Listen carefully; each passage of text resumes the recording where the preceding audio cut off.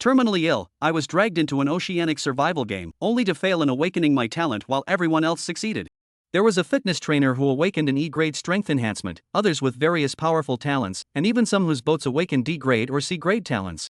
Just as everyone was forming teams to break out of the beginner's sea, that fitness coach with 20 strength points, inflated by everyone's praise, charged out of the protective barrier first only to have his arm instantly bitten off by a shark and dragged underwater, blood staining the sea red. As for me, I planned to. I slowly regained consciousness in the biting cold, the briny seawater splashing against my face, the fishy stench nearly choking me. Struggling to open my eyes, I was met with a vast sky and an endless ocean, scattered with small wooden boats, their occupants all looking bewildered. I looked down and realized I was on one of those boats too, my mind screaming, where is this? Then, a surge of excitement hit me. Had I actually crossed over? I had been suffering from severe neuropathy, my leg muscles atrophied, and the doctors had long issued a critical condition notice, giving me less than a month to live. In countless novels, crossing over meant rebirth, a chance to escape this deadly illness, right? Filled with hope, I looked down at my legs only for their withered, deformed state and complete lack of sensation to shatter my dreams instantly. Just then, a cold, authoritative voice echoed in my mind, informing me that this was Beginner SC number 1000, protected by a Beginner S barrier, and that the Divine Decree panel had been activated. I summoned the panel and saw my abysmal stat strength, agility, constitution, all pitifully low, my overall combat rating laughably weak. Great, so I'm just as useless here as I was back home? Might as well call me weaker than trash. I was equal parts furious and resigned. Opening the public chat channel, Beginner SC No. 1000 was in chaos. Some panicked, suspecting they'd been kidnapped into a death game. Others tried calling the police on their phones, only to find even cops trapped here. Everyone was voicing their terror at this sudden upheaval. Then, the Divine Decree announced a talent awakening ceremony, and excitement erupted. Some hoped for powerful talents, others bragged about their decent base stats like that fitness trainer with 20 strength, peak first-tier combat power, drawing a crowd begging to be carried. Reading their chatter, my heart sank. With stats this bad, was I doomed to fail? Soon, thousands of white beams descended from the sky, enveloping everyone. The others looked ecstatic, shouting about evolution and ascension, but I felt nothing. When the light faded, they were all celebrating, some even with drastically upgraded boats, while I got a notification, awakening failed. Failed? Then what else with the damn congratulations? I cursed the Divine Decree through gritted teeth. Just as I was ranting, the Divine Decree said it was granting me a sympathy gift box. A sleek black box appeared on my boat. Trembling, I lifted the lid and out popped a soft, pinkish thing that immediately burrowed into my arms. Looking down, I saw a tiny octopus. It stared up at me with big, watery eyes, cheerfully chirping, gurgle gurgle. Then, the Divine Decree's voice rang out again, congratulations. You have obtained a Divine Tier Pet Kraken Juvenile. I froze. This pink, squishy little thing was Divine Tier? I jolted awake from the dream, an indescribable euphoria surging through me. Hastily pulling up the little gurgler's stats, I saw, pet name, Kraken Divine Tier Owner me. A Divine Tier pet, with an innate SSS grade talent. You should know that the highest level talent currently recorded in the Tanyu Encyclopedia is only S rank. I couldn't help but lift Guji high and shout, Little Guji, you're amazing. Guji, little Guji happily waved its tentacles. Looking at its round, soft, and squishy appearance, I smiled and said, I should give you a name. You're so round and soft, just like a little dumpling. How about calling you Tuanzi Dumpling? Guji. Tuanzi mimicked my grin, looking absolutely adorable. But what exactly does Tuanzi's talent do? The description is so vague. I rubbed my chin thoughtfully and decided to find something for Tuanzi to test its new skill. Just then, I remembered the others and wondered how they were doing. Opening the chat channel, I found it buzzing with excitement. One person exclaimed, I awakened a D-rank ice control. Now I can freeze seawater with a wave of my hand, so cool. Another chimed in, not bad, I got E-rank strength enhancement. Feels like I could punch a cow to death now. Then someone else said creepily, I awakened E-rank X-ray vision. Those ladies' figures are just chef's kiss, nosebleed incoming. Immediately, someone retorted, seriously? You're using your talent for that? Of course, for every happy person, there was a frustrated one. Someone lamented, woo-woo, why are all your talents so useful? Meanwhile, I got F-rank enhanced smell, what's the point? Another complained, at least yours has some use in certain situations. Me? F-rank enhanced touch. What am I supposed to do with this? Feel around in the dark? A third added tearfully, I want to cry too. I got F-rank enhanced vision, which just cured my nearsightedness. As I scrolled through the messages, I recalled Tianyu mentioning that ships could also awaken talents. Why was no one talking about that? To me, ship enhancements might be even more crucial than personal talents, given that we're on the open sea. A powerful vessel is the foundation of survival. So, I posted in the chat, has anyone's ship awakened a talent? I'd love to see. The message instantly drew attention. Soon, a user named Zhou Xiang replied, "Everyone, my ship has awakened a talent." He then shared his ship stats: Novice Wooden Ship Special Vessel Captain Zhou Xiang, with the talent Ecological Symbiosis D rank, allowing it to form symbiotic relationships with marine life, attracting creatures to aid navigation. The crowd erupted. Wow, a special ship with a D rank talent. Doesn't that mean the captain can indirectly control sea creatures? Ah! Zhou Xiang, sir, please adopt me. Need crewmates? Shortly after, Tianyu announced the conclusion of the talent awakening ceremony and released statistics. High-rank talents were indeed rare. Out of 1,000 people in the beginner SC, only 2 awakened C-rank talents, while only 4 special ships awakened talents. Comparatively, skilled special ships were incredibly precious. Then, Tianyu declared the official start of the ocean survival game, requiring all evolvers to sail out of the beginner SC within 10 days. The first to leave would receive rich rewards, while those remaining after 10 days would perish as the area filled with toxic gas. A friendly reminder added that beyond the beginner SC lay violent storms, and upgrading the novice wooden ship to a single-masted sailboat was necessary for safe passage. The news instantly dampened everyone's excitement. Someone panicked, "W8, does that mean if I stay here for 10 days, I'll die?" As if responding to the complaints, Tianyu announced random weapon distributions. A cutlass materialized before me. My eyes lit up as I turned to Tuanzi. "Tuanzi, activate Abyssal Devour." Gurgle Tuanzi extended its tentacles to wrap around the scimitar, which quickly corroded into a pile of scrap metal. At the same time, I received a notification, "Ding. Feedback from the Kraken talent detected. Your constitution has increased by 2 points." I was utterly shocked. This divine tier pet was terrifyingly powerful. Then, a bold idea struck me. Pointing at the small wooden boat beneath me, I said to Tuanzi, "Tuanzi, try to absorb all the impurities and decay from this boat. Let us see what happens." Gurgle Tuanzi pressed its tentacles against the boat's planks. What happened next left me speechless. The once rough, dilapidated little boat suddenly became smooth and sturdy. A system prompt appeared: abyssal extraction successful. Impurities and decay in the novice boat have been completely removed, upgrading it to a reinforced novice boat. I realized Tuanzi's talent wasn't just about absorption, it could also refine materials. My heart raced with excitement. After absorbing the impurities, Tuanzi's little face turned red, and it stretched out its tentacles, asking for a hug. Startled, I quickly told it to spit the absorbed impurities into the sea. Who knew what would happen if it kept them? I'd finally gotten a cheat ability. I didn't want to die in such a pathetic way. Obediently, Tuanzi spat out pitch-black impurities, staining the seawater dark. Watching the crowd, I decided to let them scout ahead while I picked up the pieces from behind. Everyone was discussing survival strategies. Some suggested upgrading the novice boat to a single-masted sailboat, but that required wooden Tier 2 cores which could only be obtained from Tier 2 sea beasts. It seemed we'd have to hunt them. Others hoped for rescue, but someone bluntly dismissed it as wishful thinking, insisting we follow the heavenly decree's instructions. Then, someone noticed the boats could carry 4 people and proposed forming teams. Instantly, people began searching for teammates. Those with special boats became the center of attention, especially Zhou Xiang and Yang Zimo. Yang Zimo, with his C-grade talent and C-grade special boat, was hailed as the strongest in the 1,000-player novice zone. People fawned over him, hoping to board his boat.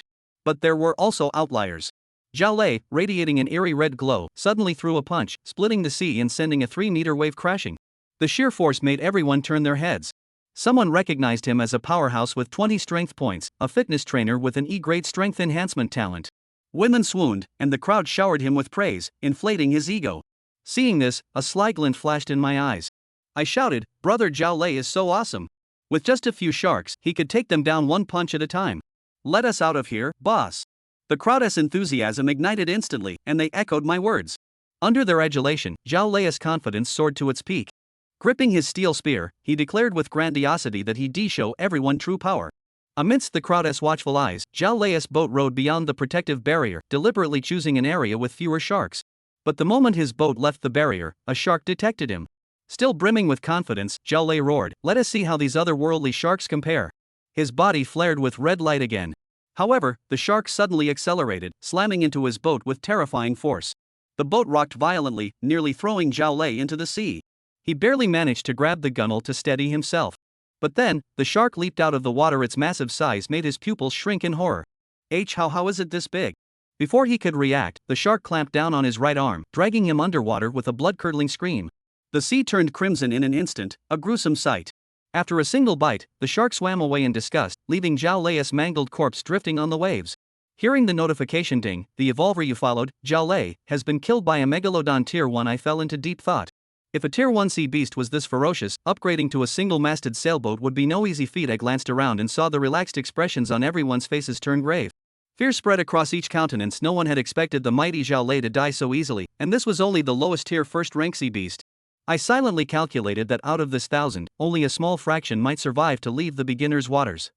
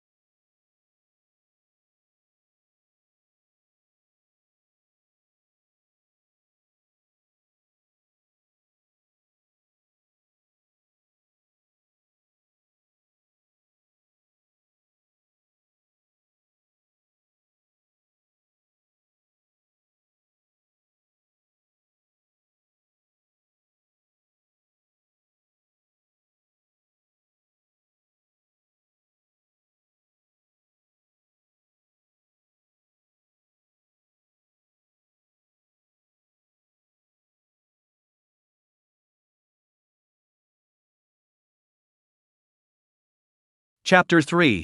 Sure enough, Lucian's heart thumped with excitement and the Tuanzi's talent could not only be ingested, but also refined. Gobble gobble gobble. Tuanzi sucked up a lot of impurities from the novice wooden boat, and his little face was suffocating in red. It opened its tentacles and just asked Lucian for a hug. This gave Lucian a fright and he quickly said, Tuanzi, quickly spit out what you just inhaled into the sea. Just kidding. Donut sucking in good stuff can enhance Landsinker's attributes. But its mouth is now full of impurities and decay. Hell knows if it would just gah if it absorbed this stuff. It's not easy to get a golden finger with a burst of luck. It would be too stifling to die just like that. Wow. The donut sniffed and opened its small mouth, spitting out a jet black impurity that instantly dyed the seawater below the wooden boat. Next, just wait for them to explore the path first, and I'll just prepare to pick up the pieces at the back. Lucian lightly patted Tuanzi's small body, secretly calculating in his mind. It looks like I have to upgrade my novice wooden ship to a sloop so that I can survive. I checked the Oracle Encyclopedia and found out that you have to upgrade to an intermediate novice wooden ship, then to an advanced one, and finally a sloop.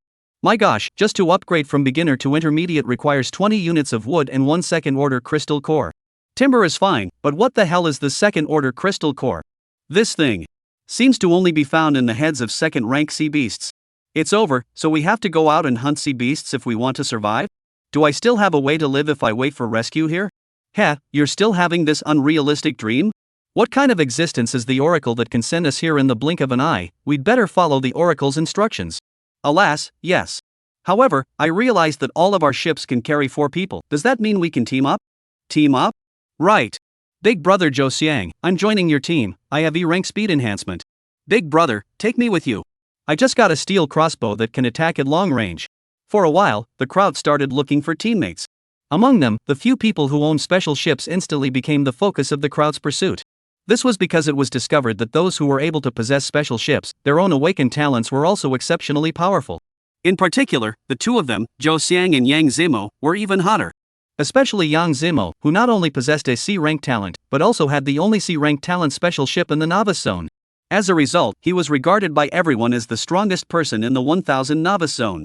The crowds were pandering to him to curry favor with him, hoping to become a crew member on his ship. Of course, there were some mavericks that A bizarre red light suddenly bloomed on the man's body, and immediately afterward, he swung out with a fierce punch that carried a thunderous momentum. Boom! The surface of the sea was instantly torn apart by this force, stirring up a huge wave as high as 3 meters. The loud sound drew sideways glances from the crowd. This terrifying strength, placed before, was enough to be called superhuman. Under the jaw-dropping gaze of the crowd, the corners of the man's mouth hooked up into a contemptuous sneer, his eyes full of indolence and arrogance. Oh, a bunch of cowards, just a few sharks, what's so scary? Someone in the crowd quickly recognized him. I recognize him, he's Big Brother Zhao Lei, a fierce man with a full 20 points of strength. Brother Zhao Lei is a fitness instructor, right? What a great body, my sister loves it. The talent that Big Brother awakened should be the E-rank strength enhancement. He has 20 points of strength himself, plus the increase in his talent. I'm afraid that he can really kill a cow with 1 punch. Big Brother is awesome. The compliments from the crowd didn't stop Zhao Lei from drifting a bit. Seeing this, Lucian flashed a flash of cunning in his eyes, and then shouted in a loud voice that Big Brother Zhao Lei is so awesome, just those few sharks, Big Brother can blow them up with a single punch. Big Brother, take us out. This voice of his instantly ignited the enthusiasm of the people around him, and the crowd chimed in with, yes, Big Brother Zhao Lei, just take the lead. Brother Zhao Lei, you're the most handsome. Under the crowd's clustering and boasting, Zhao Lei's already somewhat inflated mindset reached its peak. He gripped the steel lance in his hand and laughed with great bravado, saying, ha, good. Today, I will let you all see what true power is. Big Brother is mighty. Brother Lei is awesome. Under the attention of the crowd, Zhao Lei's canoe slowly paddled towards the outside of the protective shield. But while he wasn't smart, he couldn't say he was stupid either. Purposely chose a location where sharks were scarce as a breakthrough. However, the moment his canoe had just left the protective cover, a wandering shark was keenly aware of his presence.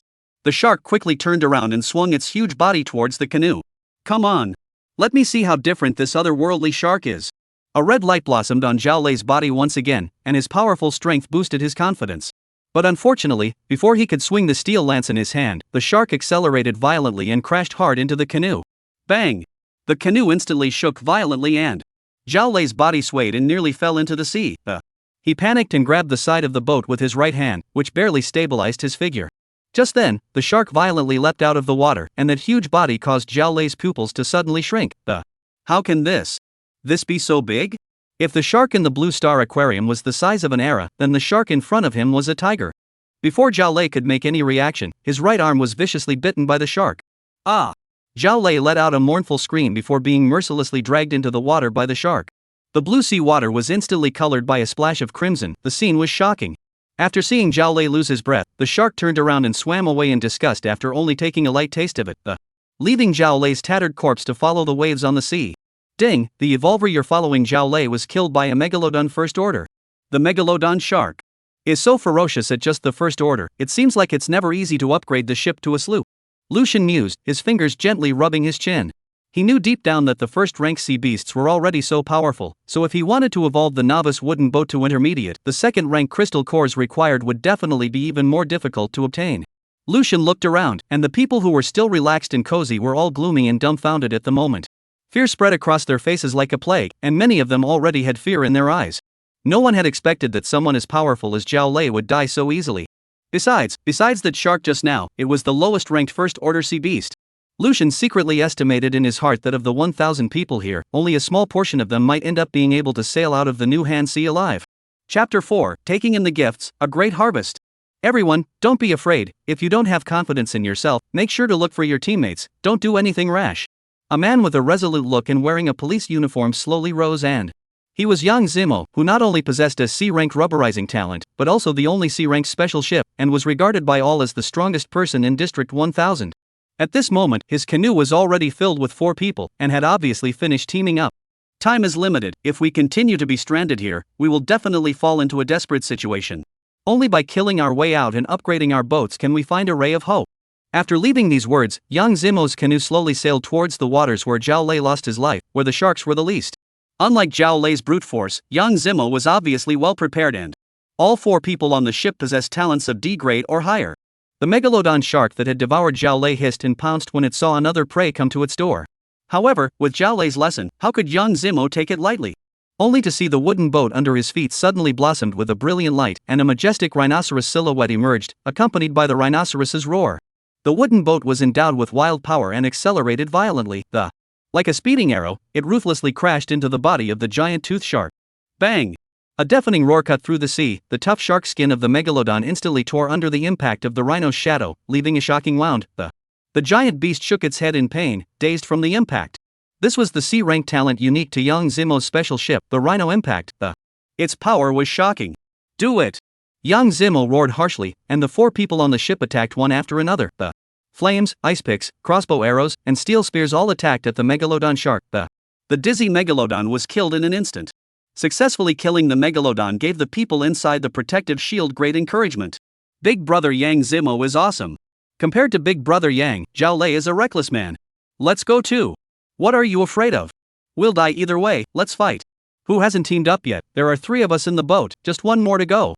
Under Yang Zimo's leadership, the thousands of people inside the protective shield acted quickly, forming teams and eventually, they converged into a huge team of more than 300 wooden boats, killing their way outside the protective cover. Lucian, who could not even be considered a scum, was naturally ignored by the people. For a while, only Lucian and some less courageous girls were left inside the protective shield. Ding, evolutionary Yang Mang, killed by Megalodon First Order. Ding, evolutionary Li Zhenjin, killed by Megalodon First Level. Although the megalodon sharks were powerful, the humans were outnumbered after all, and the megalodon sharks that were roaming outside the protective shield were soon decimated. Listening to the shouts of killing outside the protective shield gradually diminishing, Lucian knew that the time to pick up the pieces had arrived. He quickly set up the function on the Oracle panel to receive notifications of the deaths of all evolvers, ensuring that he could be the first to grasp where people were dying. He then laboriously paddled his oars towards the outside of the protective shield. However, after only a few strokes, he felt his arms as heavy as lead and trembling. Ugh, the strength is too weak. Lucian let out a bitter laugh. After all, there is a severe muscle weakness. The arm can move has been lucky, rowing the boat is still a bit of a struggle. Gulk. Sensing the trembling of Lucian's body, the Tuanzi rubbed against Lucian, and then jumped into the sea, 8 small tentacles paddling hard and Tuanzi is awesome. Lucian smiled faintly and just like that, with the tireless efforts of 1 person and 1 beast, Lucian's boat finally rowed to Zhao Lei's corpse. At this moment, Zhao Lei's right arm was gone, and his chest had been torn apart.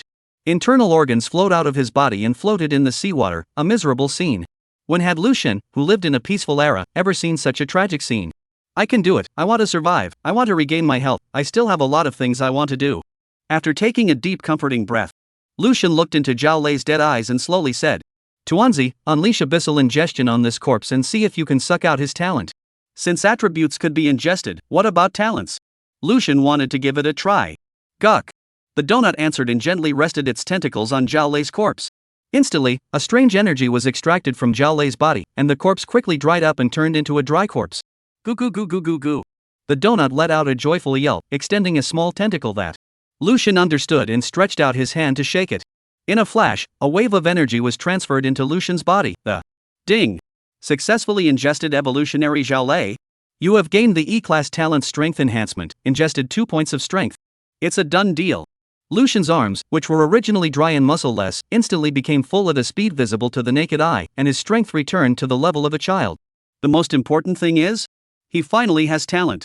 Lucian burst into tears and 1,000 people, and he alone has no talent. So miserable that the oracle couldn't stand to look at it, and compensated himself with an extra care package of. Now, he finally had a gift of his own. Talent, strength enhancement grade E enhances strength by 1x. Lucian's mind moved, and as red light filled the air, strength enhancement was unleashed. His own strength attribute immediately doubled from 3 points to 6 points, reaching the level of a normal person female. Donut is really my baby. Lucian rubbed the little head of Tuanzi in his arms, his eyes filled with emotion. It could be said that this little guy in his arms had brought him a new life. Goo goo goo goo goo goo. Ha, that tickles, no more fooling around, Donut, let's get down to business. Lucian gently patted Tuanzi, who was pampering himself, then let his eyes look around and only to see the original blue sea surface, at the moment all the wreckage of wooden boats and corpses, a mess. Afterwards, Lucian paddled his oars and rowed towards the carcass of the megalodon shark that had turned its belly in front of him. Now that Lucian had 6 points of strength, his rowing speed was much faster than before. The ding. Successfully ingested a megalodon, agility increased by 2 points. It seems that ingesting the carcass of a megalodon shark can gain agility. Lucian looked at his originally dried out legs, which were unexpectedly filled with some flesh and blood at this moment. His heart was filled with excitement. At this moment, he saw the hope that he could stand up. Ding! Successfully ingested evolutionary Yang Mang. You have gained the F-class talent olfactory enhancement, and your strength has increased by 2 points. Ding! Successfully ingested evolutionary Jenny Li. You have gained the E-rank talent speed enhancement, agility increased by 2 points. Lucian then ingested all the corpses and weapons on the surface of the sea, gaining a total of 8 points in physique, 6 points in strength, and 8 points in agility. And 3 talents, respectively. Speed enhancement level E, olfactory enhancement level F, visual enhancement level F. Now Lucian's attributes are: Name, Lucian. Rank, 10100. Power, 9. Agility, 10. Physical fitness, 11. Perception, 8. Talents, strength enhancement grade E, speed enhancement grade E, smell enhancement grade F, vision enhancement grade F. Skills, none. Boat, beginner's wooden boat enhanced. Comprehensive battle power assessment, peak first order. Among humans, you're already considered powerful. Chapter 5: The First Battle. Standing up, I actually stood up. Lucian, who slowly stood up, had slightly red eyes and, with the increase in attribute points, today's Lucian's physical quality had already recovered to the level of a healthy man. For more than a decade, he could only remain bedridden and had to live with his illness day and night. The idea of being able to walk freely as a normal person was once a distant dream for him. At this moment, this dream has finally come true. Ding, the evolver you're following Zhou Xiang was killed by the bloodthirsty moray eel peak first order. Hearing the oracle's prompt, Lucian froze. Zhou Xiang, wasn't he the one who owned a D-class face ship? Lucian clearly remembers that Zhou Xiang's ship brought together 3 D-class gifted evolvers. Zhou Xiang himself even possessed a Class C talent, making him the most powerful group of existences within the novice zone. Such a person had just sailed out of the protective shield and died? Just the moment Lucian was thinking about it. The oracle transmitted 3 more consecutive announcements of evolver deaths, and without exception, they were all the work of the bloodthirsty sea eel. It seems that their ship encountered a hard opponent and was directly annihilated by the group.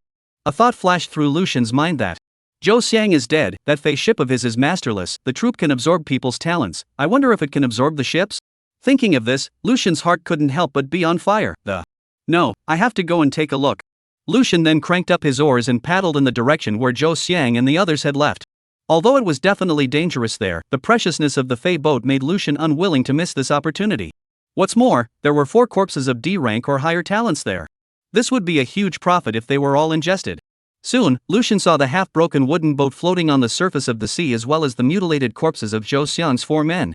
I don't know if humans are unpalatable or what, the sea creatures here don't eat humans directly after killing them, they seem to enjoy the killing process more. It seems that Zhou Xiang and the others were originally hiding on the boat, but the wooden boat couldn't withstand the violent attack of the bloodthirsty sea eels and fell apart, and the 4 of them fell into the water, which is why they were massacred by the bloodthirsty sea eels. Lucian swept his gaze sharply around and quickly restored the whole incident. Where's that moray eel? Lucian didn't impulsively go over to ingest the corpse directly, the bloodthirsty sea eel was most likely still in its original location. Visual enhancement. Olfactory enhancement. After the talent was activated, Lucian's eyesight and sense of smell suddenly increased tenfold. He keenly captured that underneath the wrecked wooden boat, a huge black shadow was slowly swimming and accompanied by an imperceptible scent of blood. It was that bloodthirsty moray eel, it really didn't leave. If he wanted to ingest the talent, he had to get rid of this thing first. Lucian glanced down at the little group of people clinging to his leg and whispered to himself. With you here, if I merely aim to stay alive, I'm afraid no one can take my life. But since the Oracle has given me a chance to start over, I will stand on top of this world and enjoy the thousands of splendors in this world. The bloodthirsty sea eel had to be resolved. Having made up his mind, Lucian handed the fine steel spear he had picked up from Zhao Lei to Tuanzi. Tuanzi, help me harden this, we'll be working later. Guki-chan. The donut answered, its tentacles swinging and a few moments later, a reinforced version of a steel spear that shone with a biting cold light was born. Lucian took the spear and tested it. It was found that after being strengthened by the donut, the spear's toughness and sharpness had both increased by more than a few times. Tuan, when the fight breaks out later, find a safe place to hide. Guki guki guki guki guki guki guki guki guki. Donut, however, shook his head and spread out his 8 little tentacles in a fierce manner, indicating that he could help as well. Ha, you're still young, when you grow up you'll be able to help me. Be good and obedient now, or else I'll have to distract myself from taking care of you. Lucian smiled and rubbed Tuanzi's little head, gently persuading. Guki. The troop's tentacles hung down feebly and crawled to the bow with a frustrated look on their faces. Although it was still a hatchling, its IQ was extremely high-end. It understood that even if it couldn't help its master, at least it couldn't add to the chaos. Alright, great longworm, I'll meet you. A sharp and cold glint flashed in Lucian's eyes, and then the canoe slowly paddled towards the front. As the wooden boat slowly approached, it soon attracted the attention of the bloodthirsty moray eels that were cruising in the sea. This moray eel was as sturdy as a dragon, its body twisted violently and lunged towards the canoe where Lucian was at an astonishing speed. Lucian barely had time to make any reaction before the canoe suffered a violent impact and trembled violently. Ding! Reinforced novice wooden boat suffered an attack from a bloodthirsty sea eel, durability 15. The bloodthirsty sea eel showed amazing flexibility, retreating with a single blow and instantly diving into the deep sea, making Lucian unable to even find a chance to counterattack. Losing 15 durability points in just one hit, and it's so cunning and flexible, I finally understand why Zhou Xiang and the others met an untimely end. Lucian's eyes flickered with gravity. Zhou Xiang and the others were afraid that the bloodthirsty sea eel would sink the ship by its cunning attack before they even touched the edge of the ship. The 4 people who are not good at water, after falling into the water can only be hunted by the bloodthirsty moray eel one by one. The bloodthirsty moray eel was obviously trying to do the same thing again, and once again used the impact to destroy the boat. However, this strengthened wooden boat was far sturdier than it had ever imagined. The collision it had just made it dizzy and, if it continued to crash, it would have crashed itself to death before the ship sank. Thus, the bloodthirsty sea eel changed its strategy and began to hover and cruise around the canoe, looking for the best time to attack. Hee, it looks like, with the strengthened boat, this guy can't crash it, that's good. The corner of Lucian's mouth hooked into a cold smile and he maintained his visual enhancement and his eyes were like a falcon's as he locked onto the bloodthirsty sea eel that was swimming rapidly in the water. Suddenly, a fierce turbulence broke the calmness of the water's surface. The bloodthirsty sea eel's body was violently taut, just like an arrow that had left the string, violently soaring out of the water and pouncing straight at Lucian. Waiting for you. A flash of sharp light flashed through Lucian's eyes as he instantly unleashed his speed enhancement talent. His figure lightly flanked to the right, narrowly avoiding the bloodthirsty sea eel's huge mouth full of sharp fangs by just a fraction of a millimeter. Do you know why humans are strong? It's because of intelligence. Lucian sneered between. The bloodthirsty moray eel then realized that behind Lucian's back, there had long been inserted a cold steel lance. It was like the scythe of the god of death, quietly waiting for its initiative to crash into it. Put. With a muffled. The steel lance instantly and ruthlessly pierced into the giant mouth of the bloodthirsty moray eel. The sea eel's 2-meter-long body violently tossed and twisted on the canoe, as if it was making a final struggle. Chapter 6 Crazy Ingestion. It's over. Lucian let out a low roar, and his power enhancement was instantly in full effect. His right hand transformed into a claw, and with a thunderous momentum, he ruthlessly stabbed at the bloodthirsty sea eel's eyes. Put! The sea eel's eyeball instantly burst under the powerful force of the. And Lucian's right hand didn't stop, it continued to go deeper until it completely destroyed the sea eel's brain. Ha ha ha ha ha, I did it. I really did it. Lucian looked at the bloodthirsty sea eel that gradually stopped struggling, and a triumphant smile blossomed on his face. Guck guck guck. At this moment, the little donut also clumsily climbed over from the bow of the ship, excitedly leaping into Lucian's arms, as if it was also cheering for the victory. Ding, killed bloodthirsty moray eel peak first order, gained 50 points of life energy. This is evolutionary energy? Lucian's gaze landed on his panel of level 125-100. It seems that accumulating a full amount of these life energies will result in an upgrade. I'm really looking forward to what kind of changes the upgrade will bring. He pondered in his heart, but suddenly realized that something was wrong. Wait, I gained 50 points of energy, how come it only shows 25 points here? Between furrowed brows, he noticed the little guy beside him, only to see that Tuanzi's level panel clearly read, level 125 10,000. It turned out that half of the evolutionary energy had been absorbed by this little guy. At this moment, the little donut that had first tasted the sweetness of life energy was swinging its tentacles cheerfully, looking as if it couldn't get enough of it. Tuanzi, you little gold-swallowing beast. Lucian shook his head helplessly as he looked at Tuanzi's high evolution energy requirement of 10,000 points. While he only needed 100 points of energy to upgrade himself, Tuanzi needed 100 times as much as he did. However, he also understood that with the Tuanzi's grade being so high, the energy needed to evolve would naturally be even more massive. Goo goo goo goo goo goo. The little ball seemed to sense Lucian's emotions and rubbed against him pleasingly. Well, let's get down to business. Lucian dotingly stroked Tuanzi's head, then pointed to the half-built wooden boat floating next to him. Tuanzi, try to see if you can ingest the talent of this wooden ship and empower our ship. Gookie. The donut answered and swung its tentacles to dive into the sea. Ding. Successfully ingested phase ship talent. Your ship has gained a D-rank talent ecological symbiosis. It really worked. Lucian was overjoyed in his heart, he was worried that this attempt would fail before. After all, this time the talent was to be bestowed upon the vessel, not himself. The donut didn't let him down, the reputation of a god-tier pet really wasn't something to sneeze at. Then, Tuanzi, can you also help me suck all the impurities and stuff out of my body? Lucian had a sudden thought, if Tuanzi could do this, wouldn't that be equivalent to giving himself a body quenching? However, Tuanzi waved its tentacles as if it was rejecting it. Well, in that case, let's ingest all the useful resources here. Although he wasn't sure of the exact reason for Tuanzi's refusal, Lucian didn't dare to experiment with his own body so easily. Ding! Successful ingestion of evolutionary Zhou Xiang. You have gained a C-rank talent plant affinity, perception increased by 2 points. Ding! Successfully ingested evolutionary Lu Yang. You have gained a D-grade talent flame manipulation, your power has increased by 2 points. Ding! Successfully ingested bloodthirsty moray eel peak of rank 1. You have gained 3 points of agility. Another bumper crop after a lot of work.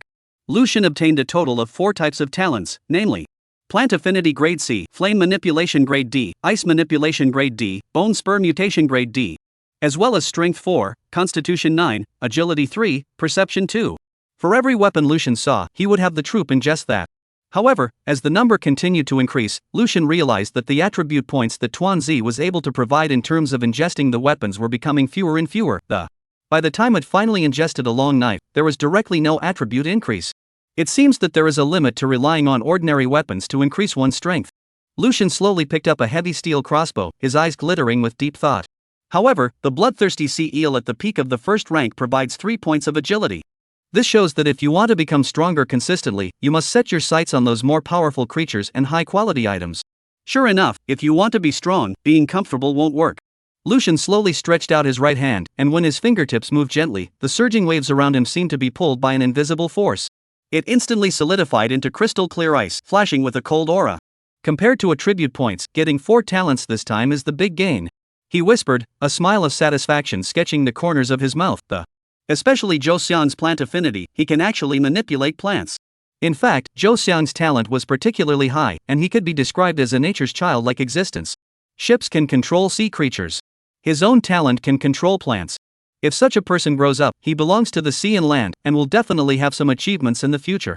Only to die in infancy, resulting in Lucian being cheap for nothing.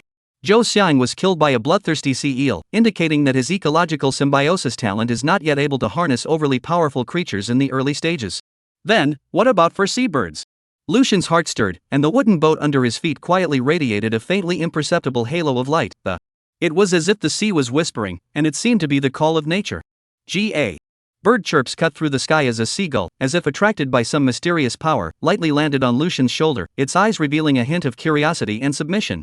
Sure enough, this talent is far more useful for scouting than fighting in the early stages. Go on. Lucian let out a light smile and gently waved his hand. The seagulls then lifted their wings and flew away, blending into the azure sky.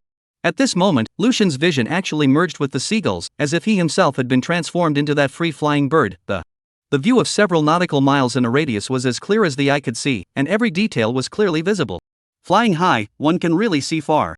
Lucian soon realized, through the seagulls, that there was a miniature island ahead. That there are traces of biological activity on the island. The presence of living creatures meant that there was bound to be a water source on that miniature island.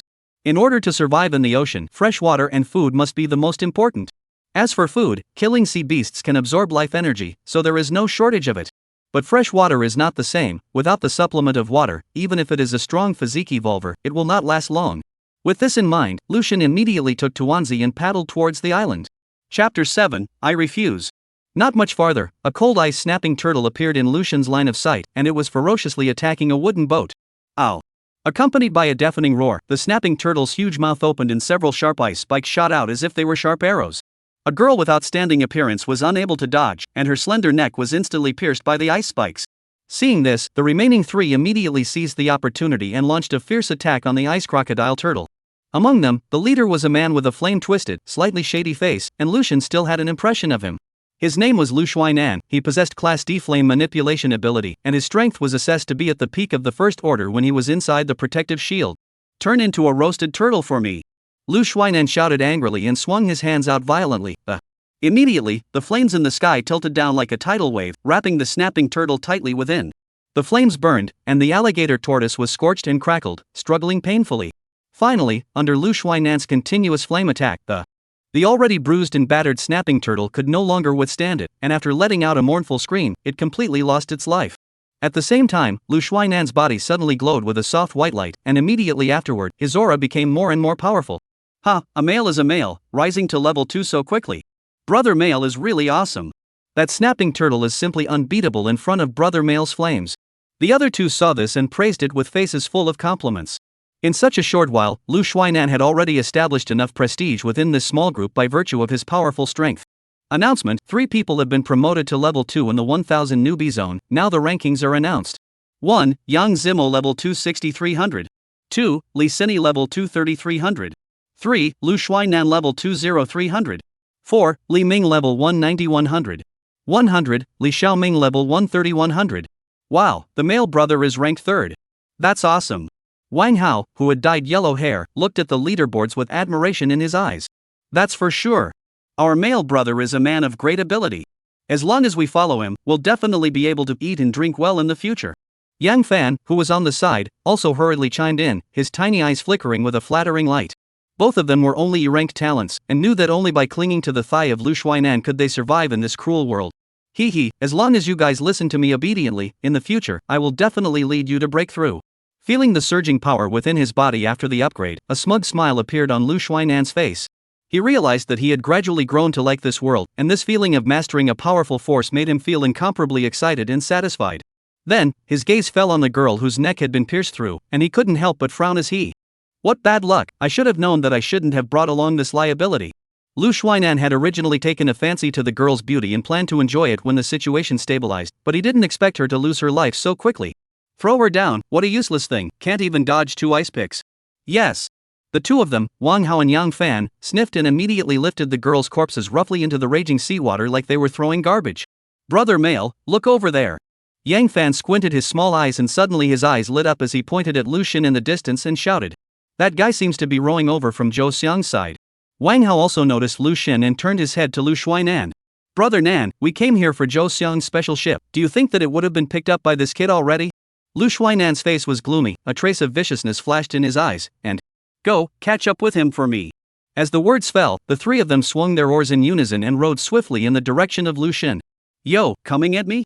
Lu Xin had been thinking of waiting for the 3 of them to leave and ingesting the corpse to pick up the pieces. However, he didn't choose to run away. After all, the other three people paddled together while he was only one person and he had no advantage in speed. So, Lucian just stood still and observed their moves. However, his hands secretly gripped the steel crossbow hidden in his arms, ready to deal with unexpected situations at any time. Soon, the canoe of Lu Shuainan's trio paddled to Lucian's close proximity. When Lu Shuainan's gaze landed on the reinforced novice wooden boat under Lucian, he couldn't help but flash a touch of greed in his eyes. At this moment, Tuanzi had already hid smartly. Lu Shuainan tried to check Lucian's information panel. Evolutionary, Lucian. Rank? Power? Ha? What's with all the question marks? Lu Shuainan was puzzled for a moment in his heart and couldn't help but mutter out. Brother man, Wang Hao and I have already checked, this brat isn't even on the top 100 list. Yang Fan's words caused Lu Shuainan's hanging heart to instantly relax. Even the top 100 cannot enter, just a level 1 garbage, this is not with their own take? Thinking of this, Lu Shuainan's expression immediately became arrogant. Kid, count yourself lucky, we happen to be short of one person on our ship right now. Give you a chance to join us, and follow me in the future to eat fragrant food and drink spicy food. The yellow hair next to him also immediately chimed in.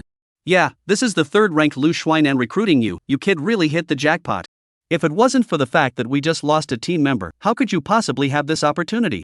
In the opinion of the three of them, Lu Shuainan's solicitation of Lucian was undoubtedly a huge favor to him, and Lucian should accept it gratefully. Lu Shuainan intended, in a moment, to let Lucian give up the ownership of the wooden boat and take it for himself. As for Lucian, if he knows what he's doing, let him be his little brother. If he doesn't, he'll be thrown into the sea, and there's no order in this place anyway. Unexpectedly. Lucian, however, shook his head and faintly said, I refuse, I'm still used to being alone. He wasn't sure about the character of the three people in front of him, besides, he had too many secrets, it was better to travel alone.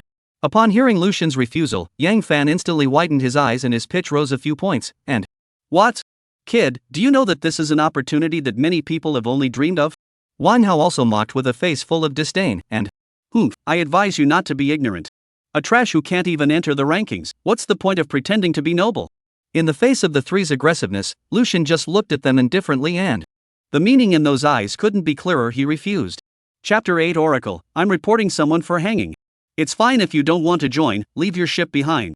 Lu Shuainan crossed his arms in front of his chest, his grim countenance revealing a naked threatening intent. A trash like you is not qualified to own such a powerful special ship. Obviously, Lu Shuainan thought that the ship under Lucian's feet was Zhou Xiang's special ship. Evolutionary, Lu Shuainan. Level, 20300. Power, 17. Agility, 17. Physical fitness, 18. Perception, 25. Talent, flame manipulation D rank. Skill, none.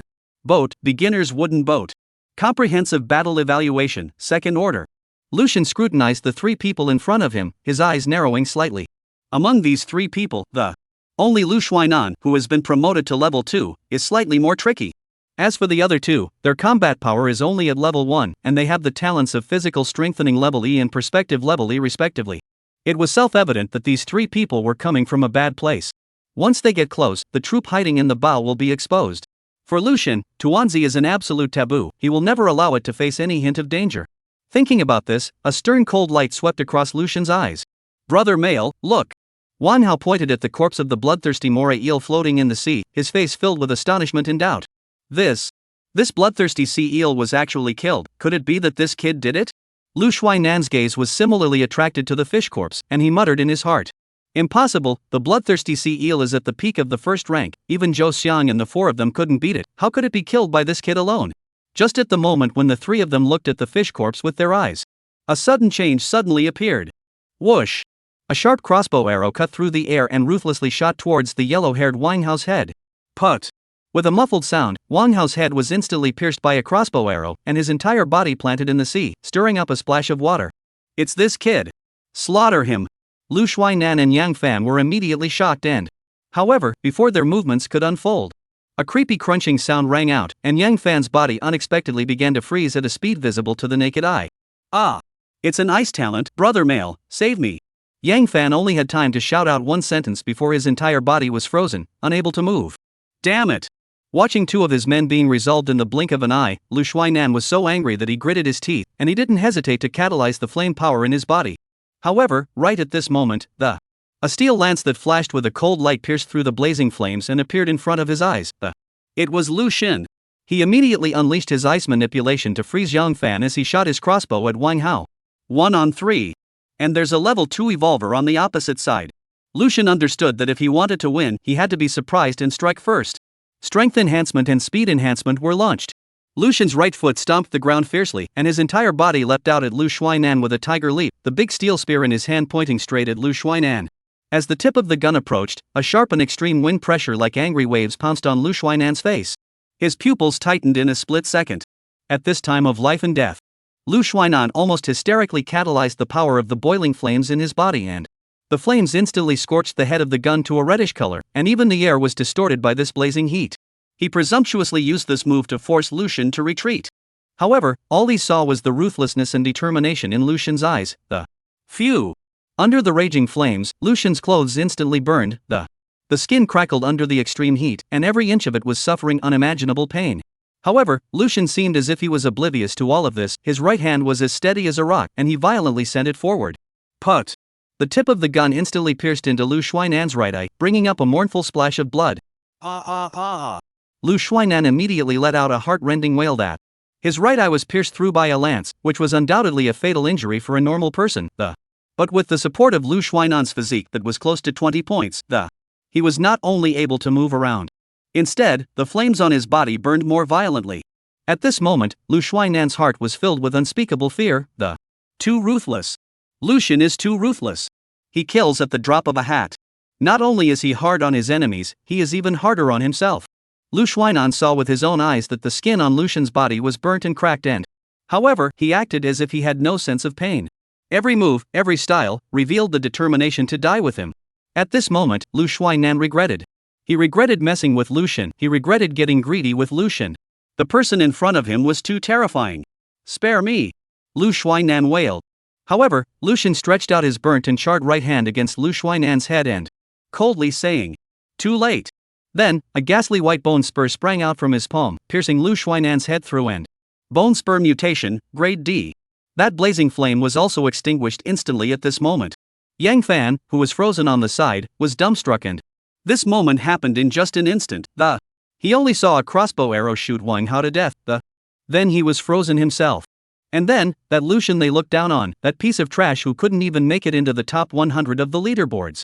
Surprisingly, he killed Lu Shuainan, who was third on the leaderboards, with a single shot. It was all too fast. So fast that he didn't even have time to react. It was over. How do you have 2 talents? Yang Fan's voice trembled with fear, and his eyes were filled with unbelievable awe. Wasn't he an ice talent? And what the hell was this bone spur in his hand? Can't a person only have 1 talent? Why does he have 2? Oracle, I want to report this. Someone is hanging. However, this is not a virtual game world. Nor would the Oracle respond to his shouts. Yikes, how about the secret being revealed to you? Lucian slowly turned his head and smiled faintly. The skin that was scorched black by the flames instantly cracked, blood gurgled out, and the whole person was like a demon crawling out of hell. Then I'll just have to kill and exterminate. Don't, I'm blind, I can't see anything. At this moment, Yang Fan wanted to cry, he wanted to kneel down to Lucian but his body was frozen, he couldn't move at all. Mercy! Accompanied by Yang Fan's desperate wail, the sharp bone splinter instantly lengthened and mercilessly penetrated his heart. After Lucian had killed 3 people consecutively, he leaned wearily against the side of the wooden boat and his hands trembled uncontrollably, and his chest rose and fell violently like a broken bellows. At this moment, his body was heavily burned, and the intense pain was like an endless tide, hitting his nerves wave after wave. However, compared to this physical pain, the shock and fluctuation within his heart was even more intense. Chapter 9, Talent Evolution. Just now, one had actually killed 3 people. Lucian, who had always been well protected by his motherland, how could he not dare to think that? He had just ended the lives of 3 people so coldly. Guk! At that moment, hearing no movement, the little group probed out and when it saw its master's miserable condition, it instantly became panicked and crawled towards Lucian with its hands and feet in a frenzy. Goo goo goo goo goo goo. Looking at the donut who was heartily licking his wounds. A touch of softness appeared in Lucian's eyes and with Tuanzi around, everything would be worth it. Goo Kiri. The little ball of tears was clearly extremely distressed. Ha, it's fine, when I was in the blue planet, I had to face illnesses worse than this every day. Now, these are just a piece of cake. Lucian touched the donut and smiled brightly. Then, his gaze turned and landed on Yang Fan, who was not far away. Tuanzi, ingest the talents and attributes of these guys so that I'll be fine soon. Gookie. As soon as Tuanzi heard that it could restore Lucian, several small tentacles quickly paddled over to Yang Fan's corpse and began to ingest the talent. Looking at Tuanzi's busy figure, Lucian's thoughts couldn't help but drift back to the battle just now. Just now, when Lu Shuainan was checking my panel, he seemed to say that it was all question marks. Could it be that none of them can see my panel? Thinking of the pile of question marks when he looked at the group's panel, Lucian couldn't help but laugh dumbly. That's right, Tuanzi's attribute points can't even be seen by me, and it's normal for regular people to not see specific information when I'm the owner of Tuanzi and receive feedback from Tuanzi's talent. Thinking about this, Lucian slowly let out a sigh of relief. Being able to hide the information couldn't be better. After all, if his panel information was visible to others, the list of amazing talents would undoubtedly make him a target and lead to endless trouble and strife. Goo goo goo goo goo goo. Just as Lucian was contemplating, Tuanzi had already finished drawing on the talents of the 4 corpses of Lu Shuainan's team as well as the cold ice crocodile turtle. The small, rounded body that held it up moved clumsily to Lucian's side, looking exceptionally pleased with itself. Tuanzi, you are really my little lucky star. Lucian laughed as he reached out his hand and held Tuanzi's tentacles and... Ding! Successfully ingested evolutionary Lu Shuainan. You have gained D-grade talent flame manipulation, perception increased by 4 points. Ding! Successfully ingested evolutionary Yang Fan. You have gained E-grade talent physical strengthening, physical strength increased by 2 points. Ding! Successfully ingested evolutionary Wang Hao. You have gained the E-grade talent perspective, power increased by 2 points. Ding! Successfully ingested ice crocodile turtle first rank. You have gained 2 points of constitution. Ding! Successfully ingested evolutionary Liang Bingbing. You have gained F-class talent hearing enhancement, agility increased by 2 points. Accompanied by a series of prompts, Lucian instantly gained 4 talents and a large number of attribute points once again. The talents are duplicated, huh? Lu Shuainan's flame manipulation, which he had previously ingested on one of Zhou Xiang's team's corpses. So isn't this a waste? It's a D-ranked talent at least. Just then, the Oracle's voice rang out and... Ding! Evolutionary Lucian's D-grade talent flame manipulation meets the evolution conditions and has successfully evolved into C-grade talent flame mastery. Upon hearing the Oracle's prompt, Lucian was first stunned, then his face blossomed with an uncontrollable joy, and... Upgraded? This talent can actually be upgraded? He gently waved his finger, and a smudge of flame that was several times hotter than before leapt out at him. Whether it's the fineness of the control or the might of the flame, it's more than several times more powerful than the original D-rank flame control. This evolved talent is truly extraordinary. Excitement flickered in Lucian's eyes. With the Tuanzi, my talent will be able to continue to evolve. Rank C is already so powerful. If I can continue to evolve to rank B, A, or even S, how terrifying would that be? At this moment, he deeply realized why the Oracle had given Tuanzi such a high evaluation. The donut was, indeed, a priceless treasure. Although Lucian possesses the flame talent, his flame resistance is insufficient and he is still not immune to flame damage right now. Now Lucian's panel is... Name, Lucian. Rank, 125-100. Power, 15. Agility, 15. Physical fitness, 24. Perception, 14. Talent. Plant affinity grade C, flame mastery grade C, ice manipulation grade D, bone spike mutation grade D. Strength enhancement grade E, speed enhancement grade E, physical strength enhancement grade E, perspective grade E. Smell enhancement grade F, sight enhancement grade F, hearing enhancement grade F. Skills, none. Boat, beginner's wooden boat enhanced. Comprehensive combat power evaluation, peak of 2nd stage. Although your level is only 1, your comprehensive combat power has far exceeded that of an unusual 2nd stage evolutionary. Lucian scrutinized his attribute panel and nodded in satisfaction. Although his rank was only level 1, his various attributes were already no better than level 2 Lu Shuainan's. His comprehensive combat power had even soared directly to the peak of the 2nd rank. With a soft flash of green light, physical strengthening was unleashed. The burns on Lucian's body were suddenly recovering rapidly at a speed visible to the naked eye. The charred and dead skin fell off one after another, replaced by tender and smooth new skin as if he had never suffered any injuries. At this moment, the chat channel of the 1000 Novice C has been abuzz with SH. What's going on? I just received an alert from the Oracle that the big guy I'm following, Lu Shuainan, was killed by Lucian? Yeah, I received it too. My god, Lu Shuainan is the 3rd most ruthless person on the rank list. Which big shot is Lucian? Why have I never heard of it? No. It's not just Lu Shuainan, I've been following everyone on their team, and they all died at the hands of Big Brother Lucian. As soon as this message came out, the entire chat room instantly fell into a short silence. Obviously, this news was too shocking for everyone, so much so that they didn't know how to react for a moment. It was only after several seconds that someone trembled and sent out a message that... Also, that means that Big Brother Lucian, all by himself, has reunited the 3rd rank team of Lu Shuainan? My god, what exactly is this Big Brother Lucian? This is too ruthless. I've got to hurry up and see where he ranks on the rankings. Upstairs, there's no need to look, I've flipped through the leaderboard several times from beginning to end, and I couldn't find Big Brother Lucian's name at all. The crowd was even more shocked by this statement. What? How is this possible? Big Brother Lucian's rank is so low that he can't even make it to the leaderboards? While it's indeed surprising, rank doesn't tell everything. Otherwise, the Oracle system wouldn't have additionally rated our combined combat power. Perhaps, Big Brother Lucian's comprehensive combat strength is incredibly strong. Chapter 10, He'll hit you all hard in the face. Just then, what a girl with a sweet avatar said caught everyone's attention. I remember, I've met Big Brother Lucian before. The crowd saw that and urged. Hurry up and tell me, I'm dying of curiosity, what kind of person is Big Brother Lucian? Yes, what kind of talent does Big Brother have and how many teammates? I didn't pay too much attention. At that time, land-sinking Biggie and a few of us timid girls were the last to sail out of the protective shield, so I inadvertently glanced at Biggie. Saying this, the girl's cheeks flushed a faint blush and, Big Brother Lucian is very handsome. Dang, we've been looking forward to this for half a day and finally you tell me he's handsome? That's right, pretty girl, can you say some useful information? Does Big Brother have any teammates? The girl's avatar blinked and, no, the land-sinking big guy is a loner. But his ship is special, it's like it's been enhanced. I see. It must be that Lu Shuainan saw that Big Brother Lucian was alone and his boat was reinforced, so he wanted to take it for himself, but he didn't expect that he would be killed back by Big Brother Lucian. What you said upstairs is exactly right. Lu Shuaimail is selfish and overbearing. I've seen him snatch other people's weapons with my own eyes, relying on his strength and power. Yes, my bow and arrows were snatched by this bastard Lu Shuaimail. Because of him, I don't dare to go out of the protective shield until now. Good job, Big Brother Lucian, this is for the people. Bastards like Lu Shuainan would only be lawless without Big Brother Lucian's sanction. A chorus of hoots and hollers rang out in the chat room. Just then, Yang Zimo's avatar flashed and, gentlemen, in times of chaos, we divine Xia people should be more united and support each other. I, Yang Zimo, hereby swear that within our 1000 novice area, we will never allow such things as Lu Shuainan's bullying and taking by force to happen again.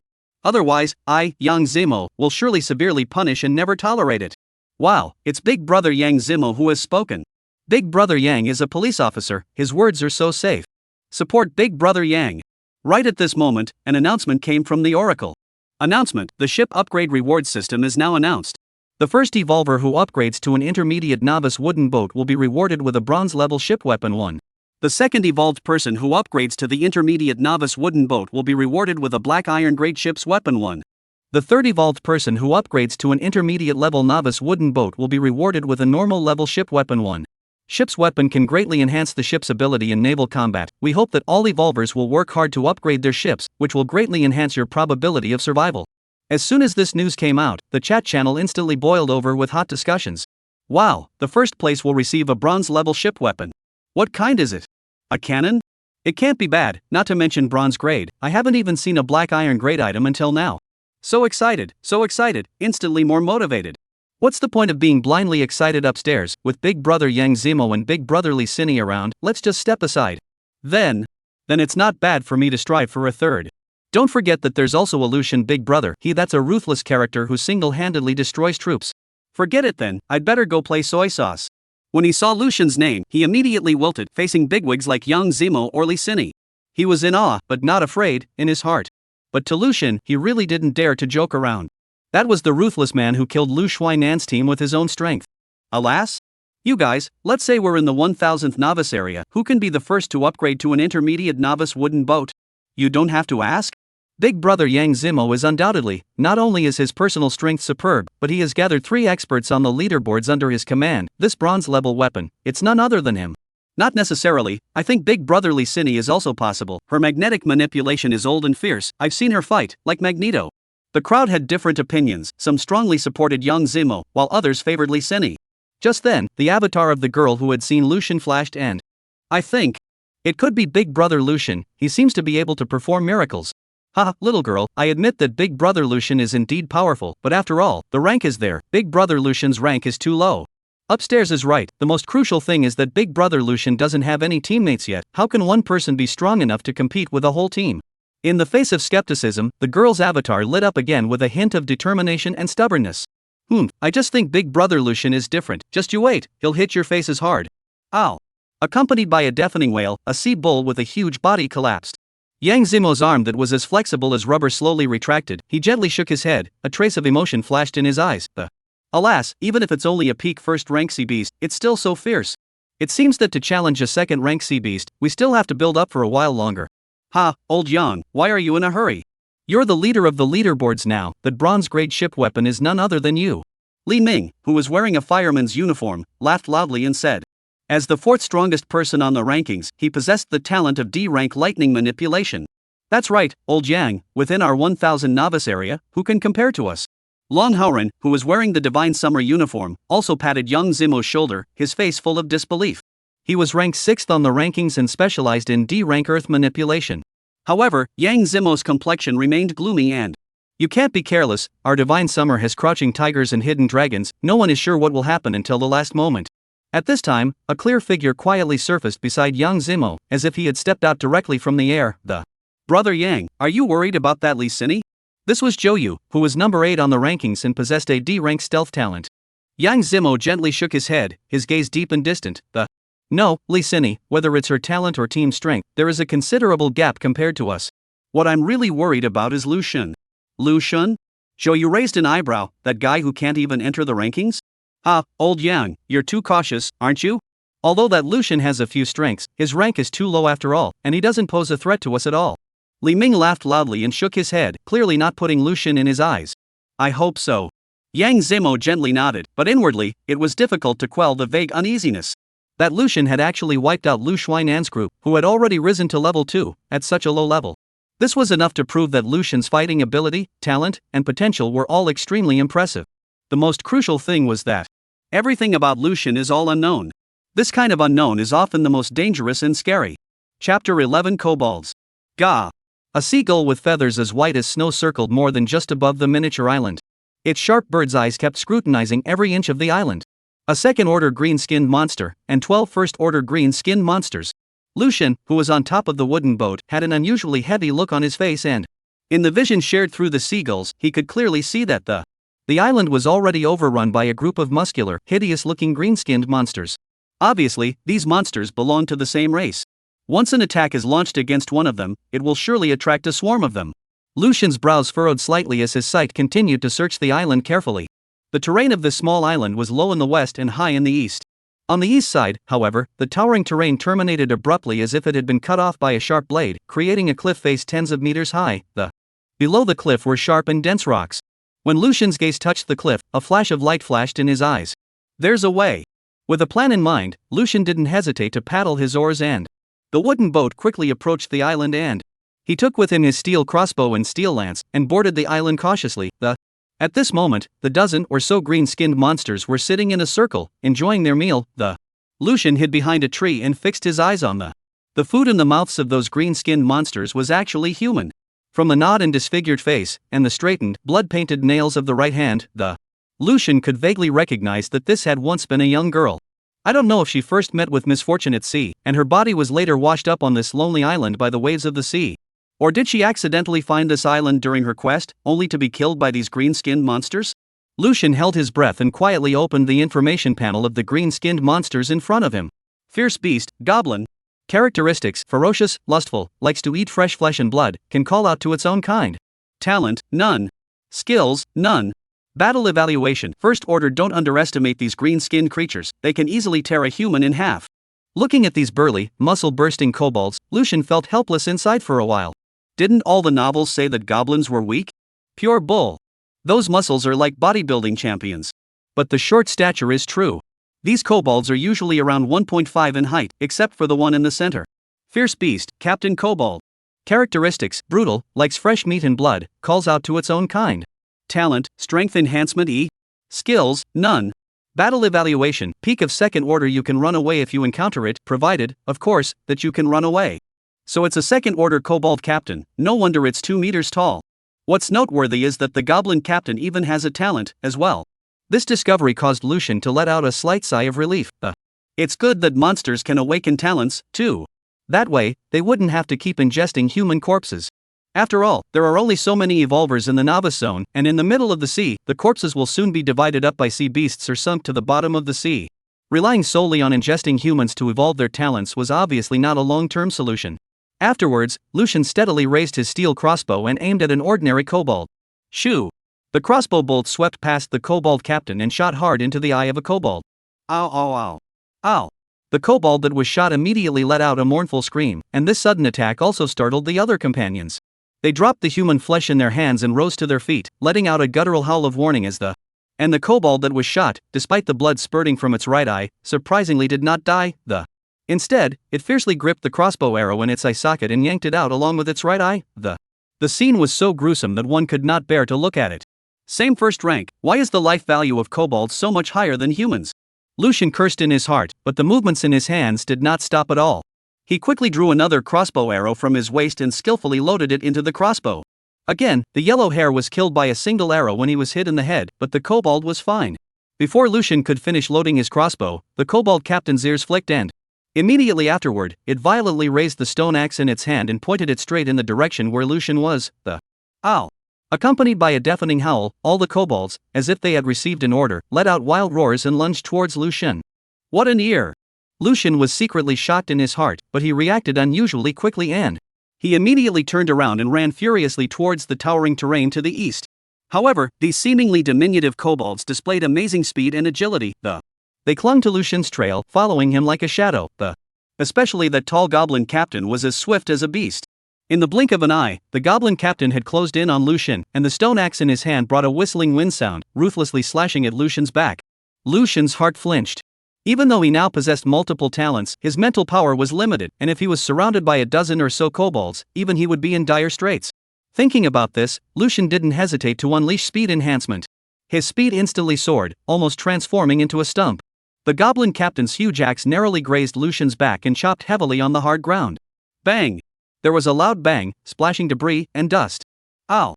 The kobold captain growled angrily, pounded his chest in displeasure, and gave ferocious chase once more. Lucian was in the front, and the goblin captain was in the back. He soon left a dozen or so ordinary goblins behind. Looking at the shrub-covered cliffs getting closer and closer, No, it's not time yet. Lucian clenched his teeth and stopped in his tracks. He had wanted to use the cliff to drop all the kobolds to their deaths, but now that the kobolds were split into two waves, if he used the terrain to drop the goblin captain to his death now, then the remaining 12 goblins would be alerted and at that time, Lucian would undoubtedly add a lot of trouble if he tried to kill them all again. Good thing, let me personally learn how strong second-order creatures really are. Lucian snorted coldly, and the big steel spear in his hand shook violently. The tip of the spear was like electricity, aiming straight for the goblin captain's vitals. Ow! The goblin captain's body shook, a red light surrounded him, and his power instantly soared. The giant stone axe cut through the air, slashing head-on with a thunderous boom. Are you the only one with power enhancement? Lucian roared harshly, his body similarly glowing red. Clang! With a deafening metallic clang, the steel lance collided fiercely with the giant axe. Chapter 12 Upgrade. However, it was shocking that the lance that had been strengthened by Tuan-Zi was actually instantly covered in fine cracks under the tremendous power of the hedge. It then shattered with a loud bang. The goblin captain's seemingly rough stone axe had actually displayed an unimaginable toughness and power. The aftermath of the giant axe had not yet subsided, and it continued to slash at Lucian with the force of a thunderous thunderclap. At the moment of life and death, Lucian reacted swiftly. His palms violently produced two sharp bone spikes, crossing in front of his chest, barely resisting this fatal blow. Even so, the huge impact still caused him to retreat 4 or 5 steps before he could barely stabilize himself, and the blood and chi in his chest fluttered, which was almost difficult to suppress. Even though both of them had cast strength enhancement, it was obvious that the goblin captain's strength was superior. After Lucian stopped him like that, the 12 goblins at the back had also caught up. Seeing this, Lucian swallowed the blood that welled up in his throat hard and ran towards the cliff without hesitation. Having waited for a prey with great difficulty, how could the kobolds easily let Lucian go? They roared, and chased after him more fiercely. The bushes in front of him were as dense as a net. Lucian's heart flinched, he knew that after the bushes there was a cliff. Come on! I'll take you guys flying! Lucian roared and plunged into the bushes. The kobolds followed closely behind, howling and however, as they dashed into the undergrowth, they were shocked to realize that there were steep cliffs ahead of them. Due to the excessive speed of their sprint, the kobolds were unable to stop at all. They screamed in terror and fell into the cliff abyss together with Lucian. But, just then, at the edge of the cliff, a thick vine moved as swiftly as a spirit snake, tightly wrapping itself around Lucian's waist, suspending him in mid-air. When the goblin captain saw this, a hint of despair and unwillingness flashed in his eyes. Roar! He roared, trying to grab hold of anything that could save his life, but to no avail. He didn't have the plant affinity talent. In the end, he could only watch as he fell off the cliff along with all of his clanmates. Put! Put! Plop! With a series of dull thuds, all of the kobolds fell hard onto the rocks that had been carved by the seawater to be incredibly sharp, instantly turning into a puddle of blurred flesh and blood. Ding, killed kobold first level 12, gained 360 points of life energy. Hearing the oracle system's beep, Lucian's mouth couldn't help but curl up into a light smile. Monsters are monsters, they know how to chase stupidly. With a movement of his mind, the vines wrapped around his waist slowly drooped down, gently sending him to the bottom of the cliff. This C-rank plant affinity talent is indeed wonderfully useful, and can come in handy at critical moments. Lucian secretly marveled in his heart. Just as he was standing firmly on his feet, a stream of pure life energy escaped from the remains of those kobolds, converging into a stream that surged into his body. Lucian only felt a clear stream all over his body was soothed, and the power in his body seemed like a river breaking its banks and rushing endlessly. Ding, successfully leveled up to level 2. Strength plus 10. Agility plus 10. Physical fitness plus 10. Perception plus 10. Gain free attribute points 5. No wonder Lu Shuainan's guy's attributes are so high, it turns out that upgrading gives so many attribute points directly. A flash of joy flashed across Lucian's eyes. Advancing from level 1 to level 2 was undoubtedly a qualitative leap for an evolved person. Not only did this promotion allow his basic attributes to increase across the board. What's more, it made him realize that as his level rises, the gap in strength between evolvers will become more and more significant. Between just level 1 and level 2, there was already a difference between the clouds and mud. Alas? My plant affinity talent seems to have gotten stronger as well. Lucian lightly waved his right hand, and as if the grass behind him was infused with magic power, it quickly grew wildly and swayed lightly with his will. Before the upgrade, Lucian's plant affinity ability was limited to manipulating the simple movement of plants without being able to influence their growth process. However, at this moment, he was actually able to control the growth rate of the plant as he pleased. This was undoubtedly a qualitative leap. No, not just plant affinity. He was surprised to find that all of his talents, such as strength enhancement and hearing acuity, had been enhanced to varying degrees without exception. The strength attribute strengthens chi, the agility attribute increases speed and reaction, and the physique attribute strengthens defense and vitality, all of which have nothing to do with the talent's power. Then, the answer can only be perception. The perception attribute is directly related to the power of the talent and the mental power required to cast it. Lucian was enlightened. He had never been able to figure out what the attribute of perception was good for before. It turned out that perception was the most important of the 4-dimensional attributes. Thinking of this, Lucian did not hesitate to add all of his free attribute points to perception. Perception plus 5. Woo! Just then, a faint and agonizing moan interrupted Lucian's thoughts. He followed the sound and saw that the goblin captain was lying not far from this peak second-order ferocious beast, despite its tenacious vitality. However, it was not spared from falling from such a high cliff. At this moment, the goblin captain, his legs were broken, his chest was cut by the rocks, his dark red internal organs were faintly visible, and his breath was dying. Hey, you big guy, you're really tenacious. However, I'll send you off to be reunited with your people here. The corner of Lucian's mouth hooked into a faint smile as he slowly walked towards the goblin captain. Woo! The goblin captain's eyes were no longer as fierce and brutal as they used to be, replaced by a deep fear. It couldn't understand why this seemingly weak fellow in front of him was unharmed when he also fell from the cliff. It wants to beg for mercy, but suffers from not being able to use human language to express. Meanwhile, the chat room of the 1000 novice seas exploded once more. What's going on? I just blinked my eyes, and Big Brother Lucian directly ed his way from 100 to 3rd on the leaderboard? At this moment, the leaderboard was clearly displayed. 1. Yang Zimo level 2 150-300. 2. Li Sini level 2 120-300. 3. Lucian level 2 105-300. 4. Li Ming level 190-100.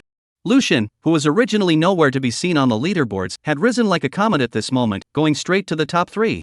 Wow, Big Brother Lucian is taking off.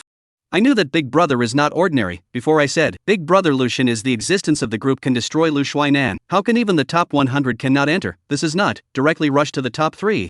Big Brother is Big Brother. This experience has risen too fast. How many monsters has he killed? I counted carefully. Big Brother's experience is going up 15 points each time. It's gone up 12 times in a row. 15 points?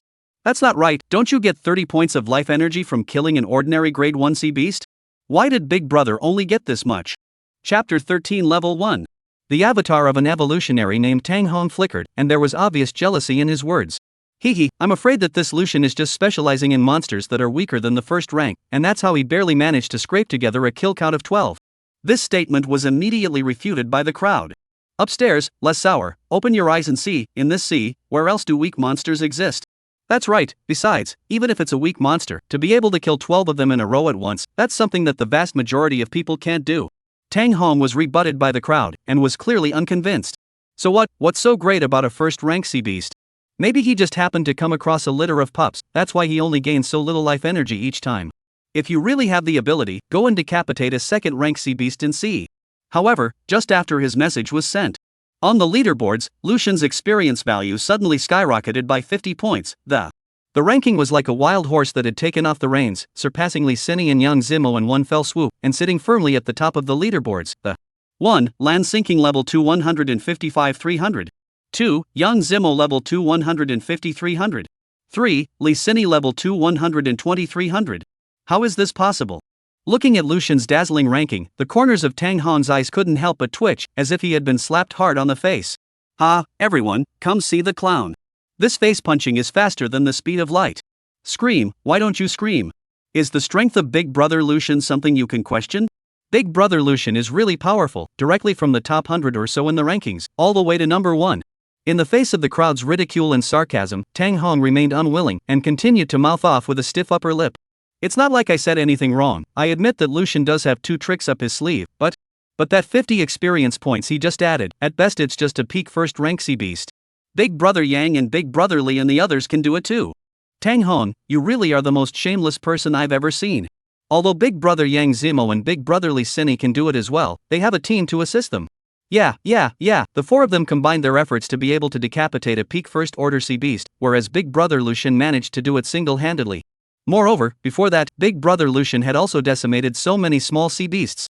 I also feel that it's still Big Brother Lucian who is powerful.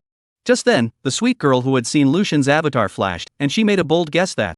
No, I think it's very likely that what Big Brother Lucian just killed was a second-order sea beast. Who amongst the 1,000 of us in the novice seas has ever seen a sea beast's cub with our own eyes? The weakest sea beasts we've ever seen have strengths in the first rank. So, I deduce that what Big Brother Lucian just beheaded should be 12 first-rank sea beasts plus a second-rank sea beast. The girl's words were like a stone stirring up 1,000 waves, and the chat room instantly boiled over. Yeah, there's no sign of any sea beast pups here. I also think that the cub comment is pure nonsense. Which of the monsters that have appeared here are not strong? Then, why is the energy value that Big Brother Lucian gets from killing sea beasts different from ours? The girl's avatar flashed, analyzing that. I'm guessing that it's likely that Big Brother Lucian has some sort of pet or equipment that can absorb life energy, causing him to only get half the energy value each time. Tang Hong sniffed, and was filled with disdain as his avatar flickered and... Pretty girl, don't bull me. If we go by what you said, wouldn't Lucian have just killed a peak second order and a whole 12 first order monsters? These monsters, let alone Lucian alone, I'm afraid even a team of 30 people wouldn't be able to eat them, right? Could this Lucian be a god? In the face of Tang Hong's skepticism, the girl's avatar flickered, her tone firm and... Just wait and see. Big Brother Lucian's ability is not something you can imagine. Well, I'll wait. If this Lucian really did just kill a second order sea beast, from now on, Tang Hong, will call him father. However, Tang Hong's words had only just been sent out. The Oracle's announcement rang out. Announcement: Evolutionary Lucian has successfully upgraded his primary novice wooden ship to intermediate novice wooden ship. As the first evolver to complete the upgrade of a novice wooden ship, he is rewarded with a bronze level ship weapon 1 and evolution points 1. All evolvers are expected to follow Lucian's example and continue to work hard. As soon as the announcement came out, the originally noisy chat room suddenly fell into a dead silence. Everyone's jaws dropped in disbelief. It took a few seconds for someone to wake up from a dream. What the hell? Big Brother Lucian took away the first place this time? No. Doesn't upgrading a novice wooden boat require second-order crystal cores? Could it be that? That little girl is telling the truth. Big Brother Lucian really just exterminated so many monsters by himself. The crowd who realized that Lucian had just really decimated a second-order monster were shocked beyond belief. Big Brother Lucian is awesome. Big brother, take my little brother, I want to be your crew. Brother Lucian, pay attention to sister, sister is willing to do anything for you. Big Brother Lucian, you are my god. Right, from now on we shouldn't call Lucian Big Brother, we should call him Lucian Big God instead. Great God Lucian is awesome. Meanwhile, Tang Hong's face turned as white as paper, and cold sweat beaded on his forehead. In his heart, he secretly cried out in agony. It's over. Got into big trouble. He patted his head remorsefully, his heart filled with self-blame. He blamed himself for his momentary jealousy, and his mouth was yawning as he taunted Great God Lucian. Thinking of the terrifying strength of Great God Lucian, Tang Hong couldn't help but tremble all over. If Great God Lucian had a grudge against him, where would he be able to live? In a moment of urgency, Tang Hong's eyes rolled and he hurriedly shouted in the chat room. Father Lucian, where are you? Child Tang Hong has waited so hard for you. However, his words and actions drew a burst of laughter and, haha, that clown Tang Hong has recognized his father, laugh me to death. What a clown, if I had known it would come to this, I wouldn't have done it in the first place. He's a man of his word, but if he wants to recognize his father, it's unlikely that great god Lucian will recognize him as his son, haha. For a while, Tang Hong became the laughingstock of the entire 1000 novice Cs, losing face. Chapter 14 Obtaining a bronze-grade wailing giant crossbow. On Lucian's side, after killing the dying goblin captain, he once again gained 100 points of life energy. Together with the 12 normal goblins from before. That's a full 460 points of life energy gained this time around. The little group that had absorbed a large amount of life energy bounced around excitedly, cooing and cooing. Despite splitting half of the Tuanzi's life energy, Lucian rushed to the top of the leaderboard. The goblin captain's head must be hiding second-order crystal cores that can help upgrade the ship. Lucian pondered in his heart. With that, the bone spikes abruptly lengthened and precisely dissected the captain's head, and a clear and translucent green crystal core came into view. Crystallized core second grade, the life source of ferocious beasts, a hard currency that is more valuable than gold. With this, I should be able to upgrade the novice wooden boat to intermediate level. Lucian carefully pulled out the crystal core that still had a residual warmth, and then he couldn't wait to run to where the wooden boat was. The first person to upgrade the novice wooden boat would receive a bronze-grade ship's weapon, rewarded by the oracle. Lucian wouldn't dare to delay. In addition to one second-order crystal core, 20 units of wood are also needed for the upgrade. Wood is readily available on this resource-rich miniature island. Lucian casually felled a tree, and then he had enough wood for his needs.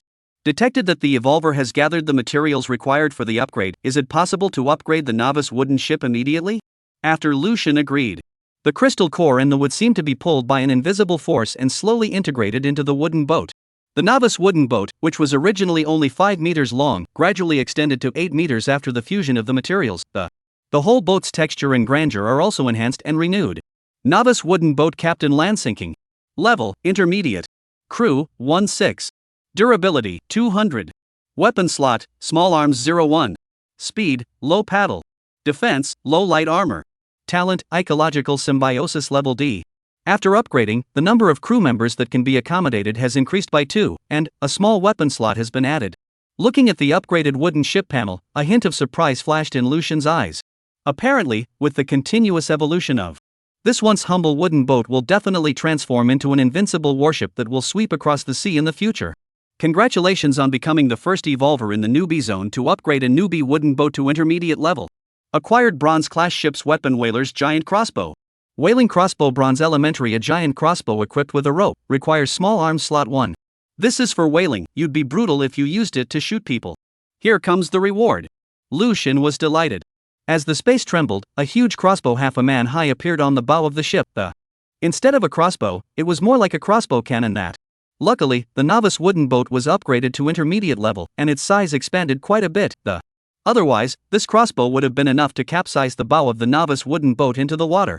Lucian lightly touched the wide arrowhead on the giant crossbow and marveled in his heart. Worthy of being the first place reward, it's really powerful. If this arrow hits, even a second-order sea beast will be seriously injured and perish. Given that evolutionary Lucian was the first to complete the ship upgrade, he is hereby rewarded with evolution points 1.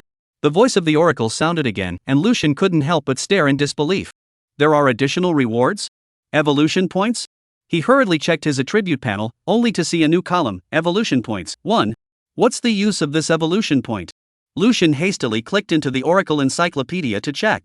At this look, his heartbeat couldn't help but accelerate. It turned out that evolution points were actually capable of upgrading talent levels. It's too powerful. Lucian instantly felt that this adventure was too worth it.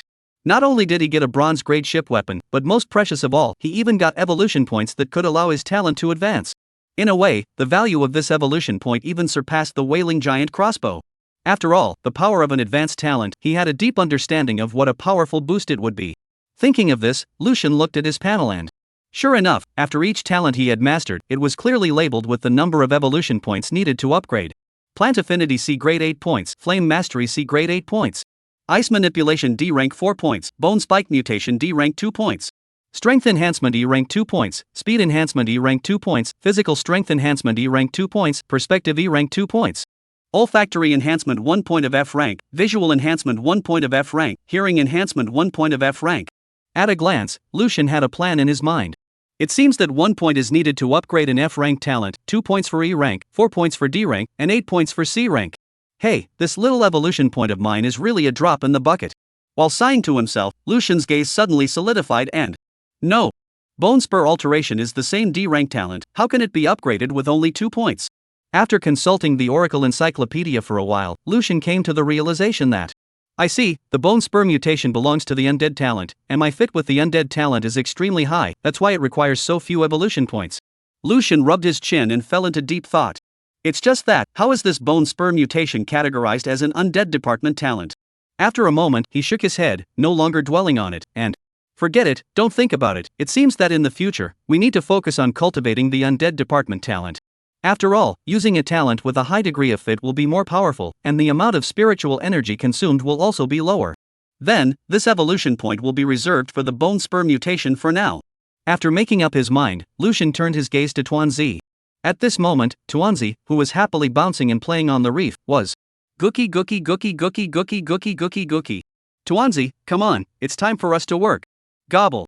Upon hearing Lucian's call, Tuanzi instantly acted like a puppy, shaking its tentacles and bouncing as it rubbed against Lucian's leg. When Lucian saw this, he couldn't help but laugh. Tuanzi, you're a god-level North Sea giant demon, why are you acting like a puppy dog now? Goo goo goo goo goo goo. In Tuanzi's innocent mind, it wasn't clear about the concepts of any god-level or North Sea giant demon. It only knew that Lucian is its whole world. Afterward, Lucian carried Tuanzi and quickly ingested these kobold corpses one by one. He knew well that the only corpses that could provide him with valuable attribute points were those that had just died recently. Previously, Lucian had stumbled upon the remains of a rotting sea beast at sea, yet the troop had failed to ingest anything of value from it. As such, he understood the need to act quickly after hunting so as not to miss out on a good opportunity. Successfully ingested Goblin Captain Peak of 2nd Order. You have gained an E-rank talent Strength Enhancement E rank, increasing your strength by 6 points. Chapter 15 gained another point of evolution. Successfully ingested Kobold First Level 12, power increased by 24 points. It's a big harvest. This ingestion had increased Lucian's strength by a full 30 points. The power more than doubled directly. It skyrocketed from 25 points of power value to 55 points. Invincible. Ding, Evolutionary Lucian's Grade E Talent Strength Enhancement meets the evolutionary conditions and has successfully evolved into Grade D Talent Strength Transcendence. Because Lucian himself had Strength Enhancement. So then the power enhancement that he ingested from the Goblin Captain directly evolved into a D-ranked Power Supremacy. Congratulations on being the second evolutionary in the Novice Zone to upgrade a Novice Wooden Ship to Intermediate.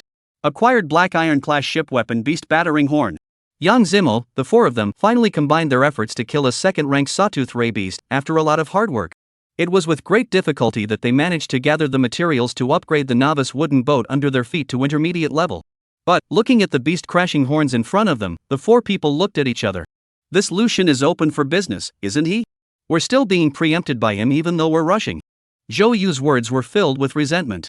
Alas, it seems that it is really like what old Yang said, our divine summer crouching tigers and hidden dragons, capable people come out, originally thought that this bronze-level weapon we had to take the pinch to get the result. Li Ming shrugged his shoulders with a helpless face. Long Haoran put the heavy shield back on his shoulder, and the corner of his mouth hooked into a bitter smile that... It seems that we all underestimated this Lucian before. Yang Zimo sighed lightly, his gaze deepening as he... Forget it, this black iron grade beast crashing horn might be precisely tailored for our one-horned rhino. However, his tone revealed a hint of anticipation that... I really want to meet this Lucian, to see what kind of amazing talent is capable of leading the 4 of us by himself. Suddenly, Long Haoran laughed out loud and... Criminal police chief, fire hero, army sharp soldier, plus an academic student, such a luxurious lineup, but let a young man compare. Yang Zimo, Li Ming, and Zhou Yu couldn't help but laugh bitterly when they heard this. But anyone could see the defiance in each other's eyes. Let's let him take a step ahead this time, but next time, we'll never give him any more chances. Zhou Yu clenched his fists, stubbornness and defiance written all over his young face. That's right, schoolboy, we still have a long way to go. Yang Zimo's eyes flashed with wisdom as he patted Zhou Yu on the shoulder. Since there are rewards for upgrading an intermediate wooden boat, the rewards for an advanced wooden boat must be even more generous. That's right, we still have plenty of opportunities, we need to work harder. Go, don't talk in vain here, go kill monsters. I can't wait a moment to surpass him. At this moment, Lucian's gaze was attracted by the stone axe in the hands of the Kobold Captain. Granite Battle Axe Black Iron low grade. Despite its rough appearance, it is extremely hard, do not try to get tough with this weapon. I told you how the steel lance shattered in one go, so this axe is actually a weapon with a grade. Aside from the wailing giant crossbow rewarded by the oracle, this was the first time Lucian had ever seen a weapon with a rank with his own eyes. It just so happens that I don't have a weapon to use right now, so this axe can be used for now. Lucian picked up the stone axe and took a big step towards the depths of the island. Encountering the island for the first time, he intended to search carefully to see if he could find some useful resources. Before he traveled far, a clear spring jumped into his eyes. As I expected, where there are kobolds inhabiting a place, there must be a source of water to nourish them. Suddenly, a piece of vibrant herbs on the side caught Lucian's attention. This is bone-strengthening herb, a rare medicinal herb that can be used as medicine or eaten directly, and can permanently improve one's physique after taking it. Surprisingly, it was an herb that could increase attribute points. Good stuff. As far as the eye could see, there were at least hundreds of bone-strengthening grasses swaying, and if they were all eaten, they would be able to get hundreds of body mass points, so they wouldn't take off. Lucian hurriedly pulled down several bone-strengthening grasses and stuffed them into his mouth. Take bone grass, physique +1. Take bone-strengthening herb, physique +1. However, the physique only grew by 3 points, and continuing to take it would have no further effect. In that case, Tuanzi, you go. Gookie. Since eating it raw didn't work anymore, let's try ingesting it. Lucian is convinced that the ingestion ability of the dumplings will be more efficient than simple medicine. After all, SSS rank talent is by no means a vanity. Successfully ingested bone grass, gained 2 points of physique. Successfully ingested bone grass, gained 2 points of physique. As expected, direct consumption only yielded 1 point of attributes, while donut ingestion doubled the harvest. The donut also reached saturation after ingesting 3 plants.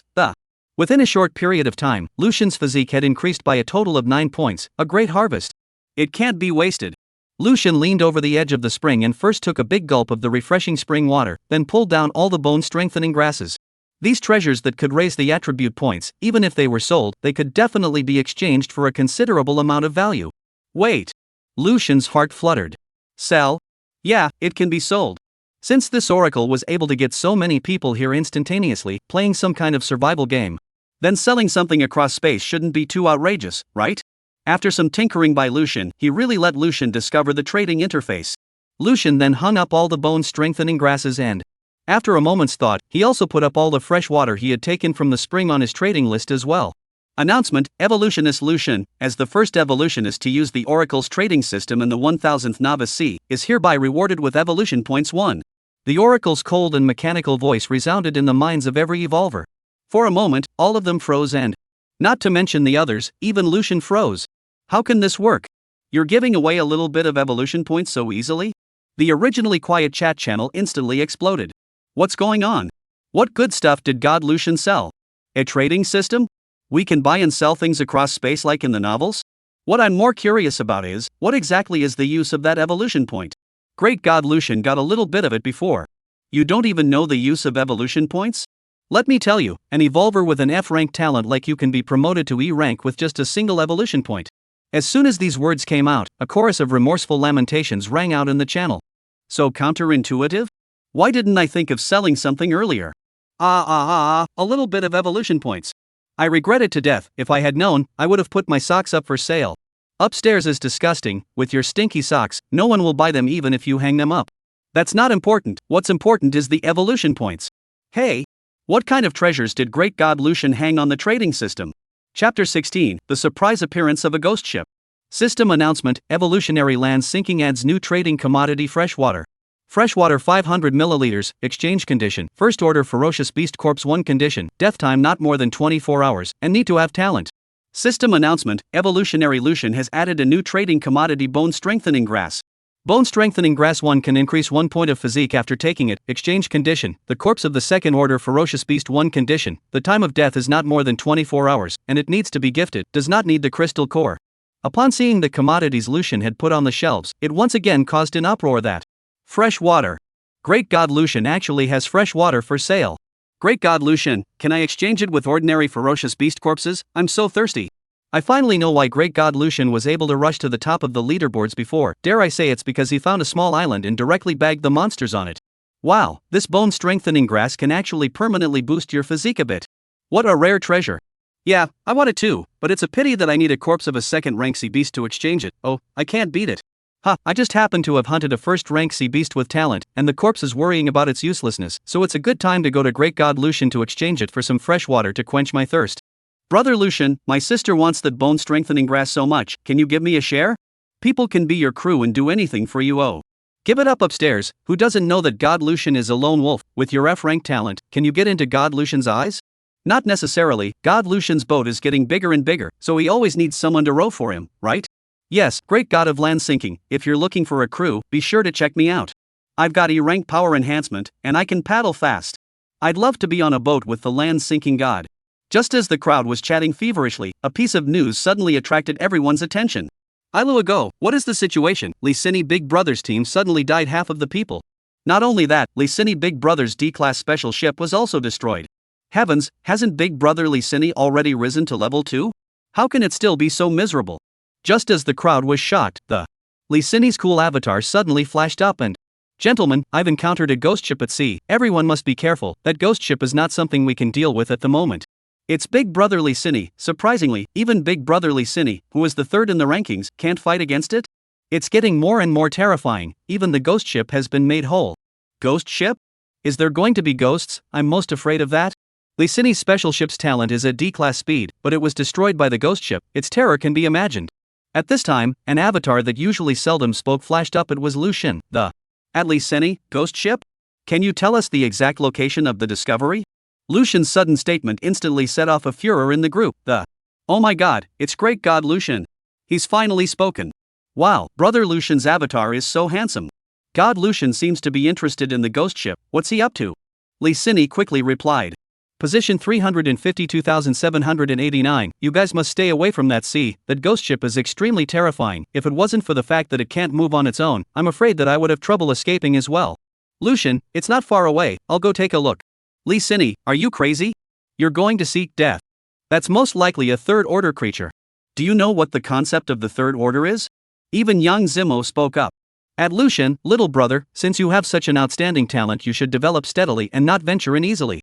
However, there was no reply. Lucian closed the chat room, and a glint flashed in his eyes as he. If I developed steadily, I wouldn't be as strong as I am today. After coming to this ocean, Lucian knew a truth that the greater the risk, the greater the reward.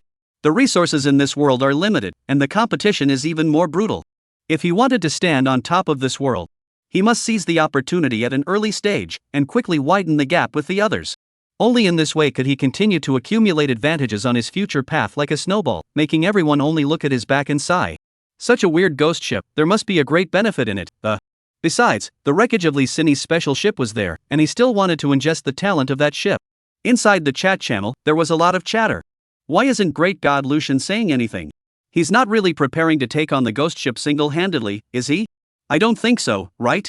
Didn't Big Brother Lee Cine warn us about this? There's likely to be a third-order creature lurking on the ghost ship. That's a third-order creature. I even struggle to deal with first-order creatures.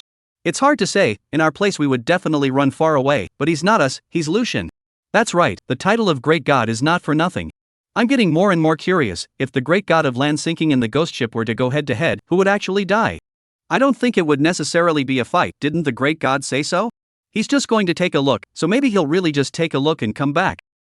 Upstairs, do you really think that a fierce person like great god Lucian, who could destroy Lu Shuainan and slay 13 ferocious beasts in a row, would be going over there to purely look at the scenery? While the crowd was discussing, Lucian was already paddling towards the location provided by Lee Cine, holding little Tuanzi in his arms. Lucian checked his panel while paddling.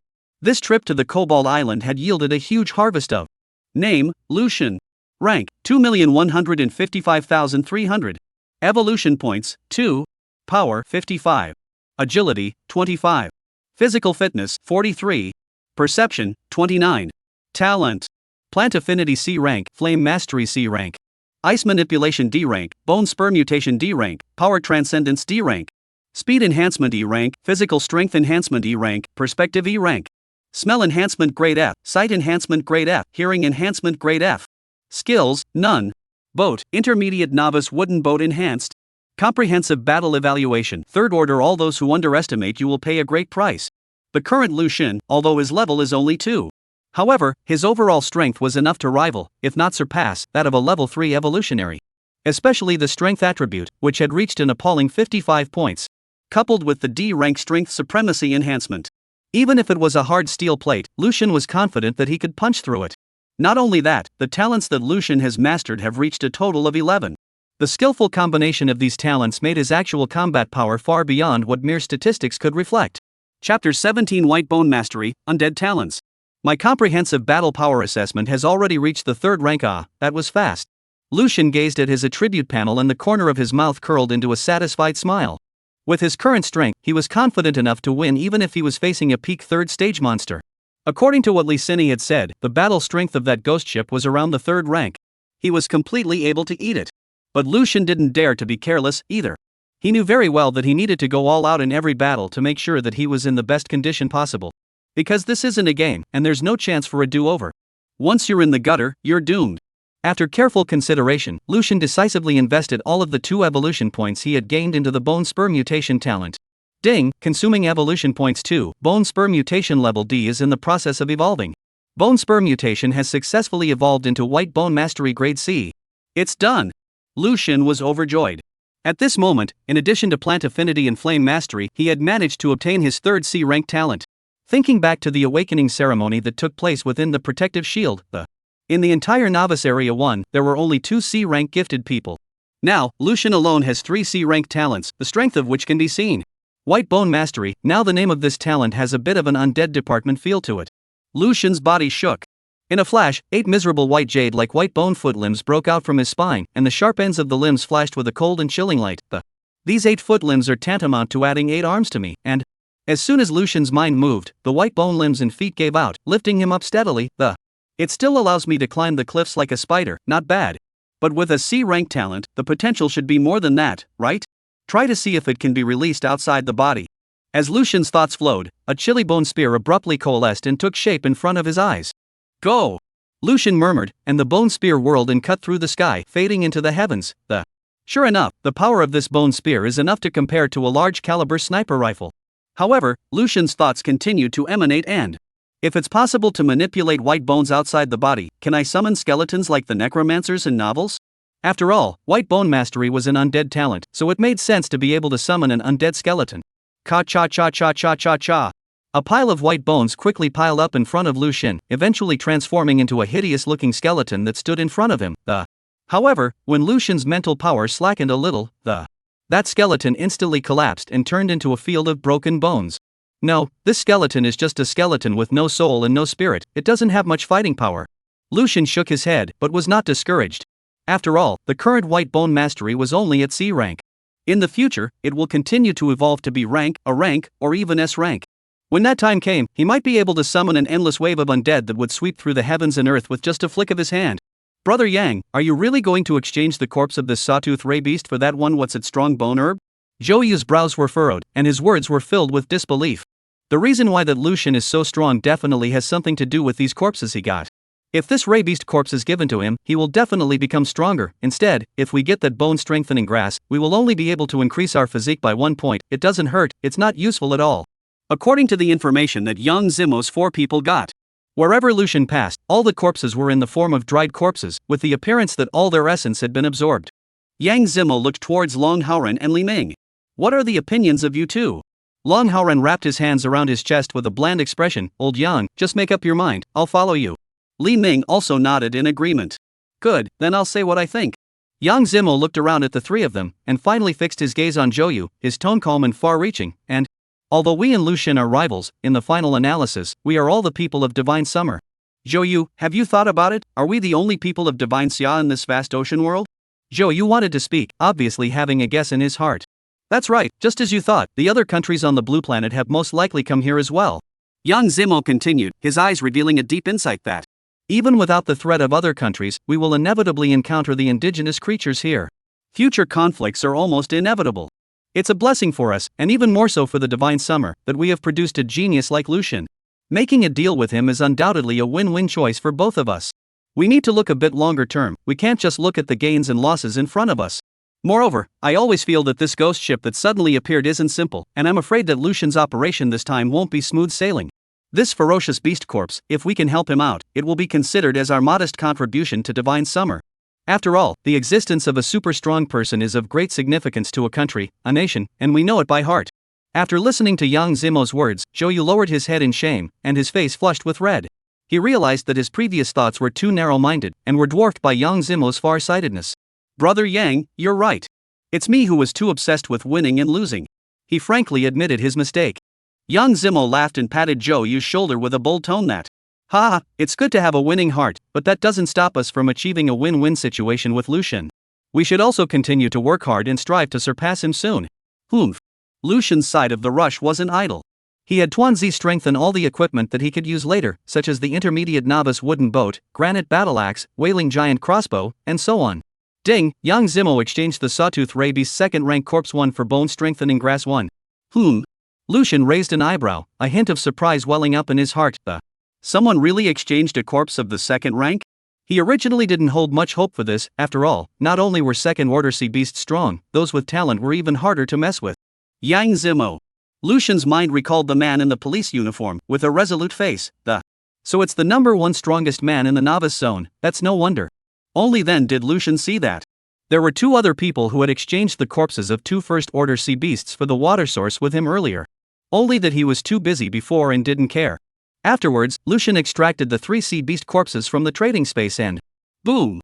The huge corpse of the Sawtooth Ray Beast suddenly smashed hard against the wooden boat. Gawk! The frightened donut instantly exploded, baring its tiny teeth and opening its 8 tiny tentacles. Seeing this, Lucian hurriedly picked up Tuanzi and fear not, I summoned it. Chapter 18, Carrion Shark, Target Ghost Ship. After pacifying the little group, Lucian turned his gaze to the 3 corpses. One was a second-ranked Sawtooth Ray Beast, while the other 2 were first-ranked Megalodon Sharks and Sphinxes, respectively. All were gifted. Looking at Lucian's eyes, ever since he knew that ingesting the same talent can evolve. The more talents he had, the better. Successful ingestion of Sawtooth Skate Beast gained speed enhancement grade E, agility increased by 6 points. Successfully ingested a Megalodon, gained scent enhancement rank F, agility increased by 2 points. Successfully ingested a Sphinx, gained hearing enhancement grade F, sense increased by 2 points. Lucian has all 3 of these talents. All of them evolved at once. Speed enhancement evolves into speed overdrive grade D. Sense of smell enhancement evolved into sense of smell transformation grade E. Hearing enhancement evolved into hearing transformation grade E. The appearance of speed supernaturalization was undoubtedly a blessing in disguise for Lucian. Because of all his current attributes, agility was the lowest, which undoubtedly pulled down his combat power. But the appearance of speed supremacy helped him solve this problem. As for olfactory transcendence and auditory transcendence, although they didn't directly enhance combat power, their role as auxiliary talents couldn't be underestimated. There were no useless talents, only useless people. Tuanzi, come in, we're at the place. Lucian gazed ahead and said in a deep voice. Guk. Tuanzi responded obediently, then slid into the backpack behind Lucian's back. Lucian specially made it out of leaves. Sister Xine, do you think that Lucian will really come over? The one who spoke was a dull-faced girl. She was Fan Ying, who was ranked 11th on the list and possessed a D-ranked ice manipulation talent. At this moment, Fan Ying was sitting on the wooden boat, her eyes reddening. That ghost ship is too scary. Wang Ying and Tao Tao all died in the mouth of those monsters, and our white horse. Fan Ying's voice trembled with a look of shock. Standing next to her was a beautiful woman with a tall figure and long hair like a waterfall it was none other than Li Sini. He's already here. Li Sini slowly spoke, her voice clear and cold. Ugh. Fan Ying followed Li Sini's line of sight, only to see a medium-sized wooden boat slowly drifting downstream under the setting sun. On top of the wooden boat, a handsome young man stood proudly and a gentle breeze ruffled his black hair in front of his forehead, revealing those black eyes that were as deep as the starry sky. Li Sini? Lucian nodded to the 2 women in a friendly manner. I didn't think you would actually come over to see the scenery. It seems like you have plenty of time to waste like this. Li Sini lifted her chin slightly, a touch of imperceptible arrogance showing between her words. Obviously, deep down in her heart, Lucian could never pose any substantial threat to the ghost ship. Looking at Li Sini's posture, which was like that of a haughty white swan, Lucian's eyebrows gently raised as he secretly slandered in his heart. This, obviously just experienced a defeat, how can she still put on such a condescending stance? I don't know. In Li Sini's mind, the fact that she was able to retreat in one piece from the pursuit of a third-order ferocious beast was already an achievement to be proud of. After all, she was only of the 2nd rank. Lucian, further on is the attack range of the ghost ship, just take a look, don't take any chances. Fan Ying wiped the corners of her eyes and reminded. Just in the waters ahead, 2 of her teammates were buried, and she didn't want anyone else to die there. Lucian smiled bashfully, no harm done, I'll go scout the way first. As soon as the words fell, the sea surface suddenly surged, and a huge giant tooth shark slowly surfaced. Giant tooth shark. Fan Ying was startled and raised her hand to attack. Ying, take it easy. Li Sini stopped her in time. That Megalodon was manipulated by Lucian. Ha! Fan Ying covered her mouth in surprise and Even now, many people still find it difficult to fight a megalodon alone. However, Lucian was able to make the megalodon obey his commands like a pet, and with this alone, he had already surpassed the vast majority of evolved people. With Lucian's thought, the megalodon immediately swung its huge body towards the sea in front of him. After upgrading the novice wooden boat, the ecological symbiosis talent has increased in power. On top of the wooden boat, Lucian's black eyes flickered with an ethereal light, and under the megalodon's vision sharing, the view of the sea ahead was as clear as can be seen. However, the megalodon shark had just swum out not too far. There's a black creature swimming slowly. What the hell? A shark? Lucian's brow furrowed as the two sides gradually approached. He finally saw that it was indeed a shark, only that it appeared to be rather bizarre and it was actually a half-rotted body that. Underneath the rotting flesh, the white bones were clearly visible. The whitened eyes were lifeless, obviously not living things. What the hell? Lucian snorted coldly and immediately maneuvered the megalodon to open its bloody mouth to bite at the carrion shark. However, the carrion shark acted as if it was senseless and the carrion shark, however, as if it were oblivious, twisted its body violently, allowing the megalodon to tear off large chunks of rotting flesh. Then it opened its huge, stinking mouth and struck back with a vengeance. Don't look at this carrion shark's tattered body, but its attack was exceptionally ferocious. After just a few bites, the megalodon shark under Lucian's control died. Well, Licini looked at Lucian, who was frowning, and flirted. Did you come here for nothing? He had reminded this Lucian long ago, but he didn't believe it. Now he's eaten his words, right? Lucian didn't reply, and launched eco-symbiosis again. A seagull on the wooden boat then lifted its wings. Since the sea doesn't work, let's try the air. The first step is to determine exactly where that ghost ship is. However, the gulls hadn't gotten very far before a carrion sea eagle came into view and this time it's even worse. The seagulls didn't even have a chance to fight back before they were torn apart by the carrion sea eagles. However, Lucian's eyes suddenly flashed with a sharp light. Just at the moment when the seagulls were swallowed by the darkness, he keenly captured a ship as black as ink, with a bizarre black mist wrapped around it, looming in the waves. It must be the so-called ghost ship. Then, Lucian swung the oar in his hand in front of the shocked gazes of Licini and Fan Ying. The boat instantly cut through the water and sailed towards that unknown terror. What are you doing? Licini's eyes widened slightly, filled with incredulity. She had thought that with these two losses, Lucian would wisely choose to back down and however, she never expected that Lucian would be so headstrong that he was prepared to go straight in. Of course it's slaughtering the monster on that ghost ship in front of us. Lucian didn't stop moving, his gaze sidelong toward Licini. Just because you can't do it, doesn't mean I can't do anything about it either. Chapter 19, Dangerous Situation. You. Licini's brows furrowed and her tone carried a few points of displeasure, only feeling that Lucian was talking big. Let me remind you, that ghost ship is far more terrifying than you can imagine. Fan Ying also hastily interjected, her eyes flickering with worry as she. Lucian, don't get serious with Sister Cinny. That ghost ship is really very scary, and it would take at least 4 level 3 evolutionaries to join forces to defeat it. We were able to escape this time all thanks to Sister Cinny's magnetic manipulation talent, otherwise none of us would have wanted to come back alive. However, Lucian didn't pay any attention to the two girls and the wooden boat slowly sailed into the weird waves ahead under the two women's astonished gazes. Just a short distance out, the carrion shark closes in again. Its figure loomed in the water, carrying an ominous aura. Undead, carrion shark. Characteristics: painless, fierce in battle, low intelligence. Talent: none. Skills: none. Battle evaluation: peak first order, a bizarre creature hovering between life and death. No wonder I can't beat my megalodon, so it's a peak of the first order. Looking at the black shadow that was getting closer and closer, the corner of Lucian's mouth hooked into a cold smile. But this, can you carry it? With those words, Lucian pulled the trigger of the wailing giant crossbow and bang! With a dull and shocking thud, the ship trembled violently. A huge crossbow arrow as thick as an arm and nearly 2 meters long cut through the sky like lightning and shot out. The carrion shark could not react in time, and its huge body was hit by the crossbow arrow. Half of the carrion shark's body instantly burst into countless fragments, and the splattered carrion caused ripples in the water. A creature hovering between life and death? Shoot you directly to pieces and see if you die. Lucian was satisfied with the power of the wailing giant crossbow. It was worthy of being a bronze-level ship weapon. The power was as terrifying as it was. Even a peak first order undead could be killed in one hit. Ding! Killed carrion shark peak first order, gained 50 points of death energy. Death energy? How come it's not life energy anymore? Hearing the oracle's prompt, Lucian frowned and it was obvious that killing this carrion shark would not allow him to upgrade. He quickly flipped through the encyclopedic explanation of the oracle system, and after some exploration, it finally dawned on him. It turned out that you couldn't get life energy from killing undead. After all, the undead are not living creatures, so where does life energy come from? And death energy could grant undead creatures spiritual intelligence for them to upgrade. Seeing this, Lucian's eyes lit up and, death energy can grant undead creatures spiritual intelligence? Doesn't that mean that the next time I summon a skeleton, I can use this death energy to transform the skeleton into an undead creature? The more Lucian thought about it, the more feasible he felt. However, now was not the time to study this, solving that ghost ship first was the right thing to do. Rear. Fan Ying witnessed this scene and couldn't help but cover her red lips. Good.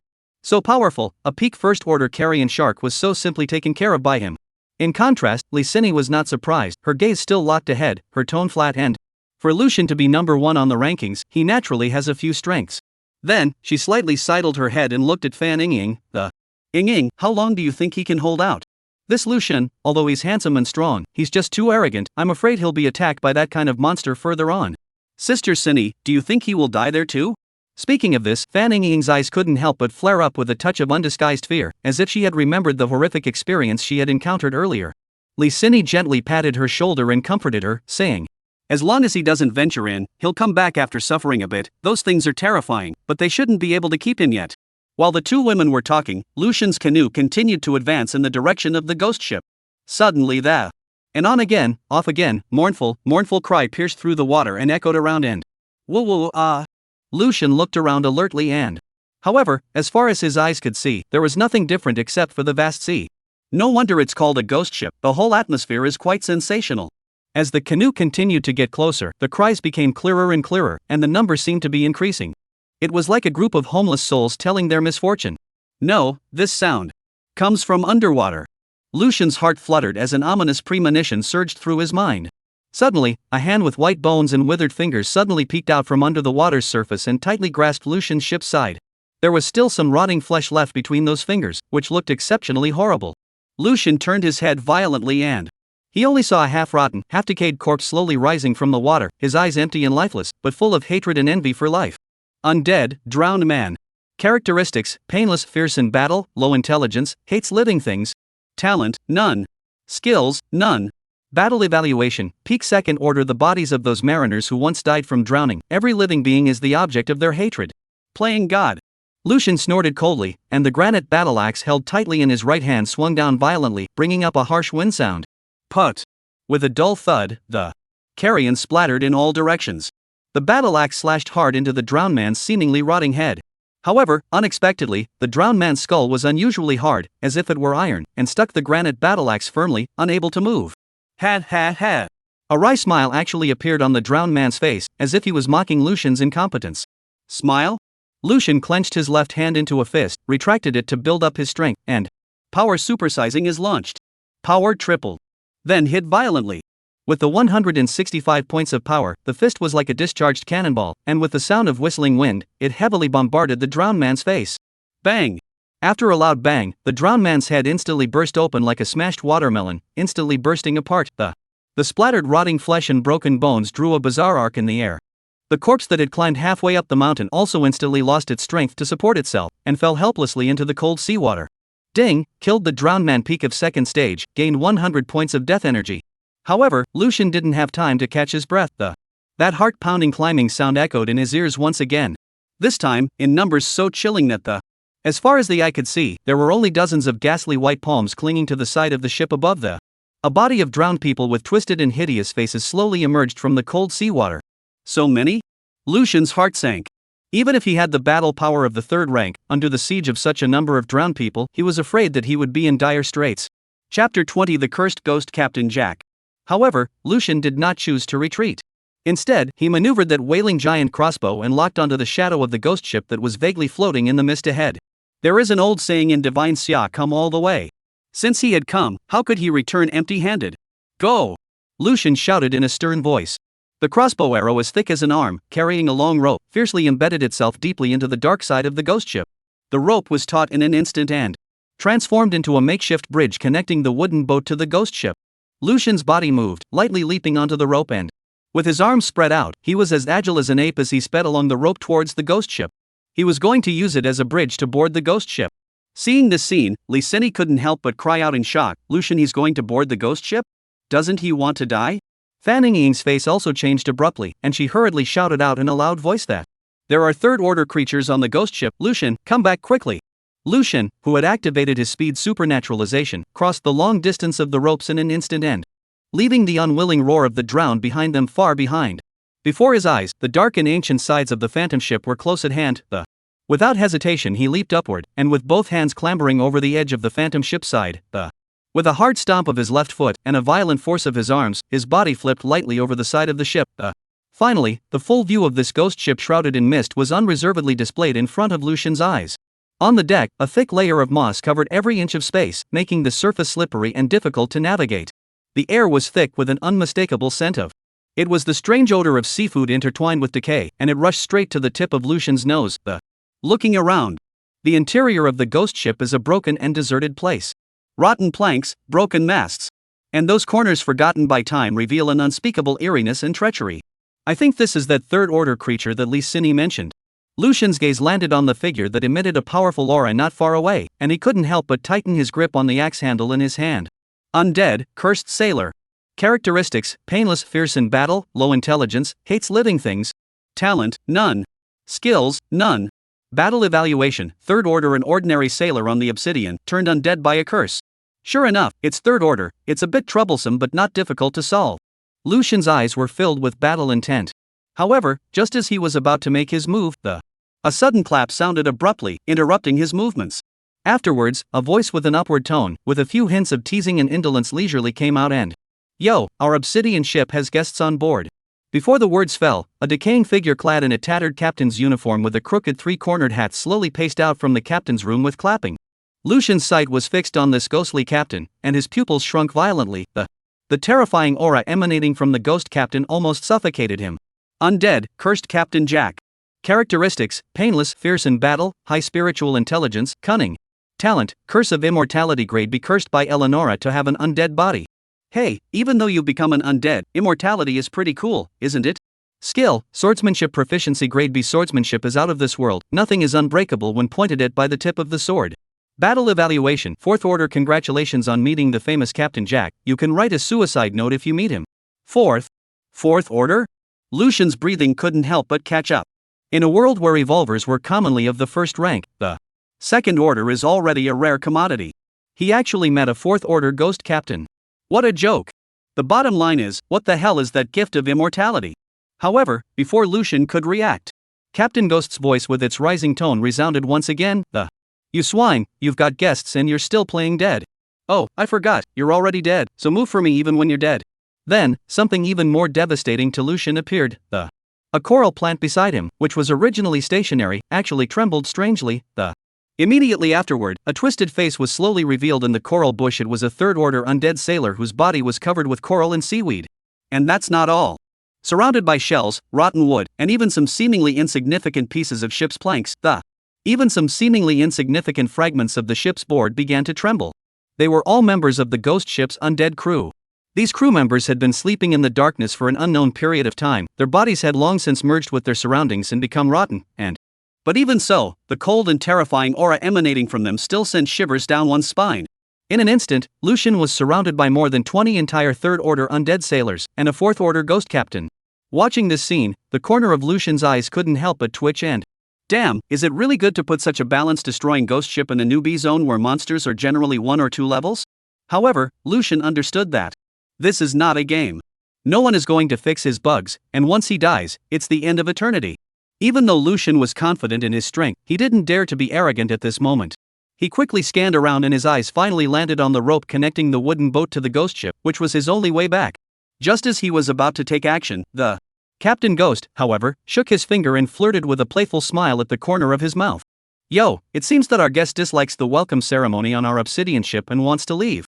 Speaking here, Jack's tone turned violently cold and, but now that we're here, we're not going anywhere. With Jack's cold words, an undead sailor closest to the rope swung his rusty sailor's knife violently and, only to hear a click, the rope broke, and Lucian's retreat was instantly and completely blocked. In the distance, due to Lucian's intrusion just now, the black fog that filled the area around the ghost ship gradually dispersed, like the curtain of a stage being slowly drawn back, allowing Lee and Fan Ying in the distance to clearly witness the scene on the ghost ship.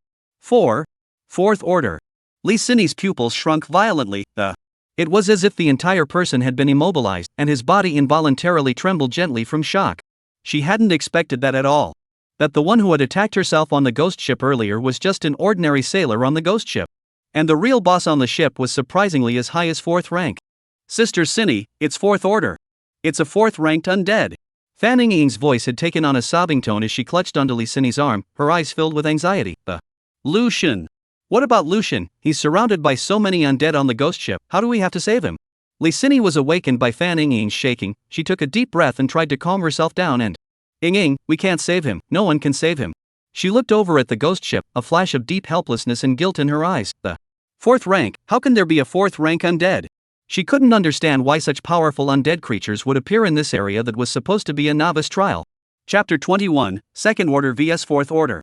Seeing that the only way of retreat was cut off, Lucian calmed down instead. The matter has come to this. The only way to escape is to die, the only way to find a ray of hope is to fight. He quickly looked around at the clusters of undead. Realizing that all of the undead crew, except for the spectral captain, were of low spiritual intelligence. Low spiritual intelligence, which means merely able to carry out simple commands, unable to communicate. Lucian's thoughts raced, looking at the undead crew that was pressing forward. He already had a plan in mind. That is to say, they are all under the command of the high spirit intelligence undead. This undead, then, can only be Captain Ghost. As long as we kill him, the immediate crisis will be over. With this in mind, Lucian resolutely aimed the battle axe in his hand at Jack, who was watching the show from the sidelines, and the corner of his mouth hooked up with a contemptuous smile. What? Planning to bully the few with the many?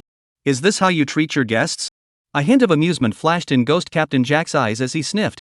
He gently raised his hand, signaling all the undead crew members to stop, and then said, in a teasing tone, Yo, it seems that our honorable guest is a bit unconvinced. How about this then, of my crew members here, you can pick any one of them to fight one-on-one. If you can win, perhaps I, Captain Jack, will let you go once I'm happy, how about it? However, when Lucian heard Captain Jack's words, a sneer ran through his mind. Let me go, ridiculous. If I really win against an undead sailor, I'm sure the next thing to greet me will be a swarm of all the undead crew. If 24 3rd Order undead, swarming together. Even if Lucian has the power of the heavens and the earth, he'll still have to die here today. Therefore, taking advantage of the fact that this ghost captain has obviously not seen a human being for a long time and still has a trace of curiosity, he challenged him. This was Lucian's only chance of survival. Victory is life. Defeat is death. Lucian's gaze looked straight into the whitened eyes of the ghost captain. These minions under your command are not worthy of fighting me at all. I, the one to challenge, is you, Jack. Captain Ghost let out a loud laugh at the words, and, you? How dare you challenge me? Jack never expected that a mere 2nd-ranked guy would dare to challenge him, a 4th-ranked superpower. In this world, a difference of 1 order of realm often meant a world of difference in strength. He really couldn't understand where this human had gotten the courage. Good, it just so happens that I'm also a bit bored, so I'll play with you. The sailor behind Captain Spectre respectfully removes his tattered cloak for him. He moved the half-rotted palms of the. There was a creepy crunching sound between the joints, and the corners of his mouth curled into a sardonic smile that. What I enjoy the most is crushing the bones of living people one by one and listening to the sound of them wailing in pain on the ground. That's the real enjoyment. Rear. Lucian, is he going to challenge Captain Ghost? That's a 4th-ranked undead.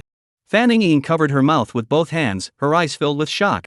If she were to face that 4th order undead, I'm afraid she wouldn't even be able to stand. For him to be so brave and fearless, no wonder. No wonder he made it to the top of the rankings. Li Cindy looked at Lucian's figure that was surrounded by countless undead, but still stood upright and. A flash of color flashed through her beautiful eyes. Such an outstanding talent, if he could survive today's calamity, his future would be unlimited. Sister Cindy, what do you think, can Lucian win? Fanning Ying looked at Li Cindy with red eyes. It's hard. Li Cindy shook her head, looking grave and. If he was up against a 3rd order undead, he might still have a chance of survival, but 4th order, the gap is too big. However, despite her assertion under her breath, there seemed to be a faint voice whispering deep within that. Perhaps. In this world, there will really be a miracle? Captain Ghost slowly drew his longsword from his waist, and his aura around him suddenly became stern and unrivaled. I hope you can accompany me to have some fun. Even before the words fell, a black light suddenly swept across the deck, and a sound that tore through the air exploded.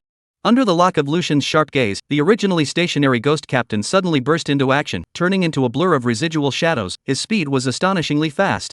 At the same time, the longsword in Captain Ghost's right hand blasted out. Phew! The longsword cut through the air with a sharp whistling sound, and in the blink of an eye, it was already approaching Lucian's chest. It brought up a palpitating wind pressure. The shadow of death seemed to instantly envelop Lucian, and a sense of crisis surged in like a tidal wave. At this moment, he only had time to spread the granite battle axe in his hand across his chest. Boom! The sword light was like electricity, colliding with Lucian's battle axe in an instant. An unspeakably majestic force surged forward, causing the battle axe in Lucian's hand to violently disengage and spin out. With just one strike, Lucian's strength, which he had always been proud of, was crushed like never before. The power of the fourth rank is as terrifying as it is.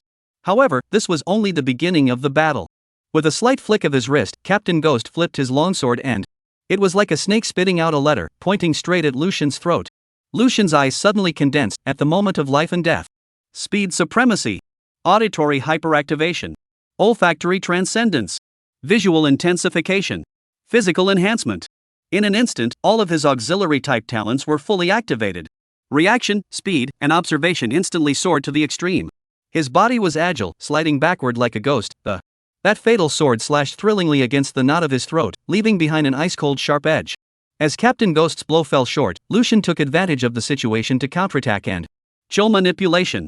Click click click click click. With the ear-splitting sound of icing, Captain Ghost's body was gradually covered by cold ice, turning into a crystal-clear ice sculpture in an instant. However, this frozen bondage lasted only for a split second. Wow! Captain Ghost's body shook so violently that shattered ice splattered and flew in all directions like arrows. The layer of cold ice failed to trap him for even a second, and then completely collapsed and disintegrated. Ice talent, child's play. Captain Ghost surrounded his body with a morose cold aura, and the corner of his mouth hooked into a contemptuous sneer that, "I've had enough fun, it's time to send you on your way, boy." He then prepared to deal the final blow to the struggling ant in front of him. However, Lucian raised his right palm, and pointed his palm towards Captain Ghost. Flame control. Burn. In an instant, the blazing flames surged out like a tidal wave, engulfing Captain Ghost's entire body in it. Crackle. Captain Ghost was crackling with burns, yet he didn't care at all. With the power of your talent, even if I stand still and let you burn for 2 minutes, you won't be able to help me. Just when Captain Ghost was full of confidence, a sense of foreboding suddenly welled up in his heart. He had a feeling that something wasn't right. Wait, isn't this kid an ice talent? Why is he still breathing fire? How does he have 2 talents? All Captain Ghost could feel was a wave of uneasiness coming over him, and there was something odd about this human in front of him. Ka-ching! Suddenly, under the heat of the flames, the long sword in his right hand unexpectedly had a crack appear. Chapter 22 Crush Your Head. How is this possible? Captain Ghost's pupils snapped shut, staring in shock at the shocking cracks on his longsword. Before he could make any reaction, he was shocked to realize that the bones in his body were even like long swords, covered with fine and appalling cracks. In an instant, Captain Ghost only felt his body become vulnerable. Kid, what kind of demonic magic have you cast? That flame could never be this powerful. Captain Ghost was really pissed off and I didn't expect this mole-like existence in front of me to actually cause some trouble for himself. Looking at the cracks on the ghost captain's face, Lucian's heart rejoiced and it worked. In Divine Summer, there is a widely circulated saying, if you learn physical chemistry well, you can travel all over the world without fear. Lucian is precisely applying this simple physical principle: heat expansion and cold contraction. Captain Ghost had gone from extreme cold to scorching heat all of a sudden. The huge temperature difference created unimaginable stress, causing his longsword and even his bones to crack. This common scientific knowledge that even elementary school students knew about in Divine Xia. This ghost captain doesn't know. At best, he was just a reckless man with empty strength. In that case, what does Lucian have to fear? At this moment, Captain Ghost's defense has been reduced to its lowest level. How could Lucian miss this once-in-a-lifetime opportunity? He clenched his right hand into a fist and the power supersizes and the white bones take control. The dual talents instantly activated. All of a sudden, a blazing red aura rose around Lucian's body, and his strength steeply increased by more than 3 times. Countless white bone fragments came in like a tidal wave and tightly wrapped around his right fist, turning it into a white bone glove covered with sharp spikes. The reason why Lucian didn't use power transformation and white bone mastery before. It was for this moment. Victory or defeat, it's a matter of one blow. Go to hell. Lucian's roar of fury shook the heavens and, driven by a staggering power of up to 165 points, his right fist was like a meteor that cut through the night sky, and with a destructive force, he ruthlessly smashed at Captain Ghost. Insignificant human, today, I will let you know that the majesty of a 4th-ranked overlord is by no means something that can be lightly insulted by the likes of you. Captain Ghost roared. The long sword in his hand pointed straight at Lucian, wanting to seal his throat with a single blow.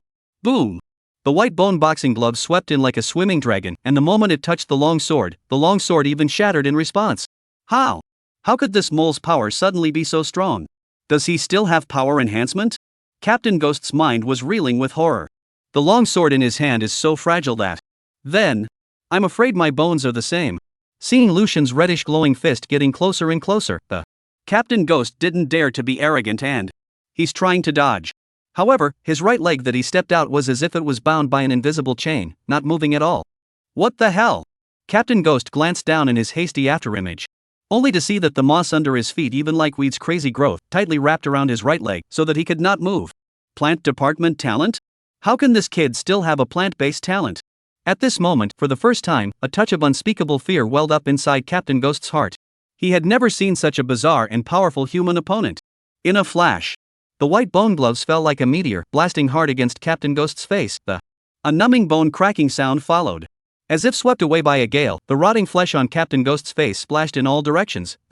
His body was like a kite with broken strings under the huge impact, flying out backwards, and finally crashing hard into the side of the ship, stirring up a storm of rotten wood and dust. This can't be. How could you possess so much talent? Captain Ghost was directly dumbfounded by Lucian's powerful punch. He only felt that his eyes were starry-eyed, the sky was spinning, and his head was filled with the sound of bones cracking.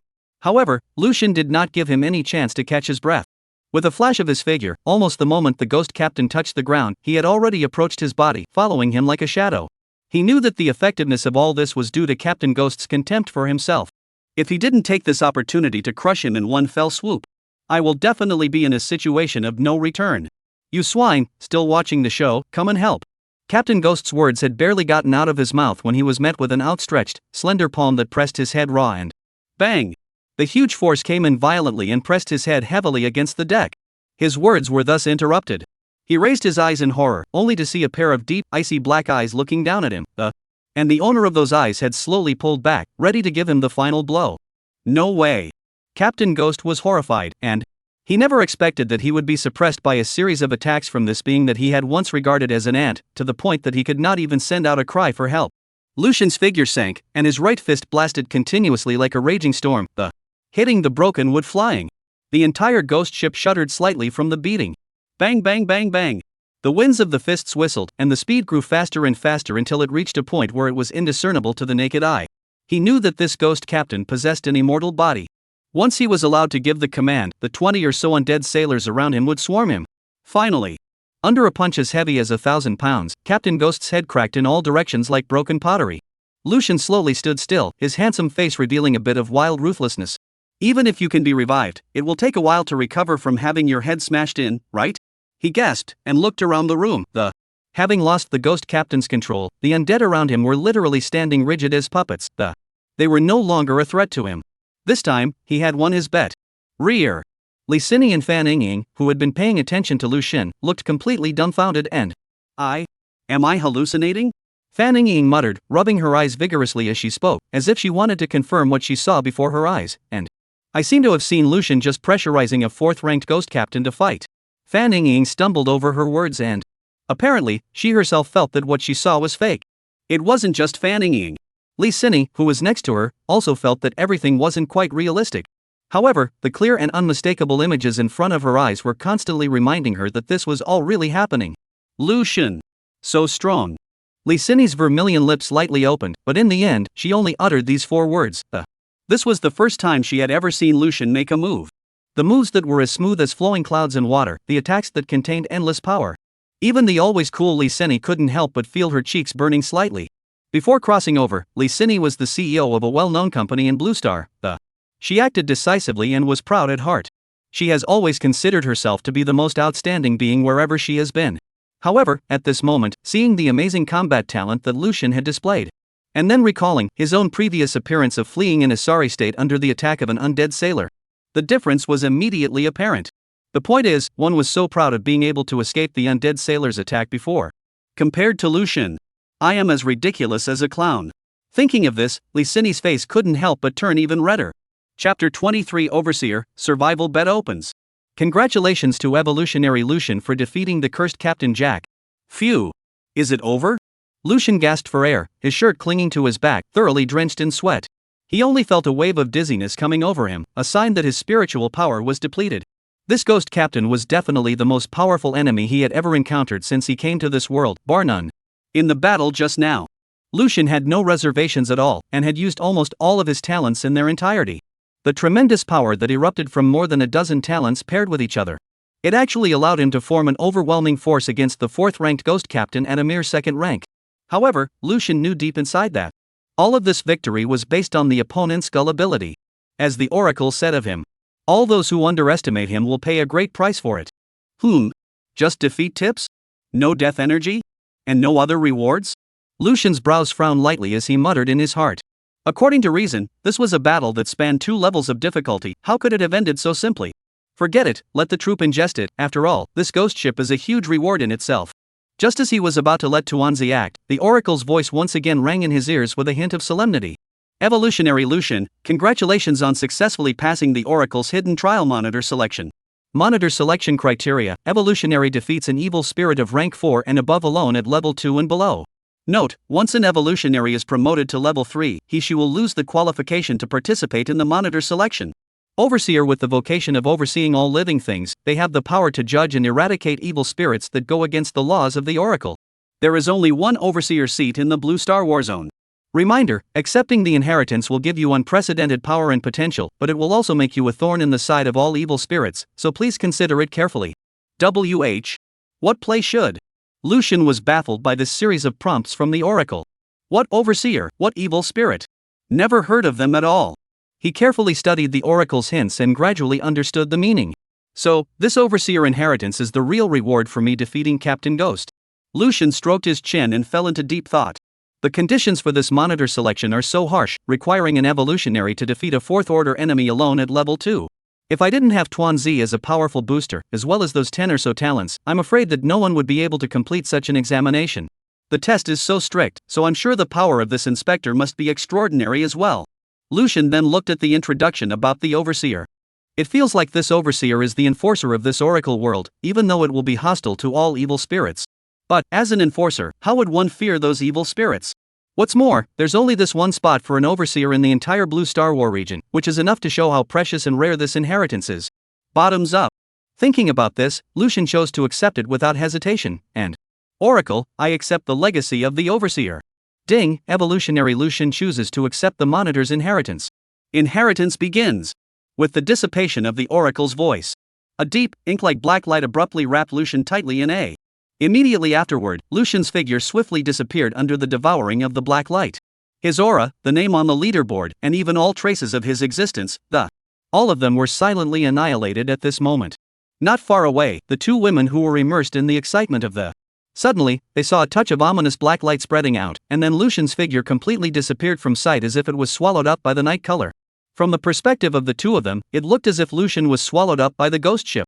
Fanning Ying, who was cheering for Lucian, froze, her eyes filled with disbelief. Lucian, how did he disappear? Li Sini was also stunned, and she had originally planned how she was going to sincerely apologize to Lucian when he returned. After all, it was she who had misjudged the level of the creatures on the ghost ship, misreporting 4th order as 3rd order. If it wasn't for Lucian's superior strength, I'm afraid that he would have been caught in the land of Dune long ago. However, the sudden disappearance of Lucian before his eyes caused an ominous premonition to rise inexplicably in her heart. She called up the panel in a panic, her eyes eagerly searching the leaderboards. Her face suddenly changed and negative. Lucian's ranking has disappeared from the leaderboard. With a trembling hand, she tried to visit Lucian's personal page and what came into her eyes? There's nothing but dead blackness. That's the blankness that only a dead evolved person can leave behind. How could this happen? You've obviously won. Even with Li Sini's cool character, she couldn't help but have slightly red eyes at this moment. Sister Sini? Lucian, was he eaten by the ghost ship? Fanning Ying, with a sobbing voice. It's all our fault for talking to him about the ghost ship, he's so powerful, if it wasn't for us, no one would have been able to kill him, oh. No, it's not your fault, Ying. Li Sini held Fanning Ying's hand, but her gaze was vacant as she looked into the distance at the ghost ship that was once again shrouded in black mist, her heart filled with guilt and self-blame. Blame me. It was me. I misjudged the situation and that's why he died there. Li Sini's voice became lower and lower, and in the end, it almost turned into a mumble that. I'm sorry. Lucian is the most amazingly talented person she has ever seen. If the ghost ship in front of her, as she said, is really only a third-order creature, with Lucian's stance, it will certainly be unharmed. However, it was because she misjudged the situation that led to the fall of a genius like Lucian. At this moment, many people in the chat channel had already discovered the disappearance of Lucian's name. Ugh! How did great god Lucian suddenly disappear from the leaderboards? Yeah, not only is he nowhere to be found on the leaderboards, but his name has also turned a grayish color in the follow list. This can't mean that great god Lucian has fallen? Impossible. Great god Lucian is so strong that he can even cut down 13 ferocious beasts without a problem. How could he? Just as the crowd was shocked and discussing, a sudden heavenly announcement exploded in everyone's mind like a thunderbolt. Urgent announcement from the Heavenly Oracle. Kenta Nakamura of the Fusan Battle Zone 903 Novice C has activated the Survival Gambling Order. Survival Gamble, Fusan Warzone 903 Novice C vs Shinsha Warzone 1000 Novice C. Survival Gamble is open. Survival Gamble. Losing side, storms outside the Novice Sea will increase in intensity by 20%, and everyone's attribute points will be permanently 20. For the victorious side, the storm outside the Novice Sea will decrease in intensity by 20%, and everyone's attribute points will be permanently increased by 20. Chapter 24, The Fuso's Delight. Hearing that sudden announcement, the chat channel instantly boiled over with survival betting order? What the hell? It seems like we've been challenged, and for the losing side, not only will the intensity of the storm outside the poisonous fog zone increase, but everyone's attributes will be directly cut by 20 points. Don't, all of my attributes together only amount to 26 points, how can I live if this cuts 20 points? That's not the worst thing, the most crucial thing is that the storm intensity will increase by 20%. You know, there are only 8 days left before the release of the poisonous gas. If we can't sail out against this stronger storm by then, everyone will have to die in the sea. That's right, we absolutely can't lose this bet. Once we do, it could be the consequence of a total wipeout. I just realized that the one who made this survival bet with us, stepping on the horse, is the small day of the dog. It's even this group of Fusang people always love to engage in these despicable and shameless tricks. Damn, we must not lose to these people. Yes, we must win this time. The crowd of the 1000 Novice Seas, after realizing that their opponents were actually the Fusangs, were suddenly in a frenzy of excitement. Due to various entanglements in history and reality, the relationship between Divine Summer and Fusan had always been tense and delicate, and this time, the betting against them had caused the crowd to be on the same page. But how do we win? Yeah, I can't wait to beat the crap out of these little days. Announcement, the rules of the parley are as follows. A special parallel sea will be opened in both sides' newbie seas. Evolutionaries from both sides can teleport to the parallel sea area at any time, but only intermediate and above level novice boats are allowed to enter the parallel sea area to fight without rules. At the center of the parallel seas, there is a space crystal. Evolutionaries from either side who occupy the space crystal for 1 hour will be victorious. The evolutionist who contributes the most to the winning side will receive an additional reward. The parallel ocean will officially open in 10 hours, please make full use of this time to prepare for the battle. Reminder, the chat channels of the two newbie seas have been connected, both sides can browse each other's chat content, leaderboards, and other information, but cannot speak directly. Reminder, survival bets are extremely important, so please give your best to the evolutionists. Fusan Warzone 903, Newbie C, 1 survival bet has been made, 1 victory.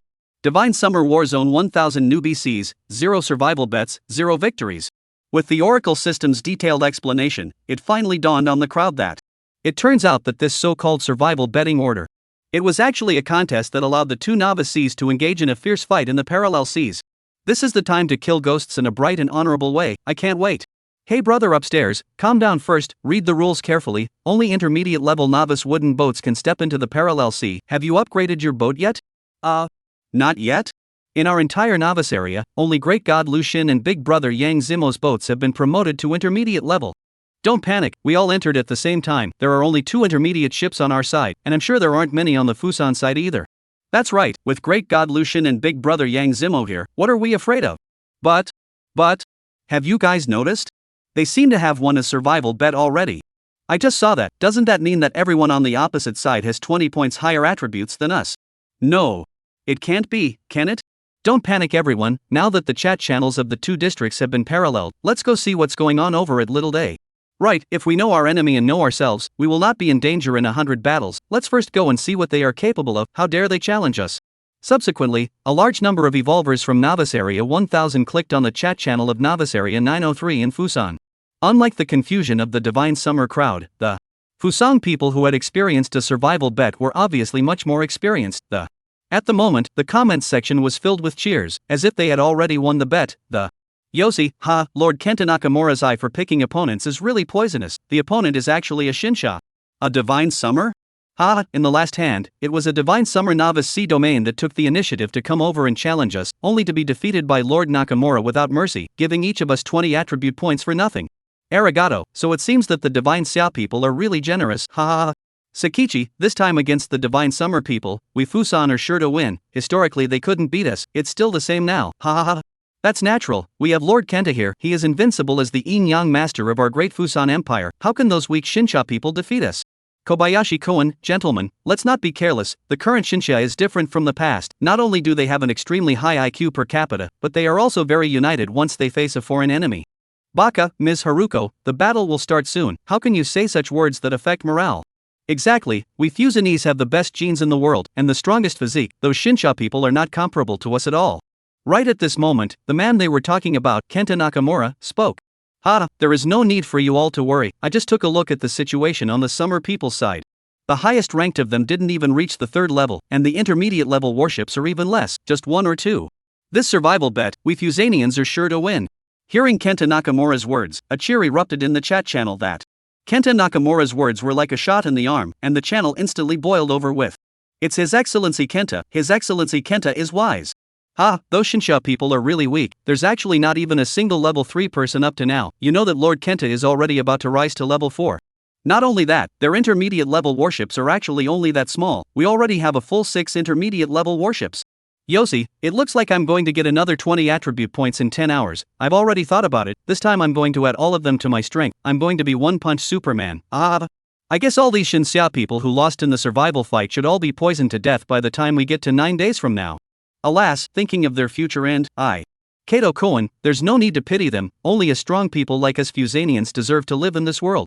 Matsumoto Koen, I have no pity for them, the thought that they will all be poisoned to death by then excites me. Chapter 25 B-Grade Talent? In stark contrast to the laughter in the Fusang camp, a heavy atmosphere of anxiety permeated the chat channel of the Divine Summer camp. How come that Kenta Nakamura at the top of their leaderboards is almost level 4? Not only that, their top 5 have all reached level 3, and the top 20 are all level 2, this upgrade speed is too fast. They won a survival gamble before, and each of them gained an additional 20 free attribute points, their average level is directly half a level higher than ours, how can we still play? What's even more outrageous is that Nakamura Kenta, he's actually AB ranking Yang Master Talent. The highest in our district is only rank C. What makes this so special? He must have had a lot of strange encounters before and saved up a lot of evolution points to directly raise his talent to B rank. Damn, I just realized that they have a full 6 intermediate novice wooden boats. What about us? How many intermediate novice wooden boats do we have? 1 for Great God Lucian, 1 for Great Brother Yang Zimo, and it seems like there are none. How can this still be a fight? The gap is too big, are we going to lose? Don't, I'm only level 1, if I deduct 20 attribute points, I'll be completely wasted. Now we can only count on Big God Lucian and Big Brother Yang Zimo to lead us to a turnaround. Right, there's still Big God Lucian. He's always been a ruthless character, he definitely has a solution. At the mention of Lucian, a glimmer of hope surged in the hearts of the crowd. Where did Great God Lucian go? How did he suddenly disappear from the leaderboards? Just then, Yang Zimo's avatar flashed. At Lee Cini, did Lucian go looking for you before? Where is he now? We need him. Big Brother Yang Zimo has appeared. Big Brother Yang, the enemy has hit the door, so you and Big God Lucian should decide what we should do. That's right, Big Brother Lucian was talking about going to check out that ghost ship that Big Brother Lee Cini mentioned before. How is Big Brother Lucian doing now? Finished off that ghost ship? At Lee Cini, Big Brother, come out and say something. At Lee Cini, Big Brother, give a response. Instantly, the chat channel was screened by At Lee Cini's message. It was only after a long time that Lee Cini's reply slowly appeared in the chat channel, with a hint of ineffable heaviness that everyone, Lucian, he's really powerful, the information I provided earlier was wrong, the monsters on the ghost ship aren't rank 3, they're rank 4. But Lucian he still decimated the 4th rank undead, Lucian is really the strongest person I've ever seen. Seeing Lee Cini's words, the crowd's originally lifted up hearts were put down. Big Brother, can you speak without breathing heavily? I'm about to die of fright. I thought that Great God Lucian had fallen. Great God Lucian is so powerful that he was able to take down even a 4th ranked undead. The great god deserves to be a great god, with him here, that bunch of small-time are dead. The crowd chimed in, and their morale seemed to have picked up. However, Yang Zimo keenly caught the abnormality in Lee Cini's words and He instantly frowned as a sense of foreboding surged in his heart. Yang Zimo, at Lee, what about Lucian after he killed the 4th rank undead? Is he still safe now? Seeing Yang Zimo's message, Lee eyes reddened, and a huge sense of guilt struck her at her heart. Lee, Lucian, he was devoured by the ghost ship after killing the ghost captain. Lee, it was my mistake in predicting the strength of the ghost ship that led to Lucian's fall. I have an unshirkable responsibility. I'll be the first one to charge in the battle with the Fusanians later on. Seeing Lee's message, a momentary silence appeared within the entire chat channel. The hope that everyone had originally had within them instantly ruptured, and pessimism began to spread. Finished, completely finished. Originally our average rank was a cut below the Fusang people, and now the great god Lucian has even fallen. We are completely hopeless. Woohoo, I'm only 18 years old, I haven't had a boyfriend yet, I don't want to die. When Yang Zimo saw this, he couldn't help but sigh. The thing he was most worried about still happened. This emotion must not be allowed to spread now. Yang Zimo, don't be frustrated. We Xinxia people are not afraid of difficulties. Since we can have the first land sink, we can have the second and the third. Yang Zimo, the battle has not yet begun. Victory or defeat is yet to be known. How can we Xinxia people bow down to the Japanese invaders so easily? Long Haoran, my grandparents and grandchildren have been divine Xia soldiers for 3 generations, and my grandfather never bowed down to the Japanese invaders even in his most desperate times. Today, I will never back down either. Right. Li Ming sent a clenched fist emoji. What's so scary about those little Fuso guys? My lightning won't show any mercy. Zhou, that's right, let's all unite and fight these Japanese bandits. That's right, afraid of a hang. I don't believe that those little days can have one more head than us.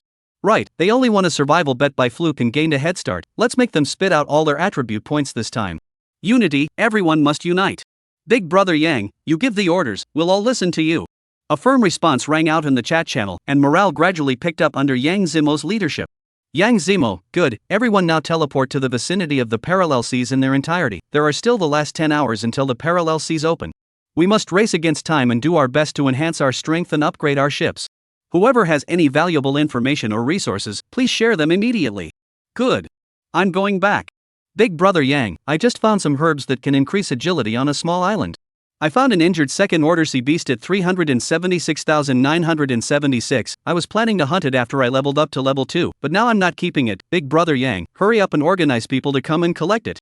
The bow and arrow in my hand is black iron grade. I'm only level 1, I can't help in the melee later. You guys take this longbow. I have some healing herbs stocked here for emergencies. I know which area is rich in timber resources. I've stocked enough fresh water here, so don't worry about using it. As Haruko had said, when faced with external threats, Xinxia people showed amazing cohesion and unity to overcome the difficulties. Yang Zimo quickly dispatched and formed 4 hunting flotillas consisting of 200 people. Based on the clues provided by the crowd, the hunting fleet struck with precision, concentrating their efforts on hunting second-order sea beasts. While the final fatal blow was left to the strongest with outstanding talent and top rankings. At this moment, it was as if everyone in the novice area number 1000 had coalesced into an unstoppable, majestic force that. It was like a giant fist clenched tightly, ready to meet the upcoming challenges. Chapter 26 Overseer Template, Invincible. Lucian only felt a distortion in the scene before him and, as if he was pulled by some invisible force, he instantly crossed the boundary between reality and fantasy, and came to an unknown alien space. Here, the sky took on an oppressive dark purple color. The stars are hidden. Only wisps of ghostly light wandered through the nothingness, adding a touch of treachery to this dead space. He stood firmly, and everywhere he looked, there was a scene of desolation and strangeness. Just then, a figure clad in a black robe slowly stepped into his line of sight. That person was holding a long sword, its body flickering with cold light, transmitting a palpitating sharpness. And opposite the black-robed man stood a behemoth, a 3-eyed giant that was 1,000 meters tall and stout to the core. Its skin was as hard as rock, its muscles were gnarled, and every piece of it contained heaven-destroying power. 3 huge eyes flashed with different lights that. There was both anger and resignation in them, as well as a desire for survival. It pounded its hands on its chest and let out a deafening roar that. That sound reverberated in the alien space, setting off a ripple of sound waves visible to the naked eye. The Overseer. I merely followed the laws of this world and ate a nation. Isn't that normal in this world of the weak and the strong? Why can't you leave me alone? The 3-eyed troll's voice was filled with unwillingness and provocation, and it didn't seem to think it was at fault. The black-robed man stood silently and his entire face was completely hidden under the black robe, revealing only a pair of eyes as cold stars. It's normal for the weak to eat the strong. His voice was low and cold. So it's equally normal for me to kill you. Words. The black-robed man slowly raised the long sword in his hand, and the tip of the sword lightly tapped the ground. It was as if at this moment, the entire space was frozen. Three-eyed troll, I, the monitor hijack, declare you to be an evil spirit, to be put to death immediately. The black-robed man's voice echoed through the alien space. Every word was like a thunderclap that exploded in Lucian's heart. Overseer, you're too arrogant, I'm going to kill you. The three-eyed troll sniffed and roared even more angrily. It mobilized its entire body, and its three giant eyes shot out three dazzling rays of light at the same time, attempting to completely drown the black-robed man. However, in the face of this devastating strike, the black-robed man only gently waved the long sword in his hand and let out a low gulp. Breaking wind! In an instant, a brilliant sword cut through the sky, like a meteor cutting through the night sky, so fast that no one could catch it. That sword aura contained endless majesty and power, even space was split in two by it. Only to see that the immense and incomparable three-eyed troll was as fragile as papier-mâché under this sword and was instantly chopped in half. The huge body collapsed, stirring up a wave of dust and debris. The black-robed man put away his sword and returned to his sheath. His figure did not move at all, as if everything just now was nothing more than a show of hands. Lucian stood on the sidelines and witnessed this shocking battle. An unspeakable shock could not help but well up in his heart. Is this the power of the overseer? The thought that he might become an overriding overseer like this black-robed man. Lucian's chest couldn't help but rise and fall with excitement. Just now, the power and elegance of the black-robed man's sword made Lucian's heart pound. Just then, the black-robed man slowly turned around, and those deep eyes seemed to penetrate through time and space, looking towards Lucian. In a split second, a huge stream of information surged into Lucian's mind like a flood that broke the dike. It was a deep understanding and analysis of the essence of the breaking wind sword that the black-robed man had just executed. Every detail, every path of power flow was clearly displayed in his consciousness. It was as if Lucian had been caught in a vortex of time, experiencing a journey of cultivation that spanned 100 years.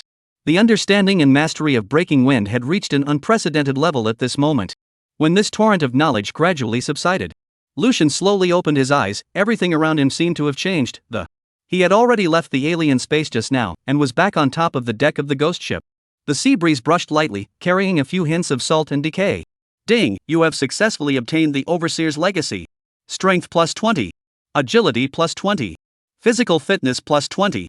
Perception plus 20. Gain plus 10 free attribute points. Gain skill Windbreaker Monitor exclusive.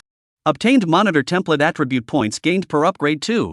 Along with a series of prompts from the oracle in his head, Lucian only felt a majestic power surging through his body like a tidal wave, causing him to tremble. Developed. Lucian looked at his attributes, and his heart couldn't help but thump, and this overseer inheritance was really too awesome. It directly boosted Lucian's attribute points by 2 whole levels. What was even more terrifying was that it also granted him a heaven-defying special template. Every time he upgraded, he would receive double the number of attribute points. This meant that an ordinary person who upgraded 1 level would gain a total of 45 attribute points, 10 points for each of the 4-dimensional attributes plus 5 free attributes. Whereas he could gain a full 90 attribute points. He's only level 2 now. As he continued to level up, the gap between him and the others would be as insurmountable as a chasm. But what made Lucian the most ecstatic was that newly mastered skill Breaking Wind. He had witnessed the shocking scene of the black-robed man easily swinging this sword and splitting that kilometer-high, ferocious three-eyed troll in half with a single stroke. And now, this skill, which was enough to terrify his enemies, was firmly in his hands. Skill, Breaking Wind Monitor exclusive. The moment the opponent sees this move, he will realize what is meant by true despair. After Lucian added all 10 free attribute points to perception, he tapped on his panel. Name, Lucian. Rank, 2,155,300. Position, Monitor 0-10,000. Evolution points, 0. Strength, 75 average of 20 for the same class. Agility, 53 average of 20 for same class. Physique, 63 average of 20 for same class. Perception, 61 average of 20 for same class. Talent. Level C, White Bone Mastery, Plant Affinity, Flame Mastery. Level D, Ice Control, Strength Transcendence, Speed Transcendence. Grade E, Physical Strengthening, Olfactory Transformation, Perspective, Hearing Transformation. Grade F, Visual Enhancement. Skill, Breaking Wind Monitor exclusive. The moment the opponent sees this move, they will realize what true despair means. Ship, Intermediate Novice Wooden Ship Enhanced. Comprehensive Battle Power Assessment for TH6 Order to the Monitor. Realms are all funny. Anyone who relies on their realm to fight against the Monitor will die a horrible death. Chapter 27, Subjugating Captain Ghost, the first minion. Although his own level was only 2. But his attributes are already several times higher than those of an evolutionary of the same rank. Normally, the battle power assessment of a level 2 evolver is roughly maintained at the level of level 2. However, with Lucian Xinyan's attribute stacking, genus and numerous talents, His comprehensive combat power had been rated at a hefty 6 ranks. This meant that in the eyes of the Oracle, with Lucian's current strength, even if he had no skill and relied only on brute force to fight hard, he would still be enough to separate himself from a 6th order powerhouse. It's true that the greater the risk, the greater the reward, Lucian sincerely lamented. Although this trip to the ghost ship had 9 deaths, but the rewards he got after surviving it also made him leave the ranks of ordinary people completely. With the infinite potential contained today, even without the help of the troop in the future, he was also confident that he would be able to achieve some supremacy. What does that number behind the monitor mean? Division, monitor 010,000. After querying the Oracle Encyclopedia, Lucian realized that it turns out that every time a monitor kills an evil spirit, he or she will receive evil energy that those undead we killed before don't count as evil creatures. When the evil energy builds up, he unlocks a new monitor exclusive skill. I see, it looks like we'll have to look for wherever evil creatures are in the future. Next, let's scour this place first, then it's time to upgrade the intermediate novice wooden boat to advanced. Upgrading a high-level novice wooden boat requires wood 40, 4th rank crystal core 1, iron ingot 5, and iron ingots and wood are easy to get, but the only thing that's difficult is the 4th order crystal core. But 4th order creatures were nothing to the current Lucian. He wanted to upgrade his wooden boat into a sloop as soon as possible. Sail out of the novice waters and see what this outside world was really like. Yo, I thought you fled with your tail between your legs. I didn't expect you kids to be quite bold and actually dare to stay here. Right at this moment, Captain Ghost's voice with an upturned tone suddenly rang out and Jack covered his head and slowly stepped into Lucian's line of sight. Looking at Lucian, Jack only felt that his head was still vaguely aching. He never thought that he would be in the gutter, even if he was dead. He would have his head blown off by this second-ranked human. It was simply a strange shame. Revenge. Revenge must be taken. The more Jack thought about it, the angrier he got, and biting his back teeth, he said, "This time, I'm never going to be careless again. I'm going to stomp every bone in your body into crumbs. I'm going to make you wail and beg for mercy on the deck." However, Jack's words were getting quieter and quieter as he spoke them. Something's not right. Doesn't it only take a few hours to resurrect yourself? But why had this human's aura changed so radically in these few short hours? Although the Lucian in front of him still looked like he was at the 2nd rank realm. But there was always a voice at his heart telling him that this weird human in front of him was dangerous. The more he looked at Jack, the more he felt that something was wrong, and he couldn't help but beat a drum at his inner place. Seeing Captain Ghost and the undead crew around him once again surrounded by the same scene, the same plight, but Lucian's mindset had been very different. "You want to step on my bones?" He glanced at Jack, the corner of his mouth curling into a sneer that just right, use these undead to try out his current strength. The moment his eyes met with Lucian's, it was as if Jack was locked by the pupils of an ancient beast. His body involuntarily shook dramatically. It wasn't right. This feeling. This scent. It's a bit like the legendary Overseer, isn't it? Does it? He had just acquired the Overseer's legacy. As soon as this thought popped up, Jack's body actually began to tremble uncontrollably. The more he mulled it over, the more likely it seemed that, being endowed with many talents, with a mere 2nd order realm, he was able to easily crush a 4th order powerhouse like himself. Not only that, but the toughness of his mind and the sharpness of his battle intuition were beyond the ordinary. How is this even remotely normal? Wait a minute. I wouldn't be the monster from the monitor's test, would I? Jack was in tears. No wonder his obsidian was dead in the water after sailing here. After all the fuss, he was actually a hidden test for people's monitors. Despite his inner panic, Jack still braced himself and straightened his back. He said, "Young man, although you have just upset the great Captain Jack, I, Jack, have always honored the brave. For the sake of this fearlessness and daring to show your sword, I will be merciful and let you live, so leave quickly." Jack put on a magnanimous look on the surface, but inside he was frantically beating his drums. "Go.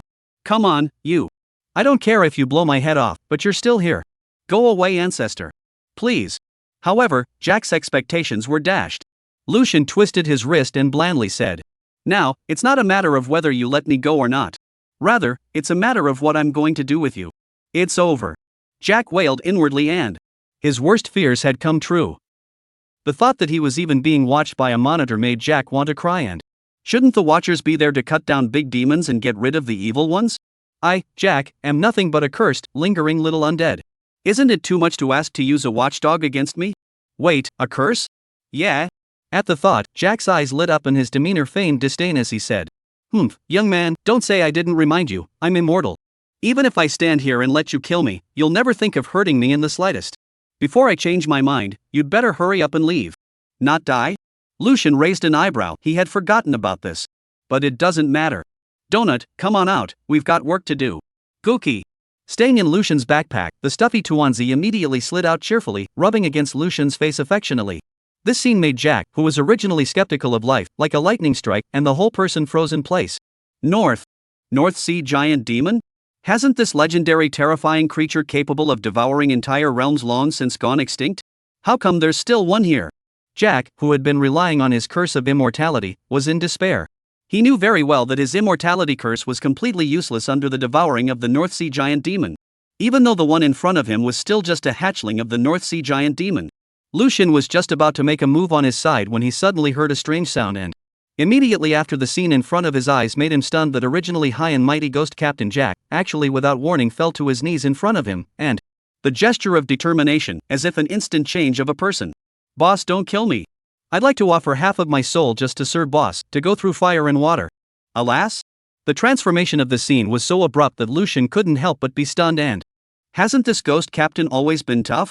Why has he suddenly changed so much? Ding, the cursed Captain Jack would like to ask for half of his soul to become your vassal. Upon accepting this condition, you will have absolute control over Jack's life and death. Do you accept? Chapter 28, Lucian is cursed. Aren't you going to crush my bones inch by inch? Lucian only found it funny that this ghost captain is afraid that he doesn't have a split personality, right? Just now he looked like he wanted to kill someone, but now he's kneeling down and calling for his boss? Jack's eyes darted around, and a fawning smile piled up on his face. As the saying goes, those who know what's good for them are good at what they do. For a man of your caliber, how can I, Jack, dare to be your enemy? It's better to be sensible and save yourself from getting beat up again, I didn't expect this ghost captain to be quite capable of sizing up the situation. It's just that I'm currently lacking a 4th order crystal core, how can this be? Lucian deliberately frowned and pretended to be in a difficult situation. When Jack heard this, he hurriedly cried and said, Boss, look at my bony body, does it look like I can have a crystal core? Moreover, if you are willing to accept me as your vassal, isn't it just a 4th rank sea beast? At that time, I promise to kill 2 for you. Jack patted his chest and promised with conviction. Looking at Jack's extremely pleasing demeanor, Lucian's eyes narrowed slightly as this Jack must have seen something, perhaps he knew the secrets of the overseer. Maybe he recognizes the group for what it is. Whatever he actually found out, this man, Jack, was anything but idle. With him at my side, I might save myself a lot of trouble. Furthermore, as the boats continue to be upgraded, the novice canoes have gotten bigger and bigger and do require crew to assist with that. With Donut around, I naturally can't recruit humans as crew members, In contrast, an undead like Jack, who is completely obedient to my orders, is an extremely suitable candidate for a crew. Thinking about this, Lucian nodded gently and decided to admit Jack. Immediately afterward, a touch of green soul fire floated out from Jack's head and slowly merged within Lucian's body. From then on, Lucian only needed to move his mind to harness Jack by manipulating this soul flame. When Jack saw this, a flash of joy appeared on his face and immediately, he performed a standard nobleman's salute to Lucian. Jack pays his respects to the captain. Willing to go through fire and water for the captain. Get up. Lucian returned indifferently, his eyes scanning the surroundings. Is there anything else on this ghost ship that can be used? Jack grinned, confidently responding that Captain, your choice to take me on is definitely a wise one. The famous Jack will not let you down. Although most of this obsidian ship is rotten, there is one thing that I believe you will definitely be interested in. Saying that, Jack turned around and walked quickly towards the captain's room, and in a short while, walked out with a rust-covered lance, presenting it to Lucian with both hands. This weapon was originally a black iron mid-grade, only that it has decayed due to its age and has now been downgraded to a black iron low-grade. However, its sharpness is still not to be underestimated. Lucian took the lance, only to see that it was pitch black and heavy in his hand, obviously of extraordinary quality. Decayed Wavebreaker Lance Black Iron Low Grade. Although its quality has decreased due to decay, its sharpness is still trustworthy. Quality reduced due to decay? Other people might not be able to do anything about it, but in Lucian's case, it's not a matter at all. Tuanzi, harden this weapon. Gookie. After Tuanzi answered, 2 small pink tentacles stretched out and wrapped around the lance. Immediately afterward, in Jack's shocked gaze, the rust on the surface of the lance quickly faded away, revealing its cold and shining body. Enhanced Wavebreaker Lance Black Iron Advanced, a metaphysical iron lance carefully forged by the dwarf clan, strong enough to penetrate huge waves and deliver a fatal blow to the enemy. This is really the power of the North Sea giant demon. Jack's eyes widened and his body trembled slightly, filled with shock. It seems you did recognize the group. Lucian looked deep into Jack's eyes. What else do you know? Jack froze for a moment, then smiled sarcastically, and straightened up. Captain, the North Sea giant demon is an absolute ferocious beast, who doesn't know it? Only, Captain, you must be very careful, the juvenile body of the North Sea giant demon is very precious, don't easily reveal it in front of the world, otherwise it will definitely attract countless strong people to covet and fight for it. Lucian looked at Jack, but didn't say anything. He knew that this Jack was definitely not simple. But he had more important things to do, right now. Tuan, try to see if you can ingest this ghost ship. Lucian remembered that before, when approaching this ghost ship, the encountered attacks from undead such as carrion sharks, carrion sea eagles, and drowned. 9 times out of 10, it's the gift of this phantom ship. If it could be appropriated for itself, it would undoubtedly be a force to be reckoned with. However, the donut reached out its little tentacles and cooing, as if conveying some sort of uneasiness. Seeing this reaction from Tuanzi, Lucian knew that there was definitely something wrong with this ghost ship. Cursed ship, obsidian severely decayed, unable to maneuver. Class, 2-masted battleship. Talent, ghost ship grade B. Once a powerful 2-masted battleship, it was transformed into a ghost ship due to Eleonora's curse, and has the power to resurrect and manipulate corpses. Yes, this is the scary ghost ship. Lucian touched the donut and softly said, "Is Tuanzi worried about the curse on this ship?" Gobble gobble gobble. The donut nodded vigorously. "Captain, you have nothing to worry about with this curse." Jack interjected, picking his nose. "Why?" Lucian raised an eyebrow. "Because you are now cursed, huh?" Jack shrugged. "What?" Lucian's heart trembled violently, and he hurriedly looked down to check his status panel. Sure enough, the words cursed appeared behind his originally clean name. And there was also an additional talent in the talent column that talent, curse of immortality grade be cursed by Eleonora to have immortality. Enjoy your few days as a human, because you're about to become an undead.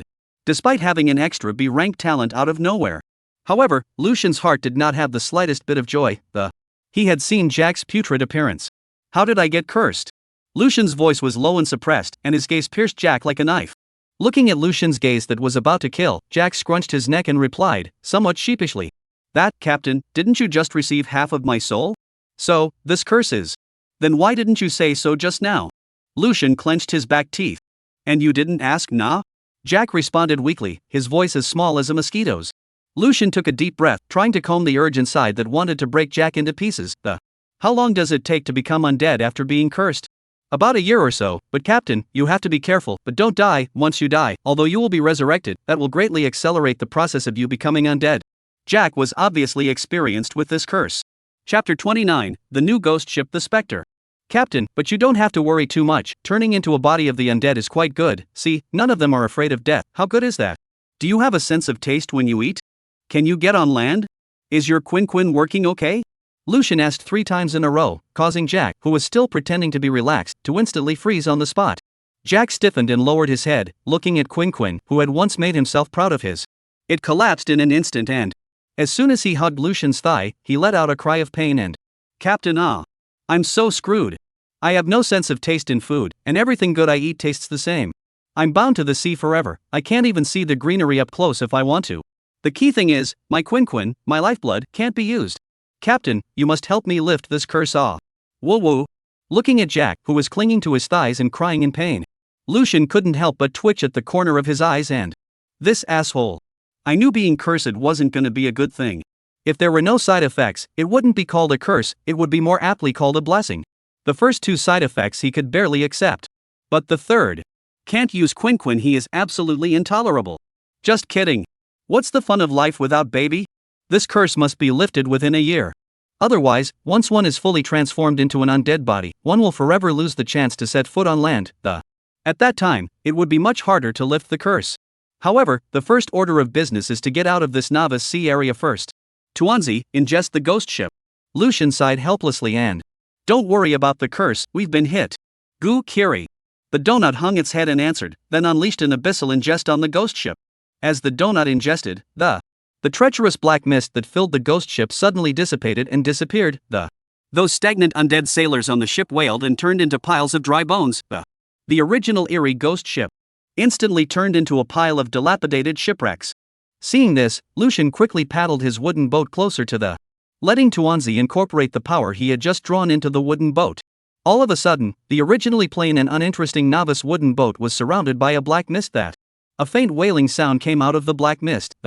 This novice wooden boat, as if it had inherited the soul of the already aged obsidian, metamorphosed into a newborn ghost ship. "Wow, Captain, is this our new ship? What's the name?" Jack's eyes were full of light. Although the novice canoe in front of him was comparatively smaller than his obsidian, but this boat could move. He'd been stuck on the immovable obsidian for so long, he'd been bored out of his mind a long time ago, and now that Lucian had become his master, he was able to leave the dead ship with Lucian. Well, when you say that, I really should name my ship. Lucian stroked his chin in contemplation, and let's do it this way, there are 3 people on the ship right now, we'll each mention a name and then vote on it by a show of hands. Me first, me first.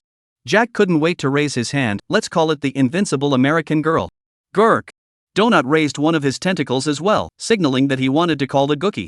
Hearing these 2 proposals, Lucian helplessly held his forehead. I knew it was redundant to ask the 2 of them. Okay, combining the opinions of the 3, I've decided to call it the Spectre. Lucian clapped his hands. Captain, didn't you just say that? Didn't you raise your hand? How nice is my invincible American girl ship? Jack clearly didn't want to give up. Coochie coochie coochie. Not to be outdone, the donut raised its 8 little tentacles and, meaning it had more hands, it won, and should have been called the Gobbler. I'm the captain, I call the shots. Lucian glared, completely ignoring the protests of the skeleton and octopus. Even if he was beaten to death, he couldn't accept a ghost ship called something like the Invincible Maiden or something like the Gookie. At this time, Lucian suddenly remembered that Licini's special ship seemed to have sunk in this neighborhood. Jack, did you sink a wooden boat before I came here? Ah, there was that. Jack scratched his head, recalling that there was a beautiful woman on that ship, that body, that face, TSK, it was perfect, but unfortunately it was just too far away from me. I assigned a random sailor to attack a few times, but I still let her escape. Alas, what a pity. Jack had a look of regret on his face. Didn't ask you that, where did the ship sink? Lucian looked at Jack with contempt. You don't have a quinquin, what's it to you that people have pretty parents? Oh, it seems to be in that direction. Jack pointed not far away. With a movement of Lucian's mind, the 2 horrible and hideous carrion sharks swam swiftly in the direction that Jack pointed out. Not long after, the carrion sharks dragged the wreckage of a broken wooden boat out of the water. Tuanzi, try and see if you can ingest the talent of this boat. Gookie. A few moments later, Lucian's Spectre once again added a talent, Extreme Speed Grade D. Enhanced Novice Wooden Ship Captain Lucian cursed. Rank, Intermediate. Crew, 2-6. Durability, 300. Weapon slot, Small Arms 1-1 Enhanced Whaling Crossbow. Speed, Medium Paddle. Defense, Medium Light Armor. Talents, Ghost Ship Level B, Ecosymbiosis Level D, Extreme Speed Level D. There are still 4 undead crew members missing from the ship, and this time, if I summon the skeletons again and imbue them with death energy, I should be able to transform them into undead creatures. The troop had previously ingested the ghost ship, and all the undead sailors on board had dissipated. The death energy in the undead sailor's body all went to Lucian at once, amounting to 3,500 points. When all was said and done, Lucian unleashed his white bone mastery once again. In an instant, countless white bone fragments surfaced in front of his eyes and quickly pieced together into shape. Within a short time, 4 complete skeletons stood before him. Go! Lucian shouted in a low voice. 4 soul flames condensed from death energy drifted toward each of the 4 skeletons. However, the results were not exactly what he had hoped for. Only 2 of the skeletons managed to light up their dark eyes. The other 2, however, turned into white bones scattered all over the ground under the scorching fire of the soul. I see, it seems that the level of undead creatures I can create does not surpass my own realm. Lucian's mind was suddenly enlightened. He had previously infused these 4 skeletons with first order, second order, third order, and fourth order death energies, respectively. However, only the skeletons of the first and second orders managed to survive. After figuring out the principle, Lucian once again took out 300 points of death energy and managed to create 4 peak second order skeleton warriors. Not bad, looks like I'm really in tune with necromancy. Lucian nodded with satisfaction and these 4 skeleton warriors in front of him, although their spiritual intelligence was still low and they could only carry out the simple commands he had given them. However, they were actual peak second order creatures, and their strength was intimidating. Chapter 30, Jack. Bunsen. To create each peak second order skeleton warrior, you need to consume 100 points of death energy and the 3,000 plus points of death energy he currently possessed was undoubtedly enough to support consumption for a long period of time. With these 4 skeleton warriors, Lucian would finally not need to paddle by himself in the future. Captain, this is the axe you used before, I picked it up for you. Jack came over clutching the granite battle axe in his ass. Do you have any more weapons? Jack's longsword was shattered by Lucian's punch earlier. Yes, I have a spare one, thank you Captain for your concern. Jack had a wintry smile on his face, where was the majestic and terrifying look that Lucian had when he first saw it. But Jack didn't feel aggrieved at all, instead he was secretly glad that, like a joke, my boss is a watchdog. Even his pet is a god-ranked North Sea giant demon. Proper protagonist treatment. With a boss like this, I won't be walking sideways wherever I go in the future. The North Sea Giant Demon is the boss's pet, and I'm the boss's little brother. Doesn't that mean I'm the North Sea Giant Demon? I'm too awesome. Lucian nodded slightly, and already had a plan in mind. This granite battle axe was not useful to Jack, as the skeleton warrior came with his own white bone weapon and did not need to be equipped by the outside world. That makes this axe useless, then. In that case, why not use it to test one of your suspicions? Tuanzi, ingest this axe and see if you can get attribute points. Previously, Tuanzi was no longer able to add attributes to Lucian due to its frequent absorption of classless weapons. So, what about the black iron low-grade granite battle axe? Guck. Ding. Successfully ingested granite battle axe black iron low grade, you gain 4 points of physique. As the granite battle axe gradually turned into fine grains of stone, Lucian's physique attribute also increased by 4 points. As expected, as long as you raise the quality of the item, you'll be able to gain attribute points again. Alright, it's time to return. I wonder how much Yang Zimo and the others have leveled up during this time. Lucian secretly pondered in his heart, although he had greatly increased his strength on this trip. But since all undead creatures were devoid of life energy, his level had been standing still. When Lucian tapped into the chat channel and saw the message inside, there was a flash of coldness in his eyes. Survival bet? Fuso? A cold smile curled up at the corner of his mouth and I was worried that I couldn't find any opponents to test my new strength, but these Fusang people sent them to my door by themselves. Just in time. Yo, Captain, what are you looking at? Jack came over, curious. That face of rotting flesh almost brushed against Lucian. Lucian couldn't help but frown and ducked back in disgust. Jack, can you think of a way to return to your normal appearance? The way you look now is really revolting. Captain, don't mind me, if I can't break the curse, you'll be like this a year from now. Jack said, slyly. Seeing Lucian's eyes gradually turning cold, Jack hastened to add. But I do have a way to turn into my original appearance for a short period of time. Just you wait, Captain, I'll show you my original handsome look. Jack's appearance then began to slowly metamorphose, every detail gradually revealing itself under Lucian's gaze. When Lucian saw the familiar jaw mustache, that disheveled strands of hair, and those trademark, as if perpetually smoky makeup wearing eyes, when his heart couldn't help but beat faster. The cursed captain, the obsidian, the smoky makeup, and that beat-up look. Could it be? It's him, Jack Sparrow. A thought flashed through Lucian's mind, every detail matching the memorized image of Jack, even the name matched. Right in the middle of Lucian's hot and incomparable gaze, Jack's face was finally fully restored. Lucian's smile also instantly solidified. Captain. I used to look so handsome. Seeing that Lucian was dumbfounded, Jack rather narcissistically flashed his little dirty braid. Jack. Benson. Ben. Uncle Benson? The costume and features were all exactly the same as what Lucian had imagined. But only that face.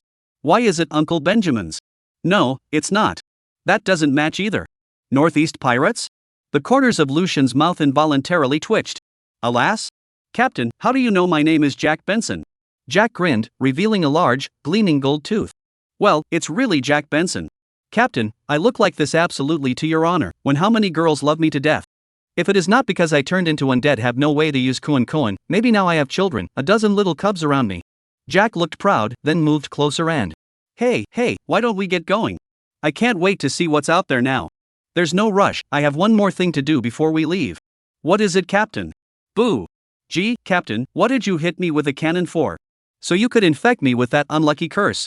Lucian gritted his teeth and swung another heavy punch that. Boom. Ouch. Make you say you're going to step on my bones before. Boom. Ouch. Captain, I was wrong. Let you, a northeasterner, what a foreign name, causing me to look forward to it for nothing. Boom. Ah. Finally, with your looks, it's worth beating you up. Boom. Aha, hell. At the front of the juxtaposition area in the 1,000 novice seas, densely packed novice wooden boats converged into a magnificent sight, and the evolvers of the entire novice area poured out of the city and converged here. With the countdown to the imminent opening of the parallel seas, Divine Summer people have shown amazing cohesion and perseverance. In just 10 hours of crunch time, they worked together and not only did they miraculously build 4 intermediate novice wooden boats, but they also trained 20 second-grade masters. What is particularly remarkable is that Yang Zimo, Li Sini, Long Haoran, Li Ming, Zhou and Fanning Ying, 6 of them. With the help of all the people, they even broke through to the 3rd level realm and became the mainstay of the team. Old Yang, time is almost up. Long Haoran unloaded the heavy giant shield on his back, his voice steady and firm. Yang Zimo looked around, determination flickering in his gaze. He took a deep breath and raised his right hand high, his voice impassioned and Brothers and sisters, this battle concerns the survival of all of us. We can only win, we cannot lose. Charge with me and cut down all the incoming enemy invaders. The eyes of the crowd all revealed perseverance. They knew deep down that this was a battle of life and death, and retreating meant destruction. Chop the Ko. Chapter 31. 10 minutes to end the battle? Accompanied by a deafening unanimous cry, the parallel seas were officially opened. The 5 intermediate warships that carried all the hopes of the divine summer people of the 1000th novice zone, under the gaze of nearly 1,000 pairs of expectant eyes, slowly sailed towards the parallel sea, each stroke of the oars coalescing with the determination to win. Go, brothers and sisters! Just in the nick of time, a clear and tender child's voice pierced through the clamor, and it was the voice of a little girl. Her tender body, offering no combat power, However, that innocent encouragement was like a cardiac stimulant that inspired strength within Yang Zimo and the others. They were clear that whether or not this little girl would continue to live depended on whether or not they could overcome this battle for survival. Go for it! Go for it, kill those Fuso! Xinxia will win! Invincible! The little girl's voice seemed to be a trumpet, instantly igniting the passions of all the people of Divine Summer. The sounds of cheering and encouragement converged into an unstoppable wave that surged and reverberated over the vast ocean. This is not only an encouragement to the warriors, but also the common voice of all for the sake of survival, and for the sake of that little girl to have a future. They must win, and they must survive. Unlike the scramble for time on Xinxia's side, the Fusang people, who had a huge advantage, thought they were winning, so they didn't have the sense of oppression that the Xinxia side had. Even, many of them had already moved forward and started celebrating. However, when the intermediate level warships of the two parties sailed into the parallel sea one after another, the Fusang people were all stupefied. Nani? Didn't the Divine Xia people only have 2 warships? How did 5 of them suddenly appear here? Their evolver levels have also risen so quickly. Surprisingly, 6 level 3 evolvers and more than 20 level 2 evolvers have sprung up. Baka, their conscience is greatly broken, to deliberately deceive us. Hashadu Sachs, the charts don't fake, they've actually made such great progress in these short 10 hours. These Divine Summer people should never be taken lightly. As long as they are given the slightest chance, they can create amazing miracles.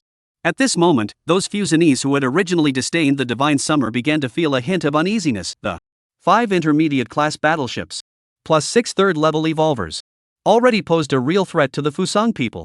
Most critically, the Fuso people are puzzled. How on earth did the Divine Summer people manage to produce 6 level 3 evolutionaries in a mere 10 hours? Unbeknownst to them, this is the fruit of nearly 1,000 Xinxia people who spared no effort and worked together for 10 consecutive hours. The power displayed by the strong cohesion of the people of Xinxia shocked the people of Fusang. However, right at this moment, an intermediate class warship with a chrysanthemum pattern painted on its bow slowly sailed into the parallel sea. A man dressed as a yin-yang master stood proudly at the bow of the ship with an arrogant expression. Seeing this man, the Fusang people who were still wary burst into loud cheers. Ryakamaru, Lord Nakamura, it's Lord Nakamura coming. Ha, sick men of Xinxia, Lord Nakamura will show you what it means to be truly strong. Sakichi, Lord Nakamura has risen to level 4, ha, those people from God's summer wait for death. Lord Kenta Nakamura, I want to give you children. You are truly the pride of our great Fusan Empire. Not only His Excellency Nakamura, but the remaining 5 samurai on the Longchamp Maru have all been upgraded to peak level 3 as well, ha. We're sure to win. With the appearance of the Longchamp Maru, the balance that was still barely separate from Fuso was instantly and completely upended. The appearance of this 4th-ranking young master, coupled with the 5 third-rank peak evolvers under his command, undoubtedly brought an unprecedentedly great sense of oppression to the Divine Summer crowd. Yang Zimo's face was taut, his eyes deep, and one by one, he skimmed over the 5 comrades standing side by side on the ship, his voice low and firm. Wait, our ship will be responsible for blocking the Longchamp Maru. The people on their ship are all very high-ranked. We'll be under a lot of pressure. Perhaps, we will all die. Afraid? On his one-horned rhino, bringing together 6 of the most distinguished men in the 1000th Novice District. This included Li Sini and Fan Ying, who also stood resolutely amongst the ranks. Afraid of a fool, if we lose this survival bet, we will be dead sooner or later. We might as well fight with these little days, let those little devils see how powerful we are.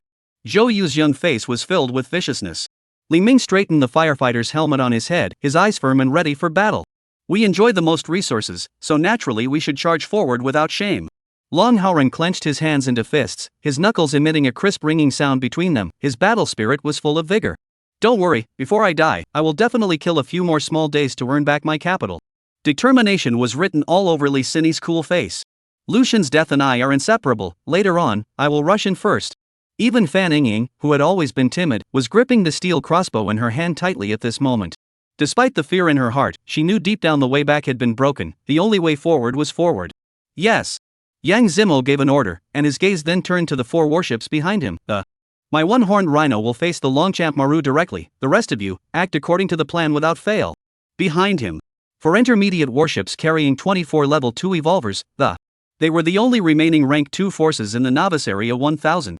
They looked at Yang Zimo in unison, their eyes full of perseverance and determination, and nodded heavily. At this moment, the prologue of the great battle slowly opened. The tension filled everyone's heart, a contest of life and death was about to be staged in these waters. Under the focus of nearly 2,000 pairs of eyes from both sides, the 2 flotillas slowly approached the sparkling space crystal. Lord Nakamura, how long do you think that this group of Shinsha people can hold up against our attack? The one who spoke was a Fuso samurai with a hygienic beard, Taro Yamada. His eyes were filled with contempt. Kenta Nakamura's yin yang hat, hunting in the sea breeze, was Yamada-kun, your light-heartedness is indeed a great taboo. There is an old saying in Divine Summer, when a lion fights a rabbit, it also needs to give its best. Hi. Lord Nakamura has taught me well. Yamada Taro quickly gave a standard 90-degree bow. Witnessing the approaching figure of the Divine Summer Flotilla, Nakamura Kenta's eyes flashed with a cold light, and the corners of his mouth rose lightly as he. 10 minutes, within 10 minutes, end the battle. Let all of these Shinsha pigs be buried at the bottom of the sea. Hi. Chapter 32 Humanoid Machine Gun. This group of arrogant people, how dare they say that they will crush us in 10 minutes? They're not afraid of flashing their tongues. The corner of Yang Zimo's mouth hooked into a cold smile and immediately afterward, his figure trembled, a majestic aura surged, and a majestic one-horned giant rhinoceros illusion instantly wrapped the one-horned rhinoceros tightly. The giant rhinoceros raised its head and whistled, deafening the ears. The one-horned rhinoceros accelerated violently, carrying an unstoppable might, and fiercely charging towards the Longchamp Maru. This was precisely the one-horned rhino's C-rank talent death rush. In the face of this shocking blow, but a contemptuous snort surfaced on Kenta Nakamura's face. So impatient to die? Before the words fell, a brilliant pink light suddenly blossomed on the Longchamp Maru. A shield as gorgeous as cherry blossoms slowly opened up, firmly guarding the entire warship. This was his fearlessness, Kenta Nakamura. The Ryakamaru he's sailing is also a warship with special abilities. It possessed a C-rank talent, Sakura Guardian. However, just when everyone thought that the strongest of the 2 sides were about to engage in a thrilling duel, Yang Zimo, however, suddenly shouted and his figure abruptly changed. His arms were actually as if they were given life, rapidly lengthening and, like 2 flexible boa constrictors, they instantly hitched onto the Kamikaze Maru, a Fuso warship on the right side of the Longchamp Maru. It's now! Yang Zimo roared, his arms snapping. Turn! At the same time, Long Haoren and the others echoed in unison, paddling their oars to one side in unison, driven by the tremendous power of all the people working together, the seemingly clumsy one-horned rhinoceros ship actually turned at an astonishing speed and rushed straight towards the defenseless Kamikaze Maru. The one-horned rhinoceros ship's bow of the sharp beast of a battering ram horn, flashing a cold and chilling light, whistling swept through the Longchamp Maru ship and ruthlessly crashed into the Kamikaze Maru. Baka Yalu. They're targeting us. The crew on the Kamikaze Maru shouted in horror. Flax fall, turn now. It's too late, we're going to crash. However, it was too late. Under the gaze of the 6 crew members on the Kamikaze Maru, who were filled with fear and despair, the ramming horn of the one-horned rhino, which was like a sharp blade, ruthlessly pierced into the hull of the Kamikaze Maru with an unstoppable momentum. The one-horned rhinoceros piloted by Yang Zimo, whether it was talent or equipment, all made it reach the ultimate specialization in crashing. Thus, when that ramming horn collided with the hull of the Kamikaze Maru, it was as easy as a sharp dagger slicing through butter without a hitch. With a deafening roar, the Kamikaze Maru's hull, which originally seemed to be incredibly sturdy, was actually directly torn in half, as if it had been easily broken apart by an invisible giant hand. Kamikaze Maru on the crew was immediately knocked into a daze, and all screamed miserably and fell into the sea. Liseni! Yang Zimo's voice resounded through the sea like thunder. Liseni rose in response to the sound, and a strange light flowed between her hands. In a flash, the metal elements in the ocean seemed to be summoned and converged in front of her, quickly condensing into hundreds of steel beads that shimmered with a cold light. Shoot! With a chorus of her. In a flash, the hundreds of steel balls were like a dense curtain of bullets, and with an overpowering momentum, they shot towards the struggling Fusong crew in the sea. The moment the steel balls broke through the air, they brought up a burst of severe airwaves, blowing Liseni's long hair that was as smooth as silk into a fluttering dance.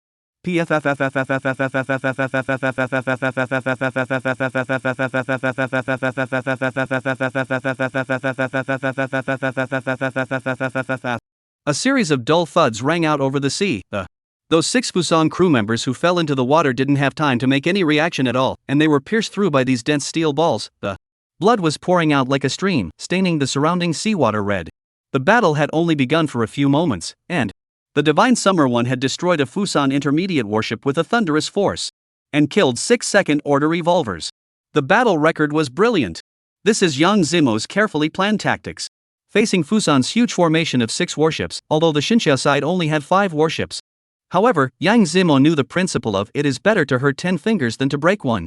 Only when you hit the enemy hard at the beginning, destroying one of their ships, only then can we break the balance of power between the enemy and us, and gain a chance of victory for the next battle. Outside the parallel seas, the crowd of Divine Summer witnessed this scene and instantly erupted into a mountainous roar of cheers. The awesome! Big Brother Yang Zimo is awesome. Big Brother Lee Sin is awesome. Divine Summer is invincible. Big Brother Lee Sin's magnetic manipulation is really powerful. As long as she has enough mental power, she's a human machine gun. Big Brother Lee Sin, you're so beautiful, you're my goddess. Although Big Brother Lee Sin is powerful, Big Brother Yang Zimo also deserves a lot of credit. If he hadn't crashed the Kamikaze Maru by surprise, causing the Fuso crew to fall into the water, Big Brother Lee Sin wouldn't have been able to shoot them down so easily. All powerful, all powerful. Big brothers, go for it, let this group of Fusan learn the might of our Divine Summer. At this moment, Longchamp Maru's shield was still as solid as ever, but Kenta Nakamura's face suddenly changed. He never expected that those cunning Xinxia people would make a sound attack, and the real target was actually the Kamikaze Maru next to him. This discovery made him roar with rage. Baka Yalu, how dare you tease me like that? Under his anger, Nakamura Kenta's hands opened violently, and the air around him instantly boiled, as if some kind of mysterious power was brewing. In an instant, a dazzling light burst out from his palms and shot straight up into the sky. Immediately afterward, a behemoth slowly emerges from the glow of the. It was a huge beast clad in fiery red scale armor with torch-like eyes, the legendary Flame-style god. The Flame God was surrounded by a fiery heat, its mouth constantly spewing out blazing flames, and with a flick of its wings, it set off a wave of heat that was intimidating. The Divine Summer crowd witnessed this astonishing scene and let out exclamations of astonishment. What the hell is this? How can it fly? It's Kenta Nakamura's B-rank talent. It's a style god. It's a style god that can only be summoned by a yin-yang master. Big Brother Lee Sin, be careful. Amidst the worried gazes of the crowd, Kenta Nakamura's gaze was gloomy, and he pointed his finger straight at Lee Sin. Die. The Flame-style god received the command and immediately unfolded its wings, roaring as it lunged at Lee Sin. At the same time, its mouth spat out roaring flames, forming a blazing pillar of fire, wanting to burn Lee Sin to ashes. Obviously, Kenta Nakamura had realized that this Divine Summer woman's natural attack power was too astonishing, and she must be eradicated as soon as possible to prevent future problems. At this moment, the one-horned rhino had run out of forward momentum due to its fierce collision with the Kamikaze Maru, and was resting silently in the sea. Within this narrow space on the ship, Lee Sin could not avoid it, and the Flame-style god's attack followed her like a shadow. Just in the nick of time, a magnificent figure resolutely blocked in front of Lee Sin. It was Long Howren. Chapter 33, Terrifying Flame-style God. He gripped the huge shield in his hand and stood like a mountain, his roar resounding through the clouds. Power of the earth, protect me. In an instant, with his giant shield as the base, the yellow soil converged like a tidal wave, quickly condensing into an impenetrable earth wall that swallowed the raging flames. Earth talent, unmatched, defense. Earth system gifted person, just with you dare to try to stop me? Nakamura Kenta's eyes widened angrily, and his face was filled with a scowl that. Break it for me. On command, the Flame-style god slammed into the wall of earth and the earth wall that was strong enough to withstand the full force of a third-ranked beast. Under the raging impact of the Flame-style god, it instantly crumbled and turned into broken earth that flew all over the sky. Put. Long Howren's figure shook as a mouthful of blood spurted out. The attack of a fourth-ranked powerhouse was overwhelmingly powerful, not something he could easily withstand. However, in the face of the Flame-style gods approaching, Long Howren had no intention of retreating, and his eyes were burning with unyielding flames. He was endowed with the Earth System talent, and he had a steel shield in the opening round. All of this means that he's a rock-solid team shield. As long as he didn't die, no one would be able to harm Lee Sin, who had high offense and low defense. So, he clenched his teeth and, mobilizing the strength of his entire body, he prepared to use his flesh and blood to harden himself against that flaming monstrous-style god. Suddenly, a strange fluctuation flashed behind Kenta Nakamura's back.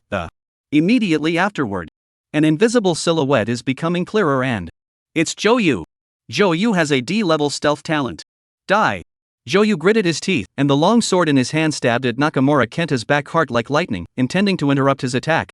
As long as he could finish off this fourth-ranked powerhouse, the balance of victory would be tilted halfway in favor of Divine Summer. However, clang! A crisp sound of metal colliding suddenly rang out. Zhou longsword was actually firmly held by a sudden taijutsu. Then, another sneaking figure slowly surfaced and it was a masked ninja with a dangerous aura emanating from his body. Heh, Shinsha-man, if you want to sneak up on Lord Nakamura, ask me about my taijutsu first. The ninja laughed coldly, and his taijutsu swung violently and with a stern and extreme arc, it went straight for Zhou vitals. Damn! Zhou cursed in his heart and could only hastily retract his sword to block. Zhou's surprise attack plan fell through. Over there, the terrifying style god took advantage of the opportunity to strike and violently poured all of its power onto Long Haoran, who was not far away. Poof! Long Haoran suffered a heavy blow, blood spurted out of his mouth like a spring, his body was like a leaf blown up by a gust of wind, falling helplessly into the sea. Fortunately, Long Haoran resisted for a while, buying precious time for Yang Zimo. Yang Zimo saw the right moment, his right fist expanded violently as if it was inflated, and he fiercely punched the flame-style god back. That's a bit tricky. Kenta Nakamura's face grew more and more somber as he impatiently urged that the Yamada-kun, don't delay any longer, fight quickly. Hi! Yamada Taro responded, his body rising into the air and the katana in his hand flashed with a cold light, aiming straight for Lee Sin's vitals. The crisis was imminent. Lee Sin clenched her silver teeth and unreservedly released the spiritual power in her mind. A strange power instantly enveloped the katana in Yamada Taro's hand, actually causing it to be twisted as if by an invisible hand, bending it like a twist. Nani? Yamada Taro was stunned, but reacted quickly and dropping the deformed katana, he backhandedly drew the short blade at his waist and viciously stabbed at Lee Sin's towering chest. Lee Sin only felt that heaven and earth were spinning at this moment, and her physical and mental strength were both approaching their limits. In the face of this unavoidable strike, a flash of determination flashed in her eyes. Since I can't avoid it, then I won't. Thus, 2 rows of sharp metal blades flashing with cold light suddenly appeared at her side. Like the scythe of the god of death, they shot toward Yamada Taro with a determined intent. Baka, how dare you want to die with me? Yamada Taro exclaimed. He was a noble great Fusan warrior, how could he die with a Shinsha? He withdrew in a panic, giving up the idea of continuing to attack Lee Sin. Even though Yamada Taro retreated, a mouthful of blood spurted out of Lee Sin's mouth and her entire body collapsed to the ground as if all her strength had been drained away, shriveling up, and this was the serious consequence of overdrawing her spiritual power, she was no longer able to fight anymore. At this moment, Yang Zimo transformed into a rubber man and deadlocked the flame-style god. This thing is too threatening, if left unchecked. I'm afraid that the 30 people on my side would be killed by the flame-style god in no time. A 4th-rank be-gifted person was just too terrifying. But, right at this moment, Kenta Nakamura's fingers were rapidly sketching some kind of charm in the air, then pointing at Yang Zimo, the Heavenly Thunder Curse. Fan Ying, who was circling a Fusan warrior, was sharp-eyed and attentive, and seeing this, she immediately shouted, Brother Yang! Beware of Nakamura Kenta's sneak attack. However, it's already too late for a blinding bolt of lightning ripped through the sky and it struck Yang Zimo violently. The electric current was like a snake, instantly swimming all over his body, making Yang Zimo feel a wave of paralysis and powerlessness that the flame-style god took the opportunity to launch a fierce attack, knocking Yang Zimo, who had lost his defense, down heavily and crashing into the rough sea. Luckily, Yang Zimo, with the strong toughness of his C-rank rubberized talent, even after suffering a heavy blow, he did not suffer substantial damage. He struggled to get up in the water, and as far as his eyes could see, the warships of Divine Xia and Fusang had intertwined into a chaotic battlefield. Both sides, due to the brutal rules of the survival gamble, coupled with historical grudges. Every move and every style is straight to the point and shows no mercy. Although the Divine Xia side relied on the strategy of surprise, was the first to sink a Fusang warship and gained a brief advantage, but the Fusanians had, after all, won the previous bet, and the advantage of their base attributes allowed them to gradually gain the upper hand. As time went by, the disadvantage on the Divine Summer's side became more and more obvious, and the warriors' physical strength and morale began to fade. In the face of the Fusanese' increasingly fierce offense, the situation became more and more critical. Swish swish swish. With a series of chilling air-breaking sounds, the bronze great jet rockets equipped on the Longchamp Maru suddenly fired in unison, as if they were fire dragons spitting out.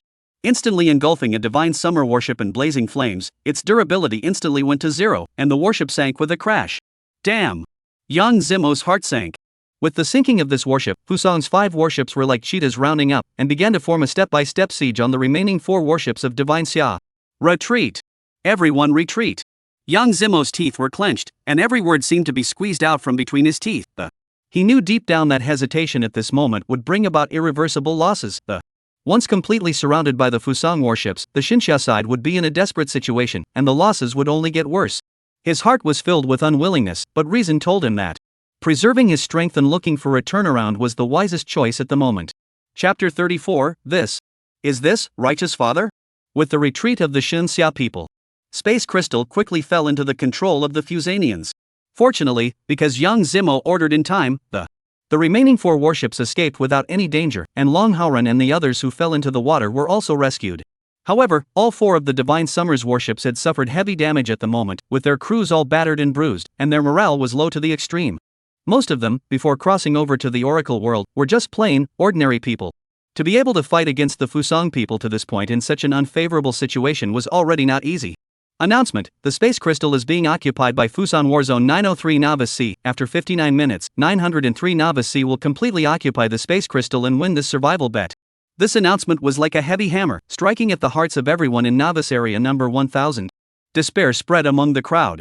It's over, Big Brother Yang and the others have pulled back, are we hopeless? They did their best, Kenta Nakamura's strength is indeed too strong. Woo! What should I do with my daughter? Her attributes total less than 20 points. I've checked the Oracle Encyclopedia, once the attributes become negative, the evolved person will die. Please, you must save my daughter, she's only 9 years old. This damn Oracle, it's so unfair. Why make us bet on survival against a sea that has already won once? This is simply sending us to our deaths. Fair? Don't you see it yet? The Oracle is raising us as parasites, making us kill each other so that only the strongest evolvers can survive. Yeah, I feel it too. In this world, the weak don't have the slightest say, and not being strong means death. Yang Zimo leaned wearily against the side of the ship, his voice low and firm. You guys are right. The struggle in the future will only become more intense and cruel. If we want to survive, we must keep moving forward by stepping over the corpses of other novice zones. He paused and continued. Those who can still move, all seize the time to recover their strength. In half an hour, we will once again enter the parallel sea, and we must not easily let the Fusang people win this survival gamble. Fan Ying's eyes were reddened, her right hand was pierced by an arrow, and her voice was filled with despair. Brother Yang, but many of us are too badly injured, and there's not much durability left in the ships. There aren't enough second-order revolvers, so let the peak first-order ones go. Long Haoran clenched his teeth and struggled to stand up, an unyielding light flashing in his eyes. His right chest was pierced by the flame-style god. If not for his strong physique, I'm afraid he would have perished long ago. In short, we mustn't give away our attribute points so easily. Right at this moment, that Tang Hong who had questioned Lucian stood up, he clenched his fists and said, Damn it, if my righteous father Lucian was here, how would those Fusan people dare to be so arrogant? Hearing Lucian's name, a sigh of relief rang out from the crowd. Yes, Great God Lucian was able to kill a 4th-ranked fierce beast when he was at the 2nd level. If Great God Lucian was still around, we would definitely be able to turn the situation in front of us around. Great God Lucian is the number 1 powerhouse in our 1000 area, it's just too bad, alas. Heaven envies the talented. Great God Lucian, we need you. Damn it, those Fusangs are even mocking us in the chat channel.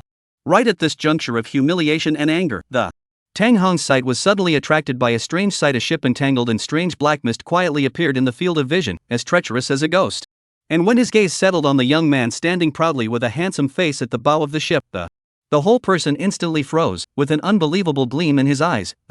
Is this righteous father? At this moment, inside the novice area of Fuso 903, there is a constant stream of laughter. Ha ha ha, Lord Nakamura is mighty, those weak divine Xiao people are really no match.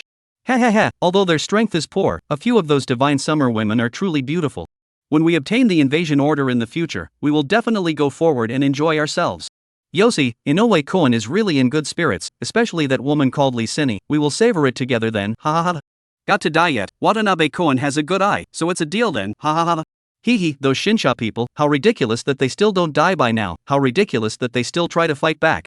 I'm rather hoping that they don't die out so quickly, so that when we obtain the survival betting order again, we can continue to extract attributes from them. Nakamura Kenta, everyone, don't take this lightly, the Xinxia people are by no means people who say they'll lose easily, they'll definitely plan a counterattack, we must be on guard. Hi! Lord Nakamura is truly wise, never give the opponents any chance to take advantage of this. Lord Nakamura, I'm looking forward to those Xinxia people coming back to die, killing people is much more fun than hunting sea beasts. If they dare to take half a step into the parallel seas again, especially that Lee Sinny, we must not let her escape easily this time. Although we can't bring her back to the 903 sea, we can still enjoy ourselves in the parallel sea. As soon as these words came out, a burst of lewd laughter rang out from the surroundings. However, right at that moment, a deafening cheer pierced through the parallel seas and reached the ears of the Fusang people. Bridges sack, why are the divine Xia people's side suddenly cheering? Baka, are they all mad already because they know they're going to lose? Hee, I just dove into the Divine Summers chat channel, and they're all talking about someone named Lucian, who seems to be the strongest person in the Novice Area 1000. Nani? There's even a strongest person in Divine Summer? Divine Xia people, the Divine Xia people's fleet is sailing into the parallel sea. Baka Yalu, how dare they come to die? Everyone be careful, the ship at the head that is filled with black mist is the one that Lucian, the one that the Shinsha people cheered for just now, is traveling on. He's Lucian, the strongest person in the 1000th Novice Area? Seeing this sudden turn of events, Nakamura Kenta's heart tightened.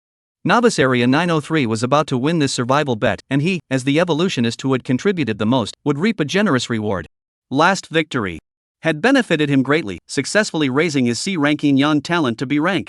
If he could win again this time, he would completely surpass the norm and become the best in the seas. However, right at this moment, a so-called strongest person suddenly appeared from the Divine Xia side, which caused an inexplicable uneasiness to well up in his heart. He could not tolerate any mistakes in this bet. Chapter 35, The Mighty Captain Ghost. But when his eyes fell on Lucian, the strongest man in the Shinsha population, the tension in his heart instantly dissipated. Instead, he was filled with disdain. This is the strongest person in Area 1000? It's just a level 2 evolver in the district. The corner of his mouth hooked into a cold smile. Seeing this, the surrounding Fusang people also let out mocking laughs. Are the Shun Xia people crazy? To think of a level 2 evolver as their savior. Level 2? I didn't read it wrong, did I? Is this Lucian here to be funny? Kobayashi-kun, don't laugh at him, he's the strongest person in the hearts of the people of Shinsha. Maybe he'll even duel with our level 4 Lord Nakamura later. A duel? Lord Nakamura can crush him with a single finger, right? Then he's considered the strongest in Area 1000, how ridiculous. Despite the disdain in his heart, Kenta Nakamura was not careless and he looked to Taro Yamada, who was beside him, and Yamada-kun, take care of this so-called landsinker, and remember, don't take it lightly. Yamada Taro, as a peak 3rd-ranked Fuso samurai, whose combat prowess was horrifying. Facing a mere 2nd-ranked Lucian, he should be able to fight hand-to-hand. Hi! Taro Yamada bowed respectfully, then jerked out the katana at his waist and as the blade flashed, he shouted, "Warriors of Kaioshimaru, charge with me and cut off the enemy's heads. Kill!" Accompanied by earth-shattering shouts, the crowd on the Haishan Maru stroked their oars and the warship was like an arrow that had left the string, cutting through the waves and heading straight for the lone boat that was shrouded in black mist.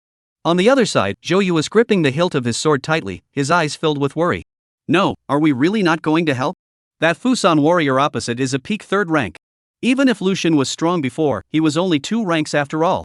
They all said how powerful Lucian was, but, after all, Zhou hadn't seen Lucian personally strike. And just from the current paper figures alone, there was no way Lucian could be a match for Yamada Taro. Lan Haoran also frowned as he looked at young Zimo, his tone revealing unease. Old Zhang, I think the schoolmaster is right. Lucian is only one person, and no matter how strong he is, he won't be able to stand up to a siege from a full complement of 6 people on the Haishan Maru. Although he had once decapitated a 4th-ranked creature, the situation is too dangerous this time. Yeah, with us around, we can at least take care of each other. Li Ming chimed in, his firefighter's helmet having shattered in the previous battle, revealing a short, lean head of hair that swung gently in the sea breeze. However, Yang Zimo shook his head and since Lucian is doing this, he naturally has his reliance. Besides, if we go to help, the Fusan side will likewise send out new warships, and next, it will be another melee. Despite his firm words, his tightly locked brows and deep gaze still leaked a hint of imperceptible worry. Unlike the anxiety of young Zimo's 4, Fanning Ying was all confidence and anticipation. Big brother Lu is back, with him here, we're bound to win. Sister Xine, don't you think so? Li Sini's face looked pale from the excessive use of her spiritual energy, but those eyes were flashing with an unprecedented light. She gazed in Lucian's direction and whispered softly, as if she were saying to herself, and to everyone else, that you're back, maybe, we can really win. Why is there a layer of black mist shrouding brother Lu's ship? I've never seen this before? Fanning Ying muttered with a puzzled expression.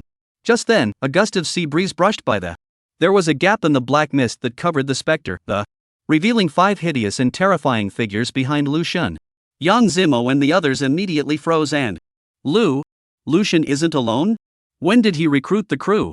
Wait, that's not people. The ones on the land-sinking ship are surprisingly undead. Zhou wiped his eyes, his face full of shock, and he clearly saw that the 5 figures behind Lucian were actually 4 white bone skeletons, and a rotting corpse. That's the ghost captain from the ghost ship? Lee Sinny stood up violently, her pale cheeks flushed with excitement. Fan Ying also jumped up excitedly, clapping her hands. Brother Lu, you're really amazing.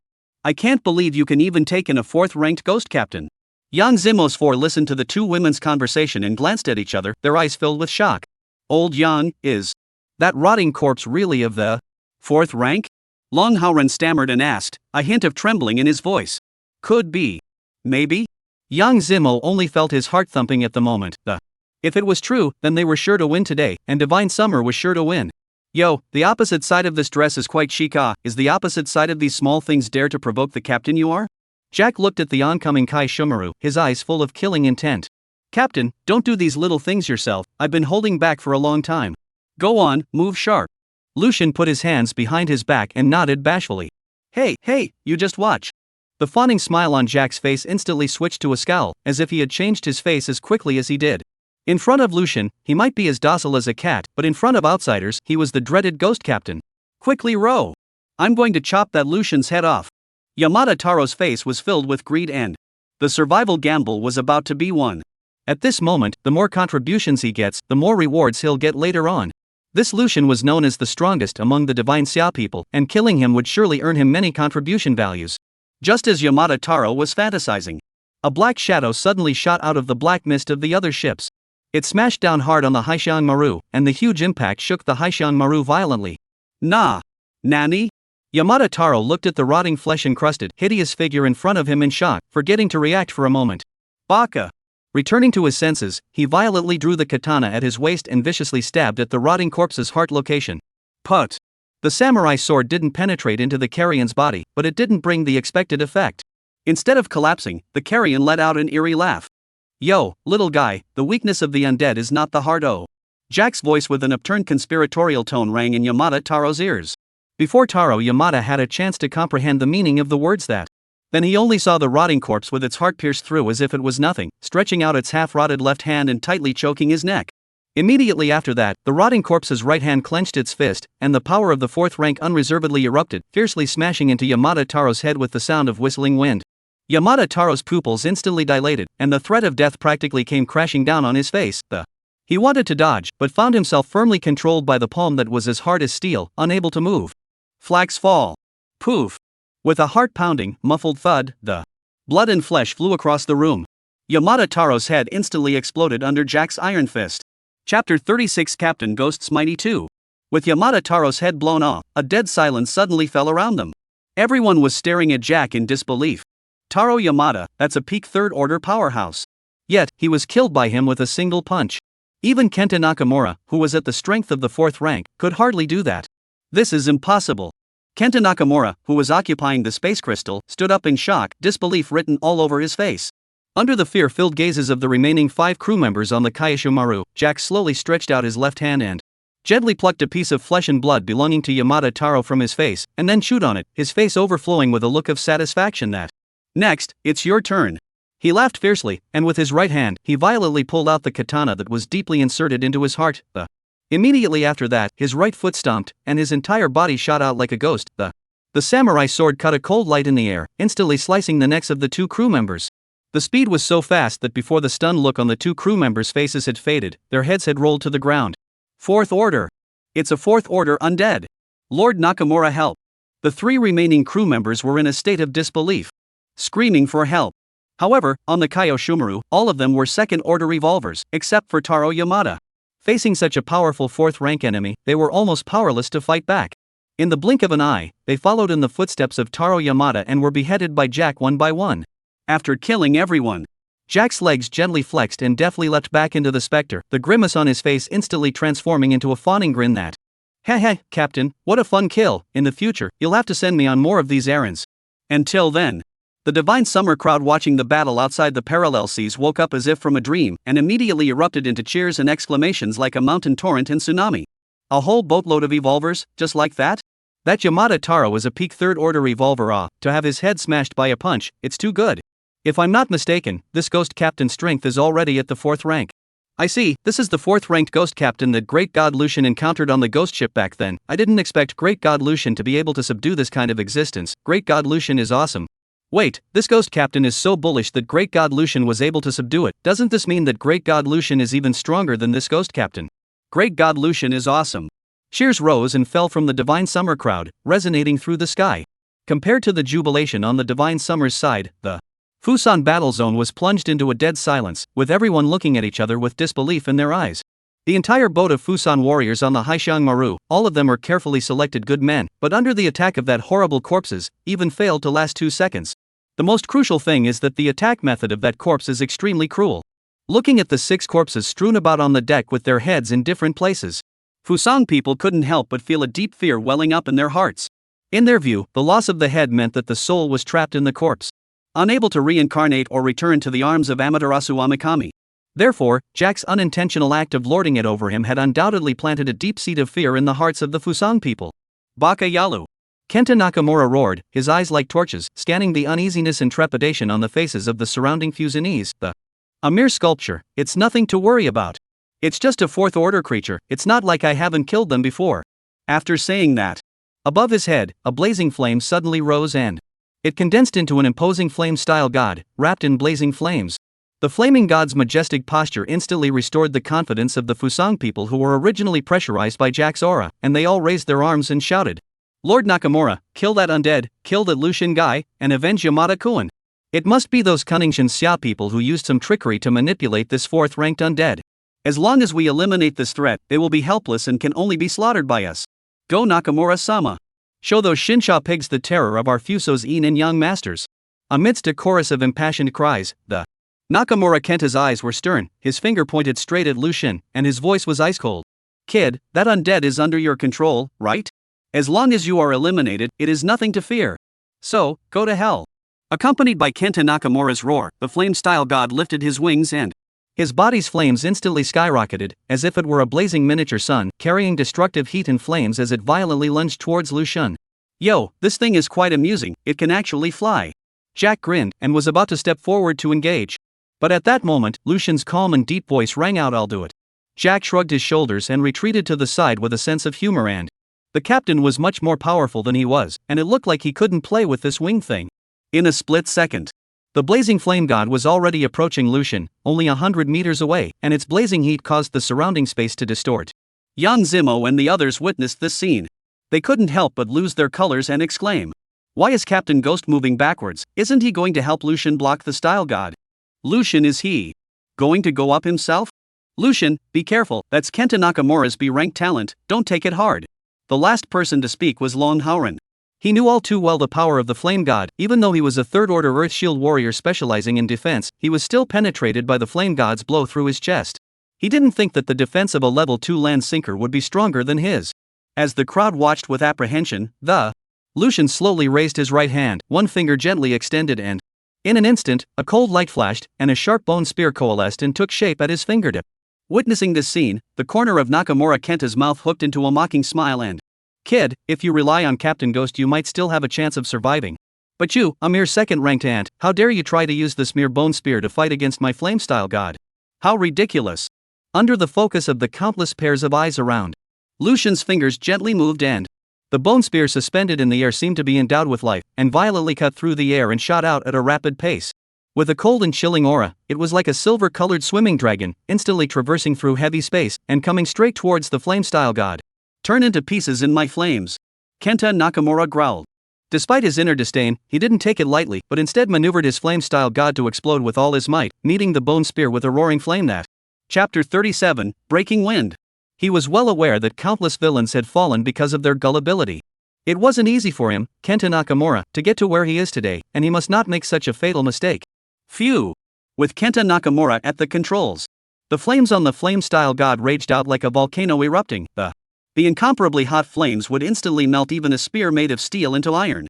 However, right in the middle of Nakamura Kenta's confident gaze, the bone spear ignored the incomparably hot temperatures and cut right through the flames like a spear, piercing right through the body of the flame god. The fierce smile on Nakamura Kenta's face instantly froze. Because the flame-style god that he was so proud of and thought to be invincible, at this moment, it was actually pierced through a huge hole the size of a basin, which seemed particularly shocking. Nani? Nani?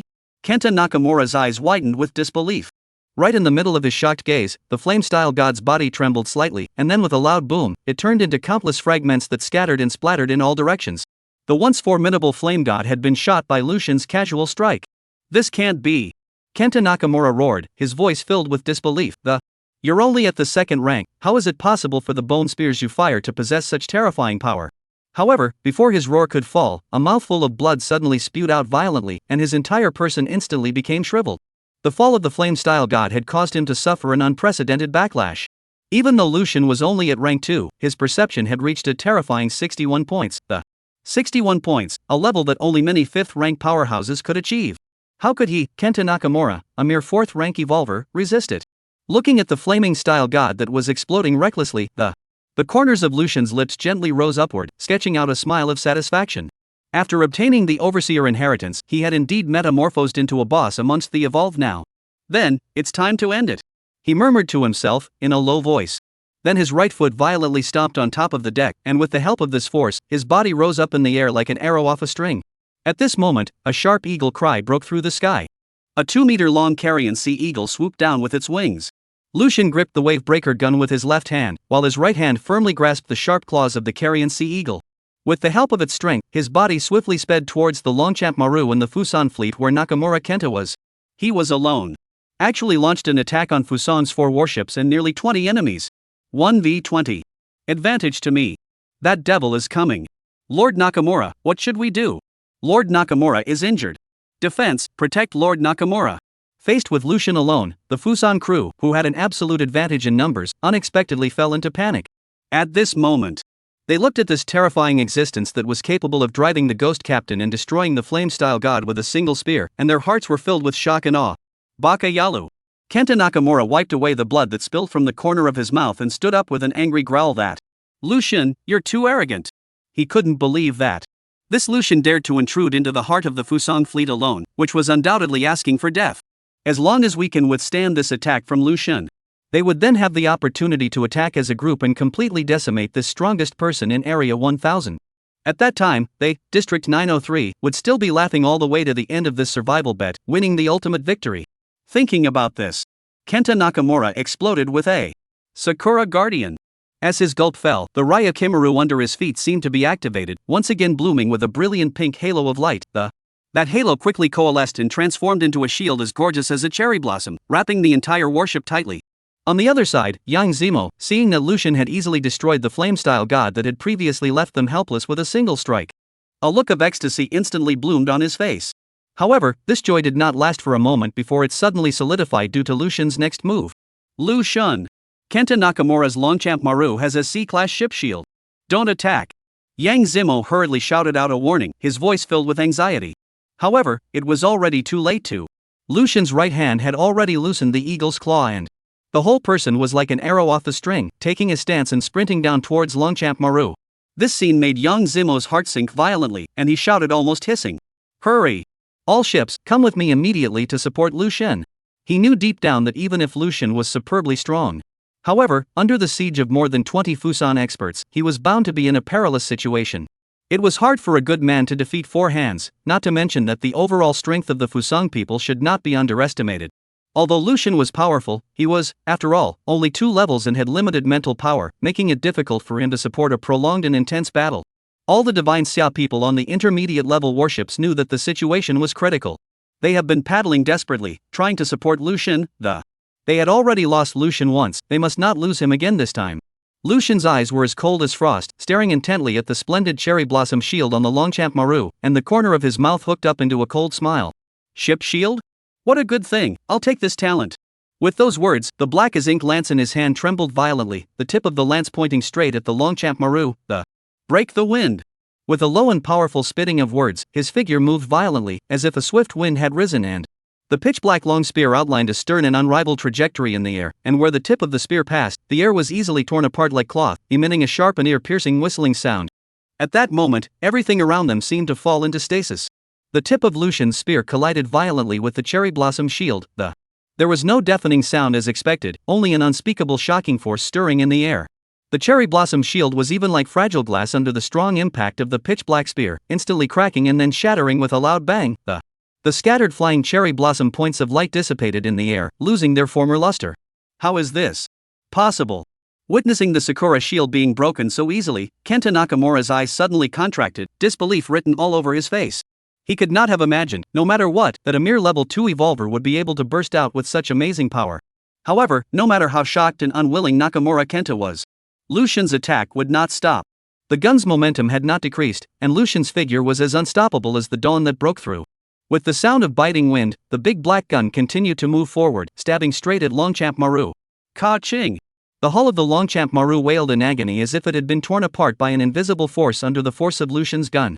The Fusan crew on board, before they could react, they were engulfed by this terrifying force. Their bodies were like fallen leaves swept up by the gale. They flew out one after another, and their blood spilled in the air, coloring the sea surface scarlet. Chapter 38, Overseer Exclusive Skill. No! Kenta Nakamura let out a wail of despair, and then watched as his body was torn apart by the immense force. Lucian broke the shield with a shot. Then he shot through the ship. The whole process flowed without the slightest delay. His figure stood amidst the wreckage of the Longchamp Maru, his big black spear pointing straight up to the sky, as if the scene just now was just a masterpiece of his casual hands. The sea wind whistled, the waves rolled.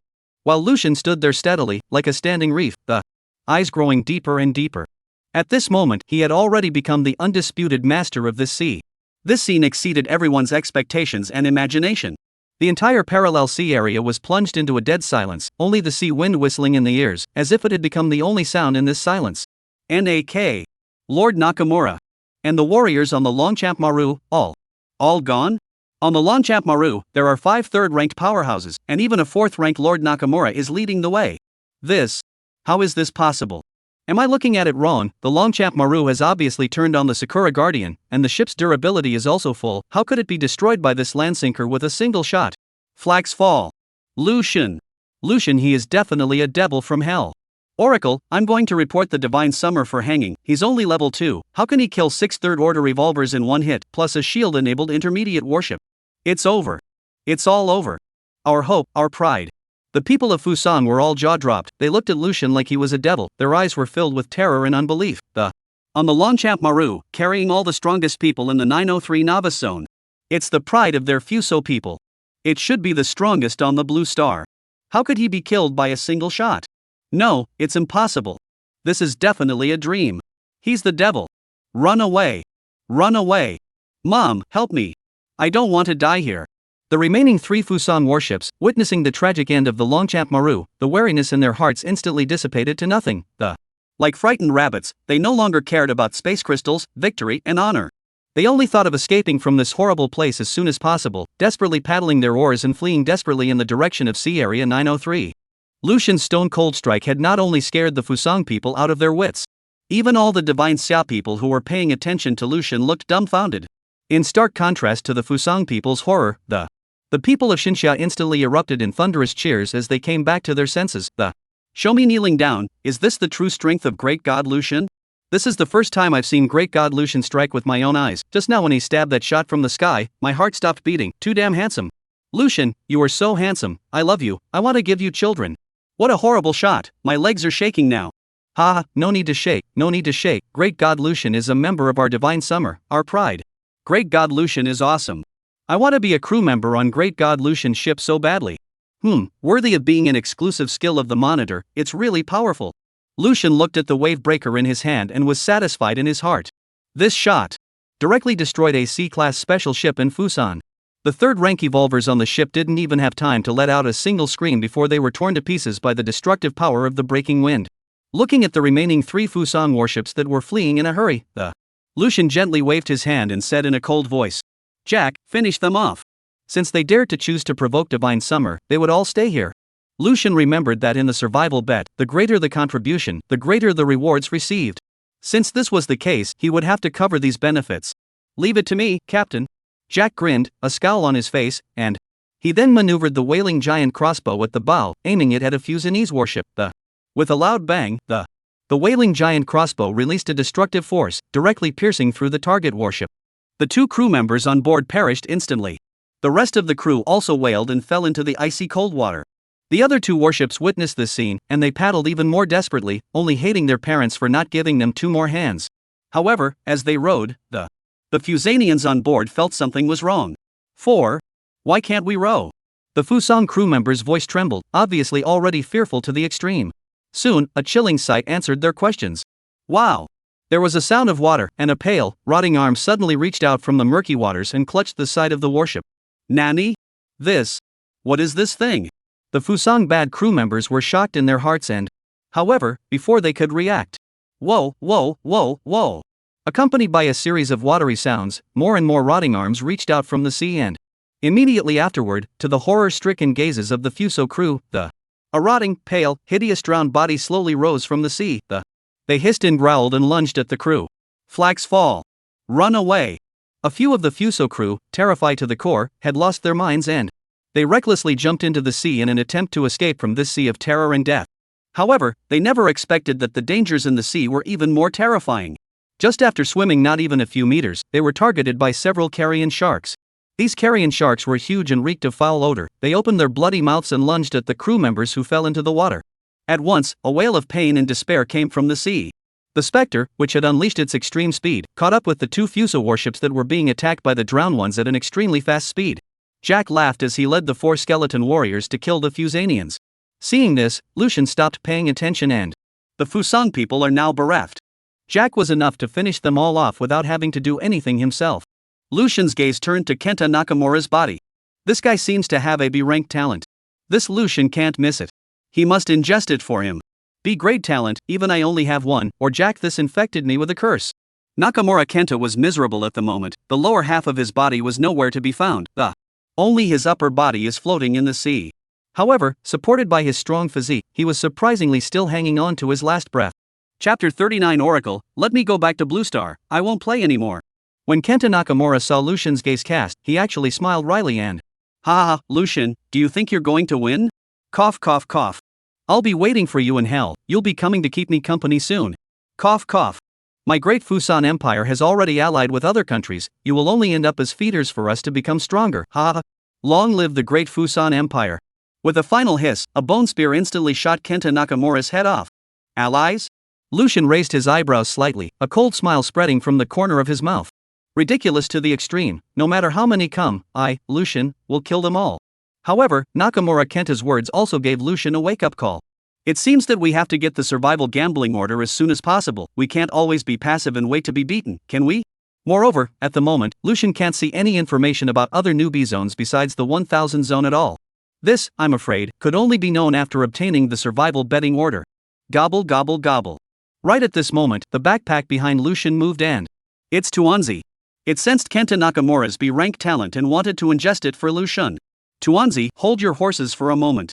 After all, thousands of eyes from both sides were now staring at him, and he didn't dare to expose Tuanzi's existence in front of everyone. Just as Lucian was worrying about how he was going to bring back Kenta Nakamura's body, Jack had already snapped the neck of the last Fuso man. At that moment, the Oracle's solemn announcement rang out. Announcement: Fusang 903 Nava Sea has lost all its intermediate novice wooden boats. Shinsha 1000 Nava Sea has won this survival bet. As soon as this news came out, Divine Summerside immediately erupted in thunderous cheers. Winning! I can't believe I actually won. Announcement: all evolvers in Nava Sea's number 1000 have gained 20 free attribute points. Announcement: the intensity of the storms outside the Nava Sea area 1000 has been weakened by 20%. Announcement: due to the victory of number 1000 Nava Sea over number 903 Nava Sea, all evolvers have gained 1 extra evolution point. Announcement: Evolutionist Lucian has the highest contribution value in this survival bet, and is awarded 40 free attribute points and 2 evolution points. Announcement: Evolutionary Lucian has the highest contribution value in this survival gamble, and has been awarded a silver grade item storage ring. The announcement dropped. The sky shone brightly, and a pillar of light descended like a miracle, gently wrapping around every evolver in the novice area 1000. Within the halo of light, everyone's face was overflowing with incredible joy. They felt the growth of power within their bodies as 20 free attribute points and 1 evolution point were quietly incorporated. Buzz! A particularly dazzling pillar of light focused on Lucian. The majestic energy flowed into him like a trickle, and his free attribute points instantly surged by 40, and he even gained 2 precious and incomparable evolution points. The pillar of light gradually dispersed. A ring emitting a ghostly light slowly hovered in front of Lucian's eyes, with a strange luster flowing from it, as if it contained endless spatial mysteries. Storage ring silver low-level A work of artistry by a master spatial craftsman, containing 100 cubic meters of expansive space, rare and unusual. If you really can't survive, you can make quite a bit of money transporting goods with this, of course, provided you're sure you won't be robbed. Seeing the storage ring, Lucian's eyes lit up. For a moment, he wondered if the oracle was able to eavesdrop on his mind. It was really a case of what was missing was what was missing. Just now when he was worried about what to do with the loot, the storage ring was sent over. Without the slightest hesitation, Lucian gently slipped the ring onto his finger and a subtle connection was instantly established. Immediately afterward, with a thought, the wreckage of the Longchamp Maru and the corpses of Nakamura Kenta and the other 6 people disappeared into place one by one, and were stowed away in that 100 cubic meters of mysterious space.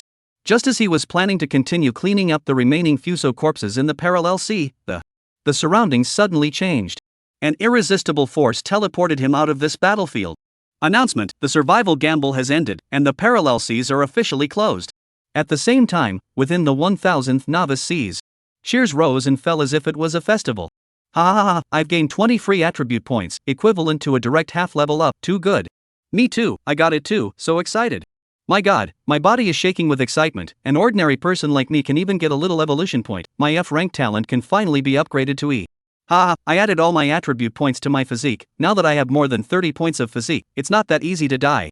Not only that, the intensity of the storm outside has weakened by 20%, if we can win a few more matches, maybe everyone in our 1000th district will be able to leave this novice sea alive. Whoa, I was really scared just now, thinking we were about to lose. Great God Lucian, it's you who saved us, I really thank you so much. That's right, Great God Lucian, all of this was brought to us by Great God Lucian. Long live Great God Lucian. Meanwhile, in the skies above Fusan 903's Novice Sea, the Oracle's announcement pierced into every evolved person's heart like cold ice. Announcement: the survival bet for the 903 Novice Sea has failed. Announcement: all evolvers in the number 903 Novice Seas will have their attribute points reduced by 20 points at random. Announcement: the intensity of storms outside of Novice Sea number 903 has been increased by 20%. In stark contrast to the white pillar of light in Area 1000, an eerie black fog silently enveloped the entire Area 903. It was as chilling as the shadow of death. In a blink of an eye, there was a wailing in the 903rd Novice area. Flax fall, my power has been drained. Baka, why is only my agility attribute points being extracted? My agility is down to 0, I'm disabled. You're not so bad, the girl next to me, what was extracted was her physique, after her physique dropped to 0, she directly turned into a dry corpse and died. Whoa, the storm outside the sea is strengthened by another 20%, we've lost all of our intermediate warships and strongmen, if we can't escape from here in 7 days, we'll all be poisoned to death. Despair spread rapidly through the crowd. We're done for, the storm won't abate, the only way we can have a glimmer of hope is to build a sloop. But Lord Nakamura and those experts have all fallen at the hands of that demon landsinker. Where are we going to get the 8th rank crystal cores needed to upgrade the sloop? Baka, it's all because of this bastard Kenta Nakamura, he picked the strongest opponent for us. Flax fall, Oracle, let me go back to Blue Star, I'm done, this isn't fun. Chapter 40, alas, handsome looks also have troubles, will be envied by the leader. Long live God Lucian. Great God Lucian, you are our pride. Invincible in the world, Lucian is the strongest. I love you, Lucian. Righteous Father, I'm your son. At this moment, the Spectre was surrounded in the center by all the evolvers in Area 1000, like a triumphant hero. The cheers were endless. Adoration and fervor shone in everyone's eyes. Hey, everyone is too polite, this is all what our Spectre should do. Jack waved his hand in a pretense of humility, then approached Lucian and snickered in a low voice. Yo, Captain, so your name is Lucian, looks like you're very popular here. Look, there are so many beautiful women here, should we consider recruiting a few? Even if I recruit them, what can you do? Lucian gave Jack a blank look and... This Jack, he's become an undead and still has a lustful heart. Amidst the cheers of the crowd, the one-horned rhinoceros slowly sailed ahead of the phantom. The young Zimo's bright laughter rang out, like the spring breeze on the face of... Ha, Lucian, we finally meet. I've always reminded myself that I can't take you lightly, but you've always continued to surpass my expectations, what a hero. Lon Howrun, on the other hand, patted Joyu's shoulder and teased with a playful expression. Schoolmaster, haven't you been clamoring to challenge Lucian? Nah, now that the opportunity is right in front of you, don't whip out. Joyu hurriedly shook his head shaking like a rattledrum, his face full of bitter smiles. No, I wouldn't dare.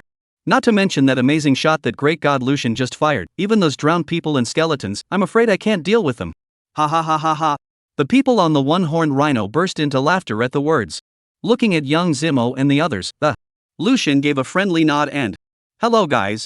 He knew deep down that it was not easy for these people to unite the Shinsha people and fight the Fusang people even when they were facing the Fusang people who had once won a survival bet against the Fusang people. This tenacity and courage had also earned Lucian's respect. Sister Cinny, look, great god Lucian has greeted us. Fanning Ying excitedly shook Li Cinny's arm, her cheeks flushed with a blush. Li Cinny also stared at Lucian in a daze, her eyes flickering with a complicated light that. Lucian, I've always wanted to apologize to you for the ghost ship incident last time. Before Li Cinny's words fell, Jack, who had a face of rotting flesh, suddenly interjected, with a few moments of surprise, wow, beautiful women, it's you guys, I still remember you. So scary. Fanning Ying was startled by Jack's appearance and hastily took a few steps back. Although she knew that this was Lucian's appendage. However, the terrifying aura emanating from the fourth rank undead still made Fanning Ying's small face turn white. Sis, don't be afraid, brother didn't originally look like this, Jack said and tried to change back to Jack Benson's appearance. However, after glancing at Lucian, he resentfully dismissed the idea and last time he was beaten up by the captain because of his looks. Alas, good looks also have troubles, will be jealous of the leadership. Immediately afterward, Jack turned his words around and said with a smile, hey, two big beauties, do you want to consider joining our Spectre ship? There's only me and the captain on the ship right now, and those 4 skeletons are all brainless guys. With the company of beautiful women like Li Cinny and Fanning Ying, although they couldn't do much, looking at them every day was also eye-pleasing. In the face of Jack's invitation, Li Cinny unexpectedly nodded her head and she looked at Lucian and her red lips lightly opened and her voice was low and magnetic, as intoxicating as red wine. Okay, Lucian, can I join your Spectre and become your crew? When these words came out, a gasp of surprise rang out all around them. Wow, big brother Li Cinny is joining great god Lucian's team? That's a powerful combination, with great god Lucian protecting her, big brother Li Cinny is a personalized arsenal. It's really a perfect match, only Li Cinny in our district is a good match for big god Lucian. Hearing Li Cinny's words, Jack was even more excited and almost jumped up and down. There's a beautiful woman, there's a beautiful woman. Woohoo, I told you following the monitor would be better than being on that crappy ghost ship. It's only been a few days, and you're going to have a beautiful woman for company. However, Lucian's next words were like a pot of cold water poured over Jack's head, causing him to instantly freeze. I'm sorry, I'm not going to recruit any human crew members. Lucian's tone was cold and resolute, and he gave Jack a hard look that this asshole loved to give him a hard time. Why, Captain? Jack wanted to say something else, but after seeing Lucian's increasingly chilling gaze, he instantly scrunched his neck and shut up. When they heard Lucian's words, a sound of loss and lamentation rang out around them. Great god Lucian doesn't even recruit human crew members? Whoa. My biggest dream was to become a crew member of the land-sinking god, it's over, my dream is shattered. I was just figuring out how to apply to join, what the hell is this about? Alas, after all, it's because we're not strong enough, look at how strong the ghost captain under Lord Lucian is. When Li Cinny heard this, she was also stunned, as if something had gently knocked on her heart. Rejected. Am I too weak? Looking at Lucian's divinely handsome face, Li Cinny's heart actually welled up with a great loss. She couldn't help but clench her fists and Lucian, I will definitely try to meet your requirements. Yang Zimo was not surprised by Lucian's refusal. With Lucian's strength, if he wanted to recruit a crew, he would have done so long ago, why would he wait until now? He coughed lightly and asked, in a calm tone, Lucian, what's your next plan? Get stronger, keep getting stronger until you stand on top of this world. Lucian responded blandly. The shocking scene of the monitor Jack slaying the kilometer-tall three-eyed troll with a single stroke of his sword once again appeared in his mind. That kind of power was what he truly yearned for. Lucian, since something like the survival betting order has appeared, I'm sure the challenges we'll encounter in the future will only increase. Your potential is the strongest in our Area 1000. Therefore, I suggest that you don't take any more risks and stay here. Currently, your appeal is unmatched, and I will try my best to convince everyone to pool all the resources of the 1000 District's sea area to fully support you alone. Yang Zimo paused briefly, his eyes scanning the entire room. And, did everyone notice that the energy required to ascend from level 2 to level 3 jumped from 100 points to 300 points, tripling? And reaching level 4 requires a staggering 1000 points. This means that if we rely on upgrading our ships to escape the poisonous fog in 7 days, I'm afraid that the nearly 1000 of us will only survive in single digits. Because, except for a heavenly talent like Lucian, no one can defeat an 8th rank sea beast in 7 days' time, thus obtaining an 8th rank crystal core in order to upgrade the ship. If we want all of them to survive, there is only one way for us to do so, and that is to keep winning survival bets. Until the storm outside the sea is cut down to nothing. Chapter 41, This Captain, it's a waste. That's what I'm saying. The crowd nodded their heads in agreement that Big Brother Yang Zimo is right, great god Lucian's potential is truly unrivaled. If we in Area 1000 can fully support him, with his strength, we can definitely win all the way in the survival bet, so everyone can survive. Right, I agree. Great god Lucian, you don't have to do anything, just wait here and patch up the sea beasts. While the crowd was hotly debating, Before Lucian could answer, Jack could not wait to nod his head as if he was. What else is good? Every day you lie around looking at pretty girls and fishing, and someone brings you monsters to kill. This is too good to be true. However, Lucian shook his head and, I appreciate your kindness, but I have gained all this strength through constant battles and adventures. The strong people that the Oracle wants are definitely killed from a mountain of corpses and a sea of blood, not flowers in a greenhouse to be nursed. Besides, Blue Star has crouching tigers and hidden dragons, and there are many heroes, so I'm definitely not the only one who has had strange encounters. If I were to settle for pleasure and not think about progress, as you all say, I'm afraid that before long, I will be surpassed by other geniuses and be lost to the masses. Lucian's words deeply touched the crowd. The road to power is not paved with strange encounters. It requires a resilient and strong heart. And Lucian, without a doubt, is exactly this kind of character. It was no wonder that he was able to stand out from the crowd and become an existence that everyone looked up to. At this time, Jack, however, licked a big face and said, Captain, I think if you have to go on an adventure, it's fine to leave me here to be groomed by everyone. I'm not afraid to die out. You'll be at the front of the line for me when the time comes. Lucian glared fiercely at Jack and the atmosphere that Lao Tzu managed to create with great difficulty was destroyed by this all of a sudden. I shut up. Jack's neck craned and he covered his mouth. If you really want to help me, go hunt more sea beasts and give me those gifted corpses, you're not much use anyway. Lucian didn't completely reject the help of the crowd, either. With Tuanzi around, as long as there's a steady stream of corpses for Dumpling to ingest, Lucian was confident that he could upgrade all of his talents to S rank or above. He's looking forward to it. What would the F rank sense of smell enhancement evolve into if it was upgraded to S rank? Listening to Lucian's words, the crowd responded positively. Great God, Lucian needs sea beast corpses? No problem, the corpses of all the sea beasts I kill in the future will all belong to you. Ha, I've just gained 20 attribute points and 1 evolution point, all thanks to Great God Lucian. I have to repay this favor. Brothers, let's go kill the sea beasts. Great God Lucian, don't worry, we'll never let you fight alone. I can't tell you how happy I am to be able to help Great God Lucian. Great God, is there anything else you need to order? Lucian sniffed, his heart stirred, and he remembered something that. That's right, if you guys burst out of the survival betting order, remember to contact me at the first time, I'll pay a high price for it. This survival wager order must be gotten as soon as possible. Lucian guessed that once he got the survival betting order, he would be able to see the information of other novice seas. Otherwise, how did the Fusang people launch the betting order against us? Before he died, Kenta Nakamura said that Fuso had made an alliance with other countries. Lucian had to be on guard. Great God, what are you talking about? How can we ask for your money? That's right, we've all dipped into your light and received so many benefits, how can we let you break the bank again? Right at this moment, the Oracle announcement suddenly rang out. Announcement, ship upgrade reward system updated. The first evolver who upgrades to Advanced Novice Wooden Boat will be rewarded with Bronze Advanced Equipment 1. The second evolved person who upgraded to a high-level Novice Wooden Boat will be rewarded with Bronze Low-Level Equipment 1. The third evolved person who upgraded to a high-level Novice Wooden Boat will be rewarded with Black Iron High-Level Equipment 1. Wow, the rewards are updated. The first place will definitely go to God Lucian, and the second place will most likely go to Big Brother Young Zimo, so we can only fight for the third place. Let's go, with the attribute points I've just gotten I'm now confident enough to take the third place. Lucian. Licini hesitated for a moment, but finally summoned up the courage to call out to Lucian, who was about to leave. Lucian sniffed and, gently turning his head sideways, only to see a large ingot of iron floating slowly to the deck of the Phantom. Lucian, take these iron ingots, you'll need them when upgrading the Spectre. Also, be safe. Lucian nodded gently and, afterwards, the 4 skeletons paddled the oars and, the black fog around the hull of the Spectre gradually thickened and under the watchful eyes of the crowd, it slowly hid into the mist. 1000 Novice Seas. 4th Order Sea Creature Activity Area. A seagull with a snow-white body soars over the sky, eyes fixed on a crystal giant crab below that was paddling leisurely. Captain, I'm telling you, that big sisterly Cindy definitely likes you. She looks at you with eyes like silk. If you recruit her to our ship, I guarantee you'll get her in less than 2 days.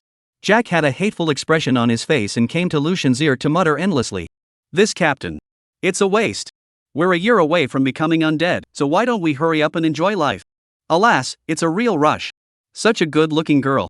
It's a shame to see her go to waste. Goo goo goo goo goo goo goo goo goo goo goo goo goo goo. Tuanzi wrapped around Lucian's neck and rubbed around cheerfully, meaning that it was enough for the master to have it as a soft and cute little octopus. Lucian gently patted Tuanzi's head, signaling it to be quieter. He then withdrew his eyes from the seagulls and his expression became serious. Alright, stop fooling around and get ready to hunt. He pointed to 3 o'clock. There's a 4th rank crystal giant crab over there, slaughter it. The current priority was to upgrade the Spectre as soon as possible. Okay. Jack instantly put away that playful and smiling look and, fixing his eyes, he realized that there was a crystal giant crab with a crystal body in front of him on the right. He stepped forward and maneuvered the huge whaling crossbow at the bow of the ship and, aiming it, adjusting the angle, and when all was ready, pulled the trigger hard. Bang! With a muffled sound, the arm-thick crossbow arrow carrying a long rope shot out, cutting through the sea and stirring up layers of water. Put! There was another loud bang, and the crystals splattered in all directions as the crossbow bolt pierced deeply into the hard armor of the crystal giant crab. However, as a fourth-rank sea beast, the crystal giant crab's vitality was extremely tenacious. The bronze junior whaling crossbow was not able to kill it with a single blow. Chapter 42. The Spectre was once again upgraded. Under the pain, the crystal giant crab let out a deafening hiss but it didn't dare to fight back. In the back of the canoe, it felt threatened as never before. The instinct for survival drove it, and it swam frantically forward to escape the deadly pursuit. The cords on the crossbow tensed instantly. The crystal giant crab just dragged the Spectre along as it broke the waves. "Captain, I'm going to slaughter this giant crab to make crab soup for you," Jack said and was about to step onto the rope. "There's no rush, this crystal giant crab has a strong defense, I'd like to see where it tries to escape to." Lucian's face was calm as he looked at the storage ring in his hand. There were 5 peak 3rd order and 1 4th order corpses hidden inside. And there's the wreckage of a C-class specialized ship. It's time to ingest the talents of those fusos inside. Donut, get to work. Gookie-chan. A moment later. Ding. Successful ingestion of Kenta Nakamura 4th rank. Acquired B-grade talent Yin Yang Master, perception increased by 8 points. Ding. Successfully ingested Yuhiko Inoue 3rd rank. Acquired C-rank talent Poison Mastery, agility increased by 7 points. Ding. Successful ingestion of special ship Ryakamaru. The Spectre acquires a C-class talent Sakura Guardian. After a series of beeps, Tuanzi ingested a total of 6 talents for Lucian, which were Yin Yang Mastery Grade B, Poison Mastery Grade C, Stealth Grade D, Earth Manipulation Grade D, Flame Manipulation Grade D, and Perception Enhancement Grade E, as well as additional attribute points. 15 points in Perception, 7 points in Strength, 13 points in Agility, 7 points in Physique. At the same time, the Spectre has gained the Sakura Guardian talent of Ryakamaru, together with the 40 free attributes awarded by the Oracle. Without a doubt. Another superb harvest. In the world of oracles, the higher the risk, the higher the reward. This time, the people of God's Summer won the battle against the weak. And Lucian, as the one with the highest contribution, received a harvest that was even more unimaginable to ordinary people. Without mentioning anything else, a B-ranked talent alone can't be found in the entire 1000 districts. Yet it was ingested so simply by Lucian. After obtaining perception enhancement, his 4-dimensional attributes were balanced, with no obvious shortcomings. Thus, he evenly distributed the 40 points of free attributes to the 4 dimensions, increasing them by 10 points each. Currently, the attribute panel of Lucian, who was only level 2, was already shocking. Power, 92. Agility, 76. Physical fitness, 84. Perception, 86. All 4-dimensional attributes are approaching or exceeding 80 points, more than 4 times that of an evolutionary of the same level. Ugh. Why is this flame manipulation gone? Lucian realized that the flame manipulation he had just ingested was missing from his panel. Could it be because I already have the more advanced flame control, so flame manipulation was automatically ignored? With this doubt, he carefully checked the flame mastery talent, only to see that there was an additional line of small letters. Level C, flame mastery 5%. Seeing this, Lucian was delighted in his heart. It turned out that even with a higher level talent, drawing on a lower level similar talent was not invalid. Rather, it was able to accumulate progress and promote the upgrading of higher level talents. That 5%, that should be the accumulated progress that. Once it reaches 100%, Flame Mastery will be upgraded to Grade B. It seems that even if it's difficult to find a high level talent in the future, it's equally possible to gradually increase one's strength by continuously accumulating low level talents. He secretly said in his heart. Although the quantity required is huge, as long as one perseveres, one day one will be able to raise it to an extremely high level. Right at this moment, the crystal giant crab, which was dragging the phantom as hard as it could to escape, when it could easily see the outline of a small island floating vaguely in the distance, but it used up its last ounce of strength and died. This 4th order sea beast, clad in hard armor. Under Lucian's heavy oppression like a mountain, it didn't even dare to resist until it died, suffocating to the extreme. Ding, successfully killed crystal giant crab 4th order, gained 200 points of life energy. The oracle beep sounded and Lucian's level panel was updated. Current level, 2,255,300. Lucian frowned slightly. A fourth-rank sea beast only contributed this much life energy? Lucian cried and laughed as he looked at his panel. He didn't realize that the life energy of a fourth-rank sea beast wouldn't even be enough for him to upgrade his. Although half of the life energy was shared with Tuanzi. But, compared to the first rank, how powerful is a fourth-rank sea beast? Yet, the life energy didn't increase much. At this moment, Lucian understood Yang Zimo's earlier words that, "I'm afraid that the further you go, the more difficult it will be to upgrade. Don't think about killing only first-level sea beasts to upgrade, because the number of low-level sea beasts you can find in the Novice Sea is extremely low. If you want to keep leveling up, hunting higher-ranked sea beasts is a must." After ingesting 8 points of constitution from the crystal giant crab, Lucian looked towards the small island in front of him. "Ding, you have discovered the dangerous area Gargoyle Island. It is recommended that at least 35th rank evolvers team up to explore." Gargoyle Island? Lucian didn't realize that this crystal crab had really brought him to a treasure land of feng shui. A place that requires 30 level 5 evolutionaries to explore. There must be a lot of ferocious beasts up there. Before moving out, there's one more thing to do. Jack, pick out the crystal crab's crystal core. Okay, Captain. A few moments later, Jack presented the crystal clear nucleus. At this point, all the materials required for the Spectre to be promoted to a high-level wooden boat had been prepared. Oracle, upgrade the Spectre. Ding, consuming wood 20, 4th order crystal core 1, iron ingot 5, the Spectre is being upgraded. Upgrade successful. The beep sounded again, and the attribute panel of the Spectre was refreshed. Cursed Novice Canoe, Spectre Captain Landsinking. Class, Advanced. Crew, 610. Durability, 500. Weapon slot, Small Arms 1-1. Equipment slot, Small Equipment 0-1. Speed, Medium Paddle. Defense, Medium Light Armor. Talents, Ghost Ship B rank, Sakura Guardian C, Eco Symbiosis D rank, Extreme Speed D rank. The Spectre ship has been upgraded to extend its hull to 12 meters. The width has also increased significantly. The crew complement was expanded to 10. The aft of the ship has a new layer of exquisite wooden cabins, and has already taken on the shape of an ocean-going sailing ship. Speed, defense, and firepower have all been significantly improved. Ding, congratulations on becoming the first evolver in the Novice Zone to upgrade the Novice wooden boat to Advanced. Reward has been issued, bronze-level advanced weapon Eroded Heartblade. Accompanied by the Oracle's beep. A long blade shaped like a tang blade slowly surfaced in Lucian's field of vision. The blade was deep black in color, with fine lines carved on the body as if it were scales, while a touch of ghostly green flickered on the blade. Eroded Heartblade Bronze Advanced taken from the scales of a poisonous scaly dragon in the deep sea. The black poison wraps around the blade and eats away at the heart and corrupts the body. If you have the poison talent, this blade will help you realize the true power of the poison blade, and the poison talent is enhanced by 100% when you use this blade. Chapter 43 Not So Friendly Remarks. Lucian's eyes lit up. He reached out and gripped the eroded heartblade, and a penetrating coldness instantly surged over. The poison talent activated in a split second. Only to see that the original black eroded heartblade was gradually flooded with a layer of faint green light, like a poisonous mist, chilling the heart.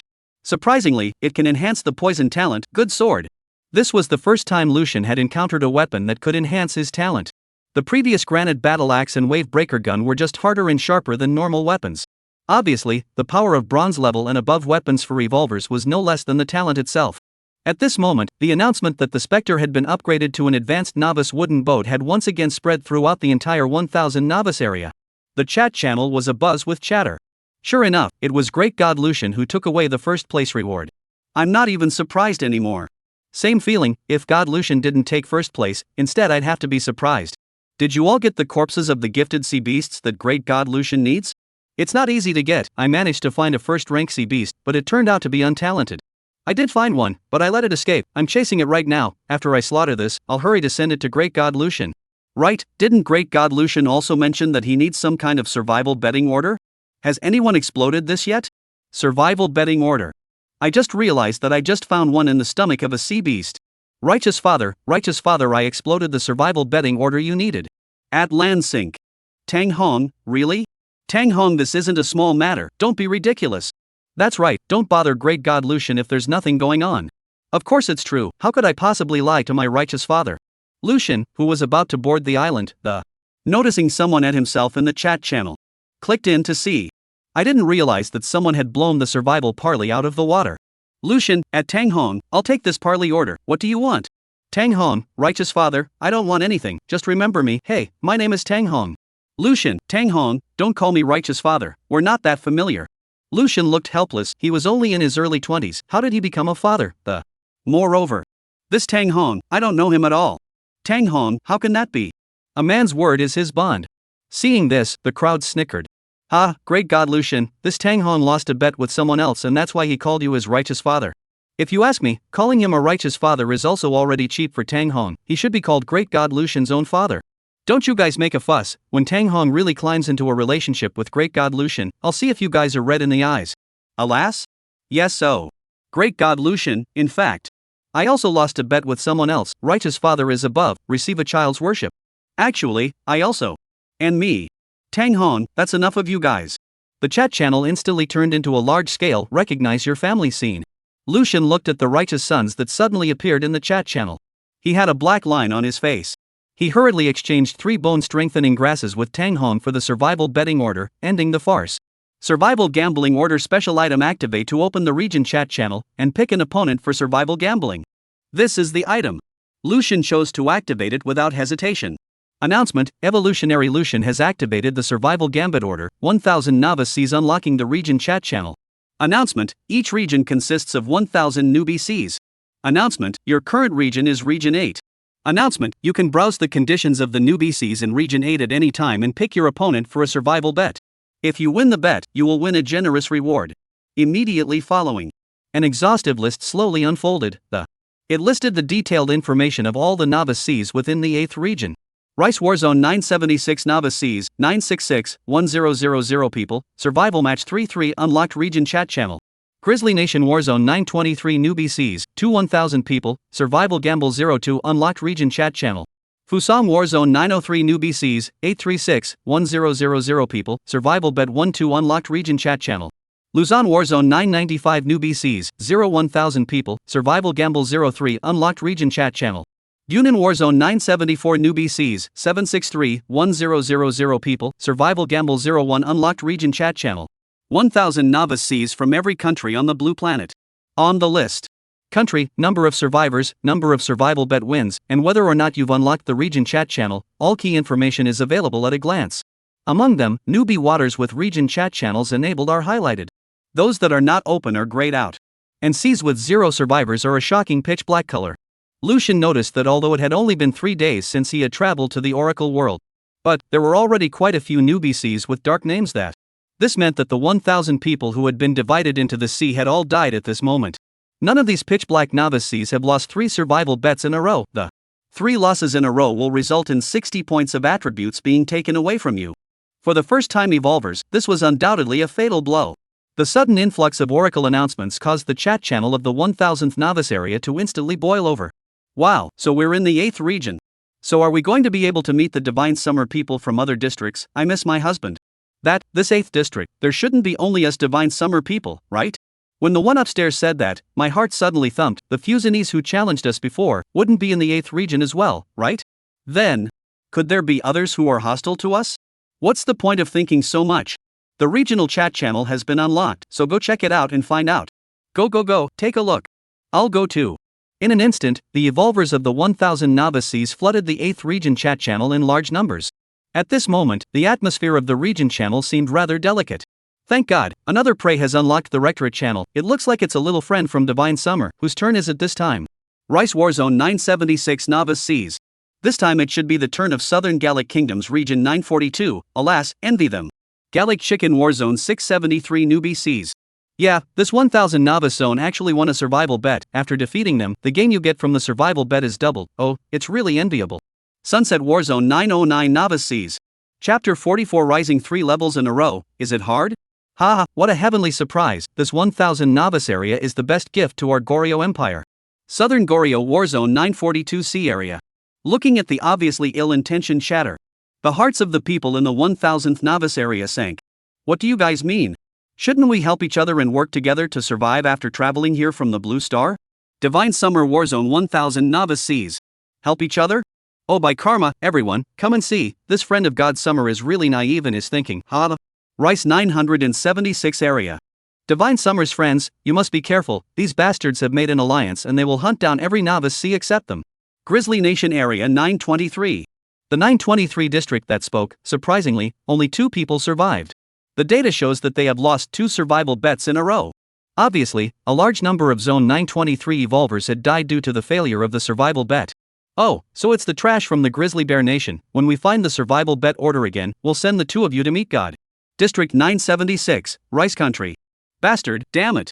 Friends of Divine Summer, be careful. Divine Summer already has 2 newbie zones that have already been plundered and exterminated by these assholes. Grizzly Nation Area 923. Lucian's eyes narrowed slightly when he saw this, and a flash of coldness flashed across his eyes as he saw on the list that Divine Summer 985 District 962, the names of the 2 districts had become pitch black, and both of these 2 newbies have unlocked the region chat, having failed 3 consecutive survival bets. Apparently, every novice area that unlocks region. Either they would join Rice's alliance or they would be swarmed by them. Apparently, at the moment, Rice, Sunset, Gallic Chicken, Southern Goryeo, Tianju, Italian, and many other countries have already clubbed together in a group to launch a witch hunt against the Divine Summer, the Grizzly Bear Country, and other countries. Seeing up to this point, Lucian hadn't said anything yet, but the crowd in the 1000 novice area had gotten angry and, "You group of people, how dare you brutalize people from other countries just so you can survive? Bastard, I told you how Fusan District 903 suddenly initiated a survival bet against us earlier. It turns out that these assholes have long since joined forces to target us, the Divine Summer. What, you guys think that just because there are more of you, you can beat us? Great God, Lucian will let you all realize what it means to be truly strong." Upon hearing this, a snort of laughter erupted from the Alliance nations. Oh, by karma, these Divine Xia people even threatened to give us some color. I'm really scared, ha ha. ACI bar, I hate these Shinsha people the most. They are always robbing our great Goryeo Empire's cultural heritage. How dare they say that the Dragon Boat Festival and acupuncture are theirs? This time our great Goryeo Empire has to teach them a good lesson. On the contrary, I'm thankful to these Divine Xia people. If not for the fact that there are so many of them, how can we plunder them recklessly? I've already gotten 40 points of attributes, ha, it's really cool. Everyone, don't underestimate this 1000 novice zone. They are exceptionally united, especially one of them called Lucian. His strength is ridiculously strong. Our Lord Nakamura and all the strongest people have been planted in the hands of this Lucian. Fusan Warzone 903. What? You Fusang people were just defeated by them? Ashi, it looks like we're going to have to be a little more serious this time. The Fusanians' words caused the evolvers from the other countries to collect some of their contempt. After all, being able to defeat the Fusan 903 Warzone, which had already won once, was enough to prove the powerful strength of the 1000 novice zone, as well as that Lucian. Fusan's friends, do they have any cracks or weaknesses? Hi. Although that Lucian is superb in battle, his level is very low. He was only level 2 before. ACI, then we know what to do against these God Xia people. Don't worry everyone, this 1000th novice area is in the hands of our Goryeo Empire 942 Cs. Goryeo, we'll wait for your good news. After you guys win, it's our Gallic Chicken's turn, we can't even wait. Witnessing the greedy and self-righteous behavior of the allied nations, it was as if the 1000 newbie zone had been treated as a lamb to be slaughtered. Lucian couldn't help but let out a sneer and, if you want to eat us, I don't know if your teeth are hard enough. These people, with just a little advantage in the early stages, did they think they could act recklessly? This is really ridiculous. It is not yet known who is the hunter and who is the prey. Just then, the Oracle's announcement rang out. Oracle Emergency Announcement, Park Sung-ho of the South Goryeo Battle Zone's number 942 Novice C has activated the Survival Gambling Order. Survival Gamble, South Goryeo Battle Zone number 942 Novice Cs vs Shinsha Battle Zone number 1000 Novice Cs. Survival Gamble, since both sides won the Survival Gamble, the bet was doubled. The losing side will have the storm outside the Novice C increase in intensity by 40%, and everyone's attribute points will be permanently reduced by 40. For the victorious side, the storm outside the Novice Sea will decrease in intensity by 40%, and everyone's attribute points will be permanently increased by plus 40. The rules for betting are as follows. The newbie C where the first level 5 evolver appears wins the bet. The victor and the evolutionist who contributes the most will receive an additional prize.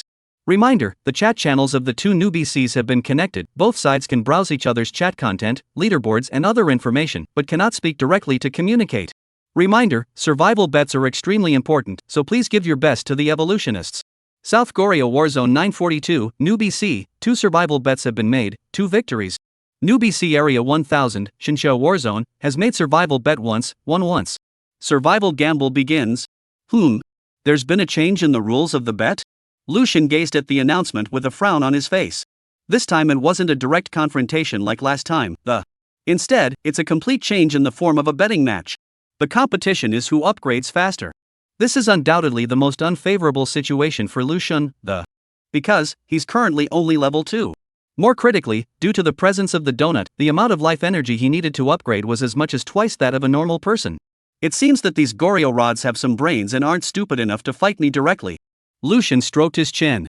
Looking at the highest ranked person in the 942 novice seas, Park Sung-ho, level 433,000. Just got to level 4? The corners of his mouth curled into a playful smile. Interesting. That's pretty good too, winning the survival bet without having to delay killing monsters. In the Oracle world, you can't get life energy from killing your own kind. And monsters? The number of beasts on the lizard island in front of him is definitely enough to support him to level up to 5 before Park Sung-ho does.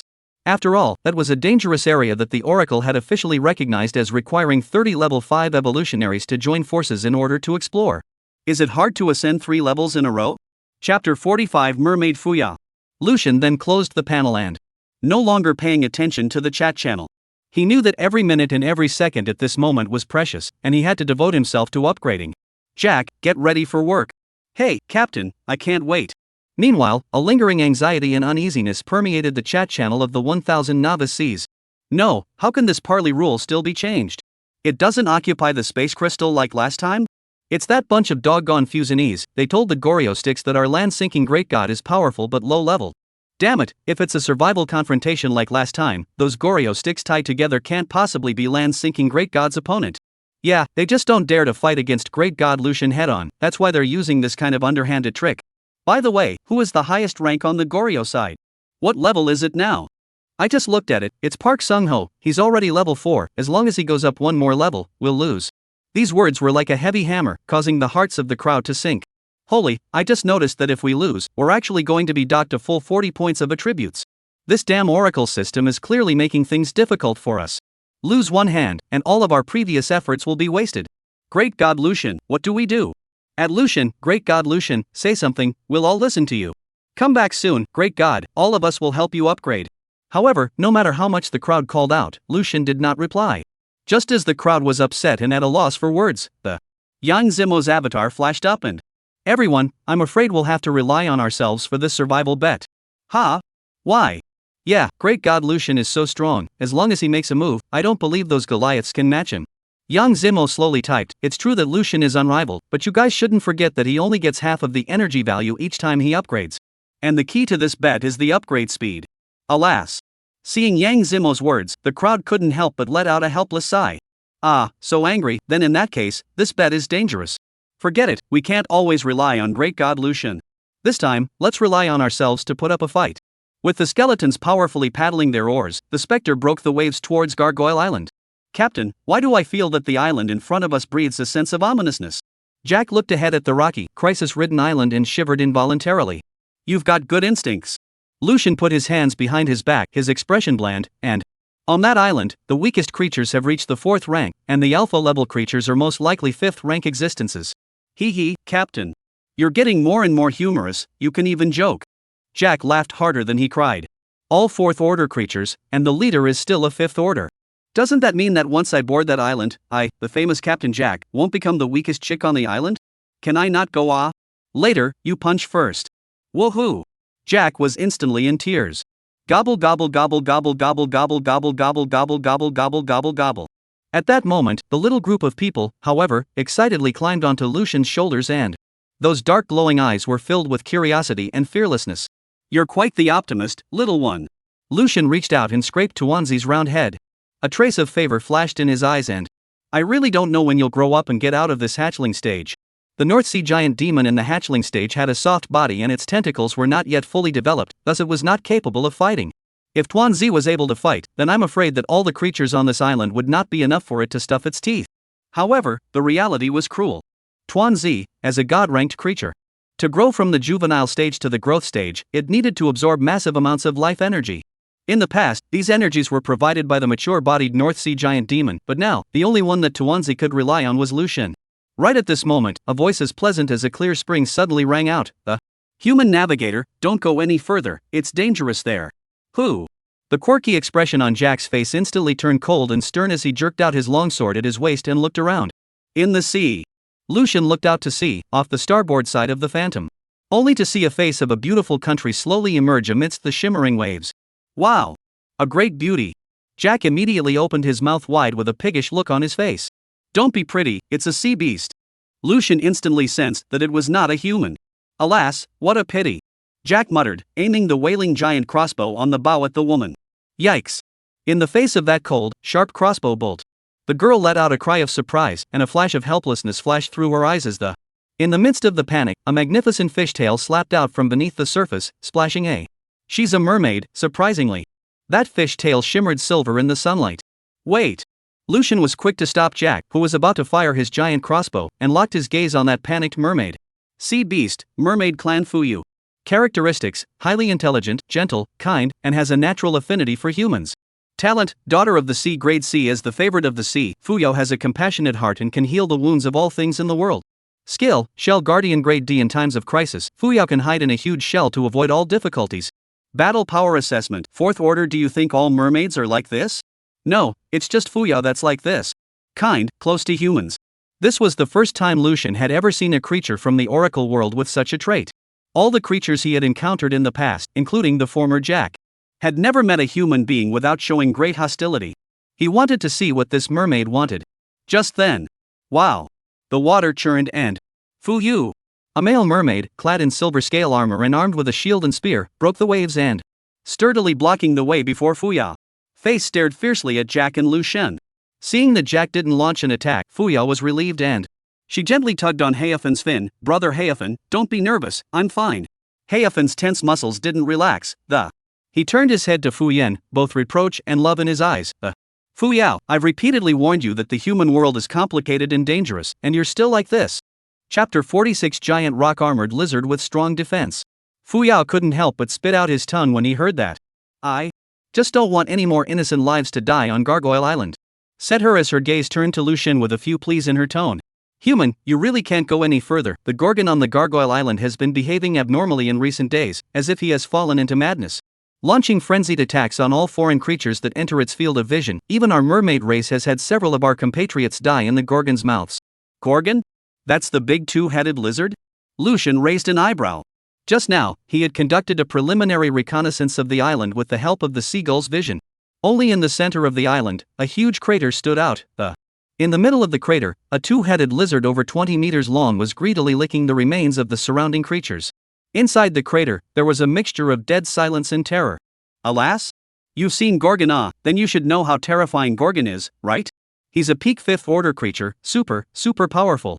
Fuyu bit his finger and nodded, looking rather cute.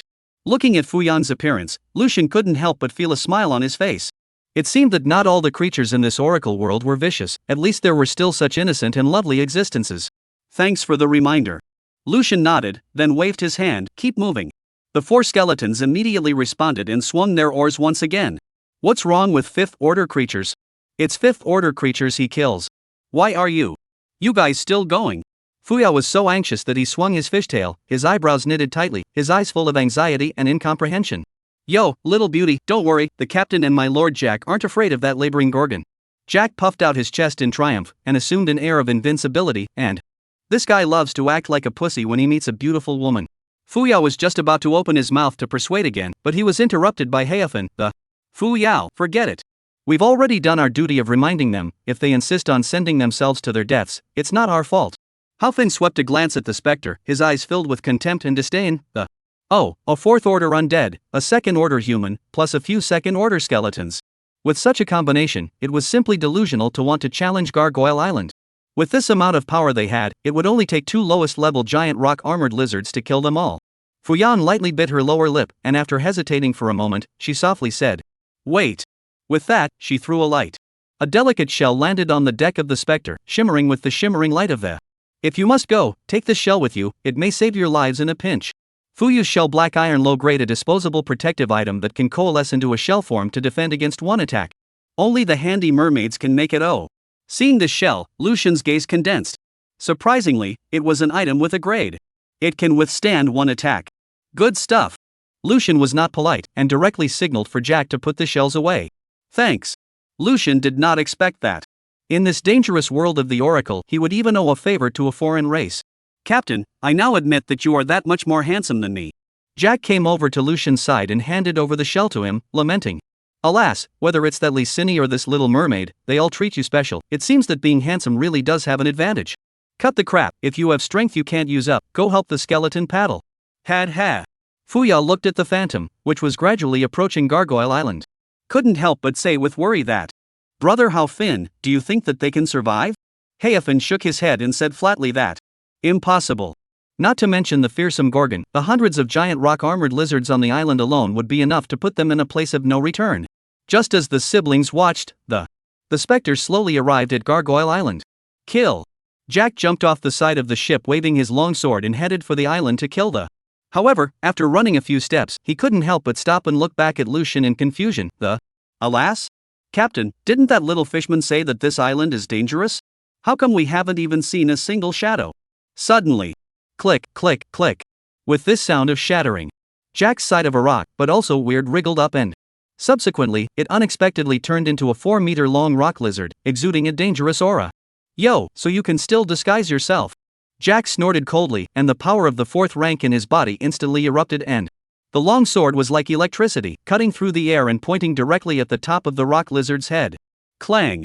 Sparks flew in all directions as metal collided with rock and yet, Jack, however, felt a tremendous recoil coming from the tip of the sword, jarring his right hand and causing a flash of shock in his eyes. How is that possible? He was secretly shocked in his heart that his full force strike had failed to break through the rock lizard's defense. Hiss! The rock lizard let out a low growl, its scarlet letter gulped and the thick giant tail was like a whip, violently lashing towards Jack. Jack cursed in his mind, his body agilely retreating, narrowly avoiding that fatal blow. Bang! The giant tail smashed heavily into the spot where Jack had been standing. The reef instantly crumbled, debris splashed, dust flew, and the ground shook. What the hell is this? How come the defense is so strong? Jack's eyes were filled with gravity. Just then, a black shadow swept past Jack like the wind and the pitch-black battle blade carried the sound of whistling wind and it ruthlessly chopped at the body of the rock giant lizard. Sparks flew in all directions. The rock lizard wailed and the 4-meter-long body was violently knocked away by the majestic power contained in the battle blade. Like a leaf blown by a gale, it directly flew out tens of meters away. The giant lizard smashed heavily to the ground, and its huge body rolled on the ground and limbs twitching, struggling to stand up, but momentarily unable to climb up. The person who struck was none other than Lucian. He stood steadily, his right hand gripping the eroded heartblade, his eyes narrowed slightly as he, with his own strength and the sharpness of the eroded heartblade, surprisingly, he didn't even break through the defense. That giant lizard was purely shaken off by his powerful force. If it were an ordinary creature, I'm afraid it would have been cut into 2 pieces. Realizing this, Lucian quickly checked the rock giant lizard's information panel. Fierce beast, giant rock-armored lizard. Characteristics: good at camouflage, strong defense, feeds on rock, lives in groups, medium intelligence. Talent: none. Skills: none. Battle evaluation: 4th order. Even the most powerful hunter will have a headache when facing these giant rock-armored lizards. Another reminder, this is a swarming creature. Swarming? Lucian frowned, noting this crucial piece of information that. However, before he could make a countermeasure, then he heard the sound of cracking rocks once again. In a flash, the 2 rocks around Lucian and Jack, once again, wriggled and on top of the beach, there were actually 3 4th-ranked giant rock-armored lizards. Chapter 47, Upgrade. Hiss. The 2 giant rock-armored lizards violently spat out their letters and rumbled towards Lucian like heavy tanks. However, the 2 giant rock-armored lizards had just climbed out 2 steps when they realized that the abominable human in front of them had suddenly disappeared from sight. D-rank talent stealth. Meanwhile, a great sense of crisis instantly enveloped the hearts of the 2 giant rock-armored lizards. That human hadn't left and was in their neighborhood. Suddenly, the air seemed to be stirred by an invisible hand, and a tremor of Lucian's figure was like a ghost, instantly taking shape on the side of a giant rock-armored lizard. The black long knife cut through the air, bringing up a flash of lightning like cold light, and viciously stabbing at the giant rock-armor lizard. A trace of contempt flashed in the eyes of the giant rock-armored lizard. It fed on rocks daily, and its body had long been tempered to be as hard as iron. How could a weak human try to shake its defenses? It's really delusional. And yet, put! A muffled sound. Accompanied by a flash of green light, the long knife entwined with that weird green light actually pierced into the right eye of the giant rock-armored lizard with precision and accuracy. No matter how impenetrable its defense was, the eye was always the vulnerable soft spot. Under the dual effect of Lucian's surging power and the incomparably sharp blade of the eroded heartblade, the giant rock-armored lizard's iron-like defense was instantly torn open with a hideous gash. Hiss! The giant rock-armored lizard hissed in pain, its thick giant tail like a giant whip in the gale, fiercely lashing out at Lucian. However, Lucian was not greedy for a sword, however. He decisively drew back his long sword, and with a flash of his body, he once again hid himself in the void. Only the hideous wound was left behind to prove his former existence. One strike and he's out, that's his tactic. Just doing a little damage was enough. Che, what's the point? Hao Fin, who was watching all this from afar, the corner of his mouth hooked up in a contemptuous smile, his eyes full of disbelief, and this human's agility and strength is indeed good, but the little bit of minuscule damage he inflicted just now is nothing more than like scratching an itch from a boot to a giant rock-armored lizard with thick skin and flesh. It's not much use at all. Brother Hao Fin, don't say that. It's already impressive that he was able to counterattack under the attacks of 3 giant rock-armored lizards. Fu Yao pouted, his little face filled with worry. If she had gone up, she would have died under the giant tail of the giant rock-armored lizard by now.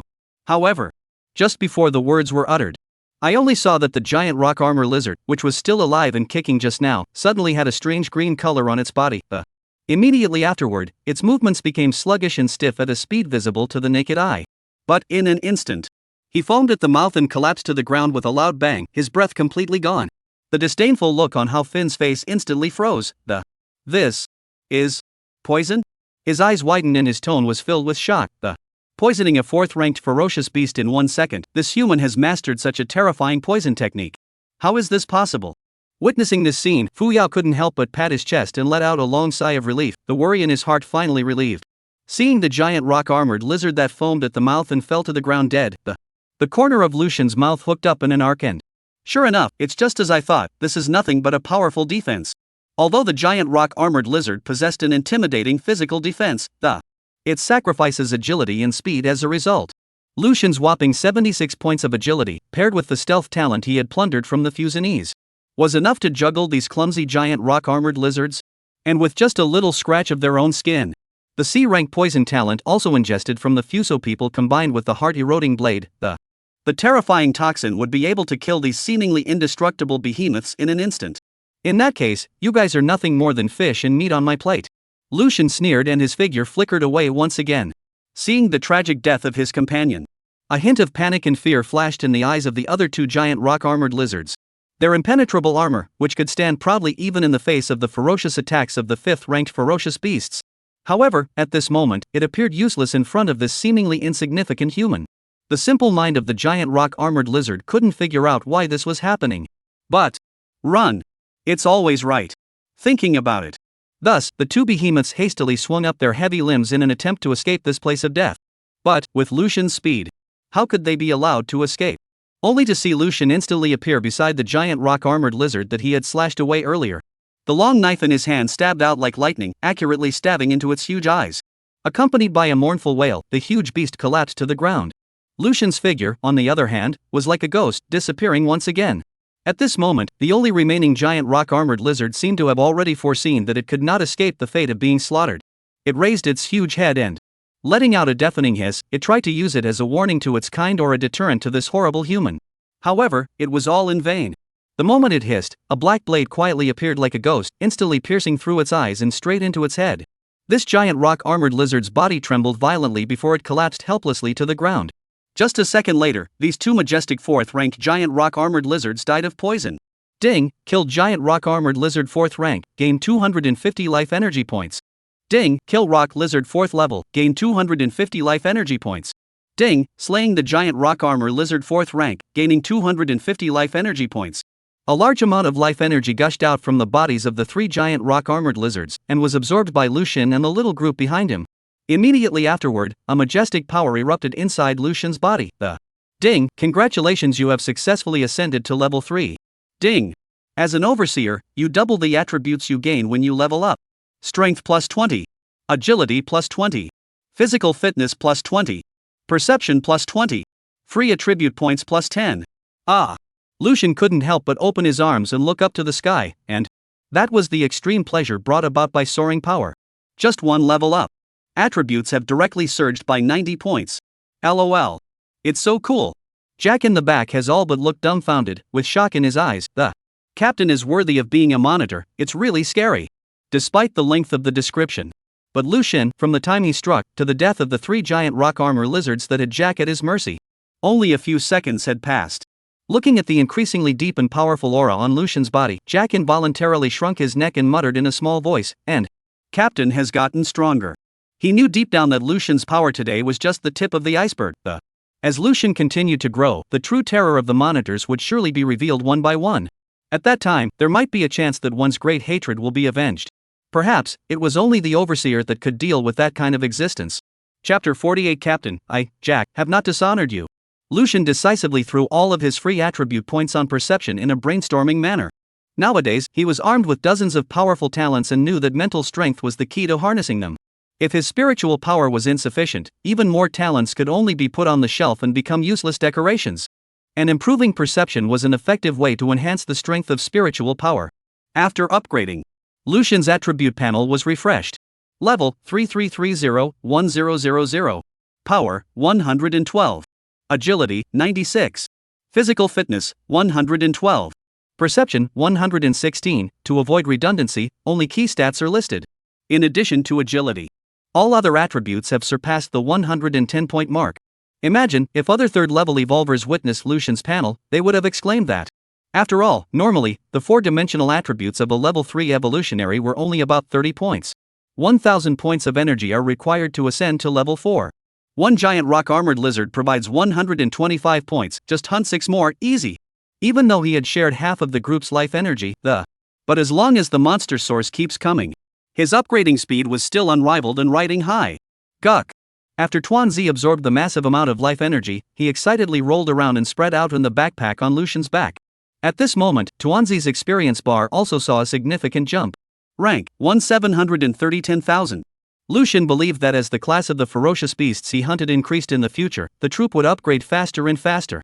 However, right at this moment, it was probably the last giant rock-armored lizard's unwilling hiss before it died that awakened the sleeping giant rock-armored lizard community. A series of rock-cracking sounds rose and fell. In the original seemingly ordinary rocks, a giant rock-armored lizard has shed its camouflage, and its huge body slowly stretches. Hiss. The hissing and roaring of the... As far as the line of sight could see, there were actually hundreds of giant rock-armored lizards listed. This scene caused Jack to be horrified, and lost his voice and exclaimed, Hundreds of giant rock-armored lizards.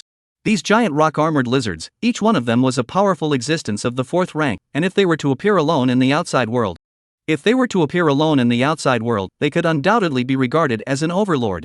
Even if the players of the entire 1000 district novice zone joined forces, they might not be able to subdue a single one of them. And now, such horrifying creatures were actually swarming in groups, numbering in the hundreds. Seeing this scene, Hao Fin, who was watching the battle, couldn't help but shake his head and... They're finished, even though this human is quite accomplished in poison arts, facing the siege of hundreds of giant rock-armored lizards, the gods can't save him. Fu Yao gazed nervously at Lu Shun. His hands were unconsciously intertwined, and his eyes were filled with worry. Run away, with your speed, it's still not too late to evacuate. But apparently, Lucian didn't hear Fu Yao's murmur that. His gaze swept over the dense swarm of giant rock-armored lizards in front of him. Not only was there not the slightest bit of fear in his eyes, instead, there was a flash of excitement. Worrying that there weren't enough monsters to go around. These hundreds of rank 4 giant rock-armored lizards are too good to be true. Jack. Captain, retreat is it? Jack was already posed and ready to run. Kill. Lucian shouted coldly, and his body instantly transformed into a residual shadow and disappeared in place. Well, Lu. Not retreat? Jack froze for a moment. But then. He then smiled and laughed and shook his head and... Captain, following you is really every day full of excitement. After throwing down this sentence, Jack also violently stepped forward and... Following Lucian's footsteps, he launched a brazen attack against the hundreds of giant rock-armored lizards. My famous Jack won't disgrace the captain. Why? Why didn't you run away? You clearly had a chance to get away just now. Looking at Lucian and Jack's lone courageous figure, Fu Yao clasped her hands in front of her chest, her beautiful eyes filled with uncontrollable worry. Heifan gently patted her shoulder and... Fuyan, you're just too kind, their deaths and lives don't have a dime's worth of relation to us, these two are obviously acting recklessly on the basis that they have some ability. Speaking here, a flash of contempt flashed through his eyes. That human is too arrogant and will bury themselves sooner or later. With their meager power, how dare they take the initiative to provoke the huge giant rock-armored lizard group? Undoubtedly they are seeking their own death. Although his poison technique is quite unique, how much poison can he sustainably release? And how long can his spiritual power support him? In Hao Fin's eyes, at this moment, both Lucian and Jack were already food in the mouth of the giant rock-armored lizard. Brother Heifan, if you keep this up, I'll get angry. Can't you expect them to be a bit better, in case they are very powerful? Fu Yao's eyebrows knit tightly, and his fishtail slapped the water discontentedly, splashing a circle of ripples. Fine, brother was wrong. Seeing this, Huffin hastily gave in, his tone carrying a bit of helplessness in favor. Hiss! A giant rock-armored lizard hissed, its thick giant tail like a whip, tearing through the air as it swept violently toward Jack. Yo, think I, Captain Jack, would be helpless against you little reptiles? Jack sneered, his body flickering lightly, easily avoiding the blast from the giant tail. The long sword in his hand flashed with black aura, gathering majestic black energy that, with a tricky and extreme angle, it violently stabbed at the giant lizard's eyeball. B-rank skill swordsmanship mastery. Hiss hiss hiss. The giant lizard was in pain, and its huge mouth instantly opened, fangs bared, biting viciously towards Jack. However, Jack was not Lu Xun, and did not have a poison technique on his side. If he retreated at this moment, he would have lost all his previous efforts and would definitely not be able to cause fatal damage to this giant rock-armored lizard. Only to see a flash of stern color in his eyes, his right-hand long sword instead of withdrawing, instead accelerated to advance and, deeply stabbing into the giant rock-armored lizard's cranium, the tip of the sword madly churning the giant lizard's brain to smithereens. However, in this flash of lightning, Jack's left hand was clenched by the dying recoil of the giant rock-armor lizard, and his figure lurched. In an instant, 5 giant rock-armored lizards swarmed in from all directions, opening their bloody mouths and pouncing on Jack. Come on! Jack roared, his face full of determination and madness. His right hand loosened the hilt of his sword and grabbed the tongue of the lunging giant rock-armored lizard, and his 4th rank power instantly erupted. With a fierce yank, he actually pulled out the tongue of this giant lizard. Take out one and heavily injure one. Captain, Jack, didn't disgrace you. Jack laughed, his voice full of bravado. However, before the laughter fell, he was already drowned by countless giant rock-armored lizards. The magnificent body was like a broken rag doll under the tearing of the giant lizards, being mercilessly torn apart and devoured. Your appendage, Jack, decapitates the giant rock-armored lizard 4th order. You gain 250 points of life energy. Feeling the life energy pouring into his body, Lu Xun glanced towards Jack and, as the first appendage that Lu Xun had taken in, Jack's performance at the moment made Lu Xun quite satisfied. Chapter 49, Crisis in Novice Seas number 1000. Despite the fact that on weekdays, this guy was always cynical and had no sense of decency, but once he stepped into the battlefield, the ruthlessness and determination was mind-blowing. It's worth cultivating Lu Xun. As for Jack, who had now been torn apart by the giant rock-armored lizard, Lu Xun wasn't worried in the slightest. This bastard is immortal after being cursed, at most he will just suffer a little bit. With so many big lizards, I'm sure I'll be able to kill them all. Lu Xun shouted in a low voice, his figure was revealed in a flash, and the black blade in his hand disappeared into the eye socket of a giant rock-armored lizard like lightning. However, just as he was about to draw back, the huge tail of another giant rock-armored lizard had already swept in with a fierce wind. Bang! With a muffled, thunderous thud, Lu Xun actually carried this devastating blow with both hands. In the eyes of that giant rock-armored lizard, a flash of incredulous panic flashed through his eyes. It could not comprehend that. Why was this tiny human in front of it able to withstand its own full-force strike with those seemingly slender hands? But not waiting for the giant rock-armored lizard to come back to his senses, the muscles of Lu Xun's arms suddenly tightened, and a powerful force gushed out like a volcano. Ow! With a mournful wail, the giant rock-armored lizard was actually yanked by Lu Xun's tail and flung out like a ragdoll. This scene was so shocking that the entire group of giant rock-armored lizards were instantly stunned. When they realized that this human was by no means an idle person, all the giant lizards let out angry hisses and swarmed towards Lu Xun. However, Lu Xun disappeared again without a trace, just like a ghost. Every time he reappeared, it was accompanied by the miserable screams of a giant rock-armored lizard. Just like that, Lu Xun, who was supposed to be the prey, transformed into a ferocious hunter in an instant. Hundreds of giant rock-armored lizards could only hiss blindly in place like headless flies, helplessly waiting to be hunted by Lu Xun one by one. At this moment in the 1000 novice seas, no one noticed Lu Xun's rapidly climbing level. Everyone is grasping all the time to find and hunt sea beasts, and concentrating all the resources for Li Sini's upgrading. This was proposed by Yang Zimo. Since Lu Xun could only gain half of the experience value and never showed up, therefore, the crowd chose to prioritize leveling up Li Sini as a way to fight with Park Jianghao to get to level 5 first. In the face of the survival gamble, all the people were united in their resolve, and no one dared to relax. Big Brother Li Sini, our 3 groups crippled a second-rank sea wolf at 673.876, you come and collect it quickly. Our group 1 found a first-rank dolphin beast, and now the ice-gifted have frozen it, we're sending it to Big Brother Li Sini. Fantastic, Big Brother Li Sini has just risen to level 4. The crowd cheered, seeming to see a glimmer of hope for victory. However, at this moment, someone exclaimed, Those Goryeo people, just like us, are also raising the entire district's power to focus for that Park Young-ho to upgrade. What? They're doing that too? How much has Park Young-ho's experience value gone up in this time? He's now level 4 1103,000. Upon these words, a silence arose within the 1000 novice area. How is this possible? We focused on all the sea beasts for Big Brotherly Cinny to kill, and just like that, Big Brotherly Cinny only gained 900 points of life energy, so how did Park Young-ho go up by 1000 points? It's over. Big Brotherly Cinny's level was already lower than Park Shanghao's, and now they're still gaining life energy faster than us. How are we going to win? Alas, those Goliaths originally won one more survival bet than us, and their overall combat power is stronger than ours. It's normal for us to not be as fast as them in hunting sea beasts. My god, we've been hunting sea beasts almost without sleep, but even so, we still can't match the speed of those Goryeos? Have you guys noticed? Now that the number of sea beasts in the area where the first and second rank sea beasts are active has decreased drastically, our second group searched here for half a day and only barely found 2 first rank sea beasts. Could it be that we can only go hunting high ranked sea beasts? But high ranked sea beasts are too powerful. At this rate, are we going to lose? For a while, pessimism spread quickly like a plague. Everyone mustn't give up. Until the last moment, victory or defeat is still unknown. That's right, if we can't find the low-rank sea beasts, those Goliaths may not be able to find them either, so don't worry too much. Young Zimo witnessed this scene and couldn't help but let out a long sigh. He knew deep down that this survival bet with the Goryeos. I'm afraid the situation is extremely serious and I'm afraid the odds are against me. Young Zimo, everyone, please be sure to present the corpse of the gifted sea beast to Lucian. In case we are unlucky enough to lose this time, he is our last hope for the 1000th novice area. Speaking of this, young Zimo's mood also became unusually heavy. He understood that once he failed, the allied nations would never give them any respite, and the next survival bet would follow, until all the attributes of all the evolvers in the novice area 1000 were stripped away. Those novice seas that had already perished had all died under such means of theirs.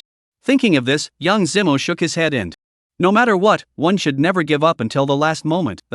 His avatar then flashed and he spoke again, saying, all level 2 and above evolvers, follow me and enter the area where the third order sea beasts are active to start hunting. The level 1 evolvers will continue to search and hunt for and kill the first and second order sea beasts. When these words were uttered, it immediately triggered an outcry. Big brother Yang Zimo, are you serious? A third order sea beast is just too powerful. We have a limited number of level 3 evolvers. If we let the level 2 evolvers fight against the level 3 sea beasts, I'm afraid that it will cause huge casualties. Long Hauren, things have come to this, there is no other way. If we don't speed up the rate of hunting sea beasts, we will definitely lose the bet with the 942 sea region. Li Ming chimed in, the level 2 evolvers only need to assist us in finding the traces of the level 3 sea beasts, and leave the real killing task to us level 3 evolvers. Zhou, gentlemen, we don't have time to delay. Just for a moment, that Park Shanghao's experience value has risen quite a bit more. When the crowd heard this, they immediately understood that there was no longer any time to hesitate, and they all pulled themselves together and acted quickly. Ow. Accompanied by a mournful wail, the head of a third-ranked ironback dugong was chopped off by Park Young-ho's blade. The corner of Park Young-ho's mouth hooked into a cold smile, and his long sword returned to its sheath with a sharp fall. Beneath his feet, the wooden boat gently rocked, while dozens of corpses of sea beasts of various shapes and sizes floated on the sea around him. Chapter 50 Gorgons, the Lizard Giant. The evolvers in Sector 942 are still busy with that. They paddled their wooden boats and transported a steady stream of those beaten and dying sea beasts to Park Young-ho's side. The blood of the sea beasts was like red silk, slowly unfolding in the seawater, dyeing the sea into a shocking red. It also reflected the undisguised disdain on Park Young-ho's face. These divine Xia people are so hopelessly stupid. Not thinking of hunting third-order sea beasts until now, it's really ridiculous, he said coldly. At this time, a small-eyed crew member behind him came forward and complimented him with a flattering face. President, your decision-making is truly brilliant. Li Cinny, who let those divine Xia people focus their resources on upgrading, has only just reached level 4 by now. We're thousands of experience points ahead of her, we're sure to win this bet. When Park Young-ho heard this, the look of disdain on his face intensified. Li Cinny? She's nothing more than a clown. In front of our great Goryeo nation, she only eats our tail gas. Afterward, Park Young-ho opened the chat channel. Park Young-ho, everyone, keep up the good work. We're now more than 1,000 points of energy ahead of the Shun Xia people. At this rate, it won't take 2 hours for us to easily win this bet. His words instantly sparked loud cheers in the chat channel of Area 942. Long live Chairman Park. Ha ha, those Shinsha people are destined to be nothing more than sustenance for us to ingest attribute points. ACI bar, I've long looked at those divine Xia people with displeasure, and they are surprisingly more prevalent in the Blue Star than our great Goryeo Empire. Hee hee, these divine Xia people, surprisingly they still think that they can win just by being united. In terms of unity, our Goryeo nation is also very united. Ha ha ha, the thought of being able to loot a whole 40 points of attributes from the bodies of those sickly god Xia people later, I'm trembling with excitement. What Lu Xun, what Li Sini, what Bull Divine Xia, once they meet our invincible great Goliaths, don't they still have to kneel down and sing conquest? Ha ha ha. At this moment, Fuyao and Heifan gazed ahead and couldn't help but be stunned and lose their colors. On that rocky sea island, the corpses of giant rock-armored lizards were densely spread out and none of these behemoths were greenish in color, obviously having been poisoned to death. The most critical thing is that until now, hundreds of giant rock-armored lizards hadn't even hurt that hateful human for a moment. The giant rock-armored lizards that were still alive clustered together and a deep fear unanimously showed in their eyes. It's too scary. This human being is just horrible. He's like a ghost, stealthily lurking around and whenever he appeared, it would be accompanied by a thunderous strike. The defense that the giant rock-armored lizard was proud of, under his precise and venomous attacks, it was like nothing. What made the giant rock-armored lizard collapse was that why did this human carry such a horrible toxin on his weapon? Any of his kind that was injured by him would all instantly foam at the mouth and die miserably. Moreover, what made the giant rock-armored lizards most desperate was that they can only be passively beaten. This wretched human not only possesses the art of invisibility, but is also exceptionally athletic. No matter how hard they fought back, they were never able to touch him. Good. So powerful. Fuyan's eyes opened wide, and a pair of soft razors couldn't help but cover her red lips. On the side, Hao Fin was similarly jaw-dropped, disbelief written all over his face. The shock in his heart was like a tidal wave. How long has this been going on? Is this human's mental power infinite?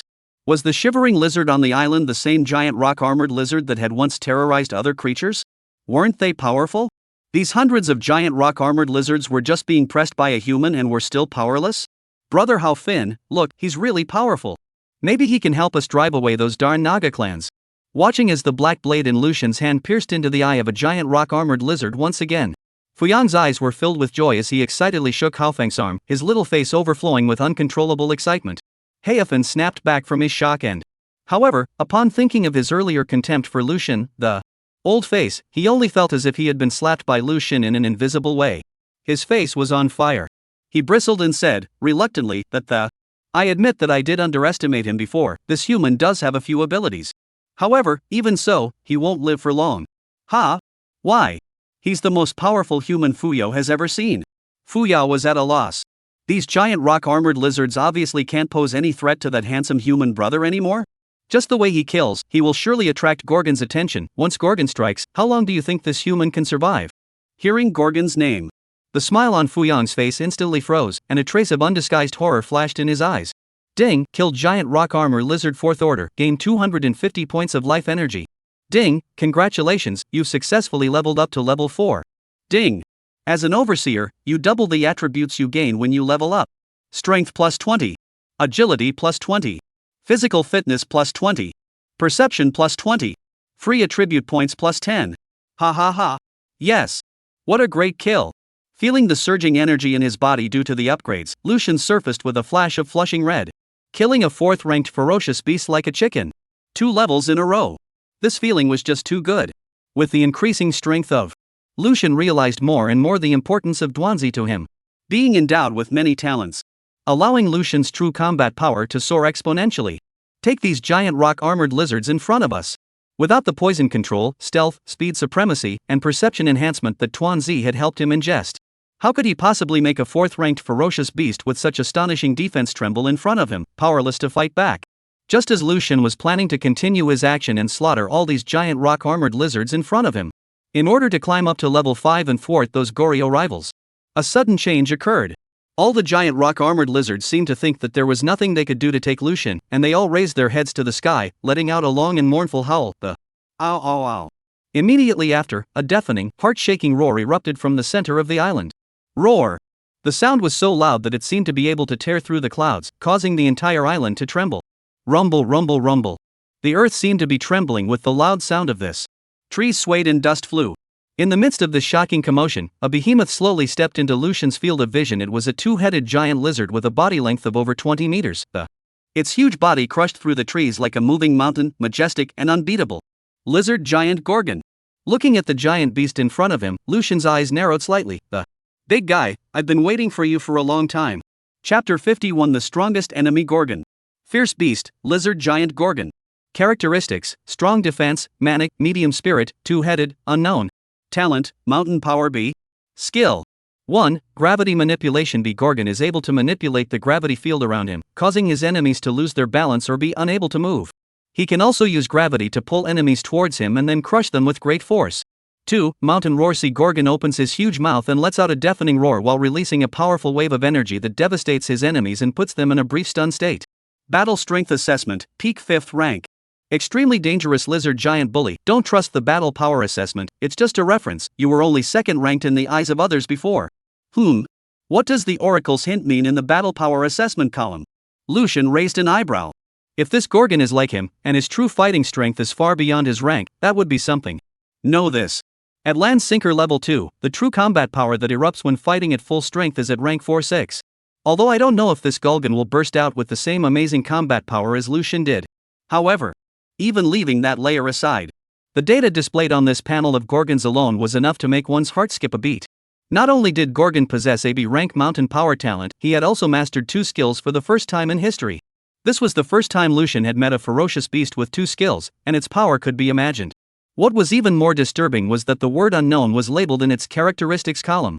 This undoubtedly added a touch of mystery to Gorgon's strength. All the signs were indicating that the big lizard in front of him was by no means easy to deal with.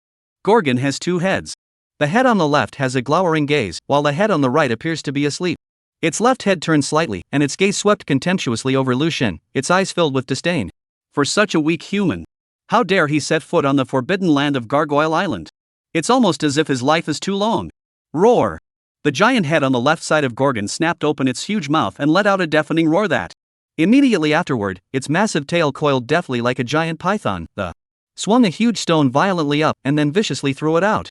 The boulder cut through the air like a meteor falling from the sky, carrying a destructive force that went straight towards Lucian. I'd like to see what's so different about you, big lizard. The corner of Lucian's mouth hooked up in a cold smile as the power in his body instantly boiled and strength transcendence, speed transcendence, hearing transcendence, and visual enhancement were instantly unleashed. The light of the blade is like electricity, and it flashes away in a flash. The meteorite-like boulder was actually split in half in the air by Lucian's knife. Instead, he lightly traveled between the cracked rocks and headed straight for Gorgon. The gift of stealth was suddenly activated at this moment. Lucian's figure instantly disappeared from Gorgon's line of sight, leaving behind only a faint residual shadow that. Immediately afterward, Lucian, who was in a stealthy state, violently stepped on the ground with his right foot, and with the help of the reaction force, his figure rose up to the sky like an arrow out of a string, instantly leveling with Gorgon's head. At the same time, his poison talent erupted in full force. The eroded heartblade in his hand flashed with a bizarre and deep green light, like a viper spitting out its letter, ruthlessly slashing at Gorgon's gigantic vertical eye. This was a good trick to kill small lizards. I don't know how well it works to kill big lizards. However, just as the razor-sharp blade was about to kiss Gorgon's pupil, a sudden change occurred. Gorgon's soft eyes solidified into rock in an instant. It was Gorgon's B-ranked talent, the power of mountains. It could transform any part of the body's exterior at any time into hardened mountain stone in an instant. Clang! Metal collided with stone, sparks erupted like fireworks. Lucian's blow, which he had poured all his strength into, only left a shallow scratch on Gorgon's pupil. A trace of contempt flashed across Gorgon's eyes and immediately afterward, its massive head jolted forward and Lucian was hanging in the air with no place to use his strength. He could only cross his arms in haste and use his flesh to harden his body against this thunderous strike. Boom! With a loud bang, Lucian was like a leaf blown up by a gust of wind, or like a speeding cannonball, set hard into the rock wall behind him. Stones splashed everywhere, dust was like mist, and the earth trembled. This big lizard is really not easy to deal with. Surprisingly, it doesn't have a weak point. Lucian wiped the blood from the corner of his mouth and got up from the rubble, his eyes filled with gravity. This collision just now had caused his chi and blood to flip but fortunately, he had activated his physique reinforcement in time too. Although he couldn't help but spit out blood. But the body remained tough and did not suffer a heavy blow. Roar! Gorgon roared in anger when he saw that this mole in front of him didn't even die after taking a blow from him. The giant tail flung violently, and with a destructive momentum, it swept toward Lucian. Lucian's figure moved and his right foot violently stepped on the ground in an attempt to dodge the fatal blow. But, just in the nick of time, an earthy yellow aura spread like ripples, instantly enveloping Lucian. It was as if his body was being weighed down by 1,000 pounds, and his footsteps became abnormally heavy. It was Gorgon's skill, gravity manipulation. The giant tail rips through the air, whistling, and the wind pressure was like a knife slash, and Lucian's pupils suddenly tightened. There was no way to avoid it. Then, meet it head on. Big lizard, I'd like to see just how much power you have. A flash of viciousness flashed in Lucian's eyes, and his spiritual power surged out like a tidal wave, consuming it regardless of the cost. In an instant, white bones flew and coalesced into a huge shield of white bones that. Lucian's legs were slightly bent, his horse stance was steady, and his whole body's power converged in physical strengthening, strength supremacy, and perception strengthening. The three major talents were unleashed in full force. With Lucian's 272 points of perception's enhancement, White Bone's shield was as if it was made of cold iron, flashing with an icy ghostly light. After perception enhancement. Rear. When Fuyao saw this, his face suddenly changed and he lost his voice in shock. He's actually going to harden himself against Gorgon's attack. Is he crazy? Gorgon. That's an unparalleled beast known for its strength and unparalleled defense. How could this human brother attempt to use his flesh and blood to withstand Gorgon's furious strike? Fuyao didn't dare to look directly at him and closed his eyes for fear of seeing the tragic situation that would follow. On the other hand, Hao Fin, who was on the side, saw the clues and gently shook his head. He was helpless, locked by Gorgon's gravity circle. There was no way to avoid it. Hao Fin's gaze fell on Lucian, and a trace of respect flashed in his eyes. This human, although reckless, was very much to his liking. Warrior. Should be courageous, even if they are not defeated, they must not die in flight. Chapter 52 Breaking the Wind Again. Boom! A deafening roar pierced through the sky and the giant shield made of white bones, in the instant it encountered the huge tail as terrifying as a mountain. The cracks spread rapidly like a spider's web, followed by bursting into countless fragments. The scattered and splattered in all directions. Gorgon's giant tail, undiminished in power. With the momentum of destruction, it continued to sweep towards Lucian. Come on! Lucian roared, his eyes widening as a dazzling red aura erupted from his body and that was the sign of a full power overdrive. Pa! A dull thud shook the air as if it had frozen for a moment. Finished? Is that human brother smashed? Fuyao's voice trembled, his hands tightly covering his eyes as he asked Heifan beside him in a trembling voice. However, Heifan did not respond, and his eyes were round and his mouth was wide open, as if he had seen the most incredible sight in the world. Brother Hao Fin, why don't you say anything? Seeing that Heifan didn't respond, Fuyao couldn't help but leave a gap between his fingers and sneak a peek towards the giant lizard island. In an instant, a shocking picture came into his eyes, only to see that Gorgon's huge tail was actually firmly caught by that relatively small human brother with both hands. Lucian's arms were tightly muscled, just like gnarled dragons coiled up, and his legs were deeply rooted into the ground. Hardly plowed two deep furrows. Gorgon? Lucian spat out a mouthful of bruised blood violently, and a cold smile curled up at the corner of his mouth as he. Nothing more than that. With those words, he shifted his body and instantly became invisible, disappearing from Gorgon's sight. At this moment, the original disdain in Gorgon's huge eyes had vanished, and was replaced by a thick concentration. This human. Unusual. The tail that he swung out with all his might earlier, even a sixth-ranked ferocious beast wouldn't dare to shake it easily. However, the human in front of him, who seemed to have only a fourth-order cultivation, was able to withstand it. Could it be that his power had already surpassed that of a sixth-rank creature? How is this possible? Gorgon shook his head, trying to dispel the preposterous thought. A fourth-order human strength surpassing that of a sixth-order ferocious beast? This is simply a fantasy. Among the same class, the attributes of beasts often surpass those of humans. Gorgon shook his head, while trying not to understand. But, as long as one went all out, crushing this human would still be an easy task. Only the left side of his head violently opened its bloody mouth and immediately afterward, a creepy, horrifying howl resounded through the sky. The howl. The terrifying sonic energy was as if it was substantial, swirling up all the dust and debris in the surroundings, creating an amazing storm. C-rank skill Mountain Roar. At this moment, Lucian had just lurked behind Gorgon, right in the attack range of Mountain Roar. He only felt a dullness in his chest, as if he had been struck by a heavy hammer. Immediately afterward, the sky swirled and he lost control of his body in an instant, and froze in place, as if he were an idiot. Even worse. Under the sonic attack, Lucian had already withdrawn from his stealthy state. Gorgon reacted quickly and turned around with a jerk and the left side of the giant head once again opened its huge mouth and viciously devoured and bit towards Lucian. Why is Big Brother frozen in place? Quickly dodge ah! Fuyao flicked his tail anxiously, his eyes full of eagerness. It's no use, he's stunned by Gorgon's roar. A look of regret passed through Hao Fin's eyes. This human had already earned Heifan's respect by virtue of his strength and courage. However, the human body was too fragile after all. Once it fell into Gorgon's hideous mouth, under the chewing of those incomparably sharp fangs, it was impossible to have any chance of survival. Thinking of this, Hao Fin couldn't help but sigh and, "It's such a shame, it's so hard to see a human who sees smooth. But he is about to fall in the cruel reality and turn into dust." At this moment, the Gorgon's bloody mouth was open like an abyss, and it was approaching Lucian at an astonishing speed. In the next second, this tiny human seemed to be about to become a delicacy in his mouth, to be completely torn apart and swallowed.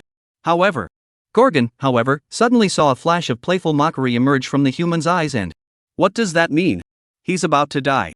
Shouldn't he be scared? Wait a minute. Not right. How can he move? How come his stun is so short? How is that possible?" For the first time, a look of disbelief mixed with panic appeared in Gorgon's eyes. An unprecedented sense of crisis ran through his body like an electric current. He instinctively wanted to close his huge mouth. But it's too late. Ferocious beasts are ferocious beasts after all. If I sell a slight crack, I will easily fall into the trap. The corner of Lucian's mouth hooked up in a cold smile. This Gorgon possessed a B-rank talent, the power of mountains. Any part of his body can be turned into solid rock in an instant. Even ordinary giant rock-armored lizards had amazing defense, let alone it as the leader. So Lucian changed his thinking and, since it has a strong defense on the outside, I don't believe that its internal defense will still be this strong. Just have to figure out a way to get Gorgon to open his mouth. And, just now, Gorgon's mountainous roar, though seemingly terrifying, but under Lucian's 116-point perception, however, it made him go into a brief trance, and then he regained his clarity. If Gorgon had used a tail strike or some other method of attack at this moment, Lucian would have chosen to avoid it without hesitation. However, this big lizard, who was not too smart in the head, chose to eat him, in favor of looking at Gorgon's fishy, huge mouth. Lucian simply willed it to happen. I saw Lucian's right hand tighten fiercely, gripping the pitch-black long knife at his waist. The pupils of his eyes suddenly shrunk, and a brilliant light exploded. Break! Wind! With a low and forceful chorus, Lucian's figure flickered like a ghost, and his eroded heartblade was instantly sheathed, bringing up a powerful wind that was so severe that it was extremely strong. His figure rotated, and the blade drew a beautiful and deadly arc in the air, pointing straight at Gorgon's huge open mouth. Gorgon realized the danger, and his huge body instinctively tried to close his mouth, tried to retreat but it was too late. Lucian's speed was as fast as lightning, and the heart-etching blade tore through the air with an irresistible force that, precisely and unerringly, it stabbed through the mouth and into the inside of Gorgon's left head. Immediately afterward, Lucian flicked his wrist and, breaking wind erupted violently, and the blade's aura skyrocketed. From the inside out, it actually cracked Gorgon's hardened head open with a hard chop. Blood and brains splattered everywhere, and the huge body fell to the ground with a bang, stirring up a cloud of dust. At this moment, the air seemed to freeze, leaving only the blood dripping from the eroded heartblade, as well as Lucian's standing and calm as ever figure, highlighting the grueling nature of the battle and his power. Chapter 53, Demonized Gorgon. The eagerness and regret on Fuyao and Heifin's faces hadn't yet faded before they instantly solidified into incredulous stupor. Big brother. Surprisingly, the Gorgon. Fuyao stared blankly at Lucian's upright pine-like figure, a hint of incredulous trembling mixed in his voice. The scene in front of her eyes had completely subverted her cognition. She couldn't imagine, no matter what, that seemingly ordinary human big brother that could actually decapitate the head of that ferocious and infamous Gorgon with the power of a single blade. This human big brother is really too powerful. Heifin's mouth was wide open, and his eyes were almost glaring out of their sockets. A face of shock that a fourth-order human killed a peak fifth-order beast in seconds. What's the big deal? His original perception of the power system was shocked like never before at this moment. It left him jaw-dropped and speechless for half a day. Finally, holding his breath before squeezing out two words. Bull. Awesome. I can't believe I looked down on this human before. It's simply a big mistake that. The terror of Gorgon was more than clear to him. This lizard giant bully dived into the sea from time to time, posing a great threat to the mermaid race. Heifin's tribe has fought with Gorgon. The result was exceptionally tragic. 2 fifth-rank mermaid elders and dozens of mermaid warriors had died heroically, yet they had failed to injure even a single hair on Gorgon's head. However, it's such a dominant creature that reigns supreme in the sea. At this moment, it fell under Lucian's sword and was mercilessly beheaded. This human was simply so powerful that it was suffocating. At this moment, Lucian gazed at Gorgon, who was headless and breathless. Raised an eyebrow in doubt. How come there's no kill prompt? No life energy either? Could it be because this guy has two heads? Just now, Lucian had directly decapitated the left side of Gorgon's head with a move that broke the wind. However, the sleeping head on its right side was still intact. Head, not completely dead? I just don't believe that you won't die after chopping off your other head as well. Lucian snorted coldly. He was about to step forward to make up for it. However, right at this moment, a sudden change occurred. Only to see that. I only saw that the right head of the originally lifeless Gorgon, whose eyes were tightly closed, slowly opened his eyes. Those eyes, dark as an abyss, revealed a strange ghostly light, as if it could devour all the light. At the same time, an unprecedented aura of terror and evil surged out from Gorgon's body, instantly filling the entire battlefield. This dark energy. It was cold and twisted, making people fearful. Click, click, click, click, click. With an eerie sound, a large amount of black crystals emerged from Gorgon's body, quickly covering his entire body like a set of impenetrable dark magic armor.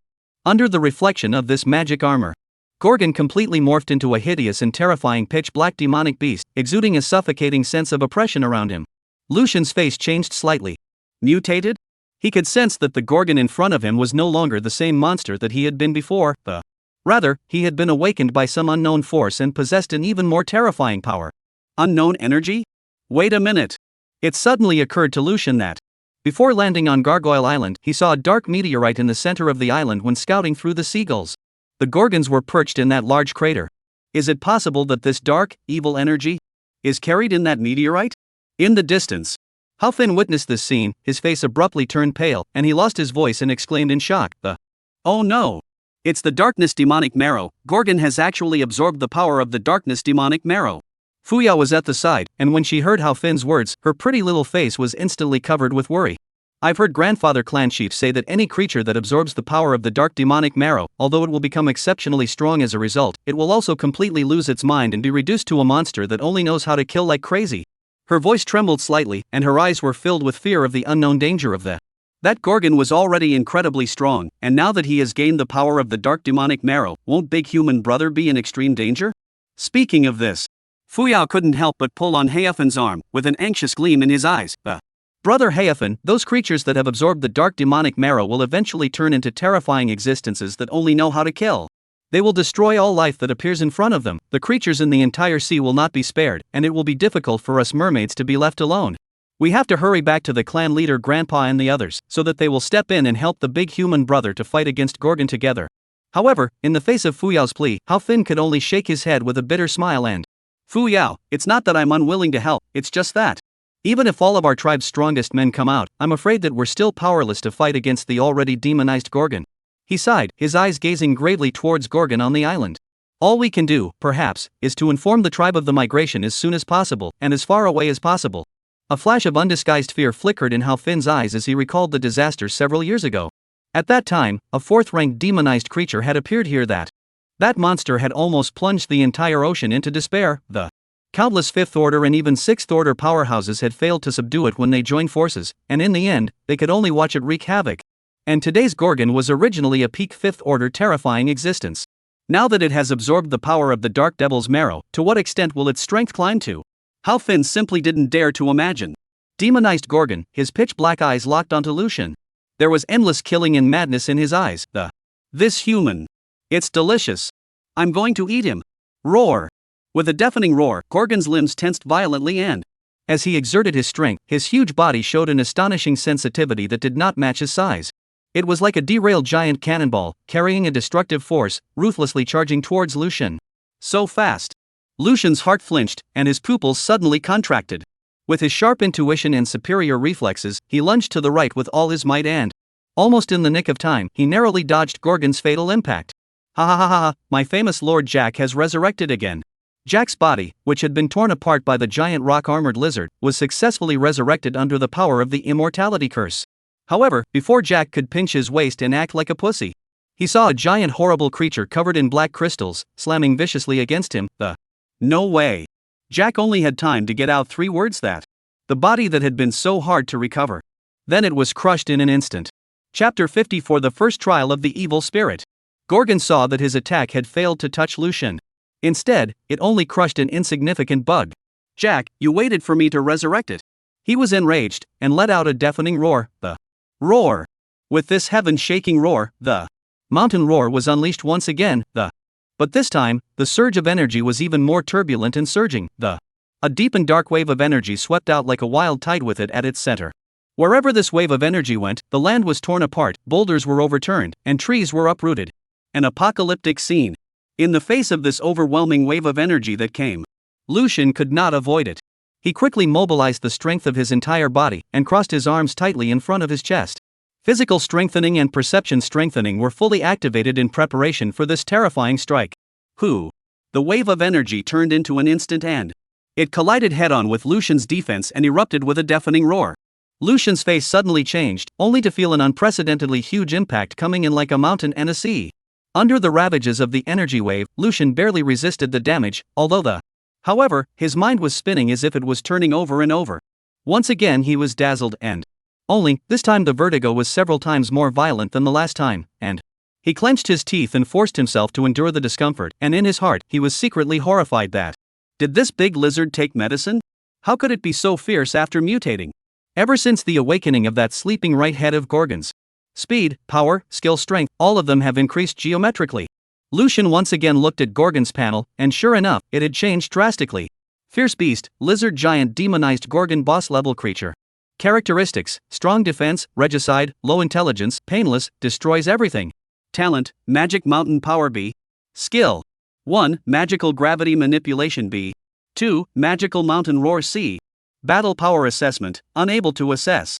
Oh ho, I told you not to believe this battle power assessment. Now hurry up and see if you can spare a moment to leave a couple last words.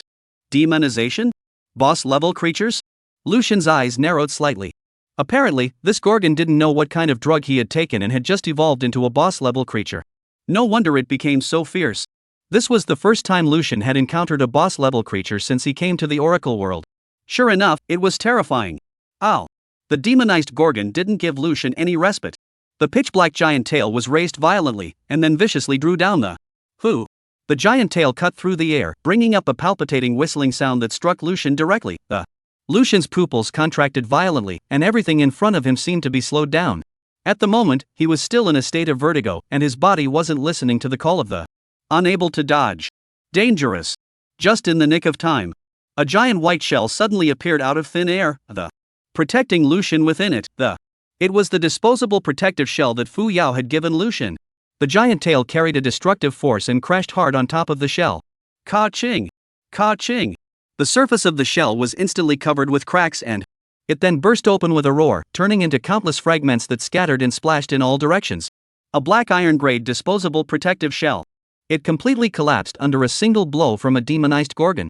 It was evident that boss-level creatures were terrifying. Who? After the giant tail shattered the shell, the aftermath continued to smash towards Lucian. However, the shell's block just now bought Lucian a precious moment to. Lucian clenched his teeth and forced himself to endure the feeling of vertigo as his body violently rolled to the right. Boom!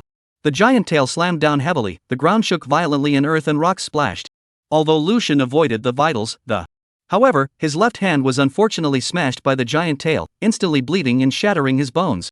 The pain was severe, but Lucian had no time to care about it. He knew that the real battle had just begun. 6 pale white bone foot limbs swiftly penetrated out from Lucian's back end. Like spiders, they quickly spread out, carrying him backward with agility and pulling away from Gorgon.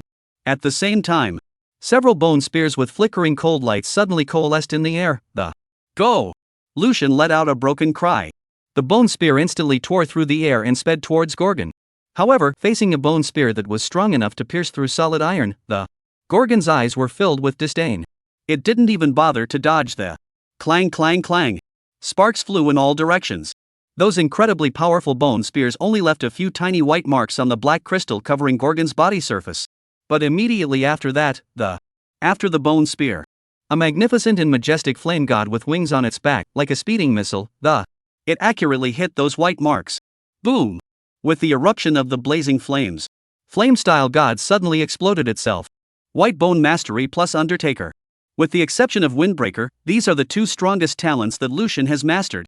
Yet it only left a tiny crack on the layer of black crystal outside Gorgon's body. The defense of the demonized Gorgon was so strong.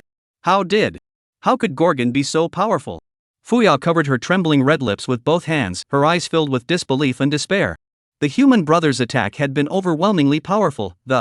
Whether it was those incomparably sharp bone spears or that flame-style god with wings on his back, every strike unleashed made her heart tremble with fear. However, it was such shocking attacks that even the mysterious black crystal outside of Gorgon's body couldn't be shaken a bit. How is this possible? Once the human brother loses the war, Gorgon's next target will inevitably be the ocean. By then, we mermaids won't be able to escape. No, we can't. I'm going to help my human brother. He's hurt right now, and I can help him. With that in mind, a flash of determination flashed in Fuyang's eyes, and then without hesitation, he swam in the direction of Gargoyle Island. And at this moment, Heifan had already dived into the sea, wanting to notify his clan to relocate as soon as possible in order to escape the threat of the demonized Gorgon. Looking at the behemoth in front of him, Lucian's brows furrowed. Thoughts flowed as fast as lightning. I can't. You can't fight like that. This demonized Gorgon's exterior defense is impenetrable. Even his own powerful attacks could only leave a minuscule crack on the dark crystal on its surface. As for the even stronger wind-breaking, although its power is enough to shake the heavens and move the earth, the cost of consumption is equally staggering. I'm afraid I only have enough strength to perform another windbreaker. I can't use windbreaker without the certainty of a kill. Just then, Lucian sensed the extremely dense and evil aura emanating from the demonized Gorgon's body. Suddenly there was a flash of light. Right. I remember that the overseers have the vocation of overseeing all living things and have the right to judge and eradicate evil spirits that go against the laws of the oracle. Then, if I were to judge this large lizard that exudes an evil aura as an evil spirit, what will happen? Chapter 55 The True Terror of the Overseer Absolute Judgment. Speaking of which, I haven't judged an evil spirit since I became an overseer. Just say it and do it. Lucian stared at the demonized Gorgon and said in a deep voice, word for word. Gorgon, I, Overseer Lucian, declare air to be an evil spirit. As soon as Lucian's words fell, the solemn voice of the oracle echoed in the air. Overseer Lucian, exercising judgment on the lizard giant Gorgons. Overseer Lucian has officially declared Gorgons to be evil. The Gorgon's identity as an evil spirit has been established. The Overseer has unrivaled power over evil creatures. Damage inflicted on the evil will be increased by 100%, while damage inflicted on himself by the evil will be reduced by 50%, ignoring negative effects inflicted by the evil. The Oracle is under review. The review is complete. Golgotha meets the status of an evil spirit, and Overseer Lucian does not need to consume the number of absolute trials for this trial.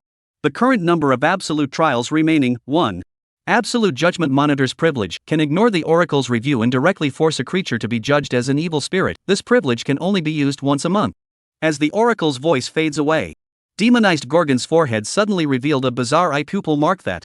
Its pupil swirled like a vortex. It skillfully forms the outline of the character. This is the spell seal, Evil Eye. A seal of judgment imposed by the Overseer on evil spirits. Not only does it signify that the evil spirit's mind has been deeply corrupted by the forces of evil, it also symbolizes that the omnipresent, all-seeing eye of judgment of the Overseer is coldly watching all sins. Roar! The demonized Gorgon anxiously scratched his forehead hard with the sharp tips of his claws. The mark seemed to be branded deep within its soul, bringing about an unnameable wave of fear and unease. It instinctively felt that the appearance of this mark signaled that the flame of its life was about to be extinguished. However, no matter how much it struggled, how much it tore at that evil eye mark followed it like a shadow, deeply embedded in its flesh and blood, unable to erase it or escape it. Roar! The roar that came out once again was no longer as arrogant and ferocious as it had been earlier. At this time, the demonized Gorgon was staring at Lucian in front of him, and his previous contempt and disdain had disappeared, replaced by a deep sense of wariness and fear. An inexplicable sense of crisis surged up from the bottom of its heart, causing it to feel unprecedented panic. There seemed to be a voice echoing deep within its genes, urging it that escape! Run away! Away from this dangerous human! Looking at the hesitant demonized Gorgon, the corner of Lucian's mouth curved up in an arc, and the identity of the ombudsman, far more powerful than he had ever imagined. It was surprising that it possessed such a terrifying power of suppression against evil spirits that not only does it enhance one's 100% damage, it also weakens the evil sneak's ability to deal damage by half. The most crucial thing is that the monitor was surprisingly able to ignore all negative effects caused by evil spirits. It's awesome. And, what's even more exciting for Lucian is that the Overseer actually possessed the right to absolute judgment once a month.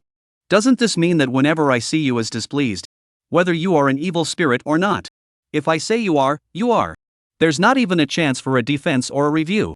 And, Lucian guessed that the definition of evil spirits would never be so simple. Are there forces established by the Oracle in the vast arena of the Oracle's world? Once one is labeled as an evil spirit, does it mean that within the entire scope of the Oracle's power, one will be like a criminal who has been labeled as a wanted criminal? There would be nowhere to hide, nowhere to hide? Lucian took a deep breath, forcibly pressing down the agitation in his heart. The current priority was to slaughter the big lizard in front of him first. After enhancing the damage by 100%, Lucian was then certain that he would be able to kill him in one hit using Windbreaker. just as Lucian was about to do it.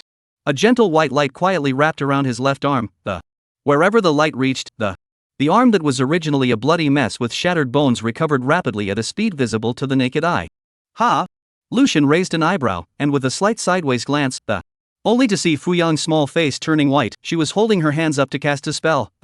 Obviously, it was this little mermaid who had just healed her arm. Noticing Lucian's gaze, Fuyang's small face, which was whitened by the demonized Gorgon's terrifying pressure, hardened and squeezed out a forced smile. Big brother, go for it. It wasn't the first time Fuyo had helped him. The shell that was given to him earlier had helped Lucian at a critical moment. Although burdened with the curse of immortality, Lucian does not fear death. But he doesn't want to turn into Jack's disgusting face in advance. So, at this moment, Lucian's senses were quite favorable towards Fuyao. After giving it a friendly nod, Lucian's eyes once again became stern, and his entire body's aura was unreservedly released, pointing directly at the demonized Gorgon. Roar! The demonized Gorgon let out a deafening roar that it seemed to realize that it could no longer escape from this horrible human with its own agility. Thus, it forced down the fear in its heart and opened its huge mouth, revealing its sharp fangs and letting out a ferocious hiss. In a split second, a gravity field mixed with black and yellow light spread rapidly with it as its center, enveloping Lucian in its entirety. The surrounding stones seemed to be pulled by an invisible hand and plunged into the ground. The trees also creaked under the heavy pressure and then snapped with a bang. This was exactly the kind of gravity manipulation that Gorgon specialized in. Last time, it had utilized this very move to put Lucian firmly under control and took the opportunity to heavily damage his left arm. However, this time, in the face of this familiar yet terrifying gravitational oppression, Lucian, however, only smiled contemptuously, the corners of his mouth curling into a disdainful arc, and gravity manipulation? A good skill indeed. It's just a pity that it has become null and void for me now. Before the words left his mouth, Lucian easily took a step and his body was light and unhindered. This scene caused the demonized Gorgon's pupils to shrink violently, and his heart was filled with disbelief. How is it possible? Why did his own magical gravity manipulation fail? It growled in defiance and tried to increase the strength of the gravity, but it was all in vain. Faced with the tiny human in front of it, the panic within the demonized Gorgon grows. It seemed that Lucian in front of him was a real devil in general. Just as Gorgon's uneasy eyes, Lucian slowly raised the black blade in his hand and two icy cold words resounded across the battlefield. Break the wind. Ow. With a mournful wail, the head of a third-rank bloodtooth seal was pierced through by a sharp steel nail in an instant, and collapsed disheveledly into the sea. Lysini withdrew her right hand, which was as slender as white jade, and her long hair like a waterfall gently swayed in the breeze. She looked at her panel and frowned. Level for 1703,000. Heaviness and worry were written all over that cool face. Chapter 56, The Ugly Face of the Alliance Countries. Sister Xine, what should we do? Park Young-ho is already level 4 with 2,600 experience points. He's about to level up to level 5. Anxiety was written all over Fan Ying's dull face, and her voice was mixed with a trace of imperceptible trembling. She had really tried her best. Everyone at 1,000 newbie seas has done their best, too. But no matter how desperately they hunted the sea beasts, Lysini's experience value just couldn't catch up to Park Young-ho. The crowd could only watch as Park Young-ho's experience value approached the 3,000 point mark, step by step. Once he reached 3,000 points, he will then be promoted to level 5, thus winning the ultimate victory in this survival bet. Ugh! Lysini let out a long sigh and she knew that this failure seemed inevitable. Ing, pack up the corpses of these sea beasts and give them to Lucian. Speaking here, her voice grew heavier and heavier. After we fail, Lucian is our only hope for the 1,000th novice area. Woo! Woo! Fan Ying sniffed, her eyes instantly reddening as tears welled up in her eyes. Even Sister Cinny thinks so. Are we really going to lose? No. No. At this moment, within the chat channel of the 1,000 novice area, the atmosphere was oppressive and suffocating. It's over. It's completely over. Park Young-ho is only 400 life energy points away from upgrading. We simply can't catch up. I'm not willing. Why? The Oracle isn't fair. Why is the other team's level higher than ours and still have a survival bet about their level? I'm not convinced. That's right, that Park Jang-hao was already level 4 before he bet with us, and Lysini big brother is only level 3. How can this be compared? Alas, it's useless to say anything. The Oracle won't care. In the Oracle's eyes, there's never any fairness. She only wants the strong. Mud, if we lose this time, we'll have to lose 40 points of attributes. Not only do we have to return what we won from Xiao Tian last time, but we also have to take another 20 points of our own. As soon as these words came out, a sigh of lamentation rang out in the channel. Have you guys noticed? If you lose the bet, the attribute points that are taken are randomized. It is possible that all 40 points will be deducted from one attribute. Yeah, last time over in Fusong, there was a little girl who clearly had enough total attribute points, but still died because her physique was drained. There were also people whose agility was drained, and they directly became crippled. If we lose and have these 40 attribute points deducted, I'm afraid a lot of people will die or become disabled because of this. No, that's not the worst. The worst thing is that once we lose, the other alliance countries will definitely immediately launch the next survival bet against us. And all of us have just had 40 points of attributes deducted. How can we possibly win? If this goes on, I'm afraid all of us in Region 1000 will be wiped out.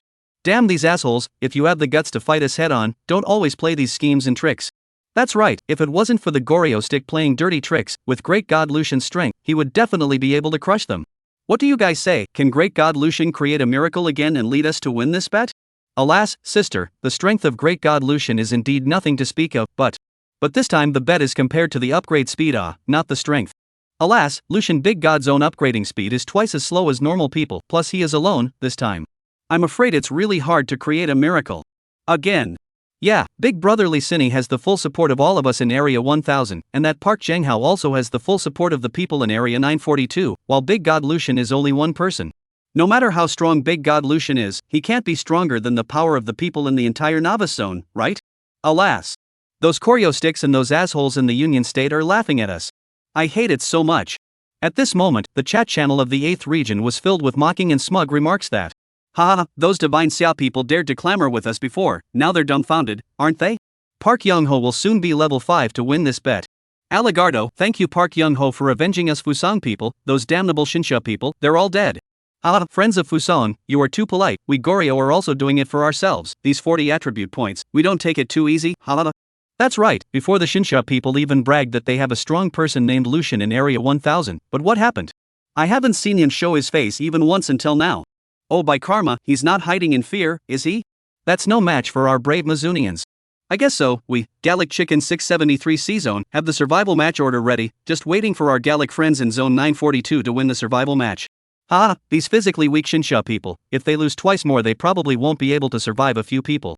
When the time comes for the final blow, make sure to let our Tianju 579 Cs come. When we were in the Blue Star, these damnable God Xia people always beat us with cold weapons on the plateau, we can't even beat them, this time we must take revenge. Good, everyone don't be in a hurry, this country of Shinsha, there are enough people, enough for us to plunder. Oh no, friends of Divine Summer, are you also unable to fight against these demons? We, the Grizzly Bear Country, don't believe it. If it weren't for the fact that there are only 2 of you left alive in Sector 923, and we don't want to waste a survival betting order on you, how could you have survived until now? Searching for death within, this is quite good, Vatasaiba loves to see these Maoists and Shinsha people, wailing as they face death step by step. Oh bugger me, I'm getting very excited at the thought of the poisonous fog that will poison them in 6 days, oh no, I need a strapping male to vent my emotions. Oh ma'am, I'm in Rice 976 with you, let me help you. You devils, someone will sanction you. I love to see the incompetent roars of these losers from the Grizzly Bear Country, it's really pleasing to the eyes. Looking at the shameless and ugly faces of the alliance countries in the region's chat channel, everyone in Area 1000 was gritting their teeth, and their hearts were filled with indignation. At this moment, there is an overwhelming hope that a miracle will happen that someone would lead them to win this gamble for survival. With ironclad facts, they would fiercely strike back at the ugly faces of those people from the alliance countries, causing them to lose face. Chapter 57 Will. President, did you hear wrong? It seemed as if the oracle had listened to their prayers. Suddenly, an announcement rang out within the 1000 novice Cs. Announcement, Evolutionary Lucian has risen to level 5, Divine Summer Novice Cs number 1000 has won this survival gamble. As soon as this news came out, even though the defeat was assured, Yang Zimo and the others, who were still hunting sea beasts, froze. Lee Sin froze. Everyone in the 1000 novice area froze. The chat channel, which was still indignant, instantly went silent and everyone was dumbfounded as they recalled the oracle's announcement just now. Am I hallucinating because I want to win too much? I think I just heard the oracle's announcement that we won. You heard it too? I thought I heard it wrong. Yeah. I heard it too, loud and clear. It's impossible that so many people are all hallucinating at the same time, right? Could it be that? Until this moment, the crowd was still a little less than convinced. Obviously, Lee Sin, who was number 1 in the rankings, was still so far away from level 5. How could she suddenly win? Just as the crowd was half convinced that they were suffering from a collective delusion. The oracle's announcement descended once again, like the climax of a musical movement. Announcement: all evolvers in Novice Seas number 1000 gain 40 free attribute points. Announcement: the intensity of the storms outside the Novice Sea Area 1000 has been weakened by 40%. Announcement: in view of the fact that number 1000 new BC has overcome number 942 new BC, all evolvers have gained 2 extra evolution points. Announcement: Evolutionary Lucian has the highest contribution value in this survival bet, and has been awarded 80 free attribute points and 4 evolution points. Announcement: Evolutionist Lucian has the highest contribution value in this survival gambit, and is additionally rewarded with silver intermediate ship's equipment dragon scale armor as a token of appreciation. At this moment, on the leveling charts in District 1000, Lucian's rank had clearly surpassed that of Licini, who had been cultivated by the efforts of the entire district. With a rank of 5, he was firmly at the top of the list. Until this moment, all the people dared to be sure that winning. It's amazing that they actually won. The chat channel of the 1000 novice area instantly boiled over. It's Lucian, it's Great God Lucian. Great God Lucian has risen to level 5 first. This isn't a dream, is it? We actually won? If this is a dream, don't let me wake up. Upstairs, it's not a dream, it's really not a dream, I just punched myself, it hurts so much, my nose is bleeding, it's not a dream, it's really not a dream, we won, ha ha ha ha ha. I want to cry so much, it's the Great God Lucian who created the miracle, it's him who led us to survive once again. Brother Lucian, you are our hero, I love you. Righteous Father is awesome. Ah, here comes the Oracle's reward, 40 attributes, and a whole 2 evolution points. Cool.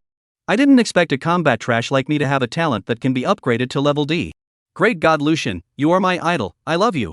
My eyes are full of tears right now, thanks to Great God Lucian, all of us in Area 1000 have all evolved our talents to D rank or above. Who would have dared to think of this before? Woohoo! Fan Ying happily jumped up on the wooden boat, her eyes flashing with adoration. Sister Cindy, it's Big Brother Lou. It was Big Brother Lou who brought us to win. He's so great, I love him to death. Licini slowly looked up when she heard that. Her eyes traveled through the layers of clouds, as if she could see that upright figure that. The corners of his mouth rose involuntarily, and he whispered. Lucian. What I owe you seems to be getting heavier and heavier. On the other side, Yang Zimo, Long Haoran, and the others who were deep in the Third Order Sea Beast activity area looked at each other in dismay. Their eyes were filled with unbelievable shock. Winning. 1. Zhou Yu's voice trembled, and the steel blade in his hand involuntarily slipped from shock, making a crisp clang on the deck. Winning, it's Lucian. Long Haoran nodded after taking a deep breath after looking at the rankings. Zip zip zip. The thunderbolt in Li Ming's hand gradually dissipated, a look of shock still lingering on his face. His upgrading speed alone has surpassed the sum of nearly 1,000 of us in Area 1000 combined? How did he do that? Winning.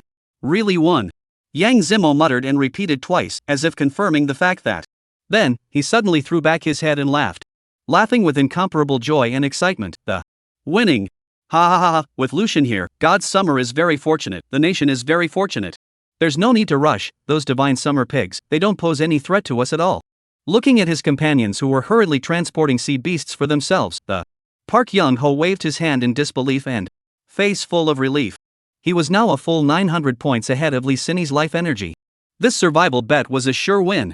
Thinking of the double reward he was about to receive as the one who contributed the most to Area 942. The corners of Park Young-ho's mouth involuntarily raised a smug smile. It's too easy. It's too easy to win. These Shinsha people are indeed only worthy of serving as sustenance for the evolution of our great Goryeo nation.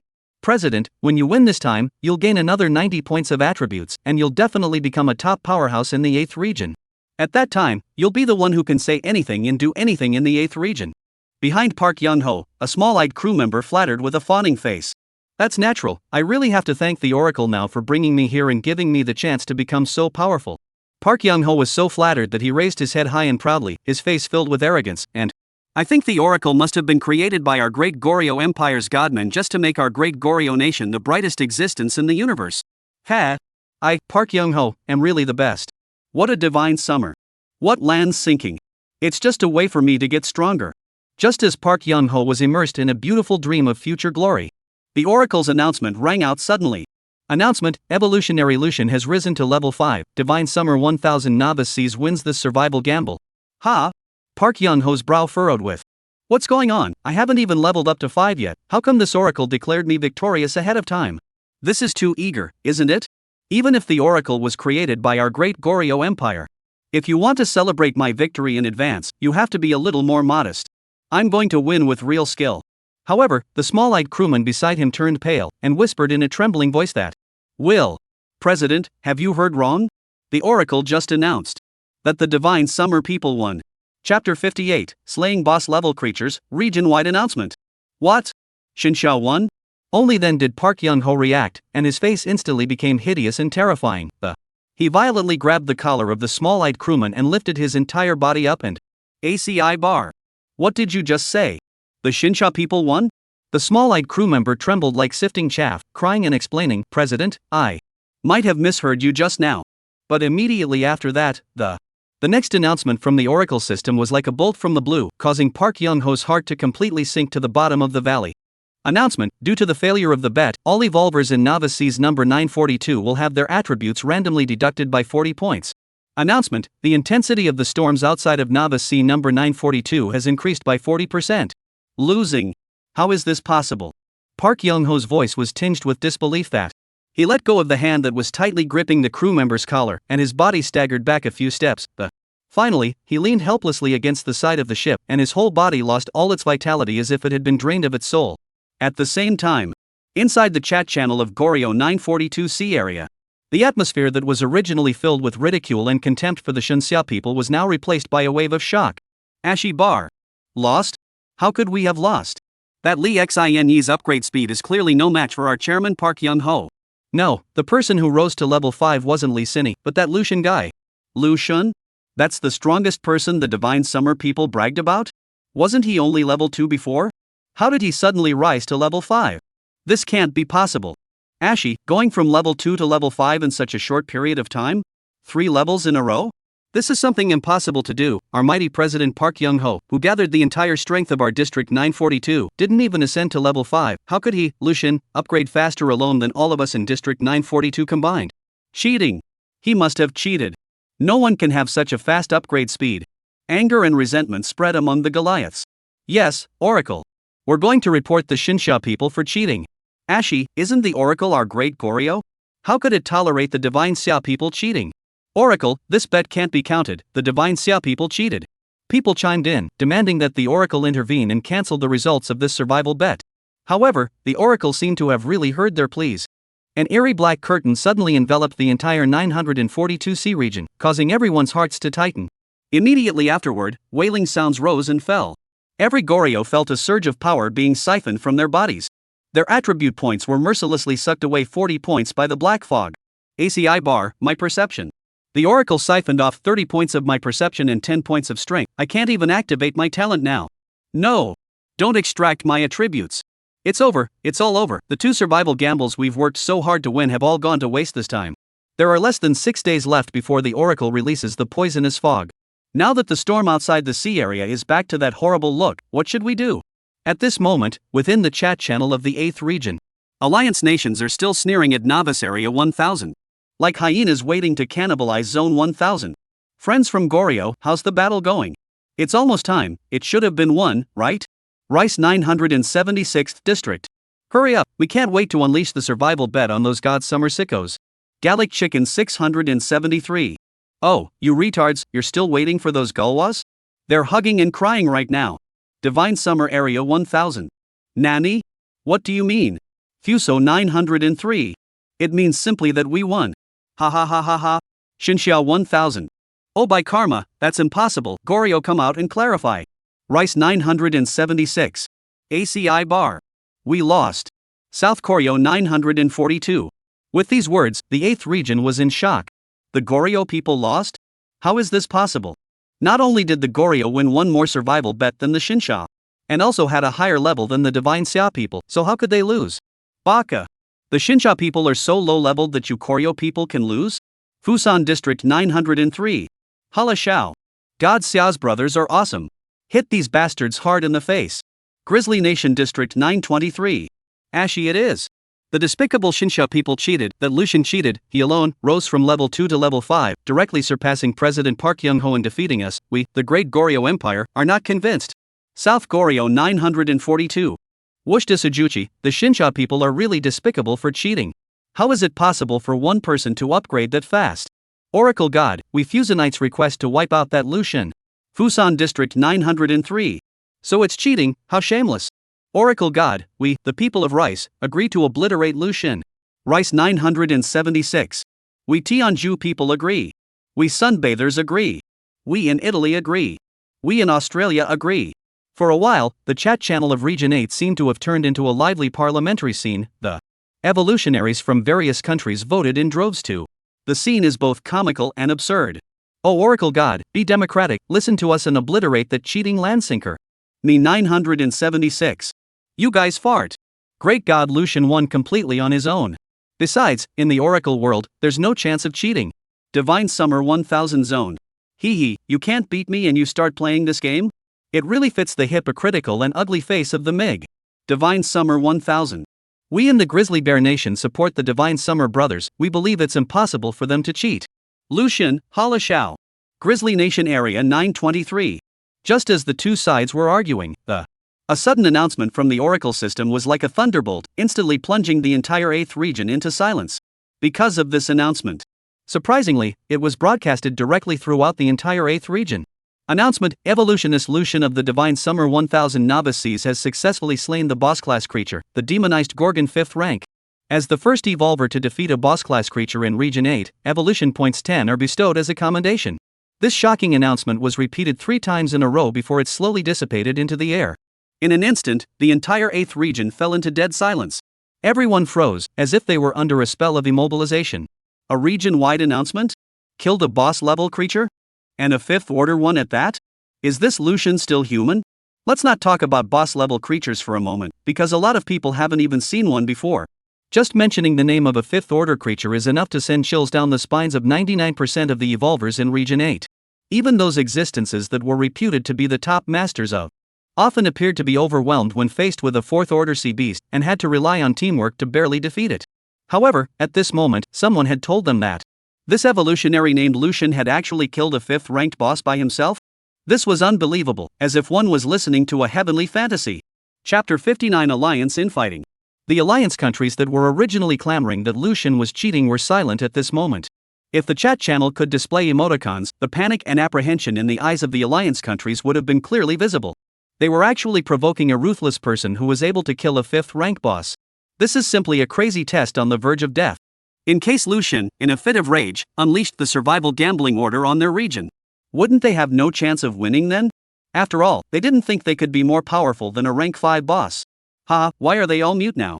Didn't each and every one of you threaten to plunder the attributes of our District 1000 just now? Now that our district has freed up its hands, why don't you guys come on, don't just talk without practicing. Divine Summer 1000 District. Yeah, weren't they all powerful before? Don't be a jerk. We'll wait for you in Area 1000. Divine Summer District 1000. In the face of the mockery of the Divine Summer Area 1000 evolvers, no one from the alliance countries even dared to speak out in rebuttal. The silence at this moment contrasted sharply with their previous arrogance. It made the image of the alliance countries appear as comical as a clown.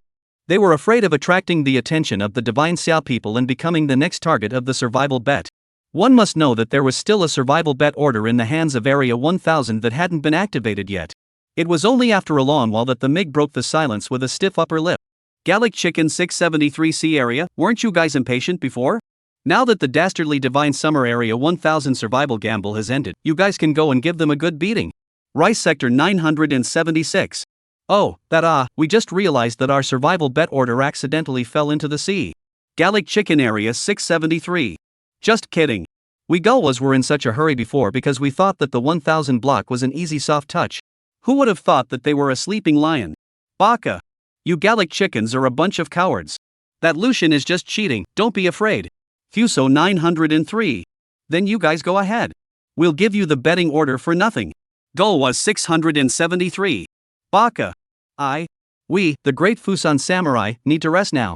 Fusan 903 Area. Shet. Don't argue, with so many countries, how can we not be able to deal with them? Tianju 579C Area, didn't you guys say before that you want to avenge Xinxia for bullying you on the plateau? Now, we're giving you guys this precious opportunity, you go and teach that Lucian a good lesson.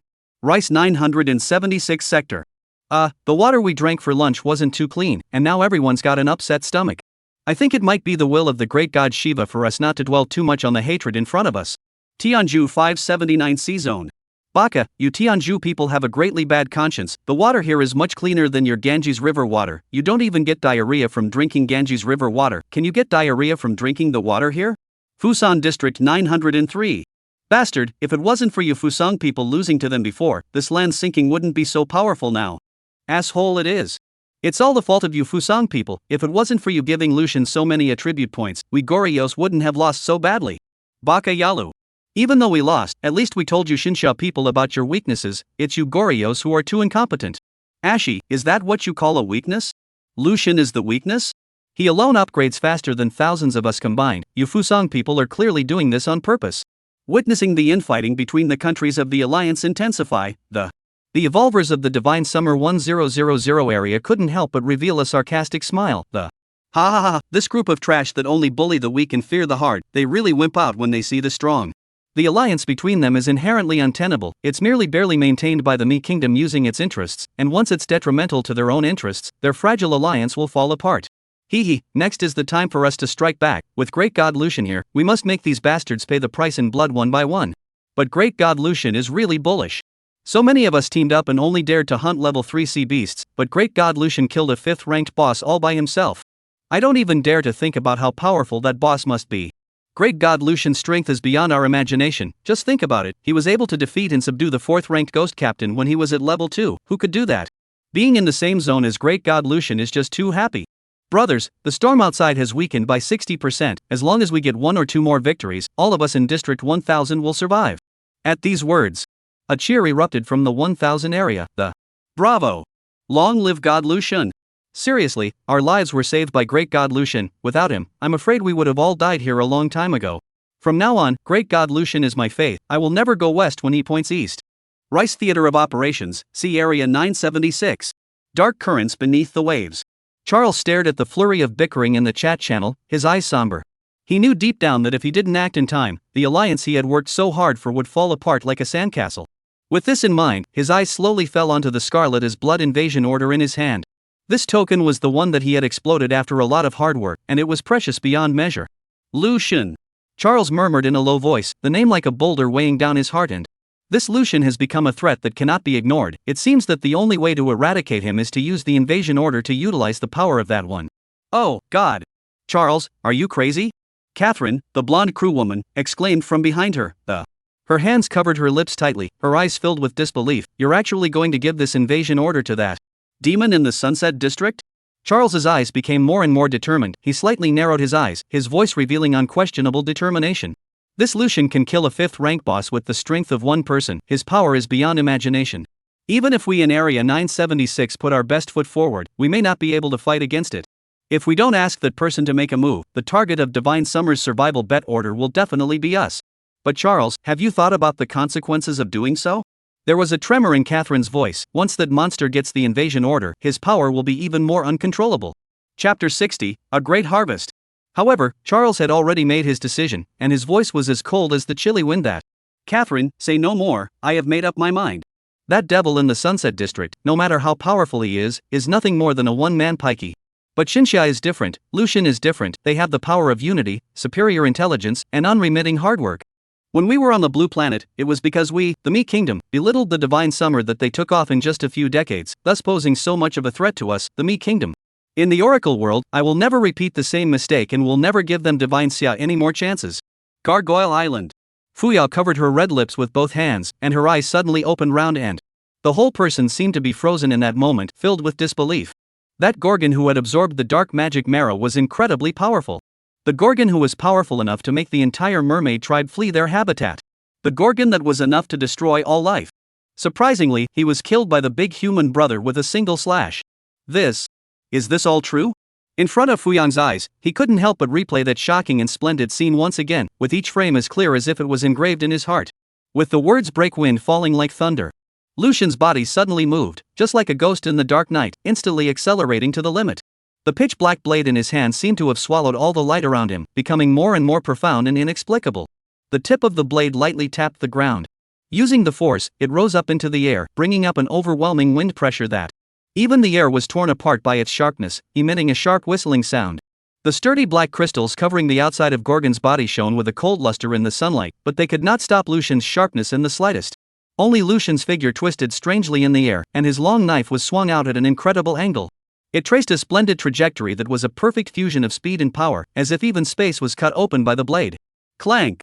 The moment the blade clashed with the black crystal, instead of the expected clash of gold and iron, there was a crisp and short ringing sound, immediately followed by the thin sound of the black crystal shattering. Lucian's pitch-black long knife was like cutting tofu, easily penetrating Gorgon's seemingly impenetrable defense. The light of the blade flashed by, leaving a brilliant crack several feet long. Gorgon's huge body stiffened for a split second. Then it collapsed with a crash, stirring up a cloud of dust that. The huge body covered in black crystals was now riddled with cracks and, like glass struck by a boulder, the fragments were scattered in all directions. With an unbelievable gleam still lingering in its eyes, it seemed to be unable to believe to its death that it would be killed in a second by a single slash after absorbing the dark demonic marrow and possessing such a terrifying defense. Fu Yao stood in place, witnessing all this. The shock in his heart was hard to express. That blade was not just a display of power, it was the pinnacle of will and skill.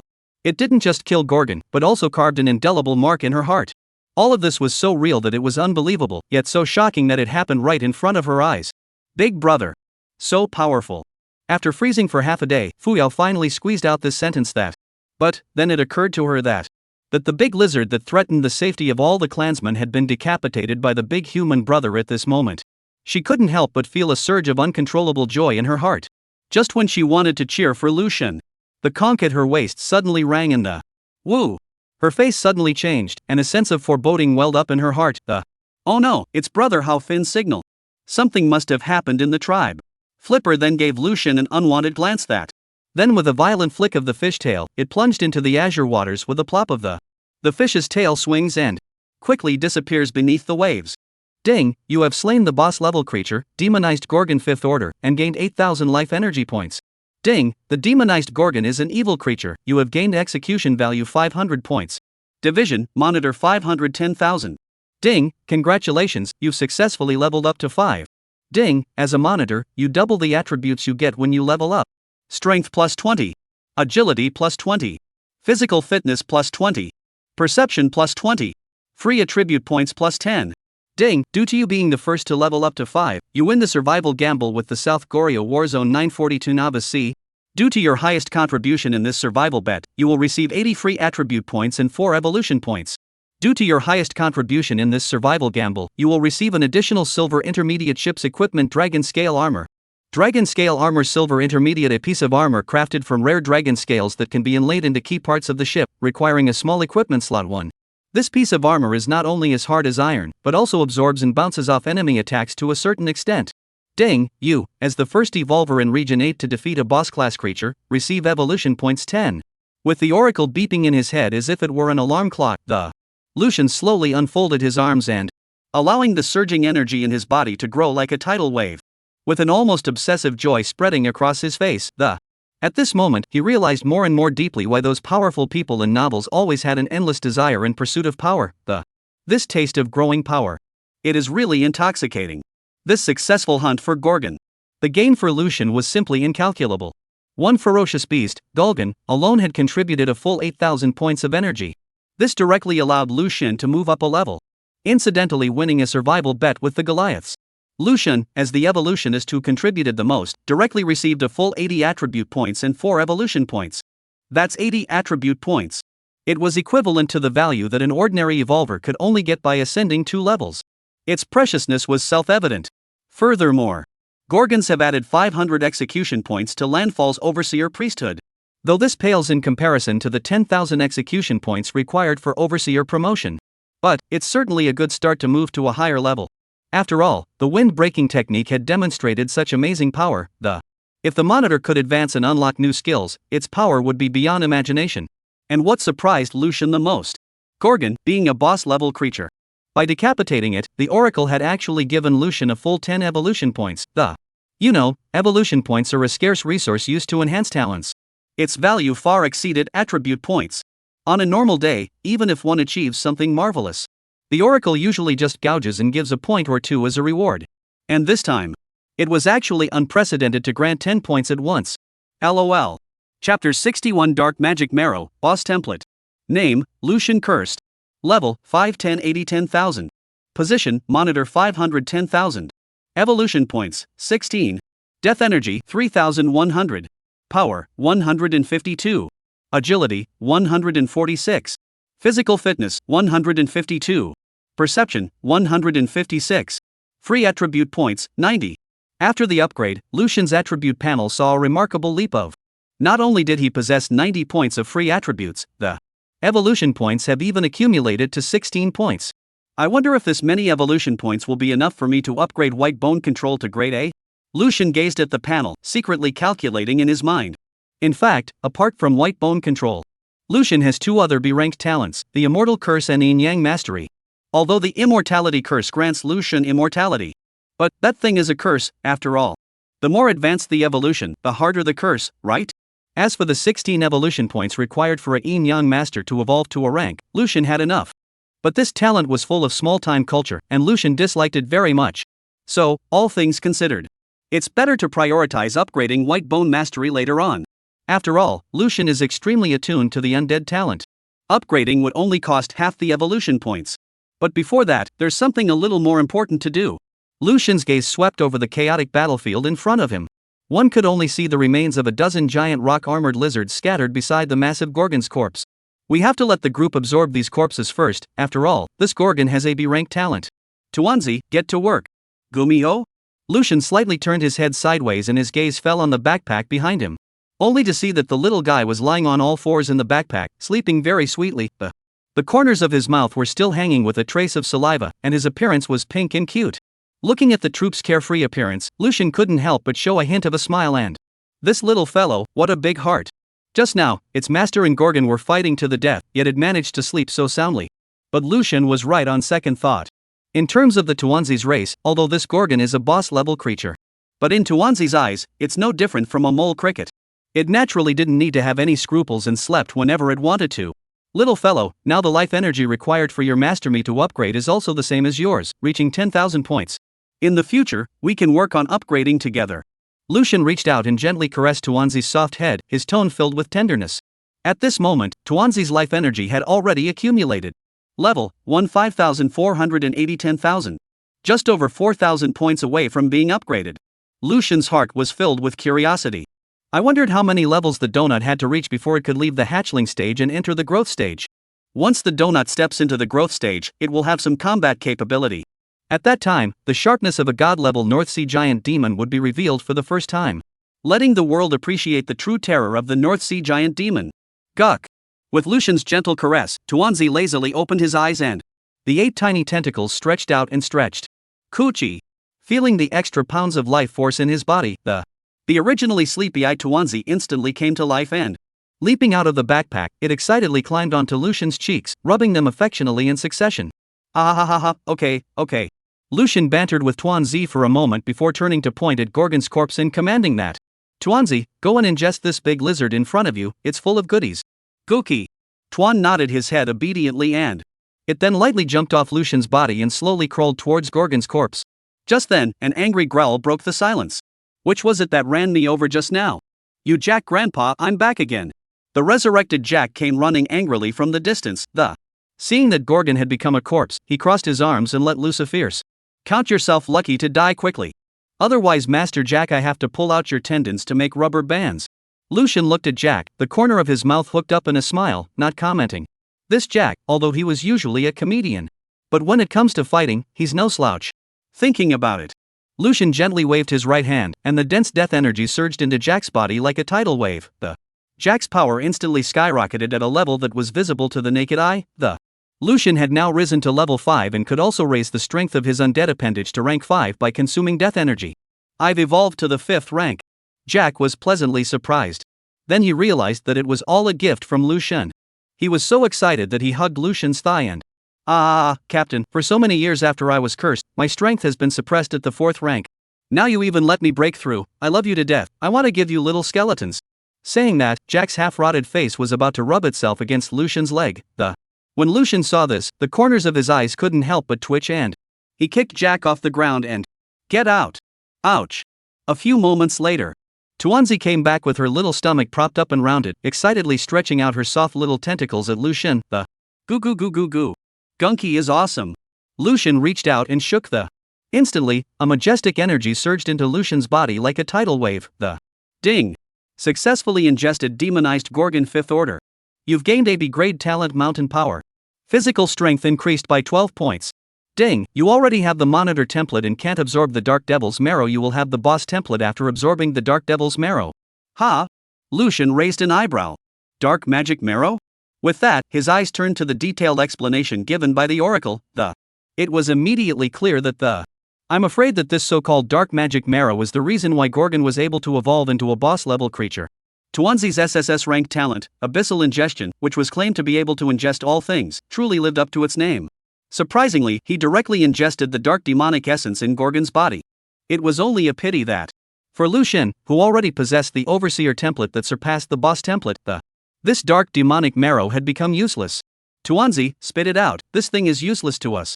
Hearing Lucian's words, Tuanzi's small mouth opened and, wow! A stream of pitch-black energy that was as viscous as gel and emitted an evil aura was then spat out from its mouth and landed on the ground, as if it was a compact piece of magic that had condensed endless darkness and evil. The sharp-eyed Jack on the side had a quick glance at the dark magic marrow that was spat out by the mass of. A flash of light flashed in his eyes, and he hurriedly came up and, yo, isn't this the legendary dark magic marrow? It's a rare treasure. But then, Jack shook his head, a look of regret on his face, and, AI, a good thing is a good thing, but it's just that the side effects are too great. After eating this, I'm afraid I'll go crazy. Chapter 62, Jack becomes a boss. Ugh. Captain, why are you staring at me like that? Jack turned around and realized that Lucian was squinting his eyes and looking at him with a thoughtful face, and his right hand was subconsciously touching his chin. Hey. Hey. Captain, don't look at me like that, I'm a little hairy inside. Jack unconsciously took a step back and laughed sardonically. Looking at Lucian's expression, Jack suddenly had an ominous feeling. Sure enough. Jack, go eat that dark magic marrow. Lucian's words caused Jack to stiffen so violently that his body was on the verge of being petrified. He barely managed to squeeze out a smile that looked worse than tears. Captain. I'll go crazy if I eat this, I'll attack anyone indiscriminately then, I think it's better to forget about it. Eat it when I tell you to, what's the nagging? Lucian raised an eyebrow and said in a bad humor, other people can't help it if they go crazy eating it, what are you afraid of if you can revive it? Right. Jack froze, then responded with, I can be revived, what am I afraid of? Even if I go crazy, once I die and come back to life, all the negative statuses are gone. When a creature dies, all negative statuses are removed. Thinking about it, Jack's face instantly showed a look of excitement that, Captain, it's still you who is great. When you think about it like this, isn't this dark magic marrow a great tonic for me? Don't talk nonsense, hurry up and eat it. Hey, okay. Without saying a word, Jack picked up the dark magic marrow and stuffed it into his mouth. Oh Captain, you be careful, I'm sure I'll attack you if I eat this, oops, it's kinda choking my throat. With the dark magic marrow in the stomach, Jack's breath instantly became disorganized, and an ominous foreboding filled the air. His neck twisted strangely, as if an evil and terrifying force was awakening and stirring within him. Goo Kiri. Tuanzi looked at Jack's appearance and tugged on Lucian's coat with his tentacles. Those big eyes were filled with worry. With these 2 days together, the little dumpling has grown very fond of Jack, too. Seeing Jack with this weird look, he couldn't help but worry. Donut, it's okay, Jack will be back to his old self soon. Lucian held Tuanzi in his arms and patted Tuanzi's back, but his gaze was locked onto Jack.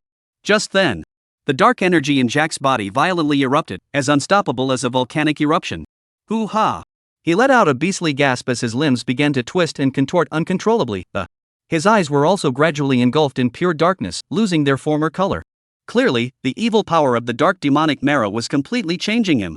GGG. Jack's shoulders shrugged violently as he let out an eerie, terrifying laugh that. The sound seemed to come from the depths of hell, creeping people out. Kill, I will kill everything. Suddenly, Jack's eyes snapped open, which were filled with tyranny and bloodthirsty desire. He stomped on the ground with his right foot hard and the entire person shot out violently like an arrow off the string. His speed was staggeringly fast. Jack's face twisted into a hideous, evil ghost that. A large amount of black crystals coalesced above his right hand, transforming into a sharp demonic claw that. With a sharp whistling sound that tore through the air, it grabbed hard at Lucian's heart. Not bad speed. Lucian nodded gently and raised his right hand, snapping his fingers crisply. In a flash, Jack's twisted, hideous face. Like a broken clay pot, it suddenly exploded. But with a low popping sound, the blood and flesh splattered like fine rain. Jack's body, which had lost its head, staggered forward 2 steps due to inertia and finally collapsed to the ground. No matter how tough Jack had become after his mutation, He's just a vassal of Lucian, after all. Lucian can decide whether he lives or dies at the drop of a hat. Lucian's eyes fell on Jack's attribute panel and only to see that the panel had been refreshed. Undead, cursed captain demonized Jack boss level creature. Characteristics: extremely fast, painless, gets stronger with each battle, high aura, cunning, tyrannical, murderous. Talent: immortal curse grade B. Skill: dark sword B rank. Battle evaluation: 5th order. A 5th order boss rank undead spirit is enough to set off a catastrophe. As expected, after absorbing the dark demonic marrow, Jack became a boss level creature, too. Only, unlike Gorgon who focuses on defense, the Jack is supposed to focus on speed. Having the boss template, Jack would undoubtedly become an incredibly sharp sword in Lucian's hands, relieving him of many burdens. Compared to Jack and demonized Urgon, I wonder which one is a bit more powerful. The corners of Lucian's mouth curled into a smile as he pondered in his heart. At the mention of Gorgon, Lucian suddenly remembered something that. By the way, where is that little mermaid called Fuyu? In the previous battle with a Gorgon, Fuyo had shown great kindness towards Lucian. Especially that shell. It helped Lucian a lot. Lucian is a man who has always made a clear distinction between grudges and favors. This time, he has to show his gratitude for the love he has received from others. However, when he looked around, trying to find Fuyao's figure, he found that there were only tumbling waves left on the sea. Where was there any trace of her? Never mind, I'll express my gratitude to her when I have the chance to see her again in the future. Lucian shook his head and stopped paying attention. This was just a small episode after all. He then set to work cleaning up the battlefield. He put the corpses of the giant rock-armored lizards scattered all over the ground into his storage ring one by one, but in his heart, he felt a slight sense of regret. Originally inhabited in this huge giant rock armor lizard group. After witnessing the leader, Gorgon, being killed by Lucian with a single slash, they were so frightened and panicked that they fled into the sea without a trace. Otherwise, those giant rock-armored lizards alone could provide Lucian with a large amount of life energy. After that, Lucian whistled. All of a sudden, a white seagull swept down from the sky and Lucian, through the vision shared by the seagull, as if he had a pair of eyes overlooking the whole situation, scrutinized every inch of Gargoyle Island, before leaving. Let's see if there's anything good on this island. Lucian also remembered that the last time he was on the Goblin Island, he found a large area of bone-strengthening grass. However, Gargoyle Island, rocky and sparsely vegetated. It doesn't seem to harbor any rare herbs. It was at this point that a splash of unusual color attracted his attention. In a weather-beaten crevice in a rocky wall, a brassy sheen shone faintly. Is this copper ore? Lucian was delighted in his heart. He quickly stepped forward and carefully scrutinized Sure enough, it's copper ore. Copper ore isn't a rare thing in Blue Star. But over this vast ocean, the value can be different. In particular, to upgrade a senior novice wooden boat to a junior sloop, 5 units of copper ingot is being required as a key material. Materials required for upgrading advanced novice wooden boat: 8th order crystal core 1, copper ingot 5, wood 80, fiber 20, iron ingot 10. Chapter 63 Evolution. Lucian collected all the copper ores visible to the naked eye and placed them inside his storage ring. Then he scanned around the Gargoyle Island through the seagulls again and, having ascertained that there was no other valuable material left on the island, only then did he return to the Spectre with the corpses of Doughboy and Jack. Whoa, Captain, I'm invincible. On deck, Jack transformed into a black residual shadow that, scuttling about, yelling and screaming. Donut, look how fast I am. Jack swept over Dumpling on the spot and, the donut grimaces, but can't catch up with Jack. Could only coo and grunt. Watching Jack and Tuanzi chasing and playing on the deck, Lucian smiled and shook his head, but was also relieved that he was worried before that Jack's disposition would change drastically after he absorbed the dark magic marrow. After all, on the Oracle panel, Jack's traits have 2 new additions, tyranny and thirst for murder. But, looking at Jack's amusing appearance, Lucian was relieved. Only what Lucian didn't know was that Jack's comical demeanor was only limited to when he was with him. In front of his enemies, Jack would transform into a real boss-level undead spirit that let the opponent deeply realize what fear and despair are. After we finish with these trophies, it's time for us 1,000 districts to counterattack. Lucian gently caressed his storage ring, a cold light flashing in his eyes. Those guys from the Alliance states had jumped around too much, it was time to make them pay for their arrogance. Lucian lightly waved his right arm. More than a dozen huge giant rock-armored lizard corpses within the storage ring instantly appeared on the deck, like a small mountain piled up. Suddenly, Lucian's mind moved. After such a long time had passed, there should be someone within the 1000 zone who can hunt sea beasts with talent, right? Afterward, Lucian clicked on the Oracle trading page. With just a glance, he couldn't help but be slightly stunned. only to see that within the trading system, 6 people had unexpectedly gifted him as many as 8 sea beast corpses. And these sea beasts were not ordinary giant rock armor lizards or the like, they were all precious sea beasts that had awakened their talents. Among the sea beasts, there were very few individuals who could awaken their talents. Even if one was as strong as Lucian, it was all down to luck if they wanted to hunt a gifted sea beast. However, these people could have obviously traded for bone-strengthening grass or other valuable items from Lucian. Yet none of them chose to do so, instead choosing to give them away for free. It seems that the saying that there is strength in numbers is indeed true. The corner of Lucian's mouth hooked into a smile. As Area 1000 grew stronger and stronger, the returns to him became more and more generous. The increase in the strength of the others meant that they were able to hunt more gifted sea beasts for Lucian, and Lucian could then ingest a steady stream of talent and attribute points through the Tuanzi. In this way, evolving all the talents to S rank or above was just around the corner. Tuanzi, get to work. Guki. Ding. Successfully ingested giant rock-armored lizard 10 4th order. You ingested physique 8 10 points. Ding. Successfully ingested ice armor lobster 3rd order. You have gained a D-rank talent ice manipulation, increasing your power by 6 points. Ding. Successfully ingested crystal coral 1st level. You have gained the E-rank talent physical strengthening, physical strength increased by 2 points. Ding. Successfully ingested a 4-eyed sea serpent 1st rank. You have gained the F-rank talent visual enhancement, agility increased by 2 points. Tuanzi worked hard. Guki guki guki guki guki guki guki guki. With a burst of busy work from the little group, a full 8 talents were ingested for Lucian, which were Ice Manipulation Grade D, Physical Strength Enhancement Grade E, Perception Enhancement Grade E, Olfactory Enhancement E2, Speed Enhancement E, Auditory Supernaturalization E, Visual Enhancement Level F, and 86 points of Constitution, 6 points of Agility, 4 points of Perception, 6 points of Strength. Without a doubt, another wave of super enhancements that, with Tuanzi as a super assist, Lucian's path to becoming stronger is like hanging on. Ding, your D-rank talent Cold Ice Manipulation meets the evolution conditions and has successfully evolved into a C-rank talent Cold Ice Mastery. Ding, your E-level talent Auditory Transcendence meets the evolution conditions, successfully evolved into D-level talent Auditory Psychic. Ding, your E-level talent Physical Reinforcement meets the evolution conditions, successfully evolved into D-level talent Physical Transcendence. Ding, your Grade E talent Perception Enhancement meets the evolution conditions, successfully evolved into Grade D talent Perception Transcendence. Ding, your F-level talent Visual Enhancement meets the evolution conditions, successfully evolved into E-level talent Visual Transcendence. Accompanied by a series of oracle prompts.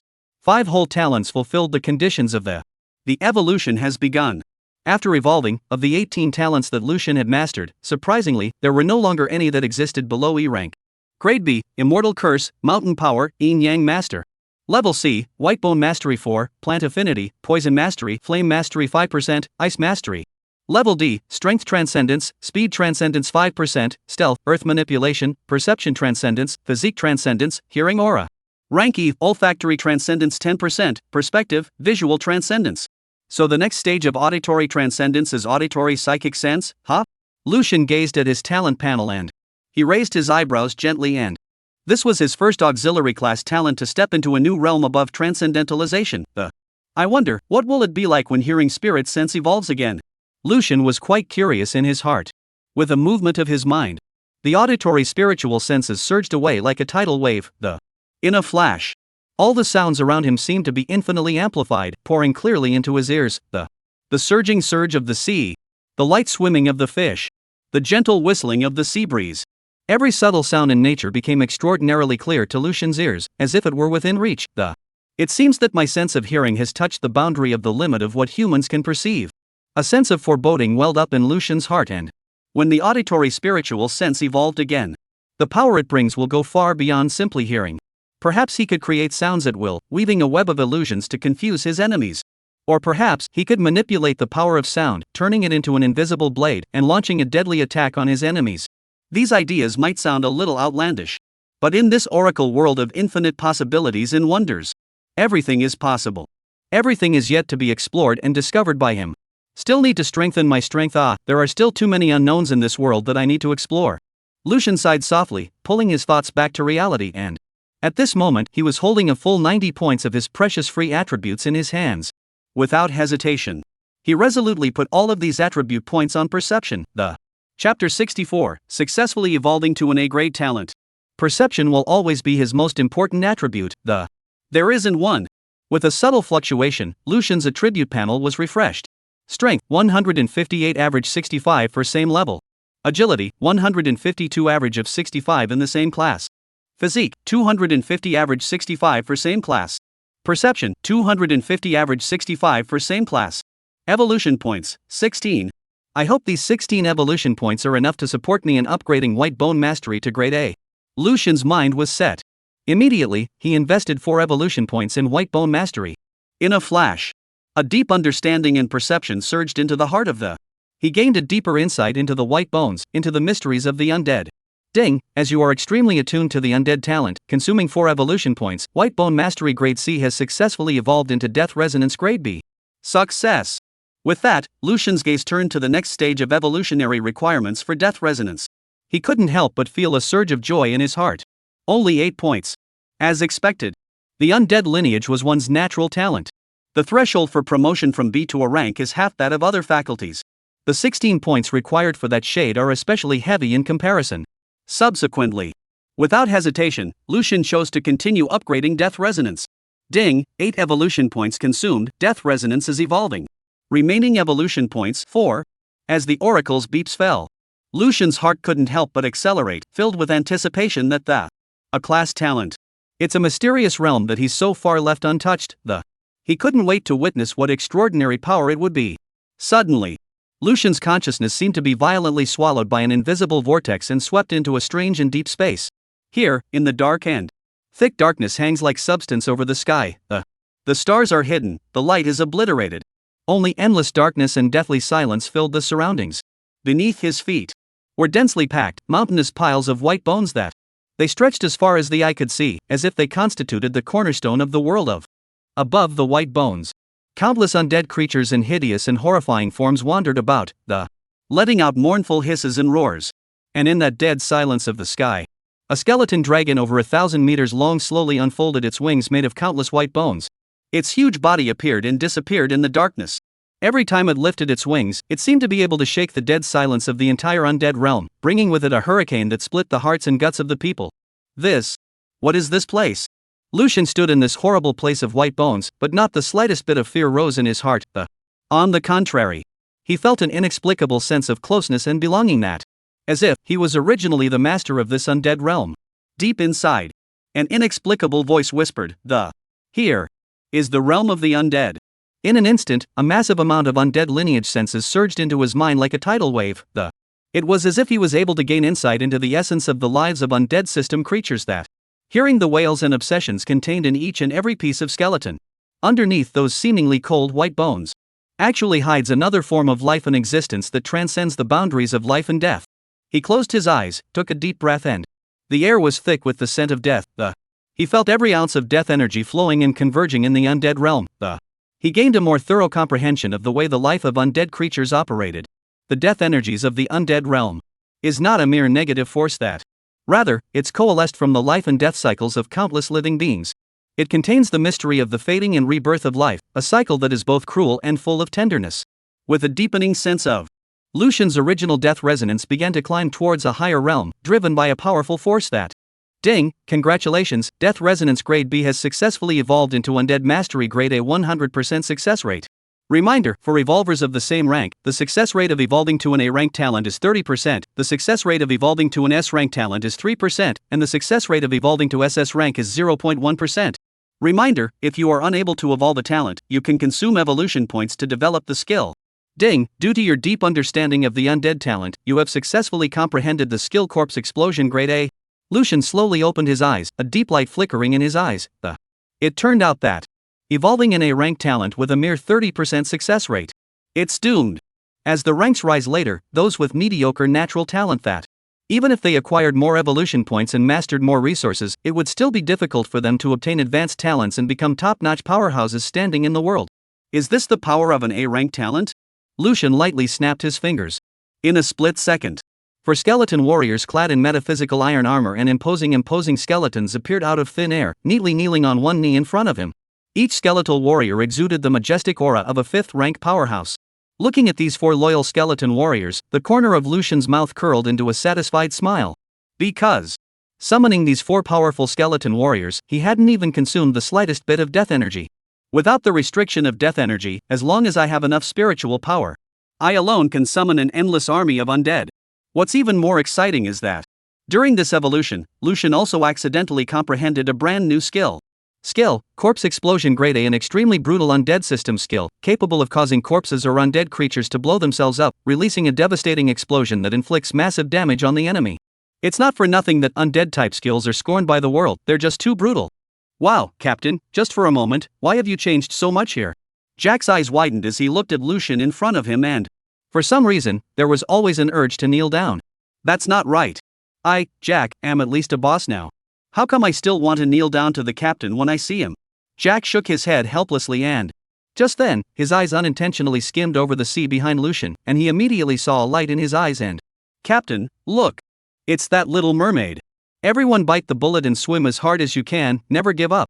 Fuyao hugged Haefan, his little face full of anxiety. The fish's tail swung rapidly, stirring up layers of waves. At this moment, the Haefan in her arms, her right arm had already been severed by the roots. The chest was even pierced by a morose sea spear, and crimson blood dyed the surrounding seawater like a thin stream.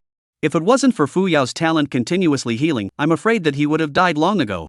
At Fuyao's side, a large group of mermaids were desperately swinging their tails, fighting their way forward to escape the. Behind them, however, the dozens of fierce-faced Naga clansmen were in hot pursuit. There were many old and sick people within Fuyao's group, directly dragging down the speed of the entire group. As a result, they were gradually being approached by the Naga tribe, and the situation was precarious. Chapter 65, The Naga Clan.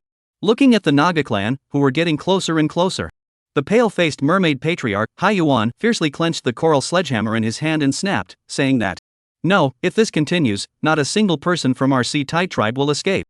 All 5th rank elders, stay and block the Naga tribe with me, the rest of the tribe scatter to escape, one is one if they can leave. Haiyuan's eyes were filled with determination after he uttered these words. He was already prepared to die. He did not expect that. The Naga, who have always been evenly matched with the merfolk, a 7th-ranked powerhouse suddenly appeared, instantly upsetting the delicate balance between the two races. Yes. Clan Chief. The 4 mermaid elders of the 5th rank answered in unison, their eyes filled with determination. They knew what it meant to choose to stay facing the Naga race, those cruel creatures that fed on the hearts of the mermaids in order to gain more power. There was little hope of survival.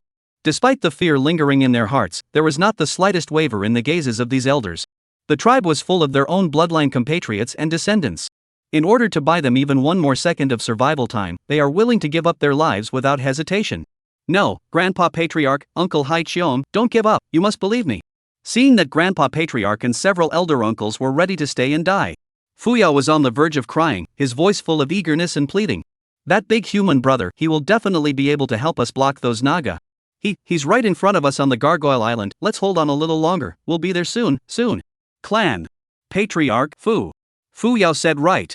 Although the Haefan in Fuyao's arms was weak, but still tried his best to squeeze out words, that human, he's really powerful.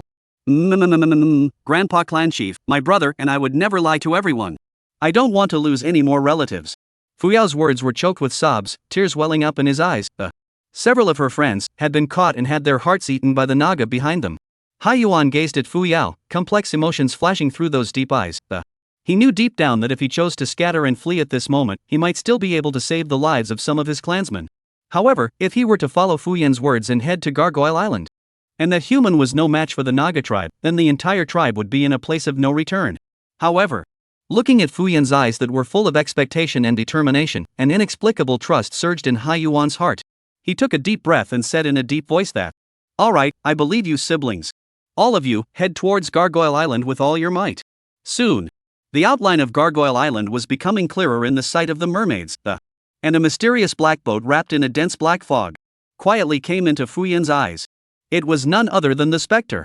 Just then, an upturned, slightly teasing but familiar voice rang out, Yo, little mermaid, we meet again. Hearing Jack's voice, Fuyuki's face instantly blossomed into a bright smile that, Big Brother Zombie. It's Big Brother Zombie.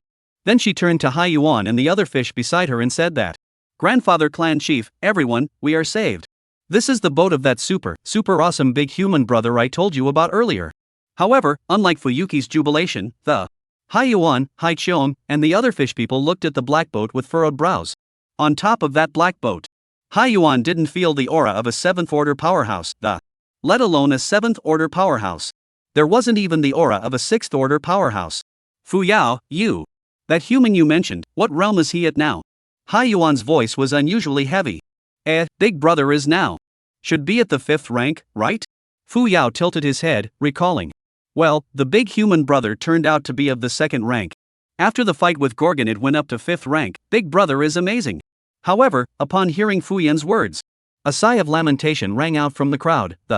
Fu Yao, this child of yours, you've victimized everyone. The mermaid elder, Hai Cheong, slapped the water hard, his voice filled with despair. He had wanted to reprimand Fu Yao for a moment, but looking at her innocent face, the words of rebuke were swallowed back. He understood that Fu Yao also had good intentions. Hai Yuan and the other elders also sighed and shook their heads, their expressions filled with loss and despair. Everyone. What's with this expression? Big human brother is very powerful, even Gulgan is not his match, he can definitely help us deal with those Naga clans. Fu Yao clenched her small pink fist, obviously full of confidence in Lu Shen. Fu Yao, it's indeed powerful for him to defeat a peak 5th ranked Gorgon. But, this time, a 7th ranked powerhouse has appeared out of nowhere in the Naga clan. Even though this human is strong, after all, he is only at the 5th ranked realm, so how could he be a match for a 7th ranked Naga? Hai Yuan helplessly shook his head and sighed as he explained. No, big brother, he defeated a demonization. Fu Yao eagerly tried to explain, but just as the words left his mouth, he was interrupted by a burst of laughter that was arrogant to the extreme. Ha, you guys, these cowardly mermaids, flee, why don't you flee, did you find help? Accompanied by this maniacal laughter, dozens of snake-headed fish-bodied Naga warriors with thick arms had already surrounded the mermaids tightly. The Naga at the head of the group. With a striking scar across its face and a grimace, it laughed maniacally as it taunted the merfolk. Sabas, as the patriarch of this Naga clan, was at the moment filled with uncontrollable complacency and ecstasy that he never thought that an adult from the Naga royal family would condescend to come to this small place of theirs to travel. With this lord's great help, those mermaids who had been giving them a headache would soon become a delicious meal in their mouths. It's just that the speed at which those nimble merfolk escaped was just too fast. It would have taken a lot of effort to catch them all. But these mermaids don't know what's wrong with them. They even took the initiative to flee towards the dead end of Gargoyle Island. It's really not a big deal now. Ha. Matriarch, I just listened to that mermaid. On that black boat, there should be reinforcements from the mermaid clan. A Naga warrior quietly approached Sabas and reported in a low voice. A human warship? Sabas gazed ahead at the black boat, entangled in black mist and hidden from view. His brows unconsciously furrowed. The human race, a race that should never be underestimated. They have unlimited potential and are huge in number. When did the mermaids even get involved with humans? While his thoughts were racing, the black fog on the black boat suddenly surged, as if gently plucked away by an invisible hand, revealing an upright figure standing above the deck. Chapter 66, Boss Jack. Sabas fixed his eyes on the situation, then broke out into a loud, unbridled laugh that. 5th order? Ha, a mere 5th rank? Are you mermaids so confused that you see a 5th order human as a lifesaver? You're really laughing at me. Ha. Seeing this, the surrounding Naga warriors followed Sabas, letting out bursts of cruel and mocking laughter. It was as if the mermaids in front of them were already destined to become fish meat on their chopping boards, to be slaughtered. When Hai Yuan and the others saw that upright figure, the despair in their hearts increased. 5th order. I can't believe it's really only the 5th order. In such a situation, what role could a 5th order human play? Not to mention that powerful snake-haired, 7th ranked Naga. Even the 6th ranked Sabas, it was impossible for this human to beat.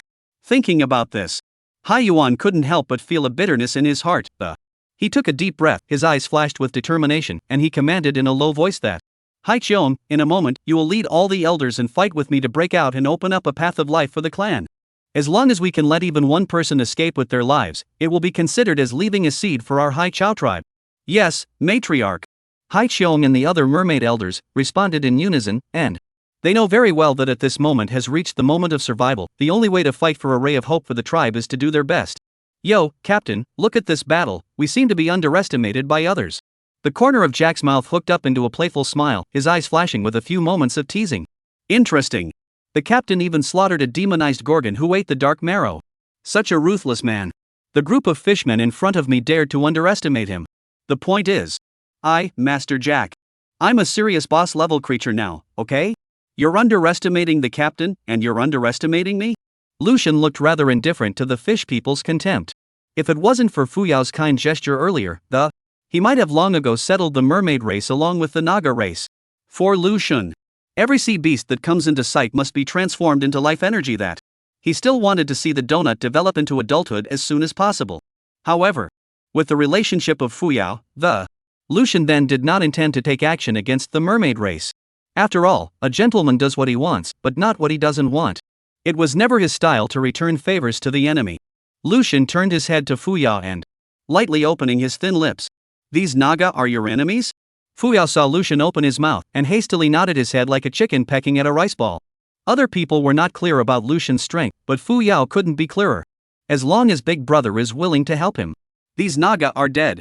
"Big Brother, these Naga clan are very hateful. They have already killed so many of our kind, and now they want to decimate us," Fuyang said with his mouth, but a hint of nervousness showed in his eyes. After all, she had only had a one-sided relationship with this human Big Brother, and her heart could not help but be a little apprehensive. She was also unsure if Lucian would help her. Under Fuyao's nervous gaze, Lucian swept a glance at the Naga race in the sea and indifferently said, "Jack, kill them." "Okay." Jack grinned, the cynicism on his face instantly replaced by coldness and killing intent. "Friend of the human race, your kindness is appreciated." Seeing that Jack wanted to make a move, Hai Yuan's heart was startled, and he eagerly interjected, But the Naga clan's clan chief Sabas possesses 6th rank strength, and behind him, there is also a 7th rank snake-haired Naga powerhouse hidden. Please be sure to think twice, don't act rashly. After all, this was just a feud between their mermaid clan and the Naga clan. If innocent people were to lose their lives because of it, it would be so wrong. Obviously, in Hai Yuan's mind, Lucian and Jack, who were at the 5th rank, could never be a match for the Naga crowd. 7th rank? Is that impressive? Jack's mouth curled up in a sardonic smile and, before the words fell, a flash of black light swiftly crossed the surface of the sea, accompanied by the sharp sound of air being torn apart. In full view of everyone, Jack's figure suddenly moved, like an arrow off the string, turning into a stump and shooting out. Black light flashed. With a wave of his right arm, a sharp sword cast in black crystal abruptly coalesced, and with a roaring sound, he violently stabbed at the disdainful-faced Sabas. The tip of the sword flicked, and the black aura was like a dragon, tearing through the air. In the blink of an eye, it was already in front of Sabas.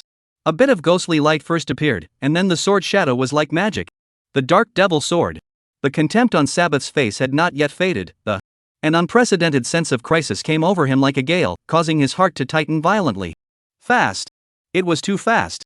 How could a 5th-ranked undead have such amazing speed and strength? Sabbath's pupils contracted dramatically as he was horrified. Instinctively, he crossed the trident in his hand in front of his chest. Boom! The black sword swept through like lightning and, the moment it came into contact with the trident instantly crumbled into pieces with the loud sound of metal colliding. The unstoppable force, carrying the black sword onward, directly pierced through Sabba's head. Ka-ching!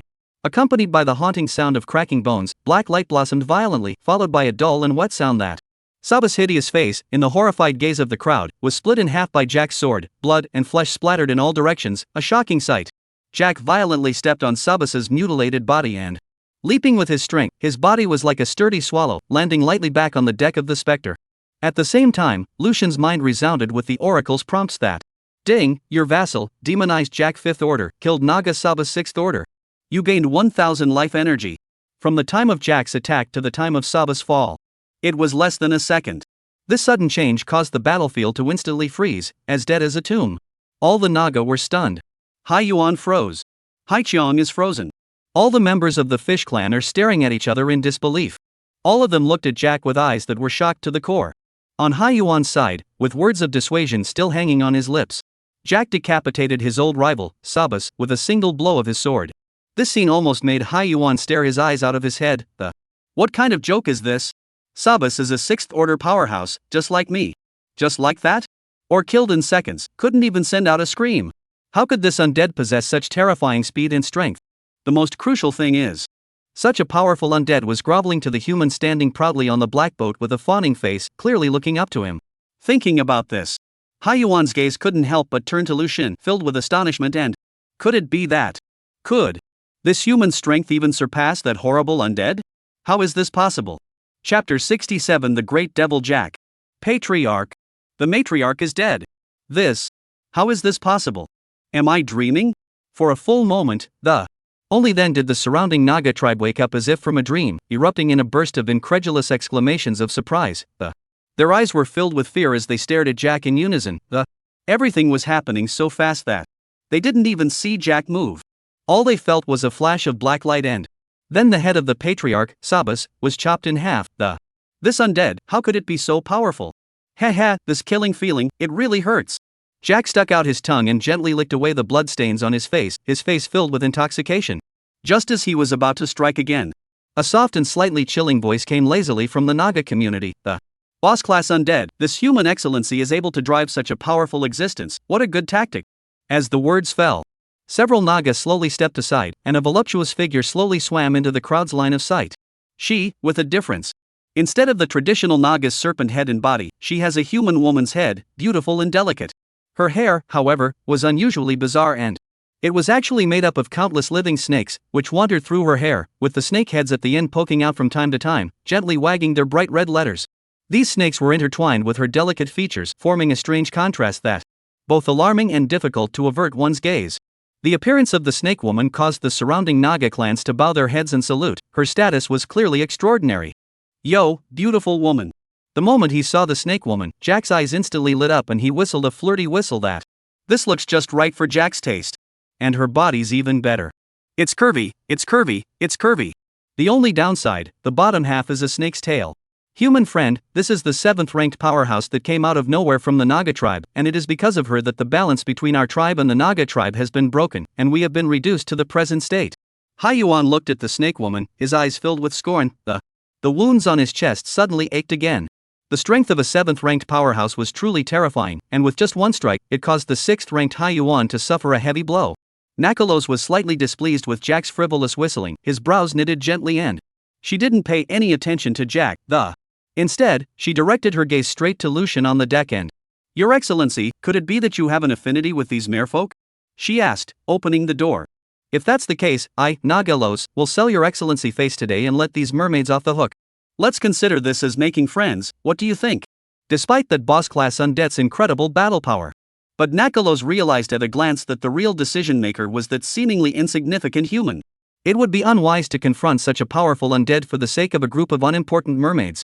So, despite the loss of a 6th-ranked powerhouse, Nagalos still chose to give in and strong people, wherever they went, were the ones who would gain respect. After the words, a robust Naga warrior beside her immediately added, Human, do you know that Lord Nagalos is an honored member of our Naga royal family? It is an honor for you to gain the friendship of Lord Nagalos. Hearing Nagalos' words, Jack couldn't help but stop his movements and look at Lucian. This is obviously a little bit of a I can't afford to get the captain into trouble. However, based on his knowledge of Lucian, he had a vague feeling in his heart that even if she was a Naga royal, this was not a big deal in the captain's eyes, I'm afraid. Naga royalty? Lucian's eyes couldn't help but flicker with a flash of light when he heard these words, the royal family. Then there must be a high-level talent, right? With such thoughts in mind, he didn't move and pulled up Najaro's attribute panel. Naga clan, Nagalos. Characteristics, amphibious, scaly skin, high spiritual intelligence. Talent, petrifying gaze grade B with one look, everything can be turned into stone. Skill, water manipulation shadow C rank guiding water like a shadow. Battle strength evaluation, 7th rank very tough Naga banshee, be careful of turning into stone. Grade B petrification talent. Lucian was secretly delighted in his heart. Such an advanced talent was truly rare, how could he let it go so easily? With everyone watching, Lucian's gaze towards Nagalos grew hotter and hotter, as if he had discovered a treasure that had been treasured for a long time. He slowly opened his teeth, and his voice carried an unquestionable determination. Jack, kill her. I, Captain. Jack grinned. In his mind, he had already anticipated this outcome. In the captain's vocabulary, the word retreat never existed.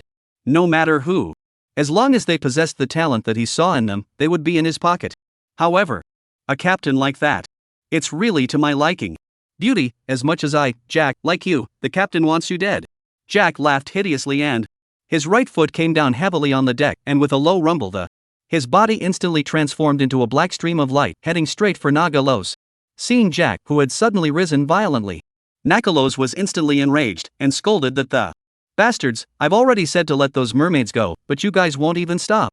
In a flash, the surrounding seawater seemed to be pulled by an invisible force, converging into a monstrous wave that, with a thunderous boom, it swooped towards Jack. C-rank skill streaming shadow. Jia, Nakalos, you're really naive. Do you really think those mermaid clans have that much face? The captain is hunting, and you, the Naga race, are now our prey. Jack snapped with a sardonic grin. The dark demonic chi in his body surged, darkening the surrounding sea like ink. Only when he raised his hand and waved it, the dark magic chi condensed into an impenetrable shield of magic crystals that it easily shattered the huge wave that came at him, splashing the water in all directions. B-rank skill dark magic sword, follow your heart, attack, and defense. Immediately after that, Jack's figure flashed, and by using the propulsion of the magic chi, instantly crossed the broken waves and pushed straight in front of Nakalos. Treating us like prey? Arrogant. Najaros chortled, and the power of the 7th rank instantly boiled, converging at the tip of the trident. The light was brilliant, the sound of breaking wind whistled, and swung violently at Jack. Still want to struggle? A sneer surfaced at the corner of Jack's mouth and the dark devil sword instantly condensed into his hand, and the sword light was cold. He flicked his wrist, and the sword blade collided heavily with the halberd's mane. Clank, a metallic roar that was deafening. Nakalos only felt a huge force surging from the trident. Her body shook, and she stifled a grunt and blood spilled from the corner of her mouth, and her gaze was filled with horror that, although she understood that Jack, as a boss-level undead, would inevitably not be easy to deal with, however, she never expected that. The 7th rank self was unable to resist the power of his strike. But without giving it a moment's respite, Jack, the dark magic crystals under his feet were suddenly born, stabilizing his figure. His right foot violently stepped on the magic crystal, using the force to take off into the air. His body shape was like electricity, once again storming up. The dark devil's sword carried the momentum of destruction and was unrivaled, aiming straight for Nagalos' head. Chapter 68, Terrifying a Rank Skill Corpse Explosion. Damn it! In the face of Jack's powerful sword, Nakalos's beautiful eyes tightened, and her gaze was hard to hide, while not wanting to admit it. But the truth is, she was surprisingly no match for this undead whose realm was only the 5th rank. That's how terrifying boss-level creatures can be. A 5th rank Jack was surprisingly strong enough to cross 2 ranks and pressurize a 7th rank Najaros to beat him up. Nakalos realized that he couldn't keep his hands off of him at this moment, only to see her eyes suddenly turn gray and her head full of snake hair danced like a wild storm, and her snake head roared in unison, pointing straight at Jack. In a flash, an invisible force surged in and Jack only felt his body stiffen, then quickly petrified, his color gray and white. Before the words left his mouth, Jack had been completely petrified, like a statue, hanging in mid-air. Seeing that Jack was hit, Najaros didn't take the opportunity to attack Jack. This boss undead is too tough to. His own petrification talent is only rank B. He hasn't learned the true meaning of petrification yet. He can only control Jack for a short time. But it was enough. If I'm not mistaken, half of this undead soul is in your hands, isn't it? Najaros' gaze turned to Lucian on the deck, his red lips curved up in a wry arc and as long as you are killed, this undead will die along with you. Between the words, a cold light flashed in the eyes of Najaros. So, you can go to hell. Words. Najaros' serpentine tail whipped violently, like an arrow from a string. With enchanting and murderous intent, it shot explosively toward Lucian. Seeing the scene, the faces of Hai Yuan, Hai Qion, and the others suddenly changed. Oh no, the boss undead has been petrified. That human friend is in danger. Human brothers, watch out. It wasn't true that this undead was a boss creature. But this human friend is not. Humans have always had weaker attribute powers than their sea animal counterparts. There's only one 5th ranked human. How could it resist the attack of a 7th ranked King Naga? Thinking of this, the hearts of the fishmen were burning with anxiety and they swam desperately in the direction of the specter, wanting to help Lucian out. As long as they could buy a moment's respite for their human friend. When the boss-level undead breaks free of its petrifying bonds, they would then be expected to ride out this crisis together. However, in the midst of their eagerness, the crowds of fishmen overlooked a crucial point. Jack was so strong, yet he willingly became a vassal of Lucian. How could Lucian's strength be simple? Because of Jack's toughness. Najaros did not dare to be the least bit careless and when he was still far away from Lucian, he unleashed Petrify with all his might. Lucian's body was in a lurch. Noticing that the blood in his body seemed to freeze, and his skin gradually lost its temperature, he frowned slightly and whispered, "Petrification? Medusa's pupil? In the mythology of the blue planet, whoever looks into Medusa's eyes is petrified.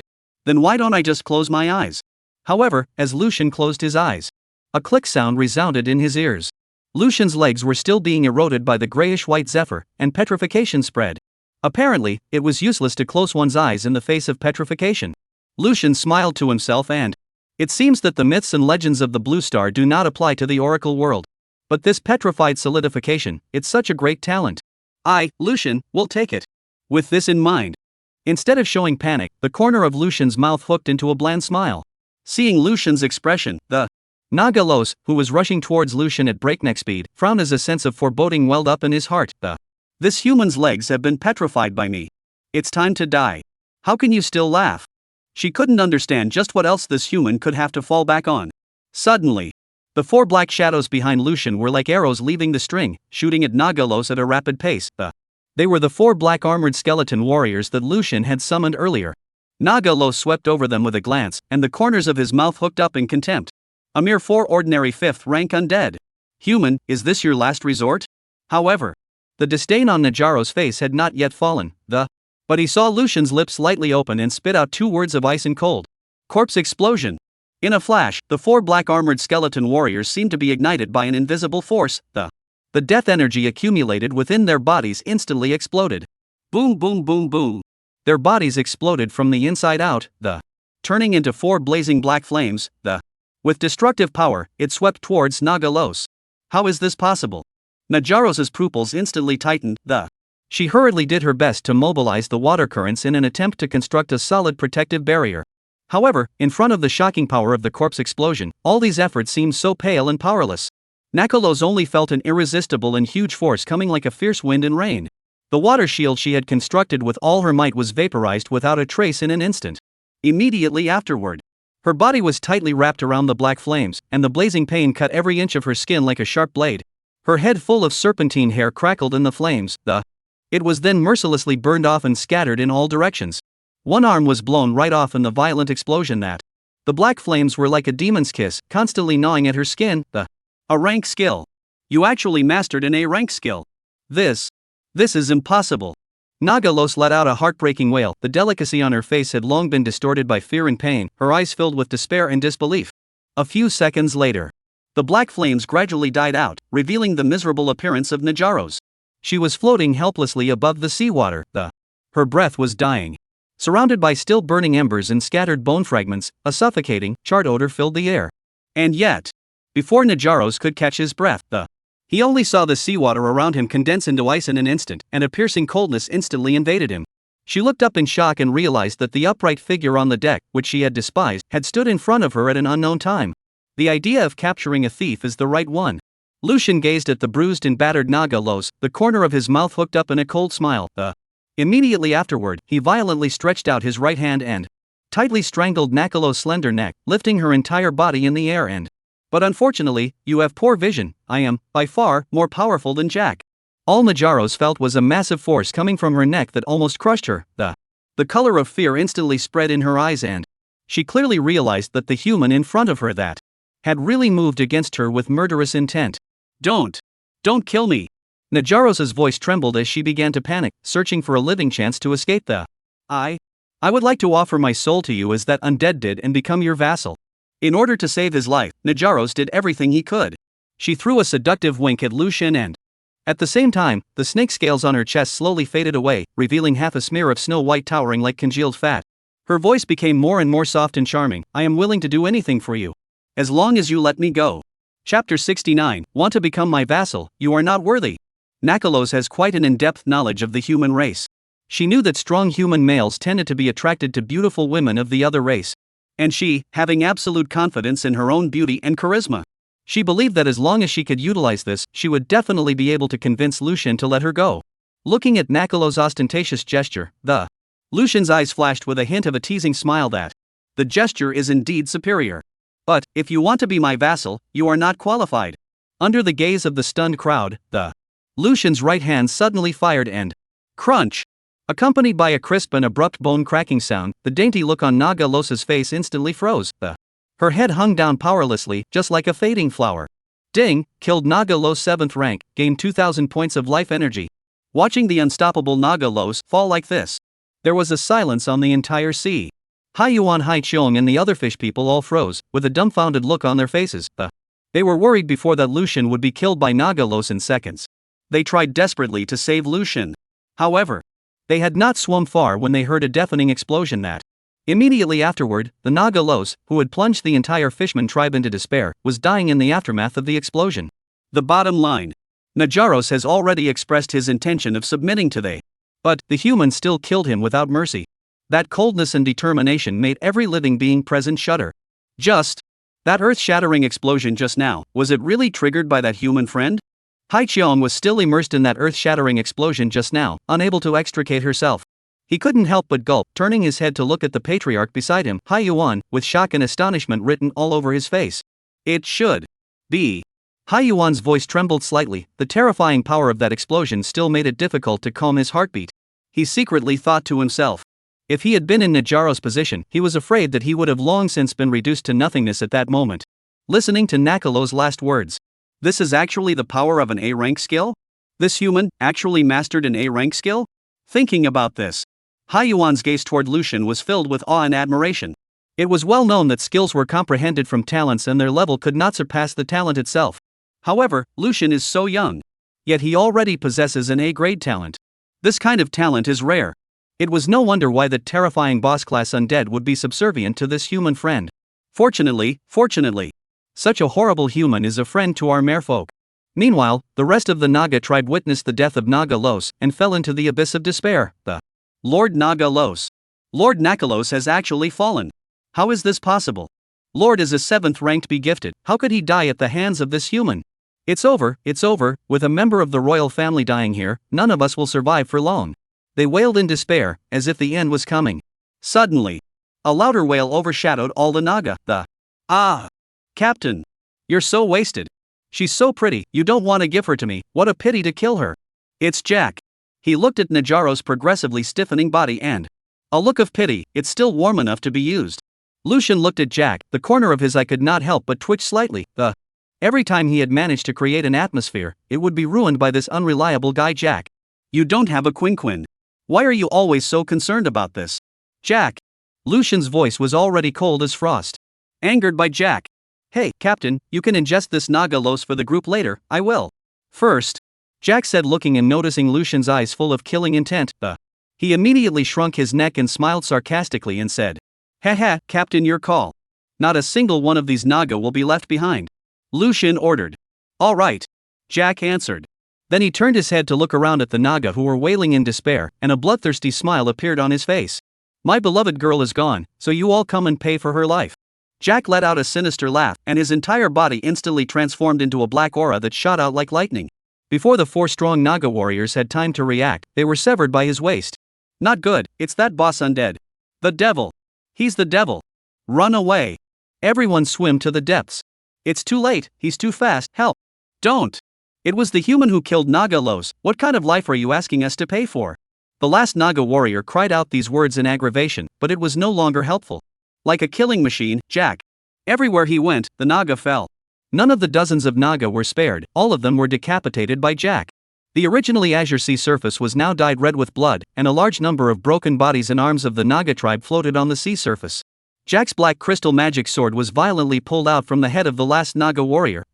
The horrified eyeball was still hanging from the tip of the sword.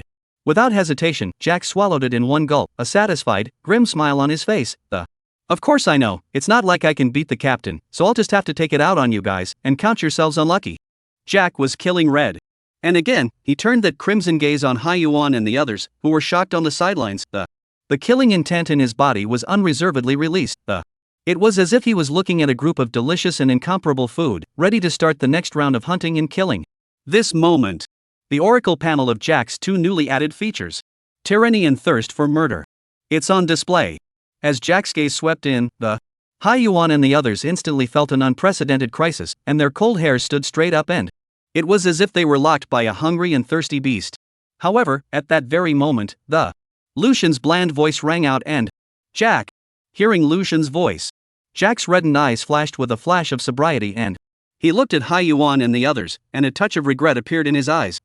Then, with a violent stomp on the black crystal under his feet, his body lightly leapt up and steadily landed back on the underworld ship. Once again, that cynical, playful look blossomed on his face. Hey, Captain, all done. Witnessing Jack's fawning and pleasing demeanor towards Lucian, Hai Yuan and the others, but the fear in their hearts could hardly be calmed. They knew very well that, without the restraint of that human friend, this boss-level undead just now would have absolutely slaughtered them all to death. After all, the murderous aura that had just emanated from Jack's body, so thick that he could almost touch it, was far from a bluff. Chapter 70 First Kiss. Go, collect all the Naga's corpses, Lucian said, tossing the storage ring to Jack with a light toss. Jack caught the ring and smiled bitterly. If I'd known I'd have to collect their bodies, I wouldn't have broken it so much. He shook his head helplessly and set about organizing. At this time, Fuyang gently swung her fishtail and slowly approached Lucian, her little face filled with adoration above her. The big human brother, Fuyao still doesn't know your name? As expected, once big brother. These Naga clan would not be enough to worry about. My name is Lucian. Brother Lucian, can you come closer to me? Fuyang lightly bit her red lips, her face flushed with a shy blush, her voice as thin as a gnat. What's this little girl up to? Lucian was slightly stunned and then he raised an eyebrow and leaned forward. Suddenly, a faint scent of the sea hits my nose and immediately following, a soft, sweet and smooth sensation flooded his lips. It was Fuyao. This little mermaid, surprisingly, gave Lucian a French tongue kiss very abruptly. Witnessing this scene, Jack, who was on the side, instantly froze and the movements in his hands also stopped and he clenched his hands into fists, and with a startled look on his face, Captain, I told you how you killed the snake girl without hesitation. You turned out to have been having an affair with this little mermaid for a long time. Jack looked aggrieved and the captain's so bad. He obviously has company himself, but he won't let me double up with my beloved snake lady. And at this moment, Lucian, totally immersed in Fuyang's passionate and sudden kiss, the ears couldn't hear Jack's yelling at all. Maternally single so far, he was completely dazed by Fuyuki's kiss. What the hell? Just come up and kiss? Are the other worlds so open now? When Lucian came back to his senses, Fuyang had already ended the negative distance contact with Lucian with a red face. Ding, you have received the blessing of the sea god Fuyao's first kiss. Fuyao's first kiss is the favorite of the sea. The person she chooses for her heart will be blessed by the sea god. Strength plus 10. Agility plus 10. Physical fitness plus 10. Perception plus 10. Skill, Poseidon's favor. See, you have been granted the breath of the deep, which greatly extends the length of time you can hold your breath underwater. Although this skill makes it seem as if you have the breath of a child of the sea, remember that you are still human after all. On the sea, boats are still necessary. After all, even Poseidon's most favored subjects cannot defy the laws of nature and avoid the risk of drowning. The sudden prompt from the oracle in his mind caused Lucian to freeze. Blessing? A kiss with this chick adds 40 attributes? And you even realized a C rank skill? Then if this is buckled down and kissed every day, isn't it more powerful than Tuanzi? Brother Lucian, I don't know how to thank you. This is the only way I can think of to repay you. Fuyang's face was colored with a shy blush, her voice as thin as a gnat. At this moment, the sea abyss slowly swung its tail fin and slowly approached the little friend Lucian. Fuyang is the only young girl in my sea tide tribe who has been able to connect with the sea god's mind for 100 years, and her first kiss carries the blessings and expectations of the sea god. His gaze gently fell on Fuyang, full of favor, and mixed with a trace of imperceptible helplessness. Mermaids are emotionally dedicated. Fuyang's kiss means that her heart already belongs to her, and she can't tolerate others in this life. However, Fuyao has a special status, and Lucian belongs to the human race. The two different trajectories seem to have long foretold a future in which they would not be able to intersect. So, from the moment Fuyao offered that kiss, she embarked on a path of lonely watchfulness, destined to be alone for the rest of her life. However, Lucian knew nothing about this. For him, who came from the blue planet, it was unimaginable that a simple kiss could determine the fate of a lifetime. Well, thanks, that blessing worked for me, he responded, sincerely. Then, he turned his head to Fuyao and asked, Fuyang, living in the ocean, have you ever discovered any powerful creatures or any strange sights in this neighborhood?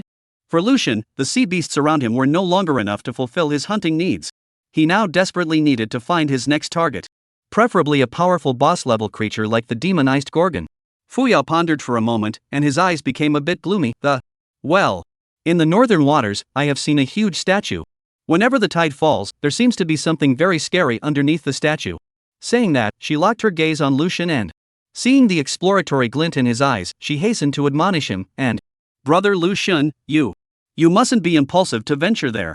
It's very dangerous there, you need to reach at least the 10th rank before you can do it. She was well aware of Lucian's adventure-loving character. This character could be called both brave and it can also be described as reckless. After all, Brother Lucian dared to ascend to Gargoyle Island when he was at level 2. She didn't want Lucian to encounter any danger. At this moment, Lucian noticed that Jack had already collected all the Naga's corpses and was sitting in the bow of the ship puffing up. He gently nodded his head, indicating that he understood the current situation. As his eyes turned to Fuyang's captivating face, Lucian's heart stirred, remembering her outstanding healing ability. There was indeed still a lack of a ship's doctor on the Spectre, so how could such an opportunity be missed? Plus Fuyang's pure and innocent character made him even more favorable. Fu Yao, do you want to come to the underworld and become one of us? Lucian sincerely extended the invitation. This was the first time he had taken the initiative to recruit crew members since he came to the Oracle world. When Fuyang heard this, his eyes instantly lit up, as if there were starlight flickering, and she almost blurted out, "Yes." But just then she seemed to remember something, and her eyes became hesitant. "Brother Lucian, I'm sorry. Fu Yao still has some things left to finish," she said in a low voice, silently adding in her heart that Fu Yao couldn't bring trouble to Brother Lucian. Seeing this, Lucian did not force her. He understood that his words might have to change the course of someone's life, and it was reasonable to be rejected. He nodded softly and, as a sign of respect for Fu Yao's choice, he then waved his hand and, "Jack, let's go." With his command, the skeletons began to struggle with their oars. The specter slowly sailed away from its original position. Fu Yao stared dumbfounded at the gradually fading shadow of the black boat. Finally unable to hold back, he shouted, "Brother Lucian, Grandpa Patriarch is going to take us to migrate and live in Atlantis. In the future, if you get to Atlantis, you must come and find me." She watched as the specter faded into the black mist and her eyes grew moist and, still muttering under his breath, "Be sure to come." Seeing his sister in such a state, Heifan painfully took her into his arms and he comforted her with a soft voice. "Fu Yao, forget about him, he's just a hurried passerby in our lives." On deck, Lucian's gaze fell on Jack's puffed up look of. Couldn't help the corners of his mouth from rising. "This Jack. It's so funny. Just because Fu Yao kissed me. Now I'm actually angry." Still, living on the blue planet, Lucian has long since learned how to skillfully draw a big pie. He coughed lightly and, "Jack, feel free to do it. If I come across any more suitable female goblins, sea animals, or whatever in the future, I'll be sure to save one for you, so you'll have a companion as well." As soon as Jack heard this, eyes instantly lit up with an arrow step, he scurried behind Lucian and attentively kneaded his shoulders for him. With a smile on his face, he said, "Haha, I knew it, Captain, you love me the most." Guck guck guck. Tuanzi was lying on top of Lucian's head. It looked askance at Jack's fawning look of eyes full of contempt. "Ugh. What's that look in your eyes, you little donut? I'm telling you, don't look for an octopus for a date when you grow up, or I'll laugh at you." Guh. Key. Just like that. An undead and an octopus argued on the deck of the scene was hilarious. Chapter 71, The Alliance Countries That Keeps Making Deaths. Ever since the news of Lucian's decapitation of the 5th rank boss class creature was broadcasted throughout the entire 8th region, the Alliance nations have been instantly honest, directly causing the entire regional channel to go silent. The survival gambling order in Lucian's hand was like the sword of Damocles hanging over the heads of the evolvers of all the countries, making the originally one arrogant and incomparable alliance countries instantly turn into docile kittens, afraid of attracting Lucian's attention. But wherever a sea area has joined the alliance, have all won a survival bet. If you lose against Landsinker, you'll lose at least 40 attributes. This was a loss that was difficult for any evolved person to bear. Not to mention sea zones like Fuso 903 and South Koryo 942, which have already lost once. If we lose again, I'm afraid that the survival of the evolved people in the zone will be in great danger. Not to mention that 6 days later the poisonous fog will descend, and it will be hard for everyone to escape. Charles, oh God, how can you guys be so quiet? Charles Cohen, don't talk, the betting order in that devil Lucian's hand hasn't been activated yet, it's not good to be targeted by him. Fusan District 903. Mr. Lucian unexpectedly defeated a 5th order boss class fierce beast, and we, Gallic Chicken District 673, must admit that we are not his match. Therefore, we don't want to be enemies with Area 1000. Mr. Lucian, we Gallic Chicken people would like to apologize for offending you before. Gallic Chicken District 673. Alas, the Divine Summer people are indeed as powerful as ever. We Tianju people are also unwilling to be their enemies. Gull was 579. We, the Great Goryeo Empire, have always respected the strong. Mr. Lucian, you have earned the respect of our Great Goryeo Empire, and we, the 942 Sea region, would like to become friends with you, the 1000 Sea region. Southern Goryeo Sector 942. For the sake of their own sea zone not becoming a target for Lucian. At this moment, between the words of the crowd of alliance nations, the previous arrogance was gone. Instead, they blatantly began to show favor to Lucian. At this moment, the alliance dominated by the meter country appeared to be in a precarious position. Charles, oh gentlemen, you have nothing to fear from that Lucian, he won't live much longer. These words were like a stone thrown into a calm lake. It instantly stirred up layers of ripples within the chat channel of the region. Charles Cohen, what do you mean by that? Could it be that you have a way to deal with that devil? Fusan 903 Sea region. A spark of hope ignited in the hearts of the people of Fusang. They knew deep down that, given the intricate feud between Fusang and the Divine Summer, other countries might be able to reach some sort of reconciliation with the Divine Summer. But for them, The only way to fight with the Divine Summer was to have a fight that would not end in death, and the Divine Summer people would never let them off easily. Charles, all of you please rest assured, I have already used a precious invasion order to invite Prince Van Droth to launch an attack on the Divine Xia 1000 area. With these words, the 8th region instantly boiled over. Oh god, it's actually our Sunset's devil, you actually gave him the invasion order. Sunset District 356. Nani? Is he strong? Fuso 903. He's a vampire, a terrifying vampire. He can suck the blood of evolved people to strengthen himself. He is the only one left surviving in Area 001 where he is, and all the evolvers have fallen into his blood meal. I can't imagine how powerful he is now. Sunset Area 356. Between the words of the Sunless Man, he was filled with fear. Apparently, this Van Dross. When he was on the Blue Planet, he was a nightmare for the people of Sunset. However, hearing about the existence of such an evil and horrible vampire. However, the countries of the Alliance within the 8th region were all cheering and jumping for joy. Because this terrifying vampire was now targeting the demon Lucian who had them on edge. In a flash, those Alliance members who had just shown goodwill towards the Divine Summer 1000 area tore off their disguises. ACI bar, I finally don't have to pretend anymore. You damnable Divine Xia people, how dare you take away 40 precious attribute points from us, I'm going to watch you all go to ruin one by one. Southern Goryeo District 942. We Fusang people have finally waited for this moment, that damnable Lucian, finally someone can sanction him. Fusan 903. Oh, Devil Lucian, I take back my previous words. Our great Gallic chicken will never yield to your force, and we will also plunder all the attributes of the Divine Xia people. Gallic Chicken Area 673. Will, this must be the will of the great god Shiva. We Tianju people will surely follow the guidance of great god Shiva and destroy all these Divine Xia people. Tianju 579 District. Ding. Successful ingestion of Naga Lo 7th Order. You have gained the B rank talent Petrifying Gaze, agility increased by 11 points. Ding. Successfully ingested Sabas 6th rank. You have gained a D rank talent Thunderbolt Manipulation, increasing your power by 10 points. Ding. Successfully ingested Naga Warrior 6 5th rank, agility increased by 6 points.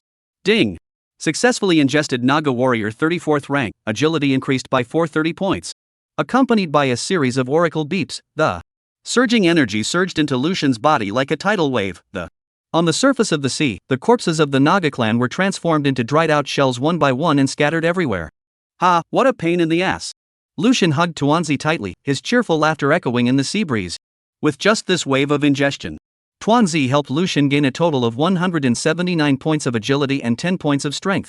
This kind of gain was equivalent to the attribute points that other evolvers could only accumulate after painstakingly upgrading nearly 9 levels. What was even more precious was that not only did Naga Los contribute agility, but its B-rank talent, Petrifying Gaze, had also become Lucian's bag of tricks. This talent was incredibly powerful and it was almost equivalent to an instantaneous and powerful group control skill. In addition, Naga Matriarch Sabas D-rank talent, Thunderbolt Manipulation, was also mastered by Lucian. Not only that, defeating 7th Order Najaros, 6th Order Sabas, and 6th 5th Order and 34th Order Naga warriors. In total, they brought a terrifying 11,400 life energy points to Lucian. After splitting it equally with Tuanzi, one person and one beast each gained 5,700 points of life energy. Under the nourishment of this huge energy, the little donut finally stepped into the realm of the second stage. Rank, 211 80 20,000. Gobble gobble gobble. The little group's tentacles rubbed around on Lucian's body cheerfully. It was obviously extremely comfortable. However, Lucian's eyes widened and, after half a day of looking at the little group's pink body, it had just absorbed a whole 10,000 points of life energy and had managed to be promoted one level. But it doesn't seem to have any noticeable changes. Chapter 72 Dragon Scale Armor, Blood Prince. Tuanzi still maintained that pink, small, and delicate appearance of like a small, unthreatening dot. Sure. It's very cute and adorable. Maybe it can be so cute that the enemy can't lay a hand on it. It seems that without getting out of the larval stage, donut won't change much.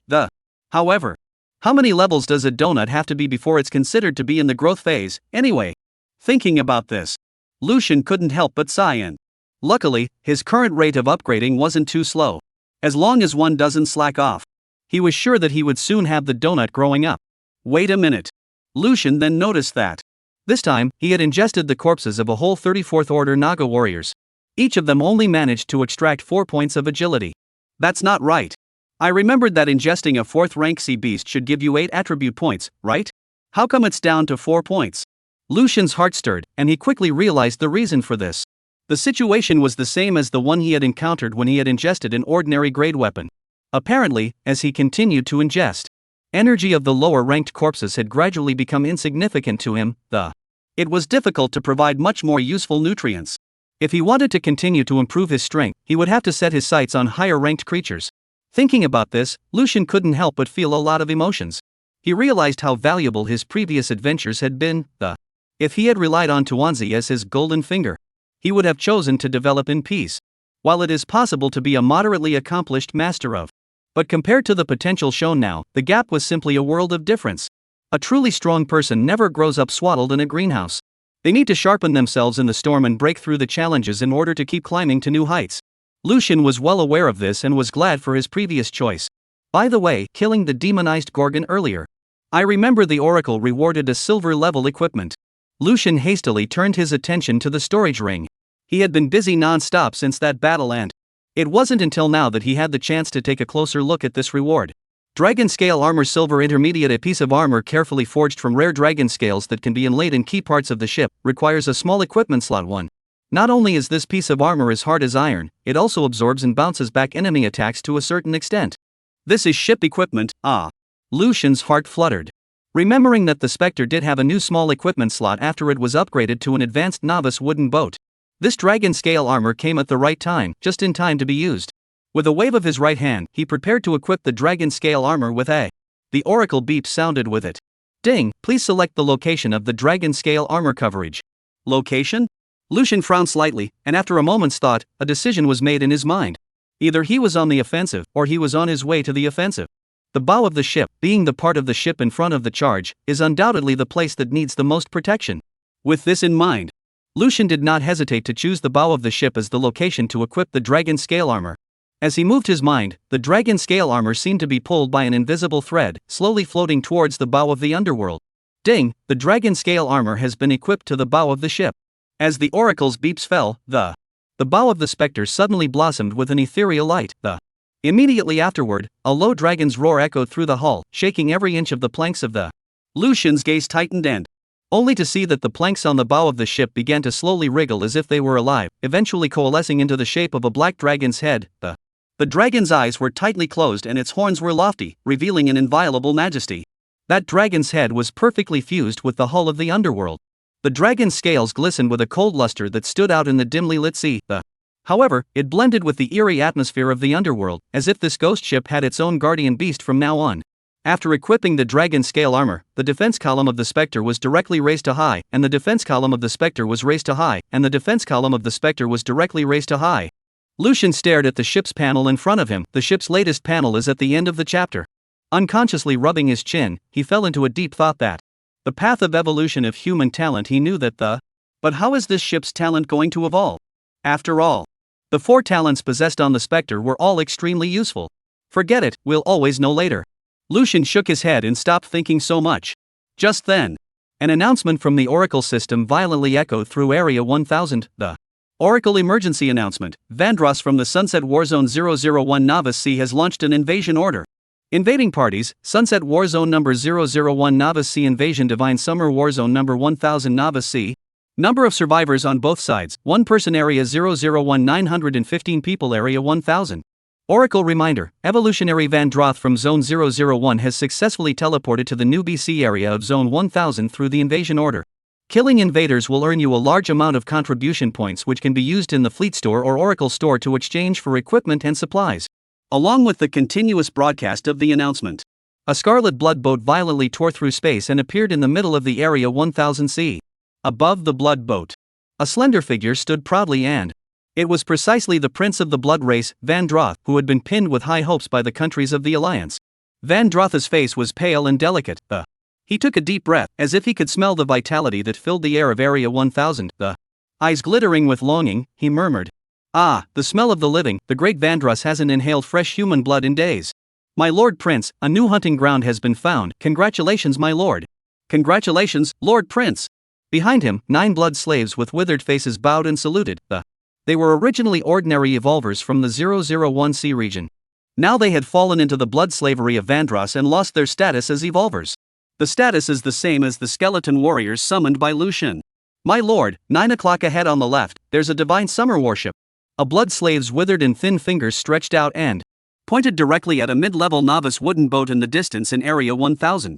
Ha ha ha, prey, fresh prey, this prince is going to savor it first. Vandroth laughed out loud, his body instantly transformed into a swarm of pitch-black bats and sped towards the novice wooden boat. P.S. The following is a multi-update word count, so you may skip it at your discretion. Lucian latest panel. Name, Lucian Cursed. Level, 56780 10,000. Position, Monitor 510,000. Evolution points, 4. Death energy, 2,700. Power, 178. Agility, 341. Physical fitness, 260.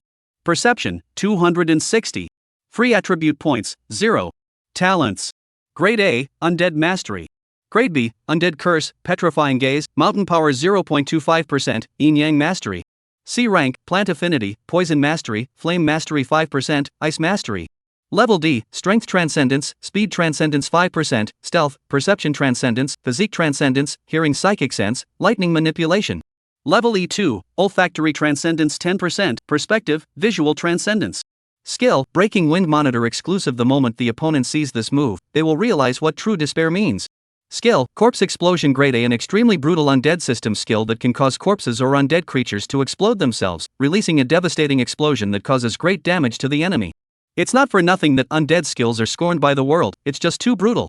Skill, Neptune's Favor Grade C. You have been endowed with the Breath of the Deep, which greatly extends the length of time you can hold your breath underwater. Oh ho, now you don't need equipment to dive. But be careful, you're not a fish, you'll still drown after a long time. Vessel, Advanced Novice Wooden Boat Enhanced. Comprehensive Battle Power Assessment, unable to assess to the monitors. Realms are all funny, anyone who relies on realms to fight against the monitors will die a horrible death. Because of the more advanced B rank Mountain Power, D rank Earth Manipulation has been converted into 0.25% of the Mountain Power's evolutionary experience. Cursed Enhanced Novice Boat, Spectre Captain Land Sinking. Class, Advanced. Crew, 1010. Durability, 700. Weapon slot, Small Arms 1-1 Whaling Crossbow Bronze Primary. Equipment slot, Small Equipment 1-1 Dragon Scale Armor Intermediate Silver. Speed, Medium Paddle. Defense, High Light Armor. Talents, Ghost Ship B rank, Sakura Guardian C, Eco Symbiosis D rank, Extreme Speed D rank.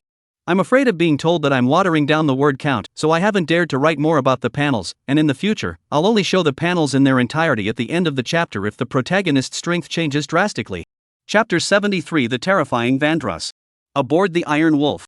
Captain Dong Jiqiang was frowning, replaying in his mind what the Oracle had broadcasted on the with a face of disbelief. An invasion order? Just one person from the opposite side came to initiate an invasion of over 900 of us? Did I hear you right? Dong Jiqiang was a strong player on the 1000 rank list. The rank has reached level 4. At that moment, behind him, Wei Jia, whose eyes looked extra heavy behind his glasses, was. He pushed the frames back and said eagerly, Brother Chang, something's not right. I just took a look at the 8th region channel. This Vanzorth seems to be a trick by the MiG and the others. Before the words left his mouth, a member of the crew pointed to the sea in alarm, his face white, his voice trembling with nervousness. Kung, Wei, look over there. The crowd's eyes were instantly drawn to, only to see a blood-colored boat quietly emerge and, even more alarming was the swarm of bats that came winging from the boat. The oppressive feeling they emitted was like substance, causing the heartbeats of all the crew to almost stop. Is this that Vanzorth? Dong Jiqiang's eyes flinched, as if some sort of power had been awakened within his body. He took a deep breath and the muscles of his entire body instantly tightened and began to expand dramatically. A crimson light penetrated from under his skin, wrapping his entire body, and his aura became strong and unrivaled with it. Grade C Talent Muscle Expansion. By the grace of the great god of land sinking, Dong Jiqiang gained a whole 60 free attributes, plus 3 evolution points. With these evolution points, he managed to supercharge his D rank strength and evolve to a C rank muscle expansion. Looking at the rapidly approaching bat swarm, Dong Jiqiang hesitated slightly and lowered his voice to command. The 5 of us will meet the enemy, 1 air. You continue to remain invisible, don't show yourself. Total of 6 crew members on the Iron Wolf. Speaking of this, Dong's tone became heavier and heavier. If we are not defeated, Oneer, make sure to send out information about Vanzorth through the chat channel to warn everyone. At this moment, an urgent response came from the corner of the Iron Wolf. Brother Chang, I want to fight with everyone. There's no time. Do as I say. Dong broke off and fiercely drew his giant axe from his back, prepare to meet the battle. At this very moment, The black swarm of bats accelerated violently and, in the blink of an eye, it enveloped the sky above the Iron Wolf. The 4 crew members, except for Dong Jicheong, barely had time to react in any way. They were swarmed by a dense mass of bats, tearing and sucking the blood out of them. In an instant, the 4 were transformed into 4 withered and dried corpses. Squeak squeak. Swarms of bats similarly launched a fierce attack on Dong. However, Dong Jicheong's muscular and swollen body seemed like a bronze wall, and the bat's sharp fangs were difficult to penetrate. Spread out for me! Dong roared. The huge axe in his hand swung down fiercely with the sound of whistling wind and, instantly, the bats in the air converged as if summoned and transformed into a figure in evening dress that. It was none other than Van Dross. VJ, everyone. Dong Jicheong's gaze skimmed over his teammates who had been turned into dry corpses and finally settled on Van Dross, his eyes filled with shock and disbelief. What the great god Lucian bestowed on everyone in Area 1000 was a full 60 free attributes and 3 evolution points. Wei Jie and the 4 of them, even though they were only level 3. But each of them possesses a D-rank talent. Their strength should not be underestimated. But in the blink of an eye, they were killed. This Van Dross, just how powerful was he? Ah, the taste of blood, it's so delicious. Van Dross landed lightly on the deck of the Iron Wolf, the arms spread out languidly, a look of contentment spreading across her face. Just now, he had drawn on the blood of those 4 divine summer revolvers, which had contributed a full 7 attribute points to him. The energy contained in the blood in the bodies of these divine Xia people was really powerful. It's so delicious. Oh, and missed a little bug, funny, really funny. Van Droth's pale fingers slowly and methodically straightened his collar, his gaze glancing ahead at Dong Jicheong, who was staring at him with a grave expression. The corner of his mouth hooked into a contemptuous smile. Less arrogant. I'm going to avenge my brothers today. Dong roared, forcibly suppressing the throbbing in his heart, and the muscles within his body instantly tightened and swelled up once again, facing such a terrifying enemy. Dong Jicheong didn't dare to have the slightest reservation. Muscle expansion was unleashed with full force without reservation. In an instant, he transformed into a giant with bulging muscles that. Red light flashed around his body and the huge axe head cut through the air, carrying a thunderous momentum, and violently slashed at Vanzorth. However, the huge axe that carries the power of 10,000 pounds was actually held steadily by a pale hand. Dong Jicheong tried his best to. However, he only saw that the huge axe was as if it was firmly set in his palm, and it did not move. How? How is it possible? Dong Jicheong's eyes snapped wide with disbelief. Strength, which had always been his proudest capital. He had invested a large number of his free attribute points into strength. This also gave him a full 70-odd points of base strength. At this moment, under the full power of the muscle expansion talent, he instantly erupted with a power that was nearly a terrifying 300 points. This axe. Not to mention the people. Even a 4th order sea beast would find it difficult to withstand and would either die or be injured. However, such a shocking axe was easily caught by Van Dross. Could it be that Van Droth's strength had already surpassed 300 points? How is this possible? Oh, the power is okay, I shouldn't have belittled you, now, you can barely catch my eye. Van Dross sneered. With that, his right hand yanked violently and Dong Jicheong's tightly gripped giant axe instantly disengaged and flew out.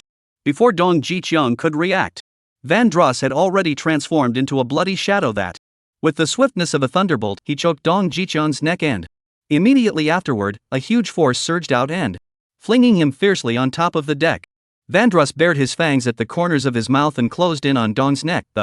I heard that the strongest one in your 1000 area is called Lucian, where is he, now? Hearing Van Droth's pressing question, a cold smile appeared on Dong Jicheong's face and, you think you're strong? Lu, great god Lucian, will let you see what a true powerhouse is. He will avenge me, don't even think about getting half the news from me. Dong Jicheong was just an ordinary laborer before he crossed over to the Oracle world. In the face of death, there was fear in his heart.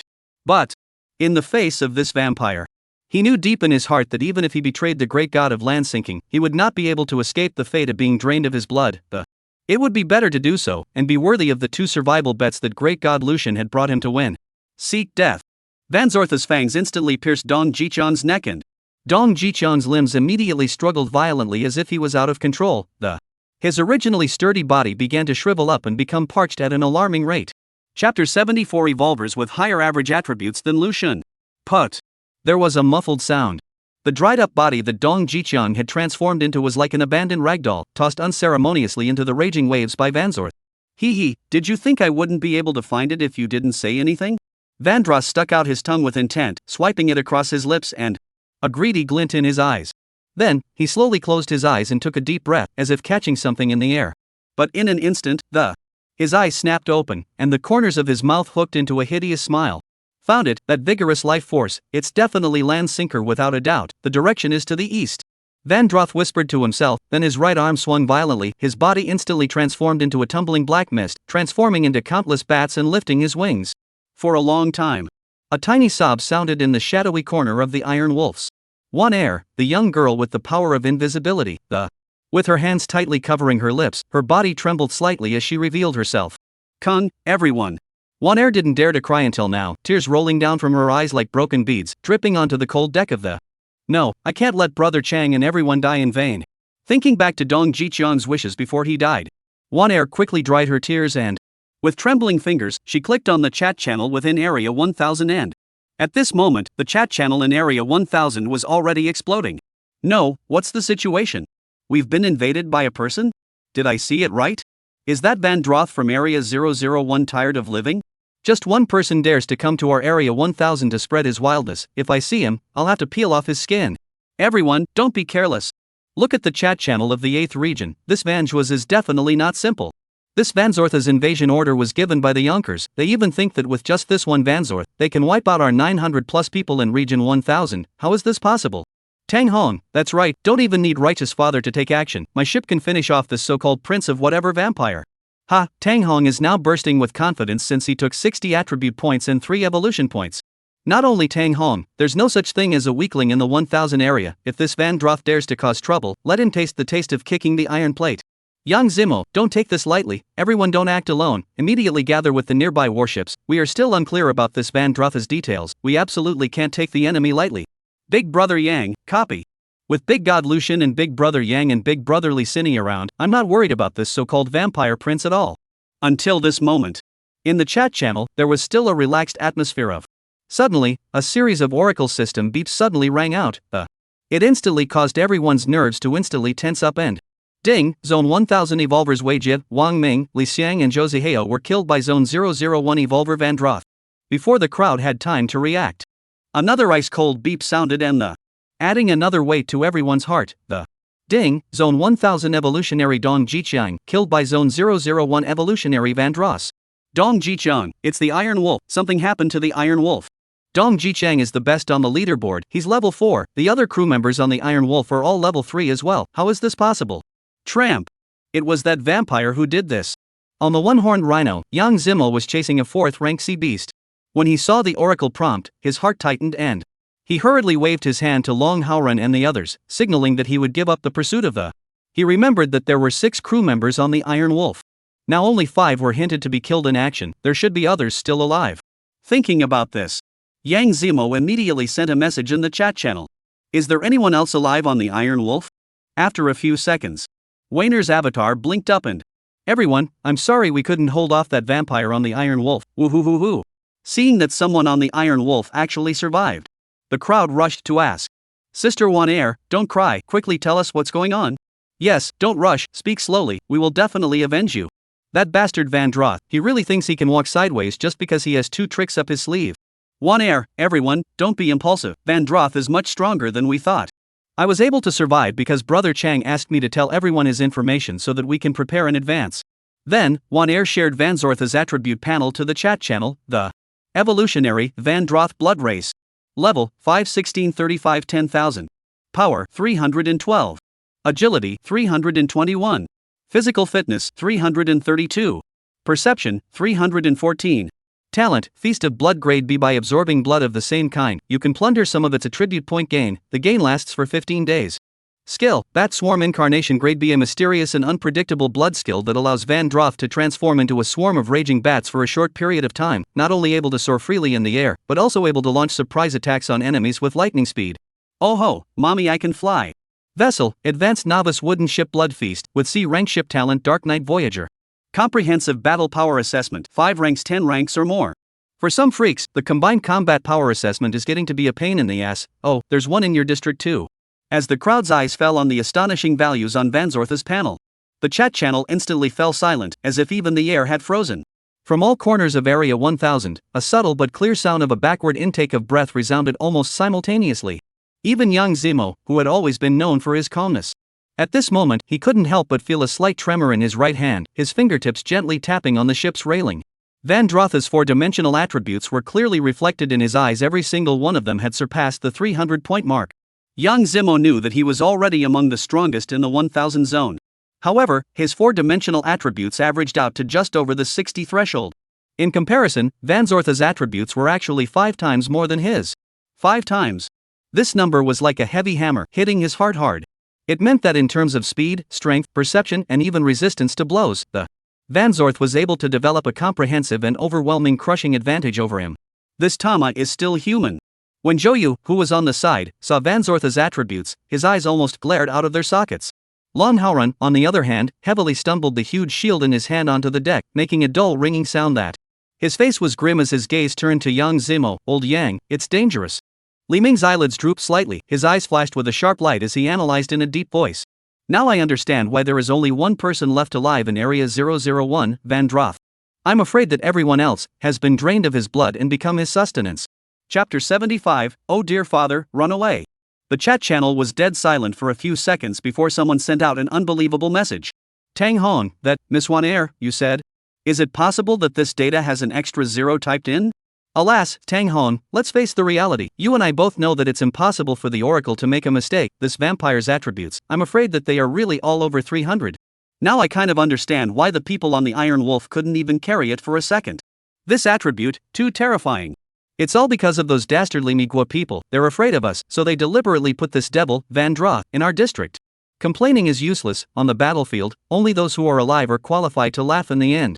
We have to quickly think of how to deal with this Van Droth. At this time, young Zemo spoke up. Everyone, I've just carefully studied the information brought back by Wan Air's sister. Although Van Zorth's attributes will skyrocket every time he draws blood, this enhancement has a time limit.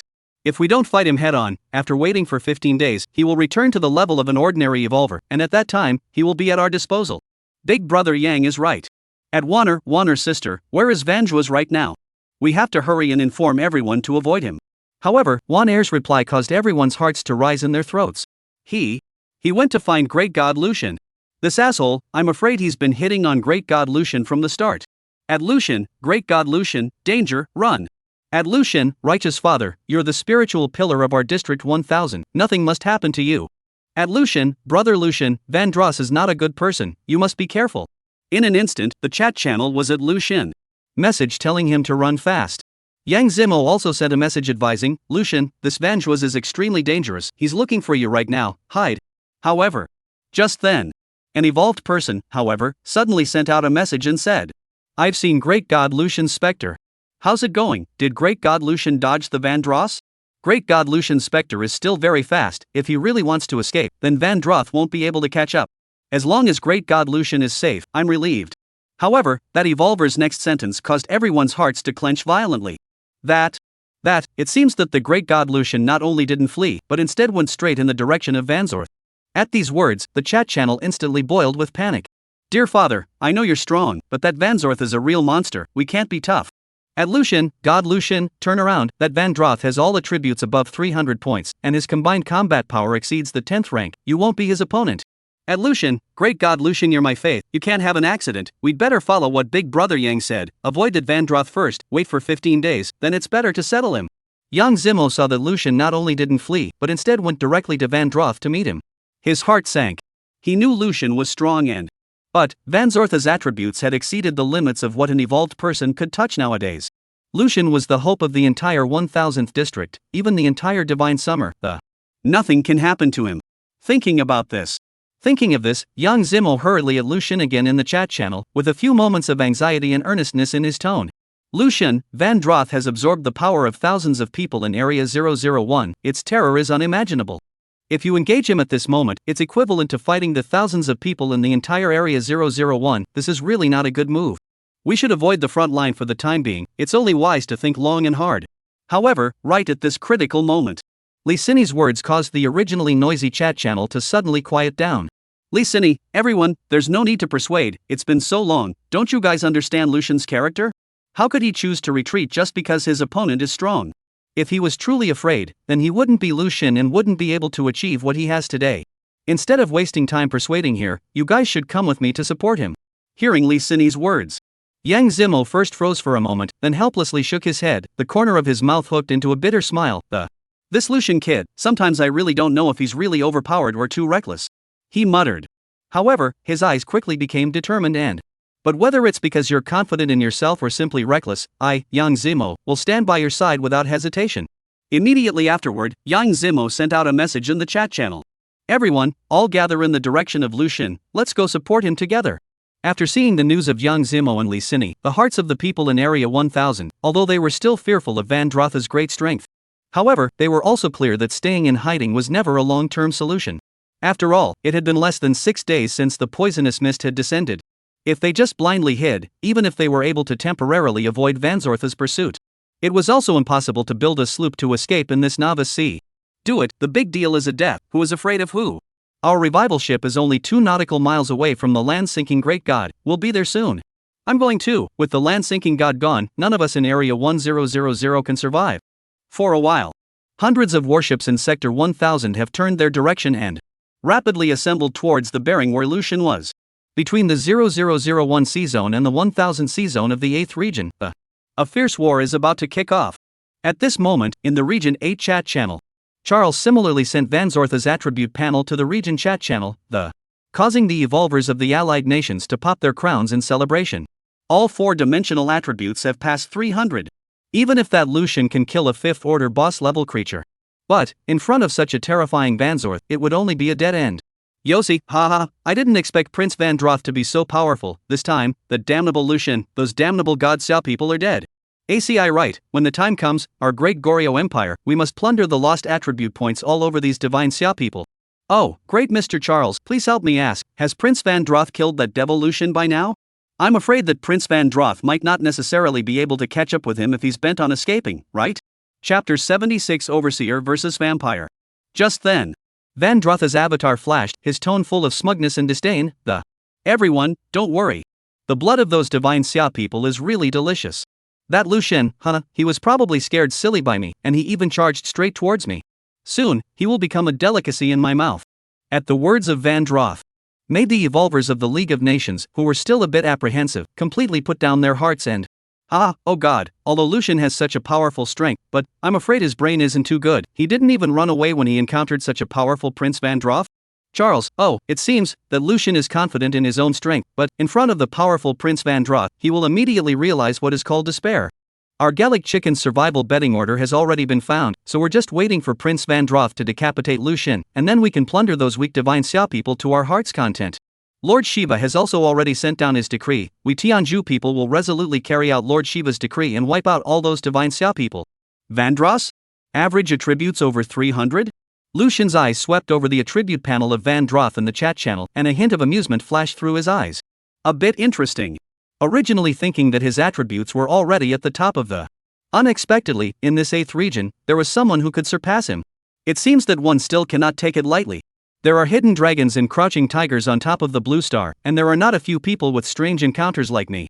Looking at a bunch of messages at him in the chat channel, urging him to avoid his enemies.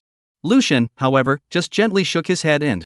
It's so hard to come across an evolved person that I can raise my interest in. How could I not meet him?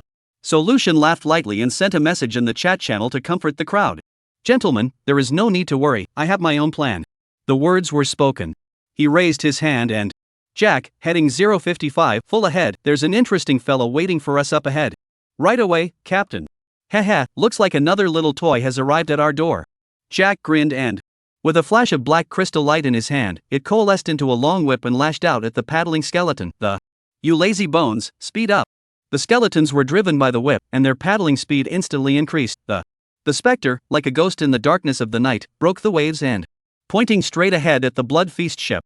Under the focus of many eyes, the Lucian Spectre and Van Drotha's Blood Feast were getting closer and closer.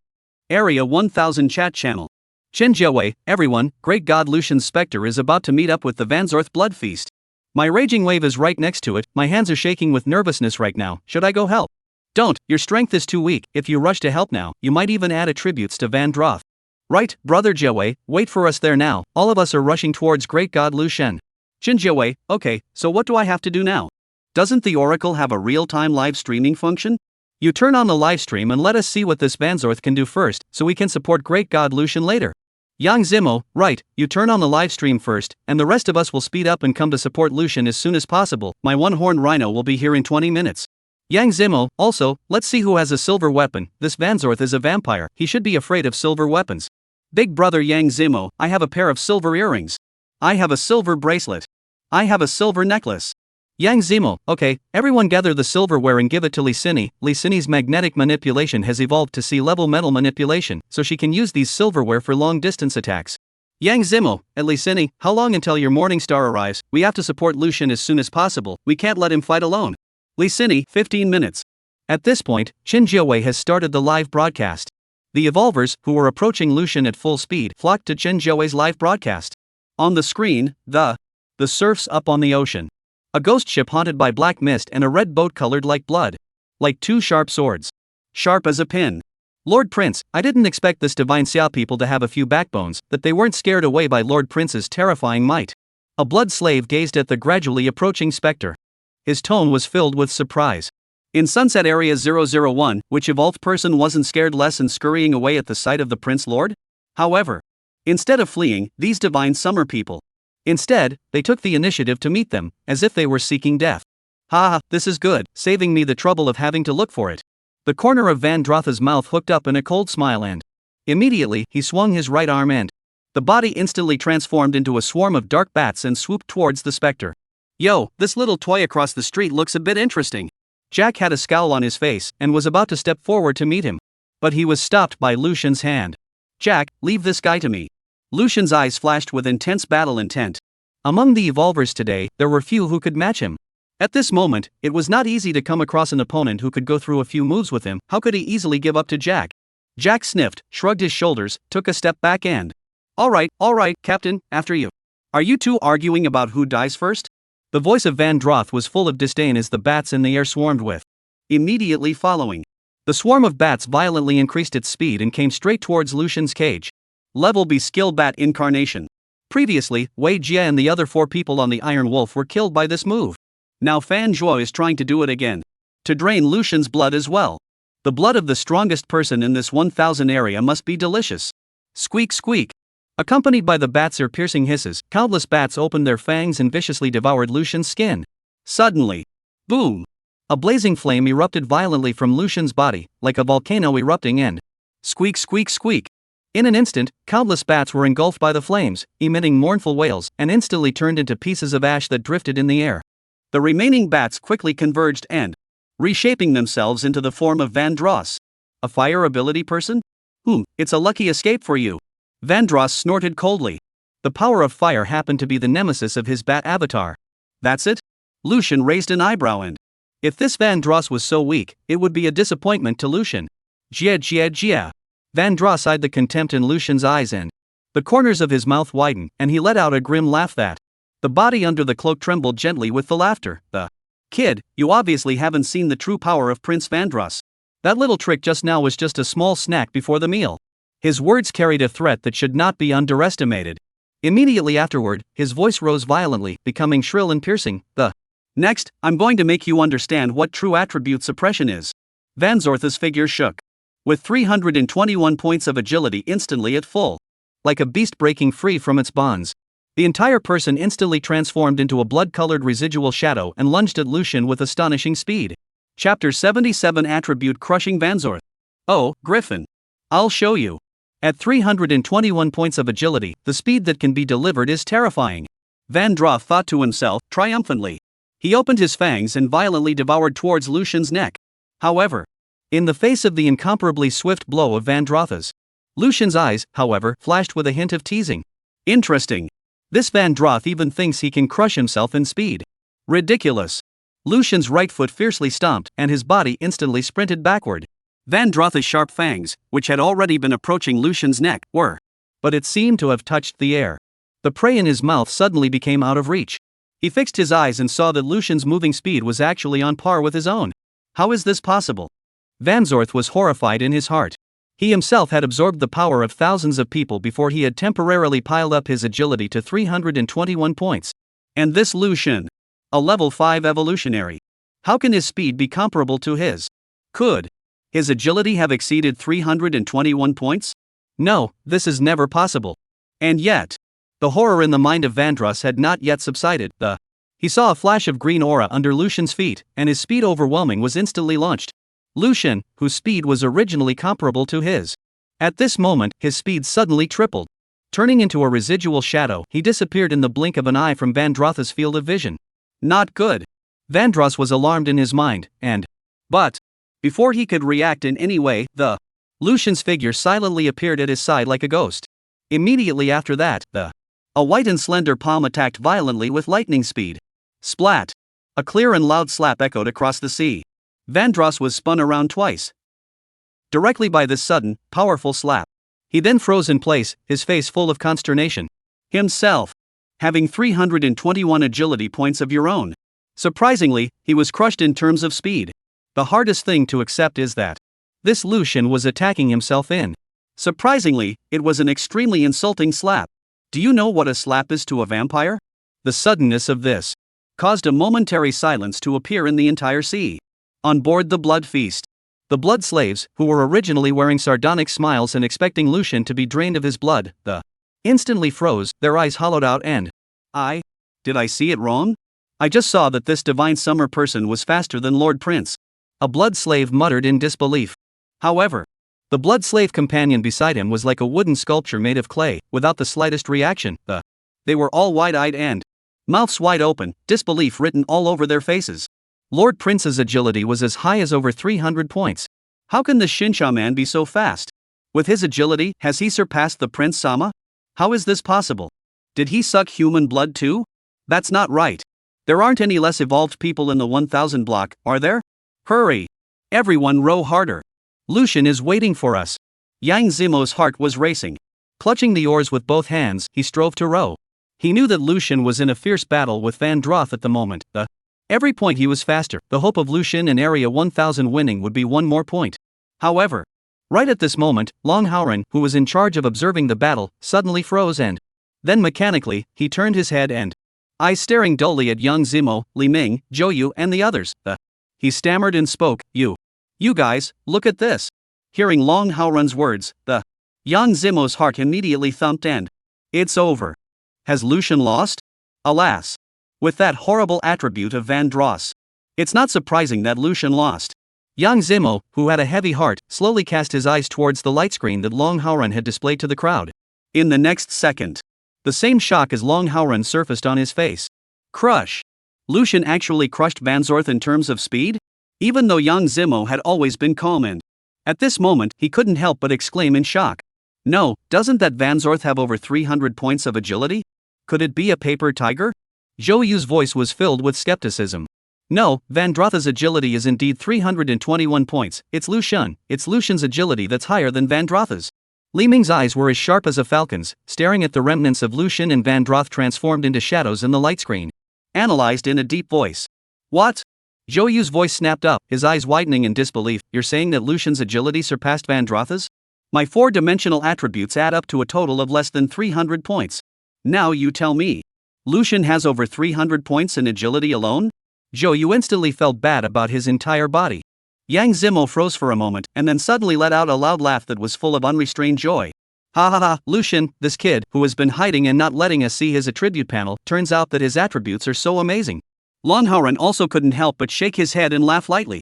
Old Yang, it's really ironic to think that we even advised him to escape earlier. Brother Lucian clearly had prepared for this, and now we've become clowns instead. Yang Zimo's face didn't have the slightest bit of embarrassment, instead, his smile became even wider. A clown is a clown, as long as Lucian is strong and the Divine Summer is strong, I, Yang Zimo, am willing to be this clown. Ha ha ha ha ha. Vandroth's gaze was like a torch, staring dead center at Lucian, who was shaking his wrist. His teeth were clenched tightly, making a crunching sound. I, Vandross, the noble prince of the Blood Clan. Whether on the Blue Planet, or in this oracle world, it is all a frightening existence. I'm sorry. This abominable landsinker. How dare he slap me so hard in front of everyone? Damn it, it's really abominable. Thinking about it. Anger surged like a tidal wave, and Vanzorth's voice seemed to come from the nine hells, cold and eerie.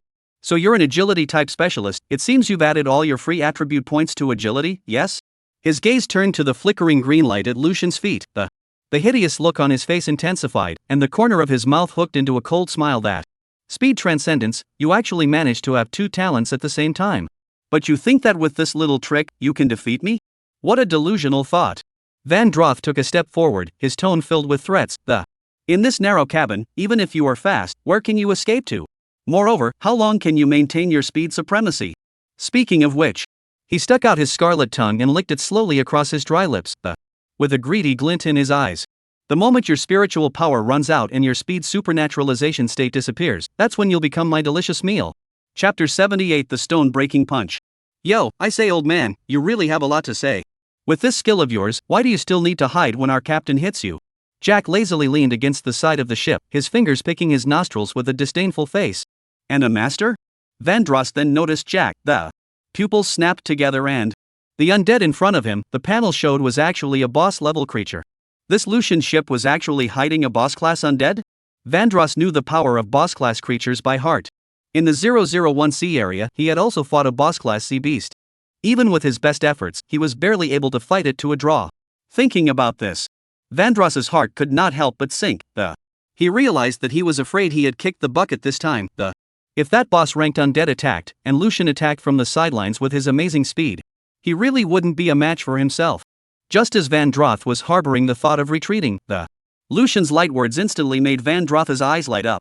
What Jack said is also true, I've had enough fun.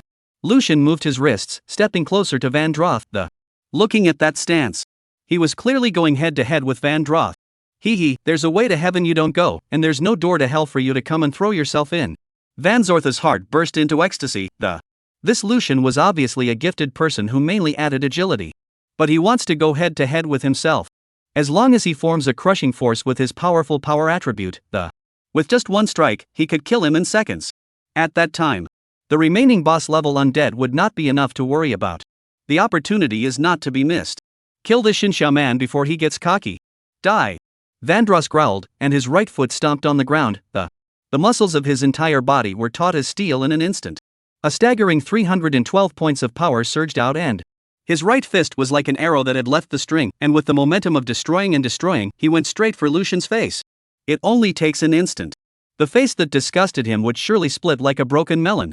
Facing Van Droth's swift punch, Lucian's eyes flashed with a cold light and even you, an ant with B-ranked talent, dare to compete with SSS-ranked talent. This strength of his was the masterpiece of Tuanzi's SSS-ranked talent, only to see the red light suddenly flourish within Lucian's body. The power transformation skill was instantly launched.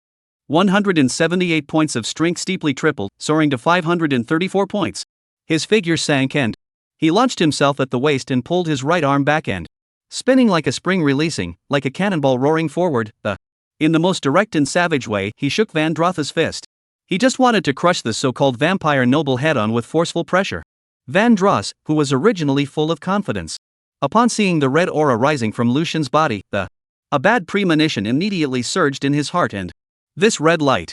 Why is it kind of like a power talent? I don't think so. This Lucian has a power talent? Although his heart is already disturbed. But now that it's happened, there's no turning back. Van Droth clenched his teeth, gathering every ounce of strength in his body into his right fist, vowing to kill Lucian with one punch.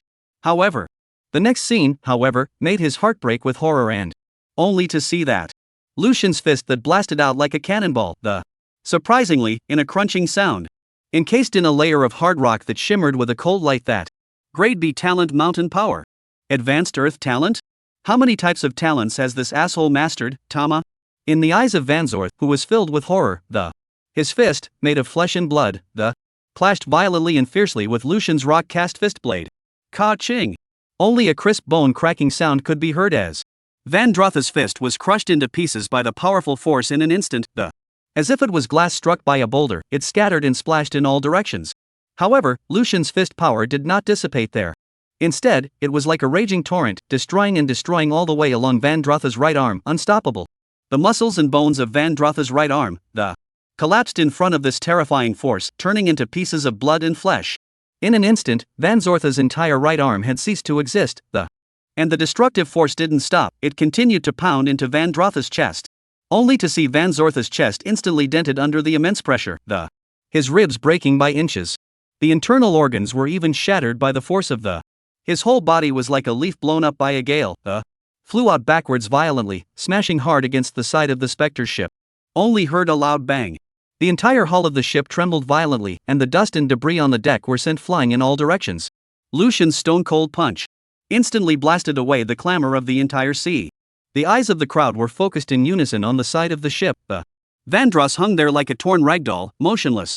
Whether it was an evolver from Area 1000, or the blood slaves on the blood feast, all of them stared in disbelief. The power attributes of Vanzorthas are clear to all. A full 312 points. That's 312 points, not 32. With such a terrifying power boost, Vandroth was enough to kill the vast majority of level 5 evolutionaries with a single punch. However, it was such a ruthless man with 5 times the strength of an evolutionary of the same level that, in a fancy head-to-head blast, surprisingly, he was once again crushed by Lucian in terms of power. Lucian. Surprisingly horrible as it is. On the Morning Star. Wow. Brother Lu. Big Brother Lu is so handsome. Fan Ying jumped as high as she could, her little face flushed with a blush from excitement. She turned to Li Cinny and excitedly shouted that. Sister Cinny, did you see that? Big Brother Lucian not only crushed that vampire in agility, even his frontal strength completely suppressed him. So cool. Li Cinny gazed at Lucian's figure standing like a mountain in the light screen and the corners of her mouth gently rose and waved his hand. There's no need to rush everyone, it seems that he doesn't need our support at all. Her gaze fell on Lucian once again, and her heart was full of mixed feelings.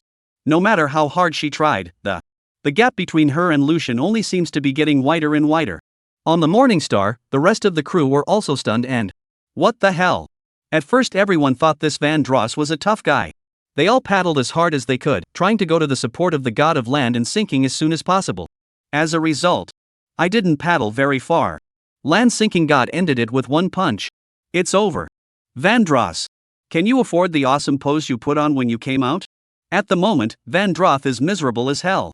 Not only is his right arm directly turned into flesh and mud and flying apart, even the entire right chest was torn open with a huge gaping hole that, as if it wasn't a punch he had just received. Rather, it was a direct hit from a large caliber artillery shell. Vandross looked at Lucian and, eyes full of shock and disbelief, how is it possible? How could his base strength be so high, even with the strength-based talent increase? Also, everybody has only one talent. Why does he have so many kinds? It's not fair.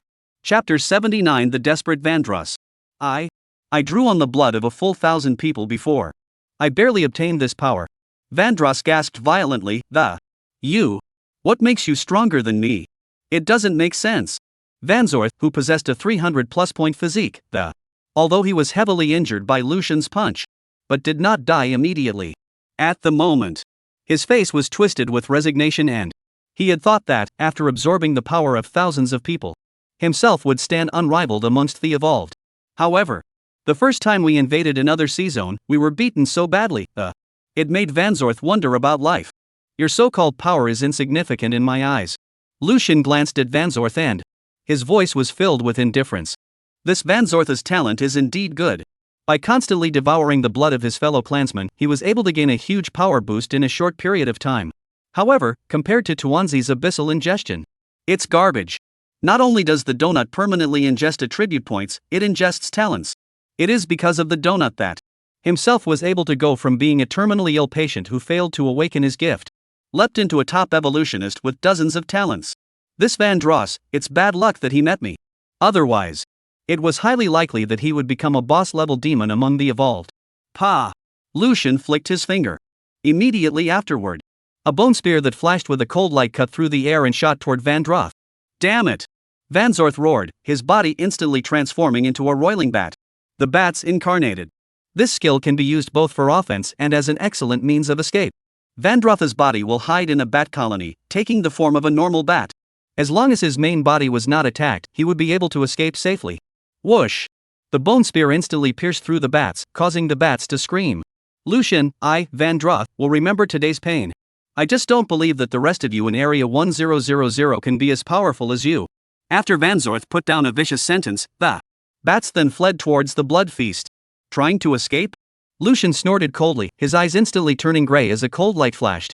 In a blink of an eye, the roaming bats stiffened into grayish stone statues, hovering in midair. B-grade talent petrifying gaze. At the same time, Lucian's ears were lightly trembling, catching every hint of movement that. The corners of his mouth gradually rose and. Found you. D-grade talent auditory psychic sense. The bat that Vanzortha's main body is transformed into. Struggled in petrification and made a faint sound. However, it was such an inaudible sound that. But Lucian heard it clearly. Before Van Droth could break free from his bonds, a cold flash cuts through the air, and the bone spear shoots to the. Van Dross only felt a strong wind pressure on his face. The smell of death is instantly approaching. No! At the moment of life and death, the blood energy that had been so hard to accumulate within the body of Van Dross surged out unreservedly and. It quickly condensed into a scarlet blood shield in front of him. This scarlet blood shield, which was strong enough to withstand the full force of a boss-class sea beast. The moment it touched the bone spear, cracks spread rapidly like a spider's web. An ear-piercing crunching sound pierced through the clouds. Vandross witnessed the sight and. The pupils of his eyes shrank violently and. How is this possible? This scarlet blood shield is the strongest defense condensed under the 314 points of his own perception enchantment. How could it not be able to block the bone spear that Lucian shot out at random? Could it be? Could it be that this Lucian's perception attribute is also higher than mine? How can this be possible? I mean, I've got more agility and strength than you. What the hell, your perception is higher than mine. You're not letting vampires live, are you? At this moment, Lucian's perception has reached a terrifying 780 points with the activation of the perception override. In the eyes of Van Droth, who was filled with disbelief, the scarlet blood shield instantly burst, turning into a sky full of blood beads that floated away. The momentum of the bone spear did not decrease. Pierced through the bat form Vanzorth with astonishing force. The bat let out a mournful wail that. Blood sprayed across the sky and. His body shook and barely flew back on top of the blood feast. Oh? Surprisingly not dead? Lucian raised his eyebrows and. This Van Drotha's 300-plus point physique really wasn't a fake. After being beaten so badly, he was still able to escape back to the blood feast. At this moment, Van Droth, even though he had fled to the ship, but the appearance was wretched and miserable. He had a new bowl-sized hole in his abdomen. The internal organs were shockingly visible from the wound. Even more shocking was the fact that Van Dross, who originally had dark hair and a handsome face, at this moment, he suddenly turned into a frail old man with gray hair and beard, similar to a withered man. Prince! On the blood feast ship, the blood slaves cried out in shock, their voices carrying an undisguised trembling. They hadn't expected that Vandross, the Prince of the Blood, who was so powerful, would actually be heavily injured by Lucian to this extent. In order to break free from Lucian's fatal attack, Vandross had squeezed out every drop of his blood energy. At this moment, his once proud four-dimensional attributes that had fallen off a cliff from a peak of over 300 points to a trough of less than 20 points. Flee! Run away! With trembling hands, Vandross covered the appalling wound in his abdomen with death, fearing that his entrails would slip out and the eyes were filled with uncontrollable fear. At this moment, Vandross had been completely scared by Lucian. Terrifying. Terrible. This Lucian. Not only are all three-dimensional attributes higher than his own, the talents they have mastered are even more numerous. And all of them are advanced. In a sea of newbies, there are only a handful of B-grade gifted people. But this devil has several B-grade talents. Not to mention all those C-rank and D-rank talents. So many talents, did he get them wholesale? At this moment, Vandross. For Lucian, he can't afford to put up any resistance. His only thought now is to escape. Escape from this demon named Lucian. Escape from this sea of despair. At this moment, his resentment of Charles was at its peak. If the asshole hadn't given him some bull invasion order, how could he have been stupid enough to take the initiative to provoke this terrifying existence, Lucian? After the blood slaves reacted, they began to paddle desperately. Luckily, our blood feast is a special ship. We're gifted with the gift of the Night Voyager. As long as we stay away from that devil, Lucian, everyone will survive. The blood slave's muscles tensed, and the oars flopped fast through the water. The blood feast suddenly became a blur of spiraled away and completely disappeared from Lucian and Jack's line of sight. Gone? Jack looked startled, rubbed his eyes and a ship that big had disappeared right under his nose. It's the blood feast stealth talent, not bad, I like it. Lucian smiled slightly and although this Van Drotha's talent was AB rank. However, to Lucian, who had a troop, it would not be of any use at all. Instead, Lucian liked the talent of the ships under his command. This Dark Night Voyager talent. Once activated, it allows for visual and auditory invisibility. It is extremely difficult to be detected. However, it's useless to Lucian. He flicked his nose and the gift of olfactory enhancement is instantly activated. A subtle scent of blood quickly surged into his nostrils. Chapter 80 Destroy It, Tired. Got you again. The corner of Lucian's mouth hooked up in a cold smile and, with a flash of his body, he moved to the side of the wailing giant crossbow at the bow of the ship. Maneuvering the giant crossbow, he slowly adjusted its direction and aimed it at the seemingly empty sea ahead of him. Then, without hesitation, he pulled the trigger and there, Lucian smelled Van Zortha's blood. Bang! A loud bang accompanied by a strong vibration of the arm-thick giant crossbow arrows, dragging a long rope, were violently shot out like an angry dragon coming out of the sea. Put! A muffled sound. The crossbow seemed to penetrate some kind of being and nailed itself firmly to the seemingly empty sea of. Immediately afterward, the cords on the crossbow instantly tensed. Turning into an unbreakable bond, it locked the blood feast, which was attempting to escape, tightly. Ah, Captain, I really let you catch me. Jack grinned broadly and, looking at the blood feast, which was gradually becoming visible because of the attack it had suffered, Jack couldn't help but see a flash of pity in his eyes. Tell me about you people. It's not good to mess with anyone. The captain. Do you like to get killed that much? You know, the captain's Rayol killers aren't using any of them. They found us. The ship won't move. Hurry. Hurry up and cut that rope. The blood slaves on the blood feast, panic written all over their faces, hurriedly grabbed their machetes in an attempt to cut the ropes. However, it was too late. Only to see that the foggy black boat that. It was like a ghost ship coming from hell. The speed increased violently, and with an irresistible force that. It ruthlessly rammed towards the blood feast. It's over. Vandross watched as the black dragon's bow rapidly approached, leaning helplessly against the side of the ship. Despair was written all over his face. With the discovery of the blood feast, his last hope of escape has been dashed. This Lucian even has an auxiliary gift of olfaction. Is there anything he can't do? Having worked so hard to absorb the blood of evolved people throughout the novice zone himself, having thought that he had become a big shot in the Oracle world. As a result, just after leaving the novice village, he was beaten to the point of skepticism. Destroy it. Tired. No fun. In my next life, I must stay away from that Lucian guy. Under the despairing gaze of Vandross, launching the specter at breakneck speed, the black dragon's bow lunged like a beast of burden and, viciously smashing the blood feast ship into pieces. The ship's Vandross, along with a group of blood slaves, not even having time to let out a scream of misery, they're flying around in blood and flesh from the violent impact. He was killed on the spot.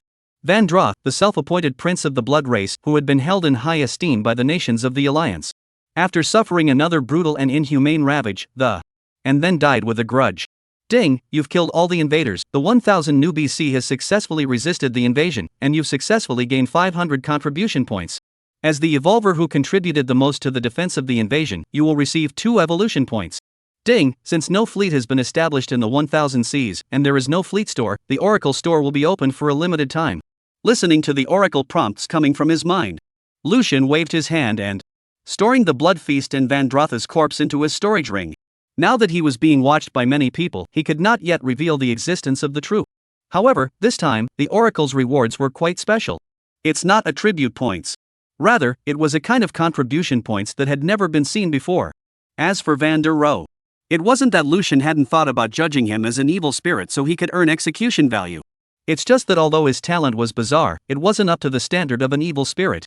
If one wanted to forcibly judge him as an evil spirit, it would require consuming the absolute judgment power once. That Vandross is not yet worthy.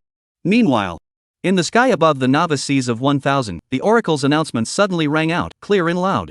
Ding, the invaders of the Sunset 001 sea area have all been annihilated, and the 1000th novice sea area has successfully resisted the invasion. All evolvers have gained evolution points 1. This sudden happy news caused the evolvers in Area 1000 who were originally shocked by Lucian's strength to instantly come back to their senses. Immediately after that, a deafening cheer reverberated over the waters, sounding like the clouds and winning. 1. This is a win? I was ready to fight for my life, and then great god Lucian simply finished off Van Zorth? I only dare to say it now. When I saw that Van Zorth's attributes at the time, my legs went weak and I thought I was going to die this time. Great god Lucian, you are truly my savior. Great god Lucian, I love you. Vandroth's 4-dimensional attributes are over 300, yet he's as powerless as a chicken cub in front of great god Lucian. Doesn't this mean that great god Lucian's attributes have to be even more terrifying? Even if it's not too much higher than Van Zorth, it's definitely close. Don't forget, great god Lucian also has multiple talent enhancements, and his actual combat power far exceeds the data. I kind of want to cry. Counting this time, I've already earned 4 evolution points for nothing because of Great God Lu Shen. I don't even know how to thank him properly. Doesn't Great God Lu Shen need corpses of gifted sea beasts? Let's all work harder and hunt more sea beasts, then give the corpses to Great God Lu Shen. That's right, Great God Lu Shen is our faith. When he's strong, only then will we in Area 1000 be strong with him. I actually want to know if Brother Lu Shen needs someone to take care of him. Even the most powerful man should always have a woman by his side who knows what's going on, right? Hey, upstairs, you'd better stop dreaming. Biggie Li Xine is so outstanding, her face, strength, body, and IQ aren't bad at all, but Biggie Lu Shen still didn't accept her all the same. Alas, what kind of girl does Brother Lu Shen like in the end? On the Iron Wolf. The remains of Dong Jiqian, Wei Jie and 5 others lie quietly on the deck of the. Wan Er's eyes reddened and she choked back her sobs and said, Brother Chang, Brother Wei Jie, can you hear the cheers all around you? Great God Lu Shen has done you justice. You can rest in peace. Great God Lu Shen. Great God Lu Shen is great. Lu Shen, I love you. The cheers rose and fell. Lu Shen looked around, only to see the divine summer warships constantly converging and the people on the ships were looking at him with blazing eyes full of adoration and he gave Jack a quick wink, signaling to sail away from the specter. Otherwise he was going to be rounded up again. Lu Shen didn't really like that feeling of being in the limelight. He prefers to be muffled. After a brief wave goodbye to the crowd, Spectre slowly sailed into the black fog and became invisible. Captain, you're such an introverted character, how refreshing to be courted by the crowd. Jack looked at the still jubilant crowd outside the black mist and shook his head helplessly. Alas. Our captain is still too young. He's not thick-skinned enough. That's shy. I'm Jack. I'd have to choose 10 or 8 beautiful women from the crew, and I'd have to sing all night long. What a waste of a captain. Lu Shen glanced at Jack. Without strength to back you up, the more the wind blows, the faster you die. He, that's true. Jack scratched the back of his head and the first thing this Vandross did when he arrived was to approach the captain. If it wasn't for our captain's superior strength, I'm afraid that he would have turned into a dead bone like the other revolvers in Area 001. Chapter 81, able to upgrade ship talent now. At this moment, Tuanzi saw that no one else was around and then he climbed out of the hatch of the Spectre with a cooing and the little fellow was now so resourceful that he understands that he can't cause trouble for Lu Shen. Whenever there were outsiders present, they would always take the initiative to hide. Lu Shen caught a glimpse of the troop, and his eyes instantly curved into a crescent moon.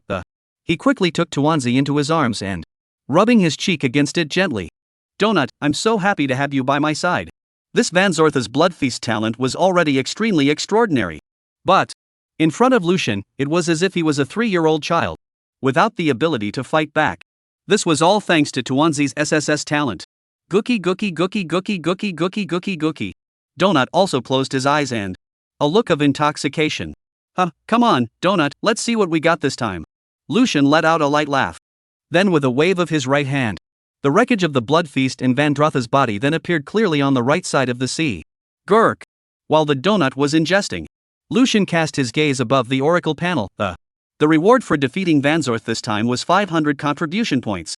It seems like it can be exchanged for something in some oracle store. Soon, Lu Shen then found the entrance to the oracle store on the panel of the oracle store currently open for a limited time, remaining time, 23 hours.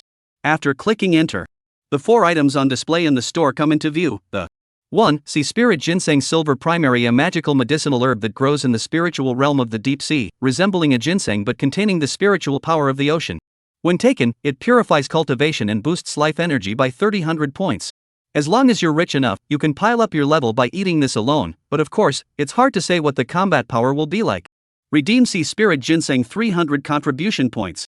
2 Storm Talisman Silver Primary, a compact talisman with the power of the storm hidden inside. When the wearer encounters danger, it can automatically release a small storm to blow the enemy away or block the attack. Life-saving stuff, just don't look at the price. Redeem Storm Amulet 350 contribution points. 3 Sea Dragon's Fury Cannon Silver Primary, a giant cannon attached by the spirit of a sea dragon, fired with the roar of a sea dragon, dealing devastating blows to enemy ships. At sea, whoever has this talks tough. Redeem Sea Dragon's Fury Cannon 400 contribution points. For Sea Dragon Spirit Bead, special item, legendary spirit bead made from the tears of the ancient gods, which can evolve the talents of ships of great sea and below.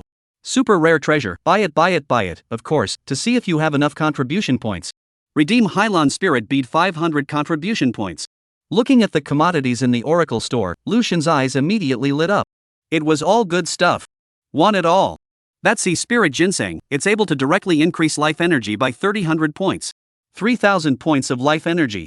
Lucian can only gain 2,000 points by killing a 7th order Naga. The preciousness of this sea spirit ginseng was self-evident. The Storm Talisman, a life-preserving item, was also priceless. Not to mention that Sea Dragon's Fury Cannon. This was the first shipborne artillery that Lucian had ever seen in the Oracle world. If the ship is fully stocked with this kind of killing weapon. If the ship is equipped with such a big killing weapon, it will be able to form an overwhelming advantage over the enemy ship in terms of distance and firepower. But, what made Lucian's heart sing the most?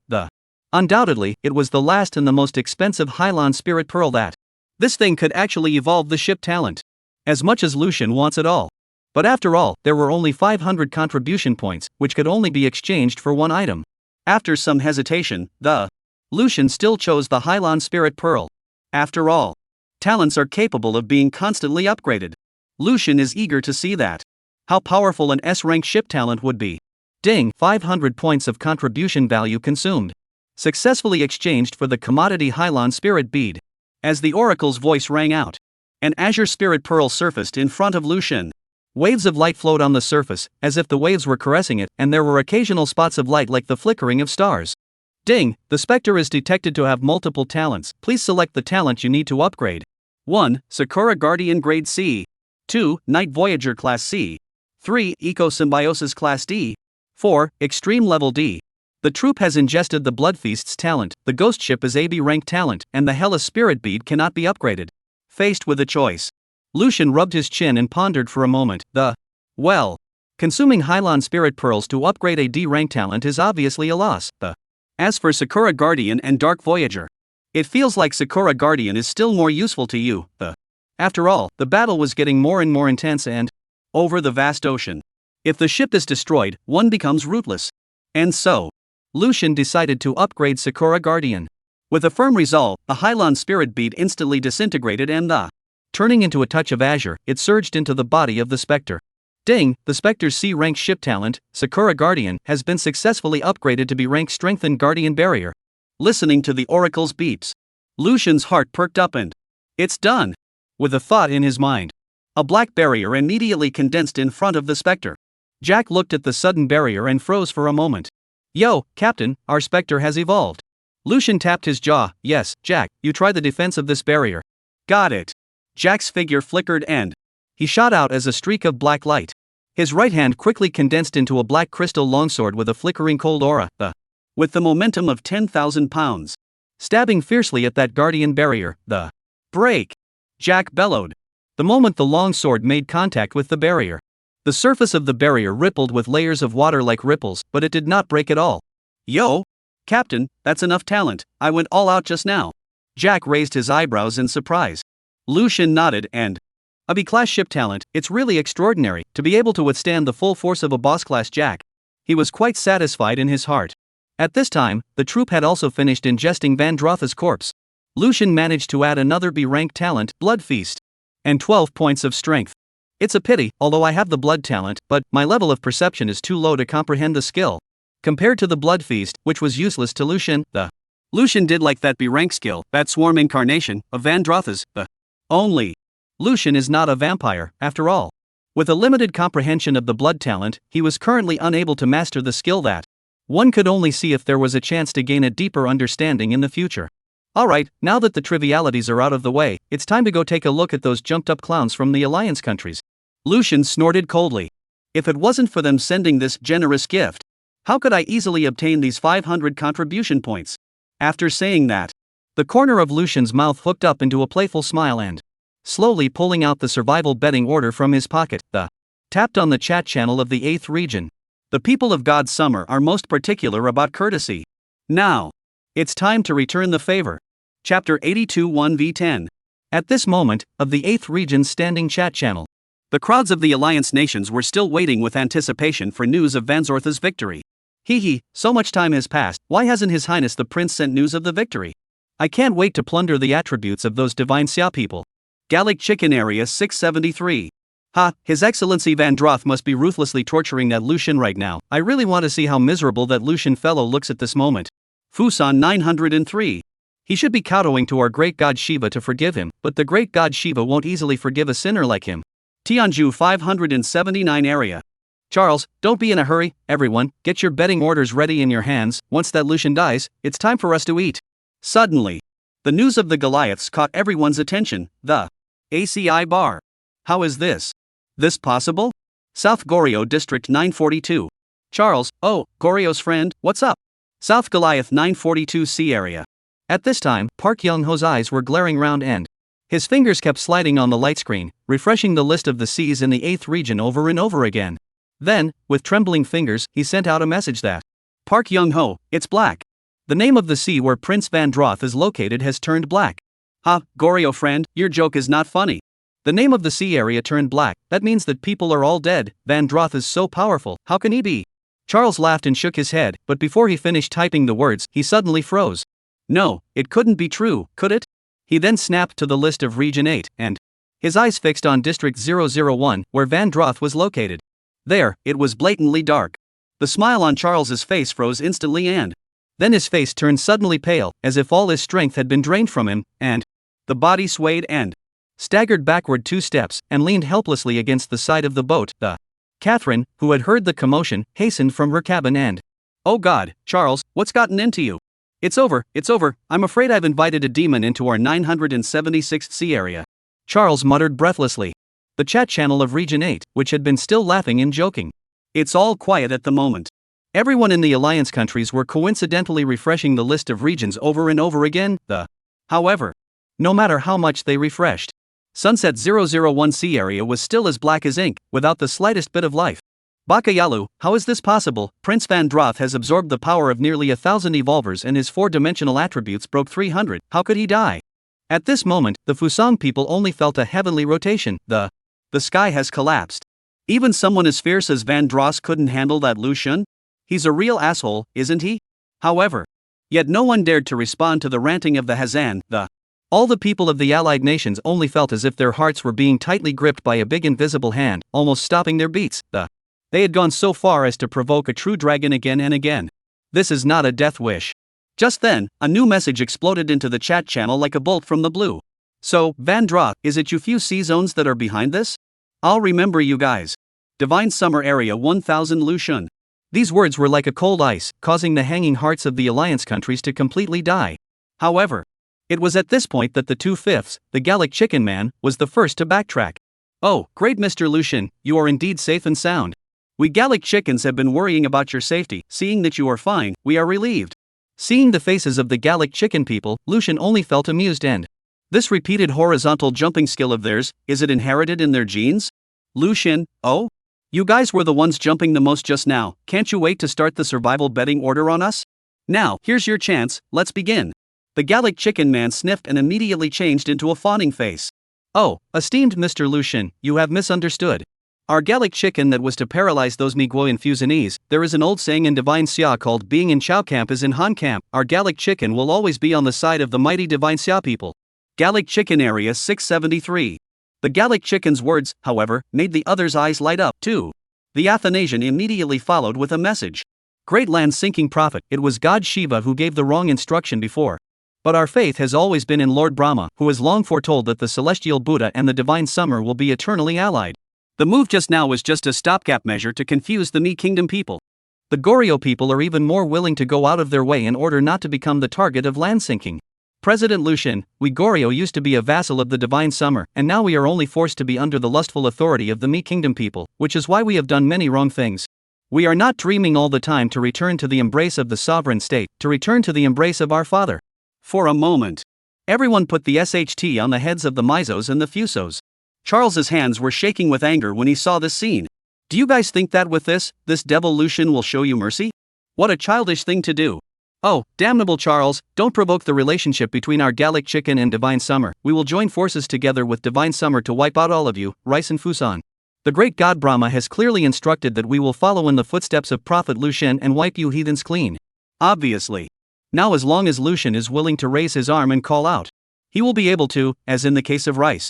As the United States has done. And the target of the hunt is none other than Rice and Fusan.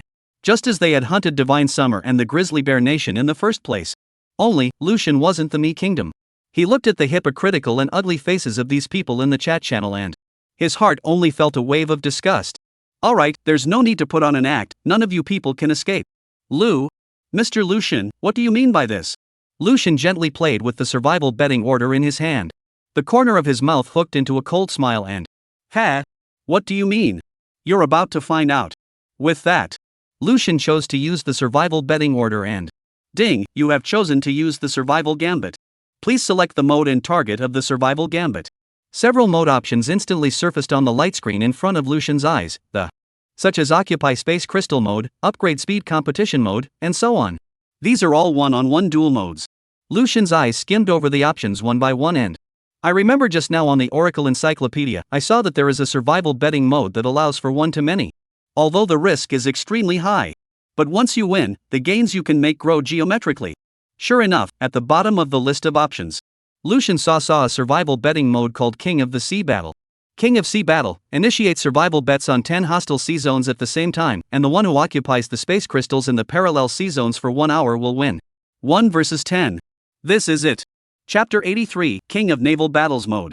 Subsequently, an announcement popped up abruptly in the chat channel of the 8th region. The Oracle announcement, Evolutionary Lucian has successfully activated the survival betting order. Survival Gamble, Divine Summer Warzone number 1000 Novice C vs Rice Warzone number 976 Novice C. Charles, Farking Squid. Lucian, do you think you're going to win? The rest of the Alliance nations saw this announcement and Charles's outward rant, their hearts breathed a sigh of relief. It looked like the first target of the Xinxia people's retaliation was Charles of the Me. As long as it's not us. That Lucian, no matter how bullish he is, the survival betting order in his hand is limited, after all. Let's just let Divine Summer and Rice go dog eat dog. The Gallic chicken people, who were originally tense, are now showing a relaxed smile. Oh, esteemed Mr. Lucian, it's long overdue for you to deal with those pesky MiGs. That Charles, I'm sick of looking at him, posing as a leader all day long. However, before their smiles could fully blossom, they were completely frozen by the next announcement. The Divine Summer Warzone 1000 Novice Seas added to survival betting target Gulwas Zone 673 Novice Seas. What? We become a target for land sinking too? This can't be. The Oracle's announcement didn't pause for this and continued to scroll relentlessly as Divine Summer Warzone number 1000 Novice Seas added to survival gambling target South Korea Warzone number 942 Novice Seas. Park Young-ho, ACI bar, he actually found us. Is this Lucian crazy? He actually activated 3 survival betting orders at the same time. Divine Summer Warzone 1000 Novice Seas added survival bet target Fusan Warzone 903 Novice Seas. Baka Yalu, we just lost all our strongest players, how can we fight this battle? Moreover, how did the Divine Xia people have so many survival betting orders? Divine Summer Warzone 1000 Novice Seas added survival bet target Tianju Warzone 579 Novice Seas. Amir, this is too wrong. How could the Divine Xia people have survival bets with so many sea zones at the same time? The Oracle announcement continues to broadcast that Lucian added the Sunset 345 sea area, the Italian 764 sea area, the Australian 137 sea area, the Mi 363 sea area, and the Fusan 577 sea area as targets for the survival bet. This time, everyone froze. Nanny? The Divine Xia people actually launched a survival bet with all 10 of our sea regions at the same time? The Fusang people looked at the long list of sea regions participating in the survival gamble and couldn't help but be a little confused. No, the Xinxia people, aren't they coming to take revenge on us? How come we're beating him up now? Oh, my god, isn't survival gambit only one-on-one? How did he pick so many opponents at once? Charles, I know, this Lucian is so cocky, he's unleashing the King of Sea battle mode, Meanwhile, the Oracle's announcement also confirmed Charles's suspicions. Announcement, the rules for betting are as follows. For King of the Sea mode, the betting camps are Divine Summer Warzone 1000 Novice Sea Area vs Rice 976, 363, Fusan 903, 577, and other 10 sea areas. A special parallel sea area will be opened in the respective Novice Sea Area. Sea Zone Evolvers participating in the survival match can teleport to the vicinity of the parallel sea area at any time. However, only novice wooden boats of advanced level and above will be allowed to enter the parallel sea area for an unregulated confrontation. At the core of the parallel seas stands a space crystal. Victory will be declared when one of the evolutions occupies the space crystal for 1 hour. The evolutionist who contributes the most to the victory will receive an additional reward. Hint, if the Divine Summer Warzone wins, the storm strength outside the sea will be weakened by 100%, and all free attribute points will be permanently increased by 200. Hint, if the Alliance wins, the strength of the storm outside the sea will be weakened by 40%, and everyone's free attribute points will be permanently increased by plus 40. The penalty for failure is the opposite of the reward. The parallel sea will be officially opened in 10 hours. Please make full use of this time to prepare for the battle. Survival bets are extremely important. All evolvers, please do your best. Evolutionists from allied nations looked at this long list of announcements from the Oracle and couldn't help but look at each other in disbelief. Arrogance. Too arrogant. This Lu Xun seems to think it's too much of a hassle to launch survival bets one by one. Surprisingly, he directly turned on the King of Sea battle mode, intending to challenge all 10 of our sea zones at the same time. Pohahaha, laugh me to death. This Lu Xun really doesn't know how to make waves when he's got a few strengths. He's actually going to fight against a whole 10,000 people from all 10 of our sea zones at the same time. The Fusang people, who were originally in despair due to Lu Xun's powerful strength, burst into rampant laughter. Lu Xun was indeed powerful. In a one-on-one situation, I'm afraid that no one will be able to defeat him. But 1 on 10, that's a different story. Mind you, King of the Sea mode is not about upgrade speed, it's about real head-to-head battles. As the saying goes, 2 fists can't beat 4 hands. A good man can't stand up to a crowd. Besides, all of us in the League of Nations are experts who have won one survival bet. At that time, one of their divine Xia people's warships will face the siege of 10 of our warships at the same time. How can they fight this battle? It's a sure thing. Ha ha ha ha. Wow, we Gulwas, long ago. The Gallic Chicken Man was just in the middle of saying. He was interrupted by Charles. Okay, you guys just commissioned a false accusation with the Xinxia people, didn't you? Right. Charles couldn't help but twitch slightly out of the corner of his eye as he watched the Gallic Chicken Man, who had jumped back across the room once again, and this asshole. If it weren't for Lu Xun, the archenemy in front of us, I'd be the first to destroy you Gallic chickens. Charles took a deep breath and typing slowly. Everyone, I don't need to tell you about the current situation, even though Lu Xun just had a brain fart and made a decision that sent him to his death. But there's no doubt about his power. We can't afford to be careless. There are still 10 hours before the opening of the parallel seas. Everyone needs to prepare for the battle tightly. We can't afford to be careless. Hi. We, the Fusan warriors, will definitely cut down Lu Xun this time. 10 of our sea zones joining forces to fight. Just thinking about it makes one's blood boil. I even wonder if that Lu Xun doesn't even understand the rules of the King of Sea battle mode and accidentally slipped and clicked the wrong button. Maybe that's really the case, or else how could he have made such a stupid decision? Great God Shiva above, I'm sorry, I was really blinded before and actually misunderstood your will. That Lu Xun, that's the real devil. This time, if they lose, they'll directly be deducted a whole 200 points of attributes, and at that time, I'm afraid that Area 1000 will directly be reduced to a no man's land. Just thinking about it makes me feel excited. Chapter 84 Kraken Statue, Stormwing Clan. At the moment, inside the 1000 novice seas, all of them listened in awe to the Oracle's broadcast of the. For a while they were somewhat slowed down. Wait. Did I hear you right? We took the initiative to launch a survival bet to 10 sea zones at the same time? Those sea zones are the strongest sea zones in the 8th region. Upstairs, you haven't heard of it, and it took me a while to react. It's true, we declared war on the 10 strongest sea zones at the same time. Tang Hong, righteous father, is overbearing. He's too slow to clean up that group of scumbags one by one and is preparing to do it all in one pot. But why take such a big risk? We can obviously play it steady and break them one by one. Yes, 1 against 10. I'm afraid that no one in our district has the guts and strength to do that except for Great God Lu Xun, right? In case we lose, we're going to have a whole 200 points of attributes deducted, and at that time, I'm afraid that apart from Great God Lu Xun, it's hard for all of us to escape death. As soon as these words came out, all the people shivered involuntarily, and it was only then that they realized with a jolt that, how did this suddenly turn into a life and death battle? One loss and we're all dead? Upstairs, do you still not believe in Great God Lu Xun even now? When has he ever let us down? I think that Great God Lu Xun must have his deepest intentions when he does this. Yes, I unconditionally support Great God Lu Xun, even though it's risky. Once we win, each of us will be able to gain a whole 200 attribute points. 200 points, that's more than all of my current attribute points combined. I also believe in Brother Lu Xun, he's the best in my heart. Due to Lu Xun's string of victories, he has amassed a staggering amount of influence and prestige within Zone 1000. So much so, that he dictates in general, without anyone's consent, that he challenged the 10 maritime zones at the same time. In such a crazy move, inside the 1000 block, with the exception of a few prudent and conservative, others surprisingly supported Lu Xun without hesitation, even though it was clear in their hearts that the battle would be grueling. However, with Lu Xun around, they were convinced that a miracle would happen. At this moment, Yang Zimo also stood out to calm everyone down. Yang Zimo, don't panic everyone, Lu Xun's strength is already a top-notch existence in the 8th region. No matter how many enemies there are, we won't be afraid.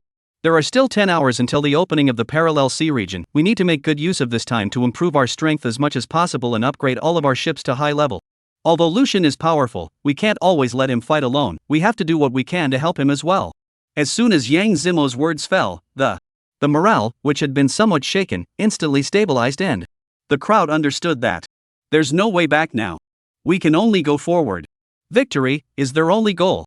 Big Brother Yang is right. My dragon tamer is only 1/4 order crystal core away from being upgraded to advanced. Let's go hunting now. Go go go, these 10 hours are most precious, don't waste them. Don't forget everyone, Brother Lucian still needs the corpses of gifted sea beasts, so don't forget to give them to Brother Lucian when you hunt them. Sister, we always remember. Yeah, that's the only way I can help Great God Lucian in this regard. Yang Zimo's gaze moved away from the chat channel and slowly exhaled a long breath of air. Lucian, this guy always makes his heart beat faster, creating thrills, time and time again. It was as if the word fear didn't exist in his vocabulary. Yang Zimo thought, if it's in Lucian's favor to stab the sky, this kid might really be able to poke a hole in the sky for you. Noticing Yang Zimo's look, Long Haoren came over and gently patted his shoulder, the corner of his mouth hooked into a playful smile that, Officer Yang, is it because you think you're getting older and can't match Lucian's bold and daring vigor? Ha ha. Yang Zimo glanced at Long Haoren. I don't believe that when you fight in the army, you will easily take the initiative to attack an enemy 10 times your size. Long Haoren laughed dryly and scratched his head. There are cases like that, but those are forced. It's really rare to see someone as fierce as Lucian. Yang Zimo gently shook his head, the corner of his mouth hooked up in a smile. I'm rather looking forward to what kind of surprise Lucian can bring us in 10 hours. Lucian stopped paying attention to the chat channel after successfully launching the survival betting order. There were still the last 10 hours before the opening of the Parallel Seas. He's going to use those last 10 hours to upgrade the Spectre to a sloop. Once the Spectre is upgraded to a sloop, Land Sinker's combat power will not only have a drastic increase, moreover, as the first evolutionary to upgrade to a sloop, you also get a silver-class ship weapon rewarded by the Oracle. Speaking of silver-level ship weapons, Lucian couldn't help but think of the silver primary Sea Dragon's Fury Cannon in the Oracle store. He couldn't help but feel a surge of fervor in his heart. If the Spectre could be equipped with such a great killing weapon, it would certainly be as formidable as the battleships in the Pirates of the Caribbean. Captain, where are we going next? The next time we run into an enemy, you must let me go, I'm getting moldy from idleness. Jack was bored, teasing the tentacles of the little group of. The little donut grimaced and cooed at the annoyance. Where to? Lucian's gaze flickered, and he already had a plan in mind. The sea beasts in the center of the Novice Sea were no longer able to satisfy Lucian's hunting needs. In order to upgrade the Spectre, it would be necessary to find the 8th rank sea beasts. And this level of sea beasts can only be found at the edge of the Novice Sea, near the storm zone. By the way, didn't Fuyo say before? I once saw a huge statue in the north? There should be no shortage of monsters there. North. Sail north. All right. Jack immediately came to his senses and the long black crystal whip in his hand instantly swung out, lashing out at the surrounding skeletons that stayed standing. You brainless fellows, move your asses, captain's orders, sail 000, full speed ahead. The 8 skeletons hissed as they were lashed by the long whip. Swiftly swinging their oars, the Spectre then broke the waves and accelerated forward. The waters north of Sector 1000. A magnificent statue of a tentacle stands like a peak. It was like a giant pillar of the sky, breaking through the water from the dark and deep seabed and plunging into the sky. In the sky near the statue, dozens of winged men with wings on their backs were fighting to the death with a silver-feathered giant falcon. The falcon, clad in silver-white feathers, with its wings spread out, its width instantly spanned more than 10 meters, just like a moving snow cloud. Every time it lifted its wings, the sharp claws cut through the air like lightning, mercilessly tearing apart the body of a winged man. Yunting, this silver-feathered giant falcon has the strength of the 8th rank. If we don't retreat, everyone will be dead. I know. But the prophet has predicted that the only opportunity for my Stormwing clan to reverse our fate is hidden in the land of this kraken statue. If we retreat at this moment, will our future generations have to live in humiliation and despair forever? The winged man gritted his teeth and his face was crisscrossed with scars, but it was hard to hide his handsome face, and his eyes were filled with determination. Chapter 85 10,000 races competing for hegemony? Abandoned race. The silver-feathered giant falcon snapped. With a fierce flap of its wings, the 5th rank wingman who was talking to Yunting was caught off guard and was instantly firmly captured by his sharp claws. No! The winged man exclaimed before a strong force had violently invaded and the body was instantly and mercilessly torn into two, with blood and feathers showering down the sky like rain. Damn it! Yunting roared. The spear in his hand was tightly gripped and his muscles were tensed, so he wanted to fight that silver-feathered giant falcon for his life. Suddenly, a streak of black light shot out from below. It was pointed directly at the unrivaled silver-feathered falcon. With a flash of sword light, a black aura swept through the giant falcon's bird's head fell in response, and hot blood gushed out. This. Yun Ting's eyes plummeted as he fixed his gaze on the. Where was that simple black light that? It was clearly a carrion undead that exuded an aura of death. The corners of the undead's mouth hooked up into a sardonic smile as it coldly glanced at Yun Ting, then its figure lightly fell and steadily stood on top of a black boat that was entangled in black mist and permeated with a bizarre aura. Plop! The silver-feathered falcon's massive, headless body slammed heavily into the sea, stirring up monstrous water splashes. Captain, settle! Jack posed dashingly. He laughed. 8th-ranked ferocious beasts, a sword to seal the throat, this feeling, it's perfect. Go, fish the body back. Lucian tapped his jaw and tossed the storage ring to Jack. Gotcha. But Captain, there are still those birdmen hanging around in the sky, I'll shoot them down first and then deal with them piece by piece? Jack looked up and pointed at the storm wings in the sky. No need, you're good at melee, just leave the long range to me. Lucian spoke in an indifferent tone. Immediately afterward, dozens of bone spears condensed out of thin air above his head, with the slightest movement of his fingertips, the bone spears shot out as swiftly as arrows leaving the strings. What's the situation? The silver-feathered giant falcon died just like that? At this moment, the winged people were stunned and the silver-feathered giant falcon that was strong enough to slaughter them all had been decapitated so simply. What kind of people were on top of that black boat? Are they here to help us? However, when Yun Ting saw the scene where the bone spears suddenly coalesced above Lucian's head, his face instantly turned white. Evolvers. They're evolvers participating in the 10,000 races contest. Quickly dodge.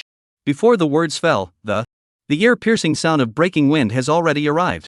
Cloud Thunder's wings were lifted with all his might. A bone spear containing terrifying power swept against his cheek, bringing up a strong wind that scraped his cheek with a sharp pain. Yun Ting's heart tightened. How is this kind of power possible? Although he managed to avoid it with his sharp intuition, but his 4 companions were not so lucky. Reacting a little slower, they were pierced by the bone spears and, without even being able to let out a wail, he was reduced to pieces under the enormous force of the bone spear. In an instant, the limbs and blood mist intertwined, falling from the sky in a miserable scene. Quickly! Everyone head up high. They can't fly. Yun Ting came back to his senses and, immediately commanding his remaining winged companions, he climbed higher and higher into the sky. Cloud Thunder? Who the hell are they? A young winged man followed Yun Ting's side, his eyes filled with fear. The 2 people on top of the black boat were too appalling in strength. They are of the 5th rank. We are also of the 5th rank. Why is killing us like chopping up a melon? The evolvers, who, like our ancestors, are also evolvers chosen by the Oracle to participate in the 10,000 races contest, will kill all creatures they see in their eyes in order to strengthen themselves.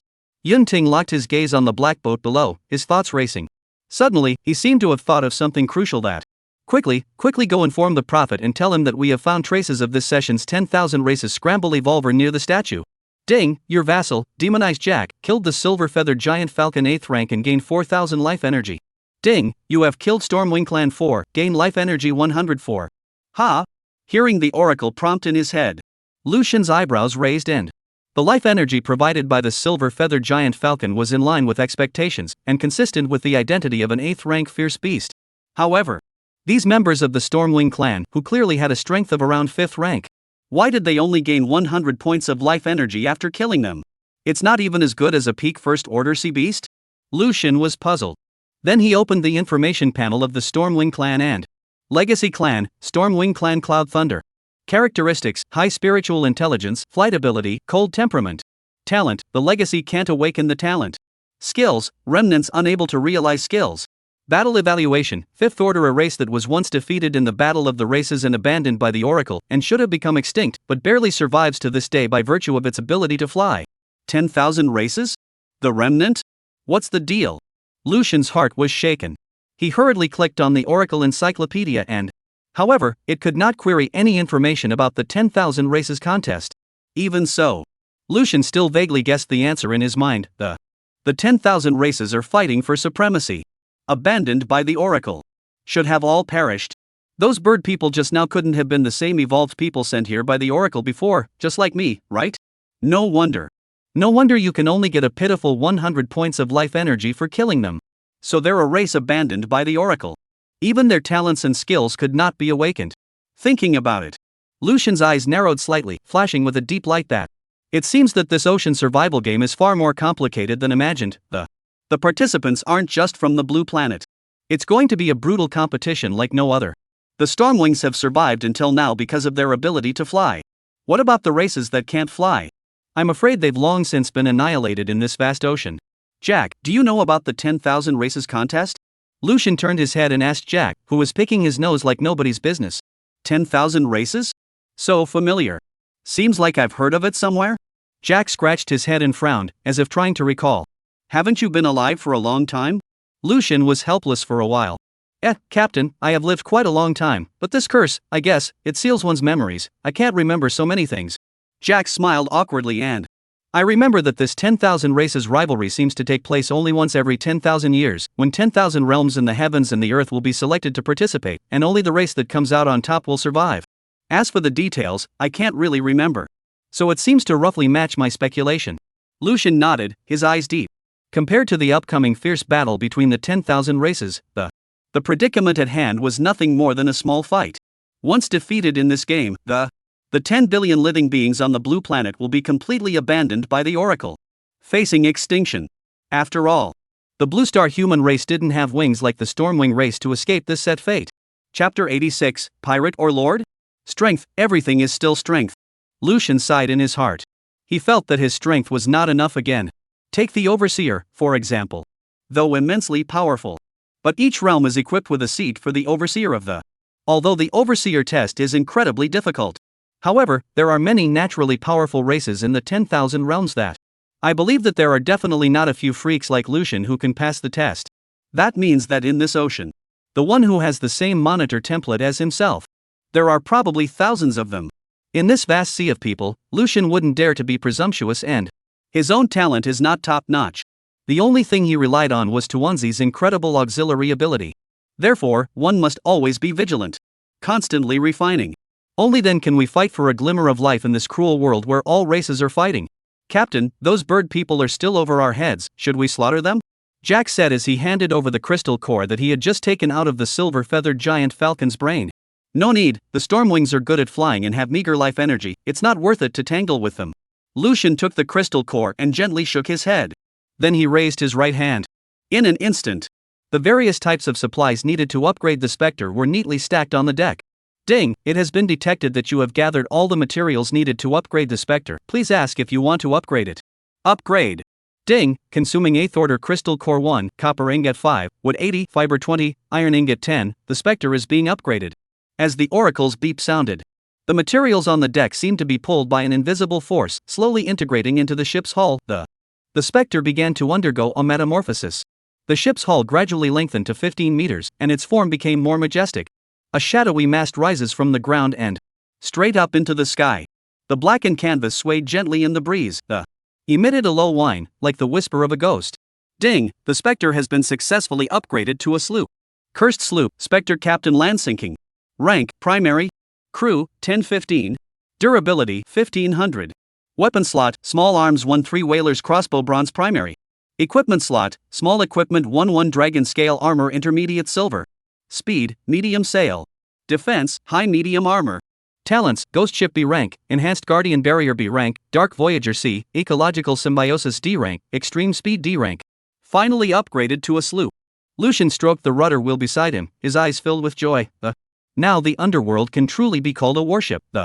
Not only have 2 small arm slots been added directly, and the ship durability has more than doubled directly to 1500 points, the defense and speed have both increased significantly. Most importantly, with ship upgrades, the power of all the talents of the Spectre has increased substantially.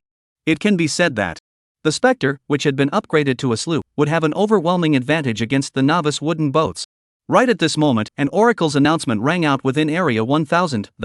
Ding, Evolutionary Lucian, as the first evolutionary to upgrade to a unit sailboat, is hereby rewarded with the silver primary ship weapon Sea Dragon's Fury Cannon. Ding, as Evolutionary Lucian has successfully upgraded his ship to a unit sloop, he has the ability to sail out of the novice waters. The fleet power mission in the novice sea area of District 1000 has been activated. As soon as this announcement came out, there was a clamor in the chat channel that the people who were actively preparing for the battle were discussing it. Wow, the land sinking god upgraded to a sloop at this point? That's fast. I'm not surprised at all. Great god Lucian can even kill that kind of horrible existence like Vandross, so it's not a piece of cake to deal with an 8th rank sea beast. Sea Dragon's Wrath Cannon, this is artillery? Ilu ago, we are still in that paddling time. Other people Lucian god's underworld ship are beginning to be equipped with cannons. He, I can't wait to see the expression of those people from the Alliance of Nations after the opening of the parallel seas. Wait, what's up with that fleet power mission? Yeah, I'm curious about that too. Fleets? We can form them ourselves. What's the difference between a fleet formed through this mission? I just took a look, this fleet power is so important. Check it out for yourselves. Yeah? I'll look right away. Bang! Accompanied by a roar, a mighty sea dragon rage cannon appeared on the deck of the Spectre in a clear manner. It shook the hull of the ship slightly. Lucian was delighted in his heart and, before, he was still regretting that he was unable to exchange the Sea Dragon's Fury Cannon due to insufficient contribution points. I didn't expect the Oracle to actually give me the Sea Dragon's Fury Cannon. However, Lucian's attention was quickly drawn to the next Fleet Force mission. Fleet Forces? What do you mean? Fleet Force Quest. On the outskirts of the Novice Seas looms a magnificent statue of the Kraken. Deciphering the seal at the bottom of the statue will awaken a sleeping boss-class creature. Kill the boss-class creature to complete the mission. Quest reward, Fleet Flag 1. Lucian's eyes flickered as he secretly pondered in his mind. This giant Kraken statue that. Is it this big tentacled statue in front of it? I've been looking all over for it. The mission objective was close at hand, which saved a lot of trouble. However, this fleet flag, as a reward for the Oracle's first enacted quest. Its value is self-evident and must be a rare treasure. Lucian continued to look down. Hint, those who hold the fleet flag will have the right to create their own fleet force, and each Novice Sea area can only create one force. Once a fleet force is established, both fleet leaders and members will enjoy many privileges including, but not limited to, the opening of the fleet mall, attribute bonuses for all members, and the unlocking of unique ships and architectural drawings. After using the fleet flag, you can choose the direction of your force development according to your own wishes. One Lord of the Sea. Start with a place, gradually expand your territory, unlock a variety of buildings and defense systems. Upgrade your territory from a harbor town to a city-state or even an ocean kingdom, and eventually build a legendary empire. This path focuses on defense and management. I am the founding king of the sea, people, follow me to create glory. 2. Pirates of the Sea. Although there is no fixed territory at the beginning, you can rely on plundering the resources of other parties to strengthen themselves, and as the level of power increases, more special ships and equipment will be unlocked. From a small team of pirates gradually grew into a pirate fleet, the Sea Lord, until it became fearful of the Lord of the Sea. This path tends to attack and plunder. That's right, I'm the man who wants to become the Pirate King. P.S. Let's guess which direction of development Lucian will choose when the time comes. Chapter 87, Blue Star Number 1? The members of the first 3 established fleet forces in the Blue Star Warzone will receive additional attribute bonuses. Fleet leaders receive double attribute bonuses. First place, 200 points of free attribute bonus. Second place, 100 points of free attribute bonus. Third place, 50 free attribute bonus. No one has succeeded in establishing a fleet power in the Blue Star Warzone yet. Originally, Lucian wasn't too interested in building a fleet. This can be seen from the fact that he rarely talks in the chat channel and rarely shows his face in front of the crowd. To him, his own strength was the top priority. But forming a fleet and getting an attribute bonus, this is different. The first power to form a fleet in the Blue Planet. All members of the fleet are entitled to a full 200 free attribute points. The fleet leader gets double that. Directly you get a huge 400-point attribute bonus. This would be terrifying, even for Lucian, who has the Overseer's template, 400 attribute points, it was still the full equivalent of the attribute points that could only be gained by ascending 4 levels in a row, It could be very considerable. This fleet order flag must be taken. The number 1 spot on the Blue Star is not his own. Meanwhile, the crowd in Sector 1000 have skimmed through the details of the fleet forces. The chat channel instantly exploded with, "It's too powerful that the entire staff will receive attribute bonuses after forming a fleet. Doesn't that mean that once we have a fleet in our district, everyone's strength will be able to go to the next level? The benefits of fleet power can't be limited to these. Don't forget that there's also the fleet store. You guys take a look at the treasures in the Oracle Mall, there must be quite a few goodies hidden in the fleet store as well. Wow, really looking forward to it. Have you guys noticed that the first power to build a fleet on the Blue Planet gets 200 points of attribute bonus for all its members? I saw that, my heart beat faster. If we are the first to build a fleet in our district, everyone will immediately rise 5 levels in place. I don't even dare to think about it. Alas, the reward is good, but that mission will never be simple. My Blue Star has tens of billions of people. 1,000 people a Novice Sea area, 1 million people a big area. That is to say, there are a full 10,000 of these like the 8th region alone on this ocean. Trying to take first place among such a terrifying number of evolvers is too difficult. Tang Hong, if I didn't have my righteous father, I might have felt that there was little hope as well. But with my righteous father, Lucian, I think we can really put up a fight. Tang Hong is right, great god Lucian is the most powerful person I've ever seen. That fleet mission requires that the ship has to be upgraded to a sloop in order to proceed, or else I'd so want to help out great god Lucian as well. Upstairs, that mission is no joke, without the strength of the 10th rank it's a death sentence. How many levels are you now? I'm only level 3. Forget it, I won't say anymore. At Lucian, God Lucian, the hope of our 1000 districts rests on you. Go for it. Great god Lucian, you are our pride. I, Li Jiqiang, swear to follow you to the death and will definitely lead our 1000 region to take first place. Yes, once we're the first to build a fleet, I'm afraid that our Area 1000 will develop into the strongest force in Blue Star. It's exciting to think about it. Yang Zimo stepped in to stabilize the army. Don't put too much pressure on Lucian, he has his own plans. And the war with the Alliance of Nations is coming up, so we can't help, so don't add to the chaos. Yang Zimo then urged, Lucian, you should act according to your ability, don't take any risks. Although the first place is tempting, your safety is the most important thing. Big brother Yang is right, great god Lucian is the core of our 1000 area, don't take any risks, great god. That quest is definitely not simple. The oracle was released for everyone. It obviously requires the entire sea region to work together. It's better for everyone to hurry up and raise their strength.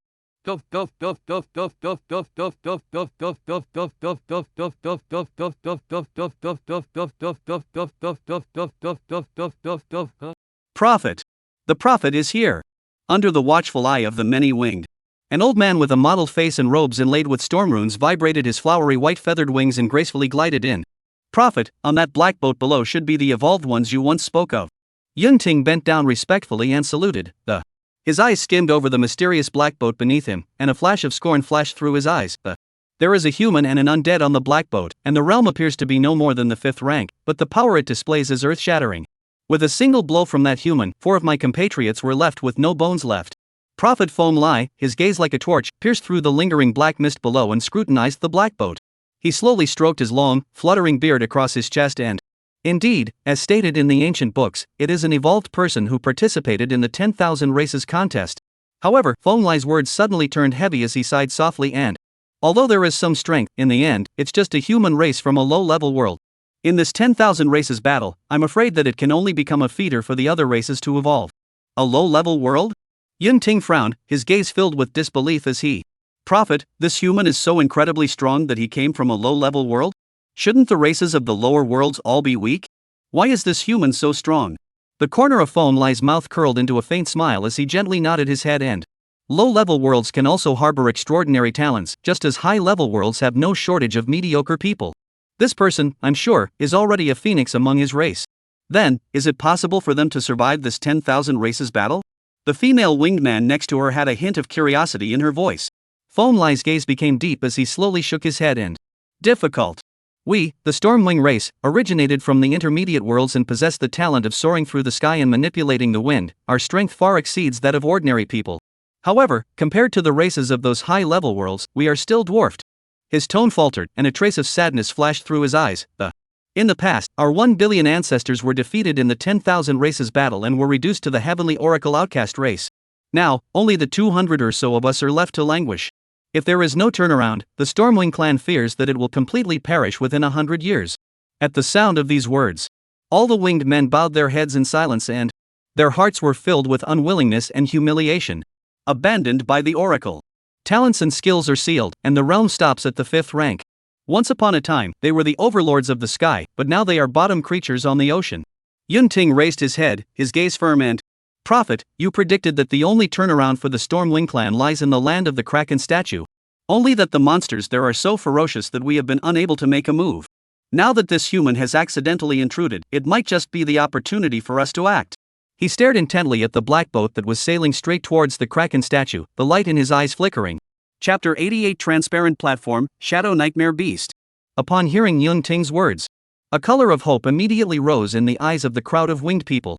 They all looked forward to finding a way to save their tribe from that statue. And yet, Foam Lai threw a pot of cold water on everyone. He sighed. Alas, that human, after upgrading his ship, must have taken on the mission of the Oracle. The only reason why he dared to travel to the location of the Kraken statue is because he doesn't yet know what kind of appalling existence lurks beneath that statue. At that time, he would be considered extremely lucky if he managed to escape. Although Feng Lai asserted so. However, all the winged people were still hovering over the black boat, hesitant to leave. The Stormwing clan had been silent for far too long. Even if there was only a ray of hope, it would never give up. Captain, those birdmen in the sky keep refusing to leave, huh? Jack looked up into the sky with a frown on his face. It's just nice to be able to fly. Otherwise Master Jack, would have had to shoot down all these birds without leaving a single one. I just killed 4 of them, so I'm sure they're waiting for an opportunity to retaliate. Let them go. Lucian swept his gaze over the Stormwing clan that was hovering in the air and flying very high. Can't hit it. We'll just have to leave them alone for now. Anyway, the strength was only at the 5th rank, so it didn't pose much of a threat. Understood, Captain. So where are we going next? There's a storm zone ahead. As the specter continued to move forward, the wind around them began to gradually increase. See the statue up ahead? That's where we're aiming for. Lucian frowned as he said. The statue appeared to be close at hand, but after sailing for a long time, the distance doesn't seem to be getting any shorter. This is the so-called running away from a dead horse in front of a mountain.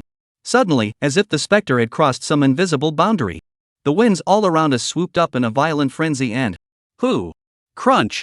With the groan of an overburdened wooden board, the specter began to rock violently and the sails on the masts were instantly strained, almost tearing apart.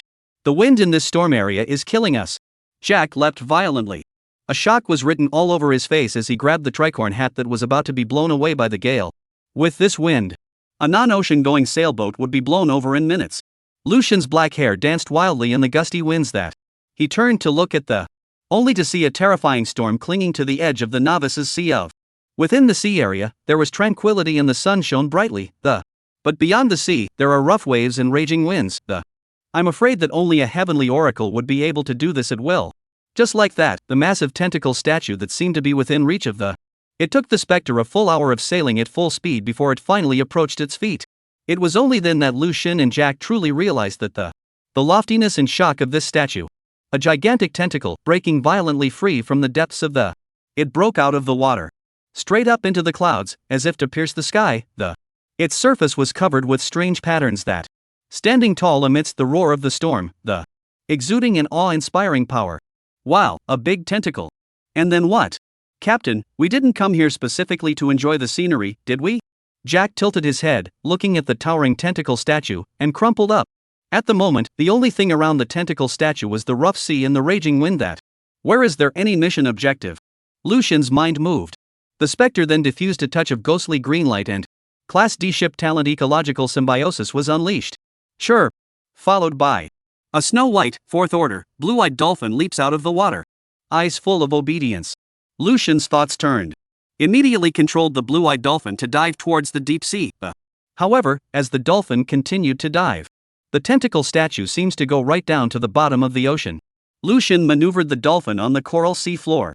Circled the tentacled statue for 3 weeks. Having found nothing but sea creatures.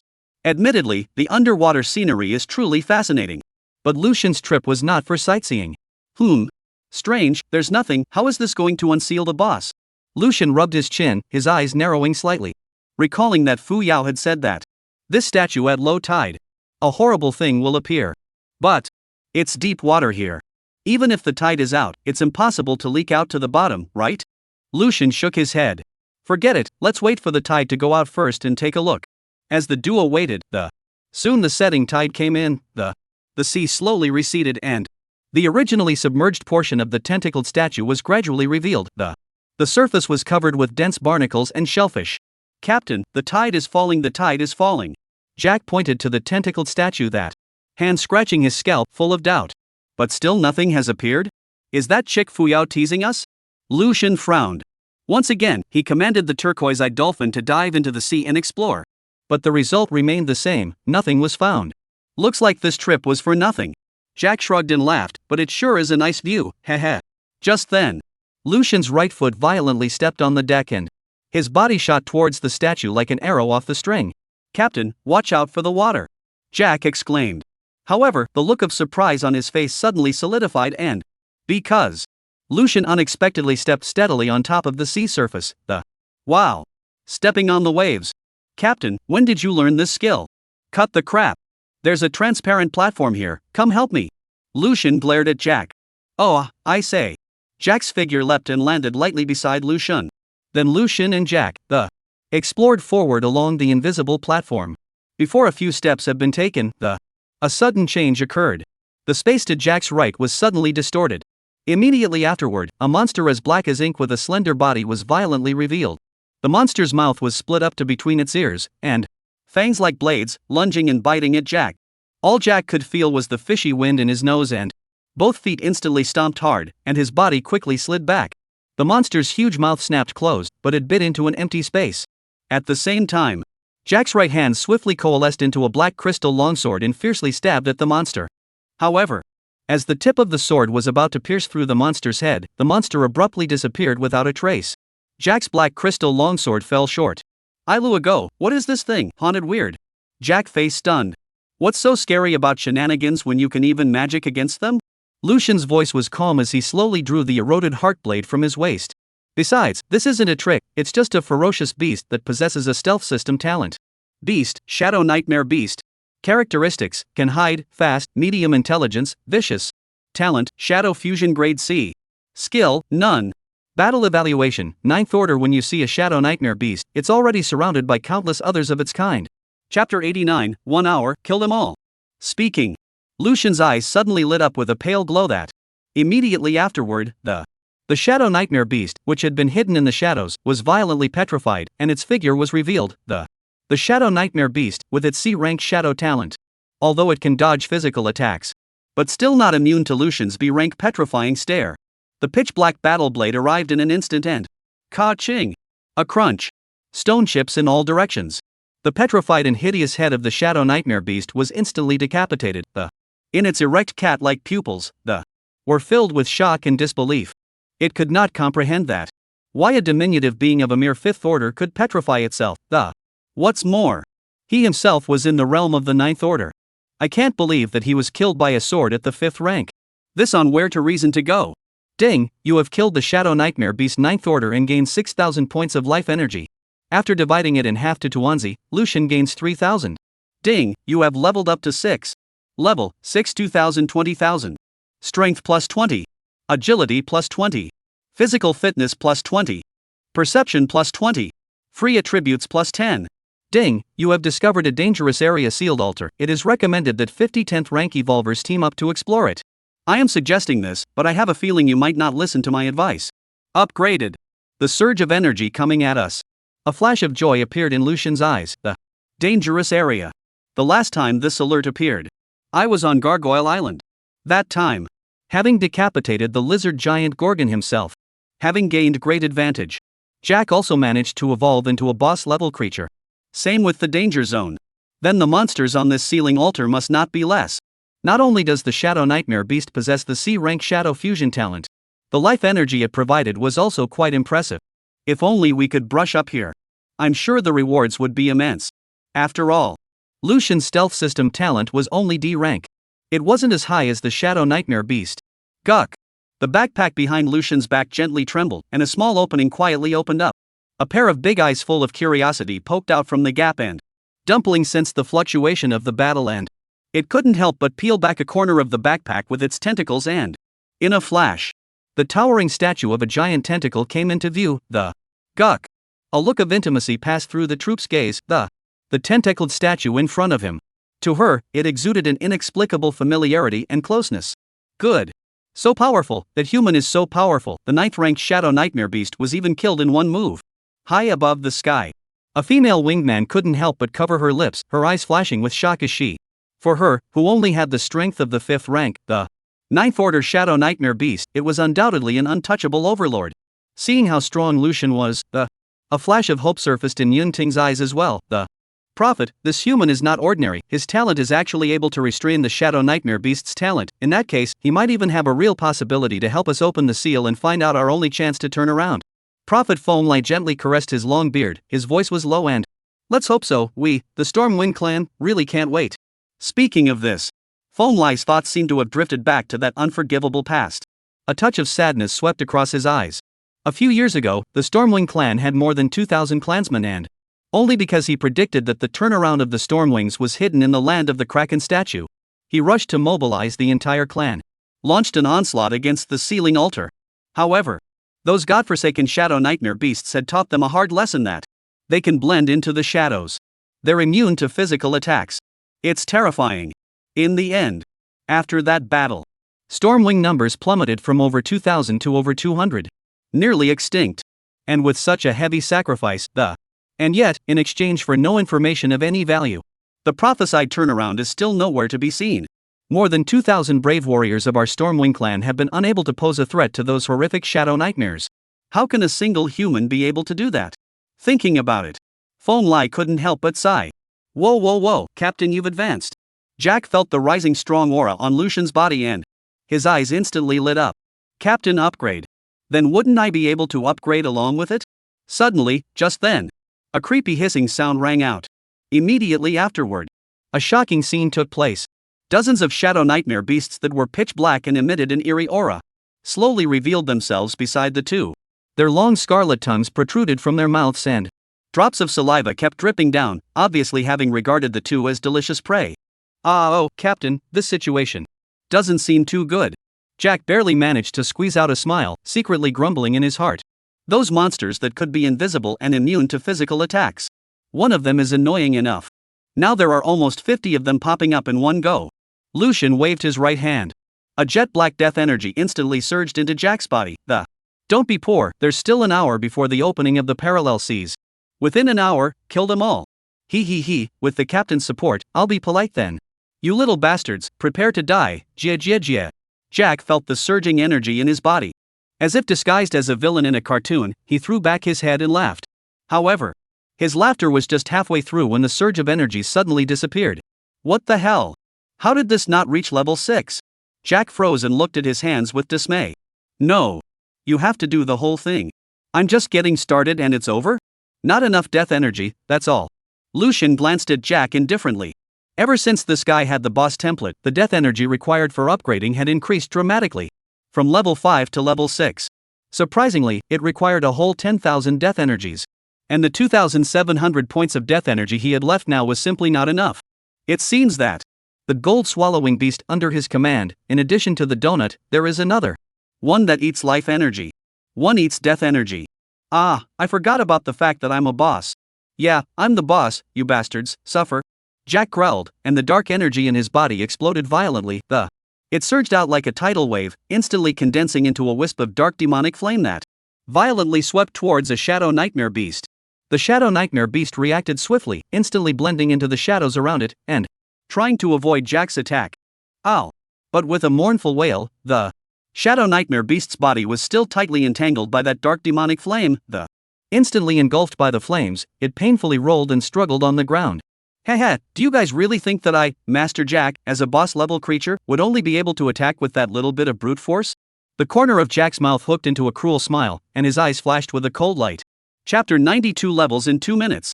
The moment Jack made his move, Lucian's figure also moved like a shadow.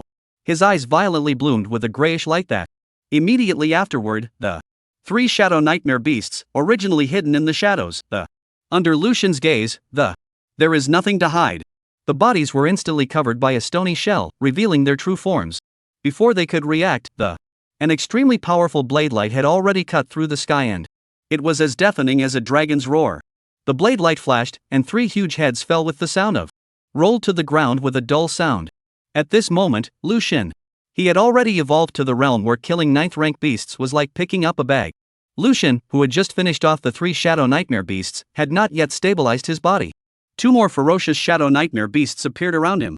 They opened their bloody mouths, baring their sharp fangs. Like a hungry tiger pouncing on a tiger, it ruthlessly lunged at Lucian. Facing this sudden attack, a cold glint flashed in Lucian's eyes. He took a deep breath, and the sizzling energy in his body instantly boiled and it turned into a monstrous blaze that violently erupted.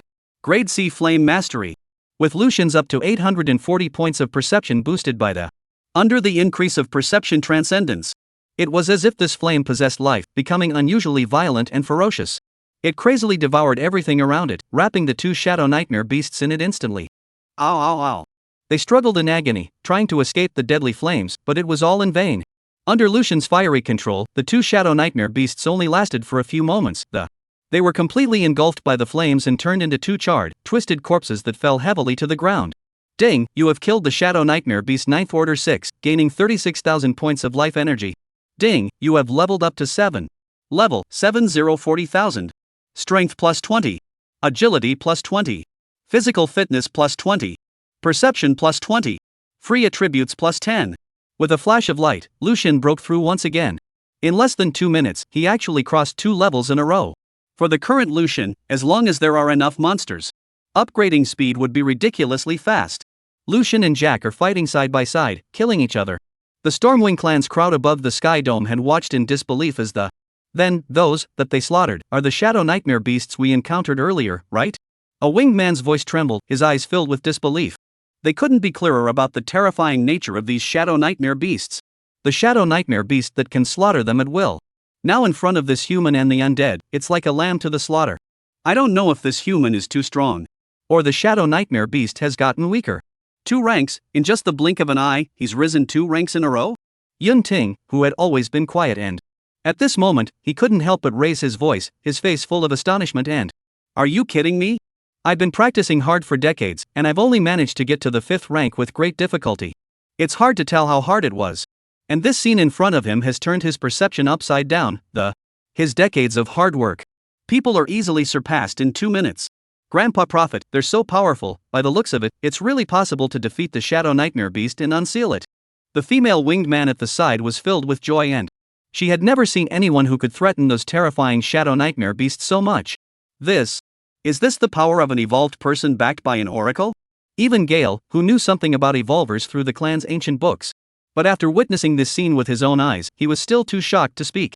In just 2 minutes. Jumping from the 5th order to the 7th. This rate of evolution. Terrifying. It's horrible. No wonder, the races that survived the 10,000 races contest were able to leap to become the best in the 10,000 realms of the heavens. Thinking of this, the desire in Gale's heart to rid the Stormwing clan of their legacy clan status and to gain the support of the oracle grew stronger. He gazed at the standing figure below him, murmuring in a low voice, "Could it be that you can really perform miracles?" Jack sighed. Dark demonic flames surged, devouring the lifeblood of a shadow nightmare beast. Behind them, the fishy stench surged up violently. Yeah, your Jack Master is a boss-level creature, just why you guys still wanna hurt me? He didn't look back, his tone was full of confidence. In a flash, countless black crystals tumbled behind him, quickly coalescing and transforming into a solid black crystal shield. With the boss template himself, he was completely able to pressurize the 9th rank ferocious beast. Ow! A deafening roar rang out. A huge sharp claw, wrapped in destructive power, fiercely bombarded the black crystal shield. Crunch, crunch, crunch. An ear-piercing cracking sound rang out and the black crystal shield was instantly covered in cracks, spreading like a spider web. It can't be? Jack's mind reeled and he stiffened, turning his head. Only to see the shadow nightmare beast behind us. Apparently a little different. Unusually large in size. It was actually several times the size of an ordinary shadow nightmare beast. Ka-ching! Before Jack could react, the black crystal shield instantly crumbled into pieces of black light. The giant shadow nightmare beast's sharp claws were like a crack. With the sound of whistling wind, it violently tore at Jack. Jack only felt an irresistible surge of enormous power and immediately afterward, his entire body was violently sent flying. Splat! He hit the giant tentacled statue hard and then like a piece of soft mud, he slowly slid down. Ow! Seeing the solution to a small bug, the shadow nightmare beast king let out a deafening roar, venting the anger in his heart. He was resting properly. Suddenly, there were 2 small, hateful bugs that stepped on their territory and madly slaughtered their own people. This made the shadow nightmare beast king furious and he had already dominated this sea for hundreds of years, and today, someone dared to provoke him. Lucian heard this loud roar and slightly turning sideways when he saw the huge figure of the shadow nightmare beast king, the heart was immediately delighted. A boss-level creature? Just kill it. We'll get the fleet flag. Lucian then tapped on the panel of the murderous creature in front of him. Fierce beast, nightmare beast king. Characteristics: invisible, immune to physical attacks, fast, moderately intelligent, ferocious, powerful. Talent: Shadow Fusion Grade C. Skill: Shadow Shuttle C rank. The Shadow Nightmare Beast King is able to move instantly between shadows, as if traveling through a rift in space. Weakened version of instantaneous movement. Battle Power Assessment 14th rank. The Shadow Nightmare Beast King, which is strong enough to destroy a fleet, is a lingering nightmare in the hearts of countless seafarers with its ghostly figure. Warm reminder, the strength of the beasts will increase dramatically after the 10th rank. Chapter 91, Alas? Why are you here with me too? Witnessing the panel for a moment, Lucian couldn't help but feel a sense of loss in his heart. Not boss. Happy for nothing. However, the Shadow Nightmare Beast King was the highest realm creature Lucian had ever seen. It's at the 14th level. After slaughtering this thing, there must be a lot of life energy to get, right? The loss in Lucian's eyes failed to escape the eyes of the Shadow Nightmare Beast King. It immediately let out a deafening roar, its anger overflowing. It could not comprehend that. Why would its own honorable Beast King showing up disappoint this small as a bug in front of it? Could it be that it was questioning its strength? That's ridiculous. Today, it was going to let this low-ranked mole experience the terrifying power of a 14th-ranked powerhouse firsthand. The huge body of the Shadow Nightmare Beast King sank violently, instantly blending into the surrounding shadows. Immediately afterward, in the next second, it violently appeared in front of Lucian. C-grade skill Shadow Shuttle. The moment he saw the Shadow Nightmare Beast King appear, the sky violently resounded with a cry of alarm. That 14th rank Shadow Nightmare Beast King? Yun Ting's face changed drastically in a flash. How could there be a 14th rank Shadow Nightmare Beast King hidden within the ceiling altar? Thinking back to the last time when the Stormwing clan attacked the ceiling altar, they only encountered ordinary 9th order Shadow Nightmare beasts. They never expected that. Among the Shadow Nightmare beasts, there was still such a horrifying Shadow Nightmare Beast King hidden in the Shadow Nightmare beasts.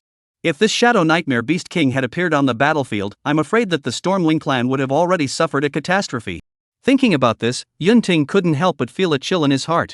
However, when he saw the otherwise formidable Jack, after taking a blow from the Shadow Nightmare Beast King but slowly sliding down along the statue like mud, a flash of despair flashed across his eyes and, it's over. The Shadow Nightmare Beast King has appeared. I'm afraid it's hard for this human to escape. When will our Stormwing clan be able to unseal the altar and find a turnaround? Prophet Foam Lai also shook his head helplessly and it was clear that he no longer had any hope for Lucian. The difference between the 7th rank and the 14th rank is like a rift valley. Moreover, after the 10th level, the strength of the beasts will take a qualitative leap, although this human has some ability. But he's too low. It's too reckless, after all. This ceiling altar. Only those who are strong at the 10th rank or above are qualified to break into it.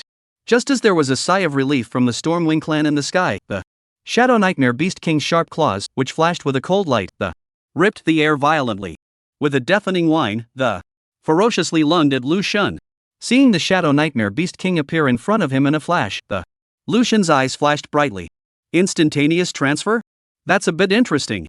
Before the words left his mouth, he took a step back with his right foot and his body is as steady as a rock. His muscles are instantly taut, like steel. Above his arms, rock patterns emerged, and the power of the mountains surged with a roar. Along with a low rumble, a shockwave that was hard to see with the naked eye centered on him and surged wildly in all directions. B-grade talent mountain power. Just as that Shadow Nightmare Beast King's sharp claws carried the power of destruction, the moment it came, Lucian's arms were violently revitalized and he was able to firmly catch the terrifying claw that was enough to tear through space. Between the two, the power collided. The air seemed to be torn apart, emitting ear-piercing whistles. Lucian, on the other hand, did not move at all. His feet are firmly rooted in the earth, as if they were one with the entire mountain range. The ferocious light in the eyes of the Shadow Nightmare Beast King suddenly stagnated and turned into a stunned, How is this possible? How could this little thing in front of me, which was only at the 7th rank, have such amazing power? I'm a 14th ranked overlord, okay? What are you doing? However, before the Shadow Nightmare Beast King could react, I only saw a red aura emerge from Lucian's body. Power supremacy was instantly unleashed. Immediately following, the Shadow Nightmare Beast King only felt an unprecedented, terrifyingly huge force surging in and it tried its best, but it couldn't resist it even for a fraction of a second. Even by this 7th order human, tightly grasping the claw, hard to pick up, swinging in the air, swing dance up. Hovo hovo. The wind whistled and Lucian's arms wheeled around, getting faster and faster. Finally, with a violent throw. Go! Ow! The Shadow Nightmare Beast King only felt the sky spinning and it was as if it had returned to its weak and helpless hatchling stage, full of powerlessness and despair. Boom! There was a loud bang. Its massive body smashed heavily against the giant tentacle statue that then, like a boulder that lost its support, with Jack before him, slid slowly down and Shadow Nightmare Beast King and Jack. A big one and a small one. Two bodies. limply, and with a comical gesture, slid slowly down the statue. The scene was unusually bizarre and slightly tongue-in-cheek. In the sky, the original lamentations of the Stormwing clan crowd instantly disappeared. There was silence. Everyone has a dumbfounded look on their faces. The scene just now was too shocking. It caused all the winged people to be unable to return to their senses for a moment. The scene was as if a roaring train had crashed viciously into a light leaf. The result: train overturned. It's even if it flipped over alone. The leaves were thrown out by the train. Who's going to believe this? Ugh. Why are you here with me too? Jack, who was sliding down against the statue, glanced up but realized that the Shadow Nightmare Beast King, who had just knocked him off his feet, was sticking right next to him. He was stunned. However, the Shadow Nightmare Beast King doesn't have time for Jack. Only its eyes were filled with panic. After whimpering, it instantly disappeared into the shadows. This human is too scary. It doesn't want to fight. Want to escape? Lucian snorted coldly. Instantly, the hearing sense, spiritual sense, and olfactory sense supernaturalization erupted in full force. Like a cheetah catching its prey in a moment of total concentration. A split second later, Lucian's eyes flashed a flash of gray, and immediately afterward, the Shadow Nightmare Beast King, who was hiding in the shadows and fleeing, was instantly imprisoned by a layer of gray and white stone. It was revealed. Crunch, crunch, crunch. Ow! The Shadow Nightmare Beast King hissed in despair. Seeing his body gradually turning into a grayish stone mass, it was filled with disbelief. It's obvious that its realm is higher than that human's. Why was he beaten like this? It's illogical. Just as the Shadow Nightmare Beast King watched in despair, Lucian gripped the eroded heartblade in his right hand and crossed it in front of his chest. His right foot violently stepped on the ground. His body shot out like lightning. Immediately afterward, a chilling black blade cut through the air and blood splattered. The huge head of the Shadow Nightmare Beast King crashed to the ground with a sound that a dull and shocking reverberation was emitted. Ding, you have killed the Shadow Nightmare Beast King 14th rank and gained 24,000 points of life energy. Along with the oracle's beeps ringing out, a majestic life energy surged out from within the Shadow Nightmare Beast King's torso. It was then absorbed by Lucian. Level 712000400000. Tuanzi's level has come to level 3, 2. Rank 316380400000. Gobble gobble gobble. The donut, which had absorbed a large amount of life energy, rolled around happily in the backpack. Chapter 92: Predatory Overlord. Van Thalos. Lucian smiled as he gently caressed his backpack and there are some troublesome bird people in the sky that are staring at us, so don't come out yet. Cuckoo. The donut answered, immediately quieting down. He had to be the best behaved himself and must never cause trouble for his master. Lucian waved his hand. He put the huge body of the Shadow Nightmare Beast King into his storage ring. His eyes narrowed slightly as his thoughts turned. The power of that Shadow Nightmare Beast King just now was fluctuating in the 400-500 point range, far exceeding that of a 10th rank beast. If he hadn't exerted his mountain power and power transcendence in time, it would have been difficult to suppress this behemoth in a power competition. This Shadow Nightmare Beast King, however, did not have the special attributes of a boss. It was only an ordinary ferocious beast. From this, it is inferred that creatures might all take a qualitative leap after crossing the 10th order. Ow! Seeing that his king was easily lorded over, the rest of the Shadow Nightmare beasts on the ceiling altar were all of a sudden scared out of their wits. They all let out desperate cries of grief and leapt into the raging waters and fled in all directions. They don't want to follow in their king's footsteps. Become the next soul under Lucian's sword. Looking at the instantly quiet ceiling altar, Lucian couldn't help but frown and like this again. The last time I killed a fighting gorgon, those giant rock-armored lizards scattered and ran for their lives. This time, when we killed the Shadow Nightmare Beast King, it was the same. If we can kill all these Shadow Nightmare beasts in one go, I should be able to level up to 10 myself. It seems that you're lacking a wide-range control skill yourself. Captain, you're getting fiercer and fiercer. That big black rat just now was 14th rank, and you even slashed it in a second? Captain, you're just around the corner to become the Lord of the Ocean. Jack came over with a fawning face and patted his ass furiously. Cut the crap and find a way to lift the seal. That Shadow Nightmare Beast King is not the boss mentioned in the quest. Lucian lightly rebuked. His eyes wandered around, probing for the key to solving the riddle. Captain. Jack responded, his eyes suddenly locking at the statue and Captain, look. Lucian followed Jack's finger and looked. Only to see that at the root of the tentacle statue, the platform that was originally hidden and invisible gradually appeared. The platform was covered with a thick layer of grayish moss, as well as various parasitic shellfish creatures.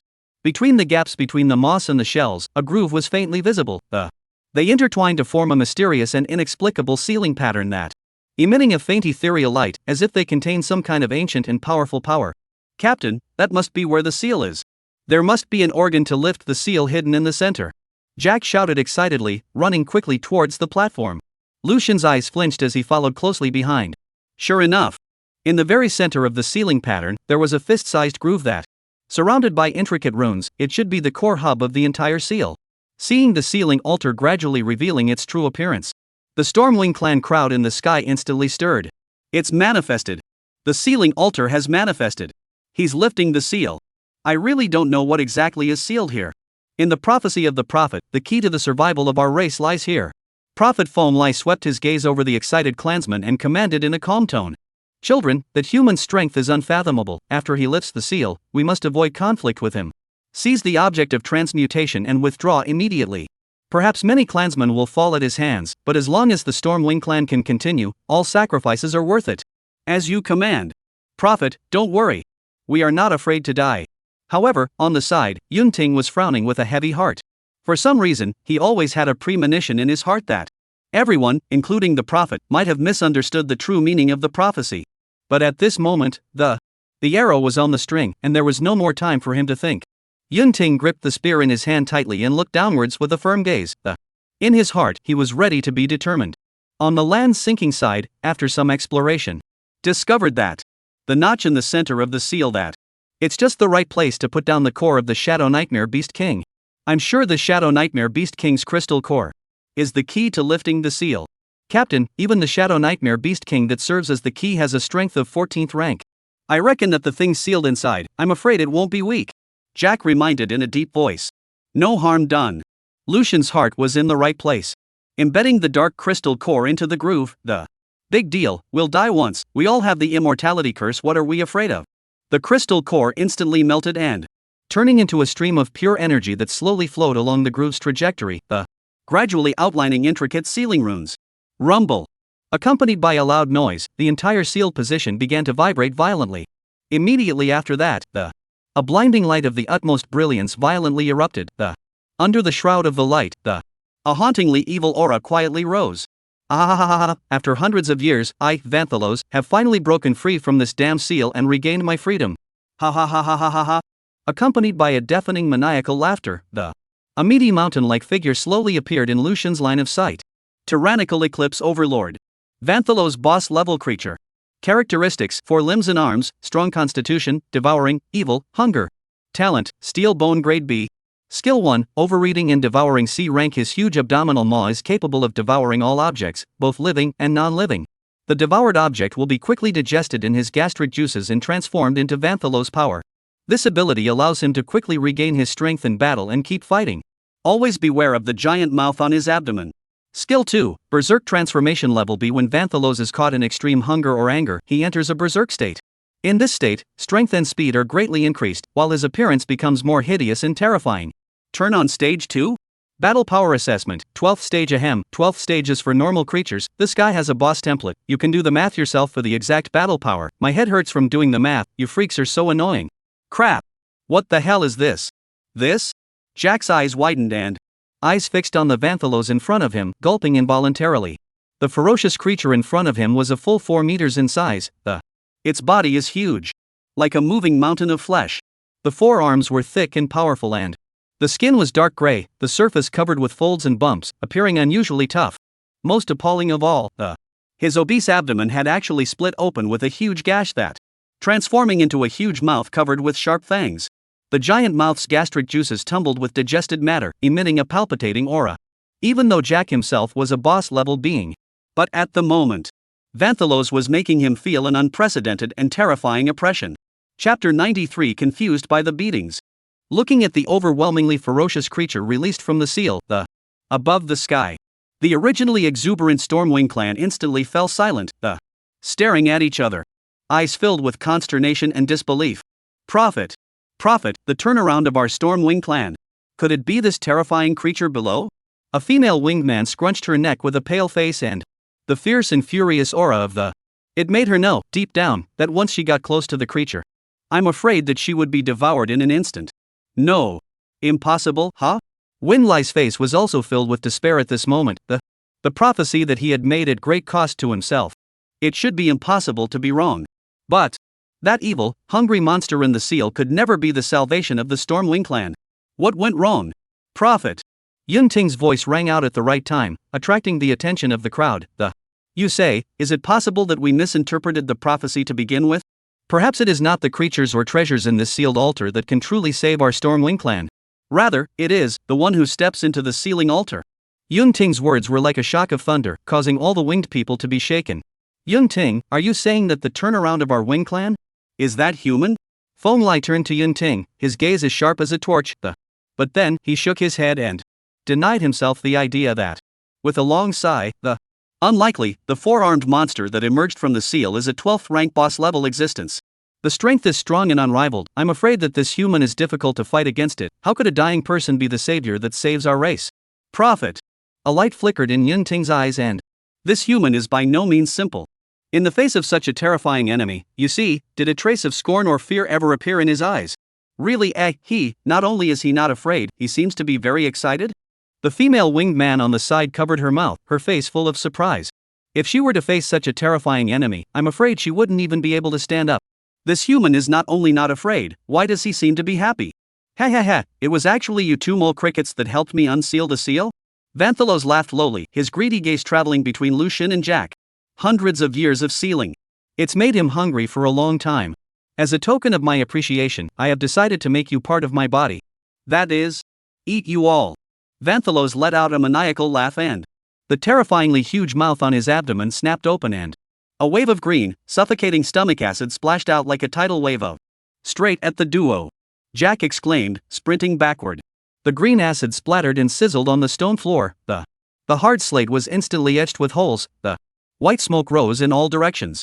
Jack's eyes flickered and Captain, watch out for this guy's spit. The bastard hasn't brushed his teeth in I don't know how many years. His spit is sulfuric acid. Lucian likewise quickly retreated, avoiding the stomach acid attack. His eyes were fixed on Vanthalos' body that was as huge as a mountain of meat, and he was full of battle spirit. This Vanthalos. This should be the boss that needs to be decimated in the fleet mission. A 12th order boss type creature. I like thinking about it. The corners of Lucian's mouth gently rose, outlining a cold arc that. Jack, we don't have much time, hurry up and slaughter this fatty. There's a survival bet waiting for us at home. Jack heard this. He couldn't help but look at Lucian with wide eyes and Captain, although we're both bosses, he's 12th rank and I'm only 5th rank, you're really looking down on me when you say that? Although his mouth was broken. But Jack's movements were anything but subtle. Only his right foot slammed into the ground and he used his strength to take off into the air and turning into a flash of black lightning, he rushed straight towards Vanthalos. In terms of combat, as long as Lucian gave the word, Jack never brought a wimp. Die fat ass, die for me. Jack roared. The power of his entire body converges on the tip of his sword. The black crystal sword stabbed at Vanthalos swiftly and fiercely. When the sword blade passed, the air was split into two, emitting a sharp whistling sound, instantly arriving in front of Vanthalos. In the face of Jack's sword, which was enough to kill a 9th rank beast in seconds, Vanthalos' face was filled with disdain. He didn't even bother to block. Clang! With a crisp metallic clang, the black crystal longsword viciously chiseled on top of Vanthalos' grayish rock-like skin, but it was as if it had hit an impenetrable steel plate. The sword shook violently and immediately afterward, in Jack's incredulous gaze, the black crystal longsword that cut through the iron like mud suddenly fell apart. It turned into pieces of flying debris and scattered in the air. Just a mole like you still want to hurt me? Vanthalos laughed coldly as his limbs stretched out violently and like 4 huge steel pincers, with the sound of whistling wind, he lunged at Jack. Jack let out a low curse and reacted swiftly. He stamped his foot on the ground and retreated with the help of the reaction force. Almost in the nick of time, he slipped out of the circle of Vanthalos' 4 shadow-like arms. Once caught by those hands, the consequences would be unimaginable. It would definitely be hard to escape the fate of being devoured. Griffin, escaping quite fast? Vanthalos snorted in disdain. Suddenly, crunch crunch crunch. An ear-piercing sound accompanied by a grayish color suddenly climbed up his body. Petrification? He snorted even more and Sculptor. Vanthalos was about to launch himself into a struggle to break free, but suddenly realized that a bone-piercing coldness wrapped around him like a snake, instantly freezing him in the frigid ice of Vanthalos' movements also came to an abrupt halt due to the freezing. Before he could react, however, Another wave of incomparably hot flames surged in like a furious wave. The flames surrounded him with. The sound of crackling and burning was endless. What the hell? Vanthalos was a bit confused by the sudden barrage of attacks. Aren't there just 2 people across the street? Where did so many gifted attacks come from? But the attack on him did not end there. Suddenly 4 7th-ranked skeletal warriors clad in basalt armor appeared, roaring and charging at him. Vanthalos was just about to raise his hand to counterattack. But then he saw the 4 skeleton warriors violently explode themselves and boom boom boom boom. The loud explosions were deafening, and the entire ceiling altar shook. The terrifying energy generated by the self-destruction tore at Vanthalos' body like a gale. The grayish skin that had resisted Jack's full force. It finally crumbled and tore under the power of the corpse explosion. The dark yellow fat and crimson blood were exposed. The aftermath of the corpse explosion has not yet dissipated. Vanthalos has not yet had time to catch his breath. A rock-covered iron fist slammed into his forehead like a meteor. Boom! There was a loud bang. Vanthalos only felt a terrifying force that seemed to be able to smash heads explode. Immediately afterward, his head was smashed heavily against the stone floor of the boom. The powerful force even smashed the hard stone slabs with cracks. Chapter 94. Why is this dead fat man so resistant to being beaten? Vanthalos, who had been dazed by the beating, had his eyes mesmerized and barely opening them a crack, only to see a pair of black pupils as cold as an abyss looking down at him. The owner of those black pupils was currently raising a black blade with a strange green light. It can't be? Vanthalos only had time to murmur. The next moment, the black blade then penetrated his skull like lightning. The terrifying toxins spread throughout his body instantly with the black blade, and everything fell silent. Petrify plus cold ice mastery plus flame mastery plus corpse explosion plus power supremacy plus toxic mastery. Lucian's set of combos directly knocked the Vanthalos, who was unbeatable just a moment ago, into disbelief. Lying on the ground without any reaction. The crowd of Stormwingers in the sky above At this moment, each and every one of them was dumbstruck and eyes almost stared out of their sockets. Gazed down in amazement. No, the one lying on the ground, it's a 12th rank boss, right? A winged man rubbed his eyelids vigorously, trying to confirm that what he saw in front of him was not false. What had just happened was too shocking. So much so that it made him doubt his own vision. A boss of the 12th rank. Shouldn't they all be Demon King-like terrifying existences? How come they were beaten up right after they appeared on the stage? And then he's on the ground. That's not what a boss should look like, is it? Yes. Right? The aura he released before was undoubtedly that of a 12th rank boss. It's just that human, he's too powerful. Another winged man responded with a trembling voice. Too terrifying, this human is too terrifying, how can he possess so many talents? Shock spread amongst the winged people. Just then, a winged man snapped out of it, his voice carrying an undisguised fear. Did we were just planning to snatch something from that human? His eyes were filled with gratitude and afterthought. It was fortunate that he hadn't acted rashly and otherwise. With the amazing speed, devastating attack power, and that endless array of natural skills that human had displayed. Even if all of the 200 or so of them gave up their lives, there was no way they could take advantage of their hands. As soon as these words came out, all the winged men sucked in a breath of cold air, and a flash of fear flashed in their eyes. They realized that the entire pack had quietly teetered on the precipice of extinction. Being burdened with many talents, and with only a 7th rank cultivation, he actually suppressed a 12th rank boss to the point of being powerless. This person is by no means a pool animal. Yun Ting's eyes flashed with the light of hope as he spoke. He turned to look at Feng Lai with a firm tone. Prophet, perhaps, he is the key to your prophecy that can lead our Stormwing clan out of our predicament. Wen Lai was still in shock at the moment. The amazing battle power that Lucian had displayed just now had shaken him to the core.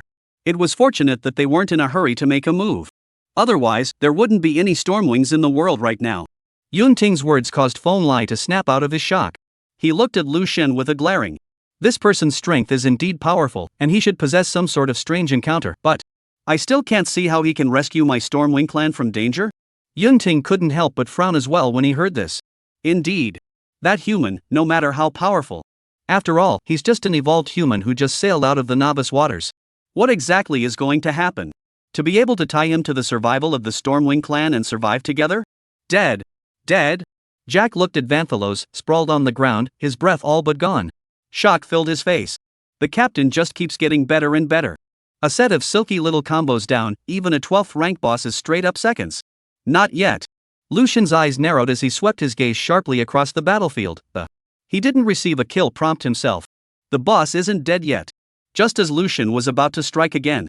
However, he saw the originally green-skinned and scarred Vanthalos violently shaking his whole body and seems like the body's sleeping violent power was awakened violently. His eyes suddenly opened, and two scarlet rays of light shot out like swords, accompanied by a low, furious roar. Bastard, you have successfully angered the great tyrannical eclipse overlord Vanthalos. With that, Vanthalos' obese body expanded dramatically. The muscles of his forearms seemed to be filled with an invisible force. Instantly tightened, and the veins were as sinuous as snakes. The originally huge body size was once again elevated, pushing 5 meters, and the sense of oppression surged like a tidal wave. The huge mouth of the abdomen slowly opens. Jagged fangs were exposed and a deafening roar was emitted. Roar! With this roar, a chilling aura swept out from the giant mouth like a gale, instantly enveloping the entire battlefield. Grade B skill berserk transformation. Lucian stared at Vanthalos, who suddenly seemed to have regained his life. His eyes narrowed slightly and, having just poured out all of his own various moves, especially the last blow. The last blow, which was infused with a large amount of toxins under the Eclipse Blade's enchantment, was supposed to be a fatal blow. However, this Vanthalos actually staggered to his feet. This time, I will chop off your head and see if you can regenerate. Lucian snorted in a low, cold voice. His right foot fiercely stomped on the ground, utilizing the power of the speed supernaturalization and strength supernaturalization were unleashed in full force. Strength and speed soared to the limit at the same time.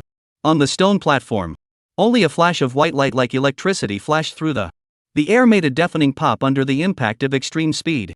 Immediately afterward, Lucian swung his right arm and the pitch-black battle blade, driven by 690 points of power, carried the sound of biting wind and slashed through Vanthalos' neck with unerring precision. Put! A muffled sound. Vanthalos' fat neck was instantly split in half, white bones and dark red muscles in plain sight.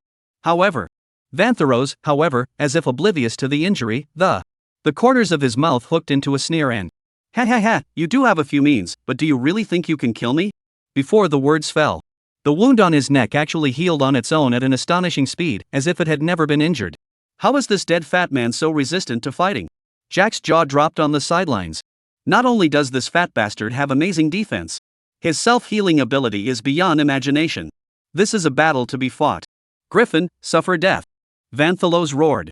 His huge body was like a moving mountain, violently charging towards Lucian. Lucian reacted quickly, his right foot once again stepped on the ground, his body nimbly jumped backwards and he narrowly avoided this Tarzan-like strike. Apparently, this Vanthalos was a boss that was known for its physique and was tenacious to the core. That B-rank talent, steel bones. I'm afraid it's what it looks like after physical supremacy is upgraded to B-rank. Chapter 95, Absolute Judgment, Desperate Vanthalos. At this moment, Vanthalos looks arrogant on the outside, with a sardonic grin. In reality, deep scorn for Lucian flickered in the depths of his eyes. Could it be that he had been silent for too long? A lowly human. How could he have such terrifying strength? Despite the fact that he had barely managed to withstand that human's fierce attacks with his strong physique. But Vanthalos knew as clear as a mirror in his heart that whether it was this human or that fifth-ranked undead, their agility far exceeded his own. One's own empty brute strength. But like a stupid bear, he can't touch his opponent. This feeling of powerlessness depressed Vanthalos to the core. If this were to go on for a long time, even if his physique is strong, he would also be ground alive by this human and undead like a small knife cutting flesh. At the thought of this, Vantharos' heart could not help but swell with an unspeakable grief and indignation. The treadmill. I'm the big boss of the new BC, okay? Now this situation. Why is it that the human has become the boss and he has become the lamb to be slaughtered? However, things have come to a head. There is no escape. The battle and the inability to injure their opponents, Vantharos could only harden his heart and continue his colorful, sardonic smile pretending to look unconcerned. I just hope these two guys hurry up when they get tired of fighting. I won't eat you. Lucian stared at Vanthalos, who looked like a dead pig in front of him. His starry eyes narrowed slightly. Thoughts flashed by like lightning. Time is running out, less than an hour before the opening of the parallel seas. If we don't take care of Vantharos before then, himself will have to return to the parallel seas to participate in the survival gamble. And win back again. I'm afraid this boss has long since run out of sight. Vanthalos couldn't hide his appearance from Lucian. As long as there is a chance, this fatty definitely escaped faster than anyone. But on the contrary, Vanthalos is the boss with the best physical strength. Defense and recovery are exceptionally strong. Trying to tackle him. If you can't kill him with a thunderous blow, then it will take a lot of time to wear down, little by little. And Lucian. What is most lacking at this moment is time. With this in mind, Lucian had already made up his mind. He slowly raised his eroded heart blade and pointed it straight at Vanthalos, his voice low and firm. Vantharos. I, Overseer Lucian, declare heir to be an evil spirit. Seeing Lucian's behavior, Vanthalos was initially stunned and then burst into a fit of maniacal laughter. Judgment? Ha, what do you think you are? Can you judge me? Do you consider yourself a watchdog? Ha ha. His laughter was filled with mockery and disdain. The Overseer is a very high and mighty being. How could it be this mere 7th-ranked human in front of us? However, the laughter grew unnatural and Vanthalos suddenly felt that something was wrong and wait a minute. The monitors are even more powerful, as if they were raised from scratch by the Oracle. This human in front of me. It can't be the monitor the Oracle is training, can it? It can't be that unlucky, can it? Just as Vantharos's eyes glittered with unease, a hint of uncertainty and alarm crept into his heart when the Oracle's icy voice suddenly rang out. It was like a heavy hammer hitting Vanthalos' heart, causing him to instantly fall into an ice cellar. Overseer Lucian, exercise judgment on tyrannical Eclipse Overlord. Vanthalos, exercising his right to judgment. The monitor, Lucian, has officially declared Vanthalos an evil spirit. Vanthalos' identity as an evil spirit is established. The Oracle is under review. Review completed, no evidence of Vanthalos meeting the criteria for evil spirits has been found. Monitor Lucian's trial requires the consumption of absolute trials 1. Currently, the number of absolute trials remaining, 0. As the Oracle's voice dissipated, Vanthalos' forehead, an evil eye spell seal appeared on it. The pupil portion of that spell seal the pupil part of the spell imprint, even vaguely outlined the outline of the word Lu. With a trembling hand, Vanthalos gently touched the spell seal. His face instantly turned pale and his eyes widened as he roared in disbelief. Overseer, how could you be an overseer? How could this 1 in 10 billion probability allow me to encounter it? No. I just got out of the seal myself. I didn't do anything. You got yourself a monitor out of the gate? I'll be damned. Can there be more bad luck in the world than me? Seeing Lucian slowly approaching, Vanthalos's mind couldn't help but conjure up those horrifying legends about the Overseer. An uncontrollable fear welled up within him. With a trembling voice, he pleaded. Lord Overseer, I, Vanthalos, have eaten many people before, but that was hundreds of years ago. Even though I, Vanthalos, am guilty, I am not to be characterized as an evil spirit. At the thought of being categorized as an evil spirit, Vantharos could not help but shudder and wanting to cry. Evil spirits? What virtue or ability did he have to make a monitor use absolute judgment to characterize himself as an evil spirit? At this moment, Vanthalos' heart was filled with remorse, secretly screaming in pain. Ancestor! You're great, you should have said so earlier. When I first came out of the seal, I didn't talk tough. I'll just get down on my knees for you, okay? Until this moment, Vanthalos came to the realization that why that boss-level undead next to him would willingly follow a low-ranking human. Turns out, that human race, surprisingly, passed the inspector's test. Then is it too late for me to learn that undead's allegiance? Woohoo! Once the identity of an evil spirit is established, it cannot be removed except by the death of the trial monitor, and the monitor cannot take an evil spirit as a vassal. At this moment, the winged people in the sky above, witnessing Vanthalos's alienation, exchanged glances and were filled with doubt. What is the monitor? Is it very powerful? I'm sure it's not trivial. That reaction of Vanthalos doesn't seem to be hypocritical. But he is after all an incomparably powerful 12th rank boss. How could he be so frightened by a few words of judgment and evil spirits from that human? The Stormwing clan had been struggling to survive in this limited land ever since they fell to the Legacy clan. Naturally, they knew nothing about the legend of the Overseer. Yun Ting suddenly had a flash of inspiration, and his eyes lit up as he turned to Feng Lai, bowed and inquired, and, Prophet, do you know about the monitor? That human single word could never make the boss lose his temper like that. Behind that word, it must represent some powerful existence. Feng Lai's brows furrowed. His eyes locked onto the spell mark on Vanthalos' forehead. His mind raced through the ancient chapters of his memory. The monitor. The monitor. Snapped. He seemed to recall something that. A fiery light instantly flared in his eyes and. Overseer. He's actually a monitor. I get it, the true meaning of that prophecy, our Stormwing clan is saved. Chapter 96, Second Kill. 2 more levels up. Lucian gazed at Vanthalos, who was previously ferocious and incomparable, but was humbly begging at the moment. The corners of his mouth gently rose and, outlining a cold smile that, not so much? I say you're an evil spirit. You are. With those words, Lucian's body suddenly moved and Like a cheetah hunting for food, he accelerated towards Vanthalos. With a flip of his right palm, the pitch-black battle blade instantly shone, slashing down with a sound of breaking air. Whoosh! The blade was like a swimming dragon coming out of the sea, sharp and compelling, cutting through the air and instantly arriving in front of Vanthalos' eyes. The latter's eyes shrunk violently and one could only feel a sharp and unparalleled wind pressure coming at them, and the aura of death was almost within reach. Driven by instinct, Vanthalos knew that he could not take this blow. Asshole! Vanthalos no longer dared to be the least bit careless. With a furious roar, his arms quickly crossed in front of him in an attempt to fend off. However, the blackened warblade, under the Monitor's law of absolute suppression of evil spirits, it's like a divine weapon that cuts iron like mud. It easily tore through the defense that Vanthalos was so proud of. Ka-ching! With a crisp and appalling snap, Vanthalos' thick arms were actually severed by the blade in one piece. Rising up into the air, the blood gushed out like a runaway wild horse. My hand! This is impossible. Disbelief was written all over Vanthalos' face. He clearly remembered that Lucian's attack earlier had not been this powerful. Why did it become so unstoppable in the blink of an eye? And yet, rabbits bite when they're cornered. At this moment Vanthalos understood that begging for forgiveness was no longer of any use. We can only fight to the death.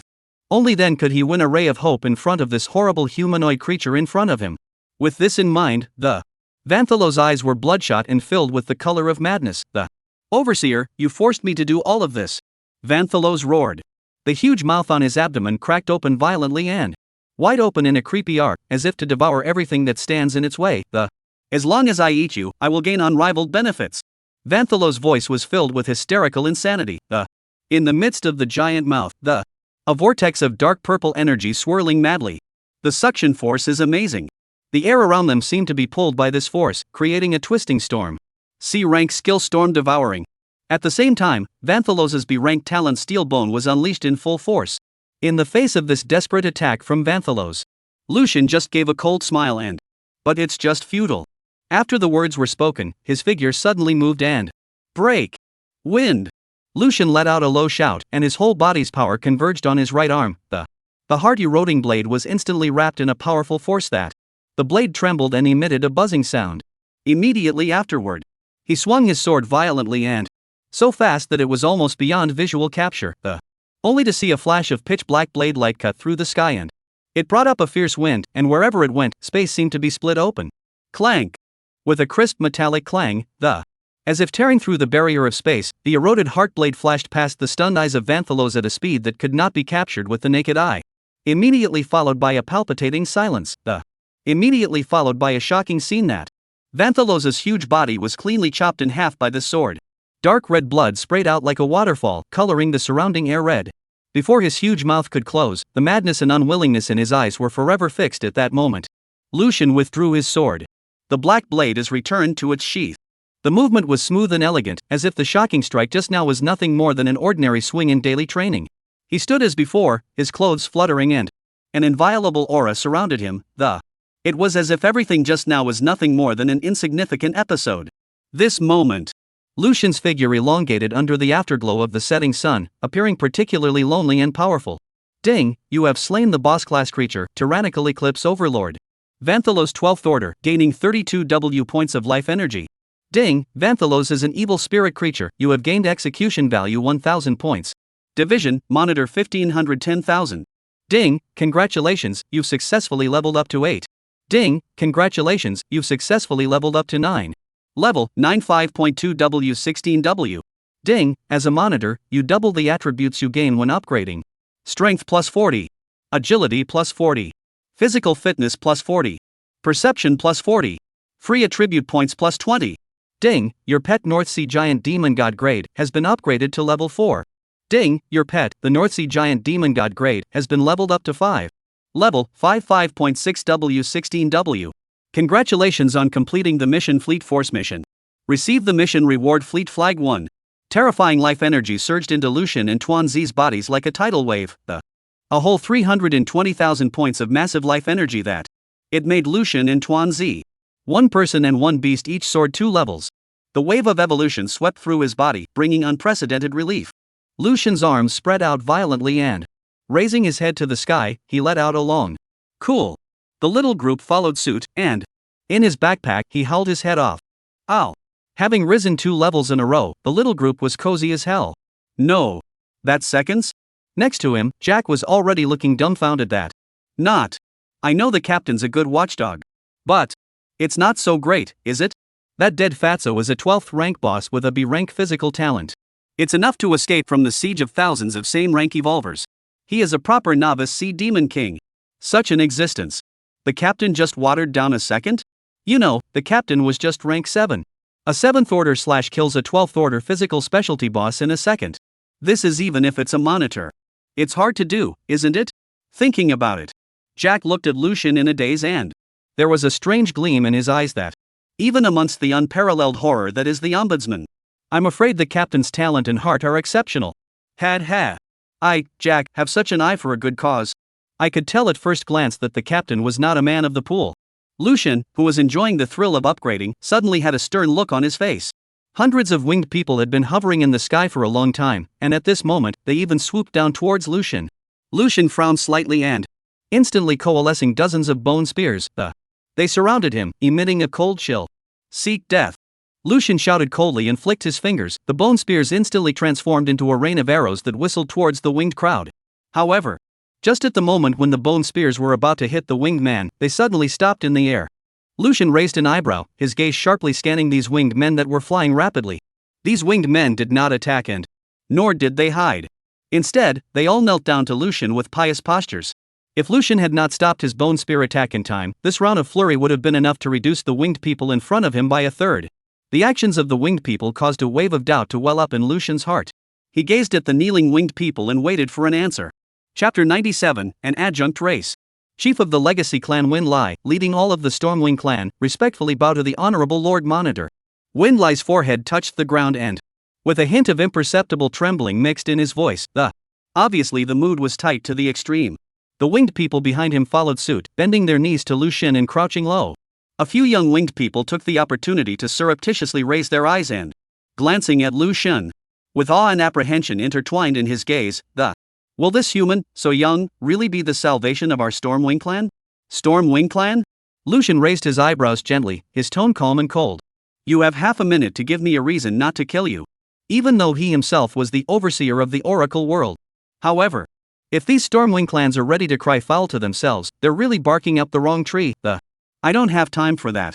Instead, he's interested in the life energy inside these winged men, though thin.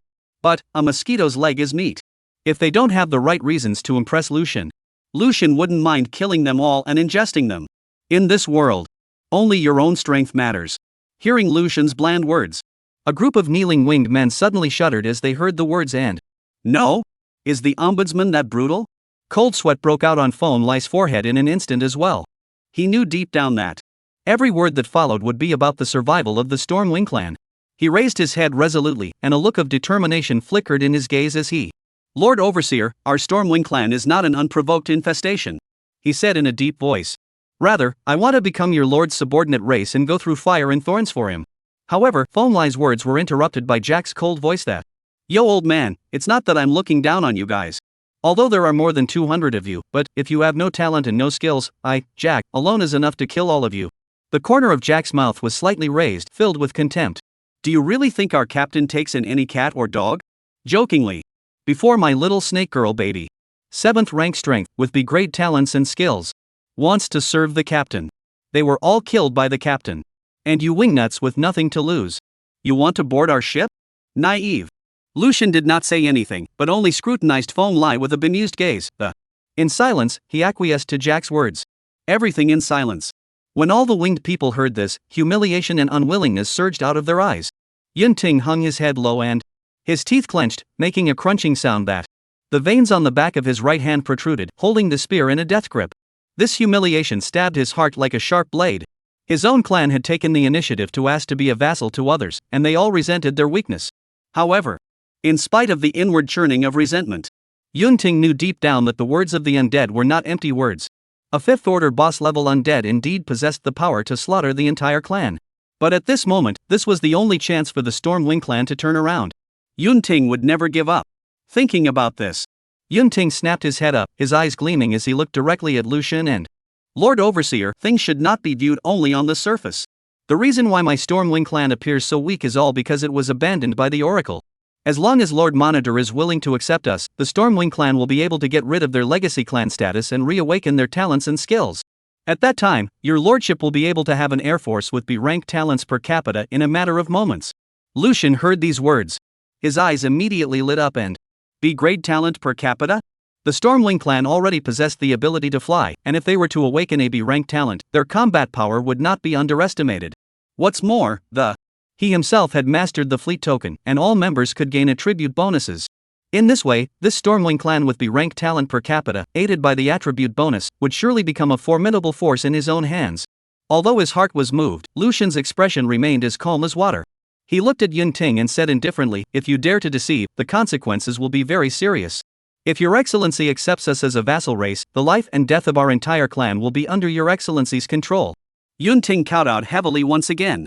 Blood instantly slid down from his forehead, but he didn't care, his voice as firm as ever. If your excellency discovers that we have deceived you in the future, you can simply erase us. Fine, I will give you guys this chance. Lucian's words had just fallen. Windlai instantly flashed ecstasy in his eyes and it was almost so excited that tears fell. The Stormwing clan, as a remnant of no matter where one pledges allegiance to the mighty, one cannot erase the mark of the legacy clan. That was the iron law of the Oracle, unshakable. However, with the sole exception of the Ombudsman, the Overseer, the embodiment of the Oracle's world of law enforcement, is equivalent to the spokesperson of the Oracle's will. Once the Monitor is willing to take in the Stormwing clan, it would mean that the Oracle embraced the Stormwing clan once again. But the Overseer exists only in ethereal legend. They are extremely rare. Feng Lai had not anticipated that. Fate had favored the Stormwing clan so much. At a time of despair, when the tribe was on the verge of extinction. Let them meet Lucian. It's really God's blessing on my Stormwing clan. Thoughts tumbling swiftly through my mind.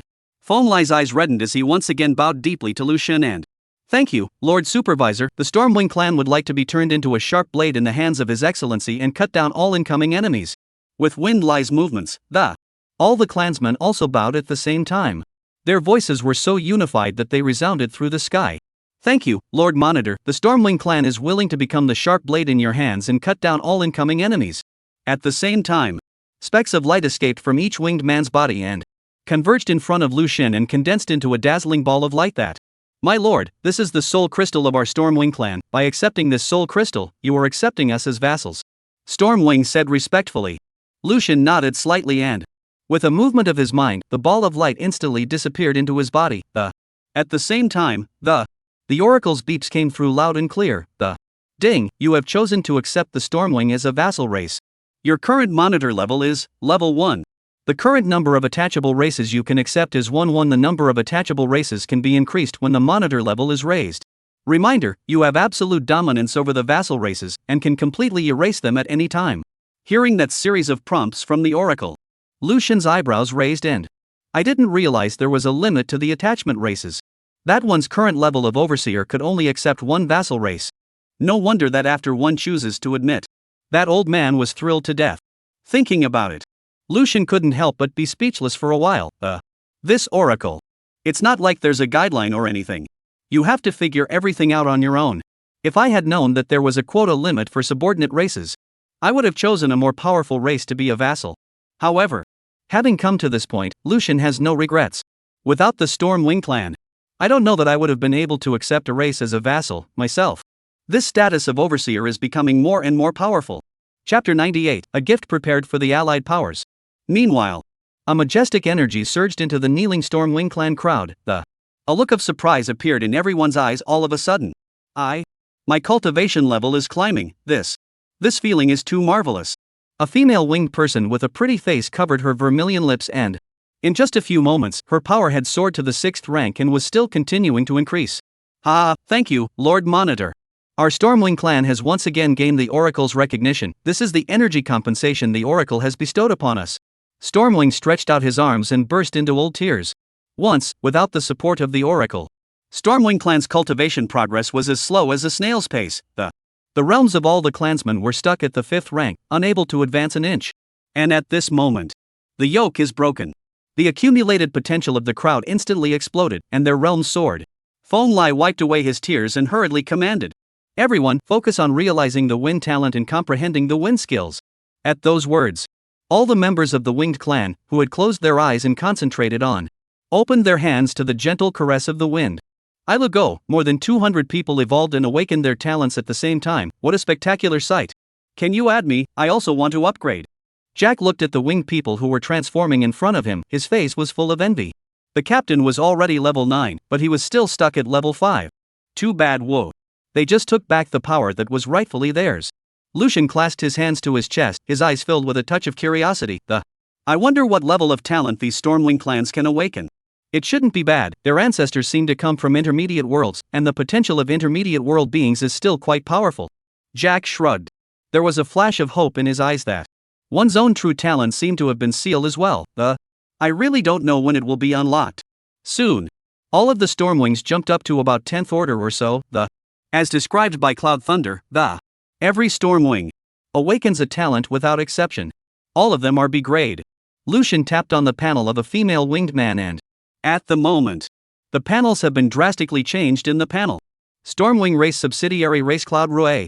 Characteristics: high spiritual intelligence, flight ability, flexibility, wind affinity. Talent: wind mastery grade B. Skill: wind blade cutting grade B instantly releases sharp wind blades. These wind blades are like invisible blades that can easily cut through metal and rock, inflicting fatal damage on the enemy. Ever seen a humanoid fighter? You've seen it now. Battle power assessment: 10th order the king race in the sky. If you want to engage her, you'd better make them unable to fly first, or else you'll experience the frustration of only being able to take a beating but not being able to fight back. Also, she seems to have a master. So fierce. Jack came up to Lucian's eyes and glanced at Yun Rue's panel before his eyes snapped round. I Lu, a good boy. I really underestimated these birds before. Congratulations, Captain. Harvest a powerful force. Lucian nodded and it seemed like he had really picked up a treasure this time. I didn't realize that these weak-winged people from before. After getting rid of the identity of the legacy race, their strength would have increased so tremendously. Thank you, Master. Thank you, Master, for the new life. The Stormwing clan, who had awakened their talents and strength, all knelt down to Lucian once again. There was an uncontrollable joy and excitement shining in their eyes. However, as the winged men fell to their knees, Yun Ting's figure protruded, like a crane in a flock of chickens. He still had his eyes closed tightly, clearly immersed in some kind of profound realization. The crowd of winged people could not help but look worried when they saw this. How come Yun Ting hasn't finished awakening yet? He wouldn't have failed to awaken, right? It shouldn't be. Yun Ting has always been the strongest among us. How could this be? Lucian still had memories of the young winged man with a scar on his face. It was this guy who had dodged his own bone spear attack earlier that. No need to panic, his comprehension of wind is deeper than yours, keep quiet and don't affect him. Lucian calmly said. At the same time, curiosity in his eyes increased and an ordinary Stormwing can already awaken a B rank talent. Could this young winged man have awakened an A-class talent? Lucian, who had awakened a ranked undead mastery, knew that the awakening of an A-rank talent was never easy. Under the worried yet expectant gazes of the crowd of winged people, the wind around Yun Ting began to tumble dramatically. An invisible storm force quietly coalesced around him. In the twinkling of an eye, Yun Ting snapped his eyes open, his eyes as sharp as blades. He took 2 deep breaths, his chest heaving and immediately afterward, without hesitation, he knelt down and bowed to Lucian and winged man Yun Ting, bow to master. Looking at Yun Ting, Lucian tapped the panel and in his heart, he was instantly happy that Stormwing clan attached race Cloud Thunder. Characteristics: high spiritual intelligence, flight ability, flexibility, wind affinity, cold personality. Talent: wind resonance A rank. Skill 1, Sky Dome Storm grade A. Gather the power of the storm from your entire body and explode into a destructive storm. Griffins, accept death. Skill 2, Wind Blade Cutting grade B. Same as above. Battle evaluation: 11th rank A. Heavenly pride among the Stormwing clan, a child of the wind. I didn't realize that this son had not only managed to awaken an A-rank talent, he has even comprehended an A-rank skill. Not bad. Worth cultivating yourself. Lucian nodded. He was quite satisfied with the fighting strength of the entire Stormwing clan. However, joy. But there was a quiet uneasiness deep inside. From the state of the Stormwing clan today, the pipeline. We can see how strong the Stormwing clan was when they participated in the 10,000 clans competition 10,000 years ago. At that time, each of the billions of members of the Winged clan possessed at least B-grade talent. Such a strong race. Yet still failed in the struggle for supremacy among all races. Until today, nearly on the verge of extinction, struggling hard. Turning to the Blue Star people. The population is tens of billions. But when they first awaken, their talents are mostly at level F or E. A C-ranked talent is already a rare talent. With this in mind, Lucian felt a greater sense of urgency in his heart. Strength, only strength. Enhance your strength without delay. At this moment, Phone Line knelt down and reported in a respectful voice. Master, Stormwing Clan 234 people, their talents have all been awakened. Among them, there is one A-grade gifted person and 233 B-grade gifted persons, except for Yun Ting, the rest of them are at around the 10th rank, please instruct the master. All the winged men echoed in unison. Please instruct your master. Lucian looked around at the winged races and said in a deep voice that, good, there's really something you guys need to do at the moment. Rush to 563.876 and I'll meet you there. Go. As Lucian's words fell, obey. The winged people bowed to Lucian neatly, then spread their wings and cut through the sky. Wow. It's good to be able to fly. Envy, envy, envy. Jack looked at the winged crowd that came and went like the wind and he couldn't help but be filled with envy and the advantage of being able to fly over this ocean is really too great too. Not only is it fast, you don't need a boat, either. Luckily it's on our side, haha. Captain, what are you going to have these winged men do? Jack looked at Lucian with a curious expression. In half an hour, the survival gamble is about to begin, and I intend to give the League of Nations a shocking gift. The corner of Lucian's mouth hooked into a cold smile. Chapter 99 Statue alive? Afterward, Lucian flicked his right hand and a token flag with a strange flickering light jumped into his palm. Fleet flag special item. With this flag, you can create your own force. Lucian gazed at the flag, his gaze blazing like a torch. To know. Blue Star's first power created using the token flag, but it would receive a horrifying 200-point attribute bonus. And as the fleet leader himself, the bonus is doubled. 400 attributes. This made even the always subdued Lucian's heart yearn for it.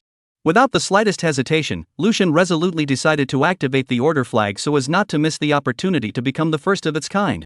Ding, the fleet flag has been activated, please choose the direction of power development. One Lord of the Sea instantly own exclusive territory, enjoy resource gain plus 5% of territory resources, power upgrade can expand territory and gain ratio. This path focuses on defense and construction. 2. Pirates of the Sea no fixed territory at the beginning, to plunder other resources to promote their own growth, with looting gain looting resources plus 5%, power upgrades to unlock special ships and higher looting bonus. This path emphasizes on attacking and plundering.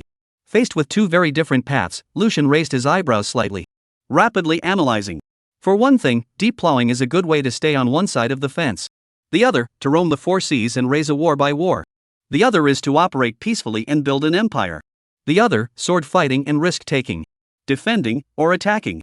The choice is current. Though the lure of the Lords of the Seas is not small. It's the dream of many to own a territory that they can slowly carve out, But this is contrary to Lucian's original intention. What he himself longed for was freedom, exploration, and conquest without being bound. And so, Lucian resolutely inclined to the second path, the sea plundering pirate. That was a journey that was free to do as one wished and unrestrained. Ding, you've successfully chosen the direction of your power development as the Pirates of the Sea. Ding, the force is being created. Remaining time, 59 minutes. You have to wait to create a power? Lucian shook his head. Forget it. There's no rush. Take this hour to clean up the battlefield first. Jack. Captain, it's all ready for you. Jack showed his big teeth and pointed to the right. Look. As far as the eye could see, there were piles of remains of ferocious beasts. Vanthalos, the Shadow Nightmare Beast King, the 8 Shadow Nightmare Beasts and the silver-feathered giant falcon from earlier were all listed. Tuanzi, you can come out now. Lucian nodded and patted the backpack, his tone full of favor. Gawk. Hearing that he could come out, Donut scurried out of his backpack in a huff and it rubbed itself against Lucian's face. This period of time could be suffocating for the little guy. This trip to the ceiling altar. Tuanzi also directly rose to level 5 and was excited. Ha ha. Lucian laughed. Alright, let's get down to business and ingest these corpses before we play. Gawk. The donut responded cheerfully, and then its tentacles extended violently, resting on top of the pile of corpses. The pile of corpses immediately became shriveled and dried up at a speed visible to the naked eye. Gradually lost all its essence. Yo, Captain, look at the donut, there's a change. Its tentacles can stretch. Jack shouted in surprise. He thought the little guy wouldn't grow no matter how much life energy he ate. Indeed. Lucian gazed at the troop, his gaze full of relief and favor. It seems that after the upgrade, Tuanzi has still grown. It seemed that the donut hadn't grown, but rather it was able to control its size freely. I'm really looking forward to seeing what Dumpling will look like when it leaves the hatchling stage. Ding. Successfully ingested Overeater Overlord. Vanthalos 12th rank. You have gained the B rank talent Steel Bone, increasing your physique by 18 points. Ding. Successfully ingested Shadow Nightmare Beast King 14th rank. You have gained the C rank talent Shadow Fusion, increasing your power by 18 points. Ding. Successfully ingested Shadow Nightmare Beast 8 9th rank. You gain a C rank talent Shadow Fusion 8, increasing your power by 13 points. Ding. Successfully ingested Silver Feathered Giant Falcon 8th rank, agility increased by 12 points. Accompanied by a large number of oracle beeps ringing out. Lucian had once again gained that 122 points of strength, 18 points of constitution, 12 points of agility, as well as B rank Steel and C rank Shadow Fusion talent 9. Ding, your C rank talent, Shadow Fusion, has been detected in order to fulfill the evolution conditions. Evolution in progress. Evolution complete, Shadow Fusion Grade C, successfully evolved to Grade B talent Shadow Walker 35%.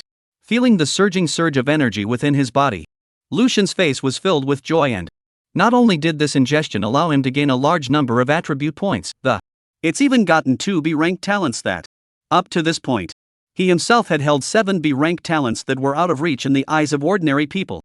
Very well, the battlefield has been cleared, it's time to return to the vicinity of the parallel seas. Lucian decisively tapped on the oracle panel and chose to teleport to the vicinity of the parallel seas. However, there is no response. When Lucian saw this, he couldn't help but frown and, what the hell? Why can't I teleport? Ding, interference by unknown force, teleportation function temporarily disabled. Captain, what should we do? We're running out of time. Jack's face suddenly changed when he heard the oracle's prompt. What a joke. Survival bets start in less than half an hour. And this is when you tell me the teleportation's not working.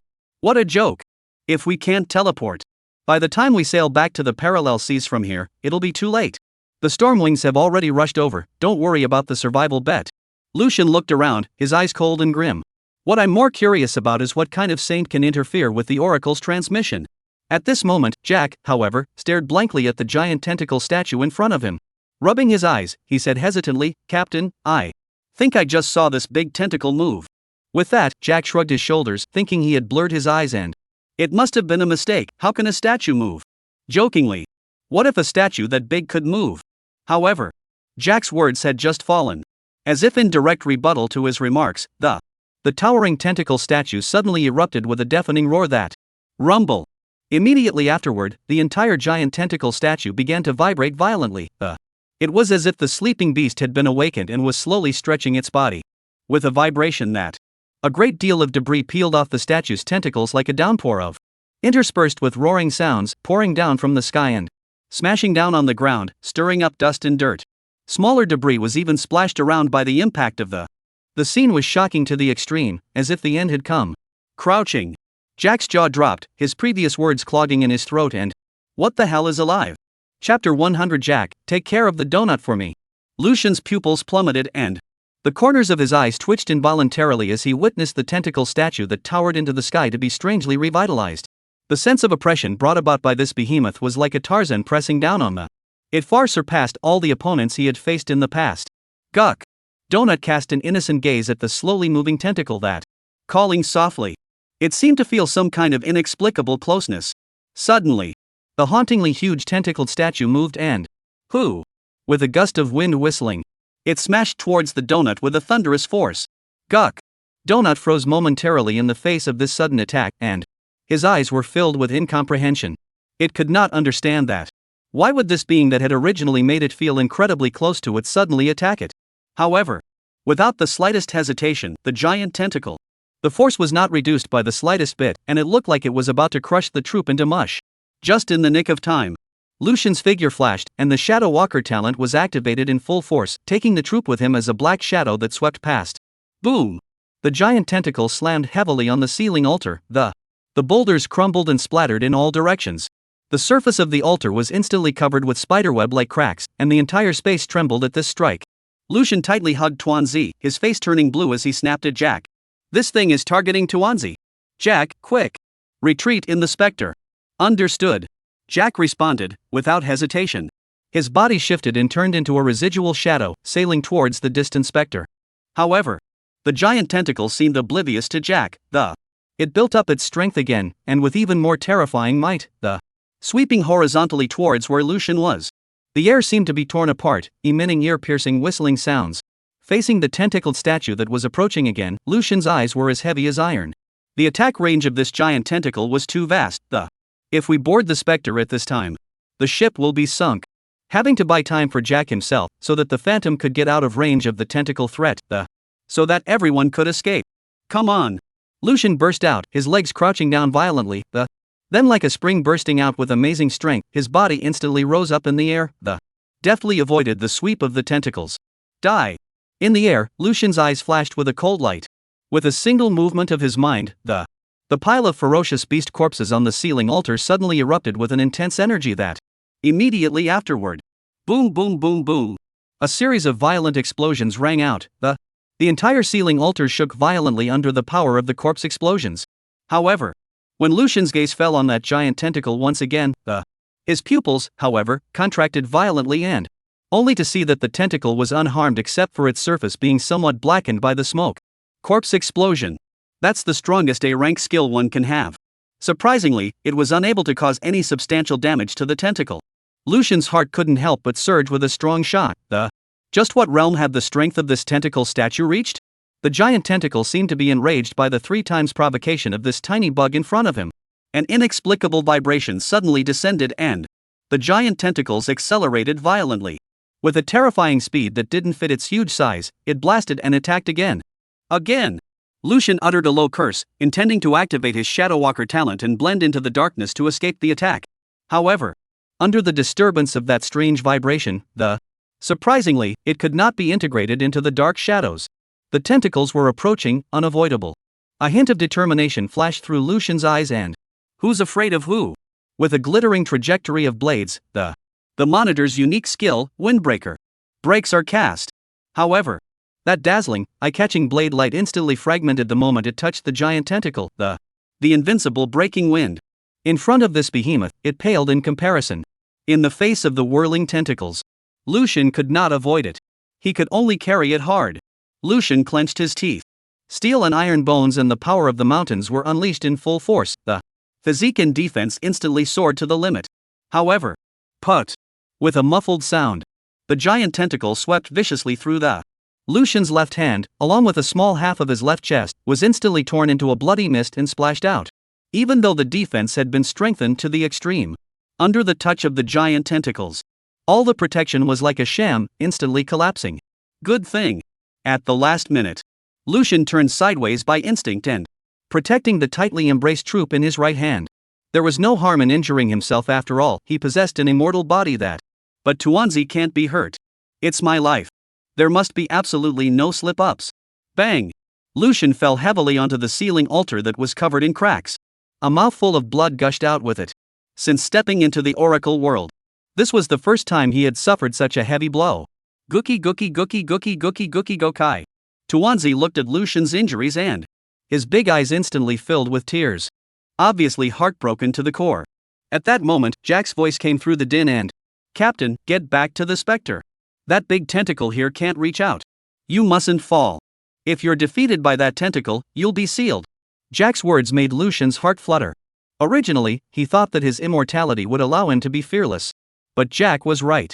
Once you've lost, one is likely, like Vantharos, be permanently sealed in this place. His own life is just beginning to blossom. How can you be trapped here? With that in mind, Lucian clenched his teeth and, with his only remaining right hand, he slammed the ground and, leaping up with the help of his strength. In a flash of green, the speed transformation talent erupted in full force. The whole person transformed into a residual shadow, running wildly towards the Spectre. Once aboard the Spectre, it would be safe. However, just then, a desperate scene took place. Clatter! Claptrap! With a deafening sound, dozens of equally massive tentacles violently broke through the surface of the sea and rose up from the deep sea, instantly obscuring the entire sky dome behind Lucian. Looking at the dense and swaying shadow of the gigantic tentacles in front of him, Lucian's heart sank violently. It's over. I should have thought of that before. How can this statue have just one tentacle? Sure enough, what I saw was just the tip of the iceberg. The statue's body and its many tentacles, they were all hidden under the mud and sand of the seabed. At this moment, Lucian's heart was beyond despair. A single tentacle could not be avoided by himself already. Now dozens of them have suddenly appeared. It's over. Just at the moment when Lucian's thoughts were racing, that roiling tentacle statue with the sound of whistling winds ferociously lunged at him. Lucian quickly turned back and the sense of despair increased and the countless tentacles had completely blocked all their retreats. There was no way to avoid it. Just in the nick of time, a hint of determination flashed in Lucian's eyes and his right arm was instantly shrouded in red and his muscles were taut and bulging. His entire body's strength was concentrated on his right arm. Throwing the donut violently at the specter, Jack, take care of donut for me. Chapter 101, Godly Skill. Summon the full-bodied North Sea giant demon statue. Captain. Jack hissed back at the moment, his face twisting and if he was sealed, it would be for hundreds of years at least. During these hundreds of years, the Blue Star people have not had the help of Captain. What a way to win the battle of the races. Once the Blue Star people's race is defeated, even if the captain emerges from the seal after 100 years, he will also be reduced to a relic, as the Stormwing clan was. All of their strength will be lost. Think of this. Jack's mind was filled with endless panic and anxiety. Gurgle. The airborne donut's pupils suddenly shrunk, and tears spilled down like broken beads. It fought to stretch its tentacles in an attempt to get closer to its master. Even if it faced death, it wanted to die with its master. But there's no way out. One can only watch the distance between them widen. It seems that it's time to separate for a while. Lucian looked over at Tuanzi, the corner of his mouth hooked into a faint smile. This power of his own was born because of Tuanzi. Now, it seems that it will also pass away because of the donut.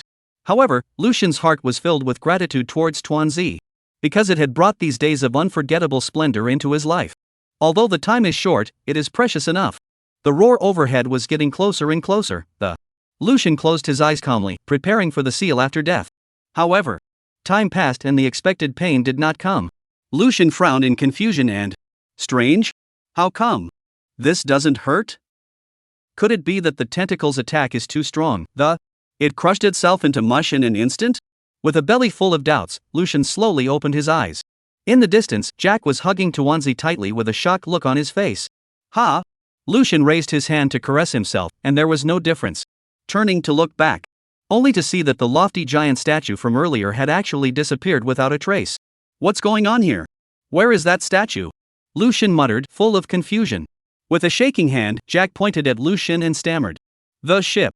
Captain, that statue, it's on you. Just now. Jack saw that.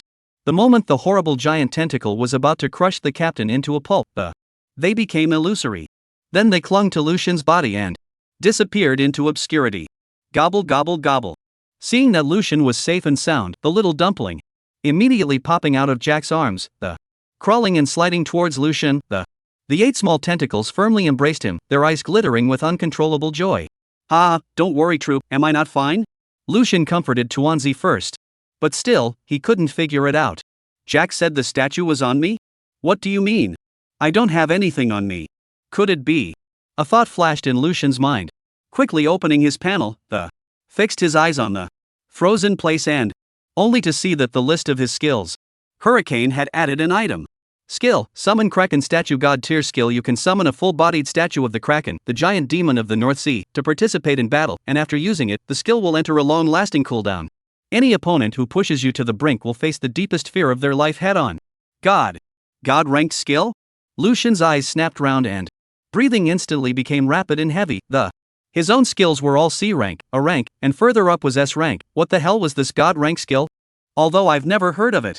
But absolutely awesome. The Kraken statue that this can summon, it couldn't be the one that attacked you just now, could it? Thinking about this, Lucian's heart field was instantly filled with raging ecstasy. The happiness had descended so unexpectedly that the terrible power of that giant tentacle. Lucian couldn't be clearer. In front of which, totally defenseless and desperate. However, such a horrible statue that is now a power in his own hands. Invincible. Captain? What the hell is going on here? Jack came to Lucian's side, his eyes glittering with astonishment. What had just happened was just too bizarre. What's going on? That horrible enemy is suddenly gone. Lucian looked at the troop that was pampering itself in his arms and, in his heart, he realized something. The Kraken, the giant siren of the North Sea. Isn't Tuanzi also a god-level North Sea giant demon? Seeming to have figured out the reason for this. If I'm not mistaken, that giant statue just now should be the handiwork of Donut's relatives. Jack heard Lucian's words. It was as if he had woken up from a dream. Yeah, the big tentacle statue, our donut is the little tentacle. But if Tuanzi's parents made it, then why would the statue even bother to just stare at Tuanzi and attack? Jack rubbed his chin in confusion. Lucian looked at Jack, his gaze deepened. Imagine if it were someone else, facing such an appalling tentacle attacking his pet, how would he react? What to do? Of course, he would throw the pet away and run as far away as possible. It's not worth it to risk one's life for a pet. Jack mulled it over as he spoke and instantly got it. So this is a test set up by the little group's parents? Lucian nodded gently and. This should be the case, although the North Sea giant demon is a divine species, it has no battle power to speak of in its infancy, so finding a competent guardian for Tuanzi is vital to its parents. Lucian's tone gradually lowered as he spoke here. Just now, if we left Tuanzi to escape alone, we might have lost Tuanzi forever. Ah! Jack panicked when he heard that. But don't do this, I love our little group, how boring life would be without this little guy. Lucian was silent. With his eyes cast toward the distant skyline, the thoughts churned in his mind. As evidenced by this colossal statue, the Tuanzi's parents have gone to great lengths with her. If the future owner sees dumplings as a tool to be utilized, they will seal the dumplings and find someone else. And if, as in their own case, I treat the dumplings as if they were more important than my life, you will then gain the full support of the donut's parents and gain a godly skill. However, donut parents are so powerful. Why don't they raise Tuanzi on their own? Why don't you raise your son on your own? To put the troop in his hands through the oracle? Could it be that the Tuanzi would be in greater danger if she stayed with her parents instead? Thinking about this, Lucian's heart sank violently and just what kind of enemy is it that could make even a full-bodied god-ranked North Sea giant demon feel threatened? So much so that it had to bear the pain of cutting off its own child? What is the situation of Tuanzi's parents now? Will those enemies continue to attack Tuanzi in the future? Thinking about all this, Lucian was deeply impressed by the complexity of the situation, but did not feel intimidated, since the donut had helped himself to such a gift. I have the responsibility to protect Tuanzi, no matter what enemies we may encounter in the future. I myself will stand up and stand in front of the troop. Chapter 102 Lucian is injured. Forget it. I don't want to think about it. Let's focus on what's in front of us first. The parallel seas, where the survival gamble is taking place, will soon be open. We've got to teleport back. This time without the Kraken statue interfering. The teleportation function should work properly, right? Thinking about it, Lucian tapped the panel and chose teleport. Ding, teleporting to the vicinity of the parallel seas. As the oracle's beep sounded, the surrounding space fluctuated violently and immediately afterward, the Lucian and the specter then instantly disappeared in place. Outside the parallel seas, hundreds of warships of all classes from the 1000 sector have converged on the crowd looked out over the paralleled waters of the blockaded, with warlike intent in their eyes. Everyone's eyes were filled with confidence. Because, on the leaderboard, Lucian's level was clearly at a terrifying advantage of 9 levels, the steadily occupying the first place, the right behind her is Lee Sinny, the 5th ranked. And young Zimo and the others, who were ranked 3rd, had only reached level 4. Ha ha ha, I knew that great god Lucian wouldn't fight an unsure battle, 10 hours, soaring all the way from rank 5 to rank 9, is this a rocket ride? I wouldn't even dare to do that in my dreams. Great god Lucian is really more powerful than hanging, from level 8 to level 9, but it takes a whole 80,000 life energy. I can only get more than 100 points by killing a second order sea beast. I don't even know, what earth-shattering great thing has great god Lucian done in these 10 hours just now, to be able to get such a horrifying boost. I have a feeling that great god Lucian and us aren't conducting the same game. We're here in tough ocean survival, and great god Lucian is playing boss simulator. That's right, great god Lucian is the boss. Bro, you're wrong, land sinking god can be much more powerful than a boss of the same level. Yeah, last time when Great God Lucian fought Van Dra, I did notice that the ghost captain next to Great God Lucian, he's actually a 5th ranked boss level creature. Cowan forced worthy of being the Great God Lucian, a follower beside him can wipe out our regiment. On the one-horned rhino, young Zimo and the others looked at the hotly debated crowd of. The corners of their mouths couldn't help but rise slightly. Ha, old Yang, see how worried you were before, now you should be relieved, right? It's hard for us to predict the strength of others, Lucian. Long Howren crossed his arms in front of his chest and laughed cheerfully. Young Zimo also laughed and shook his head. Indeed, he gave me another big surprise. In just 10 hours, soaring from level 5 to level 9, I really can't figure out how he did it. Did all those sea beasts just stand there stupidly, sticking their heads out for him to cut? Li Ming smiled helplessly at his words. For us, even if the high-level sea beasts really stand still for us to slash, we may not be able to break through their defenses. The defenses of the high-level sea beasts are too strong. Alas, in the past, I still wanted to compete with great god Lucian, now I can only worship him as an idol. Zhou Yu mentioned Lucian with a gleam of admiration in his eyes. Lucian's series of earth-shattering feats had completely turned the originally conceited Zhou Yu into Lucian's little fanboy. It's almost time, great god Lucian should be returning soon, right? Zhou Yu's words had just fallen. Instantaneous loud cheers rang out from the surroundings. The specter, great god Lucian, it's great god Lucian who has returned. Brother Lucian, I love you. Definitely win, God Lucian slaughtered those white-skinned pigs. Great god Lucian is awesome. Righteous father, look at me, righteous father. Hearing this hearty cheer, the young Zemo and the others looked at each other and smiled knowingly. They knew that Lucian had returned. Then, the one-horned rhino slowly sailed towards the center of the cheering. Only in the midst of the black mist, a mighty black dragon's bow is faintly visible. As the black mist gradually dissipated, a sloop of war, more majestic than the surrounding novice wooden ships, came into view. The sea dragon's fury cannon on the bow of the black dragon flashed with an icy cold light. This was none other than the specter. Seeing the specter, a tsunami of cheers erupted once again around the wow, is this the sloop that can sail out of the novice waters? It's shocking.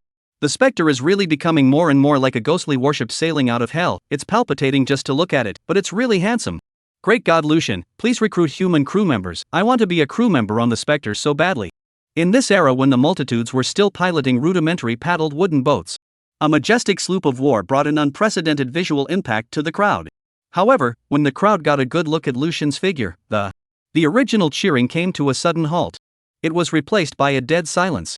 Because Lucian's left arm and a small half of his left chest had actually disappeared. The severity of the injuries was frightening. The crowd could even peer through the wound on his left chest and see the heart that was still beating. For a normal person, such an injury would undoubtedly be fatal. But Lucian, by virtue of his strong physique, he was still standing. The crowd came back to their senses, and there were cries of astonishment and, "Great god Lucian is injured. Oh, the first time I've seen brother Lucian hurt so badly for the first time, my heart hurts so much. Doctor! Who's the doctor? Quickly give great god Lucian treatment. I am a doctor, but there are no instruments or medicines. Moreover, there has to be a broken arm of great god Lucian to be able to connect it." Yang Zemo's face suddenly changed when he saw Lucian's condition. He quickly stepped forward, his eyes locked on Lucian, and asked in a deep voice, "Injured?" Lucian smiled bashfully, "Well, I was smashed by a statue." "What about the broken arm?" Lucian shrugged his shoulders with a disinterested look. "It's broken, it's fine, one-armed is pretty cool. Although having lost an arm. But one has gained a divine skill as a result of it. This deal, it was worth it." Yang Zemo looked around with a grave expression. "Whoever has a healing talent, or holds a healing potion or equipment, please be sure to lend a helping hand, and I, Yang Zemo, will surely be grateful." The words just fell. A high-level novice wooden boat slowly approached the specter. It was none other than the Morning Star. Li Sini looked at Lucian's horrifying wound, biting her lips tightly, and her eyes showed heartache that was hard to hide. "Shao Qi is a healing talent, let her try." As Li Sini's words fell, a sweet-looking girl with short, ear-to-ear hair timidly stood out and, okay. Li Sini looked at Shao Qi and solemnly admonished, "Shao Qi, don't skimp on your spiritual power, land sinking is vital to our 1000 area." "Well, don't worry Sister Sini, I understand." Shao Qi nodded firmly. Chapter 103 Opening of the Parallel Seas. As the Morning Star slowly approached the Spectre, without hesitation, Shao Qi leapt forward and landed firmly on the deck of the Spectre. He became the first human other than Lucian to set foot on this ghost ship. In a flash, a piercing coldness wrapped up like a snake, causing her to involuntarily shiver. Her gaze then swept around and, only to see rows and rows of skeleton warriors in metaphysical iron armor standing on the deck. They awoke from their slumber, spectral fires flickering in their empty eye sockets, transmitting greed and bloodthirsty longing, and turned to Shao Qi in unison. In the air, a wail vaguely drifted that. It was the murmur of passing dead souls unable to rest in peace, haunting the ears and lingering. "Oh, so scary." Shao Qi's face turned pale in a flash, her lips trembling slightly. The fantasy that was once there was in stark contrast to the reality in front of her. She had dreamed of boarding the legendary boat of the great god of land sinking, and now that she was actually on board, it dawned on her that this ship, the Spectre, is clearly an underworld ferry for the dead. "Yo, you brainless guys, don't stare straight at people's little girls and scare them." Jack's up-toned voice cut through the silence and then, with a smile piled on his face that he thought was amiable, soothingly, "Come on, little girl, don't be afraid, we're all family." However, Jack's rotting flesh-covered face squeezed out a smile that looked twisted and hideous in the dimness of Chi's heart snapped, and she almost cried out, Ooh. That's horrible. So much to run away from. Jack, less talking. Lucian's voice was steady and strong, Noticing the flickering tears in Xiao Qi's eyes, he couldn't help but sigh in his heart. The specter, it seems, is gradually disconnecting itself from the world of normal people, becoming a true phantom ship. Xiao Qi, don't be afraid. With me here, no one can harm you. Seeing Lucian, Xiao Qi instantly became unafraid of. Lucian's invincible image had become the faith in her heart, She took a step towards Lucian and, in a timid voice, Brother Lucian, I possess a D-rank natural healing talent, although I'm not sure to what extent I can help you recover, I'll do my best. Lucian nodded gently. In his heart, he did not hold too high expectations. The rebirth of a severed limb. I'm afraid a D-ranked healing talent can't do that yet. Then, Xiaoqi slowly raised her hands and her fingertips lightly touched the wound on Lucian's left chest. A greenish natural light bloomed abruptly, Immediately afterward, at the trauma on Lucian's chest, flesh buds flourished at a speed visible to the naked eye. The 900 or so people around witnessed this sight. All of them couldn't help but hold their breath and silently cheered for Xiao Qi inwardly. However, as time creeps by, Xiao Qi's face grew pale and beads of sweat densely covered his forehead. Although she had managed to induce the wound on Lucian's chest to heal, her left arm still did not show the slightest sign of recovery. I can't. My natural healing level is too low to do a thorough job of healing Brother Lucian's arm. Xiao Qi's voice was tinged with a sobbing tone that, it was obvious that the little girl was rather blaming herself. Aboard the one-horned rhino, Yang Zimo witnessed the scene, and his heart couldn't help but be heavy. Sighed softly. Lucian, as the strongest combatant in the 1000 district, at this moment, having lost an arm, the fighting power will undoubtedly be greatly reduced.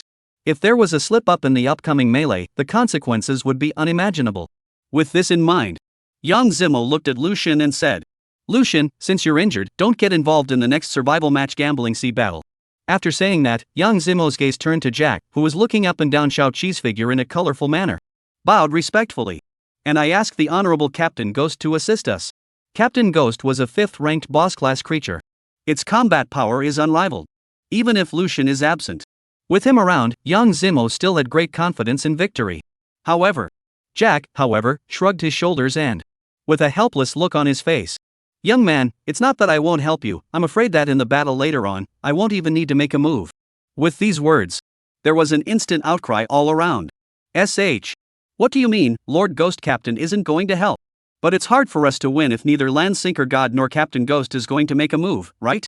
Don't guess, everyone, Great God Lucian must have a better arrangement.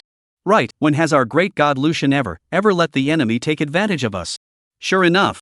In the limelight, Lucian smiled blandly and, you guys don't have to worry about the sea battle later. As his words changed, he looked towards Yang Zimo and Li Sini. However, there is indeed a task to be given to you. Please speak. We will certainly accomplish it. Yang Zimo stepped forward, his eyes full of determination and, Lucian was the main attacker in the previous battle. He and the others were just playing soy sauce. This time, I'll finally get to use myself. Well, after the battle starts later, you guys help me collect the bodies and the wreckage of the special ships. Lucian instructed. Once this order was given, everyone froze. Just do this? Lucian idle, don't you need us to join the battle? Zhou stared wide-eyed, his tone filled with disbelief. None of us will participate in the war, then. Then who is going to deal with those damnable alliances of nations? Yang Zimo and Li Seni were also filled with skepticism and, after all, this survival bet on District 1000 is going to take 1 against 10. It's a tough fight. As a result, Lucian gave them the task of is to clean up the battlefield? Yo, whatever the captain orders, you guys just do it. With your little abilities, you'll be a mess on the battlefield. Jack looked around the crowd and shook his head. This Blue Star guy, he's got a lot of talent. They've all awakened low-level talents. If it wasn't for a genius like the captain, I'm afraid that falling in this 10,000 races contest would have been the nail in the coffin. Hearing Jack's words, the crowd exchanged quick glances and then nodded half-heartedly. Compared to the strength of Lucian and Captain Ghost, the strength of the others was indeed worthless. At that exact moment, the barrier blocking the parallel seas began to slowly dissipate. The Oracle's cold voice rang out with it. Time is up, the parallel seas are officially open, the survival gamble begins. Occupy the space crystal in the center of the parallel sea for 1 hour and win. Survival bets are extremely important, so please do your best. Upon hearing the Oracle's prompt, the crowd looked at each other again and the survival gamble is on. And so, with the crowd cheering and cheering, Lucian's Spectre, and the remaining 4 high-level novice wooden boats from Area 1000 slowly sailed into the parallel sea. At the same time, in 10 different directions, a huge fleet of more than 30 high-class novice wooden boats from the Allied nations, carrying more than 300 people, formed, was also sailing into the waters in a voluminous manner. And on the Divine Summer's side, only 5 warships sailed out alone. 5v30. But the trembling should be on the opposite side. Chapter 104, Angels? The Combined Fleet. Saburo Suzuki, the rising master of the waters of Fuso 903, standing at the bow of the Sea Spirit Maru, looking at the crane-like phantom ship in the distance, his face filled with scorn. He looked to one side at the lighthouse and said in a deep voice that Charles Cohen, the devil Lucian, seems to have upgraded his warship to a sloop. We must not be careless. Before Charles could say anything, a sudden burst of open laughter rang out from the white elephant off to one side. It was the ascetic Emir. He rattled the rosary beads in his hand and said, confidently, "So what if it's a sloop? Later on, we just need to concentrate all our firepower and bombard it violently. I'd like to see if that fragile canvas can withstand the endless attacks." Besides, Amir glanced at the pitch-black guns on the bow of the ship and, with pride in his eyes, it was a bronze advanced short-bodied rapid-fire cannon, his reward for being the first in the novice seas to upgrade his novice wooden boat to an advanced level. Our Tianju is in possession of such a terrifying killing weapon. We will surely make that arrogant and cocky landsinker have no return and be buried in the belly of a fish. Having said that devil Lucian's strength is indeed formidable. I'm afraid that no one among us can hold him back. Pierre the Stone Ghost was standing on the Triumph. The cracks in his skin were visible in the sunlight, and a deep concern showed in his gaze. Pierre had thought that with his Gallic chickens' repeated horizontal jumps, could skillfully avoid the battle. But I didn't realize that my own sea had finally become the hunting ground of that devil, Lucian. Thinking back to the horrifying attributes of Van Droth, he even lost in front of Lucian. Pierre's heart couldn't help but be enveloped in a thick layer of haze. ACI bar, that devil Lucian, now he has even risen to the 9th level. How on earth did he do that? On the Han River ship, Park Young-ho stared at the rank list in the 1000 area with disbelief in his eyes. A while ago, when Lucian and himself survived the bet, he was only at level 5. He's level 9 in such a short time? What's going on? I, Park Young-ho, as the most powerful warrior of the great Goryeo nation, am now only level 5. This Lucian must have cheated.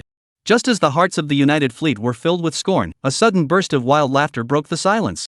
It drew sideways glances from the crowd. It's Charles. He lowered the binoculars in his hand, and with a look of uncontainable joy on his face, everyone, don't be afraid, that Lucian is now very seriously injured and half of his body is gone in order to quickly upgrade. Nani? Suzuki Saburo sniffed, and instantly raised his eyes to the dark, foggy specter ahead of him. Sure enough, he found that Lucian's left arm and a small half of his left chest had actually disappeared without a trace. His face immediately blossomed with a look of ecstasy.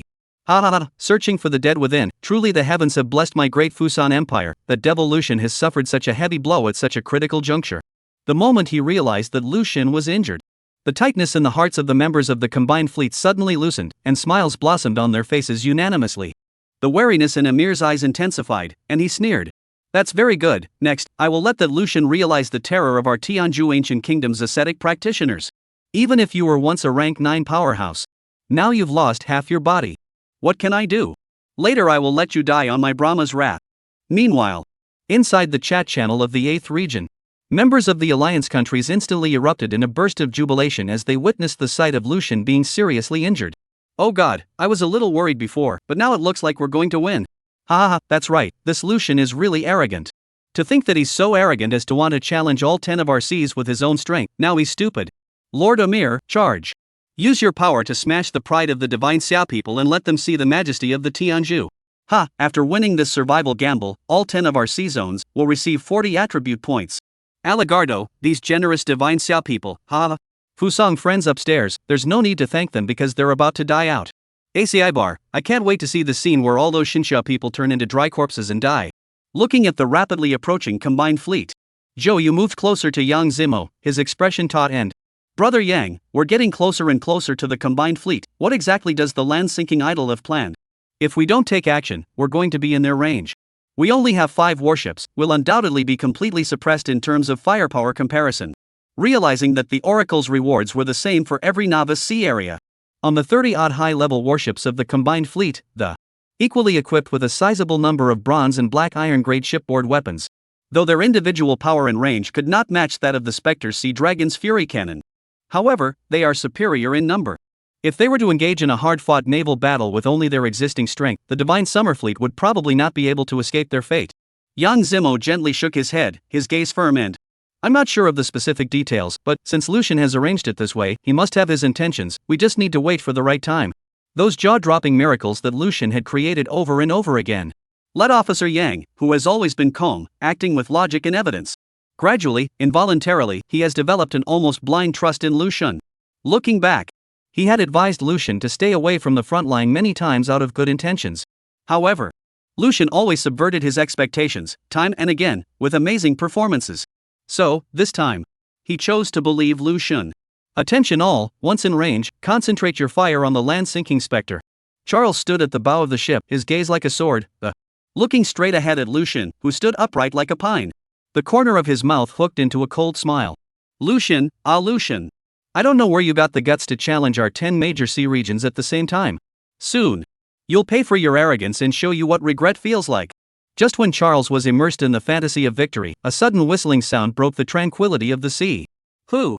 The sound grew rapidly stronger, from far and near, and... What's that sound? Charles frowned and looked around suspiciously. The sky. Charles, look at the sky.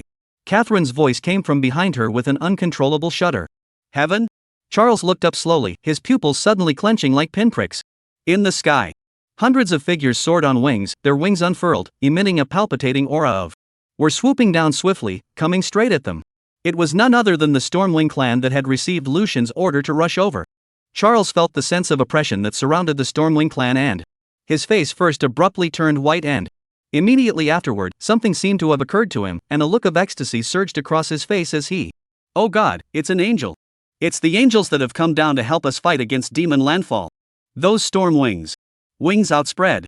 Handsome face. Its image does bear a striking resemblance to the angels depicted in the legends of Western culture. Chapter 105, Leave No One Behind. However, the joy on Charles's face had not yet faded. The 200 or so Stormwings he had mistaken for angels suddenly hovered in the sky. Immediately afterward, bowing neatly to Lucian, chanting in unison. Greetings, Master. Seeing this scene, Charles's smile instantly froze and... Master? Master? His eyes were filled with consternation. How could these angels call that devil Lucian their master? Are you crazy? Charles! Catherine's terrified cry came from behind her. They're not angels, they're fae. All of them are 10th level foreigners. Charles sniffed, and hurriedly clicked on the attribute panel of a Stormwing. At a glance, his heart almost stopped beating. The 10th rank strength that was clearly displayed on the panel pierced his eyes. These foreigners in the sky were actually all above the 10th rank in strength. At this moment, everyone in the entire combined fleet has also discovered these uninvited guests. The original complacency and arrogance instantly dissipated. The crowd looked at each other in dismay. Eyes filled with shock and fear. Nah. Nanny, did I hear it wrong? These 10th rank foreigners just called that Lucian master? Suzuki Saburo mechanically turned his head and asked his companion beside him in a trembling voice. I'm only at the 5th rank right now. That's when you tell me. The evolvers on the other side have over 200 10th order appendages? What's the joke? No TV show would dare to shoot like this, okay? However, the companion just looked ahead tremblingly, his face pale, unable to say a word.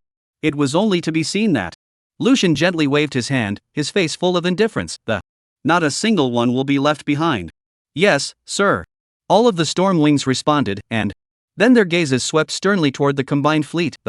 His wings flapped violently. It brought up a gust of wind. In an instant, countless wind blades accompanied by a sharp whistling sound, like sharp arrows in a raging wind and rain, densely shot at the combined fleet. Ashy bar. Park Young-ho looked at the wind blades that came like a tidal wave and his pupils instantly narrowed and, with a dull thud, his head was actually lifted up high by an invisible force in an instant. This number 1 expert on South Koryo 942. Before even having a chance to make any reaction, I was already in a different place. Dismembered limbs and broken arms were splattered everywhere, and blood spilled like a fountain.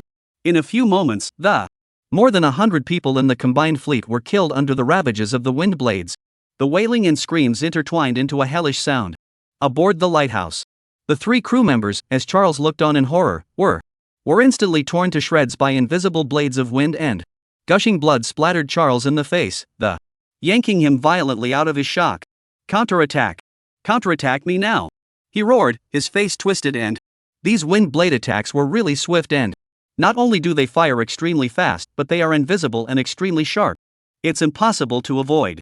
When touched, you will be hurt, and when touched, you will die. Bang bang bang. As Charles roared, the bronze-grade Shinji arrows equipped on the bow of the ship roared into action and fired that.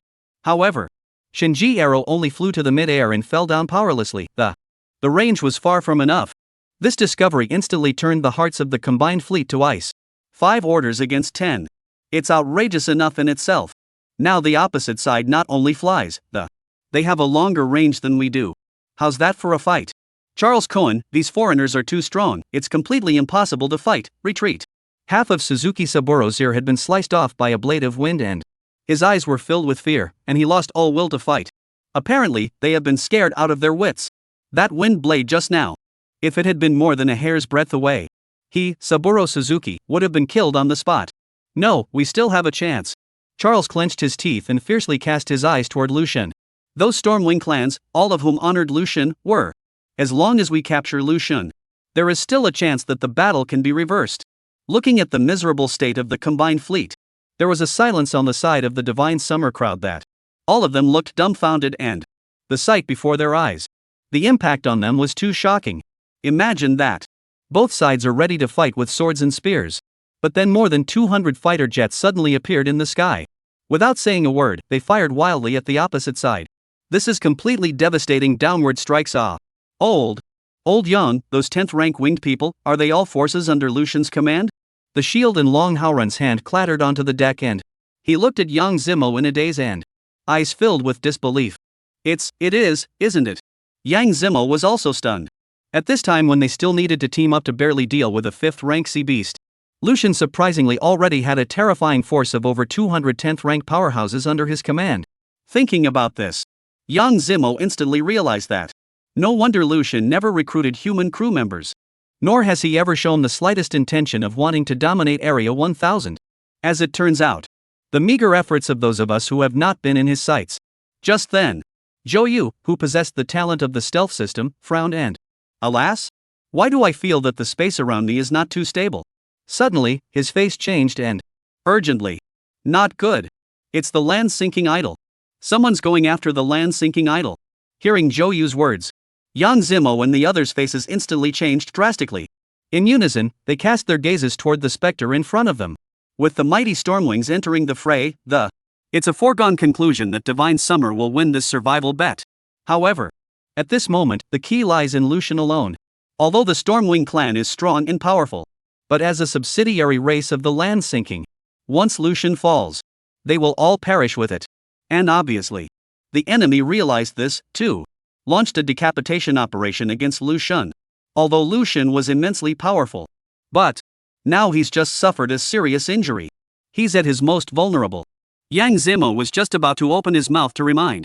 Then he saw a figure dressed in an orange monk's robe, holding a rosary in his hand, and suddenly appeared behind Lushan. It was none other than Amir, the celestial bitter cultivator with a thin figure and dark complexion. The corner of Amir's mouth hooked into a cold smile, and the muscles of his entire body instantly bulged like a rock. A giant Buddhist shadow appeared behind him, pressurizing the 4 directions. He formed his right hand into a palm, violently storing his strength, and with a mountainous force, he fiercely slapped towards the back of Lushan's heart. Seeing Amir's sudden attack, Charles's face was instantly contorted and hideous, and he laughed wildly in triumph and, ha ha ha. Lushan, could it be that you think you're the only one who has left to backstroke? Charles knew Lushan's terrifying strength by heart. Long ago, he secretly laid multiple ambushes. If anything happens to the frontal attack on the Divine Summer Fleet, Amir is his hidden killer. By then, Amir will activate the bronze level 1-time secret treasure, the instant assault charm. Execute a decapitation raid on Lushan. Chapter 106, Another Boss? And as for Amir's strength, Charles was still very confident that Amir, being an ascetic monk of the Celestial Kingdom, his basic attributes are already far superior to those of ordinary people. He also possesses a B-stage power talent, Power Resonance, which instantly increases his power by 5 times. In addition, he has comprehended the B-rank skill Brahma's Wrath, attack power increased by 100%. Talent and skill work in tandem. The attack instantly erupted with a power that heatedly soared above 1,000 points, that 1,000-point force. Charles is convinced that, even though Lushan was at the top of his game, it would still be difficult to fight. What's more, at this moment, Lushan was already heavily injured and missing his left arm. In the face of this furious strike of 1,000 points of power, Lucian, how can you resist? Are you going to rely on your one remaining arm? Ha ha ha ha.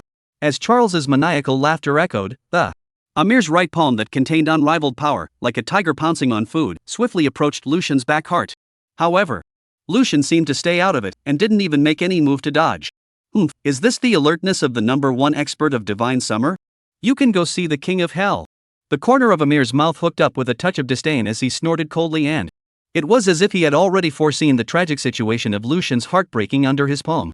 Just as Amir was getting complacent, a pale white bone palm, like a ghost, violently probed out from the shadows and tightly locked onto his right arm. Who dares to stop me? Amir's complexion suddenly changed, his shoulders shook, and power surged like a tidal wave towards his right arm. But that white bone palm was as firm as a rock. It didn't move at all. Clamped his right arm firmly in place. How can this be possible? An unprecedented shock surged through Amir's heart. To know that he himself was originally a main strength attribute. Talent and skill go hand in hand. With a full outburst, the power is enough to break 1,000. How could such amazing strength fail to break free from a bone hand? What kind of god is this? Why is the power so amazing? Just as Amir was filled with shock, a 3-meter-tall figure clad in armor and holding a white bone giant axe, like a demon that stepped out of hell, slowly stepped out from the shadows. The mottled traces on that armor told of endless battles. The white bone giant axe glinted coldly in the dimness of it revealed a palpitating murderous aura. 10 rank 10 boss level undead? Amir glanced at the panel of undead creatures in front of him, and his eyes went round with disbelief. Undead, skeleton berserker boss level creature summoner Lucian. Characteristics: great strength, no pain perception, gets stronger as it fights, medium spiritual intelligence. Talent: Fury of Berserkers grade B. Skill: Undead Roar grade B. Battle evaluation: 10th order boss level undead. If you don't have the strength of that freak, you can prepare your last words. Suddenly appearing before his eyes, it was clearly a 10th ranked boss ranked undead. How is this possible? Wasn't Lucian's ghost captain only at the 5th rank? Amir was horrified in his mind. Eyes involuntarily cast to the rear, only to see Jack leisurely picking his nose. 2. Amir exclaimed, out of breath. The specter is actually harboring 2 boss-class undead? Jack snapped his fingers with a look of disdain. Baldhead, you're really making a fuss. The captain has a ranked undead under his control. What's so unusual about summoning a boss-ranked undead? Before the words left his mouth, the skeleton berserker roared violently, and his white bone hand yanked violently. Amir only felt a huge surge of power, and his body lunged towards the skeleton berserker. Immediately afterward, a huge hand of white bone viciously clasped Amir's face. The huge force instantly erupted. Great God Brahma, save me! Amir cried out in desperation. Before the words could be uttered, however, his head had been viciously crushed by the skeleton berserker. The Brahma Buddha statue silhouette behind him also wailed, and it then shattered into countless pieces and dissipated into the air. The skeletal berserker carried Amir's headless shell and stride to Lucian's back, kneeling on one knee to salute. Lucian gently waved his arm, and the skeleton berserker then transformed into a wisp of black smoke that dissipated without a trace. Summoning boss-ranked undead requires continuous consumption of large amounts of mental energy. From the moment Amir showed up until his head was viciously crushed, Lucian never turned around. To him, Amir is nothing more than an insignificant ant. Why look at an ant when you've trampled it to death? Ha ha ha ha ha. Aboard the lighthouse, Charles's hideous laugh momentarily caught in his throat. Previously, Amir, who he had high hopes for, was still furiously trying to put Lucian to death. The next second, Amir was instead crushed in the head by a sudden skeletal berserker. This sudden turn of events left Charles frozen in place for a moment, unable to regain his senses. God, how is this possible? One's carefully prepared killer. As a result, the other man, Lucian, didn't even look back. He easily solved At this moment, Charles's heart was filled with despair. The fighting on both sides of are simply not on the same level. Oracle, see for yourself. We're on the battlefield at kindergarten level, putting Lucian, an adult, over to slaughter the young. Anyone control no one? Crouching, Zhou Yu, who was originally still filled with worry, looking at Amir, who came fast and died even faster. With rounded eyes, for a moment he could not utter a word. In the end, he only spat out a summoning talent he knew. It's very strong. But summoning a boss-level creature that's higher than the summoner's level is a bit outrageous, isn't it? Boss, that's a boss. That's one that requires a crowd to form a team. A terrifying existence that could only be defeated with the effort of 9 oxen and 2 tigers. As a result, God Lucian, with a wave of his hand, summoned the boss. How awesome! Li Ning also looked at this scene dumbfounded and asked with an unbelievable face. It's only been 5 days since we came to the Oracle world, just 5 days, and Lucian has become this strong? He's still studying how to build blocks. Lucian has built an airplane. Are we playing the same game? Yang Zimo exhaled a long breath and shook his head with a smile. I knew that worrying about this brat was completely redundant. Long Haoran also spoke with a bitter smile. Lucian is right, we can only clean up the battlefield now. With Lucian's current strength, he can exterminate any novice sea region at any time if he wants to. The description is long, though. Only a few seconds have passed in the battlefield. At this moment, the storm wings in the sky were poised to. Their wings swung violently. In an instant, countless wind blades once again poured out like a torrential downpour, swooping straight at the combined fleet. The united fleet was already demoralized. Now it's collapsing instantly. The crew members have been trying their best to turn the ship around, crying and screaming. They're scrambling to get away from the battlefield. Return to their respective seas.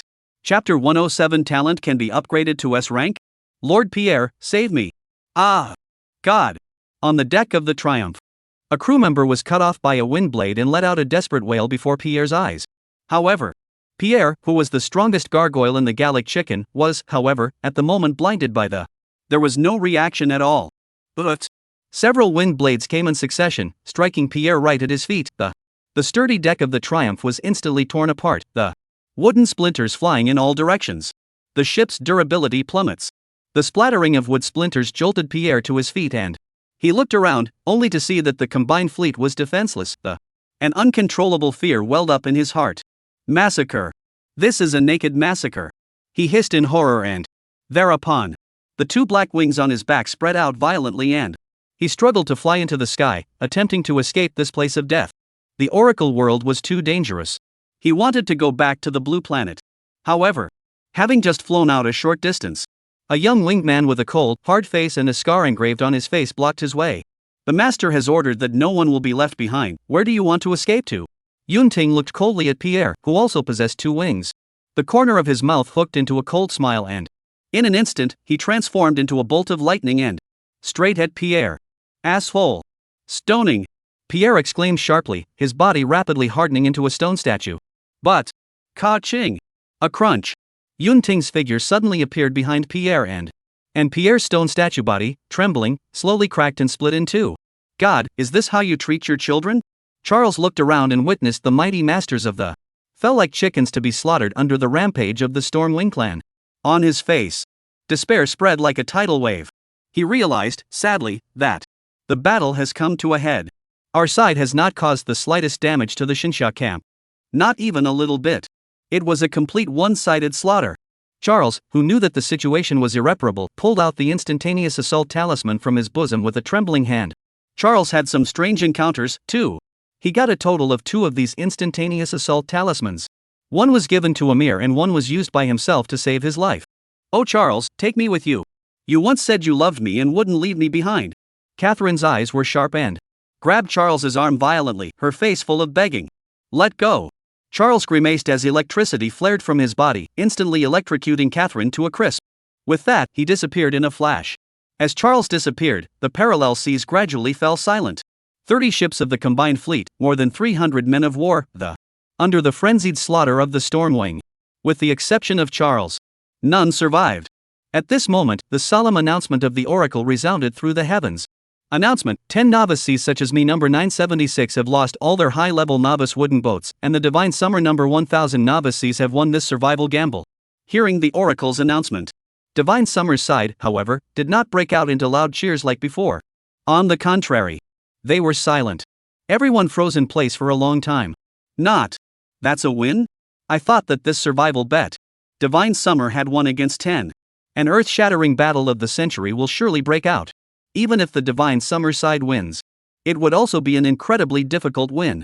However, from start to finish, it's only been a few minutes. Even all the Divine Summer revolutionaries didn't even move. They just watched as the Stormwing clan massacred them. Brutality. It's brutal. Announcement: all evolvers in the Novice Sea of 1000 gain 200 free attribute points. Announcement: the storm outside the 1000th Novice Sea area has completely disappeared. Announcement: due to the victory of number 1000 Novice C over number 903 and other Novice Cs, all evolvers have gained 5 extra evolution points. Announcement: Evolutionist Lucian has the highest contribution value in this survival bet, and is awarded 400 free attribute points and 10 evolution points. Announcement: Evolutionary Lucian has the highest contribution value in this survival gamble, and has been awarded the silver premium item Wave Treading Boots. As the announcement fell, the sky suddenly lit up. A bright beam of light poured down like a waterfall. It wrapped every evolver in Area 1000 tightly. An uncontrollable ecstasy suddenly appeared on the face of every person. Everyone had received a full 200 attribute points and 5 evolution points. That 200 points of attribute value, how precious. Nowadays, the average level of an evolver in Area 1000 is only 2-3 levels. The total 4-dimensional attributes were only 200 points or so. This reward is tantamount to multiplying the strength of the doubled.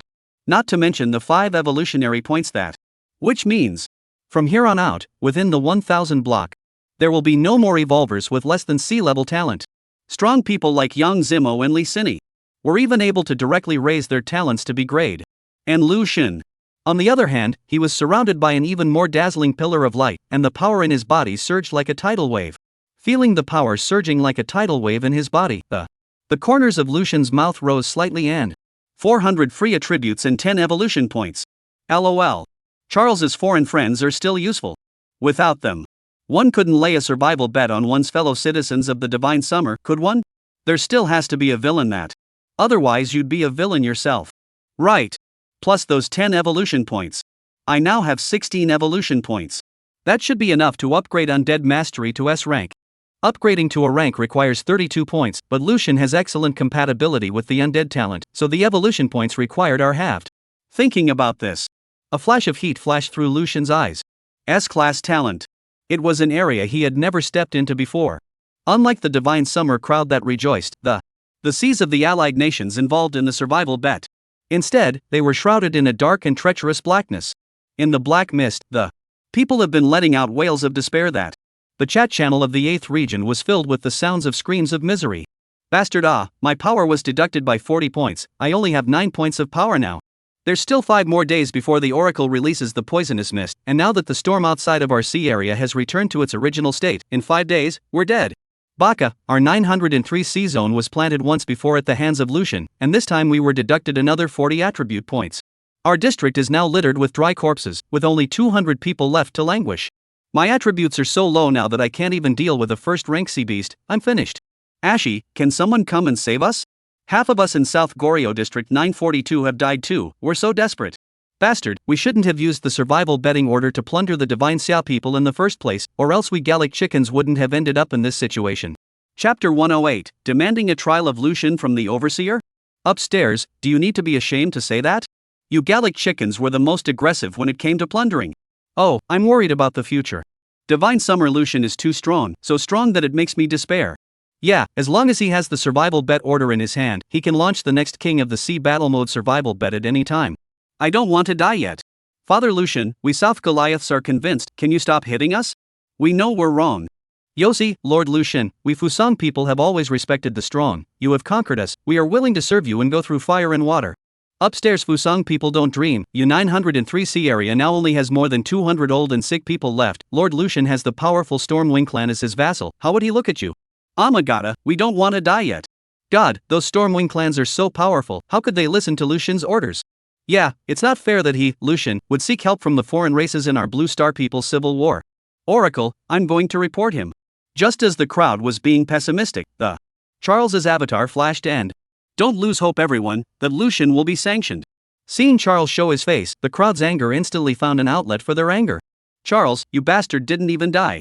If you hadn't encouraged us to join forces against Divine Summer in the first place, we wouldn't be so miserable now. Yes, you should have died with Lord Emir in the parallel seas. You actually compelled Lord Emir to attack the devil Lucian. Uhu, Lord Emir died a horrible death. Charles, you're responsible for what's happening now. Charles, gentlemen, I am responsible for this situation now by not dying. Charles, what's the use of you talking about this now? Lucian is so powerful, as long as he obtains the survival bet order again, we're done for. Yeah, I really can't think of any way to deal with that devil Lucian, the Stormwing clan under him is just too powerful. At this time, someone asked tentatively, Charles, when you say that, do you already have some way? Charles's eyes were firm. Gentlemen, no matter how strong Lucian is, and no matter how strong the Stormwing clan is, can they be stronger than the Heavenly Oracle's enforcers? Seeing Charles's words, the crowd froze in shock. The Oracle's enforcer? Nanny, Charles Cohen, what do you mean by that? Charles, there's no need for everyone to worry. I've gotten word that there's an Oracle law enforcement monitor in our Blue Star General War Zone, and that monitor lord is within our 8th region at the moment. Seeing Charles's words, the crowd of the Alliance nations, who were still in despair, suddenly brightened up and, that Lucian is even stronger. Can he be stronger than the Oracle's enforcers? This is saved. Yassi. Charles Cohen, your news is so timely. That devil, Lucian, has united with the foreign races to brutalize his compatriots. We must ask Lord Overseer to help us do justice and destroy this devil, Lucian. ACI right, Lord Overseer, take a look at our Goryo's 942 waters. There are dried corpses floating everywhere on the sea. All of this is done by that Lucian. You must help us do justice. Lord Inspector, you must save us. We're all looking forward to your appearance. Calling Lord Overseer, can you hear our plea? That devil-head Lucian has defected to the foreigners and brutalized his own kind. For a moment. Inside the chat channel, the was instantly filled with voices requesting for the Overseer to descend and judge Lucian. Charles, oh, everyone, don't be too hasty. You won't be able to get the Lord Overseer to judge you directly by doing this. I'm working on a quest right now, and once I'm done, I'll be able to request a judgment from the Lord Overseer to sanction Lucian. Oh God. I can't wait for this. Mr. Charles, you must do your best. The Lord Overseer is all we have left to hope for in the 8th region. Yes, if Lord Overseer doesn't intervene, I'm afraid all of us Fusang people will be killed by that devil Lucian. Mr. Charles, go for it.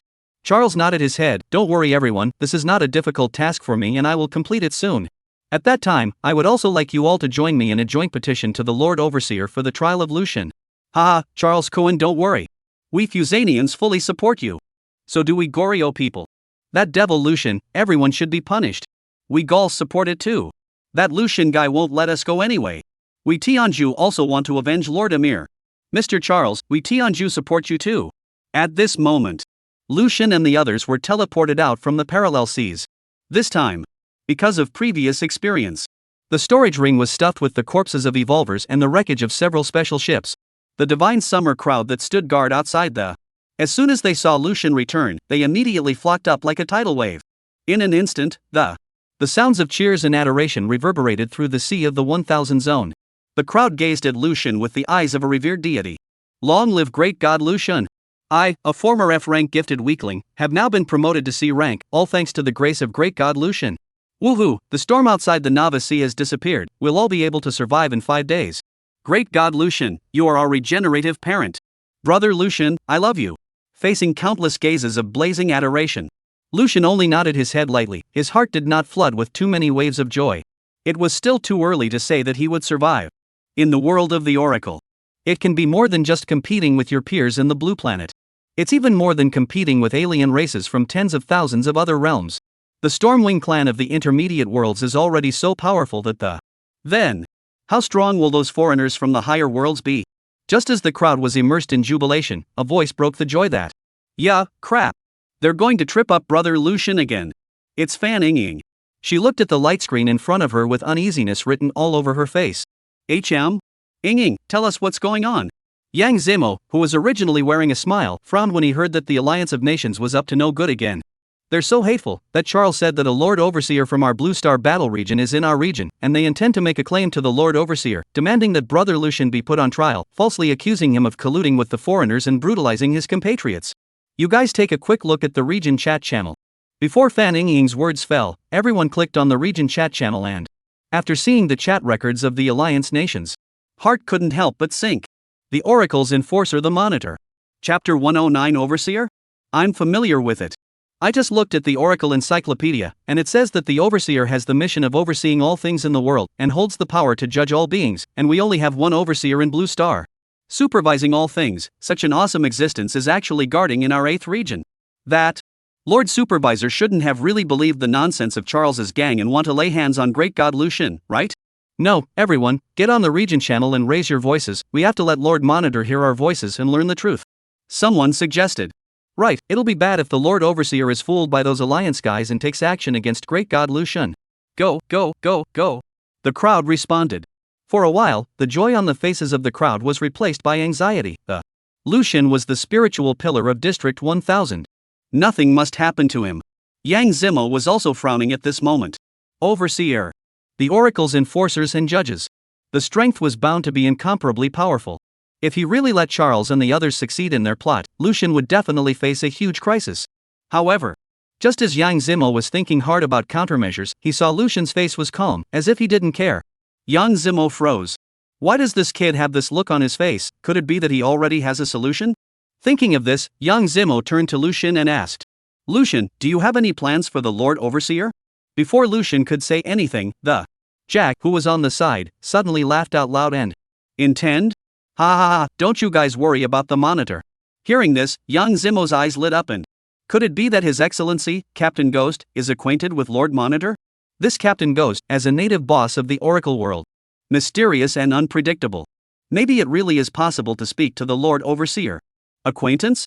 Ah, that's not true, acquaintance. Ha ha ha ha ha. Jack took a look at Lucian and laughed his ass off. These people are so funny, the Lord Overseer you all claim to be standing right in front of you. And you don't even know it. That's a good laugh. Hearing back from Jack.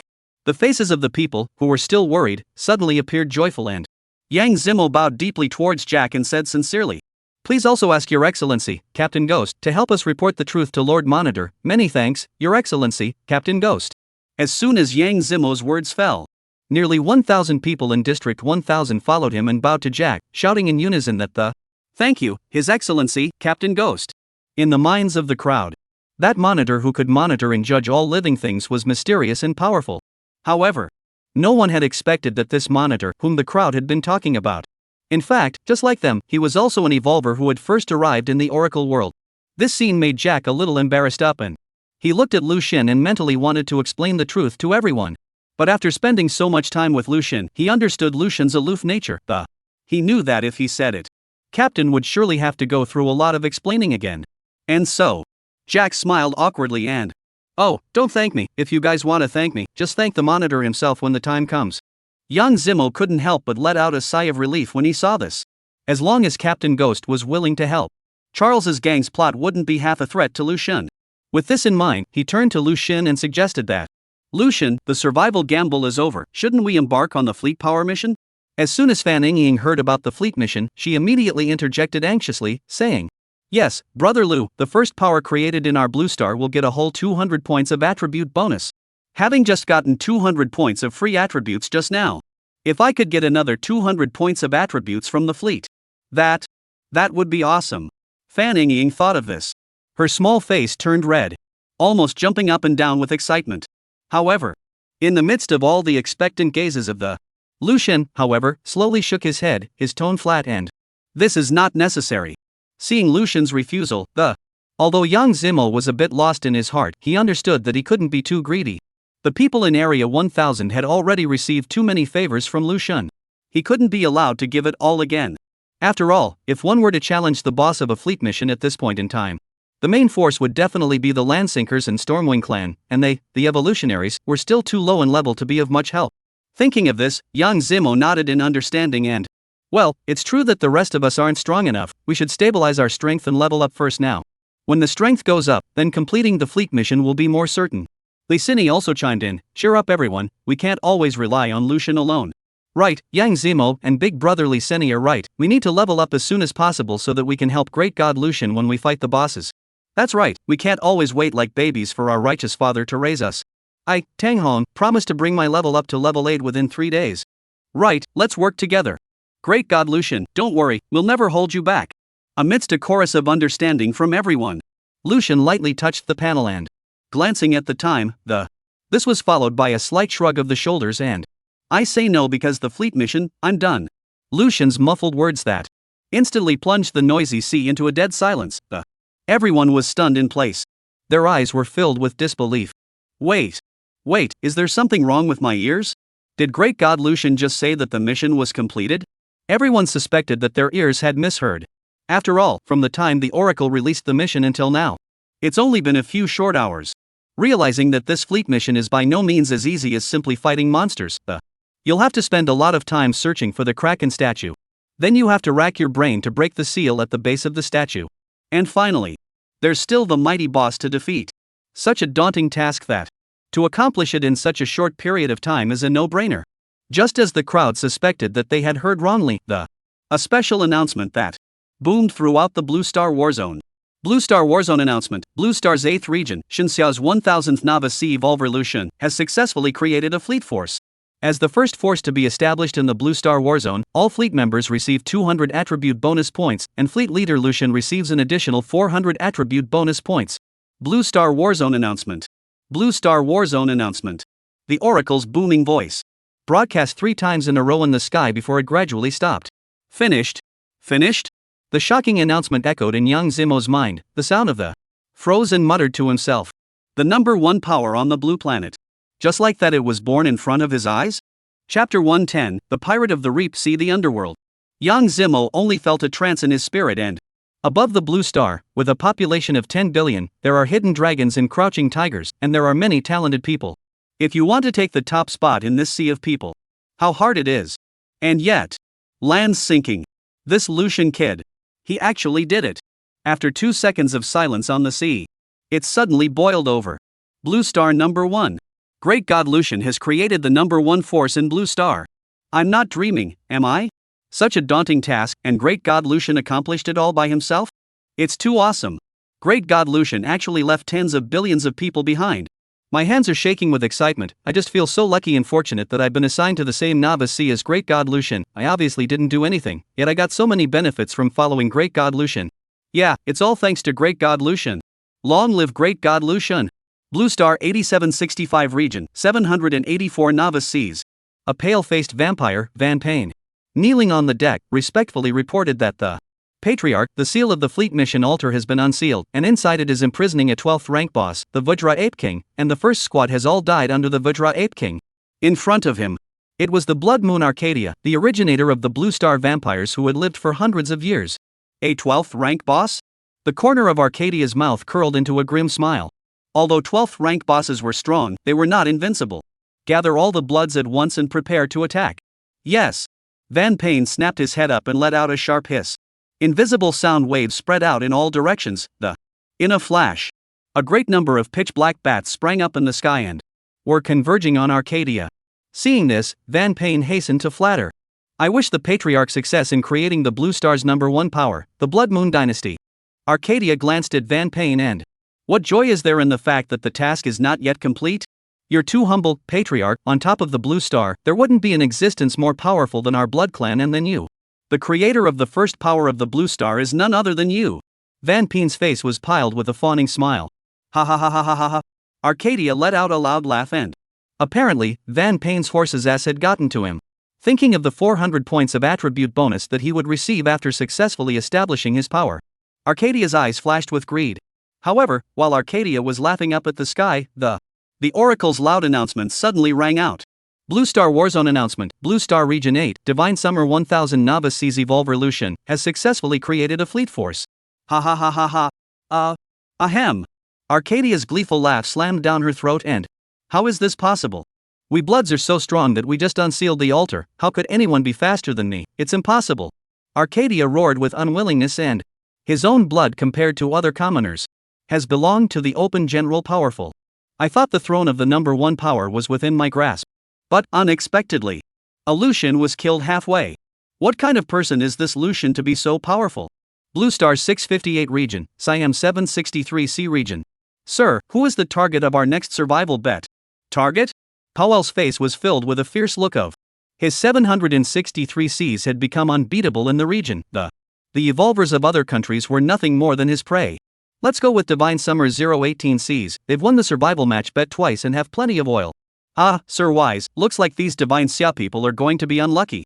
The subordinate complimented. Was about to crush the survival betting order. However, just at this moment, the Oracle's announcement sounded violently. Blue Star Warzone announcement: Blue Star Region 8, Divine Summer 1000 Nava Seas Evolution, has successfully created a fleet force. The sudden announcement made Pava froze. A global announcement? He fixed his eyes on the contents of the announcement and he immediately exclaimed in astonishment that surprisingly, someone has completed the fleet mission and created a force.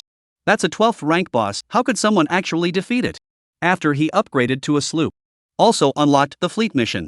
Being a top-notch mercenary, Pavar instantly realized the importance of this mission that Immediately, he organized his manpower to start attacking the sealing altar. However, after paying heavy casualties, it's so hard to lift the seal. Only to find a 12th rank flame troll boss hiding in the altar. All the people at the scene, except Powell, were buried under the blazing fire. Such a horrible enemy. Can someone really defeat it now? How is that possible? Long?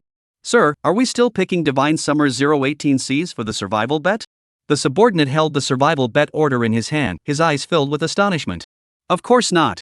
Powell jerked to his feet and, with a twinkle in his eye, Nonetheless, do not pick them, immediately give me a statement in the region. From now on, we Siamese and the Divine Xia people will always be friends. Whoever dares to touch the Divine Xia people is an enemy of me. Pava. Although the performance of the Divine Xia people within the 658 region was average. But Pavar knew in his heart that sooner or later he would have to leave the novice waters. That Divine Summer person, Lucian, is so powerful. One must not make a grudge against him. One must now strike a good bargain with the people of the Divine Summer. Yes. At this moment, in Lucian's mind, the oracle's beep sounded once again. Ding, you have successfully created a fleet force, and the direction of development is set as Pirates of the Plundering Sea. Please name your force. Name it? Lucian decided to follow the name of the Spectre, as his heart moved. So he confirmed. Spectre. With that, a surge of power surged into Lucian's body like a tidal wave. Ding, you have successfully created the Pirates of the Marauding Sea Force, Spectre Level 1. As the fleet leader, you have gained a fleet attribute bonus, increasing your free attributes by 400 points. Reminder, the leader operation interface has been opened. You can invite or dismiss fleet members at any time. Forces information. Force name, Pirates of the Sea Underworld.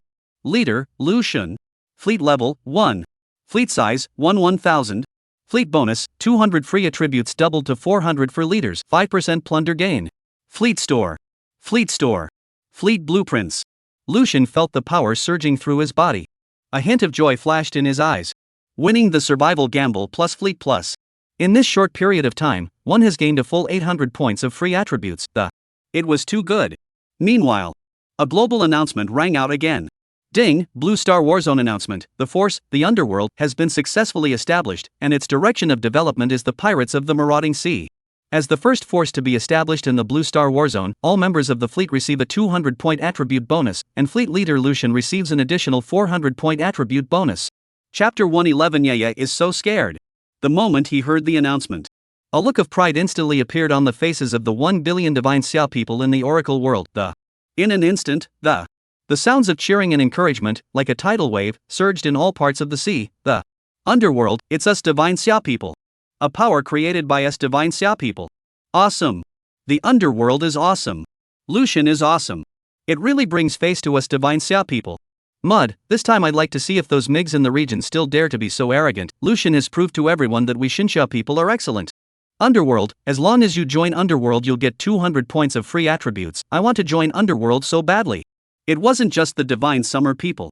Once the global announcement was made, many of the sea forces that were originally hostile to the Divine Xia people have also changed their attitudes and started to show favor to the Divine Xia people. After all, there's plenty of prey to go around. No one would want to mess with the number one power of the Blue Star, the Underworld. Inside 1,000 novice seas, amidst a loud cheer, the 914 people all received an invitation from Lucian. Ding, the Lord of the Underworld, Lucian, has sent an invitation to join to all evolvers in the 1,000 seas. By joining the Underworld, you'll receive attribute boosts, looting bonuses, and access to the fleet store and fleet blueprints. If you are expelled by the fleet leader after joining the fleet, half of your attribute points will be deducted as a penalty, so please choose your affiliation carefully. Without the slightest hesitation, all of 1,000 seas all quickly nodded their assent. Yang Zimo joins the Underworld and becomes a pirate of the sea. Li Sini joined the Underworld and became a pirate. Lung Hoin joins the Underworld as a sea robber. Tang Hong joined the Underworld and became a pirate. Moment. The number of specters jumped from 1 to 915. A new fleet forces interface has been added to everyone's panel. Ding, all Spectre members can enjoy the Spectre fleet bonus 200 free attribute points, 5% looting gain. As the oracle's beep sounded, everyone's bodies shone with a white light and with it came an infusion of power 914 in the 1000 block. All gained 200 free attributes. For a moment, there were cheers and I'm not dreaming, am I? I was only level 2 before, and my total attribute points were just over 100. In just a blink of an eye, I actually got a whole 400 attribute points, and my strength instantly quadrupled. Ha ha ha ha, it's not a dream, it's because we're too lucky to meet Great God Lucian. Everyone, don't call Lucian Great God, now we are all people of the underworld. Lucian is the Lord of the underworld, from now on, we will honor him as the Lord of the underworld. Yes, yes, yes, long live the underworld Lord. If it wasn't for Underworld Lord, I would have been finished in 5 days. It's Underworld Lord who gave me a new life, I'm willing to do anything for Underworld Lord. Really, we're really too lucky. With tens of thousands of Blue Stars regions and tens of millions of new BCs, the probability of us being able to meet someone as talented and stunning as Lord Hades is really lower than winning the lottery. Just as the crowd was cheering, Lucian's eyes suddenly flashed with a flash of coldness as he quickly looked to the back of the crowd, only to see that on a primary novice wooden boat, a 4-year-old girl, Yaha, was jumping up and down and applauding. Her young face is full of joy. And right behind Yaya, a 4-meter-long, 4th-order cold ice swordfish, whose body was covered with transparent ice crystal scales, violently broke out of the water and opened its fangs. Sprinting towards Yaya, it was obvious that it had taken this innocent little girl as its prey. 5 days ago, Yaha traveled to this oracle world with her mother, but unfortunately lost her mother in an attack by a sea beast. From then on, Yaha became an orphan. She has barely survived to this day, thanks to the shelter of the people of District 1000. However, in this chaotic world, everyone is at risk. Everyone is also too distracted to give Yaha more care. Therefore, Yaha had not hunted any sea beasts with her own hands so far, and her rank remained at the initial level 1. Faced with this sudden crisis, a 4-year-old girl seemed so weak and helpless. Seek death. Lucian snorted coldly. In a flash, a bone spear flashing with a biting cold light coalesced above his head. But before the bone spear could be launched, things had taken a shocking turn. The ice-cold swordfish's figure spread out and violently leapt out of the water, its sharp sword fins stabbing at Yaya like lightning. Just in the nick of time, Yaya's small, slender, white hands incredibly met not dodging. Rather, he directly caught the speeding swordfish. Yikes, that's scary. Yaha closed her eyes, her small hands tightened, and an inexplicable power surged through her whole body.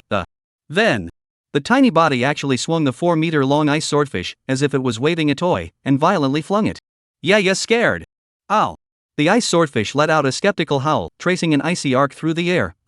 It was flung hard and fast by Yaya, slammed heavily into the distant sea, stirring up a splash and turning up her belly. This scene left everyone around them stunned, and the coldness in Lucian's eyes was also replaced by a smirk. Yaya herself froze in place and, looking at her small hands, which were splashed with seawater, a flash of bewilderment flashed through her eyes. Then the innocent leap of joy returned.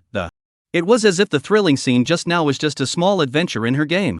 At this moment, all the evolvers in the 1000 Zone C area, after 3 victorious battles of survival bets, coupled with the fleet attribute's powerful boost, even for a level 1 child, with a casual wave of his hand, he could erupt with enough combat power to crush a high-rank sea beast. When young Zimo saw the scene, his face couldn't help but smile with delight. By the looks of it, it looks like everyone should be able to survive. And it's all thanks to him. Thinking about it, young Zimo turned toward Lucian and made a solemn salute that, respectfully, Underworld Lord, congratulations on founding the Underworld. I ask the Underworld Lord to instruct and promulgate our next operational directives for the Underworld. Young Zimo no longer called Lucian by his name as usual. Instead, he honored him as Lord of the Underworld in a tone filled with respect. He was well aware that from this moment of the creation of the power, the boundaries between the upper and lower levels have been clearly defined. It is highly likely that the Pantheon will develop into a superpower with countless members in the future. One must examine the situation and one must not act recklessly just because one is little known in the 1000 area. Lucian also noticed the change in young Zimo's attitude. He didn't say anything about "we are all friends" or anything like that. I don't have the time to do all that small stuff to get people together. What Lucian needs is an absolute obedience. The organization of the underworld, where orders are forbidden. Young Zimo's performance made Lucian feel very satisfied. Chapter 112, What's Wrong with Executioner? I'm still the Overseer. Just as Lucian was about to open his mouth, the Oracle's voice suddenly sounded again. Announcement from the Oracle, all evolvers, congratulations on your survival so far. 4 days and 23 hours from now, poison gas will be released in all newbie waters. Evolvers, please hurry, upgrade your ships and leave the newbie waters. From now on, the survival gambling order and invasion order are all invalid. Evolvers can concentrate on improving their strength and upgrading their ships. There are only 5 days left before the Oracle releases the poisonous mist. If you fail to upgrade your ship to a sloop within this time limit, I'll be a sitting duck. For most people, this would certainly be a desperate end. However, the crowd in Area 1000 had a look of relief on their faces, without fear. Because a storm 1000 seas away have all but dissipated as a result of Lucian's back-to-back victories in the survival bet. The crowd may sail out of the novice seas on any class of ship. Everyone can survive. Therefore, instead of the slightest bit of anxiety, the faces of the people were filled with regret. Alas, the Oracle has favored this time to cancel the survival match bet. Otherwise, with our current strength, we would still be able to plunder quite a few attribute points through the survival match bet. Be content. Before and after, we got a total of 260 attribute points from the survival bet, which has already made the people in the other sea zones to be envious to death. There are still more than 200 people lingering on the side of Little Day. Let's give them another survival bet, and we'll make sure they're all wiped out. Don't worry, although they didn't die, they were plundered of so many attributes, they definitely won't last more than 5 days. Right in between the crowds flirting, the Oracle's voice rang out again and reminder, after the release of the poisonous fog, outside the Novice Sea, executioners will appear. Reminder, the executioner is a 50th level boss creature that will randomly execute 50% of the evolved people. Reminder, upgrading your fleet to level 2 will unlock a special ship with a protective array that can avoid execution by the executioner. Finally, good luck to all evolvers. The smiles on the faces of the people who were still relaxed instantly froze. The sea was suddenly filled with angry curses and I knew that this damned Oracle wouldn't want to make things easy for us. We managed to solve the threat of the poisonous fog with great difficulty, and before we could even catch our breath, we were given another executioner. This executioner is actually a 50th rank boss. It's too powerful. How are we going to fight against it? Confrontation? Didn't you read the Oracle? This executioner is simply irresistible to us. The Oracle is trying to get us to upgrade the spectral fleet to level 2 and build protective array special ships to evade the executioner's execution. But, from what I know about the Oracle, raising the fleet to level 2 definitely won't be simple. Bro, you're really a crow's mouth. I just looked at the fleet power interface, and to raise the Spectre to level 2, you'd have to have 10 sloops, 100 rank 10 evolvers, 1000 points of loot value, and no less than 500 fleet members. These words came out. The sea was silent. Everyone's eyes were filled with shock. 110th rank evolvers? Did I hear that right? That's 110th rank evolvers. The Oracle is crazy, isn't it?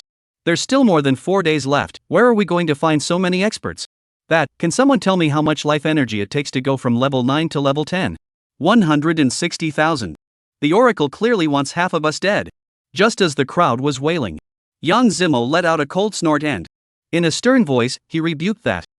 You're all members of the number 1 force of the Blue Star now, and you're complaining when you encounter this difficulty. Can you afford the strength that the Underworld Lord has given you? As soon as Yang Zimo's words fell, everyone lowered their heads in shame.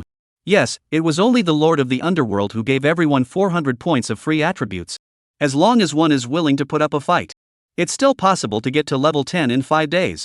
Yang Zimo looked around the circle and finally looked at Lu Xun and said respectfully, Underworld Lord, upgrading the fleet requires 3 conditions, 10 sloops and 110th rank evolvers, all of which we can possibly do.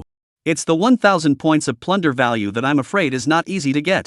Please ask the Underworld Lord to arrange the Underworld's next move. Hearing Yang Zimo's words, Lu Xun nodded and Yang Zimo was worthy of being a criminal police officer and saw the crux of the matter at a glance. That Dao and the 100 evolvers were all good. After all, the 400 points of attributes that each person had just gained were not for show. As long as he didn't slack off and dared to work hard, Lu Xun believed that it would be simple to put together 110th rank evolvers in 5 days. But the looting value was different. Plunder value can only be obtained by plundering other powers. In other words, in order to upgrade the fleet, the Spectre would inevitably have to clash with the native forces of the Oracle world next. Thinking of this, Lu Xun looked at young Zimo and blandly said, Yang Zimo, Li Sini, I'm appointing the 2 of you as vice commanders of the Underworld. Your next task is to lead the members of the Underworld to upgrade. With that, Lu Xun waved his right hand and a ray of light surged into the one-horned rhino at young Zimo's feet. I've set the one-horned rhino as a spectral base ship. Everyone can teleport back to the vicinity of the base ship at any time. When young Zimo heard this, he was puzzled. Underworld Lord, are you not joining us? Lu Xun swept a glance at young Zimo, his voice flat and just lead everyone to upgrade. I have my own things to do. You guys come back to me when you encounter problems you can't solve. Speaking of this, a flash of wariness flashed in Lu Xun's eyes. A 50th rank boss class executioner. If you slaughter it, you should be able to get a lot out of it, right? That's right. From the moment we heard the Oracle's announcement, Lu Xun had never thought of avoiding any executioner's execution. You're the executioner. I'm still the monitor. A 50th rank boss is a bit of a struggle to deal with right now. But that won't be the case after 5 days. Yes. Yang Zimo respectfully agreed before stepping forward again and suggesting that. Underworld Lord, there is only Captain Ghost on your Underworld ship. Do you think you should recruit some more evolvers from the Underworld to the Underworld ship? Hearing Yang Zimo's words, everyone's eyes immediately lit up. The Underworld Lord was so powerful, to be able to board the Underworld ship and become the Underworld Lord's personal follower like Captain Ghost was the desire of many. For a time, many people introduced themselves. Underworld Lord, let me follow you, I'm great at killing enemies and will never let you down. Brother Lucian, I haven't had a relationship yet. You are now missing an arm, life is definitely inconvenient, let me take care of you. Righteous Father, take me with you, I can't leave you. When Lisini saw this scene, her heart couldn't help but move as well, her lips opening slightly. However, in the end, she still didn't say anything. She knew that Lucian was afraid that this time, as before, he would not recruit any human crew members. Chapter 113 18th Rank Boss Undead Soul Beast King. As expected. In the face of the expectant and hot gaze of the crowd, Lucian gently shook his head. The Underworld is a ship that carries a curse. If humans stay on it for a long time, they will eventually turn into undead like Jack did. Everyone was shocked by these words. It turned out that Captain Spectre's frightening appearance was actually the result of a curse. No wonder the Spectre always exuded an eerie aura. At this time, Lisini looked worried and stepped forward anxiously and, Lucian, are you cursed now too? Yes, I will soon become undead. Lucian was full of bashfulness. He is not a log. Lisini's heart. How could she not know? Now, knowing that he will become undead, she deserves to die, doesn't she? And yet, Lisini's next words stunned Lucian. I'm not afraid of turning into an undead, let me take care of you. Lisini's eyes were filled with determination and it was clearly not an impulsive decision. Lucian turned his head slightly sideways, his gaze deepened. You will first lead the upgrade together with Yang Zimo, and we will discuss this matter later. After speaking, the sails of the Spectre were slowly raised, the ship gradually hid itself in the black mist and eventually disappeared from sight. Lisini stared blankly at the black mist that filled the sea, whispering to herself. What on earth do I have to do to get closer to your heart? The land sinking stands at the bow of the ship. The sea breeze is blowing in. Squinting slightly, his eyes were distant. The members of the Spectre, though nominally under his own command. But, unlike Jack and the Stormwings, one's own control over them is limited to removing them from the Spectre, but he can't kill him directly. This kind of control, deterrence is obviously not enough. Therefore, Lucian still had concerns in his mind that, once someone betrays for selfish reasons and leaks the existence of the troop, that would bring endless trouble to himself. Lucian knows the complexity of human nature. Therefore, during the period of the Tuanzi hatchling, himself decided to hold off on recruiting a human crew. As for Lisini, there is something special about her, indeed. But at the moment, there's a lot of danger. I don't have the time to care about those things of love and affection. At that moment, Jack's voice came. Captain, that old man Fong Lai is here. Lucian gave a slight sideways glance and, only to see Fong Lai leading two rather good-looking winged women, respectfully following Jack as he walked in. Old slave Fong Lai, pay respects to master. Yun Rui, greetings to master. Yun Yen, greetings to the master. The three of them saluted in unison. What is it? Lucian raised an eyebrow. Master, the old slave has come here to ask for two things. Fong Lai glanced at the flower like Yun Rui and Yun Yen behind him, and a hint of cunning flashed in his eyes. Yun Rui and Yun Yen, the best of the Stormwing tribe in terms of beauty, are the best of the Stormwing tribe in terms of beauty. They're sure to please their master. Master, the old slave would like to leave Yun Rui and Yun Yen behind to serve the master. I wonder what the master would like. Fong Lai's words had just fallen. Yun Rui and Yun Yen secretly raised their eyes and, glancing at Lucian's handsome face, her cheeks flushed crimson and, the heart is full of gladness that, Lucian's strength, they had witnessed it in the air before. He killed a 12th ranked Vanthalos with a single slash. Such a powerful man. They had never seen before. Yo old man, you're only sending pretty girls to the captain and not one to me, Master Jack? Jack teased from the sidelines. This. Later for sure. Ha ha. Fong Lai suddenly had an awkward smile on his face and, the female children of the Stormwing clan, all of whom he treated as if they were his own, he's willing to give them to Lucian. After all, he knows the strength of the Overseer by heart. And, the future of the Monitor. The vassal races will only increase in number. The Stormwings must cherish the opportunity before them. Seize the opportunity to elevate their status in the hearts of their masters, If Yun Rui and Yun Yen could give birth to an heir for Lucian, then the Stormwing clan's position would be as secure as Mount Taishan. However, Giving it to Jack was a little too much for him. There is no need to bring this matter up again, I have no need for others to serve me. What about the second matter? Lucian flatly refused, his gaze sharply looking straight at Fenglai. If this old fellow came only for such trivial matters, he himself would have to knock him on his ass. Now, having only just sailed out of novice waters myself, if I were to indulge in lust at this point, even as a watchdog, he is not far from perishing.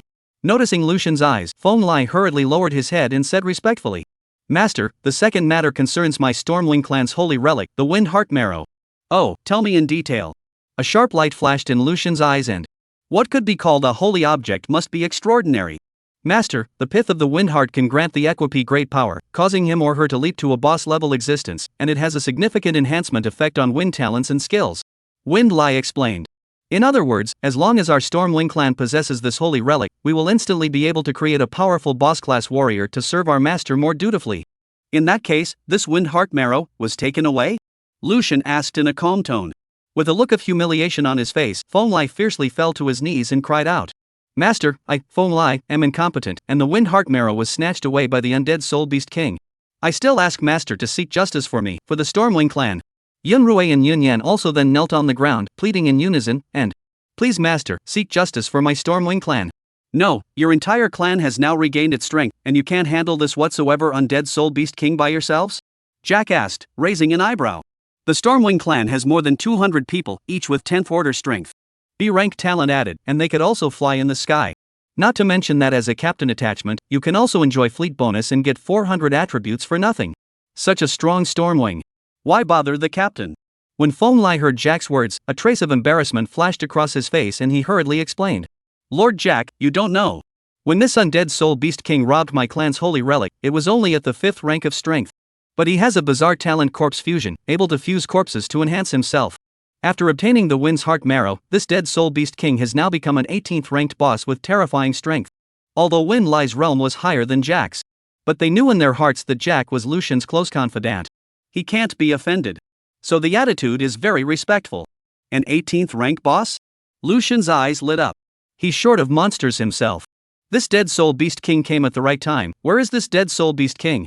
Master, the undead Soul Beast King is on Buried Corpse Island at coordinates 355.554. Lucian looked at the coordinates on the map and was delighted. The location of this Buried Corpse Island.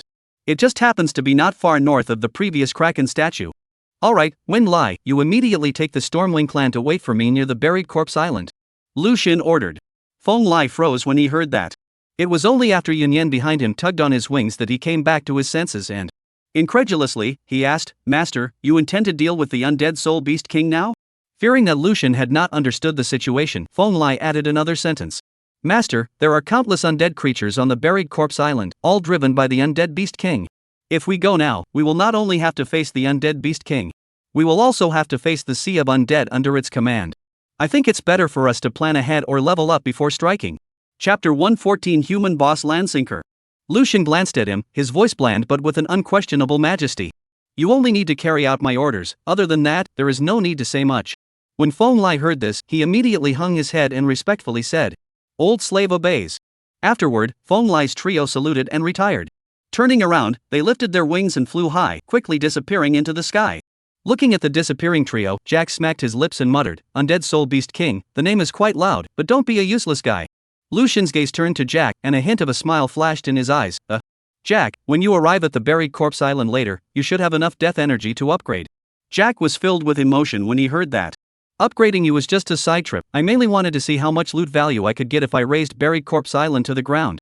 Captain, your emotional intelligence is really low, at this rate, you'll be single for the rest of your life. When I'm single, you don't want company either. Captain, I think with your charm, you don't need any emotional intelligence at all to make those little girls swoon. Prophet, is the master really going to make a move against Burial Corpse Island now? A winged man asked in a trembling voice, his gaze skimming over the deadland below. The island of buried corpses. Corpses lay strewn across the landscape, layers upon layers of. It was as if every inch of the land was shrouded in the shadow of death. The undead wandered through the putrid air, either drifting about or uttering mournful wails that. The entire island was filled with a creepy and eerie aura. The eyes of the crowd of winged people flickered with scorn as their eyes traveled among the undead, their hearts secretly sizing up the situation. Those undead, in huge numbers, without 10,000, there were at least 8,000, densely packed, like a sea of death. With these 200 or so people from our Stormwing clan, wouldn't charging in be like a sheep entering a tiger's mouth, unable to even make a sound? Someone muttered in a low voice, his tone filled with uneasiness. As a monitor, wouldn't it be easy for Master to deal with these undead? How dare you and the others doubt the Master's strength? Yun Ting snapped, his gaze like a sword as he swept the surroundings, carrying an unquestionable firmness. Well, Yun Ting is right, let's not make any blind guesses, just wait here for the Master to arrive. Feng Lai opened his mouth to concur. Although his lips were moving, his expression revealed a trace of imperceptible hesitation. He struggled to maintain his surface composure, but inside, he was hardly calm. Feng Lai's eyes unconsciously drifted downwards and the undead beast king there was emitting a haunting aura, and it was surrounded by countless undead. This oppressive feeling pressed on Feng Lai's heart like a huge boulder, causing his confidence deep inside to waver a bit. The Master as a monitor was powerful. But after all, he's just been seriously injured and missing an arm. Can it really be a match for Burial Corpse Island now? Ding! Successful ingestion of a mere 5th order. You have gained AB rank talent power resonance, increasing your power by 6 points. Ding! Successfully ingested Park Yun Ho 5th rank.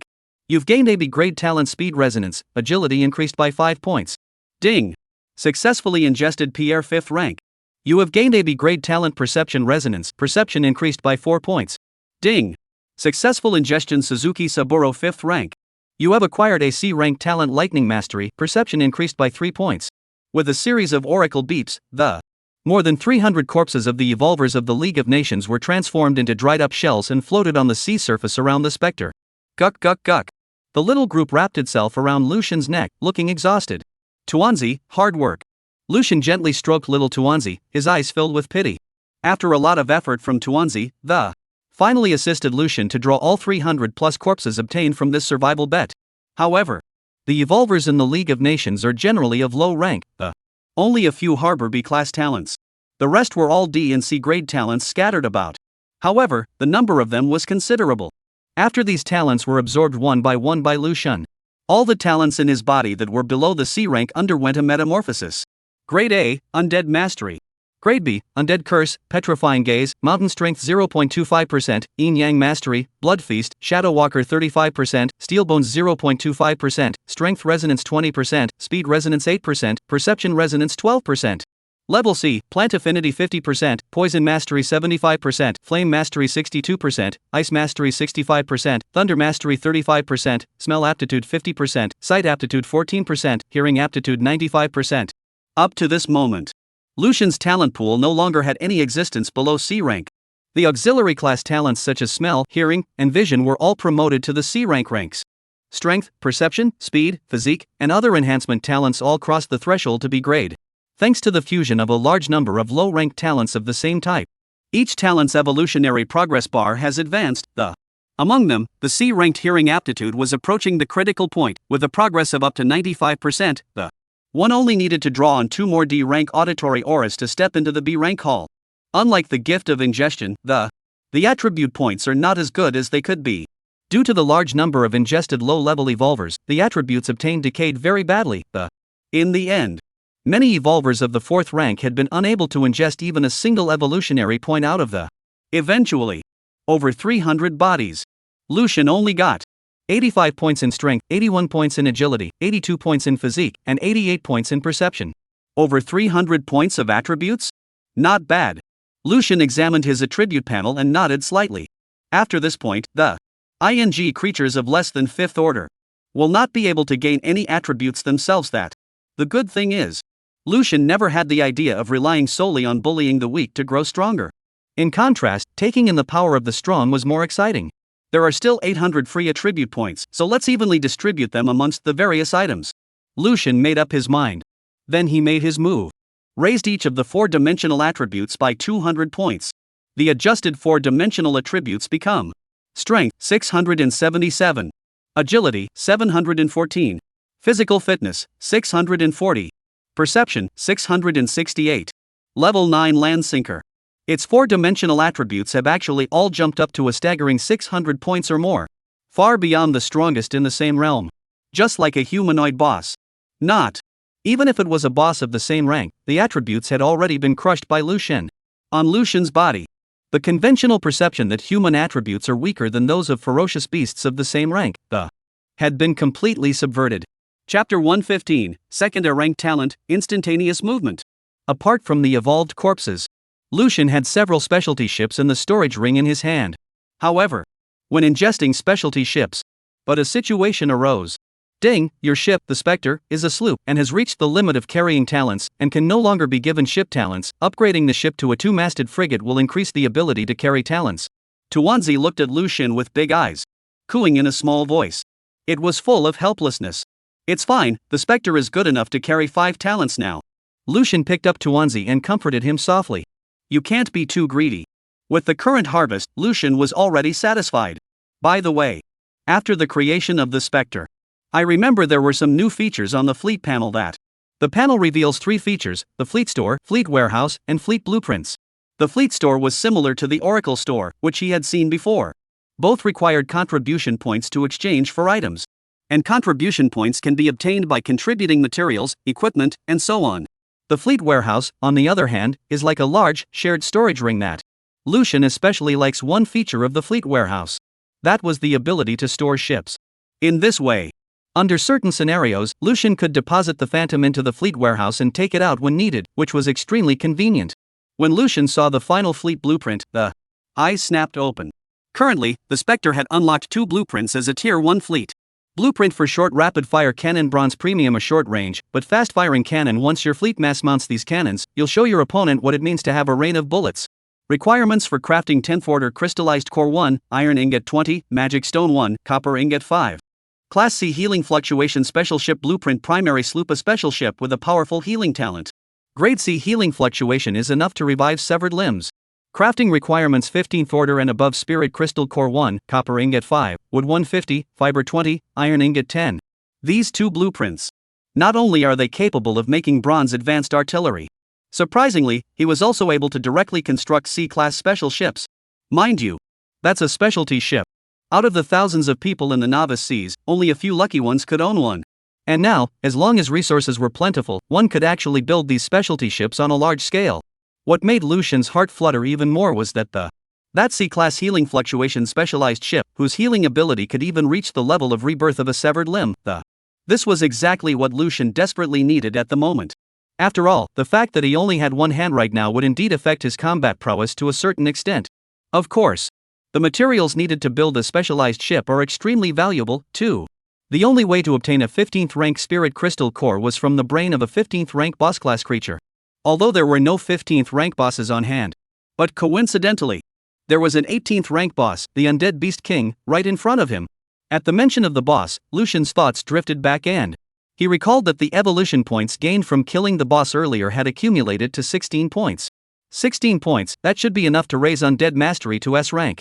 Lucian's heart heated slightly and he then chose to consume evolution points to upgrade Undead Mastery. Ding, you are currently unawakened and unable to comprehend an S-rank talent. Ding? Lucian froze. What the hell? Awakening? Oracle, what do you mean by awakening? Can only awakening lead to the realization of an S-rank talent? Ding, yes, only evolvers in the awakening realm can comprehend S-rank talents. After an evolver reaches level 50, he or she can go to the Tower of Awakening and complete the awakening through trials. After successful awakening, they can step into the awakening realm. Reminder, awakening is the first major realm on the evolutionary path of an evolutionary, and after completing awakening, your strength will change qualitatively, so please continue to work hard. Looking at the oracle's reminder, Lucian's eyes narrowed slightly and there was a churning in his heart that it turned out that those previous steps were merely preliminary explorations on the path of evolution, the real realm.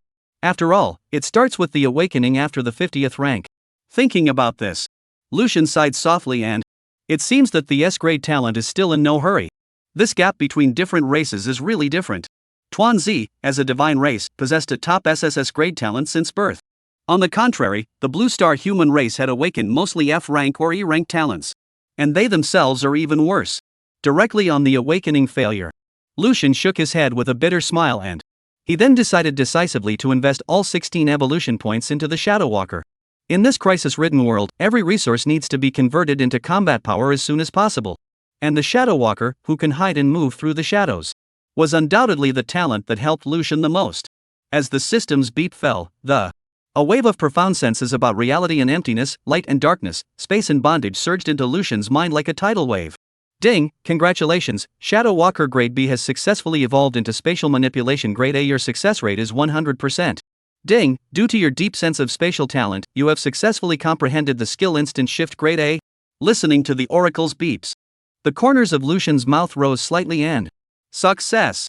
Didn't expect that. This initial stealth would actually belong to the space system talent. What surprised Lucian even more was that he also realized a new skill as a result. Instantaneous Shift Grade A. You are able to cross the limitations of space and instantly move to any location within line of sight. Whether you are attacking or escaping, this skill will allow you to be like a fish out of water.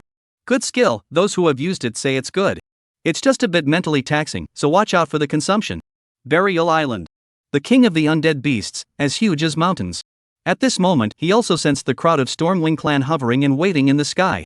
Snapping open its huge bloody mouth, the erupted in a deafening mockery. Oh ha ha ha ha, who did I think it was? It turns out to be you, feathered mongrel birdman. Have you come to die again? It stretched out its long tongue and slowly licked the edges of its dry and cracked lips. Speaking of which, I have to thank you guys for dedicating the Windheart Marrow to me in the first place. So, I've been taking good care of your clan. Words. On the huge body of the undead beast king, which was cobbled together from countless blackened bones, putrid flesh and various parts of undead creatures, a densely packed winged head abruptly appeared above the sky. All of the winged race witnessed this sight, and their anger instantly blazed with assholes. Undead soul beast king, you will be punished by heaven. Our master will never let you go. Those heads that were the very same Stormwing warriors that the undead beast king had decapitated in the past. How dare it desecrate the remains of its companion in such a manner? It's an unpardonable sin.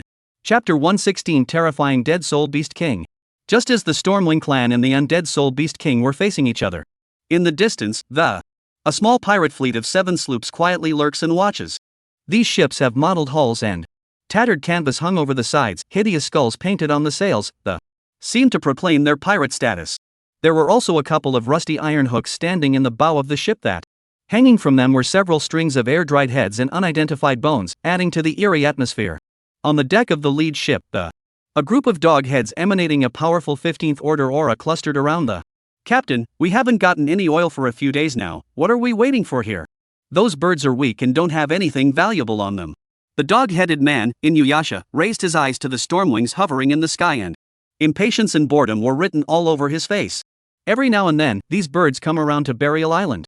They seem to be looking for some kind of treasure. But every time, they just leave a pile of corpses and run away in disgrace. With this group of rookies, we hyena pirates, we don't even bother to rob them.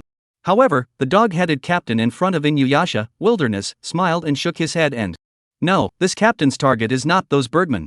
Inuyasha exclaimed with a start. Captain, you're not thinking of going after Buried Corpse Island, are you? That undead beast king isn't a vegetarian. Pa! Arakino snapped, slapping Inuyasha on the head. Do you think I'm tired of living? There are over 10,000 undead on the Buried Corpse Island, so with this 100 or so dogs, we're going to send them to their deaths? Then, what exactly is your plan, Captain? Inuyasha covered his head in confusion. Can't you smell that there's something different about those stormwings? A different smell. Inuyasha closed his eyes and the big doggy nose sniffed hard and suddenly, joy blossomed on his face. Evolver, it's the smell of an evolver. Wilderness' eyes narrowed slightly as he said in a deep voice. That's right, this group of bird people are covered in the scent of evolvers. Later on, we hyena pirates just need to quietly follow them, and we will surely be able to find the gathering place of the evolvers. At those words, Inuyasha's face was filled with undisguised greed and bloodlust.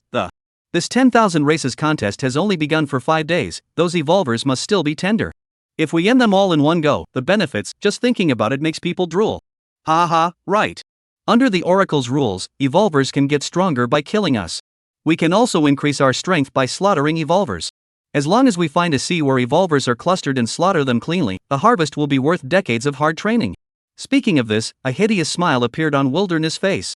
Ha ha ha, Captain High and Mighty. Everyone, don't be enraged by the undead soul beast king's 3 or 2 words. The master is coming this way, we have to follow the master's arrangements. Foamly stared at the countless heads of his fellow clansmen on the undead soul beast king's body. Humiliation flickered in his eyes but he clenched his teeth and forced his anger to restrain the crowd. Although the Stormwing clan had regained the Oracle's recognition. However, compared to the 18th ranked undead beast king, there was still a disparity in strength. Master? The undead soul beast king stared blankly, then burst into a burst of sneering laughter. I told you why you guys have a strange smell, so you mongrel birds have actually pledged allegiance to an evolved person who just came to the Oracle world for 5 days. He laughed maniacally, his words full of disdain. Ha ha ha ha, you guys are actually pinning your hopes on a first-timer trash evolver, it's really ridiculous. The laughter of the undead soul beast king was like a signal that the tens of thousands of undead on the buried corpse island grinned and let out creepy laughs. Ha ha ha ha ha. In the face of this roiling taunting, a cold light flashed in Yun Ting's eyes and he angrily shouted, "Asshole! Dare to disrespect your master." Thereupon, his figure spread out violently and, waving his hands, the yuan power in his body surged like a tidal wave, instantly transforming into a violent storm force. Grade A skill Heavenly Volt Storm. Yun Ting held his palm in a false grip. The power of the storm quickly condensed and, turning into a tornado, it swept towards the undead soul beast king with a destructive momentum. Master's Majesty, is it not to be insulted by rats like you? Go to hell! Yun Ting roared, his body moving with the storm, like the Lord of the Storm. Harnessing this destructive force, he attacked the undead soul beast king directly. Whoo! The storm was like an angry dragon coming out of the sea, and wherever it passed, the air was torn apart with a sharp whistling sound. The undead around the undead beast king were caught off guard, were instantly swept up in the storm. The power of the storm raged wildly and, like a razor-sharp meat grinder, it tore the undead into pieces in an instant. The flesh and blood were flying and bones were breaking. Ka-ching! Ka-chow! The bodies of the undead instantly fragmented in the storm, turning into scattered debris.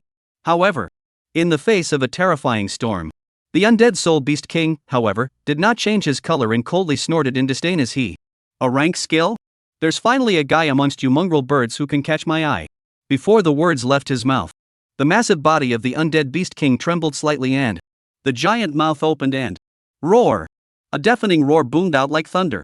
The roar contained an endless amount of pressure and power, instantly impacting the storm that Yun Ting had unleashed. The storm was as if it had encountered an irresistible and enormous force that, it split into pieces in a flash and dissipated without a trace. But Cloud Thunder, who was manipulating the storm, suffered a backlash and, a mouthful of blood spurted out violently and his face instantly turned as white as paper. Yun Ting! Yun Ting, hold on! The surrounding winged men quickly reached out and held the staggering Yun Ting. The eyes of the crowd were filled with shock and, Yun Ting, as the pride of the Stormwing clan in a class storm attack unleashed at full power. It was actually easily disintegrated by the undead soul beast king with a gentle roar. This dead soul beast king. Just how terrifying is the strength? In the distance, aboard the hyena, Wilderness lowered the binoculars in his hands and, the corners of his mouth curled into a disdainful sneer that, it's really suicidal. 18th rank undead soul beast king, how strong is it? We hyena pirate corps don't even dare to mess with it easily. A mere 11th rank winged man dares to launch an attack on the undead soul beast king, how ridiculous. Inuyasha sniffed and interjected. Captain, those winged men won't all die on Burial Island later, will they? Then we won't be able to find those evolvers from them. Don't worry, these winged people, they can't fight, but they still have the ability to escape. After all, they can fly, so they can escape one or two anyways. Wilderness smiled confidently and, according to the past style of these winged men, they'll probably be bugging out soon. Ha!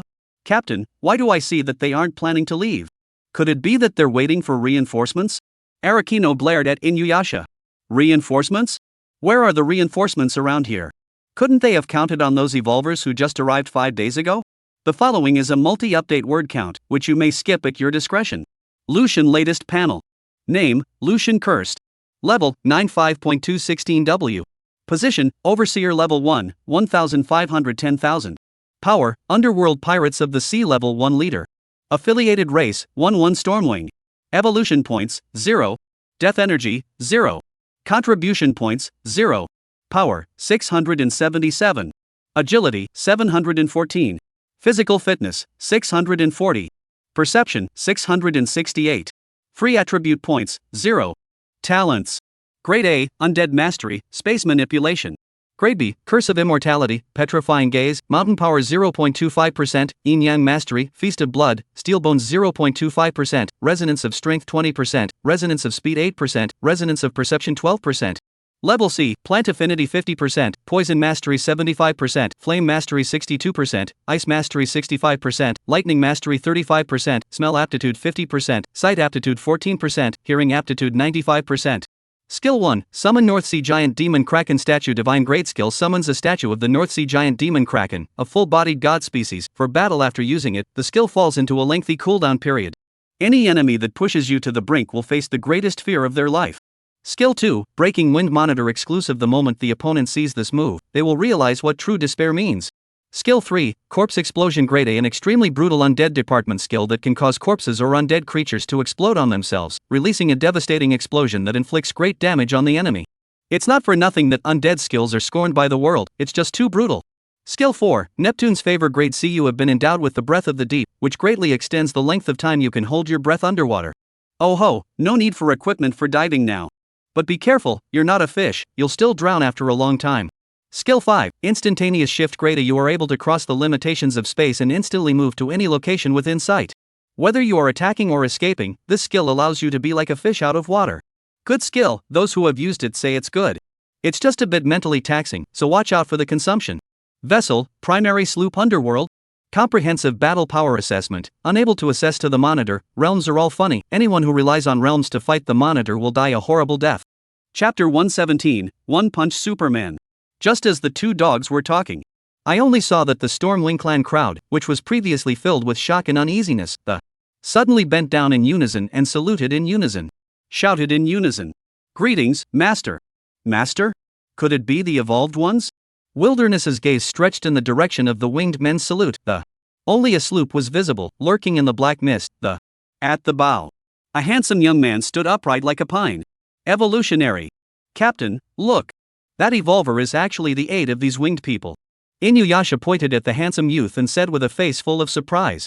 Wilderness shook his head and, what bull reinforcements. When he meets the undead soul beast king later, I'm afraid he'll flee with his tail between his legs. Even we don't dare to set foot on the buried corpse island and make an enemy of the undead soul beast king. What can he do with just a 9th ranked evolutionary? A hint of greed flashed in Inuyasha's eyes. Then when he escapes, why don't we take the opportunity to take him down and force him to ask about the gathering place of evolvers? Wilderness smiled at Inuyasha's words and looked at each other. Ha ha ha ha ha ha ha. It was as if Two Dog had foreseen that wonderful scene. Yo, being able to fly is convenient, these bird people come really fast. Jack looked up at the winged tribe saluting in the sky, then sniffled violently and a look of excitement on his face. Captain, the aura of death is so thick, there must be fewer undead on the island ahead. Well, this is it. Lucian nodded bashfully and, because he had already received a prompt from the oracle that, ding, you have discovered the dangerous area Buried Corpse Island. Reminder, Buried Corpse Island is a habitat for undead creatures, and it is recommended that 500 or more 15th level evolvers form a group to explore it. Looking at the oracle's reminder, Lucian's eyebrows raised slightly, suggesting 500 or more 15th rank evolvers to explore? This was the first time the oracle had requested such a large number of evolvers to explore a location. It seems that this burial island is really something else. However, just what I wanted. A flash of wariness flashed across Lucian's eyes. He had just gotten a wave of epic level enhancements and was worried about finding monsters to test his strength. Master, ahead is the Buried Corpse Island. Feng Lai said respectfully to Lucian. The island is inhabited by an 18th rank undead beast king, and nearly 10,000 undead of 10th rank or higher. Lucian nodded slightly and his gaze then fell behind Feng Lai and that Yun Ting, whose face was pale, whose breath was disorganized, and whose mouth still had traces of blood hanging from the corners. With a slight frown, the injured? Seeing this, Yun Ting hurriedly lowered his head and shamefully. Yun Ting was not strong enough to defeat the undead soul beast king, disgracing his master. Lucian did not say anything. Instead, he turned his gaze toward the behemoth on the island and the corners of his mouth gently rose, evoking a sneer that, dare to hurt my people? The undead beast king also caught a glimpse of the Stormwing clan's saluting gesture and, at the same time, noticing the black boat approaching the Buried Corpse Island, and Lucian on board, its hideous face was filled with disdain. You're the evolver these feathered clan guys are loyal to? Only at the 9th rank?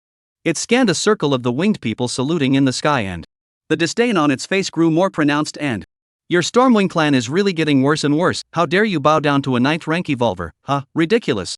However, before the wild laughter of the dead soul beast king could stop, yet he suddenly realized that the dark-eyed youth who had been far away in the black boat a moment ago, he appeared in front of his eyes in an instant. A pair of eyes as deep as stars flashed with a biting cold light and was looking at himself. Ha ha ha. The undead soul beast king's laughter came to an abrupt halt and, no? What the hell? It was just that far away. I'd have to fly for a while. Why is this suddenly in front of me? And yet, before he could react in any way, then he only saw Lucian's body explode with a piercing red aura that. Grade B talent power resonance. Strength increased by 5 times. The power of the mountains coalesced above his right fist, encased in hard, unparalleled mountain rock that. Grade B talent mountain power. Lucian's eyes stared, and his body suddenly moved and a fist, like a discharged cannonball, was swung out fiercely. Who? This punch. It's as fast as lightning. It's as heavy as a mountain. With the momentum of destroying, it directly struck the large head of the undead Soul Beast King. The snicker on the dead Soul Beast King's face had not yet faded. A severe wind pressure had already arrived like a furious storm, pouncing directly on his face. The wind was like a blade, cutting its face. The pupils of the undead Soul Beast King shrunk violently. In his heart, he was horrified and. Is this trampling the might that the Ninth Order realm can have? In a panic, it only had time to furiously surge its body's death energy to its head in an attempt to reinforce its defense. However, it was simply useless. Boom! The mountain rock fist blade and the head collided violently, and a loud sound shook the sky and the earth. The hideous face of the dead Soul Beast King, under Lucian's punch, was instantly distorted and, following the shattering of the giant head was like a watermelon being pounded by a boulder. It exploded with a loud bang. Blood and flesh splattered in all directions, brains flew, and the scene was shocking. The mountainous body of the undead Soul Beast King was violently blown away by the huge force wrapped in his fist. He smashed into the mountain of corpses behind him. Broken bones and debris splashed everywhere. Rumble! The mountain of corpses slowly collapsed and, kicking up a cloud of dust. However, the scene was plunged into a dead silence that, whether it's the storm wings in the sky or the undead on buried corpse island, all of them looked dumbfounded. Arakino and Inuyasha, who were laughing in the distance. Seeing this scene, the laughter came to an abrupt halt, stuck in the throat and, what's the situation? I just blinked my eyes, how come the undead Beast King's head is gone? Wilderness stared at the undead Soul Beast King, which was buried by a mountain of corpses. His mouth was wide open and hands rubbing their eyes frantically. I'm sure I'm looking at this all wrong. I just saw that. A 9-step kid. From so far away. It appeared in front of the dead Soul Beast King in a second. Then, with one punch, it smashed the head of the undead Soul Beast King to smithereens. That's an 18th ranked boss. How is that possible? Has the world gone mad? A 9th ranked human kills an 18th ranked boss in seconds? It's also a one-armed one. What's going on? The end? It's over? Yun Ting's eyes widened, and with a tremor in his voice, a gentle roar from the undead Soul Beast King could cause him to fall to the ground with serious injuries. And the master. Master's realm is clearly lower than mine. Yet he killed him with a single punch. Worthy of being my master of Cloud Thunder. It's so awesome. Shouldn't be there yet. The aura of the dead Soul Beast King is still there. The prophet Feng Lai, who was on the side, also had a face full of shock. Although there were no direct seconds. But the master's punch, which was casually swung, was so incredibly powerful that, to know, the undead Beast King is an 18th rank boss. Its strength and physique. All of them are at least 2,000 points higher. 2,000 points. And yet the master managed to crush them with ease. Could it be that? Feng Lai couldn't help but tremble as he thought about this and, master's power, could it have surpassed 2,000 points? Chapter 118, this guy changed his head, is his brain broken too? Thinking about this, Feng Lai's heart was shaken beyond recognition. The master is only at the 9th rank now. Its attributes could already crush an 18th rank boss. After that date, if the master advances to the 18th rank, how terrifying will it be? Thinking about this, Feng Lai's heart was overwhelmed with joy. He had originally pledged his allegiance to Lucian in order to get rid of his status as a relic. But at this moment, he realized more and more clearly that Lucian, as the Blue Star Monitor. What an unbelievable talent possessed. Feng Lai gazed at Lucian, a blazing light flickering in his eyes and, perhaps, Master can really help us retrieve the Stormwing clan's holy relic on this undead-infested buried corpse island today. Captain, wait for me. When did you learn to teleport? Jack panted as he chased after Lucian. Not coming up for air. However, it was hard to get there. But he was shocked to find that the dead Soul Beast King, who had been arrogant and domineering just now, had been separated from his body and head at this moment. I can't help but murmur, I'm going to go, the captain is getting more and more powerful, the 18th Order boss can also be a move second? You now and I say a fist can put the executioner seconds I believe. Lucian stood in place and the red light on his body gradually dissipated and instantaneous movement is worthy of being an A rank skill. Although it has no attack ability. but it played a great role in the battle. Just now, he himself suddenly instantly moved in front of the undead soul beast king. He caught him off guard and received a punch that had gathered 3,385 points of power. Suffered a serious injury. However, Lucian was also clear that the undead soul beast king, as an 18th rank boss, it won't be that easy to fix. Thus, Lucian tapped on the dead soul beast king's attribute panel. Undead soul beast king boss level creature. Characteristics: no Achilles heel, high intelligence, confuse corpses, tyrannical, dominates the undead, extreme aversion to living creatures. Talent: undead fusion grade A, confuse the corpses of other creatures to gain greater power and special abilities. Skill 1, spectral tier grade B. The undead beast king, with the claws and teeth that have fused the limbs of many kinds of undead creatures, is able to easily tear through the enemy's defenses and inflict fatal damage. Grab whoever dies. Don't believe me? Try it if you don't believe me. Skill 2, undead shock grade A. The undead beast king gathers the dark energy in its body and releases a shock of undead souls. The shock contains the grudges of undead creatures and causes great damage to the creature's soul. Don't rely on your strong defense to resist, this is a move that can destroy the soul. Battle Strength Assessment, 18th Order Boss. A terrifying existence that is enough to make the oceans tremble. Also, don't think that you can just deal with it, or else you'll experience what it means to be desperate in the sea of undead. After seeing the panel, Lucian's eyes narrowed slightly and there is no Achilles heel. Sure enough, the bastard won't die without his head. But Lucian was in no hurry to go up and make up for it. Now that he had gained a huge boost in strength, is in need of an enemy to test the talent and sharpen the power. Rumble. Rumble. Sure enough, with a ground-shaking roar, the mountain of corpses began to tremble violently and it was as if an unstoppable force was breaking free from it. The massive, headless body of the dead soul beast king Nat. Like a giant beast awakening from the abyss, it slowly broke free from the piles of corpses and each step was accompanied by a violent trembling of the ground. Its arms snapped out, firmly grasping the head of a nearby subdragon that was lying on the ground and had been dead for a long time like an iron clamp. That subdragon, with a huge body and tightly closed eyes, the rotting flesh gave off a sickening odor. However, in front of the irresistible power of the undead beast king, the Aaron's head was ripped off hard and carrion splattered and stale blood stained the bones of the surrounding corpses red. Immediately afterward, a jaw-dropping scene occurred. The undead beast king lifted that subdragon's head high into the air and mounting it above his torso in an almost brutal fashion. With a chilling sound of bones rubbing together, the head fell steadily into place. As the subdragon's head fell into place, that originally gray and godless subdragon's eyes unexpectedly opened strangely. The eyes were flickering with a bizarre ghostly light that, like two burning flames of the underworld, penetrating with endless tyranny and resentment, the roar.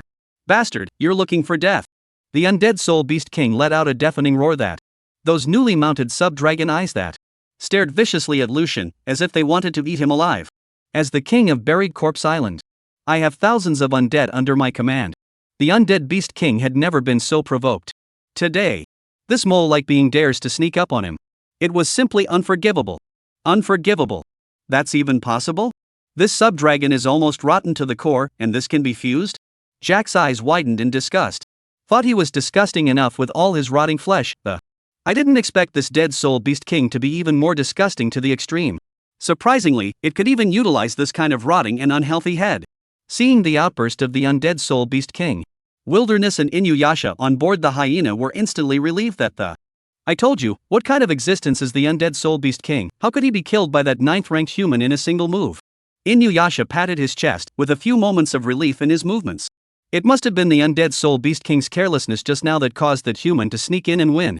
Now that the undead soul beast king is angry, I'd like to see how that human will still end up.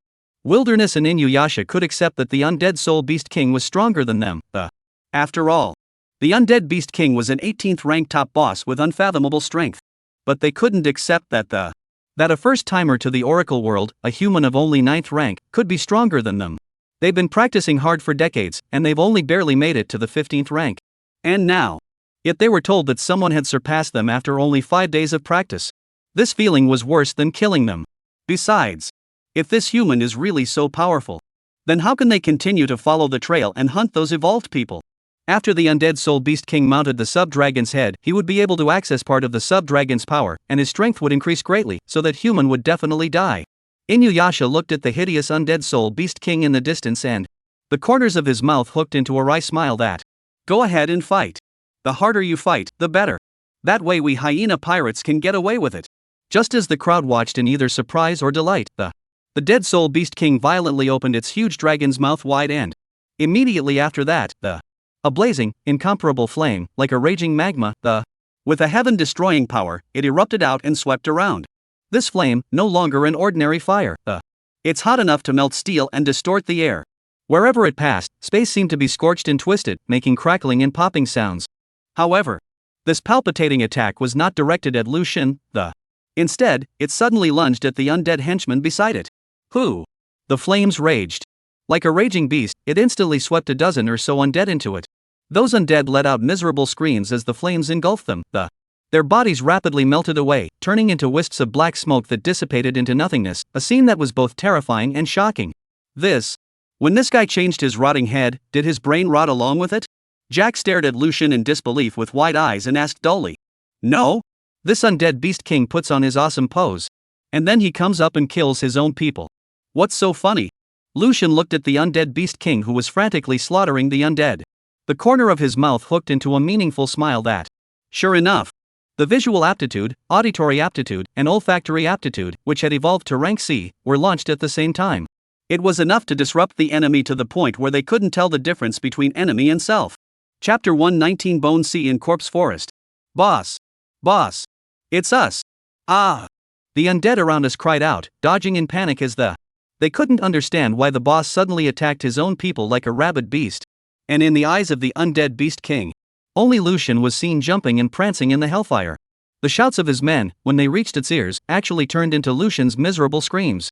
Even the odor was no different from Lu Xun. The illusion of sight, hearing, and smell intertwined with it made the undead beast king not realize in the slightest that he was slaughtering his men.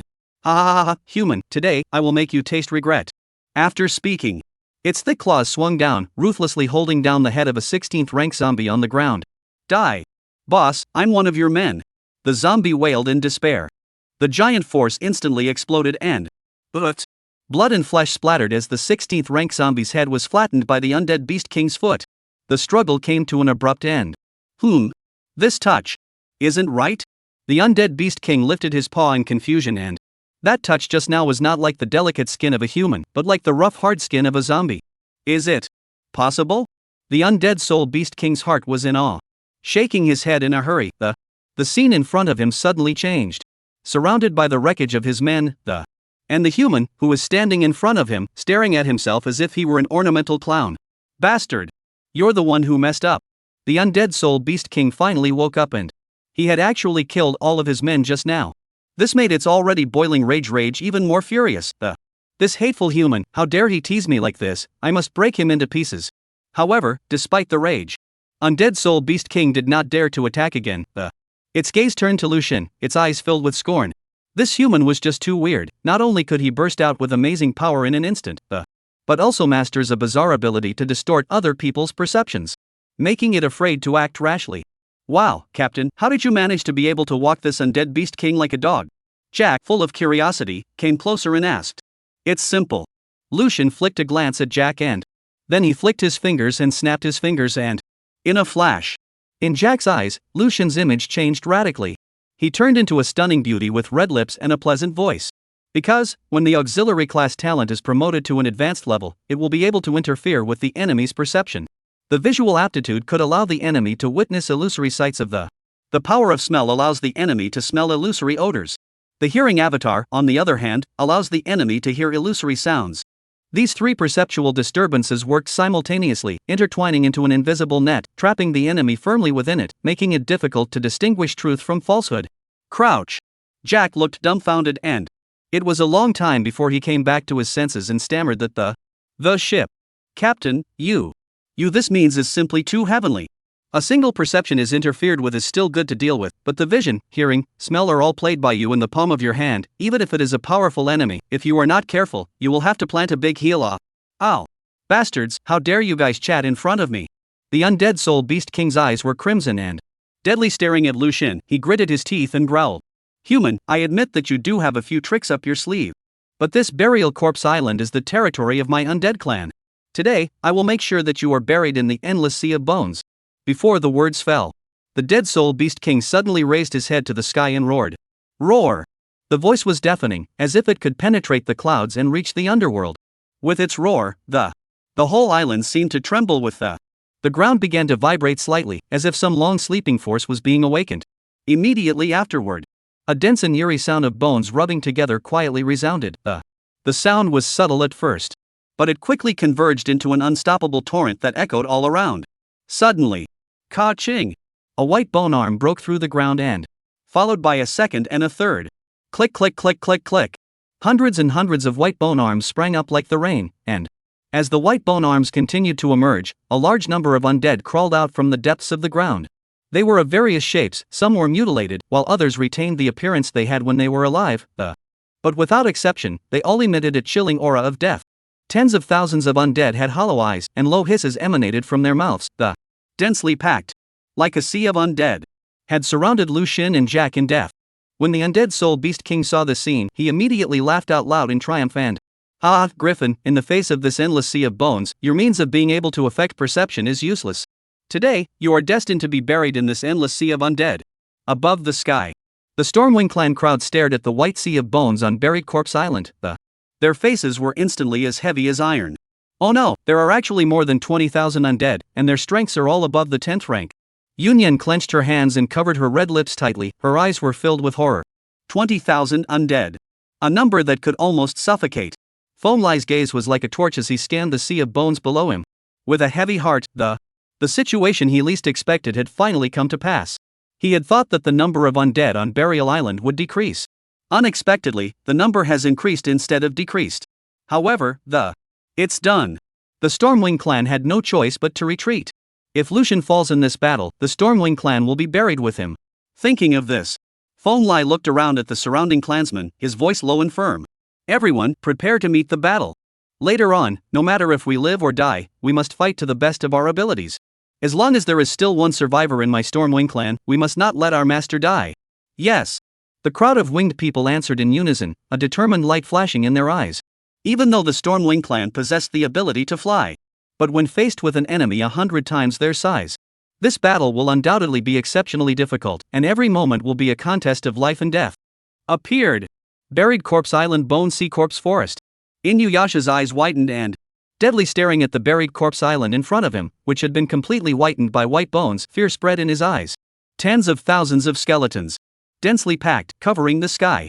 Even if a superpower of 30th rank or higher were to visit in person, I'm afraid that they would also be ground alive by this endless torrent of undead.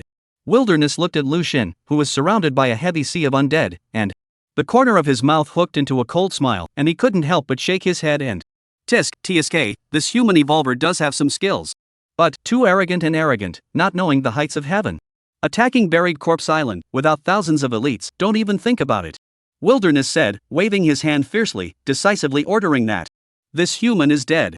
We don't need to hide our tracks anymore. Raise the sails for me, all ships are approaching the burial island.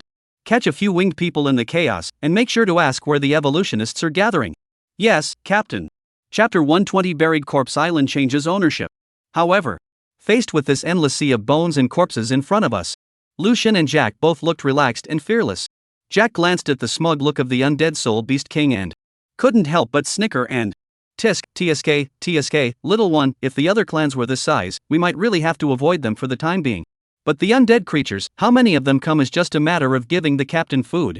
With those words, Jack's mind again recalled the pressure of Lu Xun's undead system talent when it had evolved to a rank. That's the unique aura of a high-ranking person. I almost couldn't help but kneel down. The captain's position in the undead world in his previous life was definitely not simple. There are only 10,000 to 20,000 undead in front of us. They're a threat to the captain. Ha!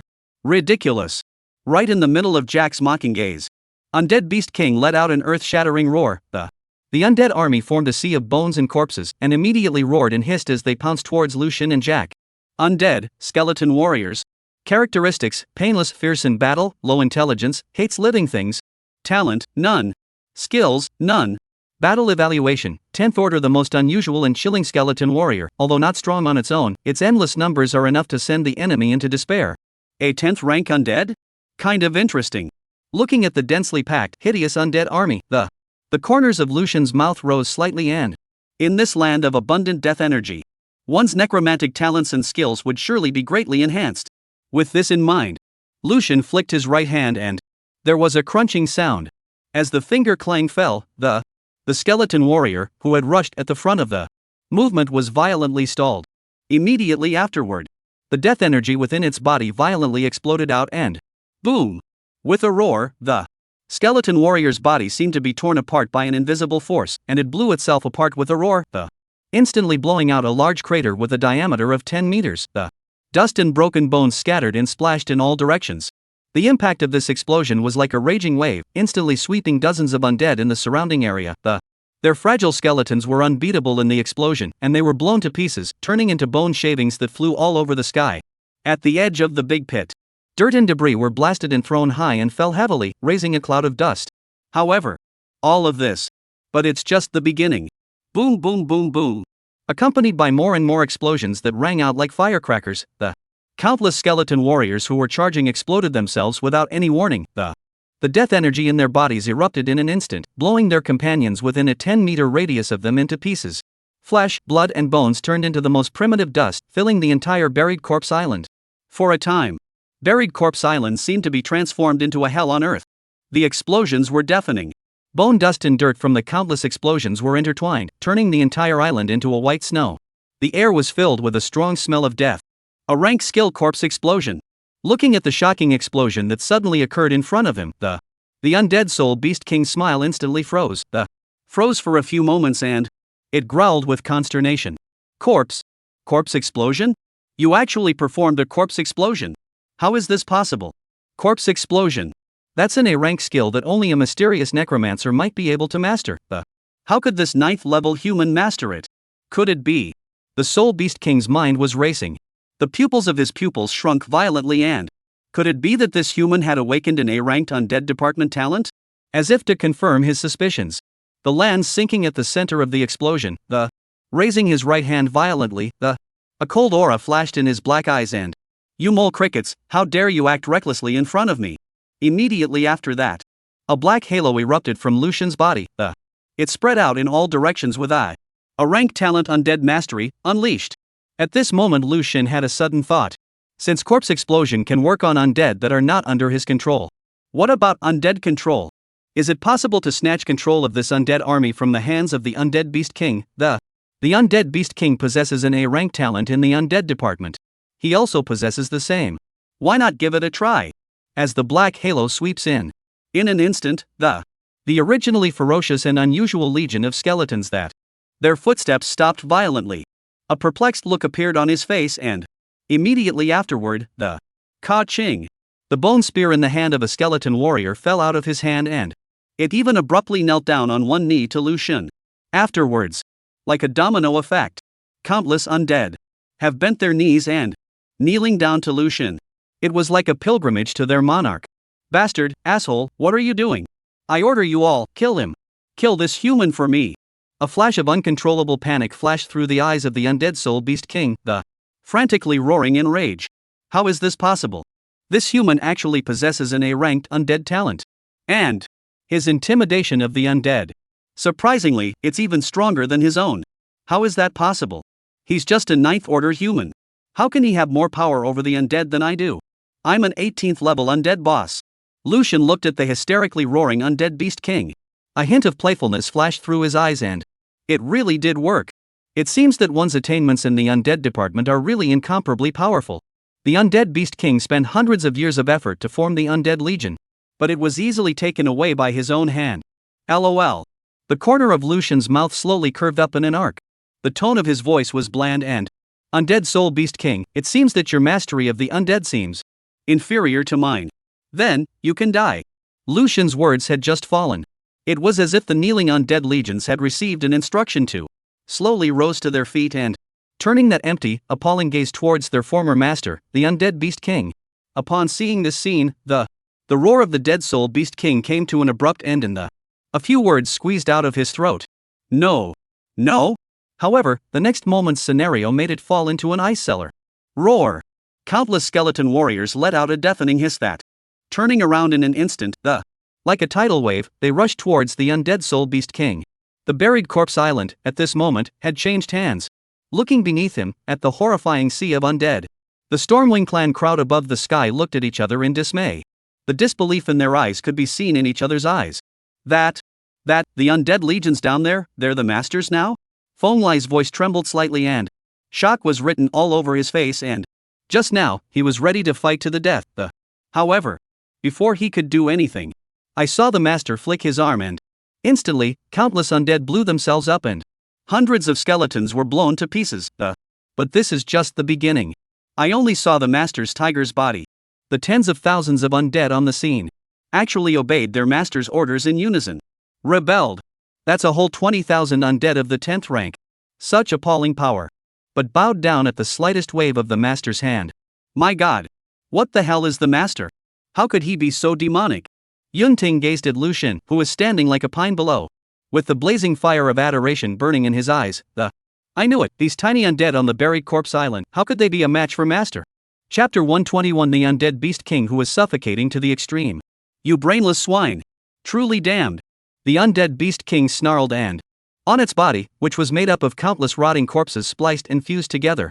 Suddenly, a giant tail interwoven by densely packed white bone arms was abruptly born. The giant tail swung violently, sweeping across smashing dozens of undead that pounced on it instantly. But the surrounding skeletons, fearless, came in like a raging tide of madness. They swooped down and closely hugged the rotten and stinking body of the Undead Beast King. Lucian witnessed this scene and a cold light flashed in his eyes. Next, I'll let you taste the true power of the undead on Burial Island. As Lucian's words fell, the undead that climbed onto the body of the Undead Beast King grinned their hideous maws and the soul flames in their heads jumped wildly and the death energy in his body violently rioted like a dike-breaking flood. Witnessing this, the dead soul Beast King, his pupils suddenly shrunk, as thin as pinpricks. It's over. The words. Boom boom boom. In a flash. The undead around the Undead Beast King were like dynamite that had been ignited, and one by one they blew themselves up. At the center of the explosion, a great glow. As if the sun had fallen to earth. The fiery airwaves rolled and boiled, instantly turning everything around them into pieces. A terrifying shockwave spread wildly from the point of explosion like a raging giant wave. It swept across every inch of the burial corpse island, turning the island's pile of corpses upside down. Trees were uprooted and debris flew across the sky. As this destructive shockwave crashed into the sea, the sea seemed to be violently slapped by an invisible giant hand, raising huge waves that covered the sky. The waves rolled over, carrying the aftermath of the explosion, and rushed off into the distance. Layers of terrifying ripples rose on the surface of the sea. It was as if even the sea was trembling, witnessing the appalling explosion. And at the heart of the explosion, a huge crater tens of meters deep was clearly visible. The massive Beast King of the Undead. At this moment, the corpse has actually been reduced to nothing. Alas? This is a direct blow-up? It's really meaningless. Jack bristled with disdain and, having fought so many bosses himself and captain, this Undead Beast King is the most trashy of them all. It's not exciting at all. However, just moments after Jack's words fell, a strange dark aura violently surged and tumbled behind Lucian's back. In a flash, a wave of energy containing the endless grievances of the undead creatures swept towards Lucian like a fierce wind and rain. That was the Undead Beast King's air rank skill, Undead Shock. There was a fluctuation in the black shadow then it slowly coalesced and transformed into a human-sized silhouette it was the Soul Beast King's own body that appeared. It's a collection of dead people's grievances. That huge body before was just a shell it used to enhance its battle power. Lucian was caught off guard and was violently struck by the undead soul shock his face turned as white as paper in an instant. Slowly turning around, he pointed his trembling finger at the Undead Soul Beast King and eyes filled with disbelief. Aren't you dead? How could? Put. The words were not finished. Lucian violently sprayed out a mouthful of blood furiously. His eyes gradually dimmed and that's a sign that the soul is gradually dissipating. Ha ha ha ha ha ha ha. Human, do you think that the attack you just made could really do damage to me? That was nothing more than a shell that I fabricated from a bunch of corpses. The Undead Soul Beast King glanced at Lucian's wretched appearance and threw back his head in triumph and laughed maniacally. This human came though with a frighteningly high natural talent. But so what? Now it's still my life. Next. If I take his body, my strength will skyrocket. Ha ha ha ha. The Undead Soul Beast King's heart was filled with uncontrollable ecstasy. However, just at this moment, the Dead Soul Beast King, however, sensed that Jack and the Stormwing clan in the sky. All of them looked at each other with a sort of cutie pie general look at themselves. How is it that you do not grieve when your master is dead? The Undead Soul Beast King questioned with a frown. Grief? Do you want to see what you're doing to yourself? Is it fun to attack the air? Jack looked at the undead beast king in front of him, and couldn't help but see a flash of pity in his eyes. It's too tragic. This undead beast king, at least it's a party-dominating boss undead. It has tens of thousands of undead under its jurisdiction. And now we've run into the captain. The captain has taken all his men under his wing. The captain has made a fool out of me. It's a shame. It's a good thing I was smart when I met the captain. I was smart when I met the captain and decided to pledge my allegiance to him. I, Jack, am so smart. Attack the air? A sense of foreboding welled up in the heart of the undead beast king. The Lao Zi couldn't have just been tricked by that human's illusion again, could he? No way. I've been careful enough. How can that human's reflexes be so sharp? And yet, with the king of the undead beasts shaking his head vigorously, where was Lucian's figure in front of his eyes? His own perception was actually disturbed once again. The undead soul beast king's heart flinched, turning around in a panic, only to see Lucian standing behind himself. The pitch-black battle blade in his hand was flashing with a weird green light. This can't be possible. My actions have been so stealthy, how on earth did you spy me? This is never possible. The undead soul beast king's eyes widened as he roared in fury. Instantly, a monstrous dark energy surged around it, as if it was going to devour the entire space. In an instant, his figure exploded and his arms swung violently. An extremely cold underworld power coalesced and transformed into a pitch-black sharp claw, carrying the might of tearing through space, ruthlessly tearing towards Lucian.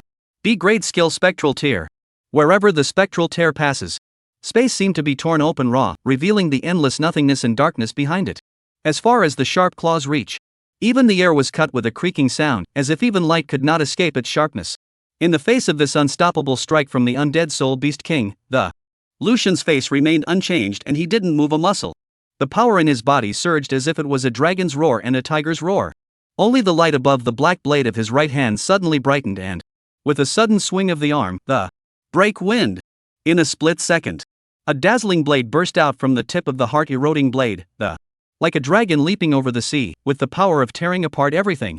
Straight into the undead soul beast king's underworld tearing. Boom! A huge boom boom boom. Windbreaker and specter tearing through the air. Lights flashed and shook like thunder. It was like a star falling, and heaven and earth trembled. But the undead soul beast king's fully condensed underworld tear. In just a few moments it was in pieces and the blade's aura was like a gale sweeping down autumn leaves. It was unstoppable and it instantly tore and crushed the specter into pieces. The space seemed to be split apart by this strike. The aftermath of the blade was still there, and it continued to charge forward. Like an unstoppable arrow, it pointed directly at the undead soul beast king. The dead soul beast king's eyes were round, filled with shock and disbelief. This can't be possible. You're obviously only 9th rank. How can your attack be so powerful? What level skill is this? This is impossible. It wanted to dodge, but it was too late. One could only watch the radiant blade approach. Chapter 122 Encountered appear? Chop! Lucian let out a low roar. The heart-eroding blade slashed down instantly with endless killing intent. The blade was like a rainbow, indestructible and it instantly penetrated the body of the undead soul beast king's resentment and splitting its massive shadow in two. No. This can't be. I'm not willing to do this. The undead soul beast king wailed and dissipated under the blade's awnings, eventually turning into nothingness. Lucian held the eroded heart blade and stood in place. The blade's aura surrounds his body. His eyes are cold and deep. It was as if they had just finished a hunt that couldn't have been easier. Hurry up! Full speed ahead, charge me! With a greedy gleam in his eyes, Wilderness ordered the crew loudly. Behind them, a dozen dog-headed pirates struggled to pull the ropes of the sails and the hyena violently split the waves and, rushing bravely out of the mists, it headed straight for the buried corpse island. However, just when the Wilderness was full of ambition, Inuyasha beside him, but suddenly, as if he had seen a ghost, with trembling fingers pointing towards the island of buried corpses, stuttered and shouted, "The ship! Captain, the knot is over." Wilderness was currently crouched down examining the hook-locked crossbow rifle and glanced impatiently at Inuyasha. Facing more than 20,000 undead, isn't it normal for that human to be hacked to death? What are you fussing about? It's enough for us to catch a birdman later. No, Captain, you. Look. Inuyasha was so anxious that he could hardly speak. What a fuss. Wilderness glared at Inuyasha and slowly stood up, casting his gaze toward the buried corpse island in front of him. This look. Bam. The hook-locked crossbow rifle in his hand instantly slipped and slammed heavily on the deck. Because he saw it with his own eyes. That unbeatable king of the undead beasts. was actually split in half by that human with a single slash, dissipating into nothingness with a miserable scream. And the tens of thousands of undead on Undead Soul Island. At this moment, they actually knelt down in unison to that human, as if they were submitting to their emperor. Crouching. This treading horse is really fake? Wilderness opened his mouth wide, disbelief written all over his face. No? Wasn't that human only at the 9th level? How could he kill an 18th rank Undead Soul Beast King in a single slash? Are you kidding me? Besides, shouldn't those undead be out avenging their king? Why are they kneeling to that human instead? This moment, the worldview of Wilderness, who had been roaming the oceans for decades, completely collapsed. He had never seen anything so outrageous. A 9th rank evolutionary against an 18th rank boss undead. There was no earth-shattering battle. No imaginary interplay of swords and shadows. He merely kept his head down and busied himself for a while. And then, everything is over? It's over. After all, that human is too powerful. Or was the Undead Beast King too weak? No. The Undead Soul Beast King was still incredibly strong. Wilderness recalled the scene from 6 months ago and a sub-dragon of more than 20 ranks accidentally flew into the buried corpse island by mistake. As a result, it was actually ground to death by the combined efforts of the Undead Soul Beast King and the endless undead under his command. Since then, the hyena pirates of the wilderness have been turning their backs on the buried corpse island. Even though there are tantalizing magic stones buried on the island. At the moment, Wilderness's gaze once again fell on the human with the sword awnings around his body, and his heart sank violently. He realized that there was only one possible explanation for what was in front of him. The power of this human being has far exceeded everyone's expectations and imagination. Captain, the ship is under full sail and at maximum speed. The report of the crew behind them suddenly rang out, causing Wilderness to shudder violently. He turned his head quickly and, with a scowl on his face, he growled an order. Quickly! Turn around and go back at once. But it was too late. The upright figure on the buried corpse island had coldly turned his gaze upon the fleet of hyena pirates that were sailing towards the island, as if looking at a group of prey that was about to fall into a trap. 1 minute ago, Ding killed the Undead Beast King 18th rank boss, gained 80 W points of death energy. As the oracle's beep sounded, a majestic death energy surged in, causing Lucian's eyebrows to raise slightly. 800,000 death energy? I didn't expect it, but this Undead Beast King is really fat. If this is life energy, it should be enough for me to go up a few levels, right? However, Lucian did not pay too much attention to the. After all, there was still a steady stream of monsters all around, and there were plenty of opportunities to upgrade. Not to mention, Jack was only at rank 5 today, and was also in desperate need of a boost. Just then, the place where the Dead Soul Beast King dissipated, a flash of green ghostly light suddenly appeared. Lucian's mind moved. The green ghostly light shot into his palm like a meteor. Ding, you have acquired the special item Wind's Heart Marrow. Wind Heart Pit special item, a holy relic of the Stormwing clan in the past. It can empower the absorber and help him or her rise to boss level existence. At the same time, it has an extremely significant increase effect on wind talents and skills. Lucian gazed at the item in his hand and his starry eyes narrowed slightly, and this was the Stormwing clan's holy relic, the Wind Heart Marrow, that Phone Lai had spoken of. It can empower boss templates without side effects. A rare treasure, indeed. True to its name, it is worthy of being a holy relic. Thinking back to the dark magic marrow that was given to Ji to overcome earlier. While the same access to boss templates that, but at the cost of losing your sanity and being demonized. If not for Jack's immortality, no one would dare to touch the dark marrow. And this Pith of the Wind. Instead of having any side effects, it enhances wind talents and skills. No wonder the Undead Soul Beast King tried his best to snatch it in the first place. Thinking about the boss template, Lucian couldn't help but feel a surge of heat in his heart. After all, the strength of boss-class creatures far exceeded that of their counterparts. However, when Lucian attempted to fuse the Wind Heart Marrow, the oracle's beep sounded. Ding, you already have the Overseer template. The Overseer template has a higher priority than the boss template, and cannot absorb the Wind Heart Marrow. Lucian sighed softly. Sure enough. Still can't absorb it. But one understands that one can't be too greedy, and the Overseer template is far more powerful than the boss template. Let's pick one of the Stormwing clan to use this Wind Heart Marrow later. After all, the Stormwing clan was also a force in their own hands. Just then, Lucian's ear tips twitched slightly and a subtle cacophony came faintly. There are still enemies? And with that, Lucian cast his gaze towards the sea, and his visual aptitude was instantly unleashed. Only 7 sloops with mottled hulls were speeding towards the buried corpse island. The tattered canvas hung from the masts, and hideous skeleton designs were painted on the sails. Pirates? Lucian raised an eyebrow. The corner of his mouth then hooked up into a playful smile and. Speaking of which, our Pantheon's development is in the direction of sea plundering pirates, and we are also considered peers with them. Then, I'll go and meet these peers. Chapter 123. Coincidentally, I'm a pirate too. Turn around. I told you to turn around, didn't you hear me? Wilderness snarled with a scowl on his face and a twist of his head. However, next to him, Inuyasha dully tapped Arakino on the shoulder and. The movement was stiff. What the? Arakino flung his head back impatiently. This fling. His face instantly turned pale. Only to see that. The black-eyed, one-armed youth who was originally far away on the island of buried corpses. He was sitting on the bow of the iguana. Was scrutinizing him with interest. Oh, you're here. The dog of the wilderness barely managed to squeeze out a smile on his face and. It was worse than crying. Lucian's gaze swept around the deck and. Only to see debris and corpses piled up on the deck. The 15 dog-headed men were staring at him blankly. Oh, were you all looking for me just now? Now, here I am. The corner of Lucian's mouth hooked up in a playful smile. The line of sight finally landed on the dog-headed leader who was wearing a captain's triangular hat. Dog-headed man, wilderness boss-level creature. Characteristics: crafty, highly intelligent, keen sense of sight and hearing, predatory, agile. Talent: speed resonance grade B. Skill 1, cunning surprise attack level C. The dogman pirate is able to instantly close in on the enemy and launch a surprise attack with his sharp intuition and wild strength. Its speed is like electricity, and its attack is like a tiger coming down from the mountain, making the enemy defenseless. Being bitten by it can be very painful. Battle strength assessment: 15th order boss, a hyena on the ocean. All injured mariners are targets of its hunt. However, it seems it chose the wrong prey this time. Glancing at the wilderness's attribute panel, Lucian's eyes flashed with a blaze. Surprisingly, it was a 15th rank boss. Good man. Just said it myself. There's no life energy in killing the king of the undead beasts. This dog had just sent it to himself. This is really just want to sleep and someone sends a pillow over.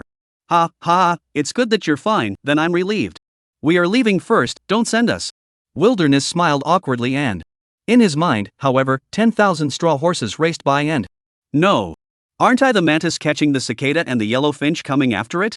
I'm the predator. How did I become a meal on someone else's plate in the blink of an eye? What's more? This human being right here. Is he really just an evolved human who just stepped into the oracle world for 5 days? How does this even look like a newbie? If all the evolvers in the race of nations were this strong, what's the point of playing? Just wait for death. Lucian sniffed. His right hand gently stroked the hair in front of his forehead, and his tone was bland and. You guys are not very qualified to be pirates. Coincidentally, I happen to be a pirate too. How about, let me teach you guys. The pirates of the plundering sea, what to do.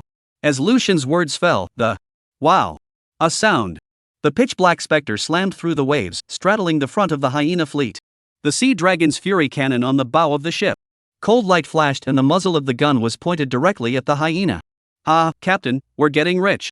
We just killed an undead boss, and now we hit a dog-head boss. Jack leaned next to the sea dragon's fury cannon, looking at the hyena pirate in front of him. His eyes were full of teasing. These dog-headed pirates, 80% of them were hitting on the idea of taking advantage of the fire and. They want to wait for the captain and the buried corpse island to come and take advantage of the situation when they are both defeated. Unfortunately, they miscalculated.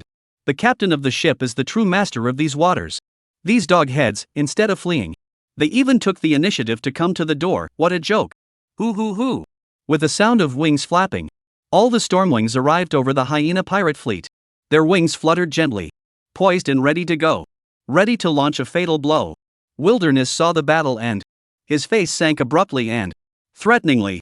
Human evolutionary, I, Wilderness, respect you as a strong man before I would not want to make an enemy of you. Could it be that you think you can swallow my hyena pirate's 7 sloop warships with just your 200 or so men in one lone ship? As he spoke, the tail behind Wilderness flicked rhythmically as the 2 pirates behind him understood, exchanged a look and silently disappeared into the shadows. Wilderness' face softened a little, then induced to say, I, Wilderness, love to befriend the strongest in my life. Little brother, you are new to the oracle world, so you must not know many things. Besides, we are both pirates. Why don't we become brothers with different surnames? In the future, I, Wilderness, will not let you suffer. Lucian saw this. The cold smile at the corner of his mouth grew even more. However, just at this moment, a sudden change came. I saw that the deck, which was piled high with debris, 2 dog-headed men had quietly approached Lucian's side at an unknown time. Suddenly, they rose up and attacked, pointing their spiderweb guns directly at Lucien. Put. After two muffled sounds, two white spider webs wrapped Lucien tightly in an instant. Seeing this, Wilderness, heart pounding with joy, with a heavy step of his right foot, his body shot out explosively, transforming into a lightning-like residual shadow that. The sharp claw of his right hand abruptly extended, cold light flashed, cutting through the air, With a strong wind, it pounced directly on Lucien. C-rank skill cunning raid. The whistling sound of sharp claws tearing through the air. The amiability on Wilderness's face instantly dissipated, replaced by a hideous smile that. Ha ha ha, kid, do you really think that with your little bit of luck, having had a couple of strange encounters in the novice seas, that you can act recklessly in this oracle world? Today, I'll let you see what it means to be a soldier without fear of deception. The group of dog-headed pirates behind them saw this and burst out in deafening laughter. Ha, boss is mighty. Kill that kid. Human meat is delicious, I'll be the first to gnaw on his head. In the eyes of the many dog-headed pirates, Lucien, who was tightly bound by the spider web gun, was already unable to fly and would surely die. Know this. The spider web that bound Lucien was woven by the tough spider silk spat out by the 100-eye spider.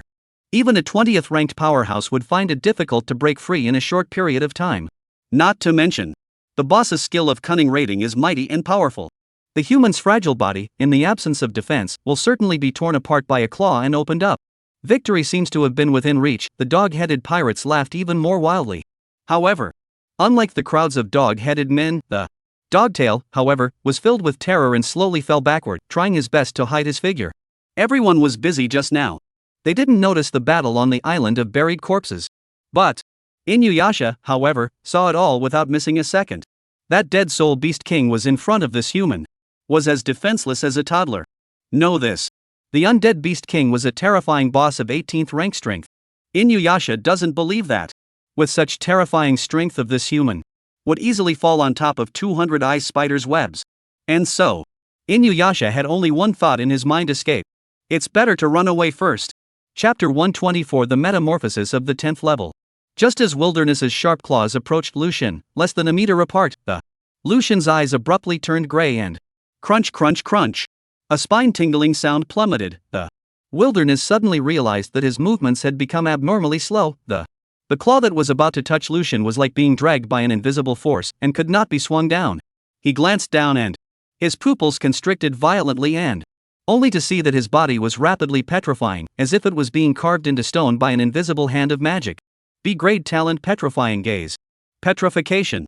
How did you master the Naga royal family's petrification technique? Wilderness's eyes were filled with horror and the petrification talent that was exclusive to the Naga royal family. How on earth did he, a human, awaken it? And treadmill. How did he get so much talent? Just now, he himself saw this human casting an undead talent, a space talent, a strength talent, and an auxiliary talent. Now there was also the petrification talent. Playing hard to get? I have one gift. Why does he have so many? And all the high-grade ones? Just as Wilderness was shocked, Lucien's body flashed with red light and, slowly rising to his feet, the spider web that could have firmly bound a 20th ranked powerhouse instantly disintegrated. To Lucien, there was no hindrance. When Wilderness saw this, his pupils once again shrunk violently and impossible. This 100-eye spider silk can even bind a 20th ranked powerhouse. How can you easily break free? Before the words left his mouth, the Wilderness was suddenly speechless, and this was because the image of Lucien instantly moving to the undead soul beast king and blowing his head off with a single punch earlier surfaced in his mind. At that time, he thought that Lucien had taken advantage of the undead soul beast king's carelessness to sneak in and win the attack. Now it seems that it had nothing to do with a sneak attack. Lucien is completely, by virtue of his overwhelming power, positively crushed the undead soul beast king. Thinking about it, uncontrollable fear sprang into the eyes of the Wilderness. A green light flashed wildly on his body, and it was a sign that he was desperately trying to energize the speed resonance of the. However, no matter how much the Wilderness struggles, his petrified body did not move a muscle. With Lucien's high level of perception attributes, Wilderness simply couldn't get rid of the petrification of the. No! This can't be happening! Wilderness hissed in despair, only to see Lucien's seemingly slender right hand violently clasping Wilderness's face, and then, a huge force burst out violently, hard, holding his head down on the deck. Boom! The deck shook violently and the entire hyena shuddered slightly with it. The tremendous impact caused blood to spurt from the 7 orifices of the hyena, and the world seemed to spin as if the heavens were spinning before his eyes. Spare. Spare me. He squeezed out a few words with difficulty. Spare you? Then who's going to give me life energy? The corner of Lucian's mouth hooked up in a cold smile. Immediately afterward, the red aura of his right hand, which was pressed on the head of the wilderness, blossomed. The muscles instantly tensed and a terrifyingly huge force erupted once again. The wilderness could only feel an irresistible force surging to the no. He wailed in despair. The put. With a chilling thud, the wilderness's head was crushed hard by Lucian's right hand. Like a smashed watermelon, the red and white things splashed in all directions. Stars of blood, flesh and brains splattered onto Lucian's angular face. It made him look like a devil coming out of hell. Ding, killed Doghead Wilderness 15th rank boss, gained 560,000 life energy. Ding, congratulations, you have successfully leveled up to 10. Level, 1017.230W. Ding, as a monitor, you double the attributes you gain when upgrading. Strength plus 20. Agility plus 20. Physical fitness plus 20. Perception plus 20. Free attribute points plus 10. Ding, as you have successfully crossed the level 10 threshold, you have gained additional attributes. Strength, agility, physique, perception plus 100 each. Normal evolutionary level 10 reward is only 50 points. Reminder, after level 10, the attribute points gained by an evangelist upgrading are doubled. Reminder, you have the monitor template enchantment, after level 10, for every level up, attributes plus 40, free attributes plus 20. Ordinary evolutionary after level 10, attributes plus 20 per level, free attributes plus 10. Ding, your pet, the North Sea Giant Demon Divine has been upgraded to level 6. Level, 617.6W30W. With a raging infusion of life energy, the Lucian's body expanded and grew at a speed visible to the naked eye. No wonder creatures were so tough after level 10. It turns out that the leap from level 9 to level 10 can bring about such a metamorphosis. Not only did he instantly gain attribute points equivalent to 5 consecutive level jumps. For each level thereafter, the attribute growth is even more exponentially accelerated. The leap of a full 490 points of attributes made Lucian unable to help but look up to the sky and laugh maniacally. Ha ha ha ha ha ha, painful. The thrill of soaring power. Unparalleled. Looking at Lucian, who was looking up to the sky. The rest of the dog-headed pirates of the Hyena Pirate Corps all had their mouths wide open and were dumbfounded. Their own boss. The leader of the Hyena Pirates. Boss-level powerhouse of the 15th rank. Just like that, in front of this human. Crushed and exploded his head hard. Not. The boss is the boss. He's the one who can take on 100 people.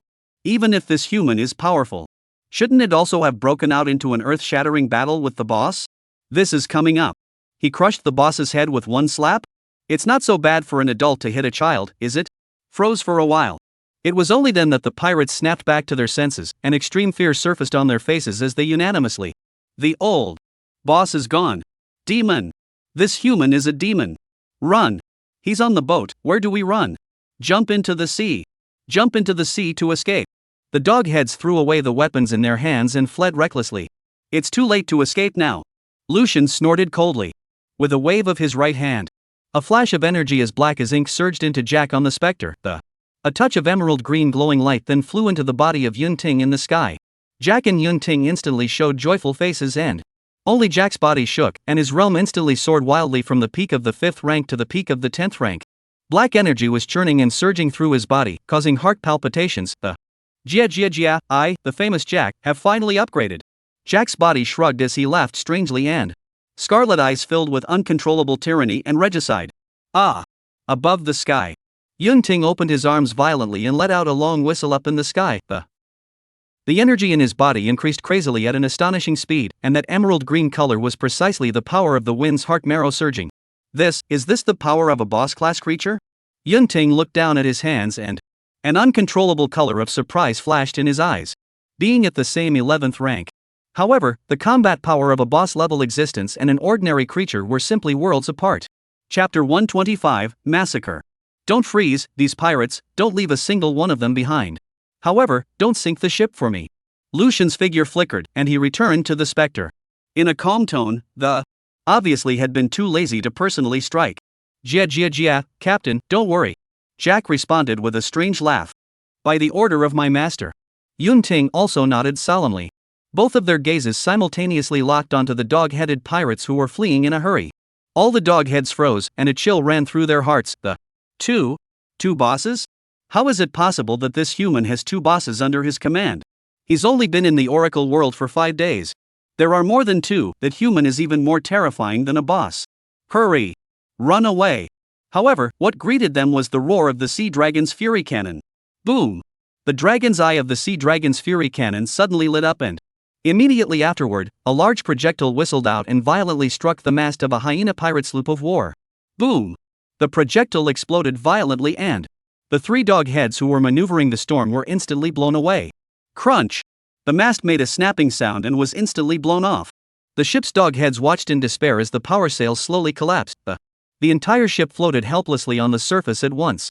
However, before the rest of the dog heads on this ship could react, only to see that a streak of black light swept past 2 dog-headed men with terrified faces and, in a flash, 2 huge dog heads instantly flew up and, with the black light residing in the body, a rotting corpse in a tattered captain's uniform and a tricorn hat stood upright. It was none other than Jack, who had been promoted to the peak of the 10th rank. It's that undead boss. There's no escape. Fight him.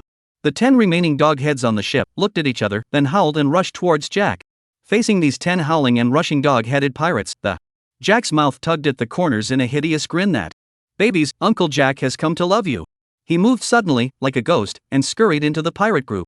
With a fierce wave of his hands, black crystals instantly gathered in his palms, transforming into sharp blades. Whoosh! A black light flashed swiftly and a pirate's throat was slit by the blade, blood spurting as his body collapsed. Jack's body did not stop. Right hand raised.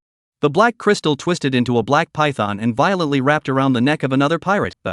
With a vicious twist, the pirate's eyes widened, his neck clicked and was instantly twisted off, and he was lifeless. Ah! A dog-headed pirate screamed in terror, swinging his sword in a vain attempt to fend off Jack's attack. But Jack just flicked his hand and the black crystals instantly transformed into a shield, blocking the long knife slash that. At the same time, spikes popped out from the edges of the crystal, instantly piercing into the pirate's chest. The pirates became even more flustered, while Jack's attacks became more and more intense. His form was like lightning. The black crystals were infinite in his hands, sometimes a long sword, sometimes a huge hammer. Each swing took away a pirate's life. Bang! Jack kicked a pirate, who rolled in the air and hit the ground hard, spitting out blood. Before the pirate could get up, Jack's right hand, the black crystals had turned into sharp blades and pierced his body from behind. In a split second, 10 pirates had fallen most of the way. The few remaining pirates' eyes were filled with fear and despair, but there was no way to escape. These dog-headed pirates are all 15th order existences. Take out any one of them. Putting them in the new BC, they're all boss-level existences. At the moment, they are like livestock. Let Jack decapitate them. Jack grinned as he walked towards the last pirate and, "Don't be afraid, baby, I'm gentle." Black crystals coalesced into a giant scythe in his hand. He swung the scythe and slashed down violently. The pirate's body was instantly split in half. The blood splattered all over the deck. "See, it doesn't hurt, does it?"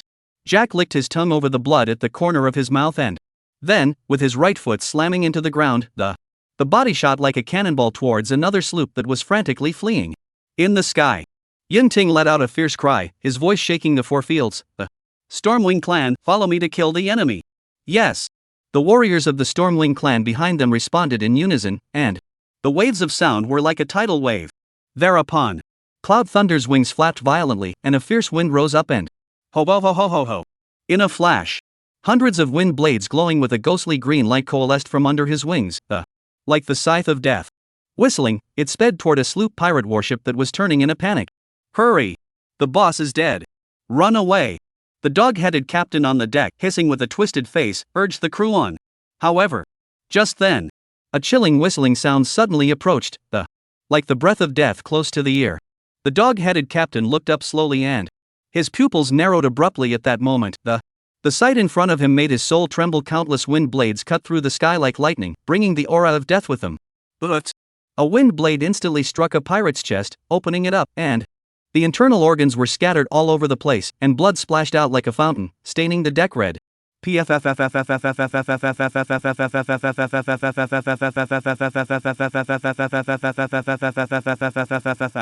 Immediately following, the wind blades poured down like a torrential downpour. One after another, they smashed into the pirates on the deck. A pirate's chest was penetrated by a wind blade, and blood gushed out like a fountain of blood, and he stared with wide eyes and Hands instinctively grabbed at his chest, but could only hold a handful of warm blood that.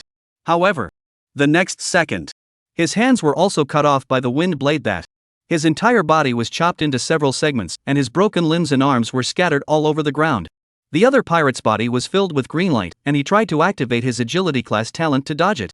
But in front of the wind blades that were as dense as rain, all struggles were futile.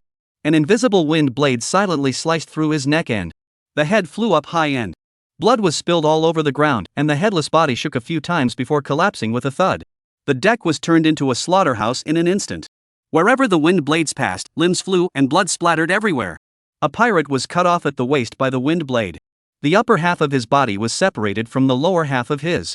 The entrails were scattered all over the place, emitting a sickening, fishy odor. Another pirate jumped into the sea in horror and attempting to escape. But the wind blade followed him like a shadow, cutting a deep wound in his back and the blood instantly dyed the seawater red. He sank to the bottom of the sea with it and disappeared without a trace. A few moments later, there was no life on the deck, just broken limbs and blood. All that's left are broken limbs and spilled blood, evidence of a terrible massacre that took place here. Cloud Thunder's wings swung slowly and his eyes gazed coldly at the pirate warship below that had turned into a hell on earth, without a trace of expression on his face. Then he turned his gaze to the next warship. At this time, not far away, on another pirate ship, Jack violently released the dog-headed man whose neck he had broken and, looking in the direction of Yunting with a shocked expression, what did the captain give this birdman to eat? So fierce? 15 pirates in one move? Jack muttered incredulously as his eyes widened. Chapter 126, Shame on You. Subsequently, he twisted his head, and the bloodlust in his eyes increased, and a crazy killing intent surged to his heart. No way. I'm the first patriarch to follow the captain. I can't be outdone by this bird. Thinking about this, Jack's killings became more swift and merciless. In a flash, the whole sea was filled with the wails and screams of the dog-headed men before they died. Blood stained the surface of the sea. Intertwined with the afterglow of the setting sun, it formed a horrifying picture. The churning sea, with the tail of a dog floating between its, witnessing his own kind being slaughtered like cattle, helpless to resist. Its body could not help but tremble. Its face was pale, and boss. Finished? Hyena pirates. Is finished? How is this possible? Shouldn't evolvers be weak at this time? How could they be so strong? The ancestral teachings of the Dogman clan echoed in his mind. The ancestral motto had said, at the beginning of the struggle for the supremacy of all races, the races that first entered the oracle world were weak and, if we can hunt and kill them in large numbers at this time, will obtain incalculable benefits and may even change the status of the dog-headed man clan. However, this session of the 10,000 races brawl had only just kicked off, but only for 5 days. Just 5 days. How could an evolved person come out of it so powerful? Ancestral training is a mistake. Inuyasha's face turned even more pale at the thought of the hyena pirates' entire army being wiped out. The world of the oracle was in crisis. It is alone. If it has no power to rely on, it will sooner or later be buried in this vast ocean. Wait! Inuyasha snapped, remembering something, a flash of joy in his eyes. That human used petrification when he killed the boss, didn't he? Its doggy nose sniffed, carefully recalling that moment. Petrification is the exclusive talent of the Naga Kings. This human can petrify, his hands must be stained with the blood of the Naga Kings. Inuyasha was calculating in his mind. If I send this message to the Naga Kings, I will surely be able to gain their patronage. At that time, glory and wealth will still be within reach? Thinking of the power of the Naga royal court, Inuyasha felt that the future was full of hope.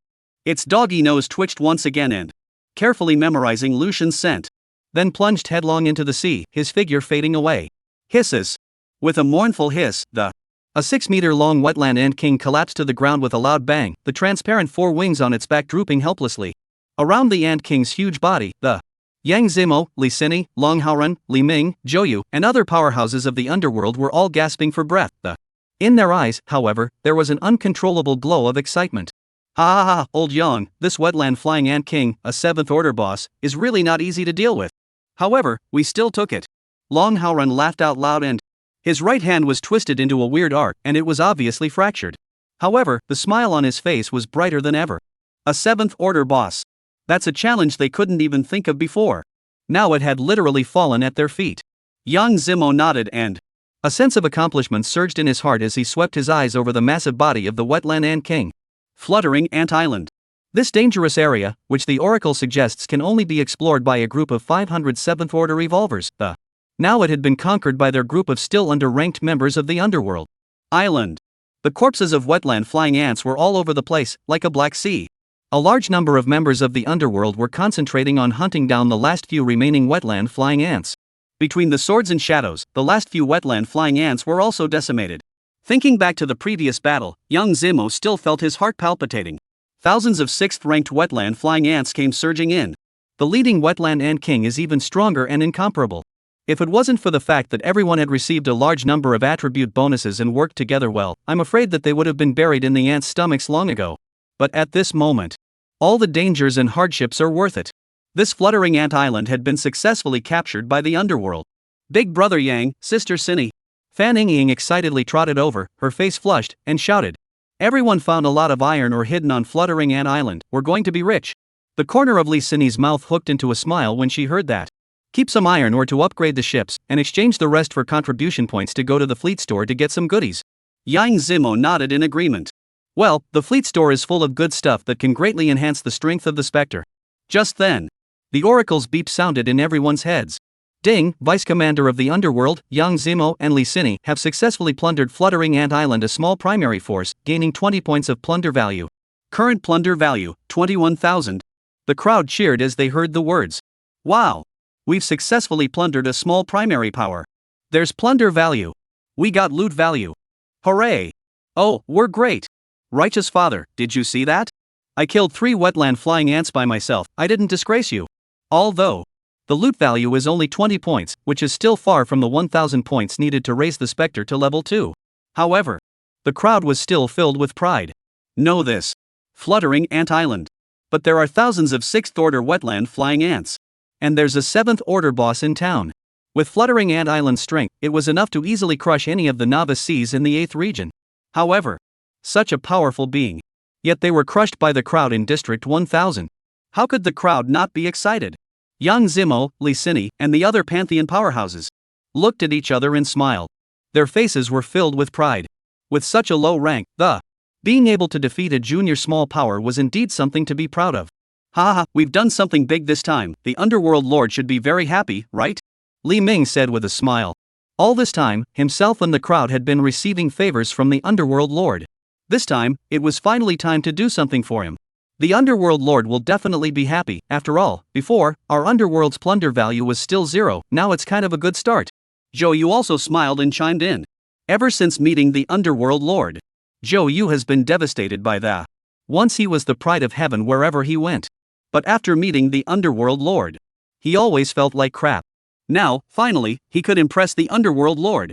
However, the joy of the crowd had not lasted long. The oracle's beep sounded once again. Ding, Underworld leader Lucian, successfully plundered Buried Corpse Island Intermediate Small Force, gaining 200 points of plunder value. Current plunder value, 220-1000. Hearing the oracle's prompt, the smiles on the faces of the crowd froze for a split second. Li Ming's eyes widened and he stammered, asking that.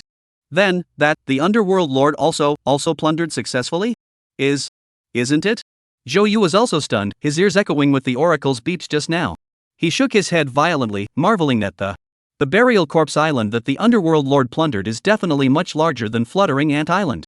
Fluttering Ant Island is only a small primary level power, but Burial Corpse Island is a small intermediate level power. There's a tenfold difference in the plunder value of the power contribution. The Underworld Lord must have just done something earth-shattering. The crowd heard this and, involuntarily, they looked at each other and they were just now rejoicing over the measly 20 points of loot value that, as a result, the Undertaker easily decimated 200 points of loot value. What a shame. And yet, before the crowd could recover from the shock of the oracle's voice once again resounded in their minds. Ding, Underworld leader Lucian, successfully plundered Hyena Pirates Intermediate Small Force, gained 150 points of plunder value. Current plunder value, 370-1000. Chapter 127, The Nation is Fortunate, the Divine Summer is Fortunate. Once again, the oracle prompted that. Thoroughly froze the spectral crowd on Fluttering Ant Island. The crowd stared at each other in disbelief and eyes filled with shock. The Underworld Lord has plundered 2 mid-level powers in a row? Zhou Yu, who was just barely able to maintain a calm analysis of At this moment, he was so dumbfounded that he couldn't even speak properly. Li Ming was also dumbfounded and stuttering and muttering. Hades. Lord of the Underworld. Awesome. Myself and the 900 or so people of the underworld are fighting to the death here. After a lot of hard work, it was with great difficulty that we barely managed to take out a small, junior force. I had expected to impress the Underlord. But, Lord of the Underworld. By himself, he took down 2 small mid-level forces one after another. The highs and lows were immediately judged. The same evolvers who all came to the Oracle world together. How is the gap so big? The flash of joy that young Zemo had just surged due to the success of plundering Fluttering Ant Island was instantly shocked into oblivion by Lucian's result. He shook his head and smiled bitterly. The Underworld Lord really doesn't give us any chance to be proud every time we just want to be complacent. He just uses his own strength to tell us how big the gap is. While Fan Ying was surprised, her big eyes were filled with curiosity. Who can tell me just how strong is the intermediate level small force that Brother Lucian defeated? A 15th rank boss. Lee Sin took a deep breath and her beautiful eyes narrowed slightly, and she replied in a deep voice that only forces whose leader is a 15th rank boss are qualified to be judged by the Oracle as a mid-level small force. She looked up into the sky, her heart growing heavier and heavier. No matter how hard she tried, the gap between them and Lucian seemed to be widening. Himself and all the renowned experts of the 1000 Seas region had joined forces and only barely managed to kill a 7th rank boss. And yet, Lucian was now able to easily defeat 2 15th rank bosses in a row. It was all as simple as chopping a melon and cutting a vegetable. She and Lucian seemed to be gradually moving towards 2 very different worlds. Hearing Lee Sin's words, the Fluttering Ant Island instantly resounded with a sharp sound of cold air being sucked backward. It was as if even the air was frozen by the shock. 15th rank? Doesn't that mean that the Underworld Lord just killed 2 15th rank bosses? 15th rank Underworld Lord seems to be able to increase his strength greatly after every battle. Compared to the Underworld Lord, I feel like I'm a waste. After reacting for 2 seconds, the island erupted with deafening cheers, as if it was going to overturn this heaven and earth. Long live the Underworld Lord. The Underworld Lord is awesome. Your Highness the Underworld Lord, I love you. I'm so excited that I can't speak. With the Underworld Lord here, our underworld is invincible, and the Divine Summer is invincible. Lord Underworld is mighty. At this moment, the hearts of the crowd were filled with endless excitement. A demonic existence like Lucian. If he were an enemy, it would be an absolute nightmare. But fortunately, Lucian is not the enemy. He's one of their own. It's their Undertaker. Happiness. So happy. Being able to be dropped in 1000 seas. What a blessing from heaven. Young Zemo looked at the desperately cheering crowds on Fluttering Ant Island and a pleased smile could not help but appear on his face, whispering softly to himself. Lucian, there you are. The nation is very fortunate, and Xinxia is very fortunate. Master, the enemies of the Hyena Pirate Corps have all been exterminated. Yunting knelt down on one knee and his eyes were filled with respect. I just took out more than 40 dogheads, Captain, praise me. Jack laughed playfully at the side to join in the fun. Unbelievable. These two had actually decimated nearly 115th ranked doghead bosses. Lucian glanced at the duo and faintly commanded that clean up the battlefield and move all the corpses to the burial island. After speaking, Lucian's figure flashed and had appeared on the distant buried corpse island. Obey the order. Don't worry, Master. Yunting bowed respectfully and he then slowly got up. Yo, Yunchan, the captain is gone, who else are you saluting? Jack came over and patted Yunting on the shoulder. Nah. I'll leave the cleaning up of the battlefield to you, I'll go find the captain first. Remember to moor the Phantom and the Hyena Pirates warships to the island later.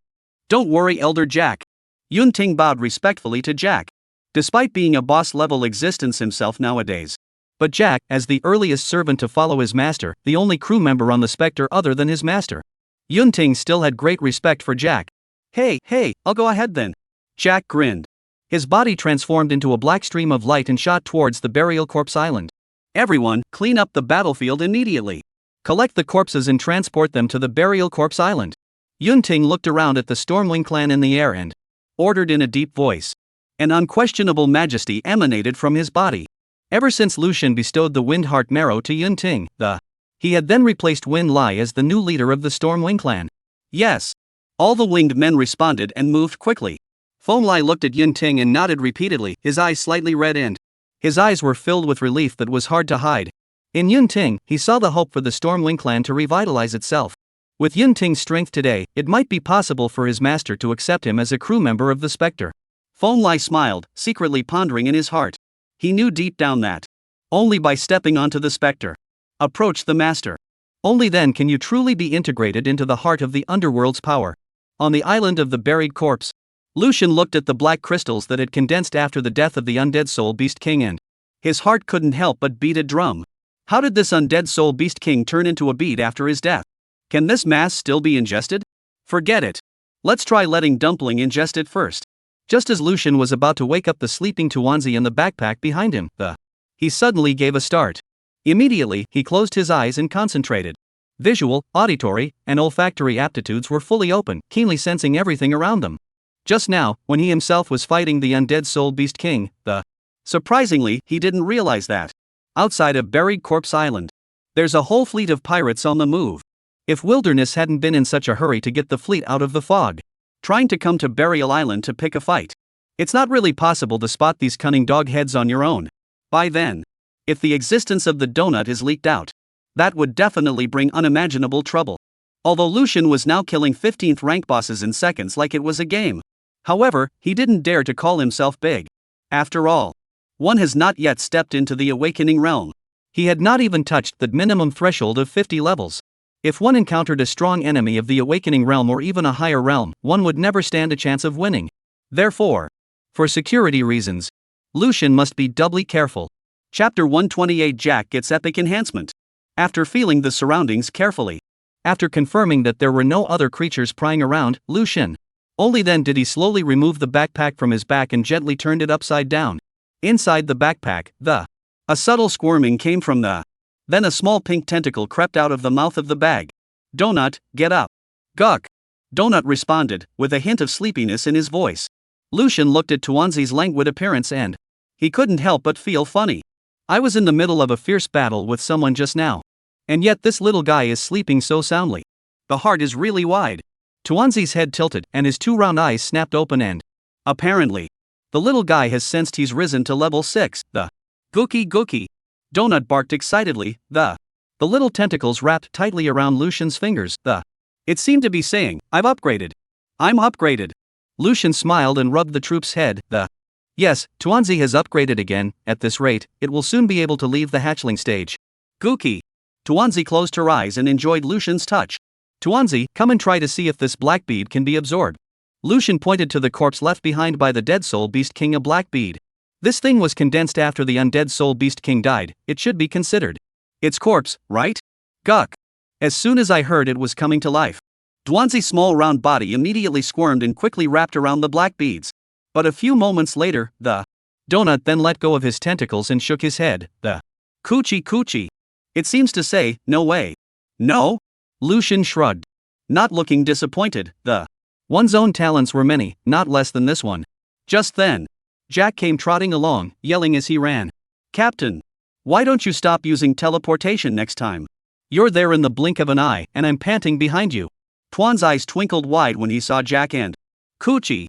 It pointed its little tentacles at the black bead, and then at Jack. Lucian's eyes snapped open and, turning to Jack, he opened his mouth and said, Jack, try eating the beads that this undead beast king has condensed into. Jack froze in place when he heard that. What are you doing? You're asking me to eat again. Hey, I say donut, you this little guy will not be pitted, I right? Gobble gobble gobble. The donut immediately stretched out its tentacles at the black bead. The meaning was clear. Take it or leave it. Hey, I'll eat. Jack grinned as he snatched up the black beads and something directed by the god said must be a treasure. With that, he was about to swallow the black bead.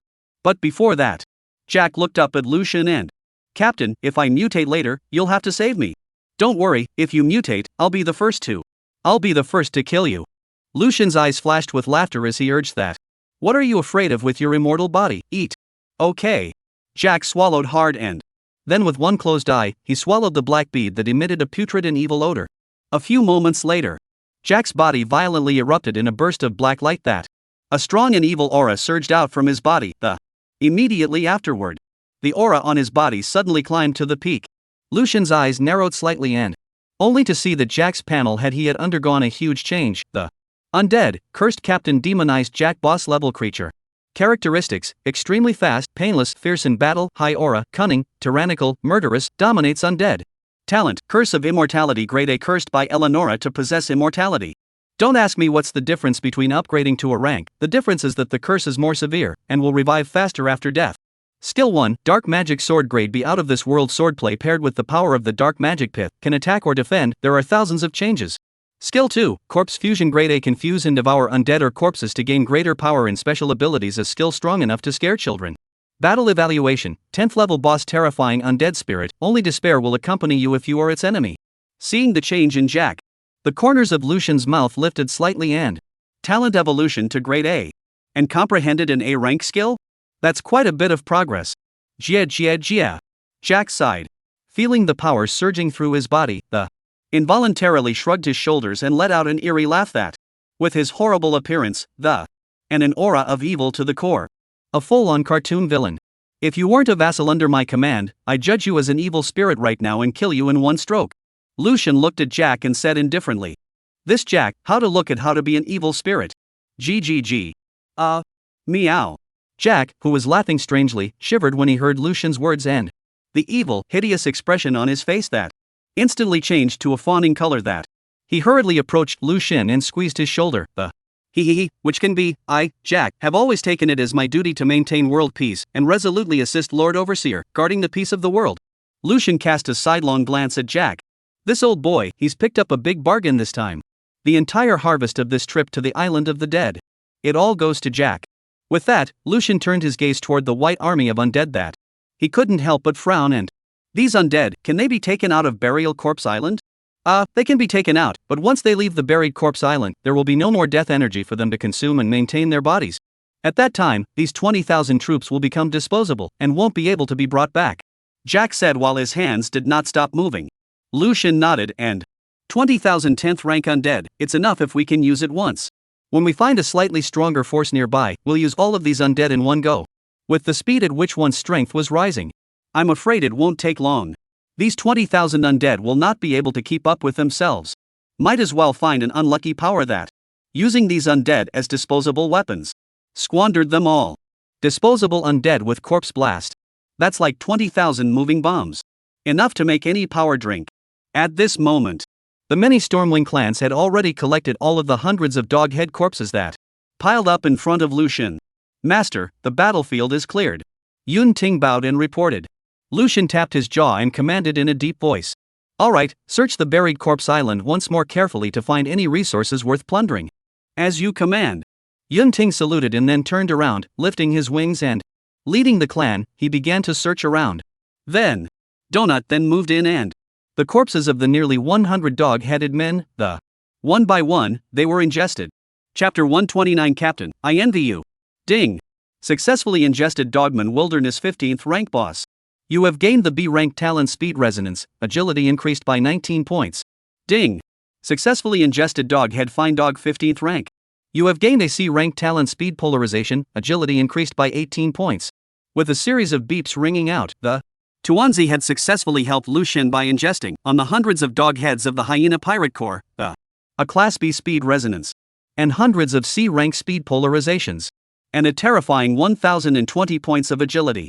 That's right. That's 1,020 points. And that's even after the troop, because of the excessive number of 15th order corpses they've ingested, causing the ingested attributes to decay. Otherwise, that agility boost is likely to be around 2,000 points. But even so, Lucian was already quite satisfied. To be sure, his own agility was only 834 points before the regiment ingested it. This time, agility doubled right off the bat. It reached a terrifying 1854. It's been more than 5 days since I came to the Oracle world. Lucian, through observation and real-world combat experience, had gradually got a rough estimate of the basic attributes of each class of monsters. Monsters of the 10th rank. The 4-dimensional attributes fluctuated between roughly 100-200 points on average. Monsters of the 20th rank. The 4-dimensional attributes on average, on the other hand, can reach a range of 300-600 points. And with his own current 1854 points of agility, it was already enough to completely suppress an ordinary monster of the 30th rank in terms of speed. If one were to unleash a speed-type talent, it would even be able to crush a 30th rank boss.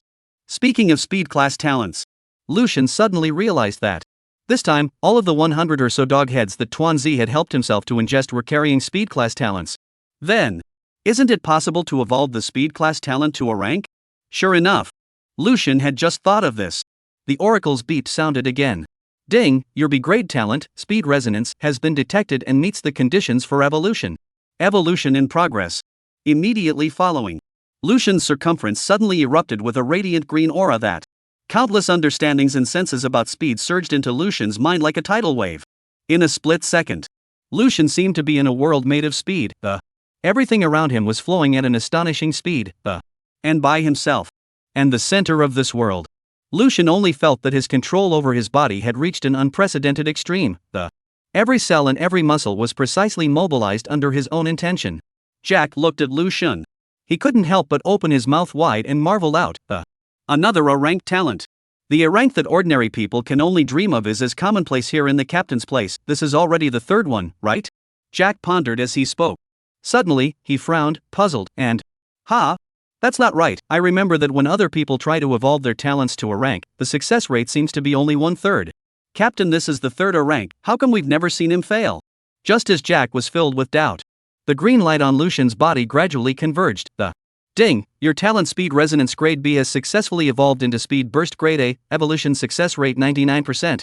Due to your profound perception of the agility class talent, you have successfully comprehended the A-rank skill Flowing Cloud Sword Dance.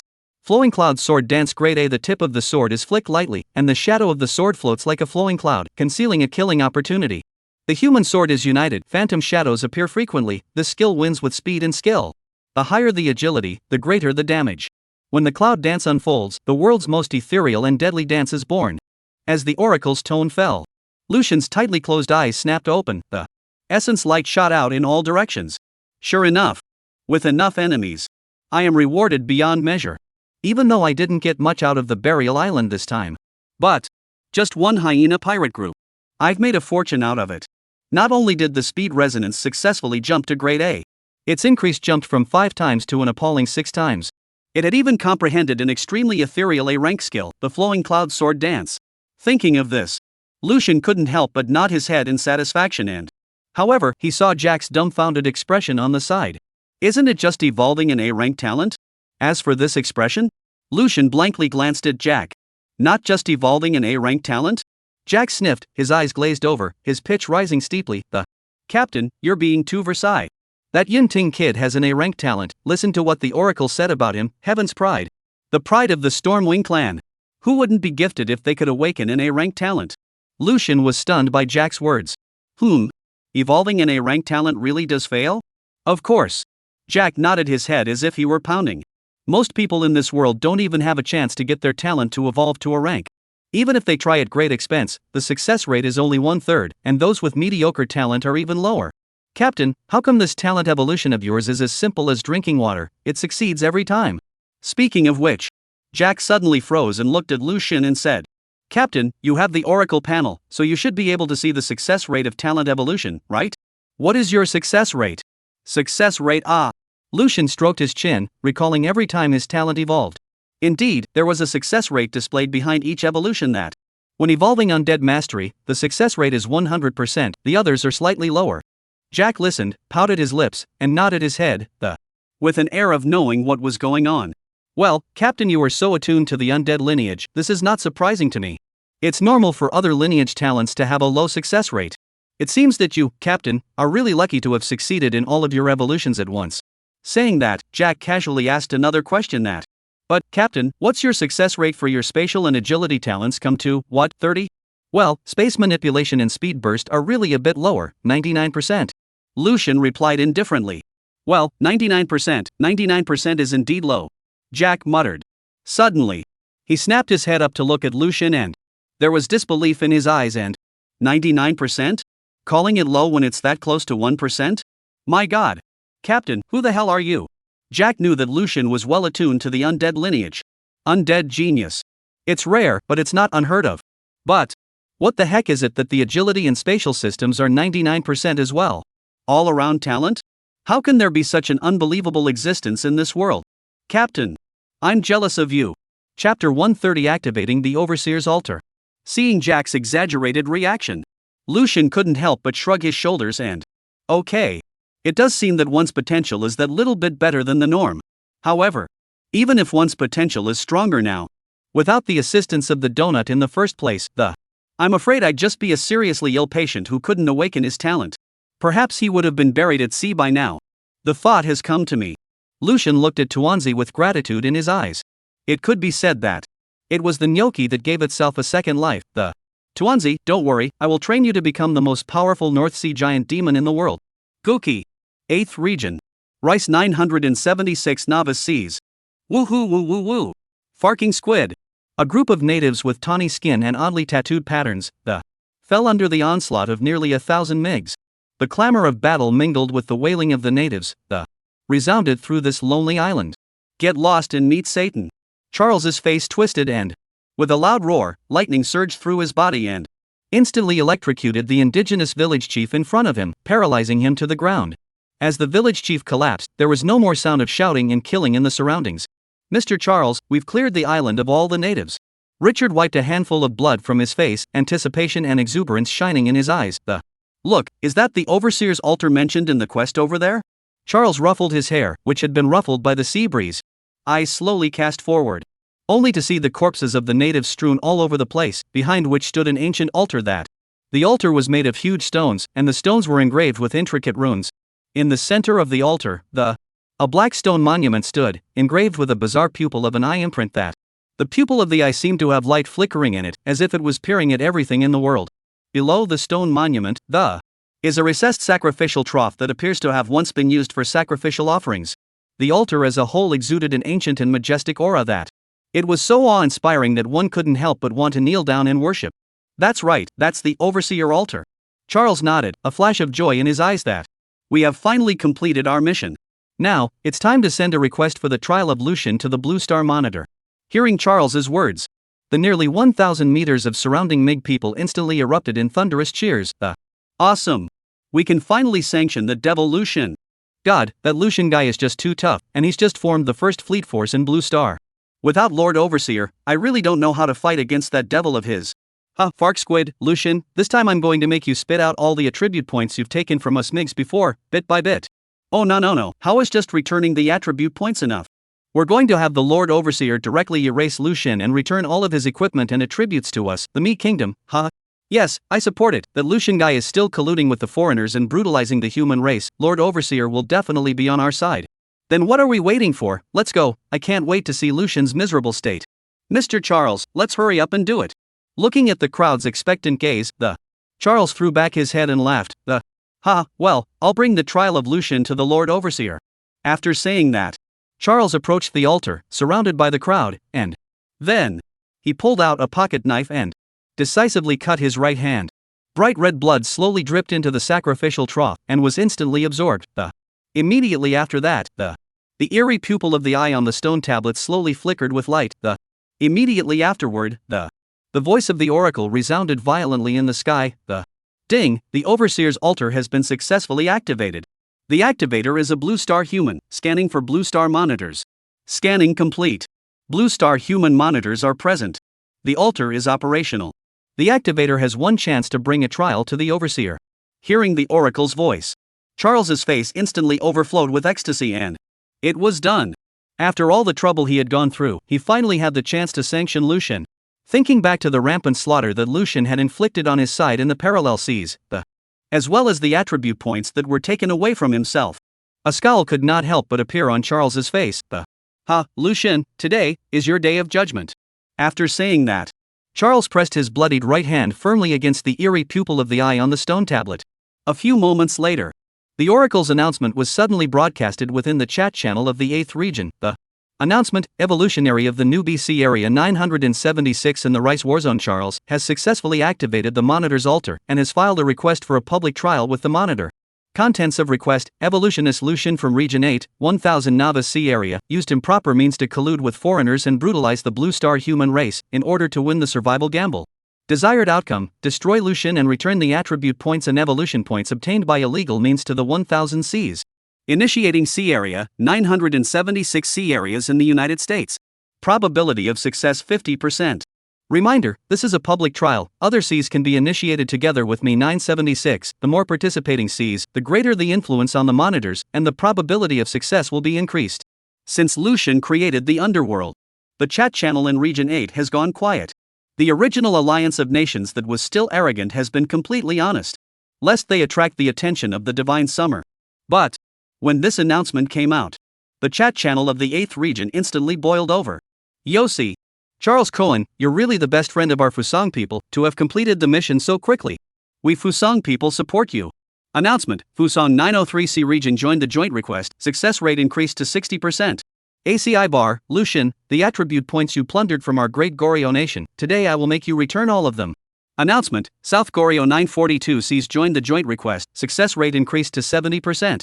Lu Shun, you heretic, we Tianju people are going to avenge Lord Emir and our dead compatriots today. Announcement: Tianju 579C's joined the joint request, success rate increased to 80%. In a flash, the countries of the alliance, which had been silent before, jumped out and they joined Rice's joint request. For each additional C joined, the success rate of requests continues to climb. Charles looked at the climbing success rate and smiled broadly in triumph and, thank you all for your help. When Lord Overseer sees our joint claim, he will definitely wipe out that Lu Xun and make Lu Xun and those divine Xia people spit out all the evolution points. Chapter 131, His Highness the Overseer supports us in sanctioning Lu Xun. Yossi, finally we can sanction those dastardly divine Xia people. Since the end of the survival gamble, dozens more of us in the 903C area have died, and now there are just over 100 people left. All of this was caused by that damnable Lu Xun. Charles Cohen, why don't we just ask Lord Inspector to put all the divine Xia people to death to end the future? That's right, Mr. Charles, we Goryeo people think that our Fusang friends' proposal is very good. Those divine Xia people are really abominable to the extreme, and it's hard for us to vent our anger by wiping out just one Lu Xun. For a while, all the people of the alliance countries suggested directly wiping out all the divine Xia people in Area 1000. Because they are afraid of the next land sinking. Charles shook his head and, oh, my dear friends, it is not that I am unwilling, but there is a limit to what can be offered. This has been the most favorable offer I can make, at this time, in our favor. Ash Bar, it's such a pity that I can't take care of all those divine Xia people at once. Yossi, it's good to be able to wipe out Lu Xun and return our attribute points. As for the other divine Xia people, we'll settle the score with them when we get out of the novice sea. Right, they were our prey and will still be our prey when we get out of the novice seas. If it wasn't for Lu Xun cheating, how could the divine Xia people be a match for us Tianju people? Gentlemen, now that the success rate has reached 90%, which other seas are still missing? Where are the sunbathers? Here we go, we, the Great Eagle Empire, have joined. Announcement: Sunset 345 seas joined the joint request, success rate increased to 95%. Yossi, this time, we're going to win. Fluttering Ant Island. Everyone, come and see. Charles is going to ask the monitor to initiate a trial against Brother Lu Xun.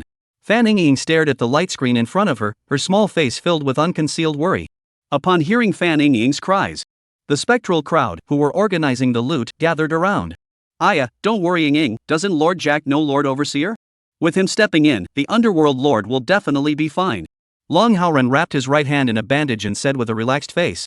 However, Yang Zimo, noticed the look on Fan Ying's face and, Ying, did something go wrong? Fan Ying bit her lip and looked over at everyone. Although Big Brother Zombie said that he knows Lord Overseer, but the oracle shows that Charles and the others already have a 95% success rate. I'm still a little worried.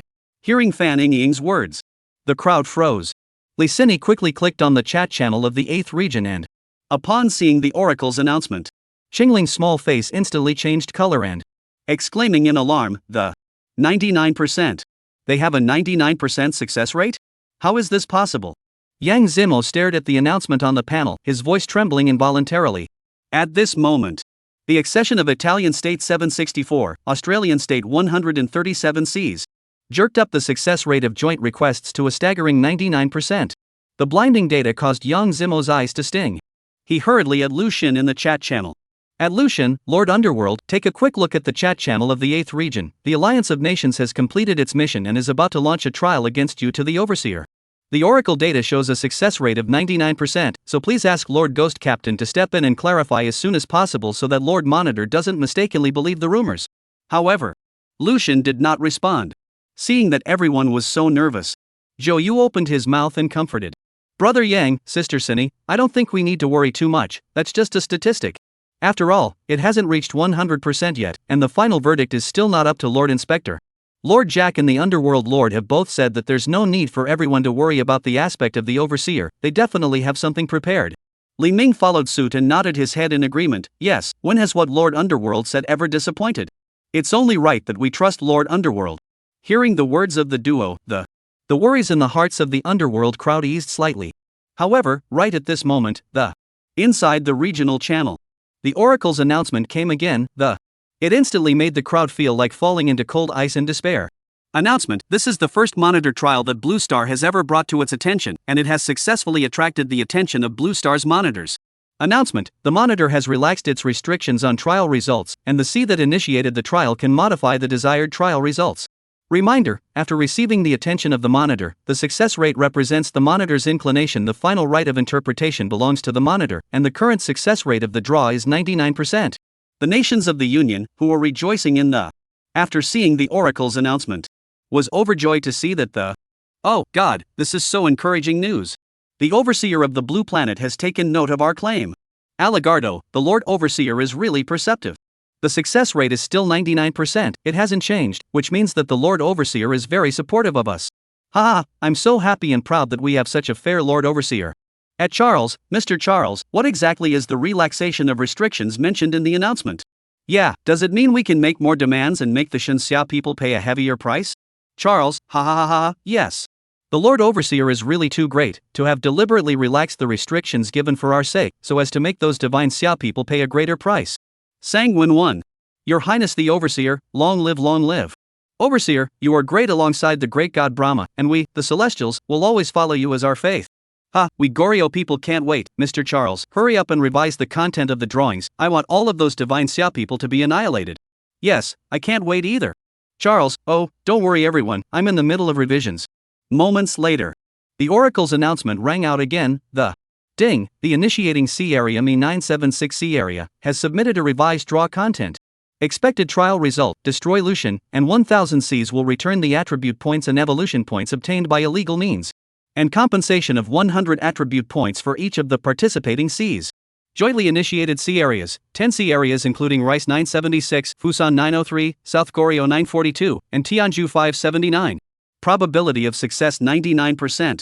Reminder: attribute points for compensation will be stripped from the evolvers of the C domains being judged. Reminder: those who bring to public judgment are likewise within the consideration of being judged, and all judgments will be finalized by the inspector. Seeing the Oracle's announcement, the members of the Alliance nations once again erupted in thunderous cheers. The chat channels of the Greater 8 regions were frantically swiped at. Wow, 100 attribute points. Chapter 132, let me erase myself. Ha, this time, all the attribute points we lost can all be recaptured at the Divine Xia people. He, I can see more than that.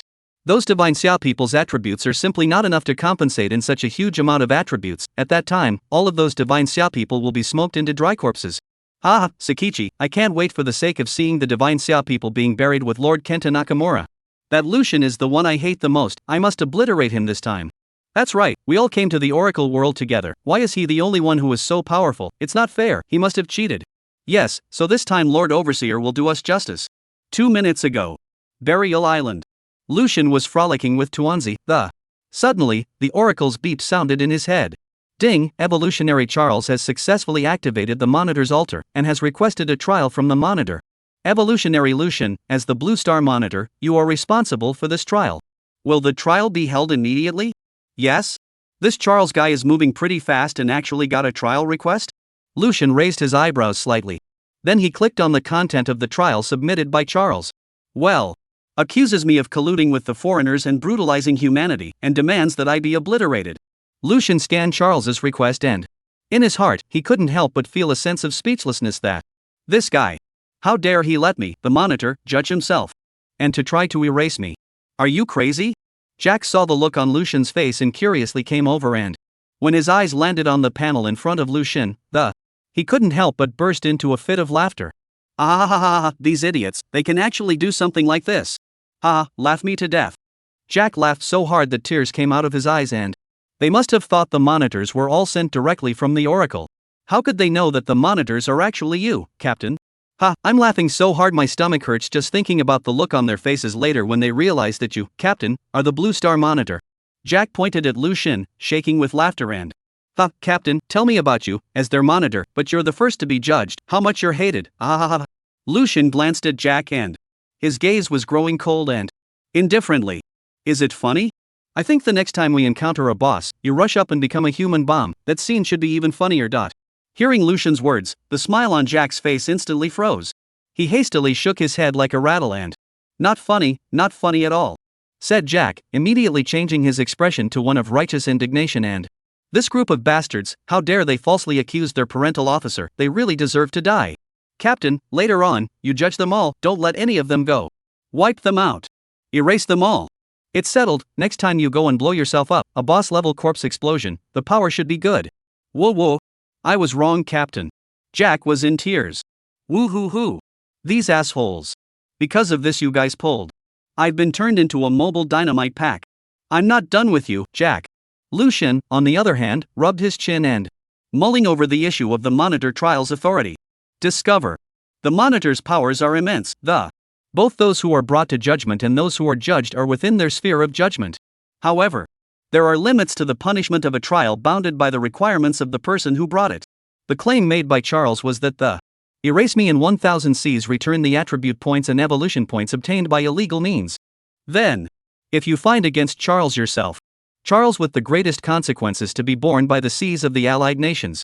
The maximum consequences for Charles's waters with the Confederate States would be no more than what Charles has asked. To wit, wipe out Charles and 1000 Cs doesn't need to refund those points. This may seem like a relief, but to Lucian, there was no substantial benefit. He is not a child himself. I don't do things just to get angry. There must be a real benefit to be gained. With that in mind, Lucian's eyes twinkled and, since there are restrictions, wouldn't it be better if I removed some of them? As a monitor, this is a privilege I should always have, right? With that, Lucian began to operate his hands and, sure enough, as a level 1 monitor, one has the right to moderately relax the limits of trial outcomes. Lucian's eyes lit up, immediately taking action. The corners of his mouth curled into a sneer that, the trap has been set, it's up to you guys to see if you'll take the initiative to jump in. Unlike Lucian's side of the air of calmness, the crowd in Area 1000 had long been anxious like ants on a hot pan and were spinning in circles. What to do? The Overseer has even taken a stance in favor of the Alliance nations. Is Brother Lucian really going to be wiped out? Tears instantly came to her eyes as Fan Ying thought of this terrible outcome. I don't want Brother Lucian to be obliterated. Oh. There's no reason for this. The Underworld Lord and Captain Ghost have both let it be known that there's no need to worry about the Monitor's problems. How can this still be happening? Yang Zimo's brows were locked, his heart filled with confusion. He really couldn't figure out that. Before, Captain Ghost's demeanor and words clearly did not seem to be false. However, why is the Lord Overseer now posturing in favor of an alliance of nations? Alas, Brother Yang, I think this Oracle world is no different from our blue star. Li Ming sighed and said in a disheveled manner, the people are cold and the world is cold. Perhaps Captain Ghost once had a friendship with the Monitor and could talk. But now Captain Ghost is gone, while the Monitor remains high and mighty. Perhaps the old flirtation has long since dissipated. Li Sini took a deep breath and firmly shook her head, no way. I can't stand by and watch Lucian suffer, he's paid too much for us. With that, she quickly tapped on the chat channel of the 8th region and sent a message. Lord Overseer, what the Alliance nations said is not true. The Stormwing clan is only Lucian's vassal, not colluding with the foreign races.